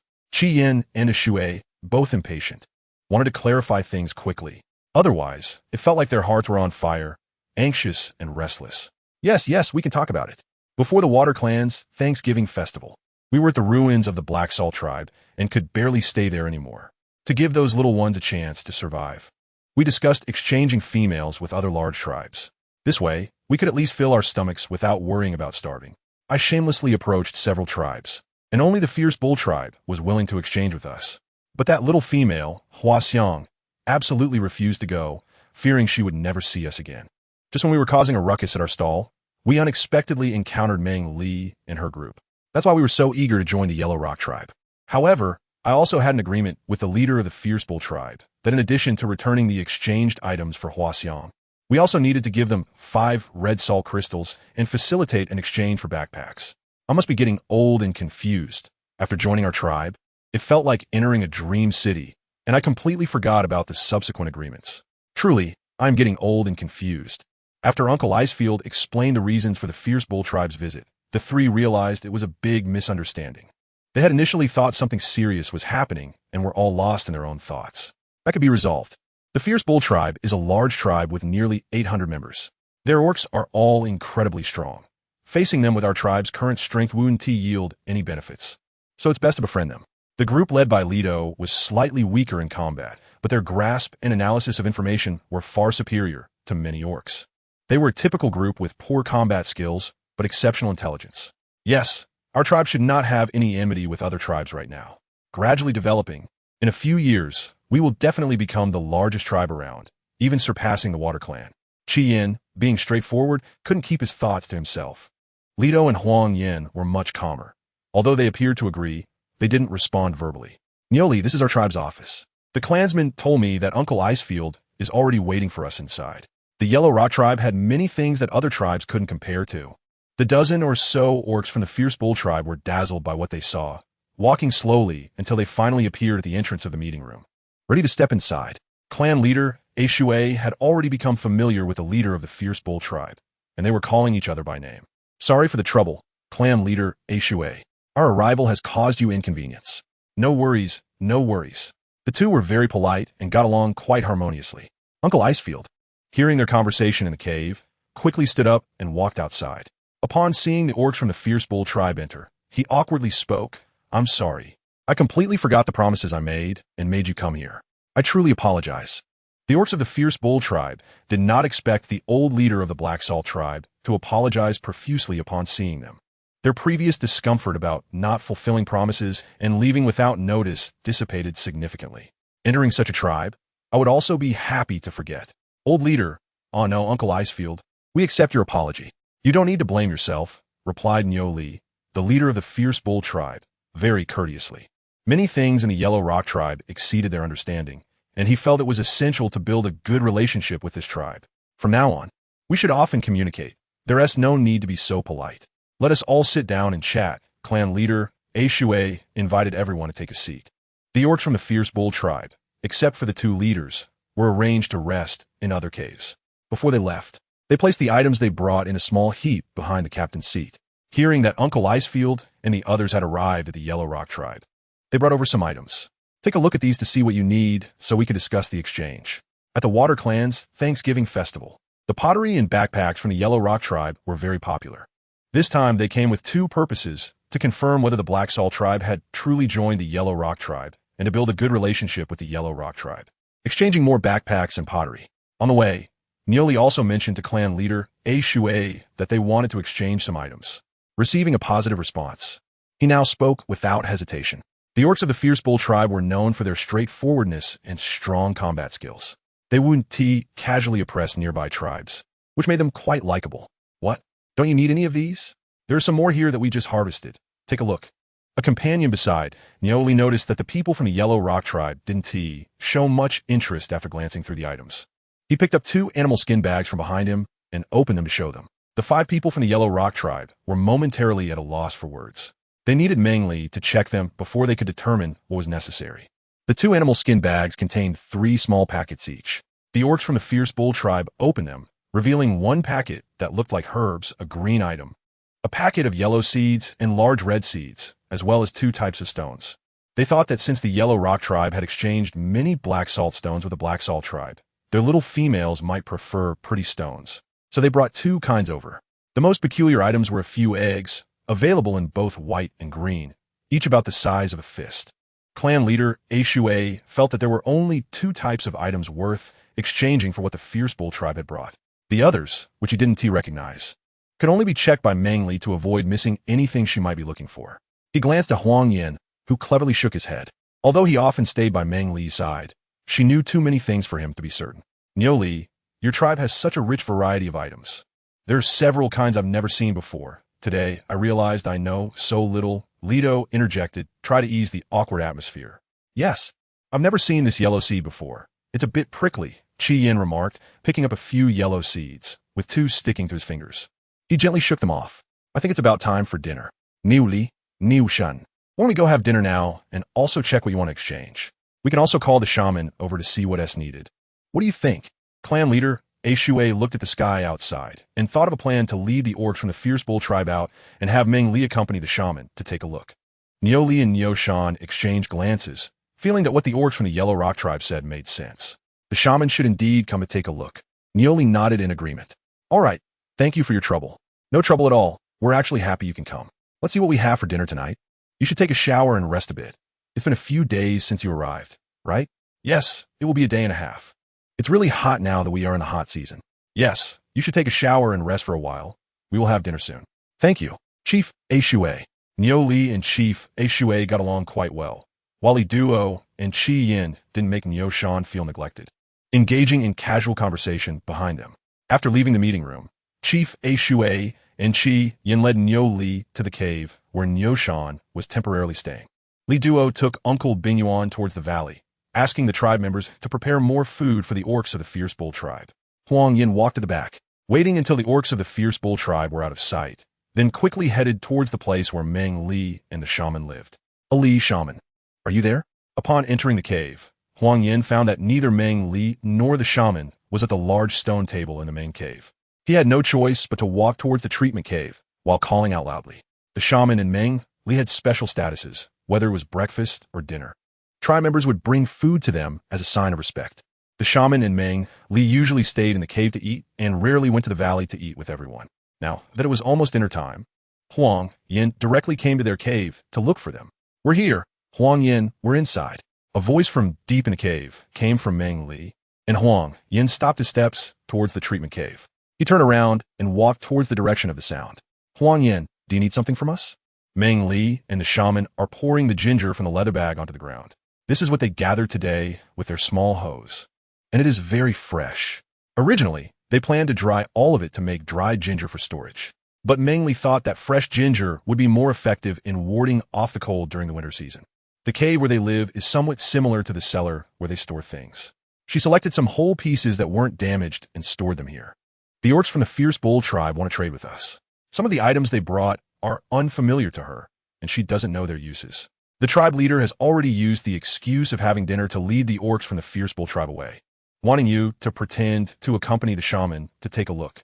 Huang Yin directly clarified their intentions to the 2 of them. After hearing this, Meng Li and the shaman quickly put down the leather bag they were holding. Meng Li, let's hurry over to take a look. As more people learn about Meng Li's identity, the shaman always feels a sense of unease. Now, the shaman is extremely cautious in dealing with anything that could expose Meng Li's identity. Okay, then let's go. The items are placed on the stone table in the meeting room. They brought about 20 different small packages. After selecting, they will go back to get the items we want to trade. Huang Yin consciously walked to Meng Li's side, explaining the situation to them while naturally holding Meng Li's small hand. Now, if he doesn't hold Meng Li's hand for even a day, he feels quite miserable. Sometimes he wonders, why hasn't Meng Li come of age yet? He wants to quickly bond his partners so that he can see his Li when the sun rises and when the moon rises. The shaman lightly coughed and took a step forward, causing Meng Li's small face to turn red immediately. Why don't these orcs pay attention to their surroundings? The shaman is still here. She shook off his hand and quickly caught up with the shaman, ignoring Huang Yan. Huang Yan had no choice but to realize that Li was annoyed with him, so he could only look helplessly with a frown. You young people don't need to worry about this old man, the shaman said openly, but Meng Li's face turned even redder, awkwardly running ahead to the meeting room. The shaman smiled broadly, telling Huang Yan to hurry and catch up, saying he would come later. Huang Yan immediately understood, apologized, and followed Meng Li. Youth is wonderful. What a beautiful aspect of love, the shaman thought as he walked behind, happily speaking to himself. However, he didn't walk slowly either, arriving at the cave entrance just as Meng Li entered. Chapter 118. Discovery of rice. This is what the fierce bull tribe brought to trade. They're very well prepared. Meng Li entered the conference room and saw a pile of small animal skin bags neatly tied up on the stone table. She felt that the orcs of the fierce bull tribe were really quite meticulous. Let me open it and see if there's anything you need. Huang Yan walked over to Meng Li, picked up one of the small animal skin bags, untied the string, and spread it out on the table for Meng Li to see if it was useful. The first bag Huang Yan opened contained a small piece of animal skin, bright red in color, resembling burning flames. This was the skin of a red fox. She didn't expect the fierce bull tribe to be so formidable that they could trade red fox skins. The shaman recognized the piece of red skin at a glance. Red foxes are agile and live in groups, making them difficult to catch. The fact that the fierce bull tribe could produce them for trade made the shaman feel somewhat emotional. We can exchange some of these. They could be used to make you clothes during the cold season. Huang Yan saw the red color and thought Meng Li would look stunning wearing it in the cold season. Meng Li was quite fair, as white as the snowflakes of winter, and wherever she stood, that touch of red was exceptionally eye-catching. Coupled with her sweet smile, Huang Yan's heart raced, and his gaze on Meng Li became even deeper. Why are you looking at me like that? Meng Li asked, her cheeks slightly flushed and her eyes filled with shyness, playfully scolding Huang Yan. The little female's shyness, with a face that seemed both to pout and to scold, made Huang Yan's heart race even more. He doubted that if it continued like this, he would be unable to resist hugging Meng Li's soft body. He quickly shifted his gaze, opened a new small animal skin bag, and placed it on the table, silently reminding himself to stay calm and not scare Meng Li away, or he would suffer a loss. The thought of scaring Meng Li away and having another orc take her made Huang Yan's previously boiling blood instantly turn cold. Finally, calming down, he could focus on his tasks. However, his gaze still lingered on Meng Li, unable to detach itself. The three of them looked through the 12 items in front of them, apart from 2 or 3 that needed to be exchanged. They found that the others were not necessary to trade. Next, they looked at the last 6 items to see if there was anything else they wanted to exchange. The green plant turned out to be herbs, and the shaman discussed with Meng Li that these were not abundant in the surrounding area, and their usage was also not much. Meng Li felt there was no need to trade for them, so they continued to look at the others. There were 2 beautiful stones, but Meng Li did not know what mineral composition they were made of, so she overlooked them. When she saw the yellow seeds and the large red seeds, her eyes widened in surprise. She didn't expect there to be rice here. She grabbed a handful, peeled off the yellow outer layer, revealing the plump white grains inside. Meng Li, do you recognize these seeds? The shaman, who was nearby, asked curiously as he watched Meng Li skillfully peel off the outer layer of the yellow seeds and chew on the white little things. Shaman, this is rice. It's very important. When you trade with the fierce bull tribe, we will exchange as much as they have. With rice, the Huang Yan tribe could start farming and begin the days of slash-and-burn agriculture. They wouldn't have to eat only meat and starve when they couldn't hunt.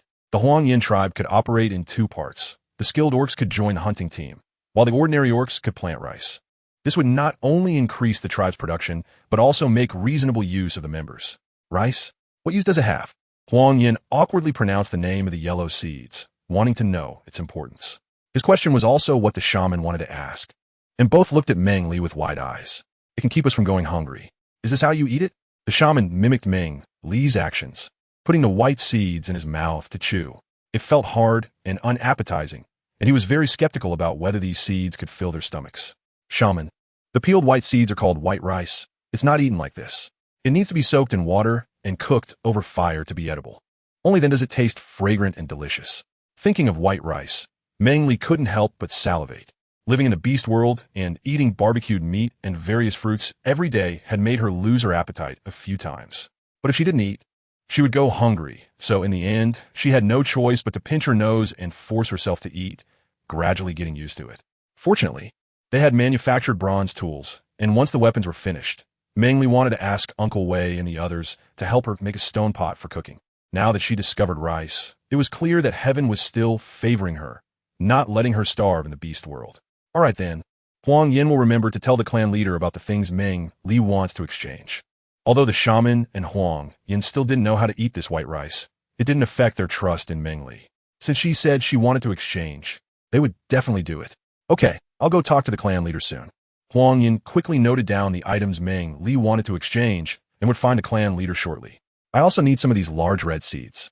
Those are sorghum seeds, perfect for brewing alcohol. The main thing is that sorghum doesn't require as much care as rice. Even in sandy soil, sorghum can grow well. When harvested in autumn, they can brew some good wine, which is warm and helps ward off the cold during the winter. If the little cubs get sick and have a fever, it can also be used to cool them down. It's a versatile plant that must be grown in this other world. All right, Huang Yin agreed, and he no longer asked, knowing that whatever Meng Li wanted was definitely correct. Then let's head back. You should hurry and eat dinner. Meng Li's stomach was already growling. This was the consequence of eating on a schedule. If he didn't eat when it was time, his body would protest with sounds. Well, you all go back. I'll find a clan leader. Huang Yin also knew that this wasn't the right time to linger, so he neatly tied the open animal skin bags back up with ropes. Meng Li and the shaman helped as well, and when they finished with the last one, Meng Li supported the shaman as they left first. Huang Yin followed behind them, walking to the cave entrance and parting ways to look for the clan leader. After a night of rest, the orcs of the fierce bull tribe were up early. Clan leader Shui had also risen early to find them. Last night, Huang Yin had already informed Shui about the items Meng Li wanted to exchange. The orcs of the fierce bull tribe clearly stated that they wanted to exchange baskets and pottery. Today, they just needed to discuss how to exchange, as they still held the advantage.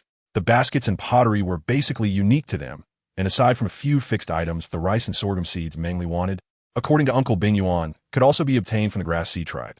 This way, they could gain absolute initiative to exchange for more items. Clan leader Shui, what do you think about this exchange? Nioli stated the number of items he wanted to exchange with clan leader Shui, hoping to get Huang Yan's clan leader to agree. Nioli, you know it's not easy for us to make pottery in baskets. If you exchange like this, we would suffer too much. Moreover, these seeds can be stored for a long time.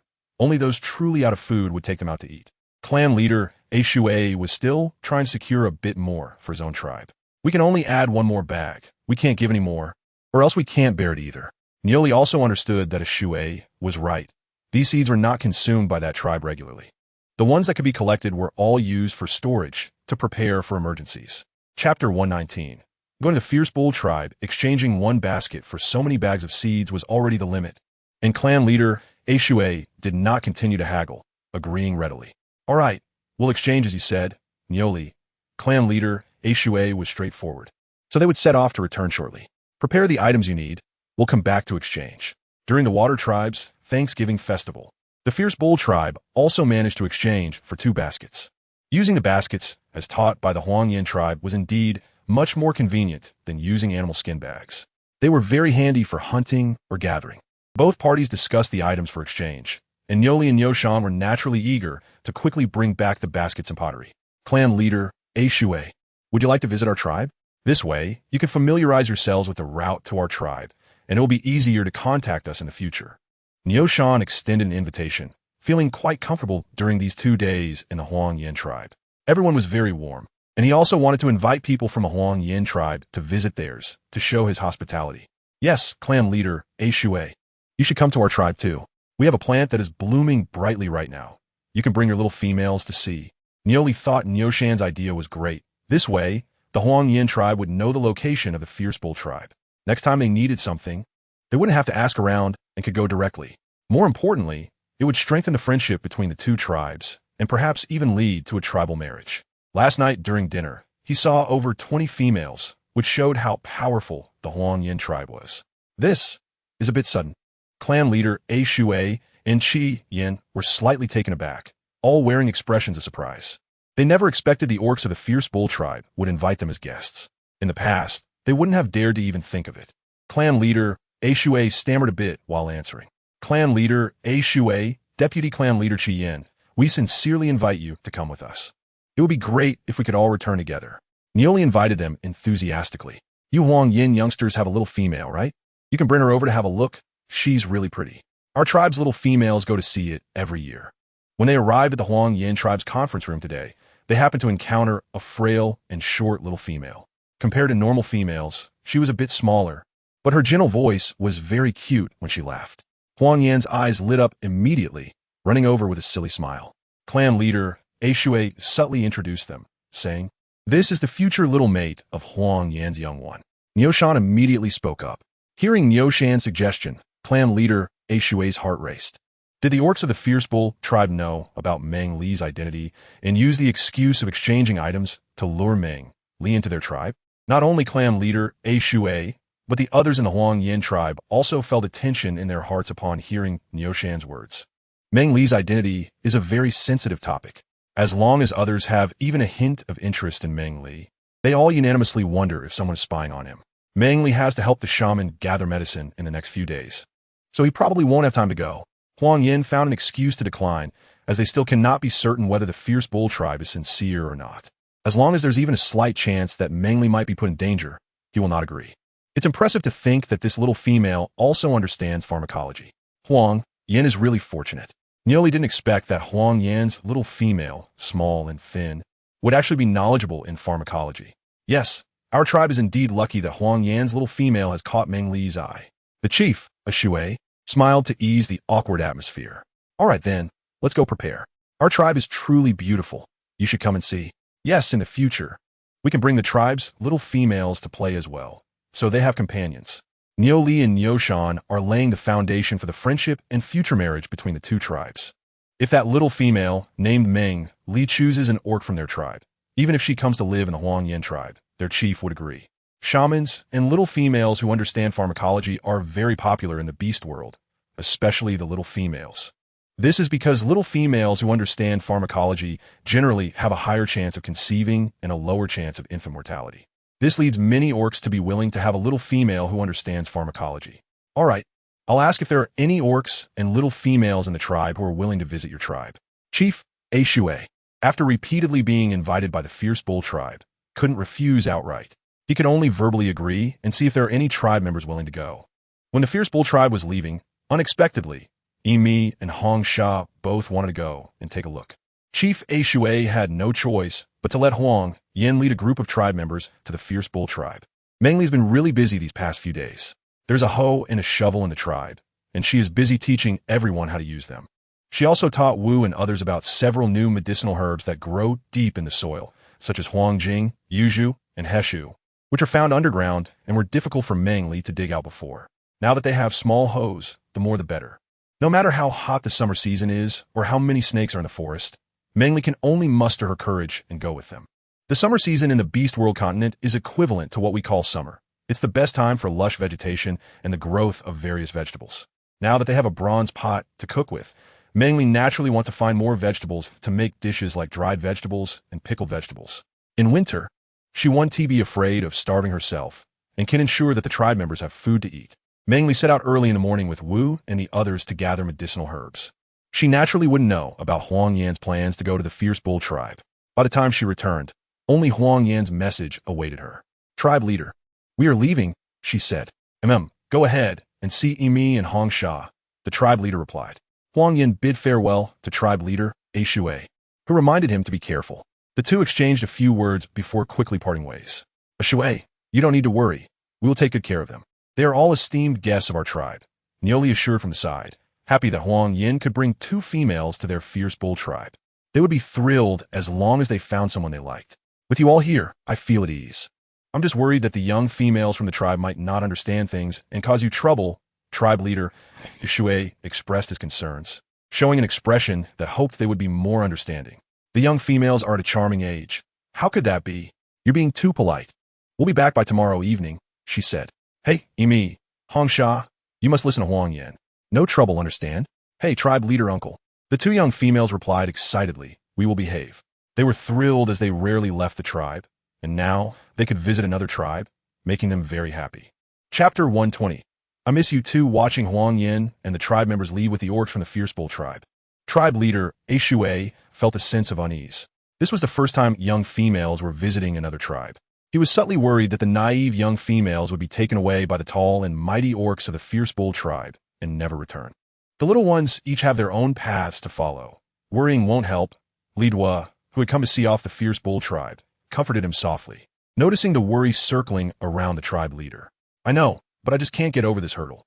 Tribe leader Shui understood Li Dua's good intentions and knew this was the truth, yet he still found it hard to accept. The females of each tribe determined the number of young ones in that tribe and its strength.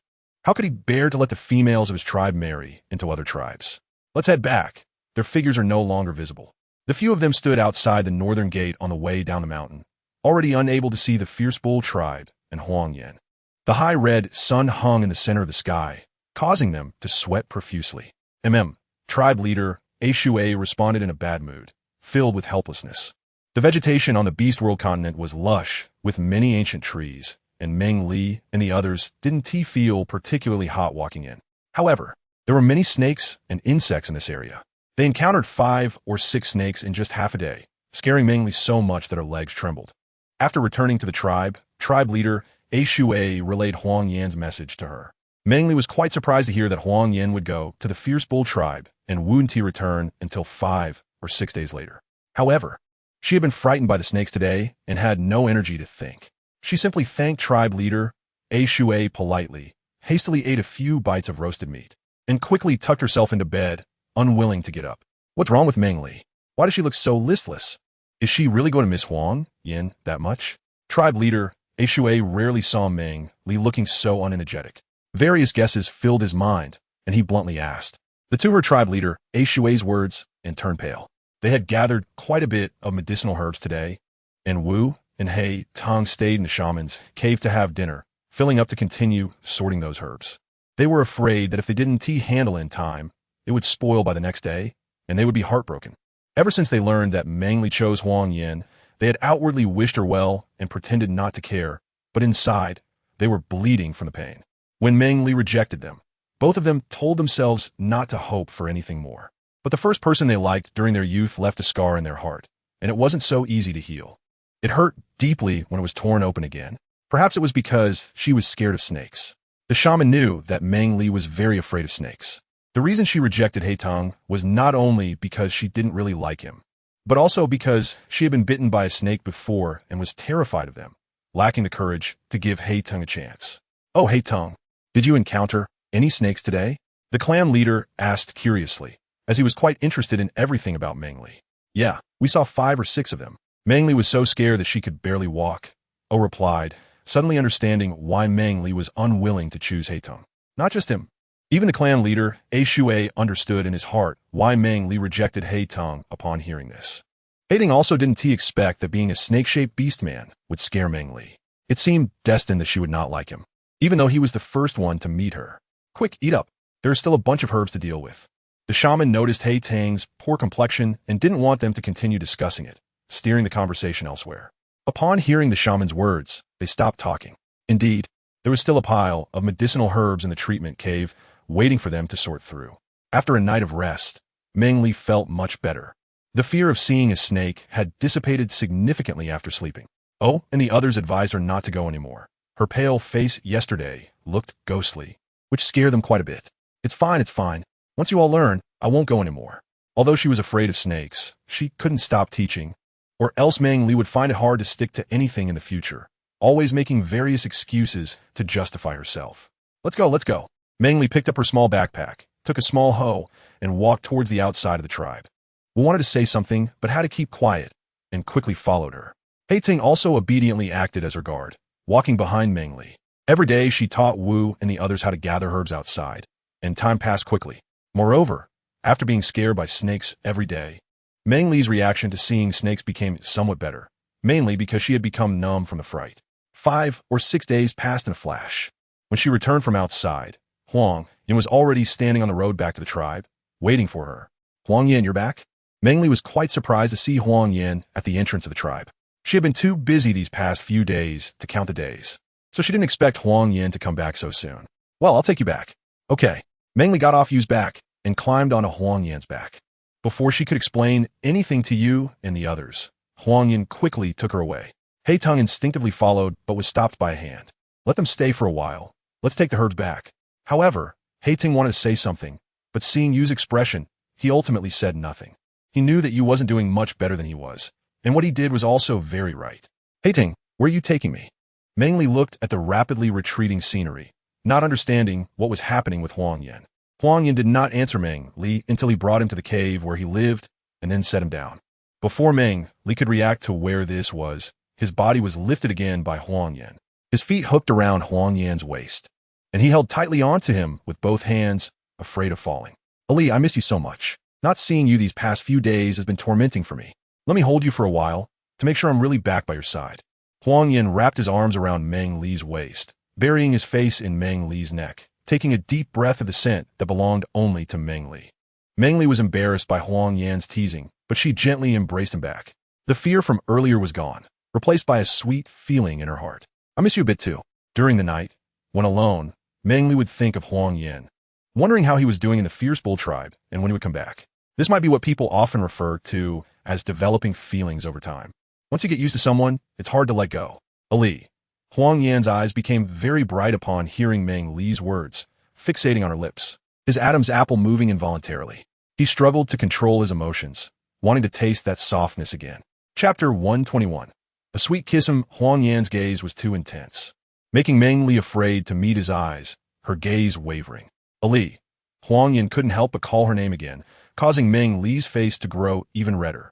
Her fair skin flushed with pink made Huang Yan find her incredibly tempting. He wanted to take a bite to see if she was as sweet as he imagined. Meng Li was already extremely nervous. She wasn't unaware of Huang Yan's intentions. It was just that everything was happening too quickly, and she felt a bit flustered. Her little head was buried deep in his chest, and her voice was as faint as a mosquito's buzz. Huang Yan, who was already on the verge of losing control, felt very good seeing Meng Li hiding in his embrace, looking so shy. Her originally pleasant voice seemed even more enchanting at that moment. Hiding in his arms, Meng Li felt the vibrations of his body caused by his laughter. And that strong, powerful heartbeat calmed her anxious feelings significantly, making her lips curl into a smile. Welcome home, Huang Yan. Upon hearing Meng Li's soft and delicate voice, Huang Yan was filled with endless happiness. He had been by her side for several months and knew what home meant. At this moment, the cave he had treated as a storage room was filled with warmth because of Meng Li's presence. It's returning to our home. Huang Yan emphasized this, and Meng Li turned her head to the side, surveying the cave. The dust had been cleaned away, and a teapot and 4 cups were placed on the stone table. There was also a bouquet of wildflowers, a pile of bright red animal skins, and a plate of fruits. Many daily necessities were now in the cave, which had never been there before. Do you like it? If there's anything else you want, just tell me, and I'll get it for you. Huang Yan noticed Meng Li secretly observing the cave that would become their home and wanted to give her the best, so he asked her. Huang Yan, any girl treated with such care and preciousness would be deeply moved. Meng Li looked up, feeling sweet and excited, and called out to Huang Yan, I'm here. Meng Li saw that there seemed to be countless fireworks in Huang Yan's eyes, exploding at this moment. The brilliance made her enchanted, unable to extricate herself. That pleasant voice surrounded Meng Li, pulling her deeper into it. Being embraced by the one she loved, gazing at her with such obsession, was something even a beastman couldn't endure. Huang Yan felt like he was about to explode at this moment. His self-control was on the verge of collapse as he tentatively leaned closer to those red lips that he dreamed of day and night. Meng Li looked at the face that was getting closer, feeling very nervous. But from the moment she accepted Huang Yan, she understood what would happen between them. And in this moment, she felt that she didn't want to reject Huang Yan. She followed her heart and waited for another soft approach. Huang Yan, seeing that the little female in his arms did not reject him, was even more excited, desperately holding back his urge to go wild. He kissed her very carefully, trying not to hurt Meng Li. This mix of happiness and rationality made Huang Yan feel both pain and joy. Having Meng Li was the happiest thing in his life. It was unclear how long this kiss lasted. The little female in his arms had become very soft. Huang Yan supported her body with both hands, preventing her from slipping down. After ending the sweet kiss, he noticed that Meng Li's softness was slightly red and swollen, which made him feel guilty. He placed his mark on her forehead. Are you tired? Do you need to rest? Huang Yin asked with concern, knowing that Meng Li had been out picking herbs recently and had been working hard. Humph, you bully the underage little female. Meng Li remembered just now that she had become soft all over just because of Kiss. Feeling both shy and angry, she said in a spoiled tone, Yes. My fault. From now on, I'll let you bully me. Huang Yin smoothly picked up on her words, showing no signs of machismo at all. He was completely obedient like a little wife, which made Meng Li unable to help but laugh. She wasn't really angry. She just felt that she lacked self-control. It was just a kiss, and it made her lose her composure. She wanted to regain some dignity, but unexpectedly, Huang Yin was so understanding. He radiated happiness, with his eyes curved into crescent moons, leaving no room in his heart for anyone else. Isn't it almost time for dinner? Please put me down. I need to go back. Otherwise, Xiao'er will be looking for me everywhere. Meng Li thought about how she would only return to the tribe in the afternoon and had been so close to Huang Yin for so long. If she didn't go back for dinner, Xiao'er would start looking for her everywhere. I'll take you back. Let me stay by your side a little longer. Otherwise, I'm afraid I'll miss you and go crazy thinking about you. Huang Yin held Meng Li's hand tightly, showing no intention of letting her go. After being apart for 5 or 6 days, he felt as if he had been away for 50 or 60 tree rings. The days without seeing Meng Li were incredibly long. Now, he just wanted to stay by her side and go nowhere else. He truly hoped that Meng Li could mature sooner so they could become partners and never have to separate. Just thinking about this made Huang Yin realize that even before Meng Li had left, he was already missing her. Life was becoming increasingly difficult. Then put me down, and let's hold hands while we walk. Don't hold me like this. It's not good for others to see. Although Meng Li came from the 21st century, she could still accept holding hands and being embraced. With her thick skin, she didn't dare to face others. Although she was very reluctant, Huang Yin still followed Meng Li's words and put her down. He took her hand and walked towards the tribe where she lived. The place where the shaman lived had only a few caves inhabited by the chief's family, the family of Hei Tung A Mu, and 3 other families. Therefore, Huang Yin's designated cave was on another mountain, and the two of them walked hand in hand through the tribe. Many tribespeople handed the flowers they could gather to Huang Yin, signaling him to give them to Meng Li. The tribespeople all looked blessed, except for a few unhappy young females. More of the orcs were unhappy. They didn't expect the divine messenger to choose Huang Yin so quickly. They also wanted to be close to the divine messenger, but then thought about how Meng Li, as the divine messenger and a young female, could have multiple partners, making everyone seem like they were on adrenaline, trying to show off in front of Meng Li. Meng Li walked along, amused, while Huang Yin, holding her hand, wore a face full of displeasure. He wished he could walk over to those orcs and knock them down one by one, just to see how they could still show off their physiques next to Meng Li. Finally, unable to endure any longer, he picked up Meng Li and quickly flew away. He had received a large handful of flowers, all of which he stuffed into Meng Li's hands. You don't need to worry. I chose you, and only you. My heart is very small. It can only hold one person. As they approached the cave where the shaman lived, Huang Yin slowed his pace. He had originally wanted to spend more time with his little female, but those interruptions left him with little time alone with Meng Li, which he regretted deeply. Just then, Meng Li's words echoed in his ears, unexpectedly resembling a confession. It left Huang Yin starry-eyed, overwhelmed with emotion, and he tightly embraced Meng Li in his arms. Authors note the male lead finally broke away from the crowd. Chapter 122, Chilly My World can only be so vibrant because of you. Huang Yin's formal response moved Meng Li, who already knew, deeply. At that moment, she felt a great sense of security and ritual that every girl needs. Let us go eat dinner. I'm going in now. Otherwise, we'll both be hungry tonight. Since they had chosen each other, they wouldn't worry about not having the chance to spend time together. Right now, addressing their hunger was the priority. Meng Li left Huang Yin's embrace and urged him to leave. Huang Yin reluctantly set the little female down, allowing her to go in first before he left. Seeing his aggrieved expression made Meng Li want to laugh out loud, but she also enjoyed thinking about it in her heart. Lower your head. I want to say something to you. Meng Li looked up at Huang Yin while speaking. She realized that being too tall wasn't good either, as she always had to look up at him, which was a bit uncomfortable. Huang Yin obediently squatted down, his eyes level with Meng Li's. Wanted to hear what she had to say. Come closer, and I'll whisper to you. Meng Li had a quirky look, as if she wouldn't say anything unless Huang Yin leaned in closer. Huang Yin looked at her indulgently, tilting his face to stretch his ear forward a bit. Meng Li walked to a specific spot, placed her hands behind her back to balance herself, bent down, and gave Huang Yin a quick peck on the cheek before escaping. Huang Yin felt as if he were struck by lightning, his whole body tingling. He reacted quickly, wanted to grab this mischievous little fairy, to seal her softness once again and savor her taste. But she was already prepared. After the kiss, she slipped away without giving Huang Yin a second to react. He could only let her leave, feeling as sweet as if he had eaten honey from the sweet bee tribe. Big sister, you're back. Dinner is ready. Hurry up and eat, or it will get cold and won't taste good. Huang Yin greeted his sister warmly upon her return. However, he couldn't shake the feeling that something was different about her today. Her face was quite flushed. Could it be that she had been out picking herbs for the past few days and fallen ill? Thinking of this, Huang Yin was scared and quickly walked toward Meng Li.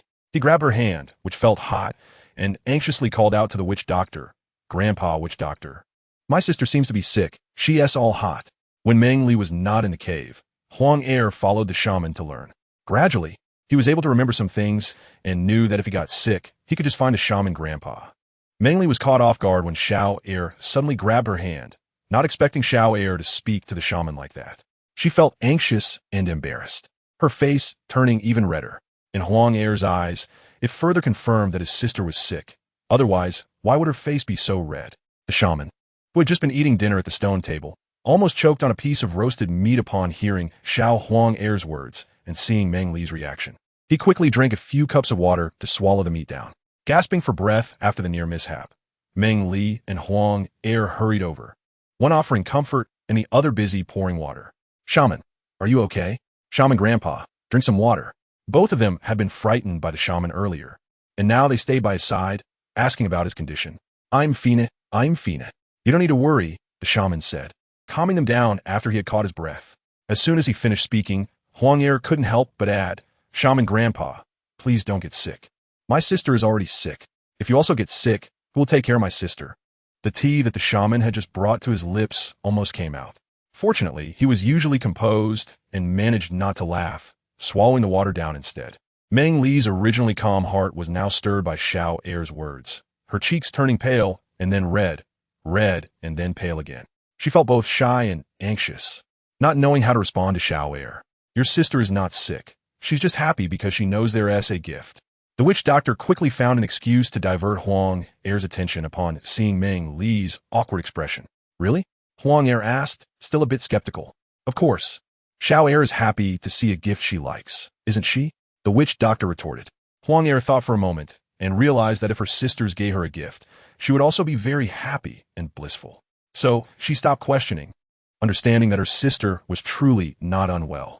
Meng Li wanted to quickly move past this topic and sincerely affirmed, "Hurry up and eat, it's getting cold." The two siblings didn't say anything more and continued to eat their own portions of roasted meat.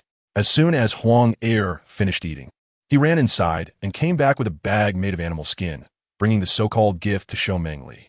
He hoped that once his sister saw the gift, she would stop feeling hot. "What is this? Is it a gift for me?" Meng Li asked Xiao. "Well, Brother Huang Yin said it was for you, and we didn't open it to take a look." Xiao Er obediently told Meng Li that this was a cave gifted to her by Huang Yin. Meng Li didn't expect that Huang Yin had gone to the fierce bull tribe and even brought something back for her. When she opened the animal skin bag, she saw that it was filled with long, bright red items. She took one out to examine it, her eyes widening in surprise. This was something she had been searching for a long time. She didn't expect that the bright red flower from the fierce bull tribe was actually chili peppers. Meng Li is someone who can handle spicy food very well. After traveling here for so long, she hasn't encountered any chili peppers. Now, seeing a pack placed in front of her, her mouth unconsciously begins to salivate. "Xiao Er, do you think this is what Brother Huang Yin sent me?" The chili peppers play a significant role in what happens to Meng Li later, and she eagerly asks Xiao Er. Although Huang Er doesn't understand why her sister is suddenly so excited, she confidently replies to the question, "It's from Brother Huang Yin. He brought it back today to give to you."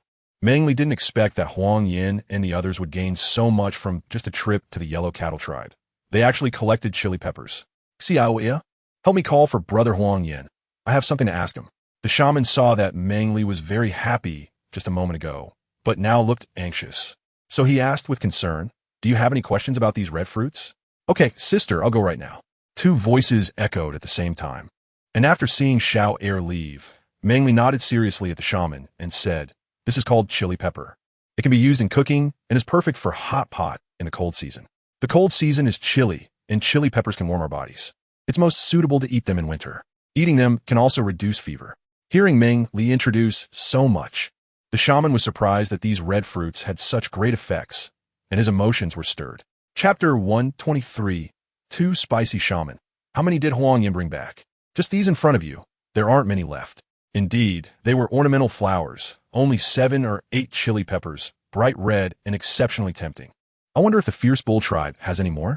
The more chili peppers, the better. Uncle Wei has already had the clansmen remake the bronze pot. It will be ready for use tomorrow after sitting overnight. Meng Li thought that tomorrow she would tell the clan leader uncle about it and invite some clansmen to help her prepare it in the evening. This was a good opportunity to teach the clansmen how to make a dish of stir-fried meat with chili peppers and steam some rice. This time, the tribe exchanged several hundred pounds of rice with the Fierce Bull tribe, and they could take out 100 pounds. The rest would be saved for next year as seeds and for use during the cold season. Having thought of all this, Meng Li felt that the burden on her was quite heavy. It would be difficult to lead the tribe to a slash-and-burn lifestyle without 2 or 3 years of hard work. Shaman, tomorrow night, I'll cook a meal for everyone. After Meng Li made up her mind, she shared her thoughts with the shaman, regardless of any changes that needed to be made. With support from others, it became much easier to proceed. Cooking? It refers to dinner. Rice is also a type of dinner food. In the past, we used to eat rice and dishes together. Seeing the puzzled expression on the shaman's face, Meng Li understood and began to explain, though she later avoided discussing the specific dishes they had. All right, you can sit. Listening to Meng Li, the shaman wanted to try what the gods ate to see how it differed from their own food. Early the next morning, Meng Li went out with the gathering team to look for wild vegetables. Simply making stir-fried meat with chili was a bit too monotonous. Since she wanted to teach, Meng Li thought it would be better to teach more. The Beast World continent belonged to a very primitive society, with the sky and land unaffected by factory wastewater pollution, resulting in very tender vegetables grown in summer. Along the way, Meng Li saw long beans, small tomatoes, chives, perilla, and other plants thriving. However, in the eyes of the orcs in the gathering team, apart from the small tomatoes, the rest were considered wild grass. When the tribe members saw Meng Li stop to cut wild grass, everyone looked confused. Huang Yin, who had come out with her, was the first to ask Ali, "Why are you cutting this wild grass?" Meng Li replied, "Huang Yin, this is called chives. Please use your knife to help me cut some and take back. We'll stir-fry it for dinner tonight." Oh, Huang Yin, Heitong, Nan, and 6 other orcs working in the kitchen were out with Meng Li today to find wild vegetables, mostly to ensure her safety. The orcs from the gathering team separated from Meng Li and the others to search for fruits. Meng Li and the other 10 people walked slowly, stopping now and then. Their backpacks were almost full. On the way back, they took a detour and unexpectedly found a patch of yellow beans at the foot of the mountain. Meng Li hurriedly went down with a few people, touching the bean pods, all of them plump. He quickly asked everyone to pick a basket to take back. By the time they returned to the tribe from outside, it was already noon. Meng Li had no time to stop and rest, so he had to ask Aunt Jinjin and some clan members to help wash the vegetables. Meng Li first taught the others how to wash the ingredients. Seeing that they could all do it well, she rushed to the bronze section to check if the large pot made by Uncle Wei was ready to use. Uncle Wei knew Meng Li needed it, so he had his clan members wash it early and set it aside for her. Meng Li was so busy that she could hardly keep her feet still. After thanking them, she asked the clan members to help carry it to the kitchen and hurried back. Once everything was prepared, Meng Li took a large spatula and began to cook in the big pot. After such a long time, seeing the big pot and spatula made Meng Li feel a bit dazed, as if she had returned to the 60s or 70s when they used to eat from large pots. She snapped out of it quickly and, once everyone had gathered, started to teach them how to cook step by step. The first dish she made was stir-fried pork with chili. As soon as she added the chili, the pungent smell filled the valley of the tribe, choking many of the clan members. They all knew Meng Li was going to make dinner today and had been curious for a long time. Now, they dropped what they were doing and rushed over to watch. However, they tragically discovered that the more they tried to see what Meng Li was doing in the kitchen, the stronger the choking smell became. In the end, they couldn't figure out what was happening and were left coughing and sneezing. The chives were fresh, and Meng Li planned to stir-fry them last. The peeled soybeans were stir-fried together with cherry tomatoes, and the sauce was collected in a large ceramic basin. As the sun set behind the mountains, the clouds in the sky were dyed red. Meng Li's fair cheeks were flushed from the smoke, and sweat dripped down continuously. She had Huang Yin lift the wooden lid off the large pot. An tempting aroma of rice wafted out. The orcs in the tribe had never eaten these dishes before.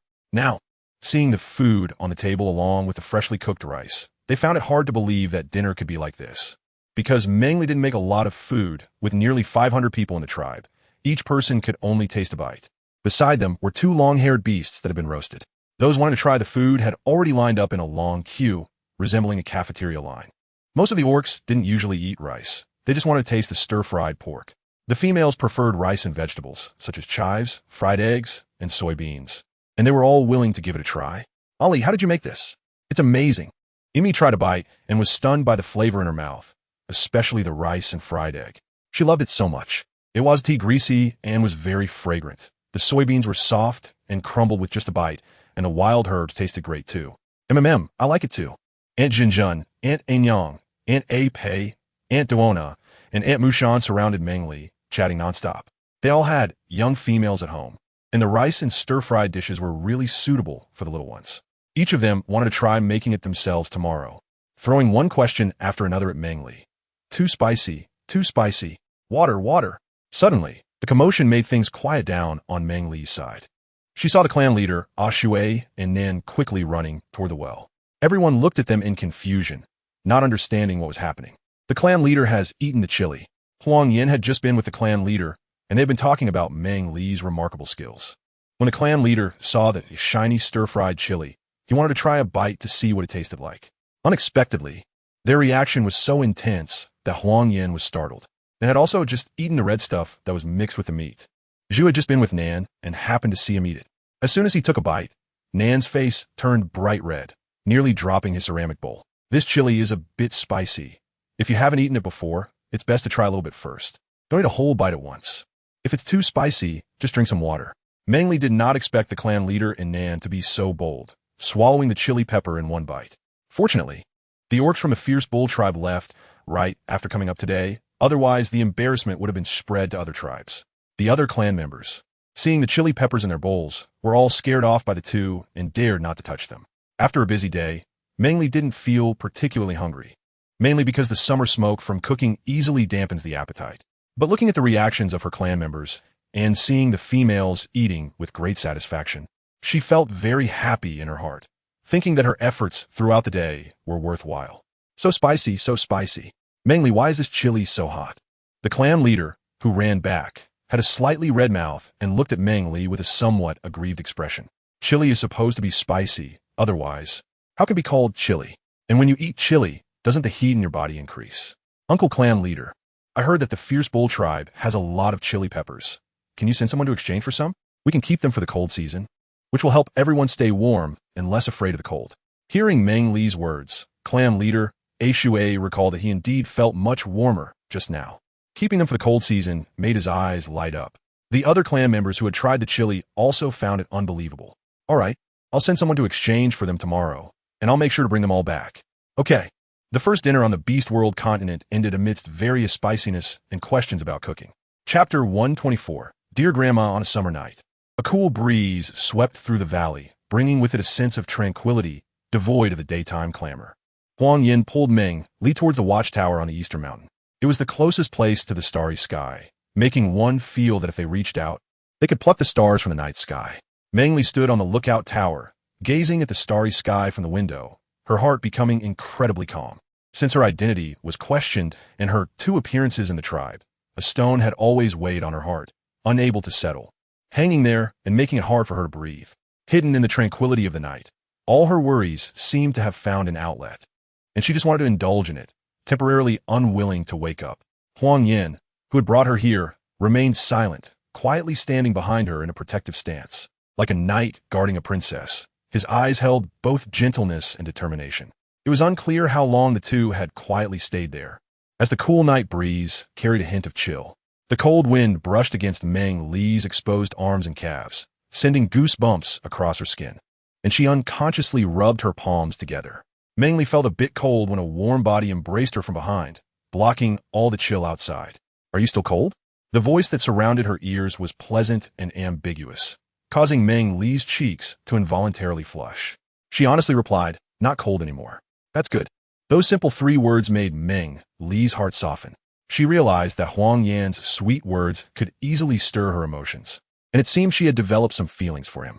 Coming to this conclusion made Meng Li very happy, and her inner guilt diminished significantly, allowing her to nestle comfortably in Huang Yan's arms. Let's go back. With a brief release of all her worries, Meng Li felt her nerves relax, and the path ahead no longer seemed so confusing. She didn't want to know what Huang Yan's true intentions were for bringing her here. She felt that things were fine as they were. Okay, tonight, Huang Yan seemed to have returned to his former self, speaking little, but his tone was particularly gentle, making Meng Li realize he was not the same Huang Yan as before. Without waiting for Meng Li to pull away, Huang Yan lifted her entire body, her feet hooked around his waist. With both hands around his neck, they faced each other in a very ambiguous atmosphere. Let's go home. The four gentle words dissipated into the tranquil night air. Meng Li didn't quite catch what he said, as she was already being carried away, feeling that this path didn't seem like the way back. Upon returning to Huang Yan's cave, Meng Li finally processed what he had said. Looking at Huang Yan's innocent face in front of her, she lightly ground her teeth together, feeling like she wanted to give him a piece of her mind. I can't bear to leave you. You sleep on the bed, and I'll sleep on the floor. After confirming their relationship, Huang Yan finally understood what it meant for days to feel like years, and what it meant to miss someone as if 3 autumns had passed in a single day. Just sending Meng Li back to the cave left him feeling as if his soul had been lost. He had just sent her back, yet somehow, he was inexplicably drawn to bring her here. He realized that his self-control, which he had prided himself on, crumbled before Meng Li. All right, sleep early. The night was already too late, and Meng Li was too lazy to go back. She could understand the possessiveness that came with the excitement of new love. As long as it wasn't excessive, she was willing to indulge it, even from a 40-year-old virgin beast. Seeing Meng Li climb onto the bed to rest so calmly, Huang Yan felt overjoyed, his heart immensely satisfied as he looked at her eyebrows and eyes. In the end, one of them slept on the bed, while the other slept on the floor, drifting into sweet dreams. Before dawn, Huang Yan quietly got up, as he was going out to hunt today. Before leaving, he needed to make sure Meng Li was settled. He had to wake up even earlier to prepare before the hunting team gathered. Watching the little female sleeping soundly on the bed, Huang Yan wanted to stay by her side and keep watching her.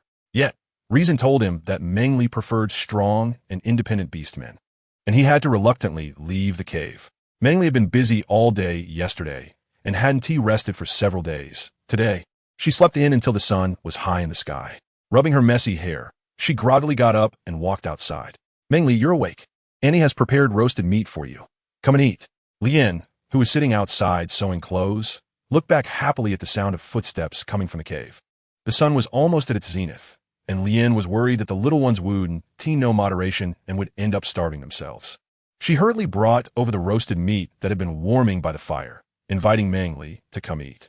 Meng Li heard a female voice and quickly stopped hatch, looking towards the source of the sound.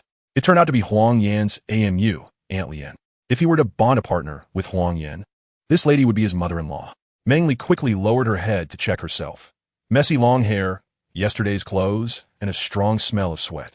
Without looking, she knew the sun was already high outside, and most importantly, she was in Huang Yan's cave. No matter how she explained, she was afraid it wouldn't be clear.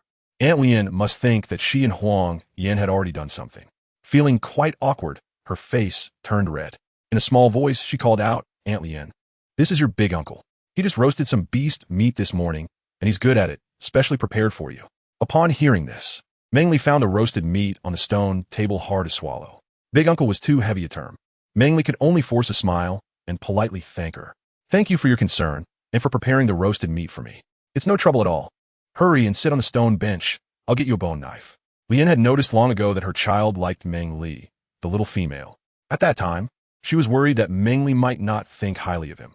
After all, her child spoke too little and couldn't charm females. With more than 10 tree rings of adulthood, he still hadn't found a partner, which almost drove her to despair. If Huang Yan were a bit more ordinary, she wouldn't feel so much, but he was the tribe's top warrior. After more than 10 tree rings, he was still a single beast. As his mother, how could she not be anxious? She never expected he would find such an impressive mate. Perhaps it was just that fate hadn't arrived yet. Now, the more she looked at Meng Li, the more she liked this little female, humble and polite. Although she was a revered divine envoy, she was very approachable and had no airs about her. And for the tribe, having such a female become Huang Yan's mate made her understand what it meant to be overwhelmed with joy. Meng Li felt extremely awkward. It was her first time talking to her boyfriend's parents. She was so stiff that she didn't know what to do. If Huang Yan were in front of her, she would definitely want to bite him a couple of times, as it was surely his idea to call Aunt Lien over. The barbecue is already cut for you. You can eat it with a bone knife. Meng Li took a look and realized that the large piece of roasted meat had indeed been cut into small pieces, just arranged in order. If Aunt Lien hadn't mentioned it, she wouldn't have noticed. Meng Li felt a bit touched by this attention to detail. And in front of Aunt Lien, she felt a little less awkward. Thank you, Aunt Lien. Meng Li really thanked her. This female might really become her mother-in-law in the future. With this thought, the roasted meat on the stone table didn't seem so hard to accept. Side note: sweetness is coming, calling for monthly tickets and recommendation tickets. Chapter 125. Slapping the face too quickly. Aunt Lien was busy and cheerful, and her smile hadn't left her face since she saw Meng Li. However, Meng Li wasn't so relaxed. Without her usual calm demeanor, she quickly ate the piece of roasted meat at the fastest speed in her life. After arriving at the Huangyan tribe, Meng Li often went out to gather herbs, and her stamina was much better than before. In front of her was 3 jin of roasted meat, and she could finish it in one go. Eat slowly, don't choke. Seeing Meng Li eat so quickly, Aunt Lien hurriedly urged her to slow down. She picked up the water jug from the stone table, poured a glass of water for Meng Li, and pushed it in front of her, thinking to herself, this little female must be really hungry, otherwise she wouldn't eat like this. Imi often said in front of her that Ali eats so slowly, unlike her who finishes in a few bites. Later, she would have a good talk with Huangyan. Meng Li, the little female, wasn't even an adult yet. How could he bully her so much? Sleeping until the sun was right in the middle of the sky was not good for her health. Then she glanced at Meng Li again. This Meng Li didn't have any relatives around to take care of her or teach her. Shouldn't she teach her something? What if Huangyan didn't know better and wore Meng Li out? The more she thought about it, the more she felt that as a guardian, she had the responsibility to guide this pair of bonded partners. Seeing that Meng Li had almost finished eating, she smiled and spoke. Meng Li, dear, let Annie tell you. You can't let Huangyan be so reckless in the future. He needs to be more considerate of you. How could he let his bonded partner be so hungry that she wakes up when the sun is right in the middle of the sky? That's just unacceptable. He is already old enough to know better. Meng Li initially thought that Aunt Lien was going to say something to her. The more she listened, the redder her face became. She wasn't a 17 or 18-year-old girl. She had heard stories even if she hadn't experienced them herself. Aunt Lien clearly misunderstood her relationship with Huangyan, thinking that they had done that last night. The reason she got up so late was entirely because Huangyan had bullied her badly. At this moment, Meng Li felt like crying without tears. She wanted to interrupt Aunt Lien's words to explain, but Aunt Lien didn't give her a chance and went on and on about various ways to manage a husband. Meng Li listened inadaze. She felt that from today onwards, her relationship with Huangyan was going to be complicated and tangled. In the end, she didn't wash her face, comb her hair, or change her clothes. She could only spend half a day learning about husband management under Aunt Lien's incessant chatter. What are you chatting about? So happily? A familiar voice came from behind them. Upon seeing that bright smile, Meng Li couldn't help but clench her teeth tightly. She told herself to stay calm. She had to stay calm. Aunt Lien was still here, so it wouldn't be appropriate for her to bite her son in front of her. Huangyan, you're back, and I'll head back first.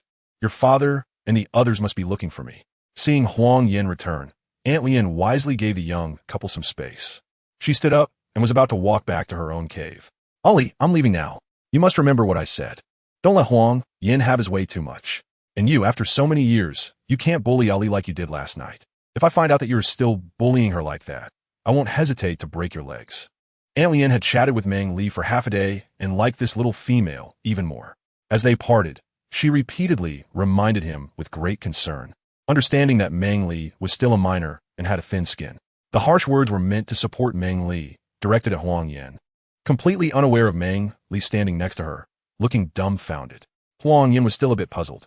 But upon seeing Meng Li's expression, combined with recent events of females forming pairs, and some things that had been handed to him, he realized that his mother had completely misunderstood. However, he had no desire to explain and was quite happy about the misunderstanding. Mother, I will definitely take good care of Ali and won't bully her anymore. Hearing Huangyan's words, Aunt Lien was overjoyed. She knew that Meng Li must have been bullied by Huangyan last night to be in such a state today. All right, I'll trust you this once. If you mess up again, you don't need Ali to tell me. I'll have your father deal with you. Okay, mother.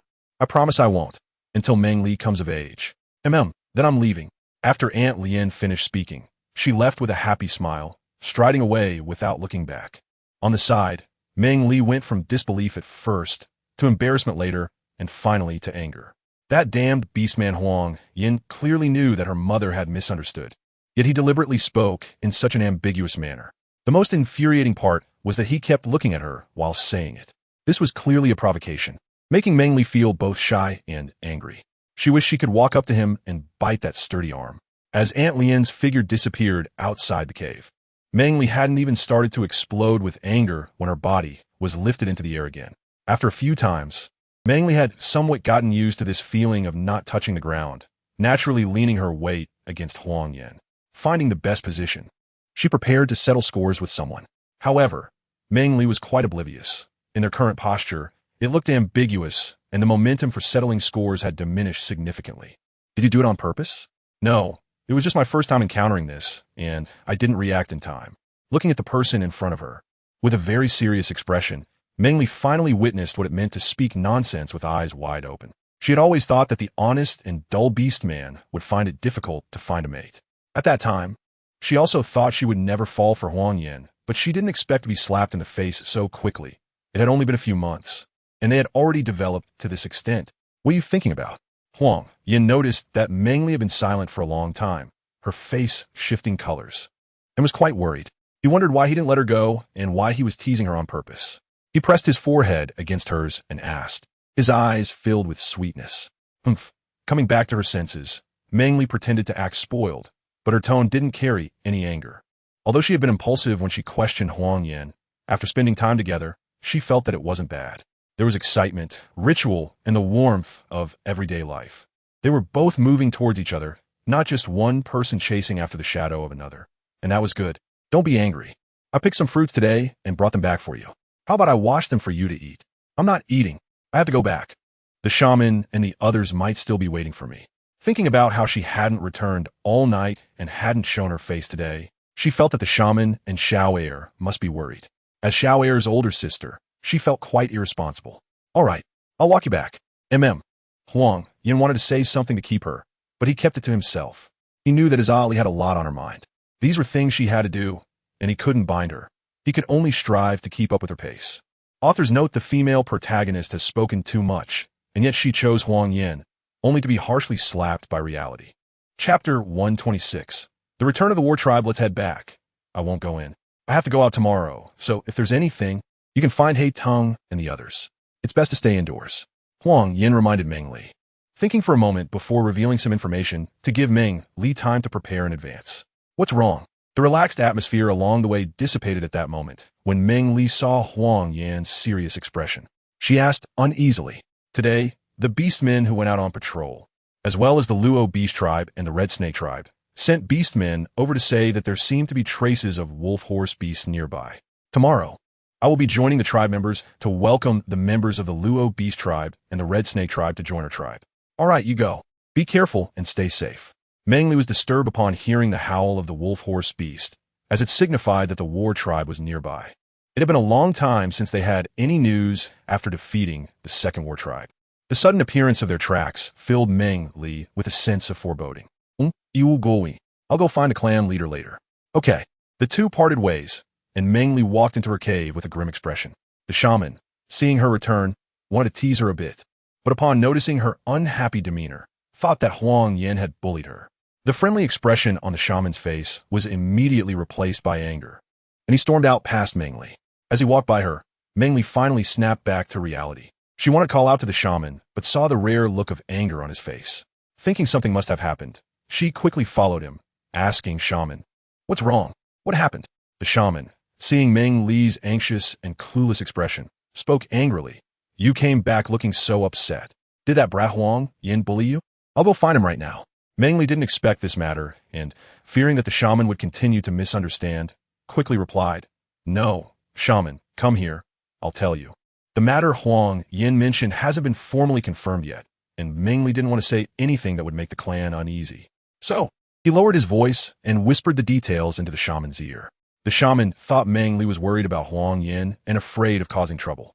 Hearing Meng Li say this, the shaman leaned in to listen to what this little one had to say. The soft and delicate words of the young female struck the shaman like a thunderclap.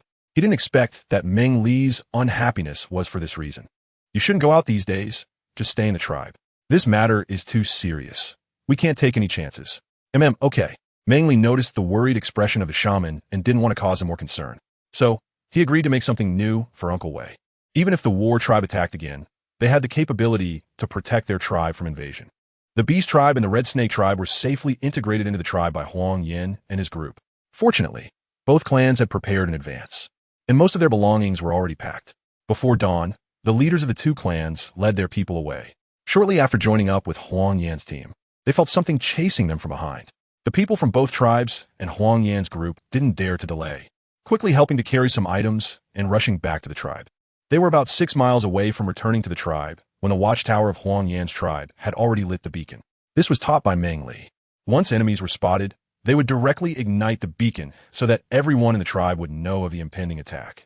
The tribespeople in the tribe saw the beacon lit on the watchtower on the southeast mountain and felt as if a great enemy was approaching. The females hurriedly hid in their caves. After a brief chaos, the orcs stopped their panicked fleeing at the terrifying roar of the clan leader, Shui, and the deputy leaderly duo, who rushed out. Fengman, who had been training the orcs in physical fitness and combat skills, quickly gathered everyone together, instructing them to stand in formation as if during training. They quickly picked up their weapons and ran to the various stone gates, determined not to let any enemy enter the tribe. If any tribespeople were outside, they must be protected. Quickly, clan leader Shui roared, the first to grab a weapon and run towards the southern stone gate. As soon as Shui picked up his weapon, Li Duo followed suit, running towards the southern gate. The other orcs, seeing their leaders taking the lead, felt their fear diminish significantly. They all picked up their weapons to confront the enemy, while some were instructed by Feng and to guard the other stone gates. If it were a ruse to draw them out, it would be problematic. The orcs left behind, hearing Feng and's words, realized that this young orc, who trained them every night, was quite clever, and they all nodded in agreement, picking up their weapons and heading toward the other stone gates. What's going on? Clan leader Shui arrived at the southern gate to see what was happening outside, but found nothing on the descending path. Just as he was getting a bit angry, an orc from a watchtower in the southeast ran down to find him. Clan leader, the orc said, if you go around this mountain, you'll see Huang Yin and the Beast tribe and the Red Snake tribe are being followed by a group of orcs from the war tribe. What? Clan leader Shui was surprised that he couldn't see anything outside the stone wall, yet the watchtower could see this. After a brief moment of shock, he quickly ordered his tribesmen to open the stone gate. The Beast tribe and the Red Snake tribe were located to the south of Huang Yan's tribe. To enter Huang Yan's tribe more quickly, it was best to go in through the southern stone gate. The stone gate only allowed 2 people to enter at a time, unlike the main gate on the east side, which could accommodate about 10 people. With so many people needing to enter and enemies on their tail, the clan leader quickly arranged things to allow them more time, waiting for everyone to get inside before closing the wooden door. The war tribe, which had been chasing closely behind, was now growing impatient. They had originally planned to exhaust the other tribes around Huang Yan's tribe today to prevent Huang Yan's tribe from becoming too strong. They didn't expect that when they arrived in the morning, the Red Snake tribe would be completely empty. Many things had been taken away, and their leader immediately thought that this tribe might have migrated to join Huang Yan's tribe. The tribespeople noticed that the signs of departure were very fresh, indicating that the people from this tribe had just left not long ago. They mounted their wolf steeds and chased after them, but after running for so long, they still hadn't caught up. One keen observer noticed that there was thick smoke rising from the direction of Huang Yan's tribe. Excitedly, he reported to the leader, there's thick smoke coming from the direction of Huang Yan's tribe. Do you think they're on fire? Upon hearing this, the so-called leader looked in the direction pointed out by his subordinate, and indeed saw a large amount of smoke rising from Huang Yan's tribe, filling him with joy. Haha, it seems that heaven is helping us. This Huang Yan's tribe has defeated 2 war tribes, and now that they know we are coming, they are being punished by the fire god. Truly, the goddess of war is undefeated.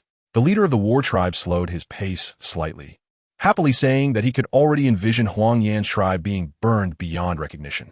With these people inside, they would be like fish in a barrel, allowing them to catch them all at once. Side note, today's update is complete. Everyone rest early. Chapter 127. Too Much Pork. The leader of the war tribe was unaware of the term beacon tower, and their arrival had long been detected by the orcs of Huang Yan's tribe. Otherwise, they wouldn't have slowed their pursuit, giving the Beast tribe and the Red Snake tribe a chance to fully enter Huang Yan's tribe. Realizing that there were orcs chasing from behind, Huang Yin and the leaders of the 2 tribes were anxious, continuously urging their people to run. Not far ahead was their destination. Yet no orc dared to relax their pace. With their nerves taut, they understood that only by entering Huang Yan's tribe would they feel truly safe. If the war tribe was indeed chasing them from behind, they had brought females, young cubs, and older orcs along. After running such a distance, they were all feeling exhausted.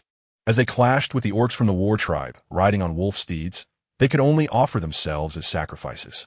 Moreover, it would drag down their tribesmen. The best plan was to first enter Huang Yan's tribe and then discuss how to resist. But there were more people and weapons.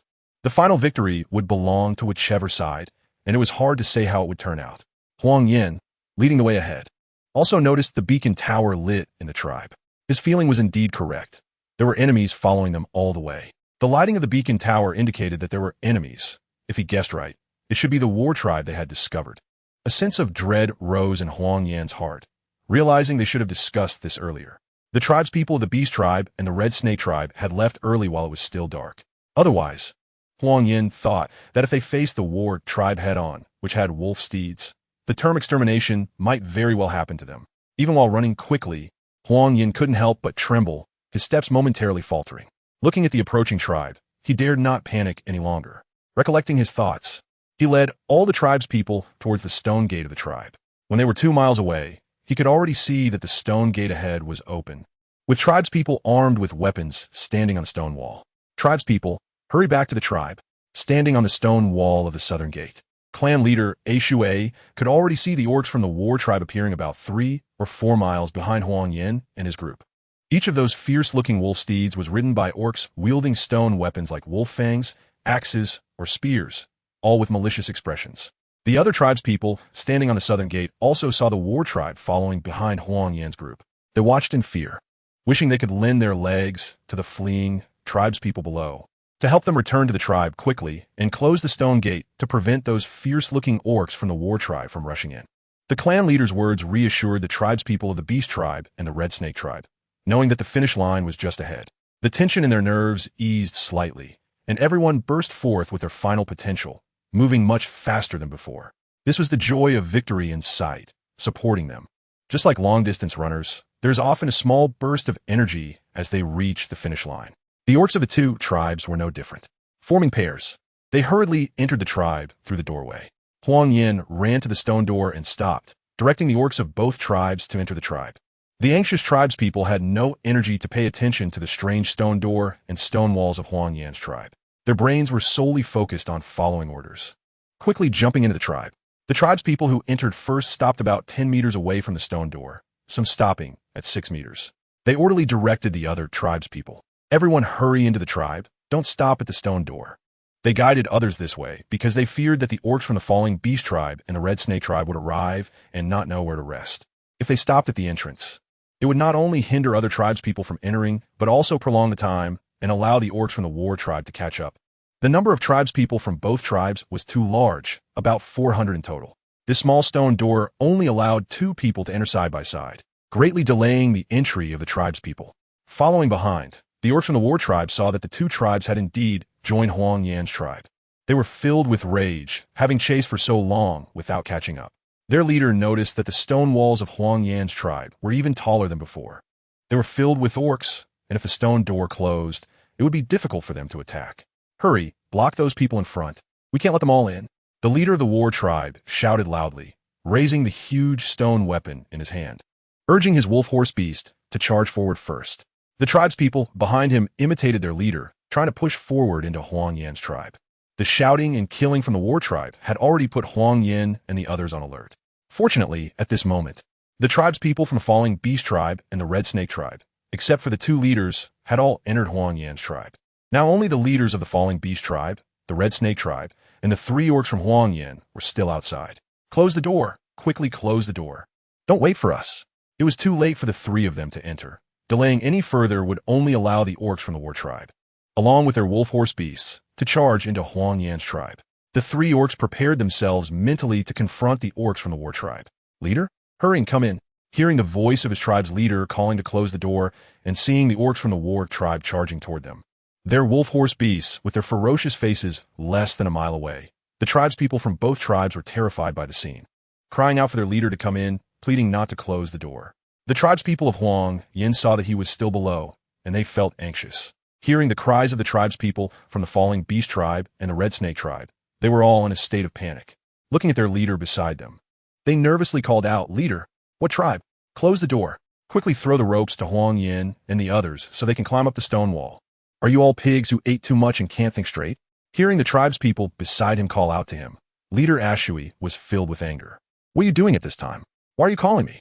He shouted loudly and angrily directed those tribespeople, who had been criticized for their sluggishness due to eating too much pork, as Meng Li said.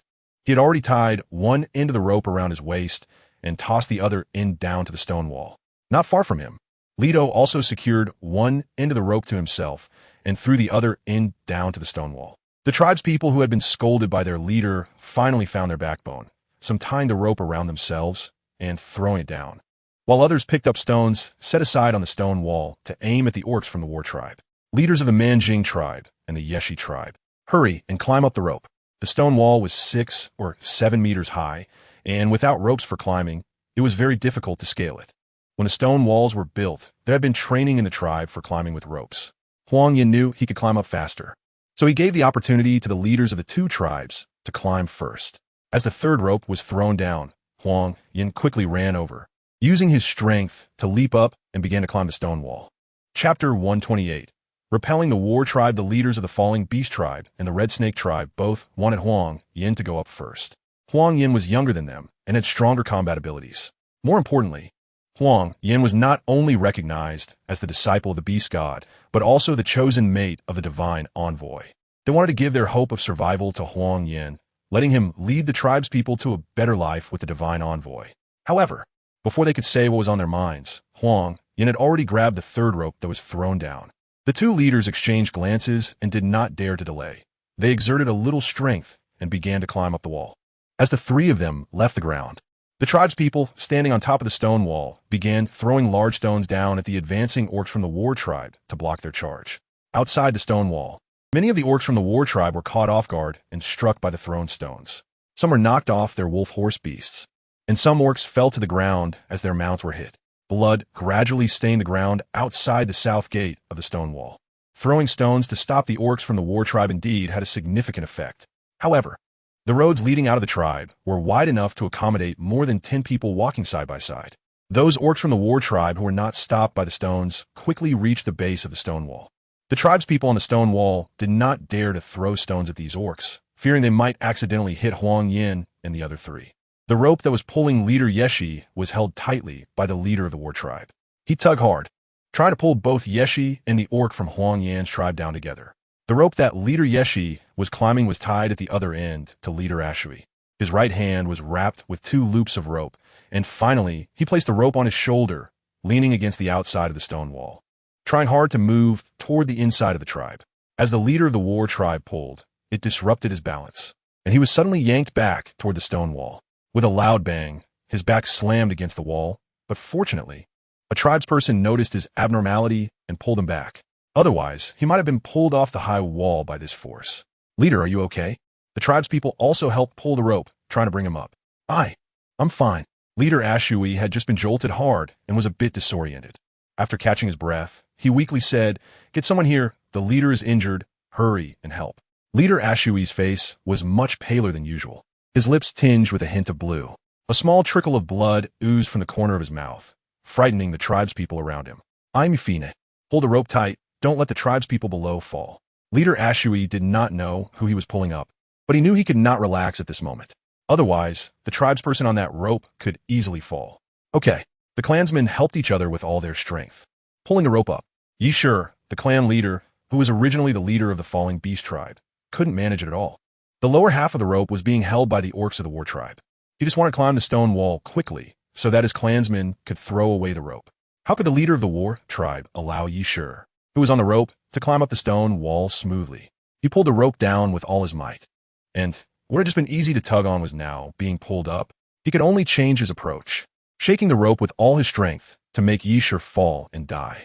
Even if Yishur didn't die from the fall, they would trample him into meat paste with their wolf horses. The moment Huang Yin grabbed the rope, he used the leverage to climb up the stone wall and then pulled the rope back, wrapping it around his waist. Thus, the end of the rope on his side was not held by anyone. Manjing, the leader of the red snake tribe, who was a serpent-shaped orc, climbed the rope with ease, seeing that the end of Yishur's rope was being held while Huang Yan's was retrieved by him. Manjing noticed that his own rope was about to be grabbed by the orcs of the war tribe.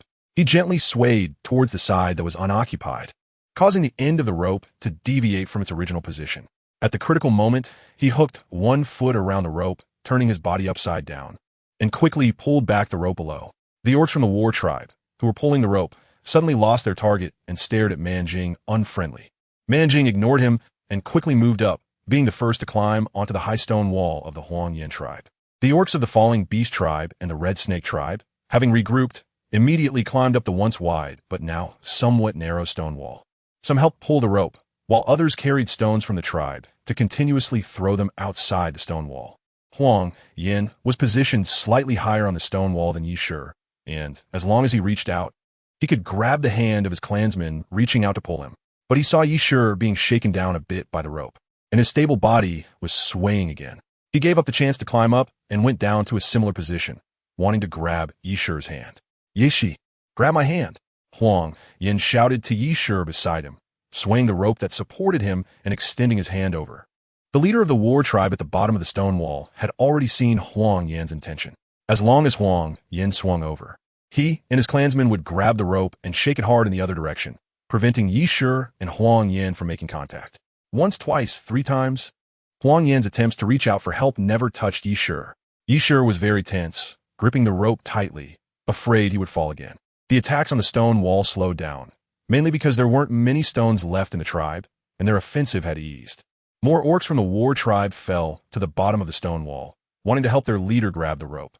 Yishur was shaken down a bit more, and he was about to be grabbed by the orcs of the war tribe. The rope had been rubbing against the stone wall for a long time and had developed a crack. Yishur knew that if this continued, the clansman pulling him could also be injured by the pulling force. He looked down, steeled himself, and when Huang Yan swung over to save him again, he let go of the rope he was holding and stepped onto the orcs below. He wanted to use the force to bounce toward Huang Yan, hoping to escape from these fierce orcs. The orcs of the war tribe didn't expect him to take the initiative, and they were caught off guard. By the time he stepped on one of the war tribe orcs' head and leaped toward Huang Yan, the orcs reacted. The closest orc reached out to grab his foot. Yishur didn't care about the risk of injury and pulled out the bone knife at his waist, throwing it backward. The bone knife flew straight toward the hand that was reaching for him, cutting through half of the orc's foot and accurately stabbing into the palm of the war tribe orc, showing how much force he used without regard for his own safety. Fortunately, he made the right gamble and successfully grabbed Huang Yan's hand, being pulled up onto the stone wall by his clansmen. The orcs of the war tribe watched helplessly as their target slipped away, shaking the rope hard, trying to pull down a string of orcs from the Huang Yan tribe on the stone wall to relieve their anger. But before they could pull it, the rope had already fallen down. The leader of the war tribe looked fiercely at the limp rope in his hand and then glanced at the numerous dead and injured clansmen. He could only reluctantly order a retreat, but as he left, he glared fiercely at the stone gate of the Huang Yan tribe. Chapter 129.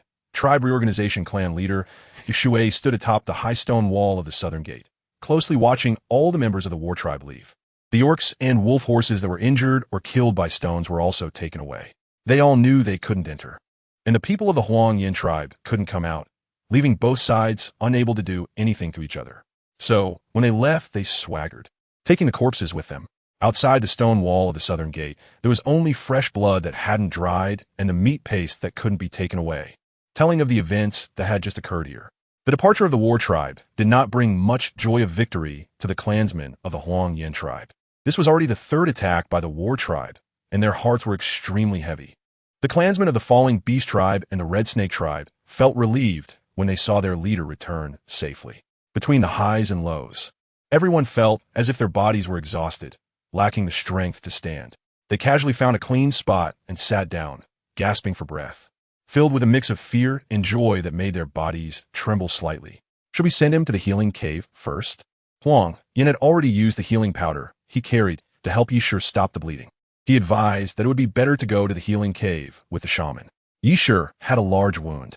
Half a piece of flesh was sliced off his foot and the edge of his foot, exposing his white bones. Then let's send him to the healing cave. Clan leader Shui's expression was not good either. He was the one who pulled Yishur up, and one of the rope was tied around his body. The impact had turned his entire back into a bruise. The rope had also pressed against his waist, causing slight damage to his organs. and a dull pain spread throughout his body. With the war tribe having completely left, only the rotating orcs remained, and others could go back to the tribe to rest. He was worried that Yi Shi would be strong-willed, so he instructed the clansmen to take Yi Shi to the shaman's healing cave first. On both sides of the stone wall of the southern gate, there are neighboring mountains where people could live, and empty caves had already been cleaned out for the clansmen of the two tribes to reside. The lookout tower on the southeast mountain peak saw that all the orcs of the war tribe had left and finally extinguished the thick smoke from the beacon tower. The clansmen of the Huang Yin tribe saw that no more thick smoke was coming from the beacon tower, and their unease was finally dispelled. One by one, they returned to the valley of the tribe, doing their own tasks. Some people enthusiastically ran to the southern gate to introduce the newly joined orcs from the two tribes to the tribe. In just 5 minutes, only 2 rotating orcs remained on the stone wall of the southern gate. After dinner in the evening, there was no warm welcome bonfire, only busy figures disappearing into their own caves. This day was a thrilling day for the people of the Huangyan tribe, and it also marked the beginning of danger. They all needed to rest well, conserve their energy, and protect their homeland. When the sunlight once again bathed the earth, the faces of those who had rested finally showed smiles. Meng Li also got up early, tiptoeing to one side, afraid of waking up Xiao, who was sleeping next to her. Ever since she did not return home one night, Xiao was afraid that she would abandon him and became even more attached to her. He refused to sleep in his own burrow and insisted on sleeping next to her, thinking that Xiao was still a child, and he had another 10 to 20 years before reaching adulthood. There was no sense of taking advantage of the situation. If he wanted to sleep, let him sleep, as long as he felt safe. Meng Li had just walked to the large cave outside when she heard someone calling her. She had just heard low voices and thought she was still not fully awake. Now, hearing someone call her, she saw a large group of people sitting here, with some even standing to the side. What was going on? Why was everyone up so early? Meng Li was quite sure that it was still very early. The sun had just started to peek out, and such a large group of people was already here discussing matters. She had to admit that she was a bit lazy as a divine envoy. Do you want some water? Huang Yin poured some water from the kettle into a nearby ceramic bowl and walked over to hand it to Meng Li. They all knew that Meng Li usually slept quite late and rarely got up early at this time. So Huang Yin thought she must be thirsty and brought her some water to drink. Meng Li's smile had become somewhat stiff. It was her first time consciously waking up early, and she unexpectedly encountered such a situation, which was indeed quite awkward. If she didn't smile, wouldn't that be even more awkward? Hearing Huang Yan's words, she shook her head in refusal. I'll go wash up, you all continue chatting, she said to everyone before striding out of the cave. She knew there must be important matters to discuss, which was why everyone had come so early. She didn't want to delay, so she quickly tidied herself up, hoping that when they needed her later, they wouldn't have to wait for her. Good morning, Uncle Grandpa. After getting herself ready, Meng Li returned to the cave and politely greeted everyone. Meng Li, come sit. Good morning, Meng Li. Meng Li, aren't you going to sleep anymore? Everyone greeted Meng Li, but only the clan leader was teasing her. Meng Li ignored him and stood behind the shaman, responding one by one to everyone. Meng Li, you should sit down. Huang Yin pulled her over to sit in her place. She didn't realize that when she didn't sit down and stood there, everyone felt uneasy. Oh, Meng Li said nothing and sat obediently in the seat that originally belonged to Huang Yin. The number of tribe members was increasing, and to manage the tribe well, the old methods might not be suitable anymore. After all, each tribe is somewhat different, and now that everyone has just joined, it is a good time to make gradual changes. Otherwise, if they become accustomed to the current way of life, changing it later would be troublesome. Therefore, gathering everyone together was to discuss a solution. Chief Shui brought the topic back to the original issue. The repeated attacks from the war tribe kept him on edge, and he wanted to throw this topic out for everyone to discuss what to do next. The way of life for the tribe members cannot be changed overnight. To ensure everyone can live in harmony, a corresponding management system is the best approach. Unfortunately, Meng Li was not very good at management and didn't know what to say at the moment. However, she thought of another issue that she had been considering lately. Uncertain if it was feasible, since everyone was present, it was a good opportunity to gauge their attitudes. I have something to say as well. I want to build houses for everyone to live in. The valley of the Huang Yin tribe is vast, and establishing a small town is completely feasible. The main thing is that living together in close proximity allows for shared kitchens, toilets, and heated earthen beds to be built. There are also places for the orphans who have lost their parents and for the injured to receive treatment, as well as places for the management staff to work. Concentrating these facilities would make it easier for everyone to know where to go, instead of having shamans living in their own caves. If tribe members go to one shaman and their illness is not cured, they have to run to another mountain to find another shaman, which wastes a lot of time. Additionally, she had an idea for several mountains. They could fill in the caves and dig them into terraced fields layer by layer, allowing for rice cultivation every year. Those tribe members who cannot hunt could engage in this activity, balancing their value without relying solely on hunting. The diversified development of the tribe, with talents emerging from various fields, would make the tribe even stronger. Chapter 130. Educating and Nurturing. As soon as Meng Li spoke, the tribe members were all left in confusion, not quite understanding what kind of house Meng Li was referring to. The chieftain, a shui, and the shaman immediately looked at Huang Yan, hoping he could explain. Unfortunately, this was something Meng Li had been pondering but had not explained to anyone. So Huang Yan also wore a puzzled expression. Seeing that Huang Yan was also clueless, Chieftain A Shui had no choice but to ask Meng Li. Meng Li, what is this house you're talking about? Is it the same as the stone walls outside the tribe? Uncle Chieftain, Meng Li replied, the house is for us to live in, just like the caves we are currently living in. It has several rooms that can accommodate many tribe members. Inside, there could be a place for cooking, a separate toilet, and a space that protects us from the cold. As soon as Meng Li spoke, although others still didn't quite understand what a house was, they clearly heard the last few words he said. Living in a house could resist the cold, which was something any tribe urgently needed when the cold season approached. Just those few words were enough to make everyone's eyes burn with excitement. Chief Ah Shui and the former chief of the Red Snake tribe, Man Xing, both simultaneously asked Meng Li, Meng Li, can living in a house really prevent the cold? Meng Li, if we live in that house, can we really be unafraid of the cold? The two beastmen, having experienced many cold seasons, deeply understood that finding a way to resist the cold was the most important thing during the cold season. Otherwise, so many tribesmen wouldn't have succumbed to the cold season, forever sleeping in that frigid time. Man Xing's tribe was made up of snake-shaped beastmen, and the cold season was particularly hard for them. Although they had already come out of their winter hibernation, cold places would still slow their movements, and in severe cases, they could fall into a deep sleep and ultimately starve during the cold season. In a house, building a heated bed and installing a fireplace could warm the space, preventing the tribesmen from suffering from the cold and allowing them to safely survive the cold season. As soon as Meng Li spoke, Man Jing's eyes brightened significantly. Their snake-shaped clan needed a way to resist the cold, to ensure they could stay warm even during the cold season.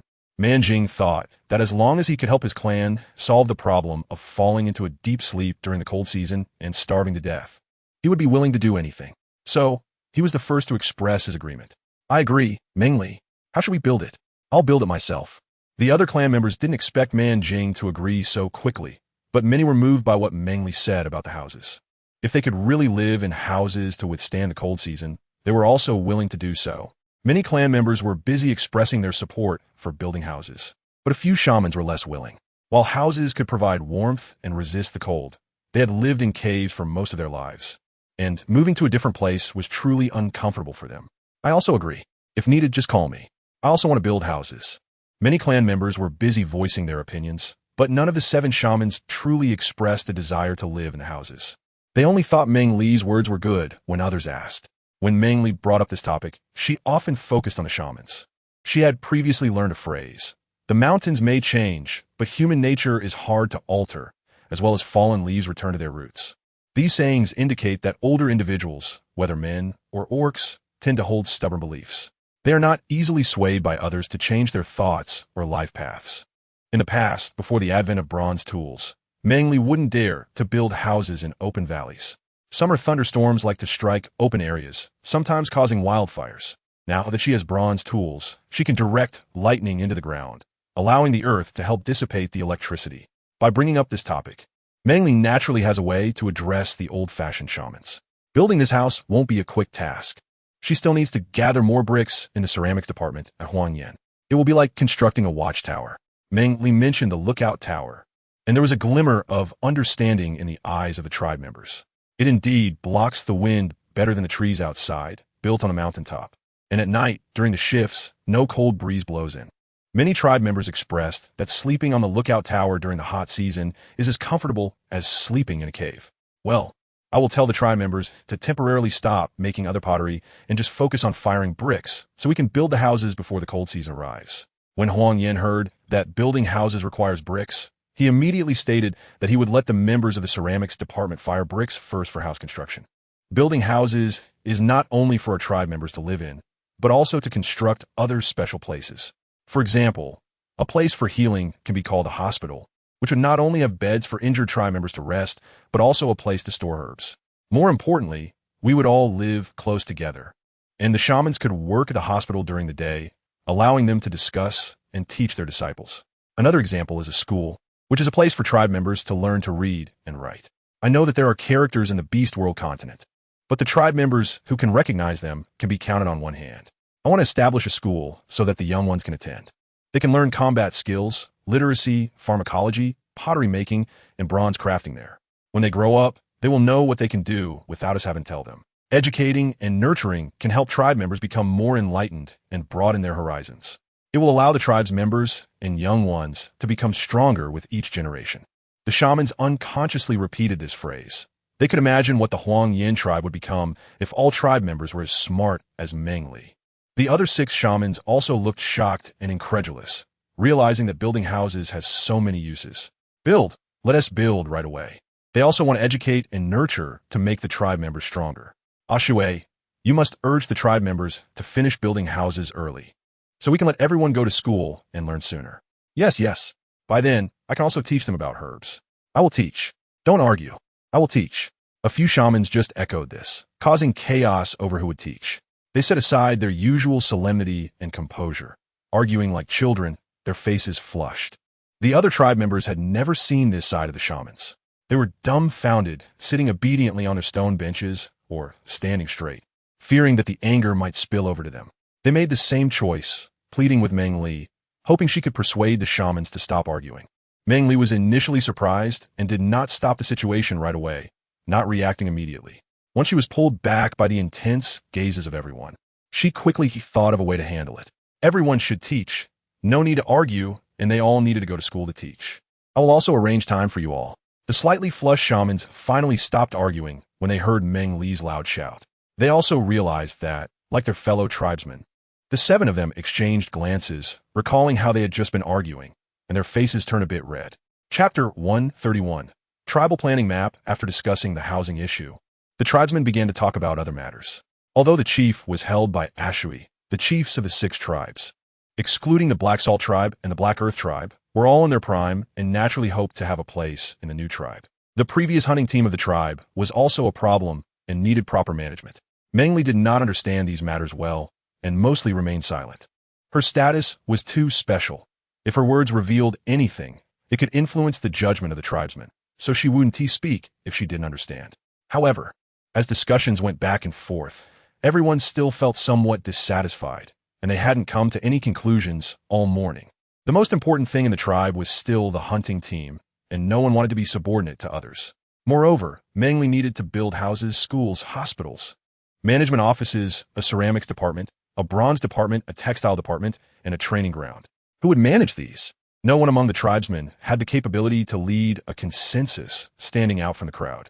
Most importantly, they all had a large group of tribesmen behind them, needing this original chief to support them. Who was outstanding and who was at a disadvantage depended on the new position appointed by the chief in the Huang Yin tribe. This was also an inevitable friction and comparison that occurred in the lives of tribes with multiple surnames. Since the tribesmen could not come to a conclusion, they all stayed in the shaman's cave to have breakfast.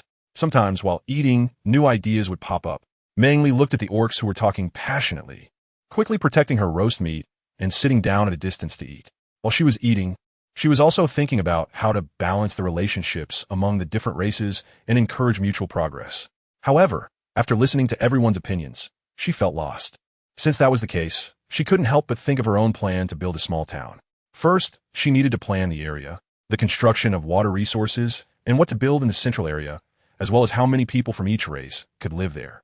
She also needed to consider how many people could be accommodated in the 4 directions: east, south, west, and north, and how to construct places like the textile department and training grounds.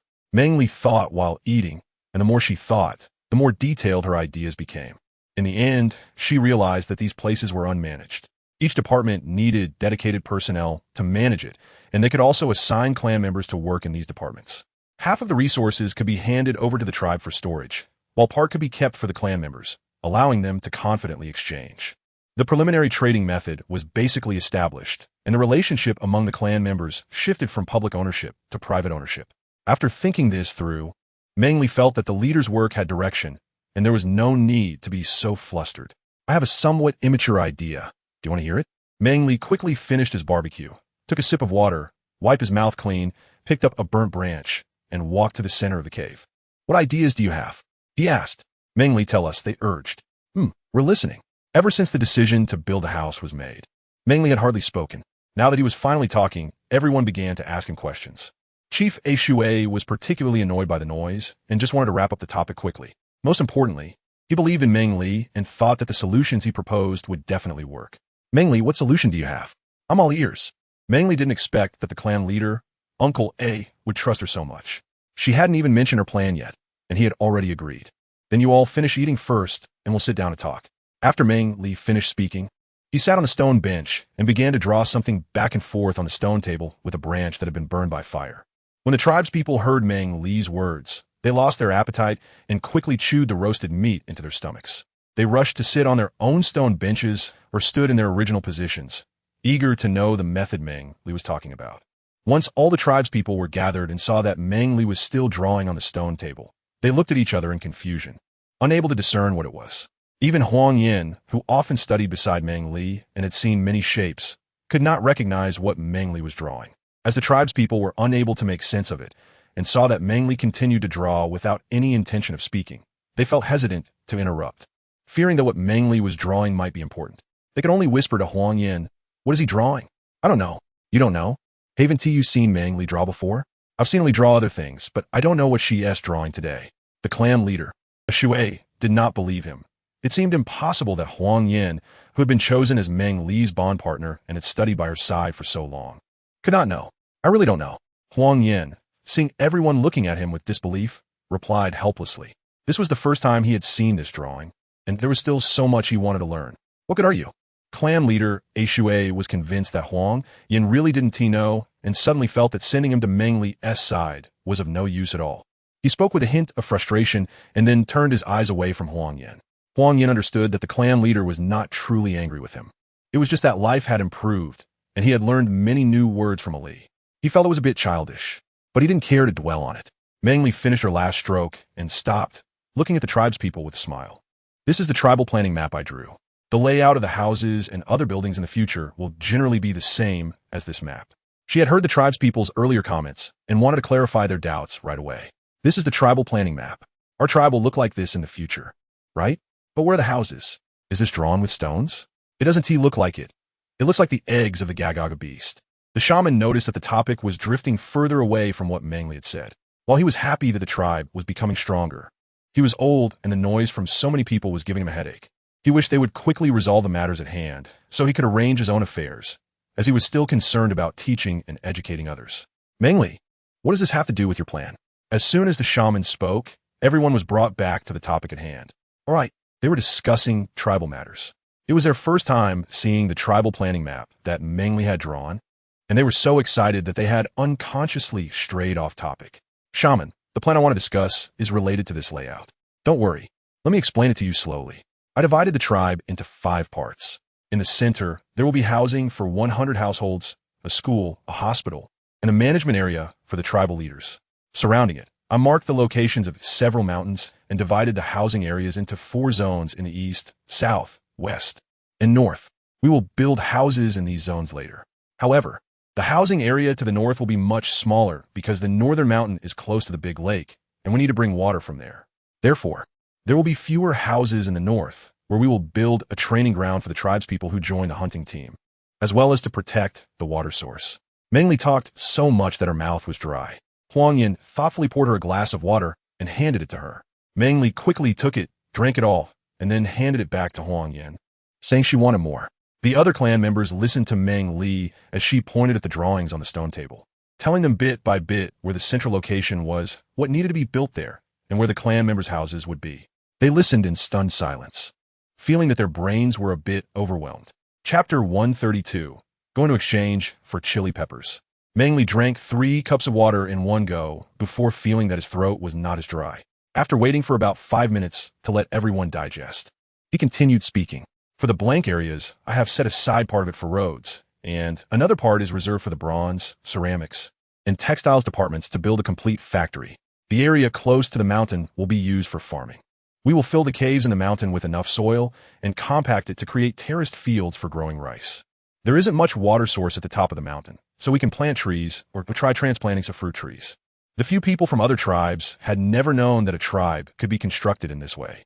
Hearing what Meng Li said, they felt it was somewhat fantastical, as if they were seeing it in a dream. However, there were also a few who were very interested in the original topic, thinking that this construction method for the tribe was indeed good. They wanted to know what methods Meng Li was referring to, but seeing that everyone was discussing excitedly, they felt it was inappropriate to interrupt. Meng Li was paying attention to all the clansmen and noticed that the shaman and Uncle Man Jing, along with two others, seemed less interested. The topic indeed needed to be brought up, so when the discussions quieted down a bit, Meng Li spoke again. We need to build so many places. Shouldn't we also have people to manage them? For example, Uncle Lidwa understands textiles quite well. Could he directly manage the textile department? The red salt extracted from the black salt is best for medicinal purposes, and Uncle Bingyuan knows its properties the best. Could he help the shaman in making medicine? The shaman is the best healer in the tribe and knows the most. Could he be the head of the hospital? What about the bronze department, the ceramics department, the training ground, the hunting team, the planning department, and the construction department? Don't they all need dedicated people to manage them? Wouldn't it be easier to choose to manage the areas they are good at? Meng Li said a lot, didn't he? It's better this way. The tribe members were confused by the early morning discussions. Yes, Meng Li will make the tribe better. Why are they still clinging to the past?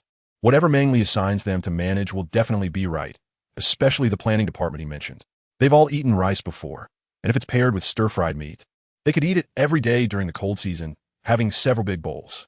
Meng Li also solved the problem of keeping warm, so they won't go hungry. Were they afraid of? Such days, which they didn't dare to even dream of before, are about to happen now, and they will follow Meng Li's instructions. Meng Li, I will listen to your arrangements. Yes, I will also listen to your arrangements. Lido was the first to express his opinion. Meng Li had said he would manage the textile department, and he felt good about it, and was willing to do it, compared to Lido, who is quite astute. Others reacted a little slower, with Chi Yin being the second to agree. I agree too. What you said is excellent, and I have no objections. Chief Shui fully agreed, thinking that Meng Li's ideas were great, with so many positions to work in. Who still needs to struggle? Several shamans were also very satisfied, with the shamans taking on the role of directors. They could work in a hospital or manage, and also teach disciples and attend classes at school. They were very content. Yes, we have no objections either. Those directly named by Meng Li were even more in agreement. Meng Li, why don't you directly assign us? Then we will know what we need to do in the future. Chief Shui felt that Meng Li arranging things was better than him, so it would be best to take this opportunity to assign everyone directly. Everyone unanimously agreed to let Meng Li arrange management positions for them. Meng Li did not expect things to evolve like this. She thought that by stating the management positions needed, the clan leader and the elders would discuss it among themselves. Meng Li, just go ahead and arrange it, they said. Even a usually composed shaman said so Meng Li could not refuse. All right, let's all share what we're good at, and I'll make arrangements, she replied. She had to first understand everyone's strengths and preferences, and then select people based on management needs. I like weapons, Uncle Chi Yin said happily. I like the housing you mentioned, Uncle Man Jing said, his eyes shining. I think the planning department you suggested is great, Uncle Yisher said thoughtfully. Meng Li listened to everyone talk about their strengths and interests, taking notes in his mind and matching them with the positions that needed management. In the end, he came to a conclusion and made arrangements for everyone. Uncle Chi Yin, you will manage the training department, which is the hunting team. Each member of the hunting team will be equipped with weapons. You will also be responsible for selecting new hunting team members and training them. The bronze department requires strong skills. Uncle Wei's current forging techniques are the best, and the bronze items he makes are also the best. Therefore, Meng Li didn't plan to hand the bronze department over to anyone else, but the training department also has weapons. Uncle Chi Yin is skilled in combat and hunting techniques, making him the best choice to manage the training department. Uncle Chi Yin initially thought it was about the bronze department, but realizing it was about managing the hunting team in the training department, he found it quite good. All right, I'll manage the training department. Uncle Lidu, take over the textile department. Okay, Uncle Yisher has an interest in the planning department, so he will manage it. I will do my best to manage it well. Uncle Manjing, take over the construction department. Wherever new places need to be built, you will handle it. All right, I will take over. Uncle Bing Yuan will manage the pharmacy department, helping the shaman create various medicines as needed. I will follow your instructions. Uncle the Two, you will manage the school, as this place currently has no one in charge. Then I'll give it a try. Huang Yin will continue to manage the ceramic tribe. The future planning of the tribe will rely on you and Uncle Manjing. All right, you can rest assured. Shaman, you will be the director of the hospital and manage it. I will follow your arrangements. Meng Li arranged everyone's positions and suddenly realized that there were still some spots without people. She could only ask the clan leader, Uncle A, to find suitable candidates to fill in. Moreover, she thought of something that needed to be done immediately. Was the pepper cycle in the Fierce Bull tribe shorter than that of the pepper in her original world? Otherwise, how would they be ripe so soon? If the red peppers weren't harvested soon, they would either wither or rot on the pepper plants. They had to get up early to go to the Fierce Bull tribe and harvest all those red peppers, then dry them in the sun for future use. Uncle Clan Leader, when are we going to the Fierce Bull tribe to trade? If we don't pick those peppers soon, they will rot. There won't be any peppers left, and we won't be able to use them for warmth in winter. I'll arrange it right away, and tomorrow I'll have the tribesmen set off for the Fierce Bull tribe. We'll trade for all their peppers, so don't worry. Everyone was unaware that the peppers were selling so quickly, and some were getting anxious. Clan leader Aishui also thought of this issue and realized how to send the tribesmen to the Fierce Bull tribe. Fortunately, last time there were still items to trade with the Fierce Bull tribe, although they weren't very willing to exchange. This time, they could use the items needed by the Fierce Bull tribe to trade for peppers. This time, I want to go to the Fierce Bull tribe and also make a trip to the Sweet Bee tribe. The clan leader and the uncles can think about what they need next. If I come across something, I can trade for it. Meng Li's words were like a clap of thunder, leaving them all in a state of panic. Who is the most important in the tribe? It's obvious that it's Meng Li. The war tribe has just been driven away. Who would feel at ease letting her go out? Meng Li really wants to leave the tribe, and each of them has a heart that is filled with fear every day, unable to eat or sleep well. Aside, today's update is done. Everyone get some rest early. Chapter 133.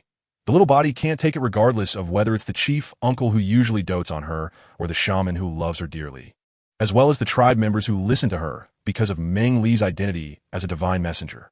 All of them disagree with Meng Li going to the Fierce Bull tribe. Meng Li, it's too dangerous outside right now. You should stay in the tribe. Consider it as uncle begging you. When Chief Ah Shui heard that Meng Li wanted to leave the tribe to go to the Fierce Bull tribe to exchange things, he was almost in tears.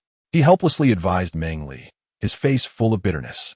Meng Li, if something happens to you, our tribe won't be able to survive. Uncle Li Duo's words were even more serious, almost shaking Meng Li's resolve. However, she had already considered all the concerns for this trip, and besides, she had her own reasons for going.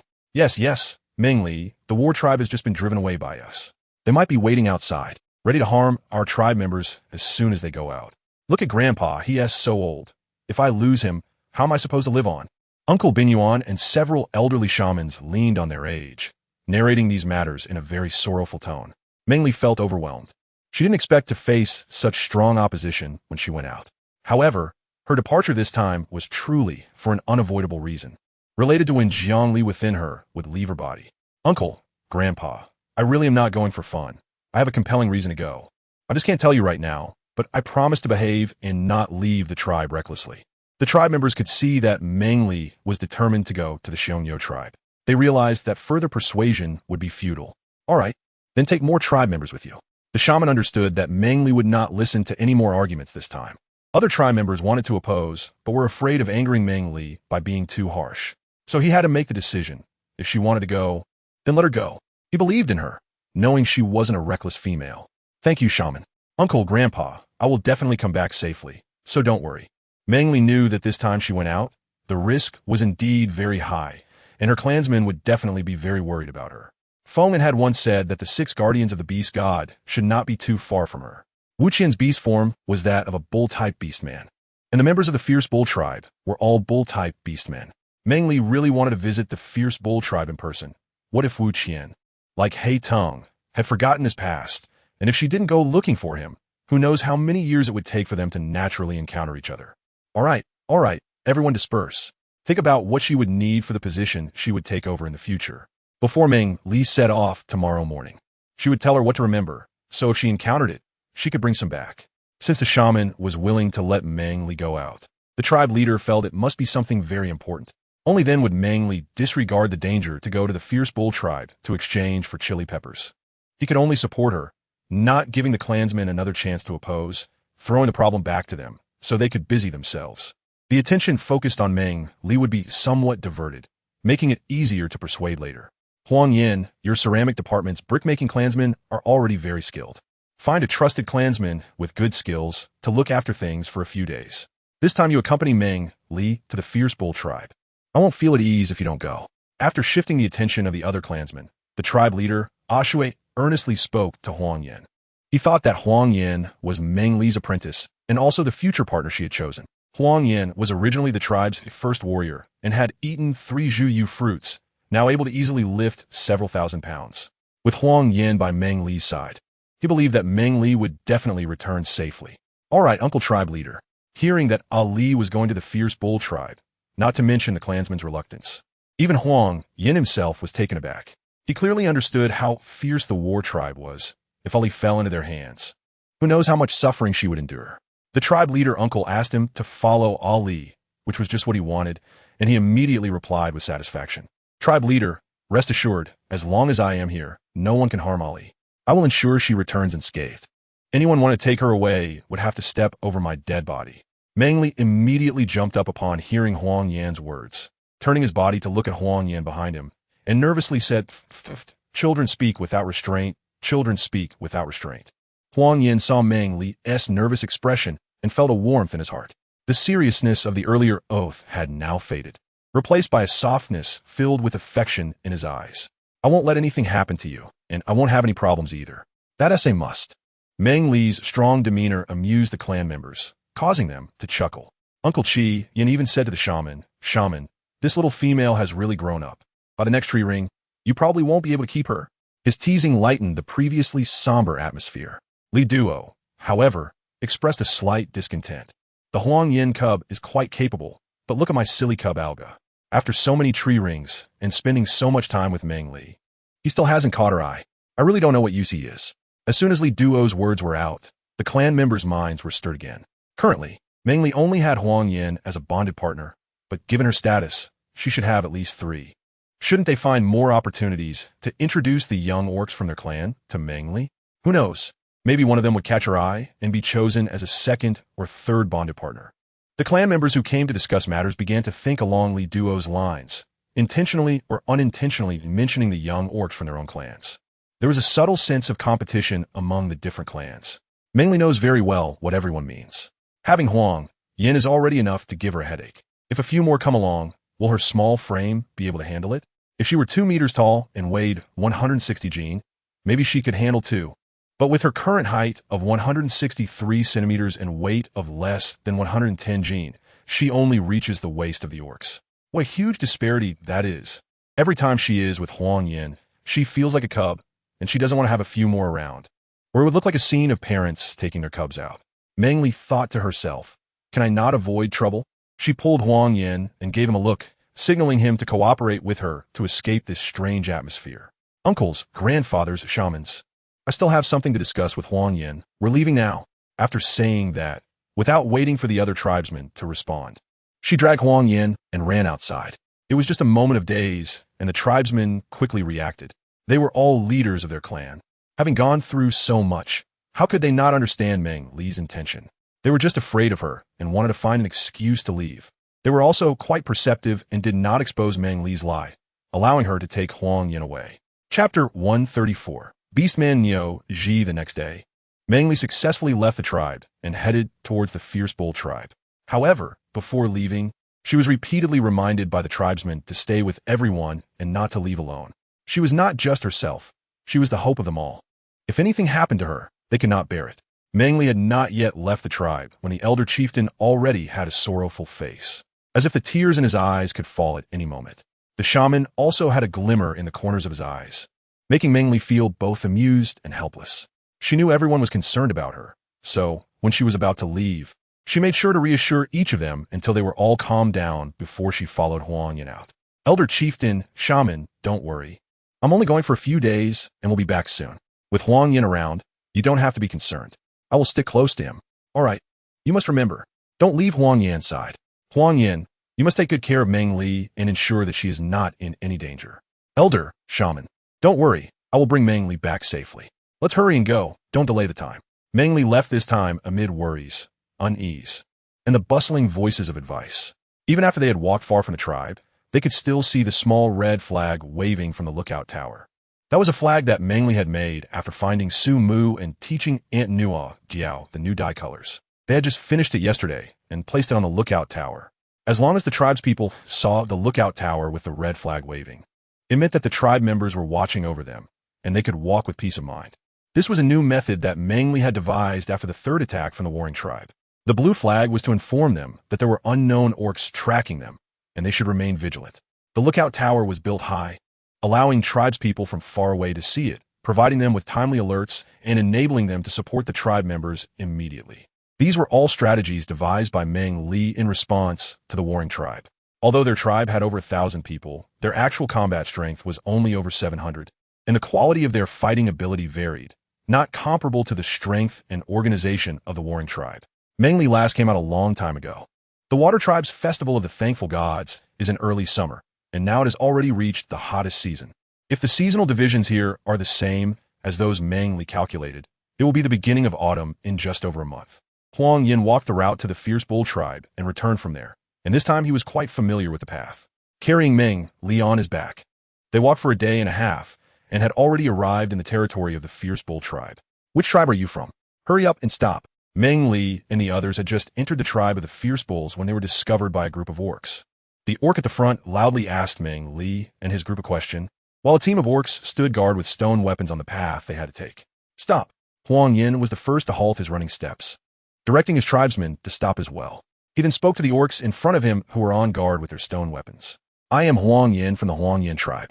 I have come to seek your chief for another trade. I wonder if you could take us into your tribe. Meng Li went out this time, and 1/3 of the fierce orcs in the tribe followed him.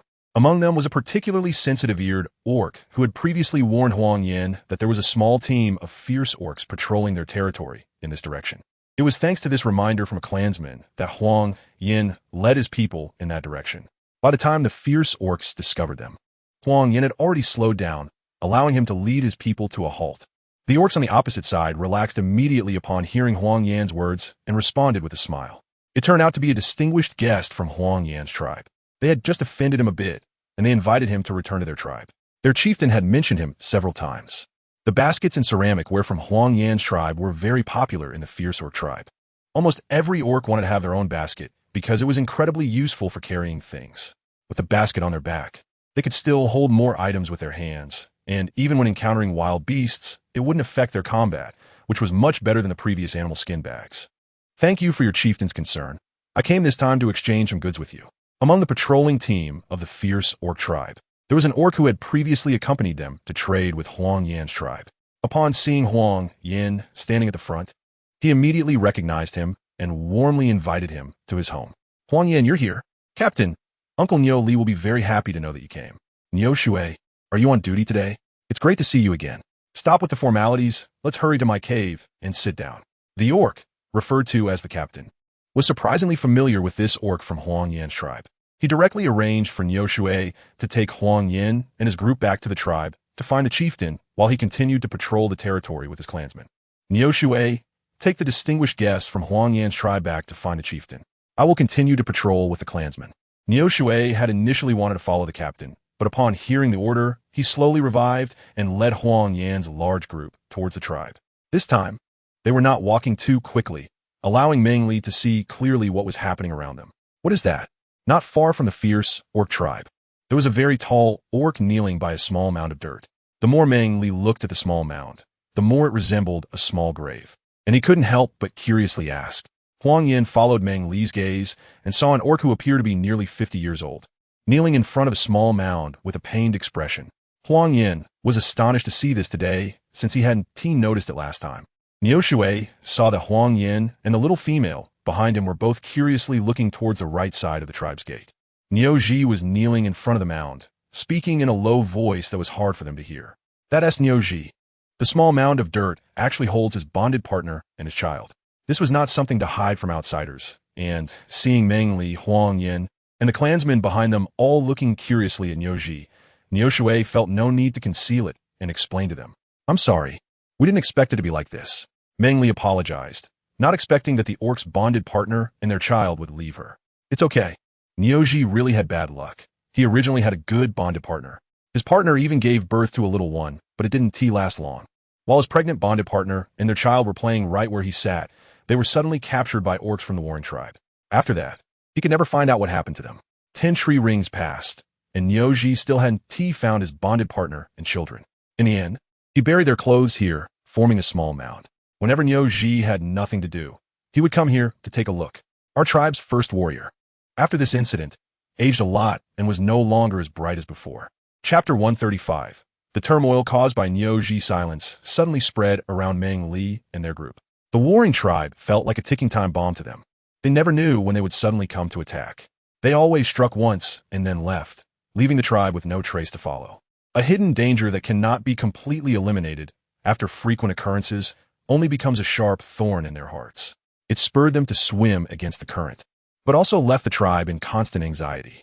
Look at what I'm saying. The chief knows you are here and must be very happy. Nyoshue noticed that the people from the Huangyan tribe had poor expressions after hearing about Nyoji. Cleverly, Nyoshue changed the subject and led them towards the cave where the chief lived. We are also very happy to be back in the Fierce Bull tribe. Huangyan was the first to recover from the serious atmosphere, responding to Nyoshue's words very appropriately. His smiling face carried a hint of enthusiasm and expectation, giving a sincere and easygoing impression. Seeing how easygoing Huangyan was, Nyoshue spoke a lot with him. Huangyan was also good-natured in their conversation, but Meng Li, who was on Huangyan's back, remained silent the whole time. Meng Li always felt a gaze fixed on her after entering the Fierce Bull tribe. She lay on Huang Yan's back and quietly looked around, but couldn't find the source of that gaze. For some reason, an uneasy feeling arose in her heart. When she met the tribe leader of the Fierce Bull tribe, Meng Li didn't say much. It was mostly Huang Yan and Yi who were conversing with them. Only when she was mentioned did Meng Li respond.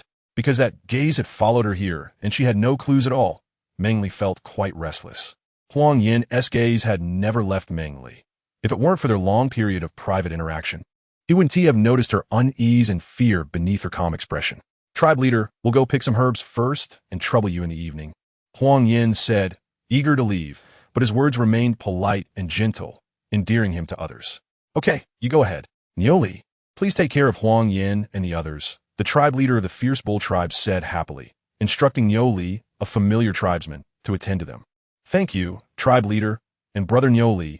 Sorry for the trouble, Meng Li said. Of course, tribe leader, Nyo replied seriously. Once they walked towards the cave where the tribe leader lived, Nyo returned to his usual cheerful self, patting Huang Yan on the shoulder and smiling. Huang Yan, you're really too polite. Hurry up and get to work. Leave the accommodation arrangements for tonight to me. Just leave a few people with me. Meng Li came out this time, and the clan leader insisted on arranging 60 orcs to protect her. It was Huang Yan who said that too many people would attract attention, so the clan leader decided to send just 100 orcs to follow Meng Li. However, the overall fighting strength of the orcs that came this time was quite good.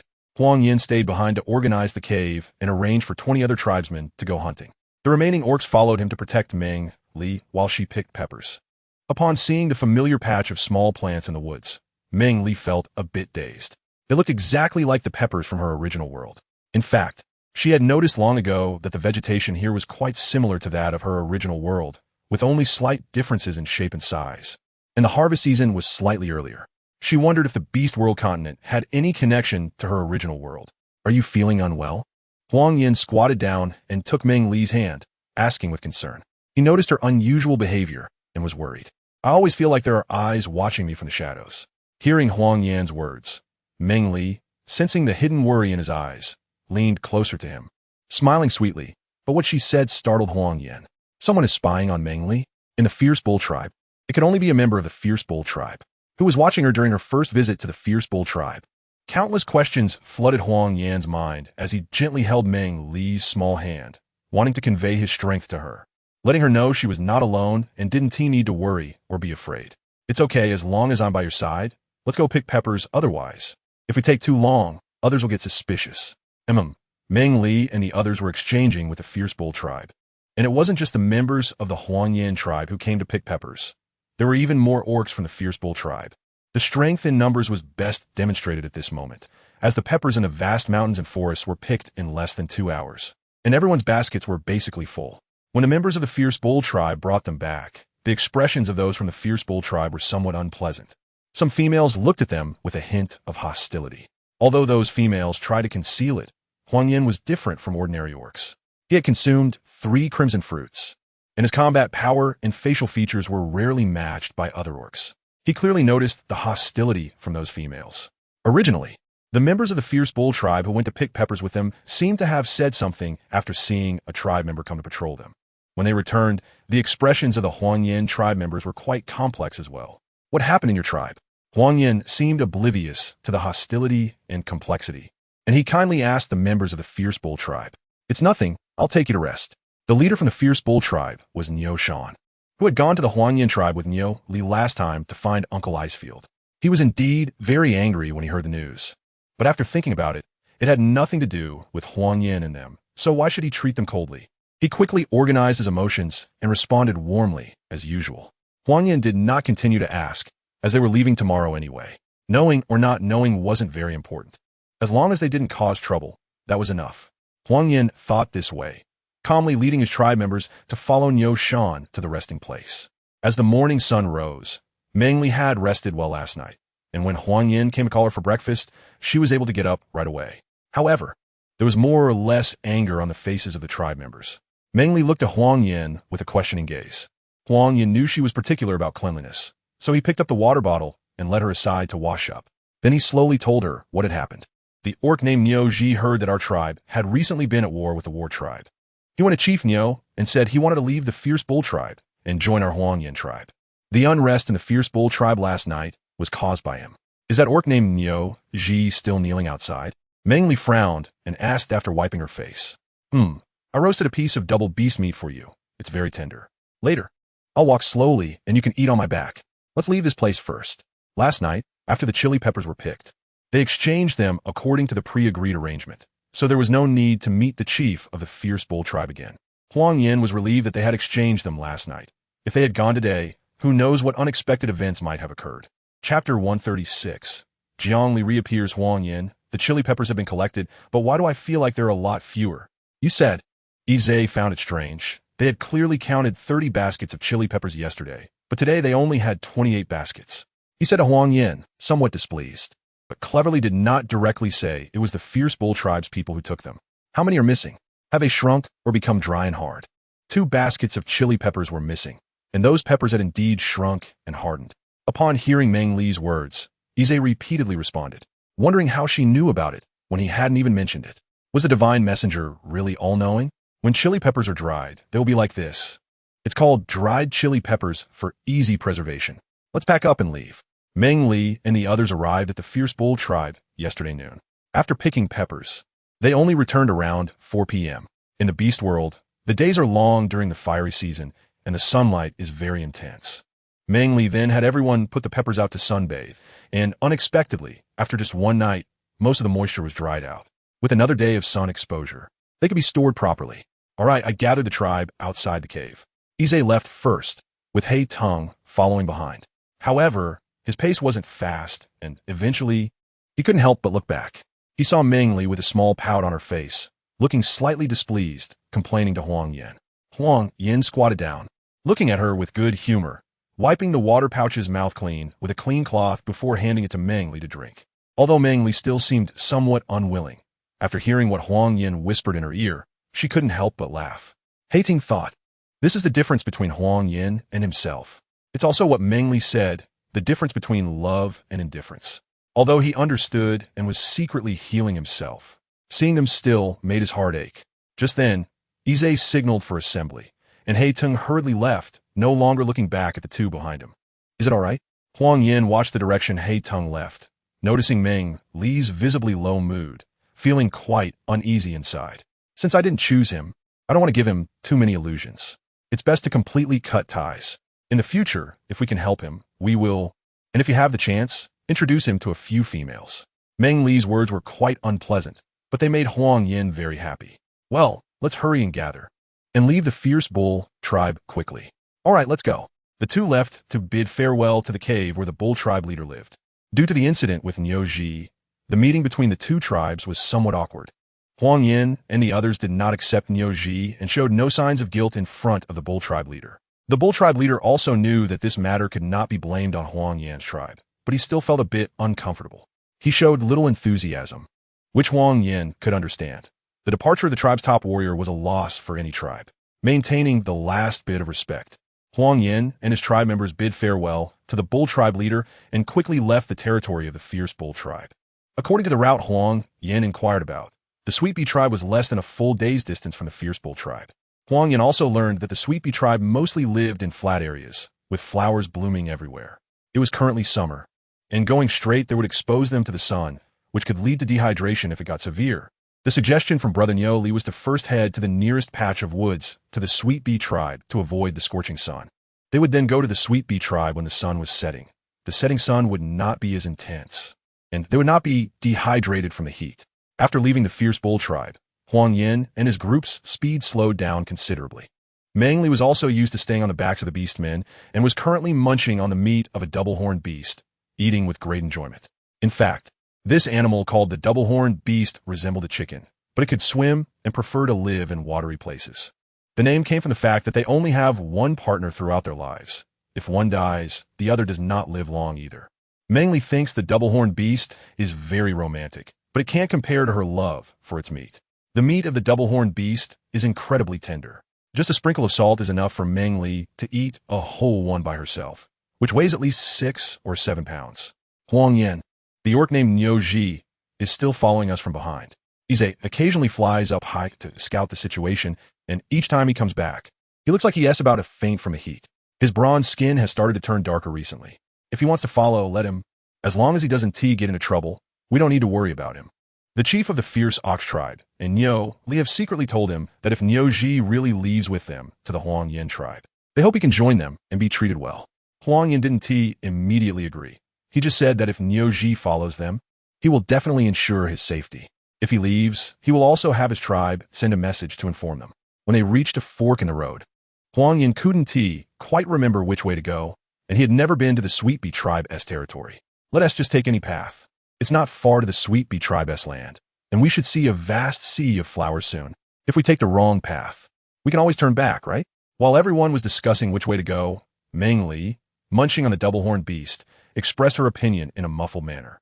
The tribe members felt that Meng Li's reasoning was sound, and just as they were about to decide on that path, Niu Ji, who had been following them, directly chose a path and crossed over the crowd from the Huang Yin tribe. Is he leading the way for me? Meng Li asked uncertainly. Huang Yin, Hei Tong, and Ize exchanged a few glances, all showing signs of contemplation. However, Niu Ji, who was walking ahead, stopped at a very precise position, maintaining the same distance behind the members of the Huang Yin tribe. Following him should be guiding us. Meng Li said to Huang Yin and the others that she trusts her intuition, and at that moment, she had a very different feeling about Niu Ji. After saying this, she leaned on Huang Yan's back, no longer speaking, and stopped eating the beast meat. Meng Li suddenly realized where her different feeling came from. This was the third time she had been captured by Feng, and recognized that this was how it felt. She focused her mind and asked in her heart, Jiang Li, is this your feeling? I'm sorry for waking up privately in my sleep and affecting you. I have broken the promise. Jiang Li did not expect Meng Li to be so perceptive, not giving her any time to erase the traces of her awakening before coming to question her. Why did you suddenly wake up? Because Niu Ji is Wu Qian, and you feel guilty towards him? Meng Li's questioning was sharp, making Jiang Li feel as if there was nowhere to hide. Her memories seemed to be cast aside, exposed before Meng Li.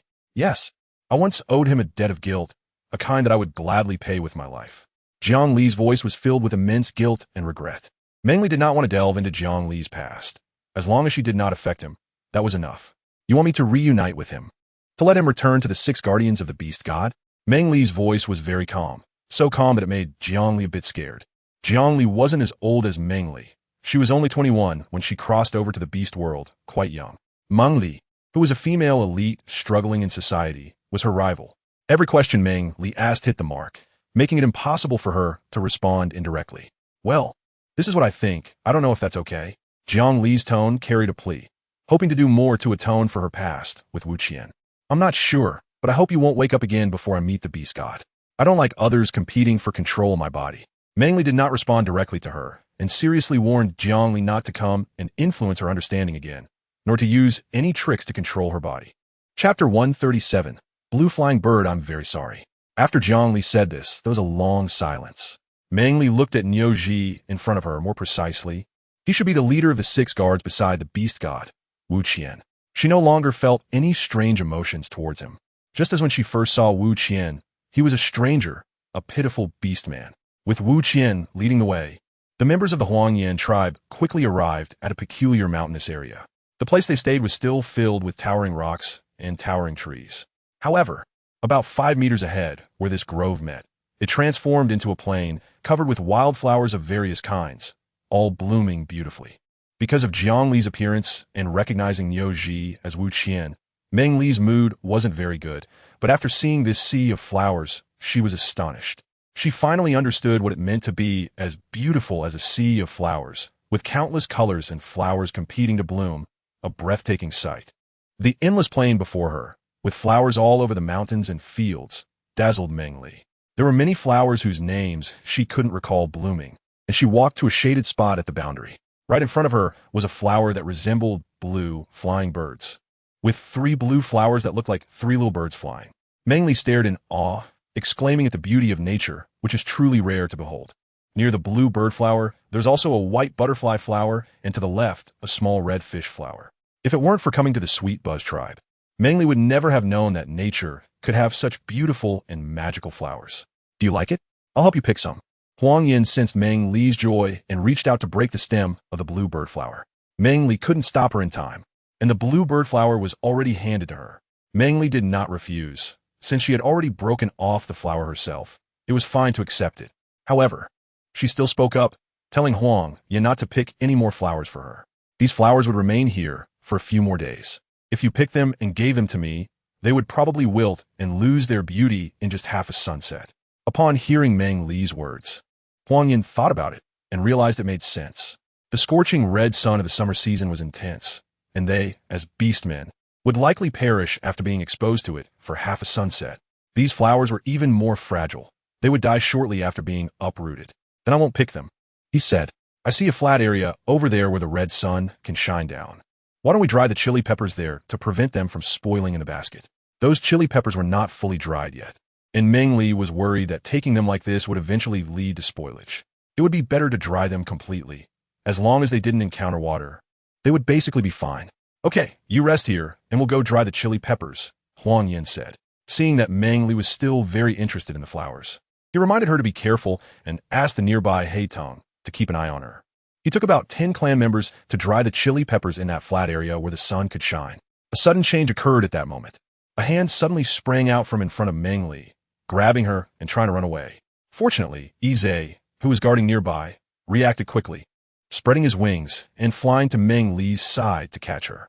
Because Yi caught Meng Li, the brief moment it took gave Hei Tong the time he needed to transform his lower body into a snake. The snake tail shot out and wrapped tightly around Meng Li's waist. The unidentified creature that had grabbed Meng Li, realizing it couldn't take her away, released its grip and disappeared back into the flowers. Huang Yin heard Meng Li scream and looked up to see her being pulled forward by a hand that had emerged from the flower patch. He dropped the basket and chili peppers he was holding and rushed over quickly. It was only when he grabbed Meng Li's hand and pulled her into his embrace that the fear and panic began to dissipate slightly. Are you okay, Ali? Huang Yan's eyes were fixed on Meng Li, who seemed to be in a daze. The fear that had just begun to fade enveloped him once again. Ali. Huang Yan's voice trembled slightly, and he unconsciously tightened his grip on her hand. It hurts so much.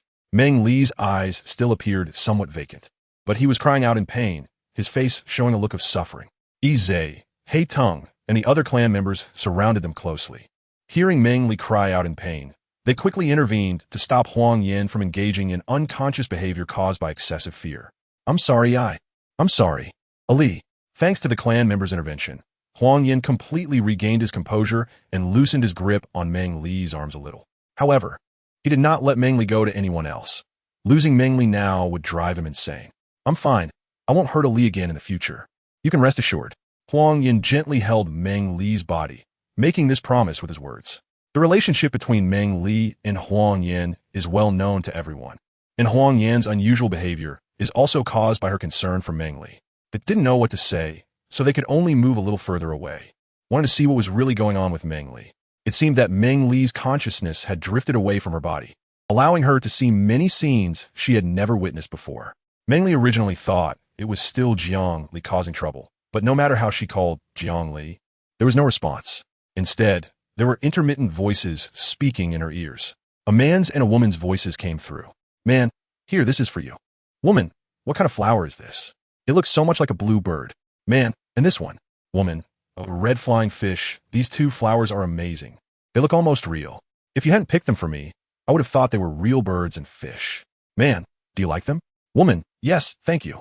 What are these flowers called? Man, I don't know. Why don't you name one? Woman, blue bird, red flying fish. How about we call it blue flying fish? Man, sounds nice. Woman, are you stupid? Don't you know I just said that casually? How could two different flowers have the same name? Man, as long as you name it, I think it's good. Woman, you're really silly. I'm leaving. I'm going home to eat. I'm so hungry. Man, are you going to eat the double beasts again? If they lose their partners, they definitely can't live alone. Woman, perfect. We'll have breakfast ready for tomorrow. These double beasts are delicious. One male and one female. Eating them feels even better. Man, don't you think it's romantic how they are? Woman, then after we eat the two double beasts, shall we discuss their romance? Man, I'll go catch the double beasts. Woman, okay. Later we can talk about their romance while we eat. Chapter 138. The voices of a man and a woman. The conversation between the man and woman ended here, and Meng Li couldn't hear what they said afterward. Panicking, she looked around but saw no one, yet she could still hear their words. After a while, the voices of the man and woman rang in her ears again. Man, if you eat too much honey, you'll have a toothache at night. Woman, don't say that. When have I ever had a toothache? I clearly said my tooth hurts, okay? Man, last time you said to let me take care of you in the future. Woman, didn't I ask you to take care of me? Do you want to give me honey? Man, then wait for me. I'll go get a small bamboo jar to put it in. Woman, isn't the bamboo jar too small? Will it hold the honey here? Man, that's true. Then wait for me. I'll go get the ceramic jar from home. Woman, come back quickly. We're going to eat honey later. Man, okay, if you want to eat, go ahead. They make honey for you to eat. The conversation broke off again, and after a while, the woman spoke first. Woman, this fish is so delicious. Hurry up. I'll grill it for you. Man, I've already sliced the cucumber and put in a bowl for you. Woman, then keep an eye on the fish while I put on a face mask. Man, after you put it on, take a nap. I'll wake you up when it's time to wash your face. Woman, you have to wake me up otherwise. If time passes, I'll become ugly and want to be worthy of you. Man, you will always be the prettiest. Hurry and put on your mask. Woman, Meng Li heard warm and sweet daily conversations from the other side. In their ordinary life, the man pampered the woman a lot. From the woman's tone, it was clear that she loved the man very much, and they were both indulging in various acts of affection. Meng Li searched for the source of the voices countless times, yet still found nothing. The dialogues kept echoing in her ears. She thought they were memories of Jiang Li. Meng Li called out to Jiang Li with all her might, her voice hoarse, but Jiang Li showed no reaction. The conversation between the man and woman reached Meng Li's ears again. Woman, stop wasting your energy. Let me go. Man, what nonsense are you saying? Even if I don't want this life, I can't let you go. Woman, meeting you in this life means I must have saved the universe in my last life to get such a chance. Man, it should be that I have accumulated great fortune to have met you. Woman, all right, we've said everything we needed to say. Let me go. Man, I will definitely find a way to cure you. Don't forget, we have planted a whole field of bluebirds. Woman, how can birds and fish be together? A bird will drown in the water, and a fish will die of thirst out of the water. They are destined to have a fleeting encounter, but cannot be together for a lifetime. Just like my life, which the king of hell is determined to take. Who can stop him? I only wish for you to forget me, and may the rest of your life be filled with joy. At this point, Meng Li could no longer hear any voices. Her eyes were dazed as she looked at the vast sea of fog around her. Why did these words evoke a sense of familiarity in her? Who are you? Do you know who I am? Meng Li shouted hoarsely, asking loudly. But the surroundings were empty, and there was nothing. The two voices no longer appeared, and a feeling of dizziness washed over her. There was a moment of blankness in her mind, and then she fainted. Huang Yan and the others protected Meng Li in the center. Her dazed appearance had already worried them greatly. Not long after, Meng Li actually fainted, which frightened the orcs of Huang Yan's tribe, making their hearts race. Their task this time was to protect Meng Li, and the exchange was just a secondary matter. Meng Li had almost been taken away by a strange orc, and now she had fainted again, leaving them both worried and scared. If something happens to Meng Li, they wouldn't even be able to compensate for her with a life. If something really happens, how are they supposed to explain it to the tribe? The people of the Huangyan tribe were as anxious as ants on a hot pan, walking back and forth. As long as Meng Li doesn't wake up and everything is truly fine, they can't ease the fear in their hearts. What's going on? Is there something wrong with Meng Li? Hake Tung anxiously asked the Dan Wu medical disciple who had come along. He had been examining Meng Li for a long time and still remained silent. Everyone was as anxious as if they were frying in oil. And Hating couldn't help but ask again. There were 3 disciples of the Dan Wu doctor, and the one who came this time was the oldest, an orc named Jugu. He thought that Meng Li didn't seem to be injured or sick, but was rather just sleeping because she was too tired. However, Meng Li had clearly lost consciousness just now, and everyone saw it clearly. It didn't seem like she was acting. My medical skills are still too weak to determine how Meng Li is doing. She seems to be just sleeping now, Jugu concluded helplessly. The others showed expressions of disbelief. After Meng Li had almost been pulled away by an arm. How could she just lose consciousness and it be possible that she was merely sleeping? Did you miss C? Yes. Why don't you take another look? Is Meng Li really fine? Then what was going on just now? Many tribespeople asked in disbelief, genuinely concerned about Meng Li. Let's take a break. After the sun isn't so harsh, we will immediately go to the Tiansong tribe to see if their shaman has any solutions. We should also ask about what just happened. Huang Yan was holding Meng Li, so his feelings were the most accurate. He also felt that Meng Li seemed to be asleep. However, he couldn't be sure. As the sun began to set, they walked through the flower sea without any threats, quickly heading towards the Tiansong tribe. But when they were halfway there, they encountered a large wave of orcs approaching from the opposite side, looking very tense. The chieftain and shaman of the Tiansong tribe were at the forefront, their eyes fixed intently on the blue bird flower and the red flying fish flower that Meng Li held in her hand, not letting go. The chieftain and shaman of the Tiansong tribe confirmed that the flowers Meng Li was holding were indeed blue bird flowers. Their serious faces all softened, and one of them ran to the front of the Huang Yin tribe to bring them something. When Meng Li woke up, the sun had already set in the west, half of it buried in the mountains, while the other half continued to emit its afterglow. Ali, you're awake? Do you feel any discomfort? Huang Yin had been by Meng Li's side, and the chief and shaman of the Tian Wang tribe were also waiting beside him for Meng Li to wake up. Huang Yin? In Meng Li's mind, the words she had just heard echoed. As soon as she opened her eyes, she saw Huang Yin, and she still felt a sense of unreality. However, after surveying the unfamiliar surroundings, she had a feeling of DJVU Chapter 139. Are there really blue flying birds? The flowers in your hand. Can you tell us where you picked them? Not far from them, by a stone table. An extremely old orc was eagerly looking at the flowers in Meng Li's hand. They were 2 very peculiar flowers. One flower resembled a blue flying bird, while the other was a red flying fish. These 2 species, which could never meet, were peacefully and harmoniously nestled together in another way. Hearing the unfamiliar voice, Meng Li felt confused and puzzled. Following the sound, she saw a very old, frail orc. The clothes he wore were very soft, seemingly made of high-quality silk. The areas of blue and white were also very beautiful, resembling the colors of the sky outside, with white clouds floating above. Meng Li saw an orc wearing this kind of clothing for the first time in the Beast World continent. Her not-so-clear mind couldn't help but emit bursts of astonished commands. Fortunately, her body was still in a semi-conscious and half-dazed state, so her acceptance of the commands was somewhat slow. Only her eyes revealed a look of shock. Who are you? Meng Li was somewhat puzzled by the orc who appeared in her resting place. She looked at Huang Yin in confusion, then turned to the old orc and said, I'm sorry to disturb your rest. I am Aloe, the chieftain of the Sweet Bee tribe. I noticed that the flowers in the hands of this little female are very special. Even though our Sweet Bee tribe is said to reside in a sea of millions of flowers, we have never seen these 2 rare blooms. The old chieftain of the Sweet Bee tribe, Aloe, replied very politely to Meng Li, surprising the tribesmen around him. However, when they thought of the 2 flowers, they felt somewhat relieved. On the other hand, the members of the Huang Yin tribe, along with Niu Ji, who had just left the Fierce Bull tribe to join Huang Yin, couldn't help but frown. This old chieftain had just spoken to them in a very arrogant manner. Now, he was speaking to Meng Li so gently and kindly, with a very courteous tone.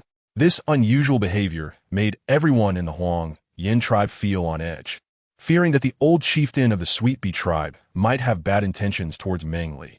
Meng Li was extremely important to the Huang Yin tribe, and there could be no mistakes. The old chieftain of the Sweet Bee tribe was overly focused on the 2 flowers in Meng Li's hands.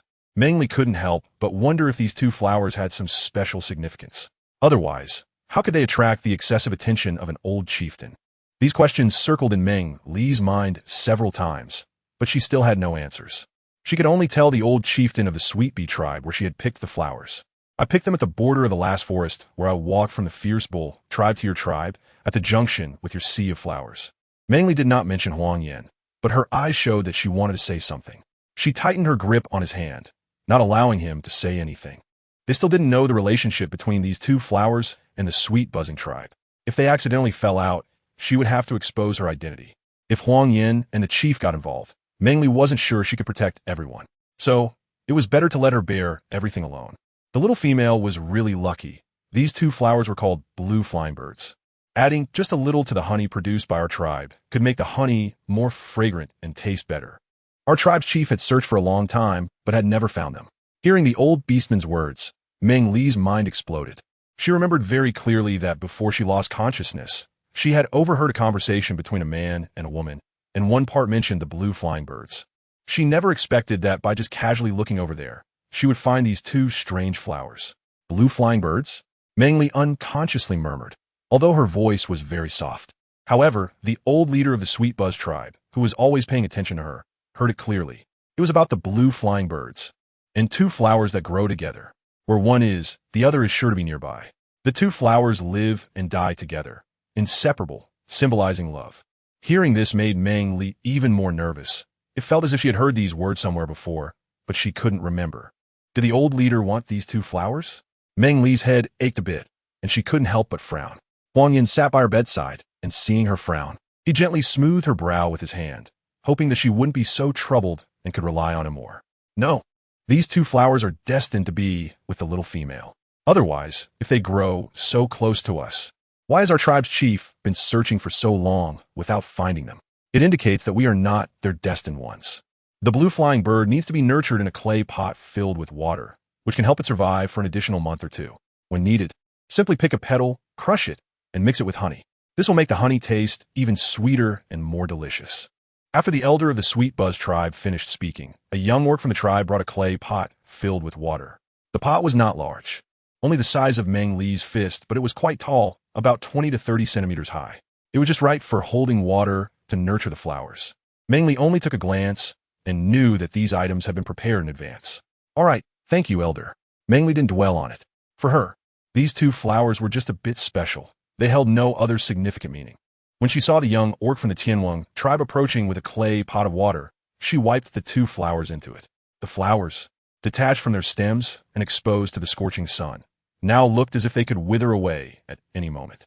I've placed your things on the stone table, so we won't disturb your rest, the old orc said, expressing what he wanted to say. He stood up and left with the tribe members behind him.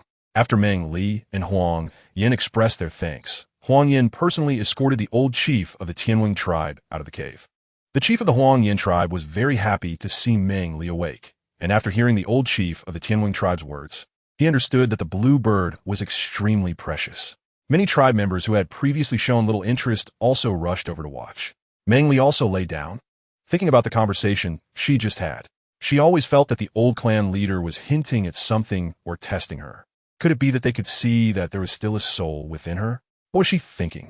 Huang Yin returned and sat down in the same spot, sitting close to Meng Li and asking with concern, "How long have I been asleep? What time is it now? When did we come to the Tianwang tribe? Do you want some water? Don't worry, I'll tell you everything one by one." Meng Li just woke up. His mouth was very dry. If it weren't for the surprise he just experienced, he would have remembered to drink water. Now his throat felt like it was on fire. After drinking 2 bowls from a small ceramic cup, Meng Li finally felt a bit more comfortable. Chapter 140.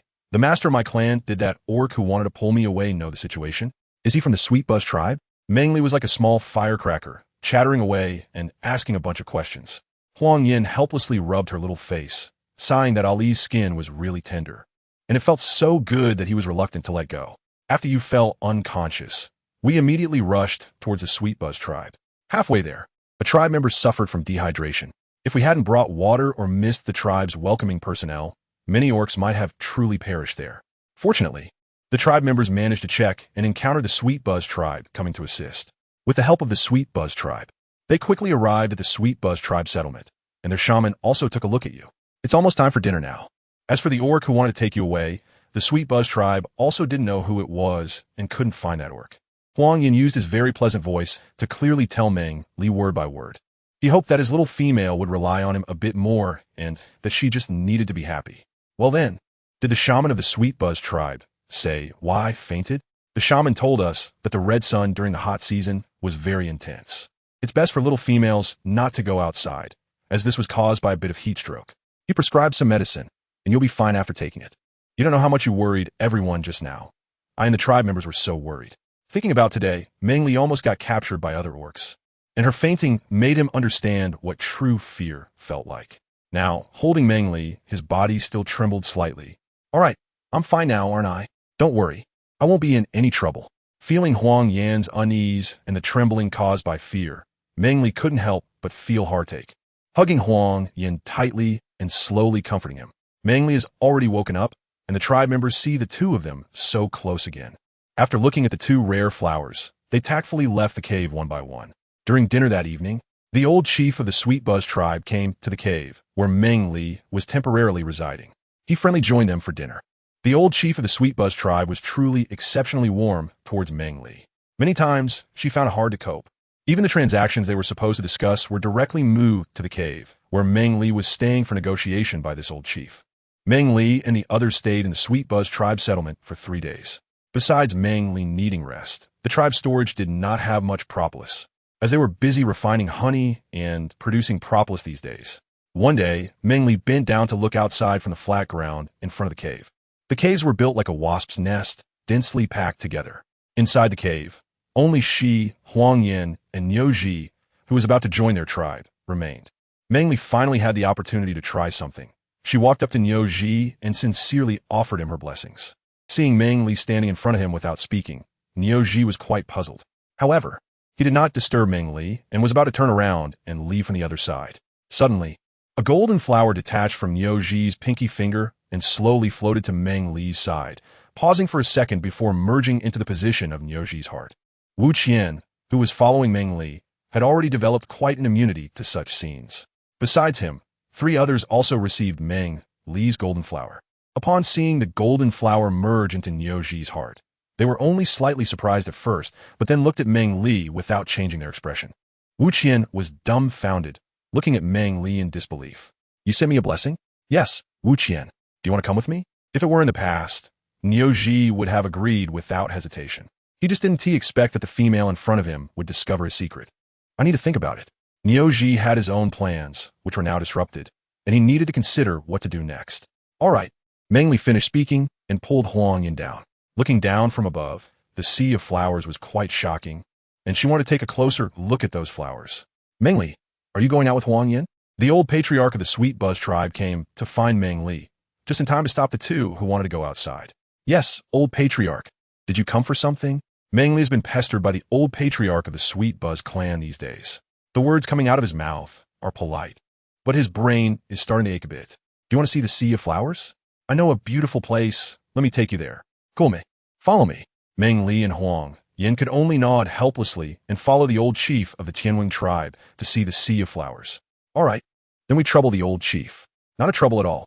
After walking for a full half hour, Meng Li and the others arrived at a very special place. There was a large tree that looked very much like a banyan tree, with many roots hanging down. Surrounding it were many small flowers, some blue, some white, and some green. Just one glance, and Meng Li fell in love with the place. It's really beautiful here. I like it very much. Hearing Meng Li's words, the old chief of the Tianwing tribe smiled even more happily. It's good that you like it. The master of our tribe also used to love this place. Upon hearing this, Meng Li and Huang Yin quickly exchanged glances, both with a hint of disbelief in their eyes. The Tianwing tribe actually had a system of slavery. What about her? Where did she go? Meng Li followed the words of the old chieftain of the Tianwing tribe and asked She went to a very distant place and will never come back. The old chieftain of the Tianwing tribe spoke of their tribe's master with a bright light in his eyes. As if recalling something, his words came out stammering and somewhat melancholic. When Meng Li didn't know how to continue, the old chief of the Sweet Buzz tribe stepped out of that emotion himself, smiling as he said, You see, I'm going back first. And he took small steps, leaving one by one. His hunched back became even more pronounced. In an instant, Meng Li and Huang Yin lost the joy of watching the flowers. On the last day of their stay in the Sweet Buzz tribe, an orc claiming to be from the Water tribe said he wanted to see Meng Li. When others asked him what it was about, he wouldn't say anything, only insisting that he wanted to see Meng Li. Meng Li hurriedly let him in and asked what was the matter. Hearing that your medical skills are excellent, could you please visit our tribe? The man was very excited to see Meng Li, moving so quickly that it was hard to catch him. He was already kneeling in front of Meng Li, hoping that she could grow up healthy. Who in your tribe is ill? Meng Li thought of the flowers from the morning and quickly asked the people of the aquatic tribe. It's Brother Jiyu. Please help me check back. Chapter 141. The Curse of Jiyu. Jiyu? Hearing these two words, Meng Li's heart skipped a beat. She finally remembered where she had heard this name before. During the last visit to the aquatic tribe for the Thanksgiving festival, the little female, Ah-Ching from the aquatic tribe had stopped by the shore with them. Watching a young beastman swimming joyfully in the water like a dragon returning to the sea at sunset, Ah-Ching called that young beastman Jiyu. Thinking of this, Meng Li's heart raced even faster. Foman had once told her that only by gathering the 6 great guardians would the beast god surely appear. At that time, she could request the beast god to remove Jiangli from her body. It was like gathering the 7 Dragon Balls to summon the dragon. She did not expect that so soon 5 guardians would appear by her side. Only Bo Si had not yet shown any sign, and if found, it would be time for her to summon the divine beast. No, she meant the beast god. Meng Li was lost in her thoughts when a young orc from the Water tribe had already knocked his head against the ground repeatedly. Hearing the noise, Meng Li came back to her senses, and she noticed that the young orc's forehead was already a bit bruised. Huang Yin, let him get up. Don't let him keep knocking his head. Meng Li no longer dared to think too much, and hurriedly asked Huang Yin to stop the young orc, telling him to stand up and speak. Huang Yin immediately reached out to block the young Water tribe orc from continuing to bow down. The young Water tribe orc was frightened that Meng Li would not agree, so he tried to shake off Huang Yan's hand and continue to bow. Huang Yin would not let him succeed and firmly held him back, preventing him from continuing to bow. However, the young Water tribe orc exerted all his strength, and Huang Yin, not wanting to hurt him, had to expend quite a bit of effort. You could get up first. I have something to ask you.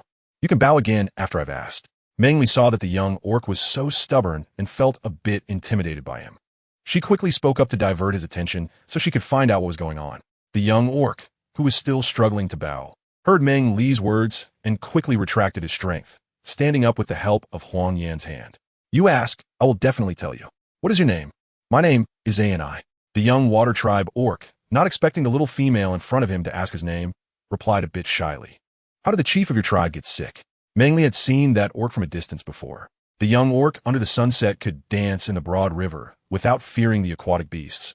He should be a very powerful orc. The Water tribe valued him so much that they would send people everywhere to find a healer for him when he fell ill.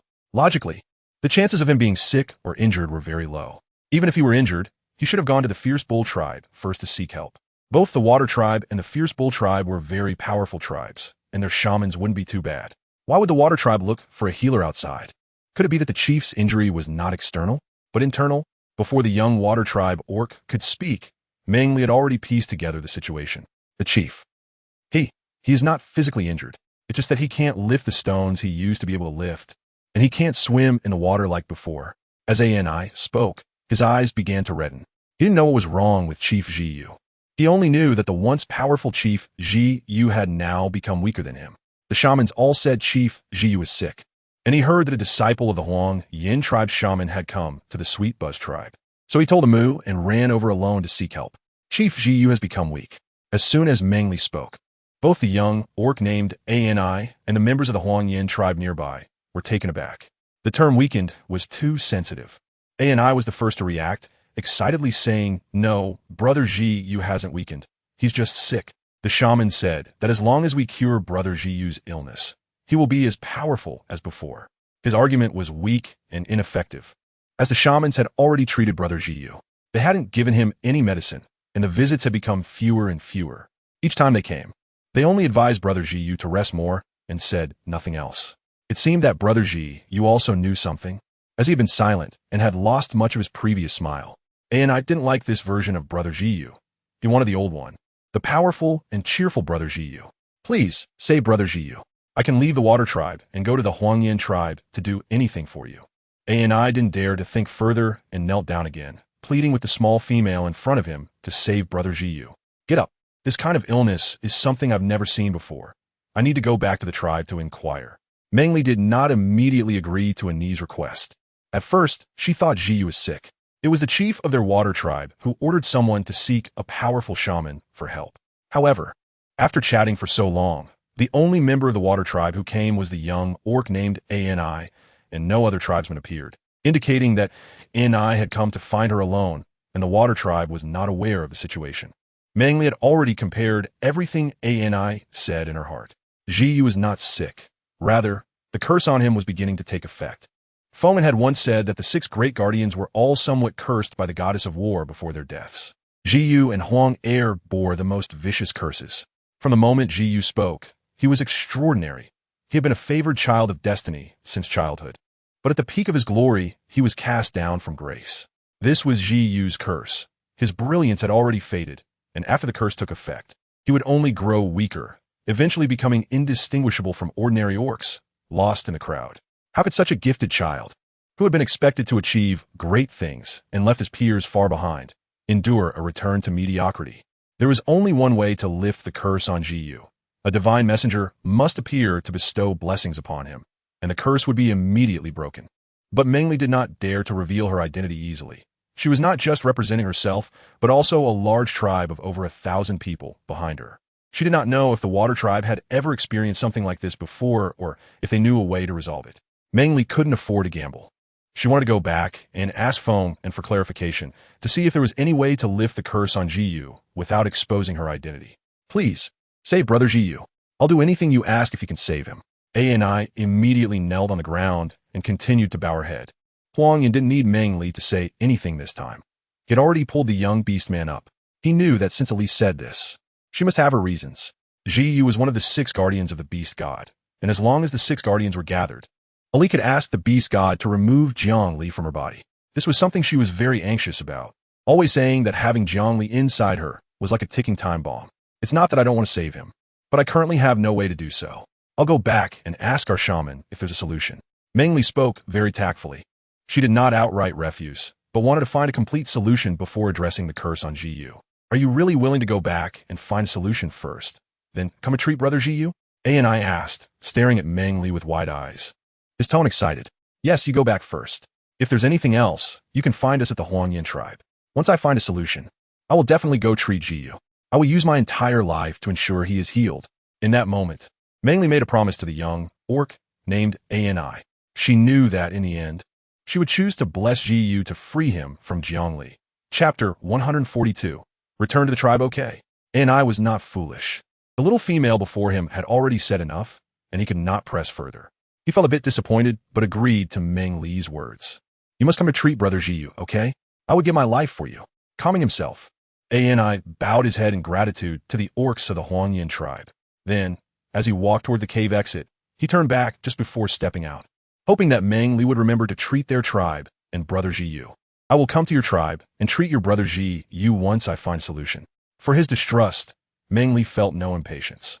Her gentle voice, as soothing as before, comforted the young orc named Ani. Seeing Meng Li agree again, Ani solemnly bowed to her. The confusion in his eyes dissipated, replaced by dazzling determination. Thank you, little female. I will return to the tribe to take care of Brother Jiyu. After saying this, Ani ran away before Meng Li could respond. Meng Li felt a bit worried about this pure and kind young orc, but she needed to return to her tribe as well. Otherwise, the chief and the shaman would surely be worried sick. We have prepared the propolis you wanted. The sun is setting now, so you can leave just in time. Once you enter the woods, you can rest for the night and head back tomorrow. This is the flower and herb seed from our tribe. Meng Li, little female. This is a gift for you. Find a high place, scatter them with the wind, and they will find a place to take root by themselves. Next year, you won't even need to come to our tribe. You will see beautiful patches of flowers. The dry season is only a month away. You shouldn't come out anymore. Little female, it's better to stay in the cave. If you get sunstroke from the hot sun, it's too harmful to your health. Remember to rest well when you go back. At that moment, Meng Li felt that the chief of the Tian Wang tribe was quite similar to the shaman. They cared for her in a way that felt like family elders, but also made her notice something unusual. This old chief was overly enthusiastic towards her, and so were all the members of the Tian Wang tribe. They also seemed to enjoy bringing up that very mysterious master in her presence. Meng Li had a very absurd thought at that moment. She doubted whether she was the master of the Sweet Bee tribe. Was that why they treated her so differently? Thank you for your concern, old chief. I will just hide in the cave when I return. No matter what Meng Li thought in her heart, her face remained gentle and polite. Well, let's go. It's getting late, and it's easy to encounter wild beasts. All right, everyone from the Sweet Bee tribe, take care. Come visit us at the Huangyan tribe when you have time.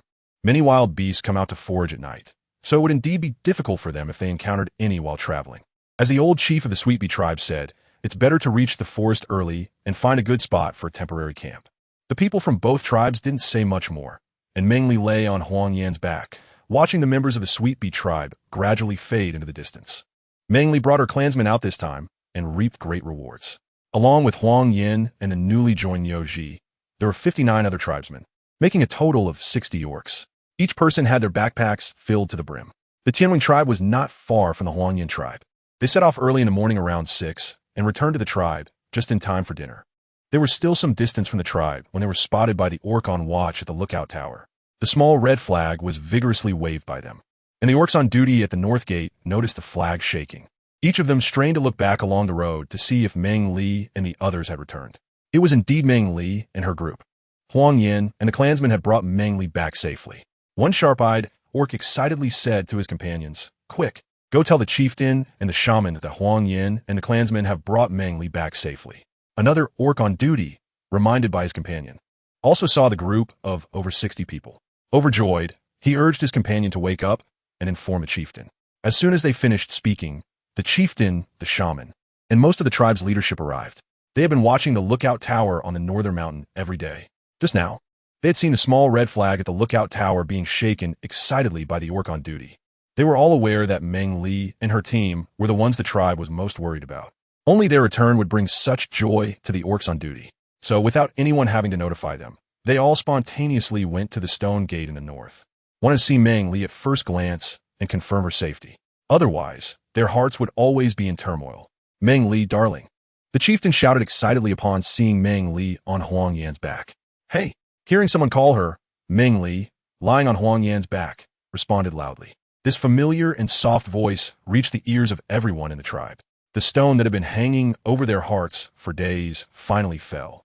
Chieftain A Shui even thought that he would finally be able to sleep well tonight. He wouldn't have to dream about Meng Li being injured and leaving the tribe, no matter how hard he tried to keep her. "Open the door! Open the door!" Izay flew to the stone wall first, seeing that the tribesmen were very excited. Looking at the returning group, but no one thought to go down and open the door, he called out a few times, but few responded. There was no choice. He had to fly into the tribe himself, landing behind the door in the stone wall. This way, everyone could run directly into the tribe without stopping. Two quick-witted ones, seeing Izay flying toward the door in the stone wall, immediately came to their senses and hurriedly ran down the stone wall to open the stone gate with Izay. Huang Yin and the others saw the gate in the stone wall open and ran into the tribe without hesitation. Once they reached the spacious area, they finally sat down to rest. In this scorching season where the sun could roast orcs, they've been running nonstop all day just to return to the tribe early to rest. "Meng Li, darling, will Uncle take a look?" "Meng Li, how have you been during this time? Did you get hurt?" As Meng Li and her group returned to the tribe, the crowd standing on the stone wall at the north gate finally came to their senses. They all rushed down the stone wall, surrounding Meng Li and Huang Yan, each asking Meng Li questions. "I'm fine. I'm not injured. Uncle, I'm really fine. I haven't lost weight. It's okay if I'm a bit darker. I'm really fine. The clansmen took great care of me." Meng Li was surrounded in the middle, flustered as she answered everyone's questions. A few more aunties came over, touching her here and there. They even said Meng Li had lost weight and should eat more tonight. Meng Li wanted to look for Feng, but had to put it on hold for now and wait until tomorrow to find him. Chapter 143. The Entanglement Between Jiang Li and Wu Qian. Meng Li returned to the tribe and was warmly greeted by her fellow tribespeople. It made her feel as if she had experienced a life-and-death separation from them. The excited and thrilled tribespeople seemed as if they were seeing her rise from the dead. Their joy at her return was overwhelming, with tears of happiness and a bustling atmosphere, leaving Meng Li both amused and perplexed. She could only reluctantly accept their numerous greetings and concerns. That night, no matter how much the tribespeople tried not to disturb her, she ended up going to bed around 8 o'clock after washing up, which was close to 10 o'clock. The shaman had wanted to say something to Meng Li, but upon seeing the faint dark circles under her eyes, he held back and urged her to go rest. Shaman, you should also get some rest. I'm going to sleep now. Meng Li really couldn't hold on any longer. The outdoors was nowhere near as comfortable as home, especially that soft big bed. There were no better conditions outside, just the hard ground. There were too many mosquitoes in the wild, and Meng Li had a physique that attracted them, making it unbearable to sleep outside with all the bites. The tent he brought had very limited space, and he could only lay down a little grass to isolate himself from the dampness of the ground. This led to Meng Li not being able to sleep well in the wild. Well, you should go to sleep soon. Sigh. Meng Li had already started to feel a bit vague, and she was also yawning one after another. Tears came out of the corners of her eyes due to the yawning, which made the shaman feel even more affectionate towards her. After a good night's sleep, Meng Li accidentally slept until mid-morning. Remembering that she still had many things to do, she hurried to wash up. Meng Li, breakfast is here. Eat it before you sleep again. Wu was sitting on a stone bench outside, carefully picking some fruits from the herbs. Many herbs can be used entirely for medicine, but the effects of the stems, leaves, and fruits may very likely be opposite. After Meng Li arrived here, he gradually began to standardize the usage of herbs. The shaman and Wu were initially not very accustomed to it, but later, during the treatment process, they gradually discovered that using the separated parts of the herbs indeed had better effects than using the whole plant. They no longer rejected the standardized methods of herb usage that Meng Li proposed. They even started to ask Meng Li how to prepare different medicinal parts from the same herb. Haha, good. Meng Li heard Wu's words and used a smile to cover up his embarrassment, feeling quite shy inside. Did you all go to pick so many medicinal herbs again? What about the shaman? Meng Li casually changed the topic to divert her own awkwardness. Wu, who had spent so many months with Meng Li, could easily understand her intentions. However, he had no intention of making her feel awkward. He just wanted to remind her not to go hungry. By going along with her words, he successfully helped her shift the topic.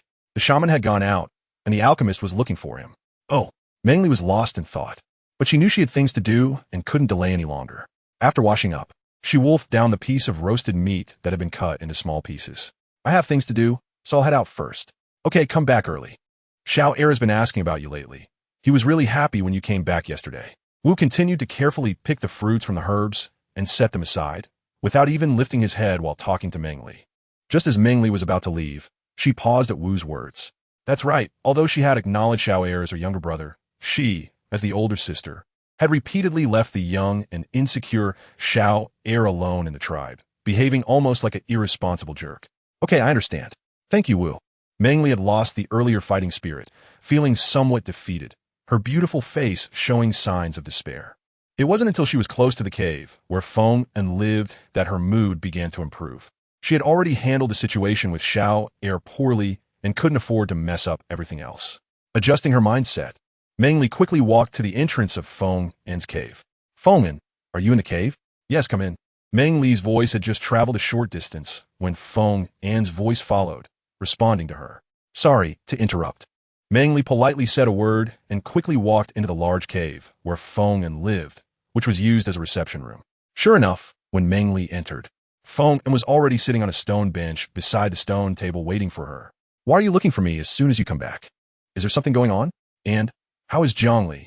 Feng En jokingly asked Meng Li, but couldn't help but inquire about Li's situation at the end.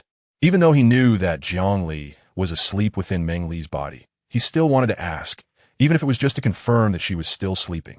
She had woken up once when Wu Qian appeared. The cup of water Feng En handed to Meng Li suddenly fell onto the stone table, making a sound as the pottery collided with the stone. How is she? Where did you encounter Wu Qian? Was it in the Fierce Bull tribe? Feng En found Meng Li's words somewhat unbelievable. He thought that Meng Li and the others were just trying their luck when they went to the Fierce Bull tribe. He didn't expect that they really encountered Wu Qian and recognized him. Meng Li was very puzzled by Feng En's reaction. What exactly happened between them and Wu Qian? Both Li and Feng En were so shocked, especially Li's guilt towards Wu Qian. At that moment, Li's emotions radiated from her body, making her experience a feeling of unbearable pain. She felt that if Li had taken control of her body at that time, even if Wu Qian wanted her life, she would have agreed without hesitation. She felt a deep sense of guilt and eventually fell into a deep sleep. Meng Li thought for a moment and added, if it were her in charge back then, I think even if Wu Qian wanted her life, she would give it. Feng En had been waiting for Meng Li's response, and when he heard the last sentence, the expression on his face grew even uglier. He knew Meng Li was testing him, trying to uncover the entanglements between them. He had nothing to hide. Such matters would eventually come to light. Whether sooner or later made no difference.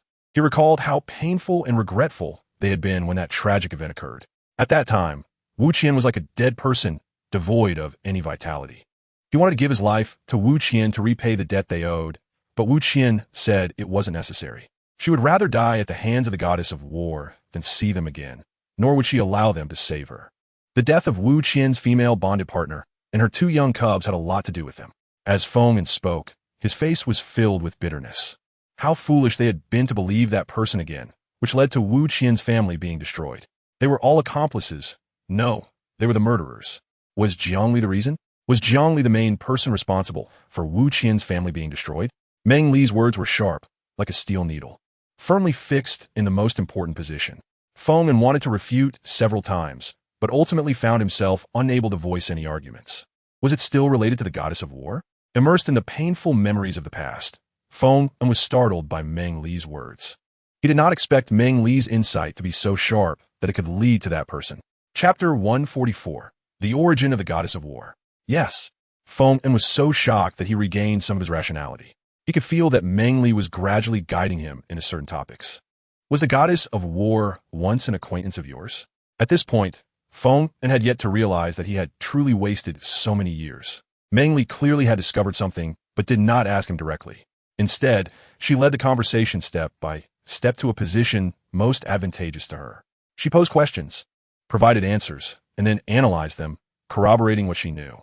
Yes, even though Feng was aware of Meng Li's little schemes, he had no intention of exposing them. With the emergence of a new divine envoy, perhaps their relationship could improve.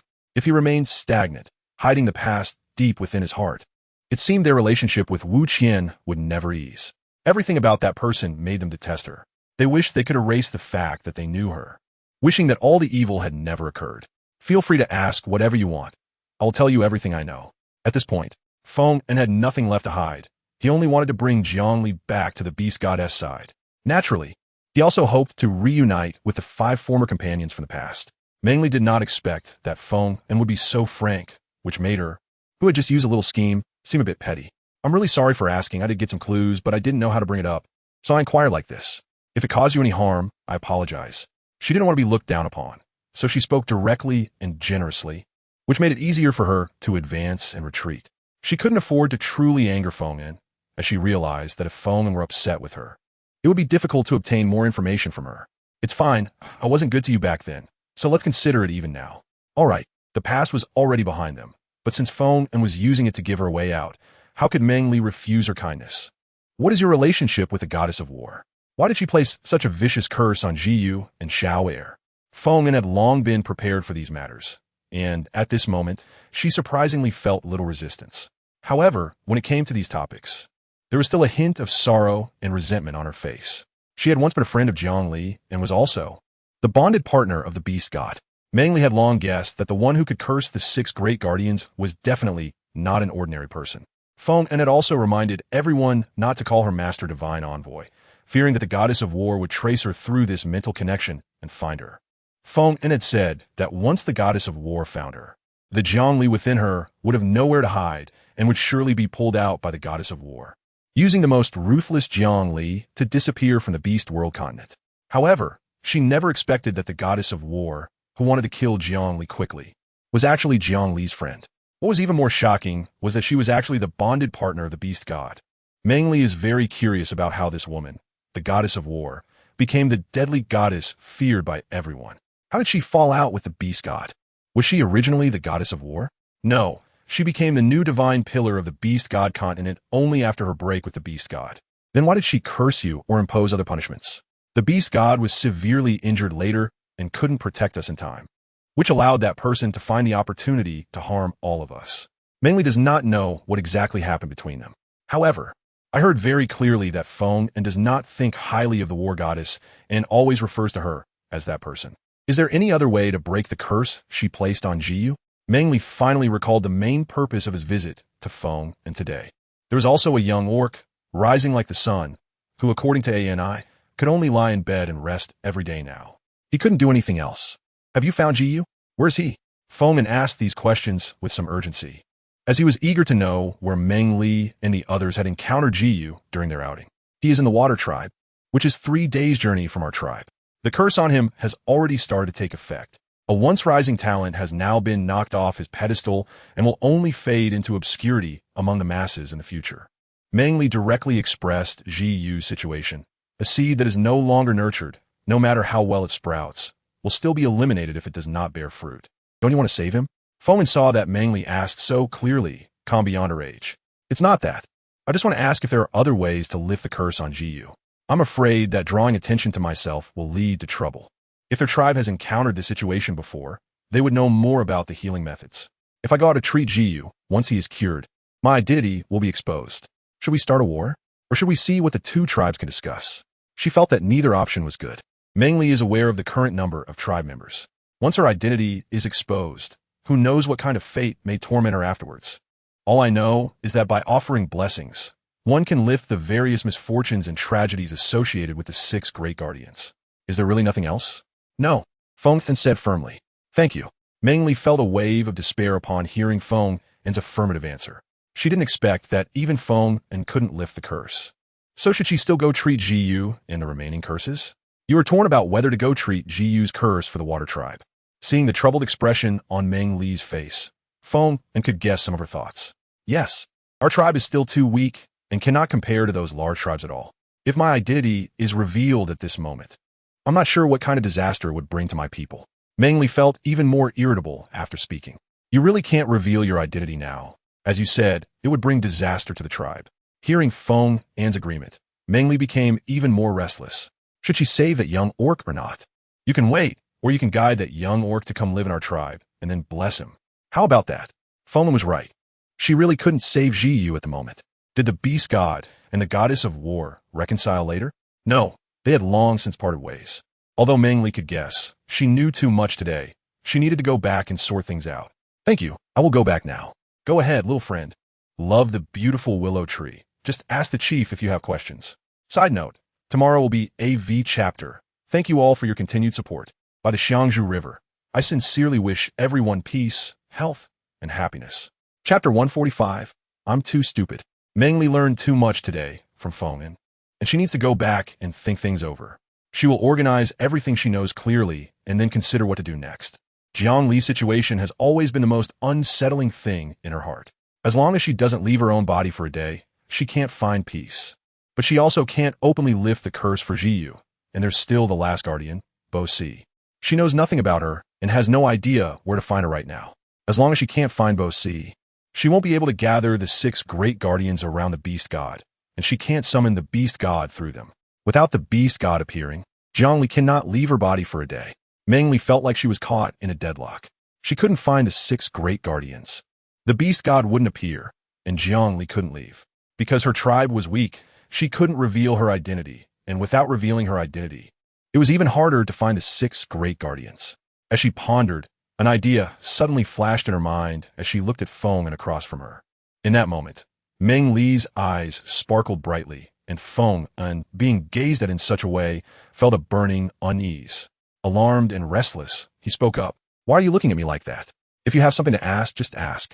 Feng An felt that Meng Li at this moment was quite dangerous. He was afraid that if he spoke too slowly, something unsettling might happen. Meng Li had already anticipated Feng An's reaction. After surviving for so many years, his sensitivity was unmatched by anyone else. It would be strange if he didn't notice her somewhat concealed thoughts.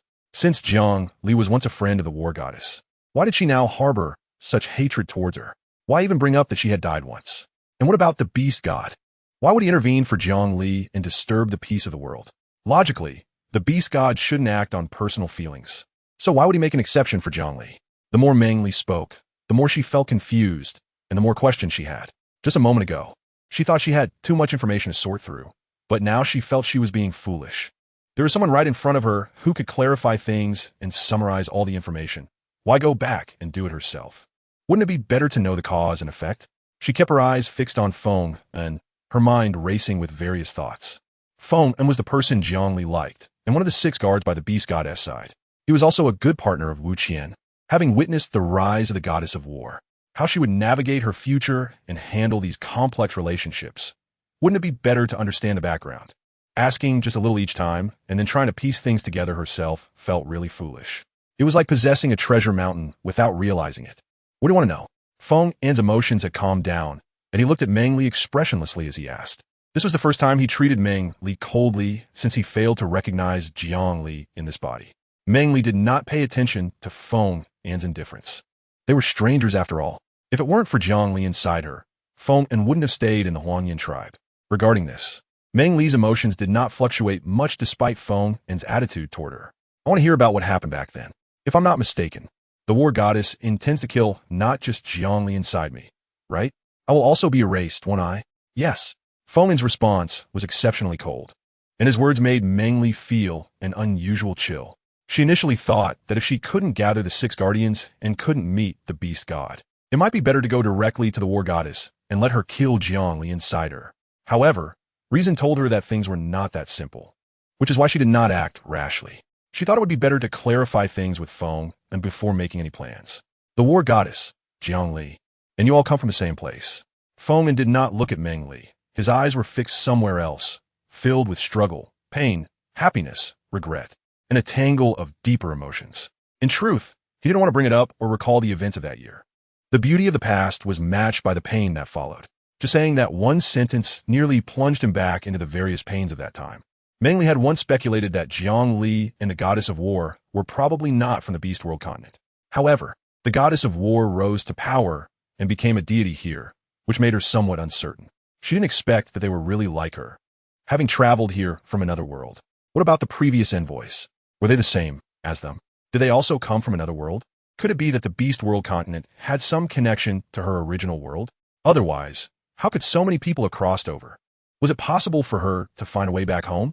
She really missed her family. They must be heartbroken and sad because of her. At that moment, a sense of hope arose in Meng Li's heart. She wanted to know everything quickly. However, after Feng An said that sentence, he fell silent, not revealing what he was thinking. What happened next? Meng Li couldn't help but urge, I'm really anxious to know the result. There's no moment more urgent than now. Please, tell me what happened next. Seeing that Feng An still didn't speak, Meng Li anxiously asked again, should I say it instead? I'm really sorry for taking the initiative to wake up. Please don't blame Feng An. There are many things he doesn't know how to say. As the person involved, I know it the best. Meng Li's mouth moved involuntarily. It was clearly her body, but the words spoken were beyond her control. At this moment, Meng Li was very angry. Jiang Li had awakened again without permission and was controlling her body. In the next second, upon hearing the words coming from her own mouth, Meng Li's anger diminished significantly. She understood the situation from the past. Jiang Li was also a traveler, and they could communicate better. However, hearing the words come out of her own mouth and then into her own ears made Meng Li feel very uncomfortable. In the end, she could only remain silent, which was akin to agreeing with Jiang Li's statement. Ali, is that you? Feng An was originally lost in his own world. He had heard Meng Li's urging, but chose not to respond. The words that followed left him in shock. Was the Ali inside her awakening? Was it his Jiang Li, not Meng Li from Huangyan? It's me on, it's me. I'm sorry. Meng Li's mouth moved uncontrollably, and she felt a greater anxiety about Jiang Li existing within her body. You finally decided to see me? How can you be so cruel, leaving me alone in a world without you? The words of Feng An, filled with both resentment and pity, made Meng Li's heart ache painfully. She knew this was not her own emotion. It was Jiang Li's. I'm sorry. Watching you die before my eyes hurts me more than killing me. Chapter 146, Revealing the Past, Part 1. Jiang Li was also very sad. If she could, how could she bear to let the person she loved suffer in this world? The 6 guardians all had hopes of resurrection, but Meng Ting hated herself so much back then that once and died. She knew Meng Li would never allow him to come back to life again. That's why she gave all her remaining life force to him. It seemed to be for Anne's sake, leaving him the hope of life, but also made him live alone and painfully for so many years. Can I take a good look at you? Jiang Li's words were cautious and filled with sincerity. She was afraid that it would hold a grudge against her for leaving him to face so much pain alone in the world. The living would always remember the initial pain, while the dead found relief. Therefore, she owed him too much, even watching herself die helplessly. Meng Li really wanted to interrupt their reminiscing, but for some reason, she didn't speak up at that moment. Perhaps it was the little bit of maternal instinct left in her heart. Her best friend Gung Gung once said that she had some maternal qualities. Feng and looked at the familiar face in front of him and thought of the person he loved deeply within this body. At that moment, he wanted to hold her in his arms, and he did just that, standing up to embrace this body. Now that the reminiscing was over, it was time to say what needed to be said, right? Meng Li's voice was very cold. She could temporarily give Jiang Li a chance to speak and express her emotions through tears. However, she had not allowed them to use her body to do anything inappropriate. The originally more suppressed voices were extremely indifferent at this moment. Both Jiang Li and Feng felt as if they had been doused with a bucket of cold water, feeling a chilling sensation deep within. Jiang Li also stabilized her emotions and, using Meng Li's body, shyly apologized. "I'm sorry, we caused you trouble." Feng's excited body became stiff as he remembered Meng Li. This body belonged to Meng Li, and his own, Ali was not the owner of this body. He sat back in his original place, feeling somewhat dejected, but thinking that Ali was still alive made him much happier. He wanted to talk to Ali, but just the thought of speaking made him too excited. Finally, he had not waited in vain all these years. "It's okay. I can understand the joy of a long-awaited reunion, but I want to know more about what happened back then. Back then, I was with Meng Ting, who is now the war goddess. We unexpectedly crossed into this world. However, we encounter a man. No, he shouldn't be called a man. He is a god. The beast god of this world. He was Meng Ting's disaster, or rather, meeting him was the biggest mistake of Meng Ting's life. In fact, we didn't know how we crossed over. When we woke up, we found ourselves on a very high mountain peak, standing next to a very perfect man. He asked us how we were and if we were injured. Meng Ting and I were both students who had just entered university, and we had never seen such a perfect man before. We were both stunned, and we didn't understand a word of what he said. It seemed he remembered something and switched to speaking Mandarin with us. His beautiful voice jolted us awake, and we asked him where this place was. He said it was the Beast World continent, and only then did Meng Ting and I realize we had crossed over. The man seemed to have guessed something. He wasn't too surprised and took us to a tribe, allowing us to live there peacefully. At first, he didn't visit us often, but I don't know when he started coming to see us frequently. To be precise, he often came to see Meng Ting. Later, he didn't leave and stayed in that tribe with us. He often spoke with Meng Ting, asking her various things. He even said that Meng Ting looked a lot like a deceased person he once knew. When Meng Ting told me this, we thought that this man was really bad at flirting. However, this man was indeed very perfect. Every action of his was like a painting, so unreal. A naive girl often stayed with a perfect-looking man, and he was very powerful enough to keep everyone safe behind him. We could all feel that he was special to Meng Ting. He was always more attentive to her, and most of his smiles were directed at her. Even Meng Ting herself felt that this man must love her. So Meng Ting began to put her heart into this man. Gradually, she fell into the river of love, spending more and more time with him. Meng Ting was beautiful and had practiced some martial arts, making her very popular among the beastmen in the tribe. Naturally, there were those who couldn't stand this man. Let's just call him the beast god. It sounds less awkward. The beast god defeated all challengers, and Meng Ting was very happy, thinking that the beast god must love her, fighting so hard to win her, giving no one else a chance. But we didn't know that the beast god had never stayed in the tribe and had never been treated like this by anyone. His actions were driven by novelty. It wasn't because of Meng Ting. As they spent more time together, the tribe also tacitly accepted them as a couple. However, they never formalized their bond, which caused some murmurs among the tribesmen. Later, the tribe leader approached the beast god, asking if he was willing to bond with Meng Ting. He didn't answer, but asked Meng Ting instead. At that time, Meng Ting thought the beast god respected her opinion, and naturally, she was very happy and shyly agreed. The beast god said nothing. His expression was even somewhat serious. After a while, he told the tribe leader that he was willing to bond with Meng Ting. The next day, he left the tribe, saying he needed to prepare for the bonding ceremony. He was gone for 5 days, and Meng Ting was very anxious during that time. Some people in the tribe genuinely cared, but there were also those who spoke harshly. Meng Ting, proud as she was, couldn't stand such humiliation and cried for a long time in a cave. Fortunately, the next day, the beast god brought Ah-Un and the 6 great guards, carrying a somewhat awkward flower palanquin to take Meng Ting to the bonding ceremony. Neither Meng Ting nor I had expected the beast god to arrange things this way. It was a very traditional Chinese wedding. Although somewhat awkward, it was clear that the beast god had put a lot of thought into it. He even prepared a red wedding dress for Meng Ting, which naturally moved her, having only seen simple bonding ceremonies in the tribe before. Joyfully, she changed into the red wedding dress and left the tribe in the flower palanquin. I followed her out of the tribe to the place where the beast god lived. After Meng Ting's marriage, she was very happy. The place where the beast god lived was a palace. There, we no longer had to compromise and adapt to the crude life of the tribe. Chapter 147. The Unveiling of the Past, Part 2. However, after marrying the beast god for 2 years, she still couldn't have a child, and her temper grew worse. At that time, I was dating Feng and paid less attention to her. I don't know when it started, but she began to be somewhat paranoid. One day, she came to me, insisting that the beast god had other women outside and asked me to help her investigate. I had no choice but to start searching the entire palace with her. Unexpectedly, in a remote garden, I came across a familiar flower tree. It was planted by a sister from the neighbor's house of my grandmother. It bloomed beautifully.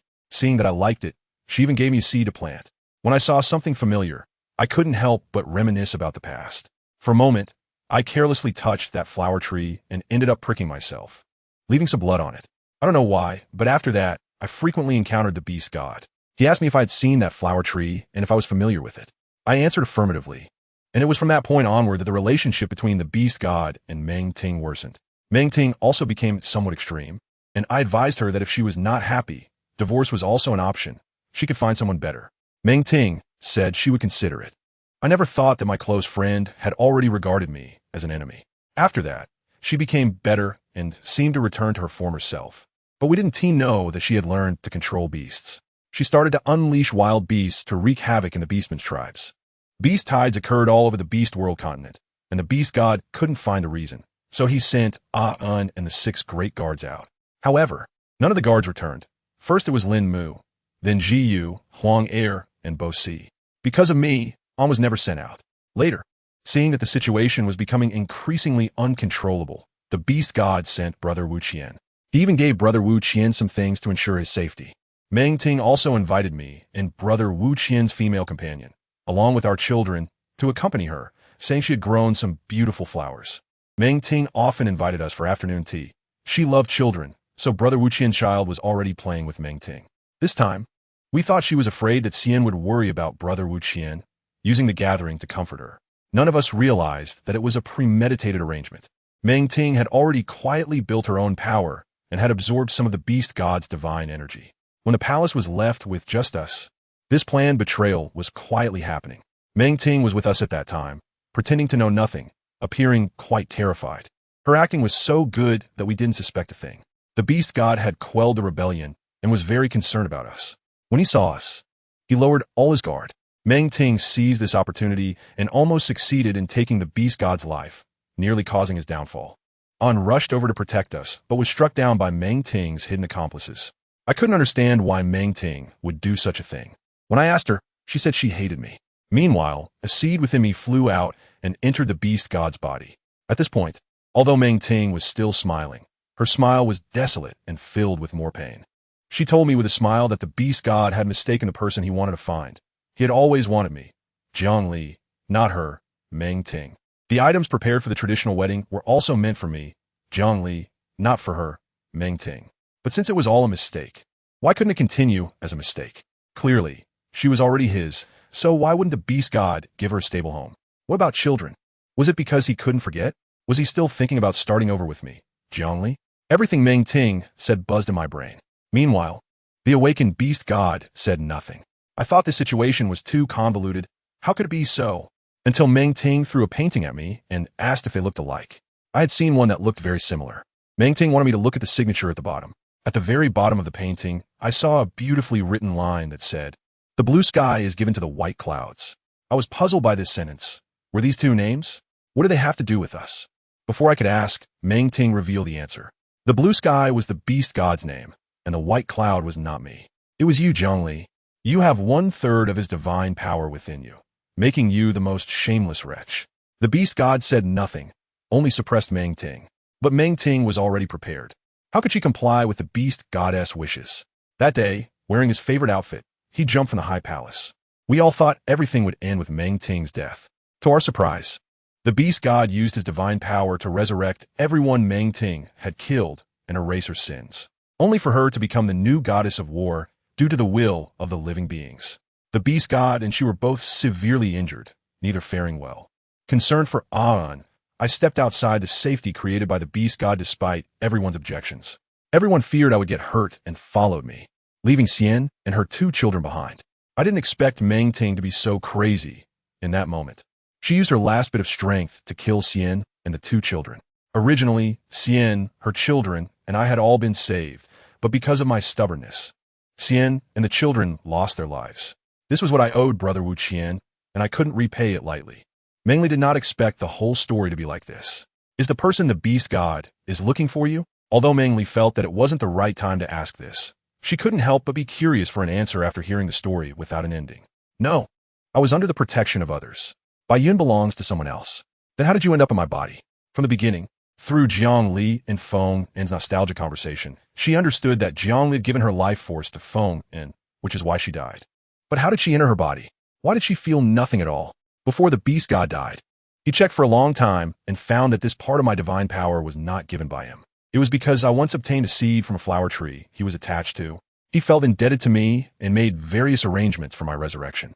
As long as there was a body suitable for me to enter, he would pay the price to find one for me. But unexpectedly, we both misunderstood. Your consciousness is still here and has not been erased. Hearing this, Meng Li couldn't help but sneer. She truly thanked them for bringing her here. At that moment, her impression of this so-called beast god dropped to the lowest point. Extra note, I have something to take care of today, and I will make up for the 8,000 words tomorrow, sorry. Chapter 148. What are your plans? Can you still contact him now? After all, you haven't really been resurrected. In fact, the beast god was gravely injured by Meng Ting, and later he restored the vitality of the beast world. To resurrect me, his injuries had long exceeded his body's capacity, and afterward, the beast god fell into a deep sleep. Otherwise, with all 6 guardians cursed by Meng Ting and punished, the beast god would not just stand by. Jiang Li's tone was full of helplessness. If the beast god had truly recovered from his injuries, he would not have let me appear in Meng Li's body, as he would have acted to free her from it. So if I gather all 6 of the beast god's guardians around me, can I really summon the beast god? At this moment, Meng Li suddenly felt less confident about summoning the beast god. She used to think that finding the 6 guardians was the moment to meet the beast god. But through her conversation with Jiang Li, she realized that the 6 guardians were merely an opportunity to see the beast god. Whether or not she could meet him and when was still uncertain. Meng Li felt somewhat defeated, and her spirit was low, as if all her efforts over such a long time would not yield equal rewards. Don't be disheartened. For thousands of years, the 6 guardians have never gathered together. How can we know the outcome if we don't try? Jiang Li shared a body with Meng Li, and Meng Li's emotions were instantly conveyed to her. She couldn't bear to see Meng Li in such a state. She also wanted to meet the beast god soon and find a suitable body to resurrect, so that she could be with On forever without separation. You're right. Do you have any news about Bosi? Since we've come this far, giving up is certainly not her style. Among the 6 guardians, she has already found 5. But there is not a single clue about Bosi. As long as they find Bosi and gather the 6 guardians, they will know then whether they can meet the beast god. If they succeed, she might be able to go back or let Jiang Li leave her body. Why not? Bosi is the only female among us. Feng En, sitting across from her, spoke with a heavy tone. When they were together with the beast god, 1,000 years had passed, and he had not found any news about Bosi at all. Meng Li asked, wanting to use the identity of a messenger of Meng Li to find his old companions as soon as possible. She was a member of the multi-legged beast tribe, and there was a beast-shaped mark of a multi-legged beast on the back of her neck. The marks of female multi-legged beasts are usually on the joints of their legs, but Bosi had hers on the back of her neck. At that time, she was ostracized by her tribe, and it was the beast god who saved her. The multi-legged beast tribe? This is the first time Meng Li has heard of this tribe, and she's not quite sure what a multi-legged beast looks like. It's just a spider. Hearing Meng Li's slightly confused voice, Jiang Li knew that she must not understand what a multi-legged beast-type orc is. She was the same way at first, and only understood much later that a multi-legged beast type refers to a spider. Meng Li was still pondering that there were many beast forms in the beast world, and she only recognized a few from her tribe. Now, with the emergence of a multi-legged beast form, she truly didn't understand what it was. Suddenly, she heard Jiang Li mention the word spider, and Meng Li was taken aback for a long time. The multi-legged beast form indeed matched well with a spider, Meng Li thought to herself. Bashi understood animal language and could communicate with wild beasts. Initially, she was the first to seek answers, but received no information. It was the beast god who sent Lin Mu and the others to investigate. She was an anomaly among females, lacking the usual black eyes and instead having gray eyes. This was the real reason her tribe rejected her. Feng and continued to talk about Bashi's situation, and Meng Li summarized. Bashi was female, had a spider mark on her nape, gray eyes, and could communicate with wild beasts. Thinking about communicating with wild beasts, Meng Li couldn't help but think of the war tribe. It seemed that aside from the war tribe, no other tribe could tame wild beasts as mounts. But then she recalled the war goddess Meng Ting, who could also control wild beasts. It made sense for her to provide her people with some benefits for beast taming. Seeing that Meng Li hadn't spoken for a long time, Jiang Li's mind was filled with various thoughts. She couldn't help but ask Meng Li, "Are you suspecting that Bashi is actually in the war tribe?" As soon as Jiang Li finished her question, before Meng Li could respond, Feng was the first to react, quickly rebutting, "That's impossible. Bashi has been with the divine beast for so long. How could she betray the beast god and ally with that vicious woman?" Feng was very agitated. This was only the second time he had such a strong emotional reaction, aside from seeing Jiang Li. "We are just speculating. It doesn't mean she must be there." Meng Li didn't dare to mention the name of the war tribe. Feng was so agitated now, and she didn't want to provoke Feng further. And don't be agitated. We didn't mean that," Jiang Li gently comforted. "I will never believe that Bo Si would betray Lord Beast God." "All right, let's not talk about Bo Si for now. I want to ask what your plans are. Does Jiang Li have a way to separate from my body? Continuing like this isn't good for either of us. Where's Bo Si now? They don't even know where she is." Meng Li didn't want to argue with Feng and over such meaningless matters, so she directly jumped to the next topic and asked about their plans. Meng Li's thoughts were completely unhidden. Moreover, since Jiang Li shared the same body with her, she could feel it very clearly. Since Meng Li was so uneasy, she should make her feel at ease, rather than let her be so frightened. "If you don't wake me up, I will fall into a deep sleep. I will only wake up again upon meeting the beast god." When Jiang Li said this, using Meng Li's body, Meng Li's eyes involuntarily dodged when she saw Feng. She knew how much harm these words would cause to An, but this body was not hers, and she could not be so willful as to bring trouble to Meng Li. "Ali." Sigh. When Feng heard Jiang Li say she would fall into a deep sleep, his heart felt empty. He wanted to stop all of this, but he knew this body did not belong to Jiang Li. What Jiang Li was doing was the best approach, regardless of who it was for. "I will always wait for Ali to come out. Wherever she is, I will be there." Feng's words clearly told Meng Li that Jiang Li was his ultimate support. Since Jiang Li was so understanding, Meng Li felt there was no need to ask too many questions. As long as she didn't come out, she wouldn't go insane searching for the goddess of war. "Then I'll trust you one more time." "Thank you." After Jiang Li said this, using Meng Li's body, she glanced at Feng. There were thousands of words buried within that gaze, but in the end, she only looked deeply at him. After that, the myriad emotions in Meng Li's eyes disappeared without a trace. Chapter 149. Cherish the ones before you, then I will go back too. You rest well. Once Jiang Li's influence faded, Meng Li also bid farewell to Feng. She already knew the ins and outs of the situation. Seeking the goddess of war to help her break free from Jiang Li was undoubtedly like sending a sheep into a tiger's den. Meng Li thought for a moment and decided it was best to honestly strengthen the tribe and look for Bo Si. Using the beast god to get rid of Jiang Li was the safest and most reliable method. Coming out of Feng's cave, the sun had already set. The clouds at the horizon were dyed a fiery red, a truly beautiful sight. Meng Li stared at the scenery, feeling an indescribable tranquility in her heart. The tribesmen in the tribe were also busy. The previously empty valley had already been dug out with several water channels shortly after Meng Li left. The central area had also been planned out. The Huangyan tribe now had nearly 1,000 people, with almost 700 of them being combat-capable orcs. The rest were females, young cubs, old orcs, and disabled orcs. However, the Huangyan tribe had many departments, and both the elderly and disabled orcs had tasks to do. This prevented any tribesmen from being idle, which reignited the hope in those disabled or elderly orcs who had once lost their fighting spirit, allowing them to no longer live aimlessly. "What are you looking at?" At some point, Huang Yin came up behind Meng Li, accompanying her as she observed everything in the tribe.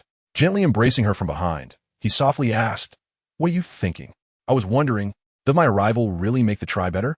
"Yes, they can eat and dress warmly, and during hunts, with the leather armor, very few tribesmen get injured. But my identity could bring disaster to the tribe at any time.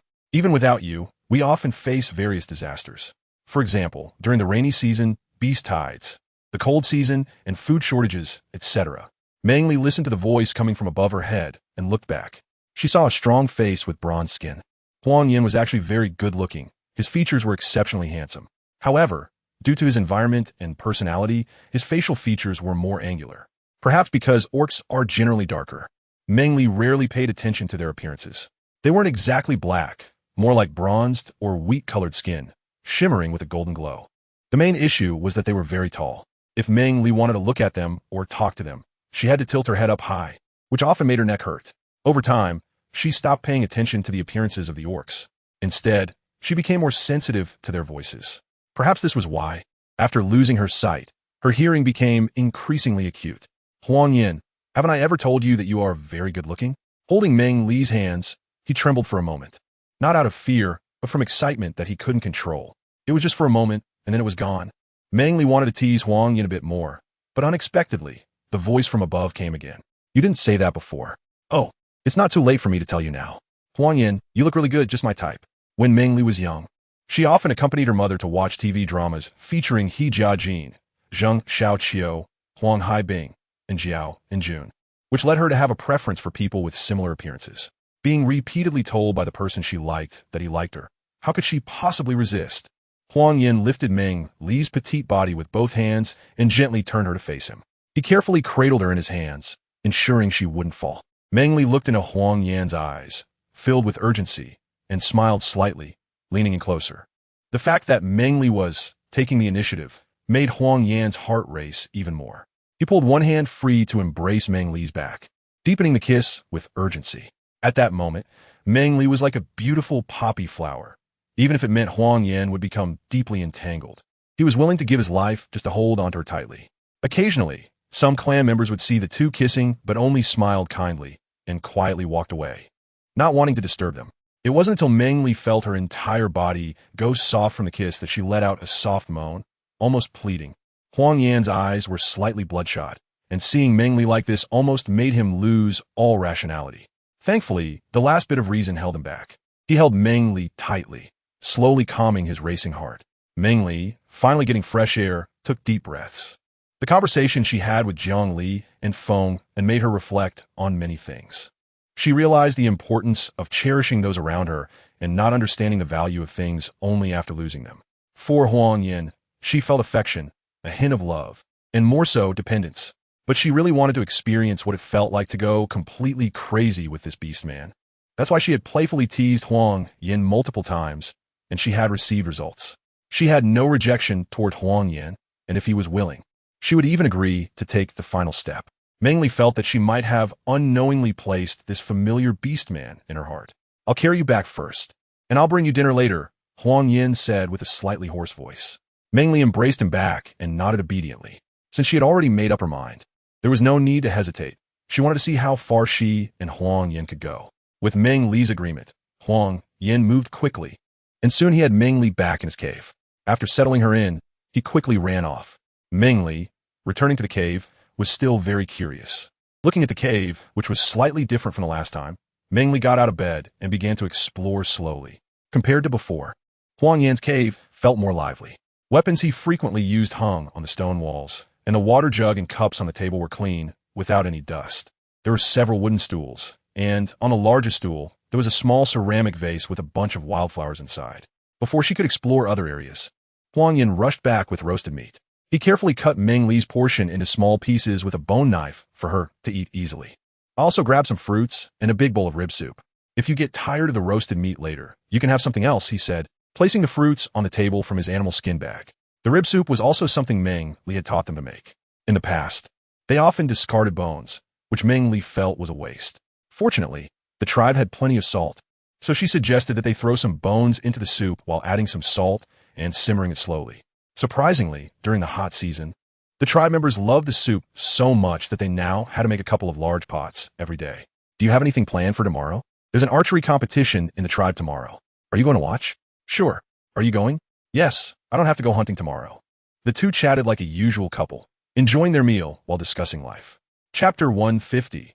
Thinking of your young ones after dinner, Meng Li naturally stayed over. However, since Meng Li was still underage and Jiang Li was still in her body, they spent a very innocent night together. However, the topic about the two of them quickly spread throughout the tribe. The most credible version was that Meng Li and Huang Yan were about to become bonded partners. Huang Yan's mother was overjoyed when she heard the news. She had long been hoping Huang Yan would find a female partner and had urged him countless times. Unexpectedly, this time there was no need for her to push. Huang Yan and Meng Li's relationship was quickly progressing. How could she not be excited? Mother, don't cry. This is a happy thing. Look, a Li and a Gu are here. Imi comforted her mother, as they had come to watch the excitement of the archery competition in the tribe. More importantly, females could also use bows and arrows. And Imi was participating in the competition this time. She was one of the only 2 female participants in the entire tribe. Where are they? Let me see, Huang Yan's mother said, quickly wiping her tears and searching for the 2 of them. Over there. Following Imi's gesture, she saw Huang Yan holding Meng Li, walking towards the archery competition area. They were chatting and laughing, which brought joy to everyone. Huang Yan's mother finally felt relieved. She thought that as long as the 2 bonded as partners, she wouldn't have to worry anymore. Just then, a voice came from behind her. Zhen, wearing a newly made green coarse cloth skirt from the tribe, walked up to her with a teasing smile in her eyes. Huang Yan has found himself the best partner. Don't you think the 10 tree rings of anxious waiting were worth it? Nato, who had long noticed the 2, stepped closer and just happened to hear Zhen's words. Thinking of her own child, she felt a bit envious and said, if only I could meet a female like Meng Li. I wouldn't mind letting Alga wait 10 tree rings, or even 15. Huang Yan's mother, who had just felt a bit sad, instantly lost that sentiment upon hearing their words and pretended to complain, you guys only know how to make fun of me at this moment. No, we genuinely envy you. Who can compare to a female like Meng Li? Nato said, though jokingly, there was a large part of sincerity in her words. With Meng Li's identity, truly no other female could compare. Her character was good, and she wasn't picky about beast types. Where could one find such a female? What I envy the most is that Meng Li will have children with Huang Yan. You know that with Meng Li as their mother. Those children will definitely be capable and smart. If I have a little female, I would definitely want her to bond with Meng Li's children.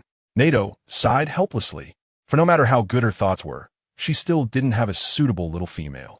Her youngest child was already a tree ring old, and she didn't know if Meng Li could give birth to a little female in the next 2 or 3 tree rings. If it were possible, she would definitely encourage her child to strive for it. Hearing Nato's words, both Huang Yan's mother and Zhen were shocked. They had never thought about these things before. Now, hearing Nato's words, they couldn't help but get drawn in, imagining what Meng Li and Huang Yan's children would be like. The more they thought about it, the more excited they became, especially Zhen, who recalled the previous conversation among them. If within these 2 or 3 tree rings, Meng Li and Huang Yan have a little female cub, their own offspring, after waiting for 10 tree rings, that would be fine too.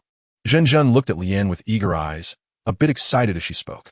Lian, has your Huang Yan cub mentioned when he will bond with Meng Li cub? If they have a little female, you must consider mine, that little rascal. Lian replied, my cub isn't big either. Waiting for 10 tree rings is also fine. Nato also promoted her cub, fearing that Zhen would take the lead. Lian was initially very excited, but upon hearing their words, her expression turned angry. Go away. You 2 shameless ones, this is all just wishful thinking. You're already starting to think about it. Go wait somewhere else. I don't care. Anyway, you better remember this, or I'll come to your cave every day to bother you. Zhen, hearing Lian's words, was not afraid at all, sticking to Lian with a shameless look. Miju. Nato occupied the other side of Lian, directly pushing the dazed Imi aside. Lian looked at the 2 females beside her, their shameless demeanor making her a bit of a headache. At this moment, she felt both helpless and happy. All right. With Meng Li as this amu around, I wouldn't care. You could go find Meng Li yourself. However, Lian remained calm. She wouldn't interfere in the cub's matters. If there was something, they should go to the person involved. She wouldn't meddle. Seeing that Lian really didn't care, Zhen and Nato didn't want to push their luck anymore and changed the topic to discuss other matters. After all, this was all just an unreal situation, and they didn't need to take it too seriously. On the high platform, the voice of the clan leader drew the attention of the 3. The first archery competition of the Huang Yan tribe was about to begin.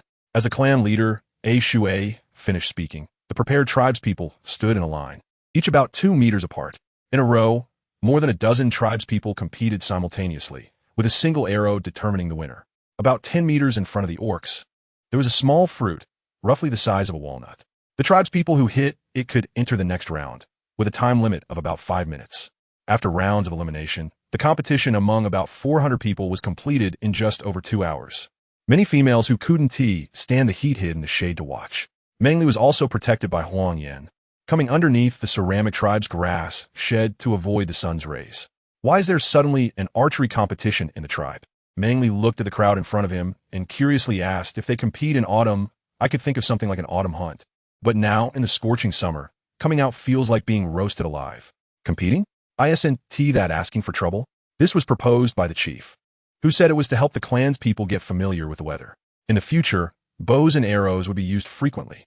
Huang Yin did not tell Meng Li that the reason for the grand archery competition was that it was the first large-scale competition held by the Huang Yin tribe, after integrating people from multiple surnames. In addition to selecting the best archers, it was also a competition of strength between the clans. This was inevitable in every tribe. In the past, when they had not yet integrated with other clans, the hunting teams of the tribe would also have competitions. These were all forms of healthy competition that encouraged the orcs of the tribe to work harder.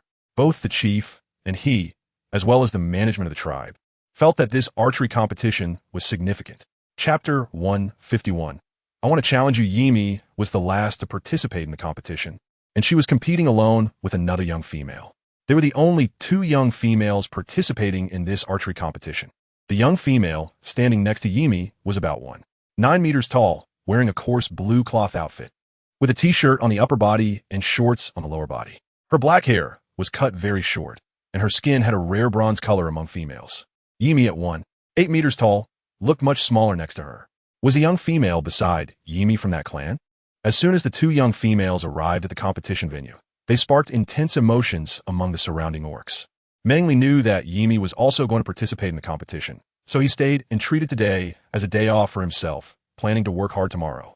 As for the young female beside Yimi, it was his first time seeing her, and he didn't know which clan she was from. She looked clean and neat, exuding a heroic aura. It seems to be from the Black Soil clan, Huang Yin said uncertainly. He could still distinguish the orcs one by one, but he only had a general impression of the young females from different clans, so he couldn't say for sure at this moment. They indeed had a heroic feeling, looking very impressive.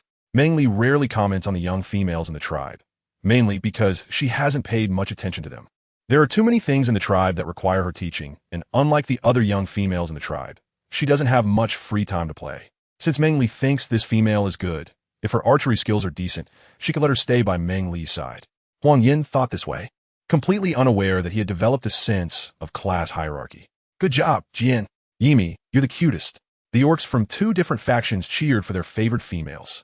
In the competition arena, Jian seemed to not hear anything, calmly drawing his bow, aiming at the target, and releasing the arrow with precision. On the other side, Yimi, although also quite good, lacked the sharpness and confidence that Jian had. When her arrow was released, it was no longer at the optimal time, and the walnut-sized fruit brushed past the arrow shot by Yimi. Perhaps knowing her own abilities, Yimi showed no signs of disappointment. She simply smiled at Jian beside her and said, "You're amazing," before leaving the arena. "Can you bring Yimi over here? It's much cooler here." Knowing that this young female Yimi must be feeling a bit down, Meng Li asked Huang Yin to bring her over, offering her shoulder for a while. "Okay, wait for me here. I'll be right back." Huang Yin replied to Meng Li, reminding her not to go out. He stepped out of the grass hut, braving the strong sun around 10 in the morning, and chased after the direction Yimi had left. After the match between the 2 young females concluded, the second round of the orc competition began, with even greater difficulty this time. The target changed to small fruits the size of quail eggs. Meng Li couldn't help but mutter pervert in her heart. The orcs of the tribe had not practiced archery for long. When Huang Yin went to pick up the members of the Luo Beast and Red Snake clans to join the tribe, Meng Li noticed the shortcomings of stone attacks and thought of ranged weapons, with the bow and arrow being the most basic. She could make a crossbow, but she had played archery with her friends when she was young. She understood the principles of archery fairly well, but she wasn't confident in making a truly good bow and arrow. She could only let Uncle Wei and the other craftsmen improve it themselves. This archery competition made Meng Li realize that the orcs of the Beast World continent were indeed very suitable for combat. They were all born soldiers, and with just a bit of formal training, they could provide unexpected surprises. The craftsmen led by Uncle Wei always amazed Meng Li. Whether it was stable bronze tools, bows and arrows, or various bronze weapons and farming tools, as long as Meng Li could think of it, they would definitely make it for her. Ollie, following Huang Yin to the grass shed, Yimi saw Meng Li sitting on a stone on the ground of the shed. Feeling a bit wronged, she ran to her side and sat down. Still lost in thought, Meng Li heard someone calling her name and saw Yimi sitting next to her, with Huang Yin just a few steps away. She scooted aside a little to make Yimi more comfortable.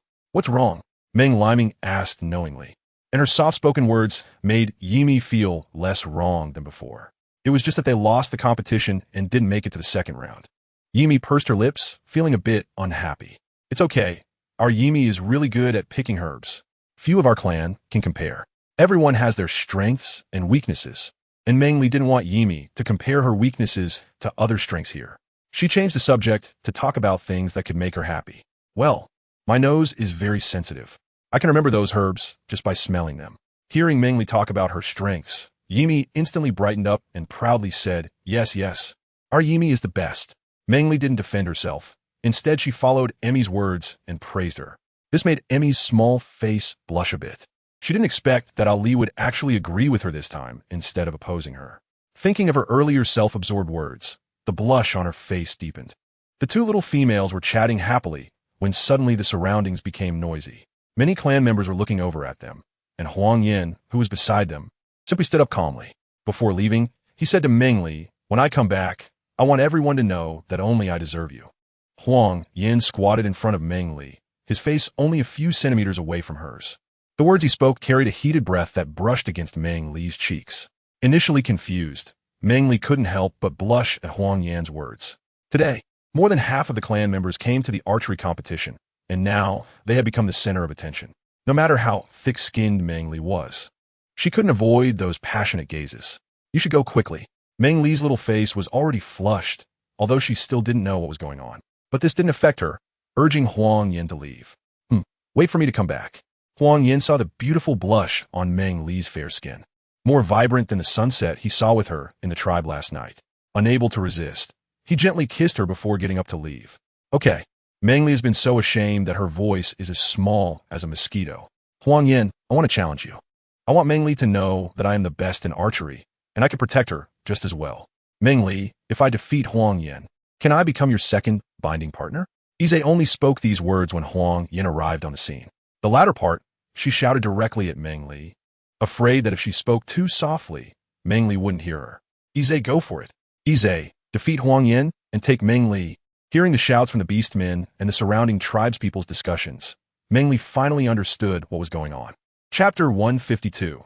The contest for the partner position. Ever since Meng Li chose Huang Yin, it seemed to have opened a floodgate regarding her choice of a partner. The beastmen who wished to become her binding partners were doing everything they could to appear before her. This made Huang Yin quite troubled lately, but Meng Li had not spoken a word about it. Her silence led the tribespeople to assume that as long as one was powerful, they could become her binding partner. After all, Huang Yin was originally the first warrior of the Huang Yin tribe and had consumed 3 Zhuyu fruits, making his combat power far surpass that of other tribesmen. However, today's archery competition gave the unbound beastmen a glimmer of hope. Ize was the only winged beastman in the tribe, and his combat ability was definitely not weak. He won first place in this archery competition, finally giving him the courage to challenge Huang Yin and launch a fierce attack for the position of Meng Li's second binding partner. After shouting his words toward Meng Li, he received enthusiastic responses from many beastmen. Ize was testing the waters as the first to step up. If he succeeded, he would become Meng Li's second binding partner. The other unbound beastmen would then launch an even fiercer attack for the position of Meng Li's future binding partner. The competition among the beastmen would reach unprecedented heights. If he were rejected by Meng Li, who clearly stated she would only choose Huang Yin as her binding partner, they would no longer disturb her. At that moment, Ize's test of Meng Li was something all the unbound beastmen in the tribe were eagerly anticipating. Meng Li clarified the cause and effect of the situation, cupped her hands like a trumpet, and shouted, "Go for it." However, when she said these 2 words, she did not mention anyone's name.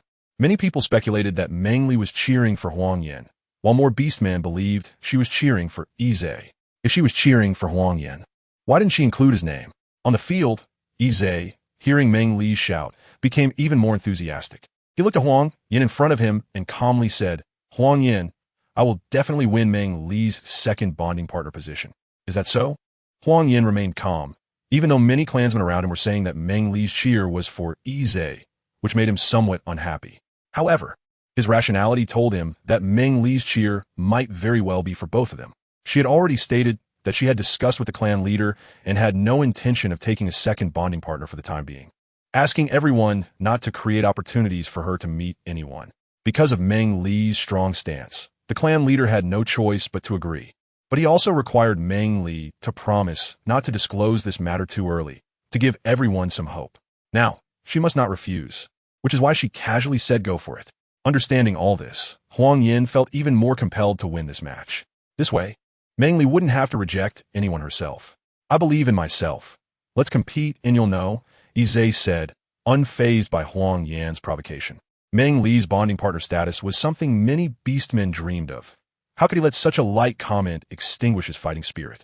All right, then let me win you over. Huang Yan had been with Meng Li long enough to have picked up some of her phrases, including idioms, and could now say a few. Izay felt a bit gloomy, but he knew that these words were definitely not meant to be nice to him. He didn't dwell on it anymore, taking his position and waiting for the competition to start. He wanted to win against Huang Yan handsomely, and then propose a bonding partnership to Meng Li.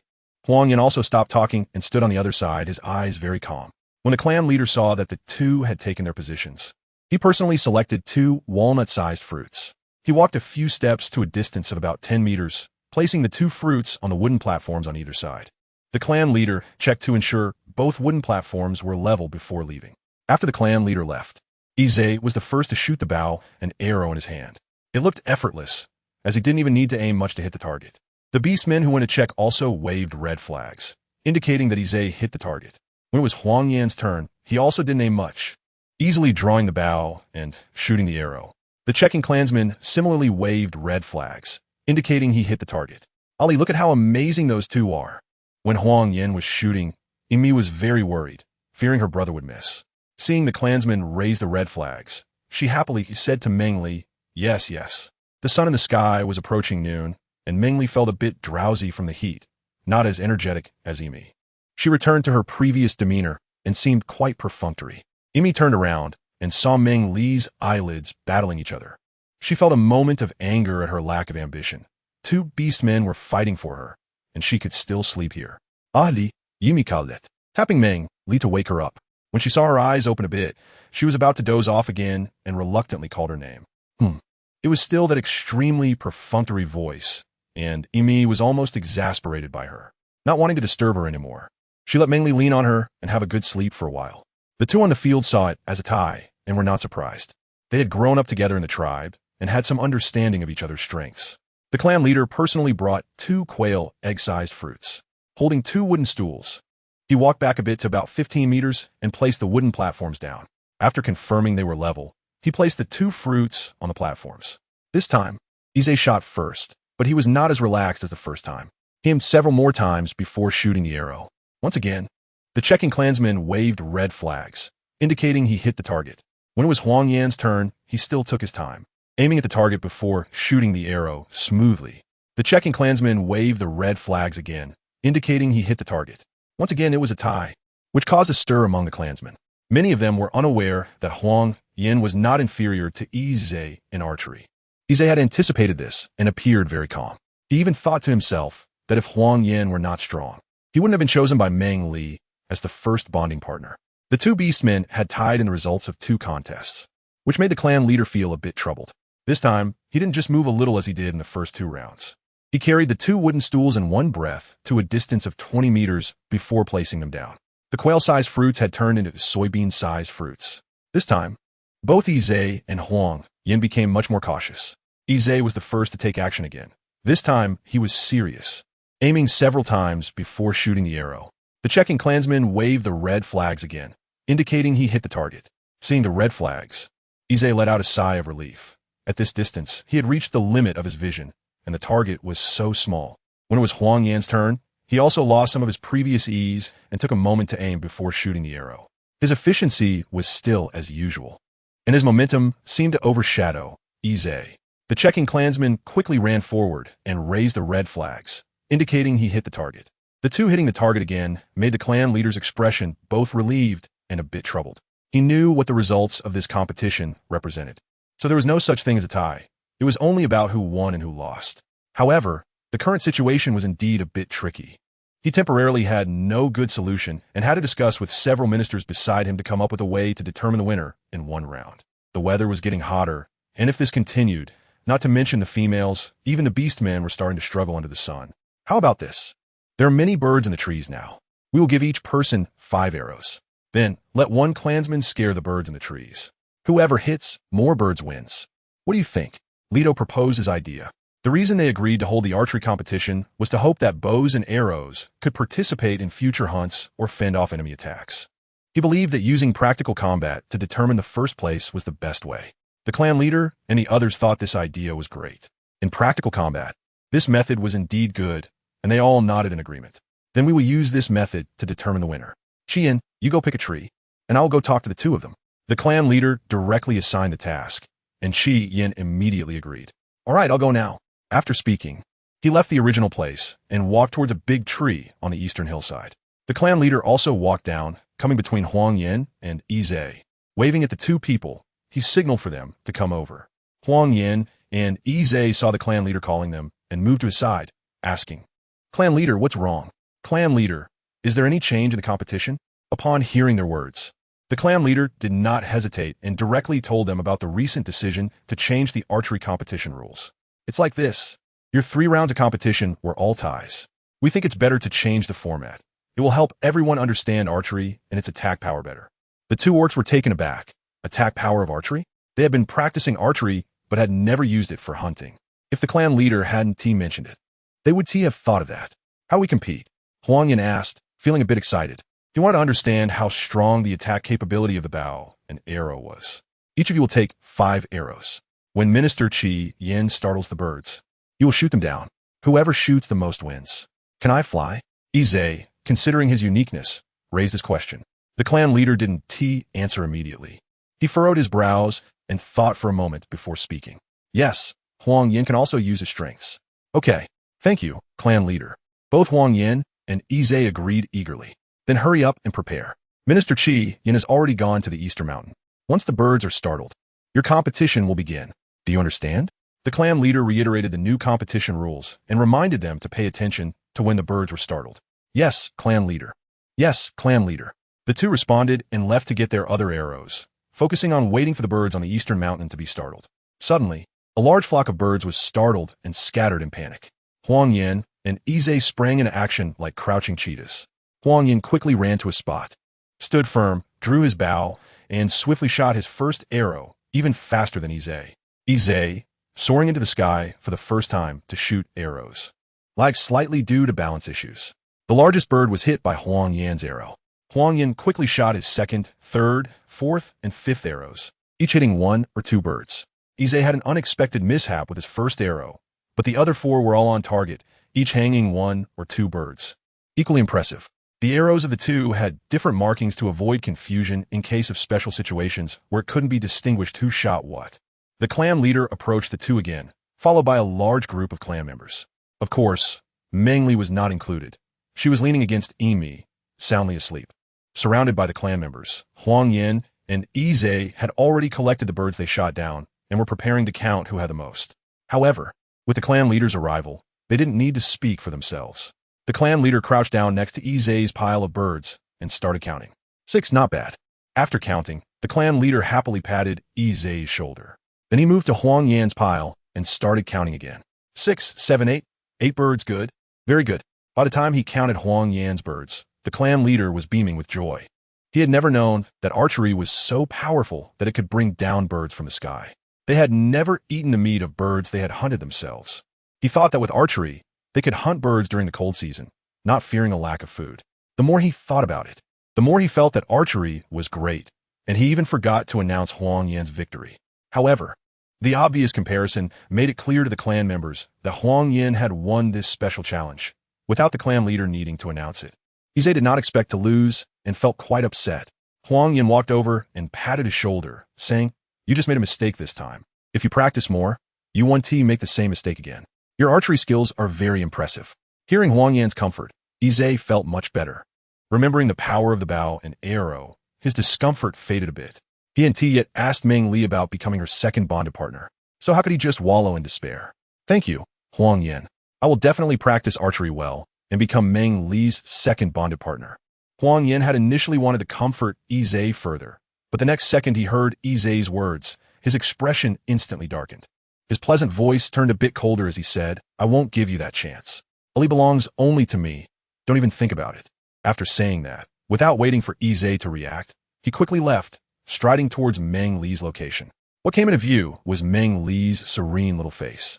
He took Meng Li from Mi's arms and hugged her as he walked into the cave. "Ali, you belong only to me, and I belong only to you." His words floated on the wind to distant places. Chapter 154. The Beast God Palace. It was unclear if it was because Meng Li had been too tired recently, but when Huang Yin carried her back to the cave, she did not wake up and remained in deep slumber. Huang Yin looked at the little person in his arms, and his heart overflowed with happiness. From the time he spoke until he came of age, his world had always been about how to make the clan's members live better, ensuring they had enough to eat every day and could stay warm during the cold season. However, in the 10 tree rings since he came of age, no matter how hard he tried or struggled, the clan members still often went hungry. The young ones were thin and pale, and the older orcs were emaciated.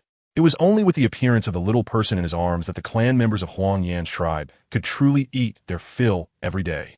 The young ones were raised strong like fierce beasts, and the faces of the older orcs showed the peace that should come in their later years. "Thank you, Ali," Huang Yin sincerely said to the little female in his arms. His eyes were filled with admiration and gratitude. Although he knew Meng Li could not hear him, he still spoke earnestly. In contrast to the affection on Meng Li's side, Feng Yan's side was much quieter. He respected Jiang Li's choice, but when alone, he still felt very sad. To avoid constantly thinking about these things, Feng Yan threw himself into the busy construction of the tribe. After the archery competition ended, Feng Yan found the clan leader and the minister in charge of building the tribe, Minister Manjing. He wanted to discuss how to construct the central palace. "Feng Yan, what suggestions do you have? Just say it." The clan leader and several ministers were aware of Feng Yan's identity, and the clan leader knew that Feng Yan was the only one among the 6 guardians with past memories. He understood many things, and the clan leader often consulted him.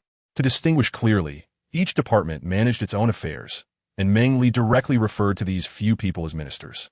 Others also found this title good.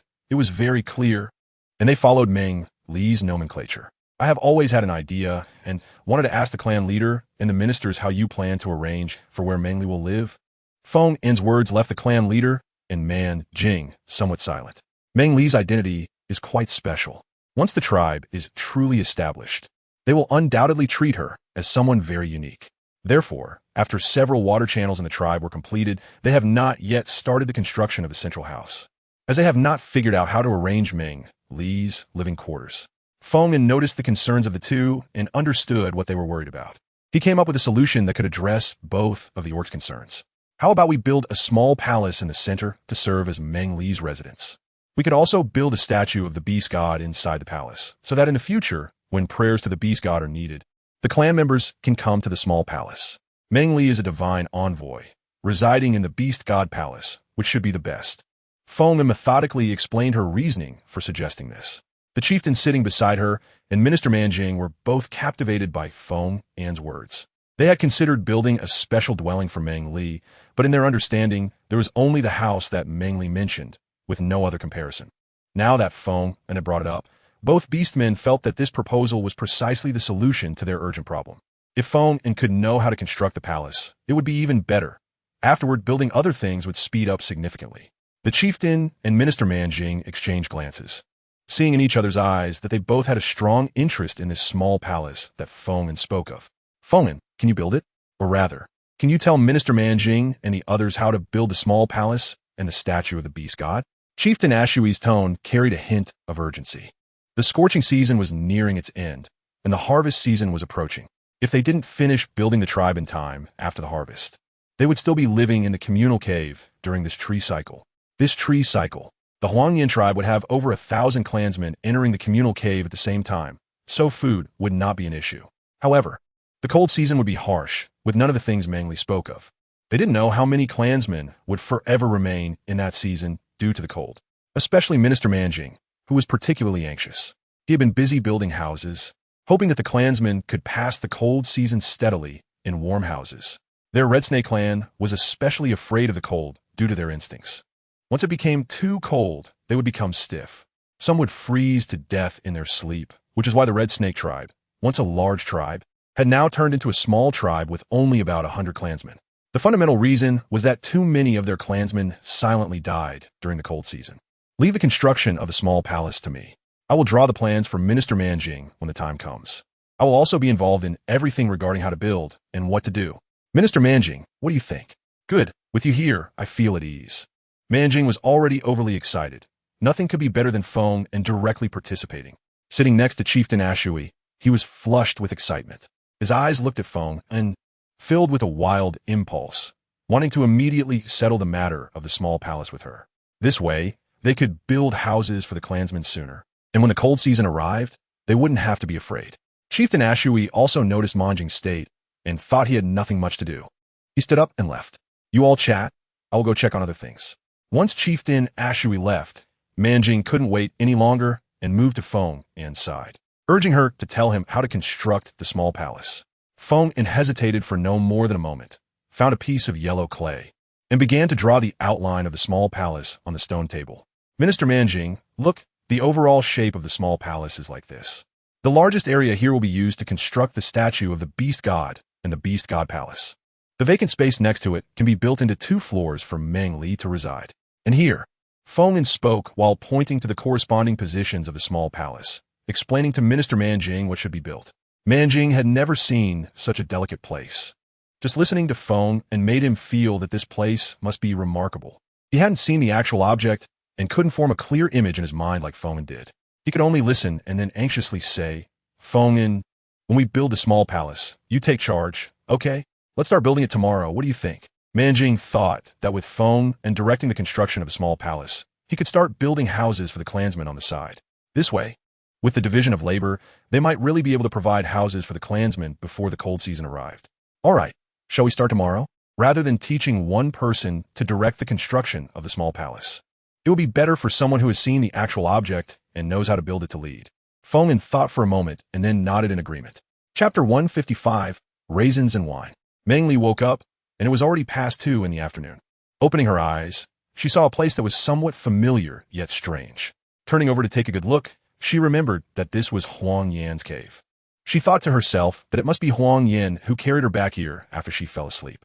However, ever since she realized that she had fallen in love with Huang Yan, she had indeed been coming to Huang Yan's cave more and more often. She didn't need to think. If she didn't go back to sleep tonight, Xiao Er would definitely be upset with her. After all, she was the elder sister and needed to set a good example for Xiao Er. Meng Li lay in bed and thought for a moment, then got up and walked out of the resting cave to the large cave where guests were received. He found it to be quiet and empty, not seeing Huang Yan, which made him think that he must be busy with something. Meng Li untangled the vines from her hair, casually arranged her hair with her hands, and then tied it up with the vines, creating a simple bun. Meng Li shook her head twice and noticed that her hair was not loose at all. Realizing she should tie her hair up, she walked to the stone table, poured herself a glass of water, and drank it. After drinking 2 glasses, she felt less thirsty. She then returned to the resting cave and tidied up her bedding, but still did not see Huang Yan come back. She thought he must have some unfinished business, and waiting for him like this was not a solution. It would be better to go back first. Huang Yan would surely know she had returned when he saw the tidy bedding. After coming to this conclusion, Meng Li placed the cup back on the stone table and stepped towards her own cave. The sun outside the cave was so bright that Meng Li could hardly open her eyes. Today, she was wearing a blue coarse fabric dress. Although it was called a dress, it was merely 2 pieces of coarse fabric sewn together, lacking any proper shape. However, her fair skin made her look quite cute and charming in it. Just as she returned, Huang Yan happened to see her standing outside the cave, frowning with a dissatisfied expression, looking quite adorable in her worry. This sun was really too strong. If I walked back by myself, I would surely turn into dried meat. Meng Li looked at the blazing sun, and even after experiencing almost an entire hot season, she still found it hard to adapt to such heat. She murmured softly.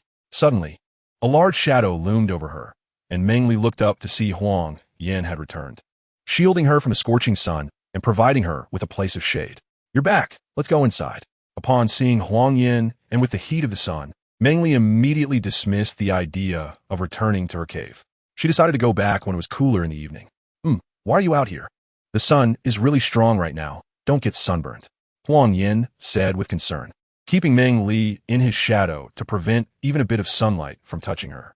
He remembered how, when the hot season first arrived, Meng Li had gotten sunburned because she wasn't careful. Her fair skin had turned red and swollen, peeling like that a snake-like beast, looking very pitiful. I'll be careful. Where did you just go? Meng Li found it difficult to mention her intention to go back. She knew that if she said anything now, Huang Yin would definitely not let her off easily. It was better to change the subject and relax his guard, so she could return to her cave that night. Thinking of this, Meng Li felt a bit of a headache. This was the sweet pain. Huang Yin was reluctant to part with her, and she felt somewhat troubled as well. She had just wanted to take advantage of Huang Yan's absence to return first, so he wouldn't have a way to stop her. Sigh.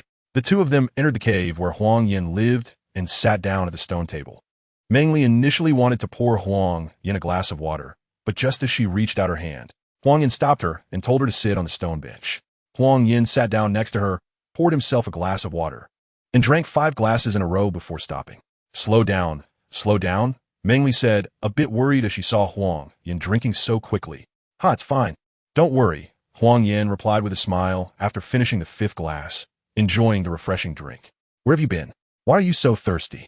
Meng Li was particularly curious about where Huang Yin had gone, but seeing him so thirsty piqued her interest. There's a grove to the east of the tribe where certain fruit is ripe. If we don't pick it in the next few days, the nearby wild animals will eat it all. I just went with some of them to pick it, but a patch has already been ruined by the beasts, which is quite a pity, Huang Yin said, his tone filled with regret. The patch ruined by the beasts would have been enough for the females of the tribe to eat for several days. Are you going to go again later? Yes. The sooner we pick it, the less the wild animals will eat. This is what I brought back for you to eat. The animal skin bag that Huang Yin had been carrying on his shoulder was taken down at that moment. He reached into one side pocket and pulled out a bunch of red fruits, handing them to Meng Li. These fruits are very sweet. You should eat one. Huang Yin took out another bunch from his pocket, picked one, peeled off the outer skin, and brought the juicy green pulp to Meng Li's mouth. Meng Li looked at the fruit flesh peeled by Huang Yin with some disbelief. She obediently opened her mouth and ate the piece of fruit.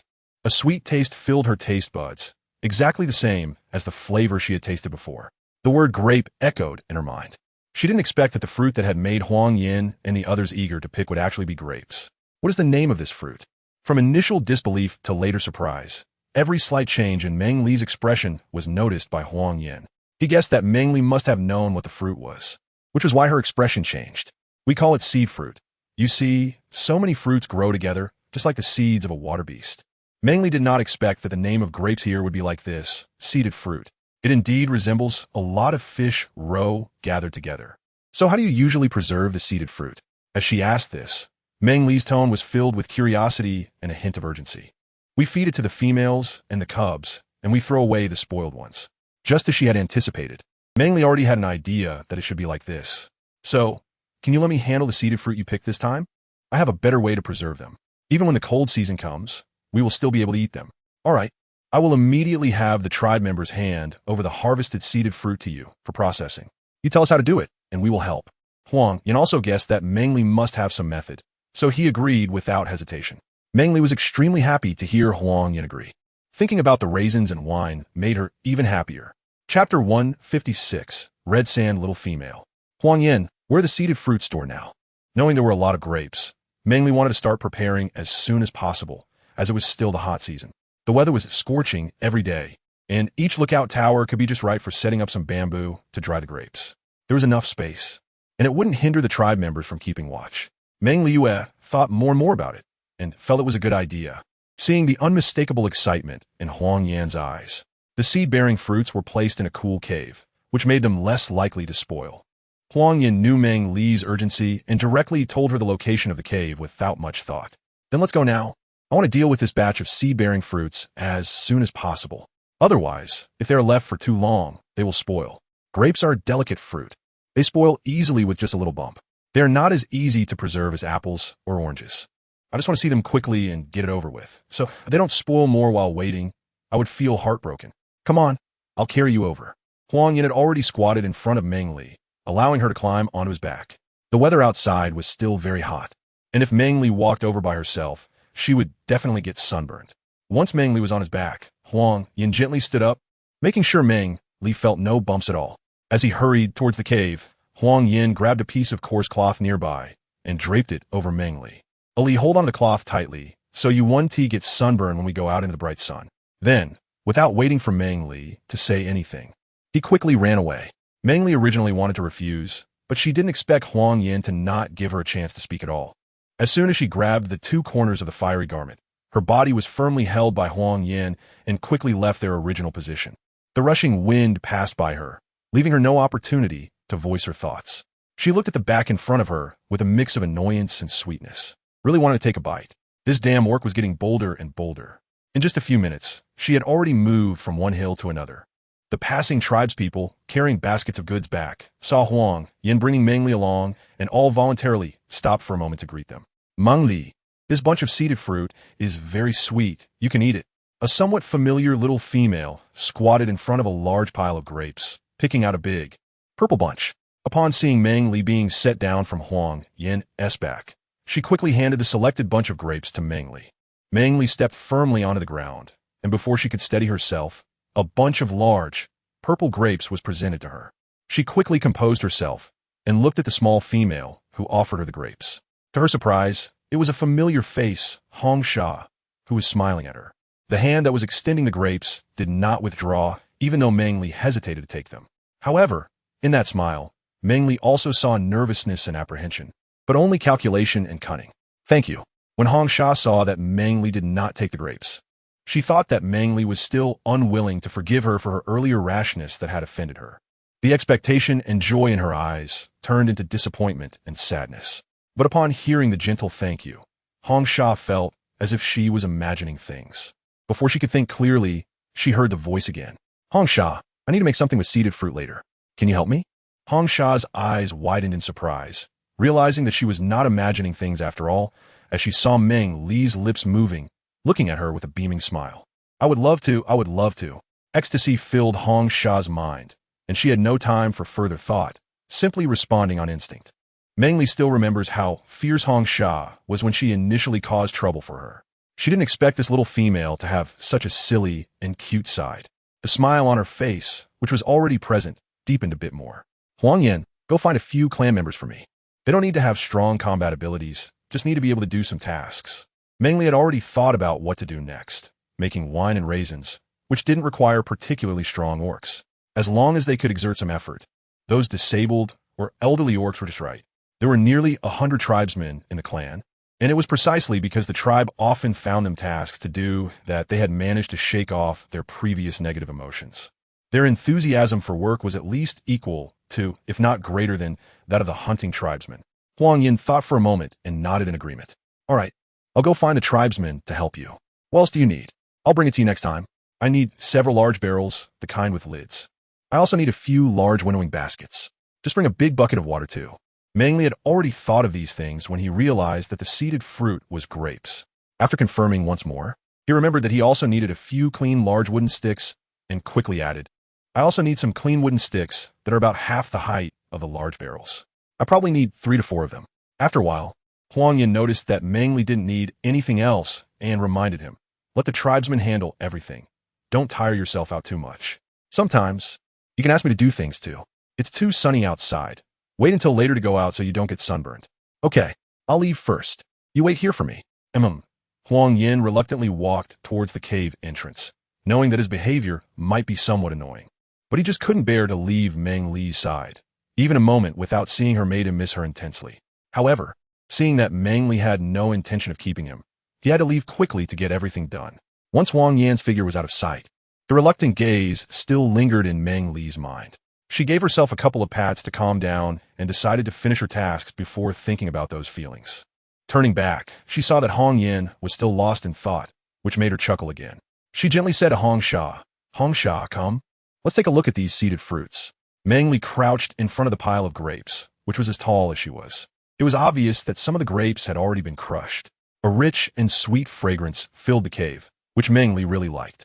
Ah, good. Hearing Meng Li call her, Hong Sha felt a bit flustered. After learning about Meng Li's identity, she recalled how she used to trouble Meng Li and felt somewhat ashamed. As a result, being forgiven by Meng Li now made her feel like she was in a dream, creating a very surreal feeling. When responding to Meng Li, she also appeared a bit stammering. Don't be nervous. Let's sit here. The orcs who had noticed them earlier all breathed a sigh of relief when they saw the two little females getting along harmoniously. Especially in the morning, two little females had even fought over a bunch of seeded fruit. Hongsha, do you like Nan? Meng Li remembered the conflict with Hongsha, which seemed to have been caused by Nan. In the past, Hongsha didn't like her, and she felt too shy to ask about it. Now, with Hongsha sitting so amicably beside her, Meng Li thought of that incident and, feeling a bit gossipy, asked. Chapter 157. Surprise attack. Hongsha never expected Meng Li would ask such questions. Her entire small face turned a bit red. But the females of the beast world were relatively open. When faced with the orc they liked, they could speak out loud. Just like now, Hongsha felt a bit shy due to Meng Li's inquiry. With the bashfulness of a small female, she still answered Meng Li's questions word by word, earnestly. Well, I liked Nan when I was very young. I always thought that after I grew up, I would partner with Nan. At that time, I was immature and caused you trouble. As Hongsha said this, Meng Li felt a sense of nostalgia. Even though she had only been in the Huangyan tribe for half a year, the past events made her feel as if she had dreamed them. In that world, she seemed like a passerby, while the beast world was the place she had always stayed. No, that little female wasn't T like that. And you also don't know, it didn't T really hurt me. As the two talked, the previous feeling of disliking each other faded away. Hongsha found Meng Li very easy to get along with. Her voice gentle and soft, which was very different from them. She finally understood why Yimi had liked Meng Li so much in the past, and why Nan and the others, like Huang Yin, will be drawn to Meng Li. Just in this short time of calmly interacting with Meng Li, she felt the peaceful and warm energy that Meng Li exuded, lessening the pride and arrogance of their small females. Ollie, I brought the tribe members to you. Where should I put these things? Huang Yin's voice interrupted the two small females' conversation. Hearing the voice, both small females stood up from the wooden stool, with Meng Li walking in front and Hongsha following behind. Huang Yin, just put that large wooden barrel for water next to the seed fruit. The large wooden barrel that several people were lifting was very eye-catching, and Meng Li saw it once. Moreover, she could tell at a glance that there should be water in the barrel, which was why the tribe members moved it with such difficulty. The other smaller barrels, just put them over here, and the winnowing basket can go together. Okay, once everything was set, Meng Li walked to the small grape hill. She selected a good bunch and placed it in the large wooden barrel, washing off the surface dirt and some other impurities. Then, the clean grapes were placed in a large winnowing basket, as she intended to dry the good grapes that had not been crushed. After setting that up, Meng Li deliberately chose some crushed grapes. Just like before, she washed them a bit and put them into one of the wooden barrels. Meng Li thought that these crushed grapes could just be used to make wine, so they wouldn't go to waste. Did you see what I just did? Meng Li did it again before speaking to the clansmen. Although they didn't understand why Meng Li did this, they knew that her actions had their reasons, and they just needed to follow along. All right, I'll do this. The clansmen brought by Huang Yin were either disabled or elderly and weak, yet they were quite nimble in getting things done. Meng Li understood their thoughts and was afraid that if she did even a little less, she would be looked down upon. In the past, they had been a burden to the clan, just sitting around waiting for death.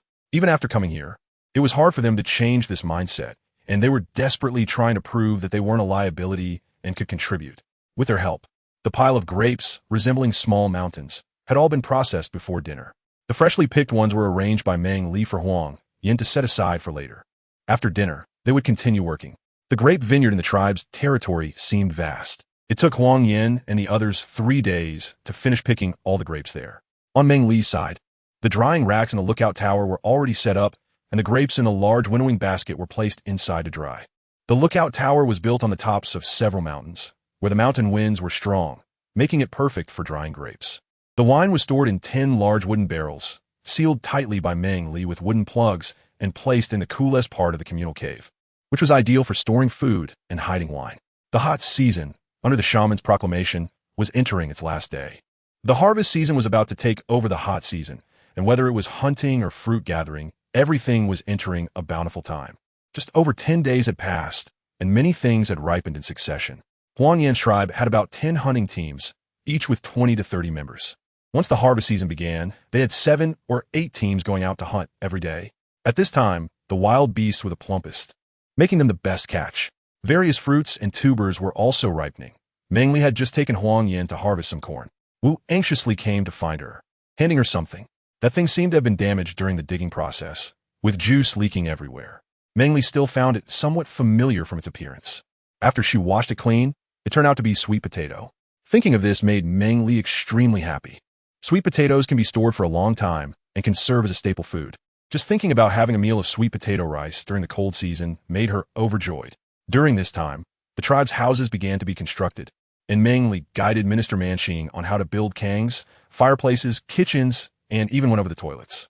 She had them dig 2 ditches, one to direct water sources at a certain distance from the houses, and another that was wide and deep, running beneath each house, considering the sewage issue for the toilets. Thud, thud. Just as Meng Li was about to ask Wu where he had found the sweet potato, she heard some abnormal sounds. Startled by the sudden and loud noise, Meng Li jumped. Huang Yin naturally wrapped his arms around her to comfort her. What happened? Without waiting for Meng Li to ask further, Huang Yin had already handed her over to Wu. Wu, keep an eye on Meng Li for me. I need to go check it out. You must protect her. After saying this, without waiting for Wu and Meng Li to react, he quickly left. From the earlier sound, he sensed something was wrong. A large stone, flying from somewhere, was heading right towards Huang Yan's tribe. Some of the younger ones and clansmen who didn't manage to dodge in time were crushed under the stone, losing their lives on the spot. Huang Yan's heart shattered at this sight, and another large stone flew down from above, hitting the small palace that Meng Li was having built. The areas not yet secured by tree sap were smashed, and the fire bricks flew everywhere. Some clansmen who were still constructing the tribe didn't even understand what was happening before they were killed by the flying fire bricks. Just from this scene, Huang Yin realized that at least 20 clansmen had lost their lives. Before he could figure out where these stones were coming from, he heard fierce shouts and cries coming from outside the east gate and a few other stone gates. He didn't have time to think and rushed toward the loudest cries at the east gate stone wall. Outside the stone wall, he saw a horde of orc warriors from the warring tribe, each wielding weapons and charging fiercely at the wooden gate. The word sudden attack from the warring tribe crashed into Meng Li's mind. Chapter 158. To the bitter, the orcs on duty at the east gate were either dead or injured and had no time to light the signal fire to alert the tribe. The clansmen on watch at various lookout towers were also killed or seriously injured in the sudden attack. The number of fallen clansmen was still increasing. Occasionally, large stones would suddenly appear from the sky, continuing to injure the tribesmen. Winged orcs. Enemy attack. Enemy attack. A particularly alert clansman, having dodged the falling stones, barely rolled aside and caught sight of the winged orcs in the sky. He shouted loudly to warn the others. Many of the more sensitive orcs, like Huang Yin, had already sensed something was wrong. They rushed to the nearest stone wall to ignite the signal fire. In an instant, the Huang Yin tribe was filled with warning smoke. The thick white smoke could be seen even from a great distance. Grab your weapons and form ranks. Feng and shouted loudly while rushing towards the nearest stone wall with his weapon in hand. The winged Zhe, who stayed behind in the tribe today, also promptly grabbed his bow and arrow and took off into the sky. The winged orcs from the warring tribe immediately targeted him. At the moment he took off, they swooped down, their sharp claws aimed straight at Wing Zhe's vital points. The sound of flesh being pierced by arrows rang out sharply. Seeing their enemy's winged orc was alone, yet could evade their encirclement, the faces of the warring orcs turned grim. Suddenly, one of the clansmen froze momentarily before plummeting straight to the ground, catching them off guard. What are you doing? The leader of the team of 20 or so winged orcs frowned at the clansman who had suddenly left the group and scolded him in a harsh tone. However, the rapidly falling winged orc gave no response, his powerful body crashing heavily onto the ground of Huang Yan's tribe. This made even the team leader feel something was off. Before they could react, another thud sounded as another winged orc crashed down. This was already quite strange, causing them to feel uneasy. The sharp-eyed leader noticed an unfamiliar weapon embedded in the hearts of the two clansmen. Take to the skies. He barely had time to shout this command, not even thinking about what weapon had killed the clansmen or how the enemy's winged orc had escaped their capture. Unfortunately, his warning came too late. 2 more clansmen's wings stopped flapping, dying under that strange weapon, their strong bodies heavily crashing to the ground, kicking up clouds of dust. Fear and dread began to rise in the hearts of the warring tribe's winged orcs. However, before they could calm down in that quiet environment, a faint sound of something slicing through the air reached the ears of these winged orcs. Dodge! The captain of the winged orcs shouted loudly and was the first to dodge. The other agile winged orcs immediately noticed the object slicing through the air as soon as the captain spoke. However, their evasion was still a bit slow. One of the winged orcs was hit in the wing. The balance in the air was disrupted, and he wobbled down toward the ground. Seeing this, The nearest winged orc quickly flew to his side to stabilize the injured comrade, helping him ascend back into the air slowly. 2 other tribesmen stayed behind to protect Anao, while the others followed me to capture the winged orc from the Huangyan tribe. You must be careful of those small weapons. Remember to dodge when you hear the sound of something cutting through the air. The captain of the war tribe's winged orcs issued orders while swiftly pursuing Iza. They aimed to kill this winged orc in the shortest time possible. Iza's bow and arrows were consciously targeted by the opponent, and the arrows he shot again did not have such a good effect. Besides the 3 dead winged orcs, there were also 2 who had fled, leaving Iza now facing 15 strong winged orcs, and he was starting to sustain some injuries. If it weren't for the sharp bronze dagger he carried, he might have been captured long ago. On the ground, since there were no more winged orcs throwing large stones down, the safety of the Huangyan tribe members was guaranteed. Feng En's long-term training showed results at this moment. The panicked orcs calmed down, and the females and non-combatant tribe members were arranged to the cave closest to the shaman. The uninjured tribe members were also sent to the shaman. Meanwhile, those capable of fighting gripped their weapons and went to the stone walls to defend against external enemies. Meng Li was safely sent back to her cave. Upon seeing the injured person brought to her, she immediately followed them into the treatment cave. Currently, only the 3 of them knew medicine in the cave. The other shamans and their apprentices were either trapped in their own caves or had not returned from the tribe. The 3 quickly got into the zone. Most of the injured had been struck by stones. Many had broken legs and arms, and one even had no lower body left, only the upper half remaining. He looked pale and weak as he said to the shaman, "Shaman, I can't survive this. You should save the other tribesmen first. Don't waste time on me." The shaman, hearing his words, worked tirelessly but finally barked out harsh words. "What nonsense are you talking? With me and Meng Li here, how could you not survive? Conserve your strength and focus on recovering." "Shaman, I know my body. I can't survive. If there's a next life, shaman, I still want to live together with you." After he finished speaking, he looked in another direction, which happened to be where Meng Li was. He still remembered the first time he saw Meng Li. At that time, she was dressed strangely and carried on the back of a black vine. Later, when she saw the tribe's gate, she appeared dazed and foolish. There was also the time she insisted on following them to the riverbank to see the 4-legged water beasts. He thought that this little female was really troublesome. But then she taught them how to catch the 4-legged water beasts, and unexpectedly, actually caught some. Afterwards, she taught Huang Yin to build a wind-powered water wheel, and the tribe no longer lacked water or food. Because of her arrival, the tribe underwent significant changes. Recently, Meng Li chose Huang Yin as her first mate. He thought that as long as he worked hard, one day he could also be by Meng Li's side. But he never expected that his life would be so short, and he wouldn't have the chance to follow that little person. "And look at me. Don't think too much," the shaman said with a very bad tone, urgently shouting to the orc in front of him. However, the young orc did not pay him any attention, merely smiling as he looked at the little figure. Finally, his vision began to blur, and that figure grew farther away, to the point where no matter how he reached out, he couldn't grasp it. The shaman saw that bloodied hand reaching towards Meng Li, then slowly falling down. His eyes were about to split with grief, and tears shimmered in his murky eyes. And just about a meter away, how could Meng Li not hear the conversation beside her? Her eyes were filled with sadness and anger, and a tear silently fell. "War tribe, I, Meng Li, will ensure that we do not die in peace." A small whisper spread from Meng Li's lips. Unfortunately, the voice was too soft for anyone to hear. Chapter 159. The death of the cub Huang Yin was the first to run to the stone wall. After lighting the beacon tower, he immediately began to throw large stones down from the stone wall. The tribesmen of the war tribe below, along with their mounts, the wolf horse beasts, were severely injured by the falling stones. However, there were simply too many enemies outside the stone wall. Huang Yan's big stones had little impact. He dared not stop and could only keep throwing large stones down to reduce the number of enemies. Some of the tribesmen who had come to their senses also rushed over, joining the stone-throwing team. However, the large stones they had available on the stone wall had decreased. Just now, the winged orcs from the war tribe had taken some of the large stones from the stone wall to attack them. "This won't work. Let us bring in the archers," Feng En suggested to Huang Yin when he saw that the number of enemies below had not decreased much, and their supply of large stones on the stone wall was running low. "You take charge. I'll guard here."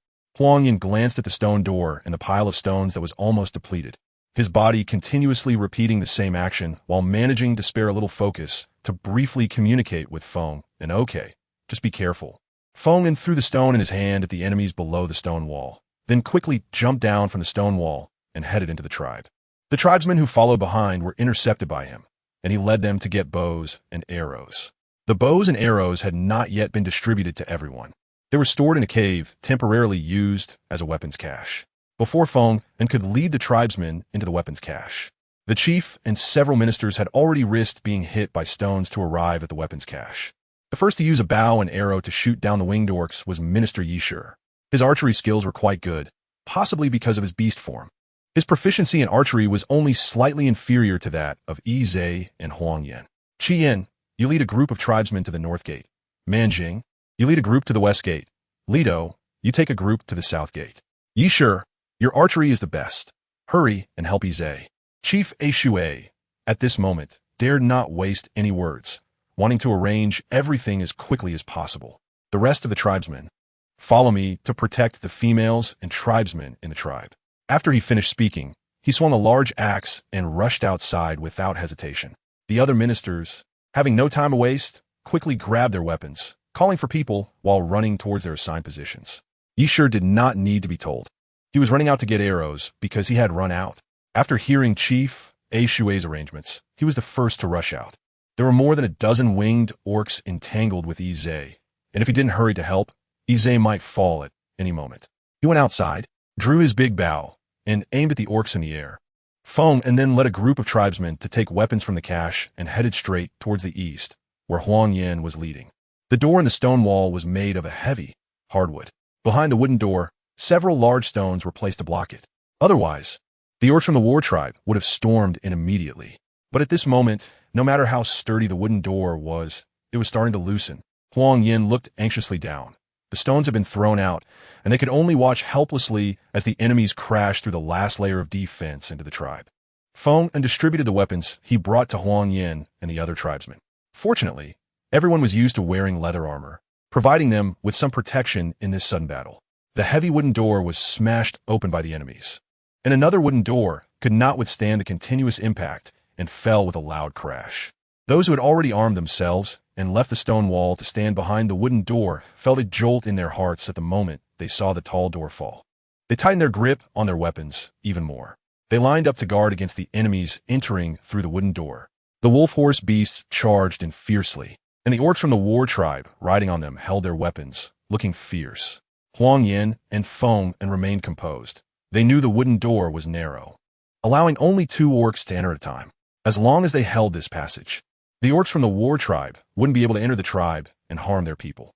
Things unfolded as they had anticipated. The wolf horse beasts were already large, and with orcs riding on them, the wooden door only allowed 2 war tribe orcs to enter at a time, which posed a significant challenge for the war tribe.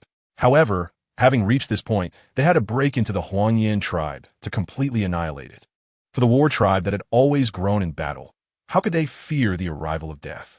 Their fierce and fearless demeanor indeed frightened some of the Huang Yan tribe members, making them feel weak in the knees.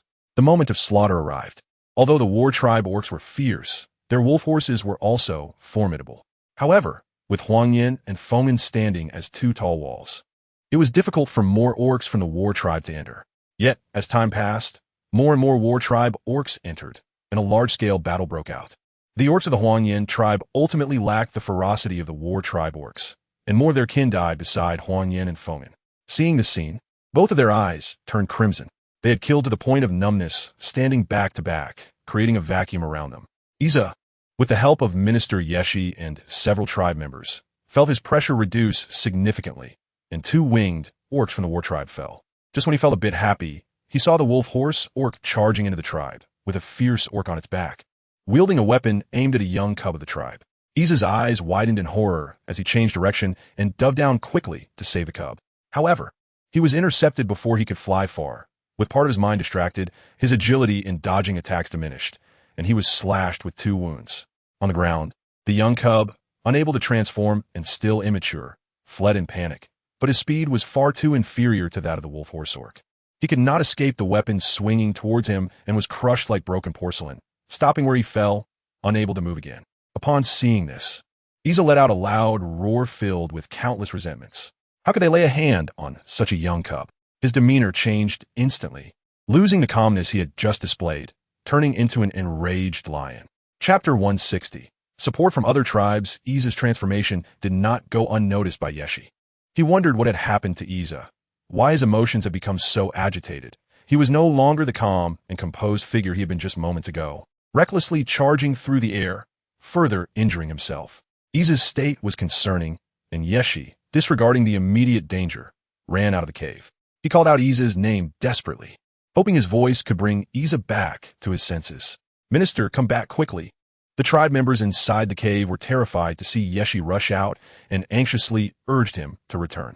One orc, risking being torn apart by the winged orcs of the war tribe, came to Yeshi aside and pulled him back towards the cave. On land, orcs faced winged orcs, and they were always at a disadvantage. During Iza's pursuit of the winged orcs from the war tribe, they could only hide in the cave and shoot arrows at the winged orcs to help Iza escape. Moving to an open area would undoubtedly expose them to danger. On the ground, Yeshi and the tribe member pulling him had already been spotted by the winged orcs watching them. 3 winged orcs broke away from their group and attacked the 2 on the ground. The gusts of wind from their wings and the descending attacks were extremely sharp.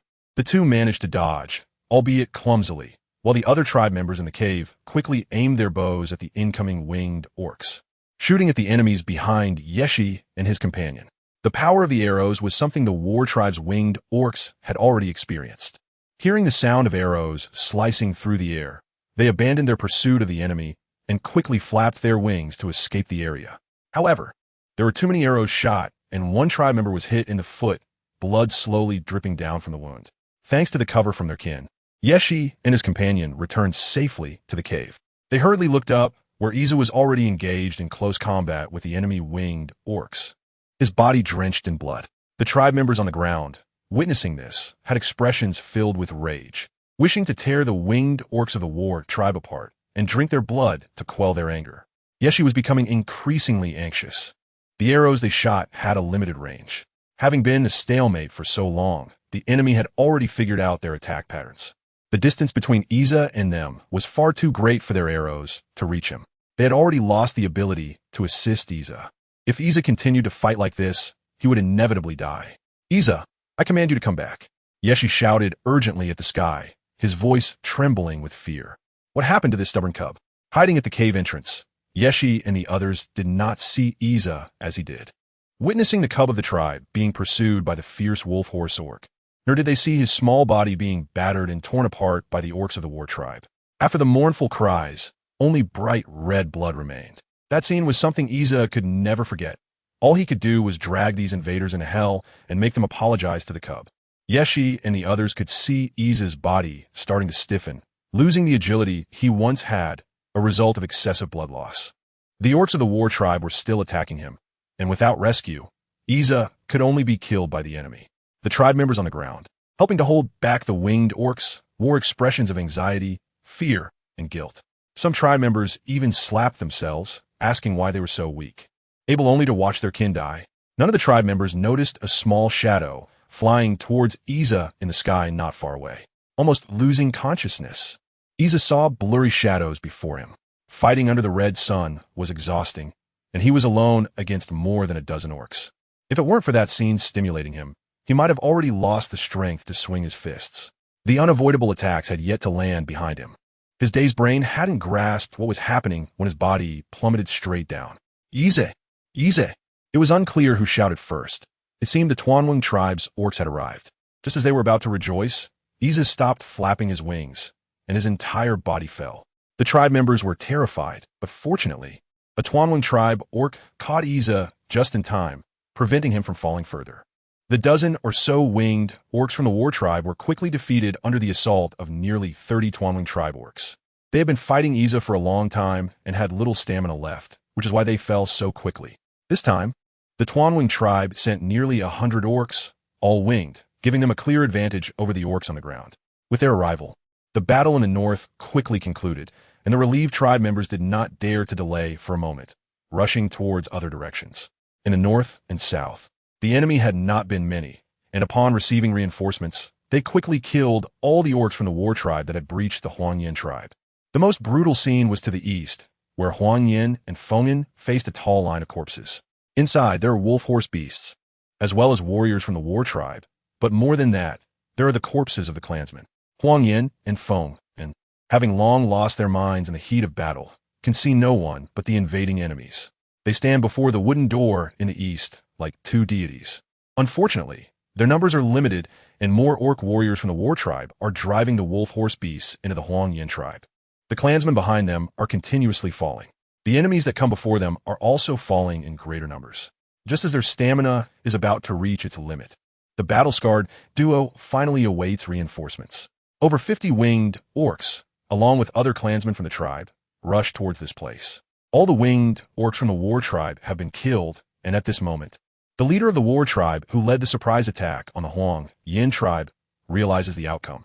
He loudly issues orders for all surviving orcs from the war tribe to desperately rush outside. Those who have not yet entered turn and flee from the periphery of the Huang Yin tribe. The bloodthirsty warriors will not let the orcs from the war tribe leave so easily with the wolf horse beasts. They expend their last bits of strength to try to keep more enemies behind. All those who could escape the war tribe have already done so, and those who could not have been killed one by one. From above, the Huang Yin tribe now looks as if it has been dyed red with blood, extremely eye-catching. Thank you, brothers of the Sweet Buzz tribe. Huang Yin thrusts his great sword into the ground, leaning against it to steady his unsteady body. You're welcome. We also wanted to exchange some things, but didn't expect to be able to help. A kindly orc, over 60 years old from the Sweet Buzz tribe, responds. They came here with a request, and now being able to assist the Huang Yin tribe is truly wonderful. Chapter 161. Seeds of Revenge Outside the Tribe. It has become very calm. Chief Shui stands guard with some people outside the shaman's cave. Not far away, there are caves filled with females, cubs, and those clansmen with little combat ability.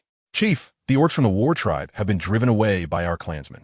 The returning clansman shows a happy expression, but more so confusion and sadness. His smiling face looks worse than if he were crying. Hurry and open the cave for the injured clansman to be sent there. Chief Shui quickly orders his clansmen, as there is no more room for patients in the shaman's residence. The shaman and their disciples, as soon as they were found, were brought to the shaman's residence. With their addition, Meng Li noticeably feels the pressure on herself lessen greatly. In her spare time, she finally remembers Xiao. Her desperate cries catch the attention of the clansmen, many of whom want to comfort Meng Li but do not know how to speak. Thank goodness, thank goodness. Xiao is not like her and will run around. Shortly after her cries, Huang Er, frightened, rushes towards her and crashes into her embrace. Big sister, I'm here. I'm here, don't be afraid. Huang Er is very sensible, soothing the emotionally agitated Meng Li. Hearing these words while holding him, tears quietly fall from Meng Li's eyes. She feels her role as a big sister has been terribly lacking, having thrown Xiao Er to the shaman during the incident. She didn't think of him at the first moment, which makes her feel deeply ashamed. She truly has no face to look at Xiao Er's clear, affectionate eyes. Chief, the reason we were able to defeat the war tribe so quickly this time is that the Sweet Buzz tribe arrived here to support us. Chief Chi Yin has already brought the leader of the Sweet Buzz tribe here. Good, go out and see if there is anything else you can help with. Yes, Chief. Behind Meng Li stood the clan leader, Shui, with intermittent conversations among the clan members. However, Meng Li was currently immersed in the realization that she wasn't a good sister.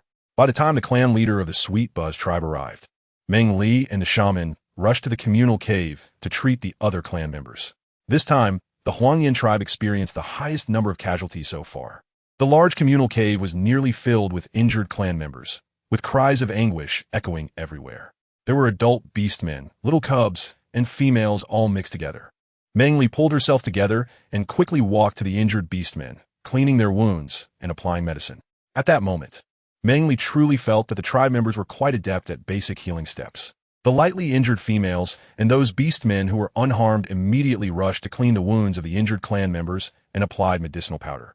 Additionally, with the 7 shamans and their apprentices, there were over 20 people providing medical care, which significantly accelerated the treatment of the injured tribe members. In just one afternoon, most of the wounded had been treated. Meng Li and the medical staff were exhausted and pale, and they found a spot to sit down. However, there were still tribe members with wounds that needed stitching, and the shamans had not yet finished treating everyone, but they didn't require Meng Li's assistance, leaving her with nothing to do at that moment. With nothing to occupy her mind, many other thoughts began to fill her head. As she pondered, she stood up. She wanted to see what the tribe looked like now. How had the war tribe destroyed the home she had worked so hard to build? With that thought in mind, Meng Li stepped out of the communal cave. The previously dug ditches had 1 or 2 large pits caused by heavy stones. Near the east gate, the wooden door into the tribe was piled high with wolf horses and beastmen from the war tribe. Not far inside the tribe, many members of the Huangyan tribe were lying on the ground. In their eyes were emotions of unwillingness, surprise, fear, and dread. Meng Li wanted to walk over and help them close their eyes. However, the familiar A Feng seemed to have a look of accusation in his eyes. Unwilling to close those eyes, Meng Li's hands trembled slightly, not out of fear, but because of sadness. Among the many faces lying on the ground, some were familiar to her, some she knew, and many more she did not recognize. These people had laid down their lives here to protect the Huangyan tribe. After walking through the east gate, Meng Li headed towards the center of the tribe. Not far ahead, she saw the corpse of a young cub. Its snow-white fur was stained with bright red blood, and its still-forming body was battered and torn. Meng Li's heart trembled, and the tears she had suppressed for a long time could no longer be held back at this moment. One by one, they fell like broken pearls, dripping onto the ground. After resting, Huang Yan's body clearly had a bit more strength than before. His footsteps were still somewhat unsteady, but he no longer needed to rely on the giant's sword to walk steadily. He immediately noticed the small figure approaching. Initially, he felt a bit happy that Meng Li was safe, but he saw that her body was trembling slightly. He thought Meng Li was scared, but upon getting closer, he realized that amidst the strong smell of blood, there was a faint salty dampness. He looked at the now still small body and sighed helplessly, wrapping Meng Li in his large embrace under his wings. "Don't cry, I'm here." Feeling the familiar hug, Meng Li tried hard to hold back her tears. She raised her head and forced a smile towards Huang Yan, but she didn't know that her constantly falling tears made that forced smile painful for Huang Yan to see. He understood why Meng Li was crying. She wasn't afraid, she was just sad. So many of her kin, just moments after parting, were now forever separated from them, never to meet again in this life. "Shall I take you for a walk?" At that moment, Huang Yan realized how clumsy his words were. He didn't know what to say to cheer Meng Li up, and could only awkwardly utter these few words. "Okay." Meng Li's voice still carried a hint of weeping. Huang Yan reached out his hands, tenderly wiping the tears from Meng Li's face. But no matter how he tried, he couldn't wipe them away. He could only take Meng Li's icy little hand and lead her towards the center area. They hadn't walked far when they came across a female corpse. She was completely naked, her clothes torn apart beside her. Fresh red blood flowed from her lower body, and her face showed signs of fear and tears that had not yet dried. Meng Li recognized that this little female was from the Black Salt clan, named Huaxiang. During the Water Tribe's Thanksgiving festival, she followed Meng Li to the Huangyan tribe. She never expected that this shy yet stubborn little female would die in such a humiliating manner. Meng Li's small hand tightened more and more, as the seeds of hatred took root in her heart. Why was the War Tribe repeatedly forcing them? She wanted revenge, not only for the deceased clansmen, but more so for the living ones. She didn't want to be beaten passively anymore. She wanted to give the War Tribe the most painful lesson. Synopsis: since Meng Li crossed over, she has been diligently serving as a divine envoy. In the grand and magnificent hall, wearing the divine envoy's attire and a crown embedded with rubies, she solemnly accepted the devout kneeling of all the beastmen from the Beast World continent. Well, the beautiful dream has come to an end. It's time to wake up. Meng Li cast that beautiful scene behind her, picked up a newly made hoe from the tribe, and went to a piece of wasteland to cultivate. Now was the best time in July to plant garlic. As the saying goes, 7 for green onions, 8 for garlic, 9 for oil, and 10 for wheat.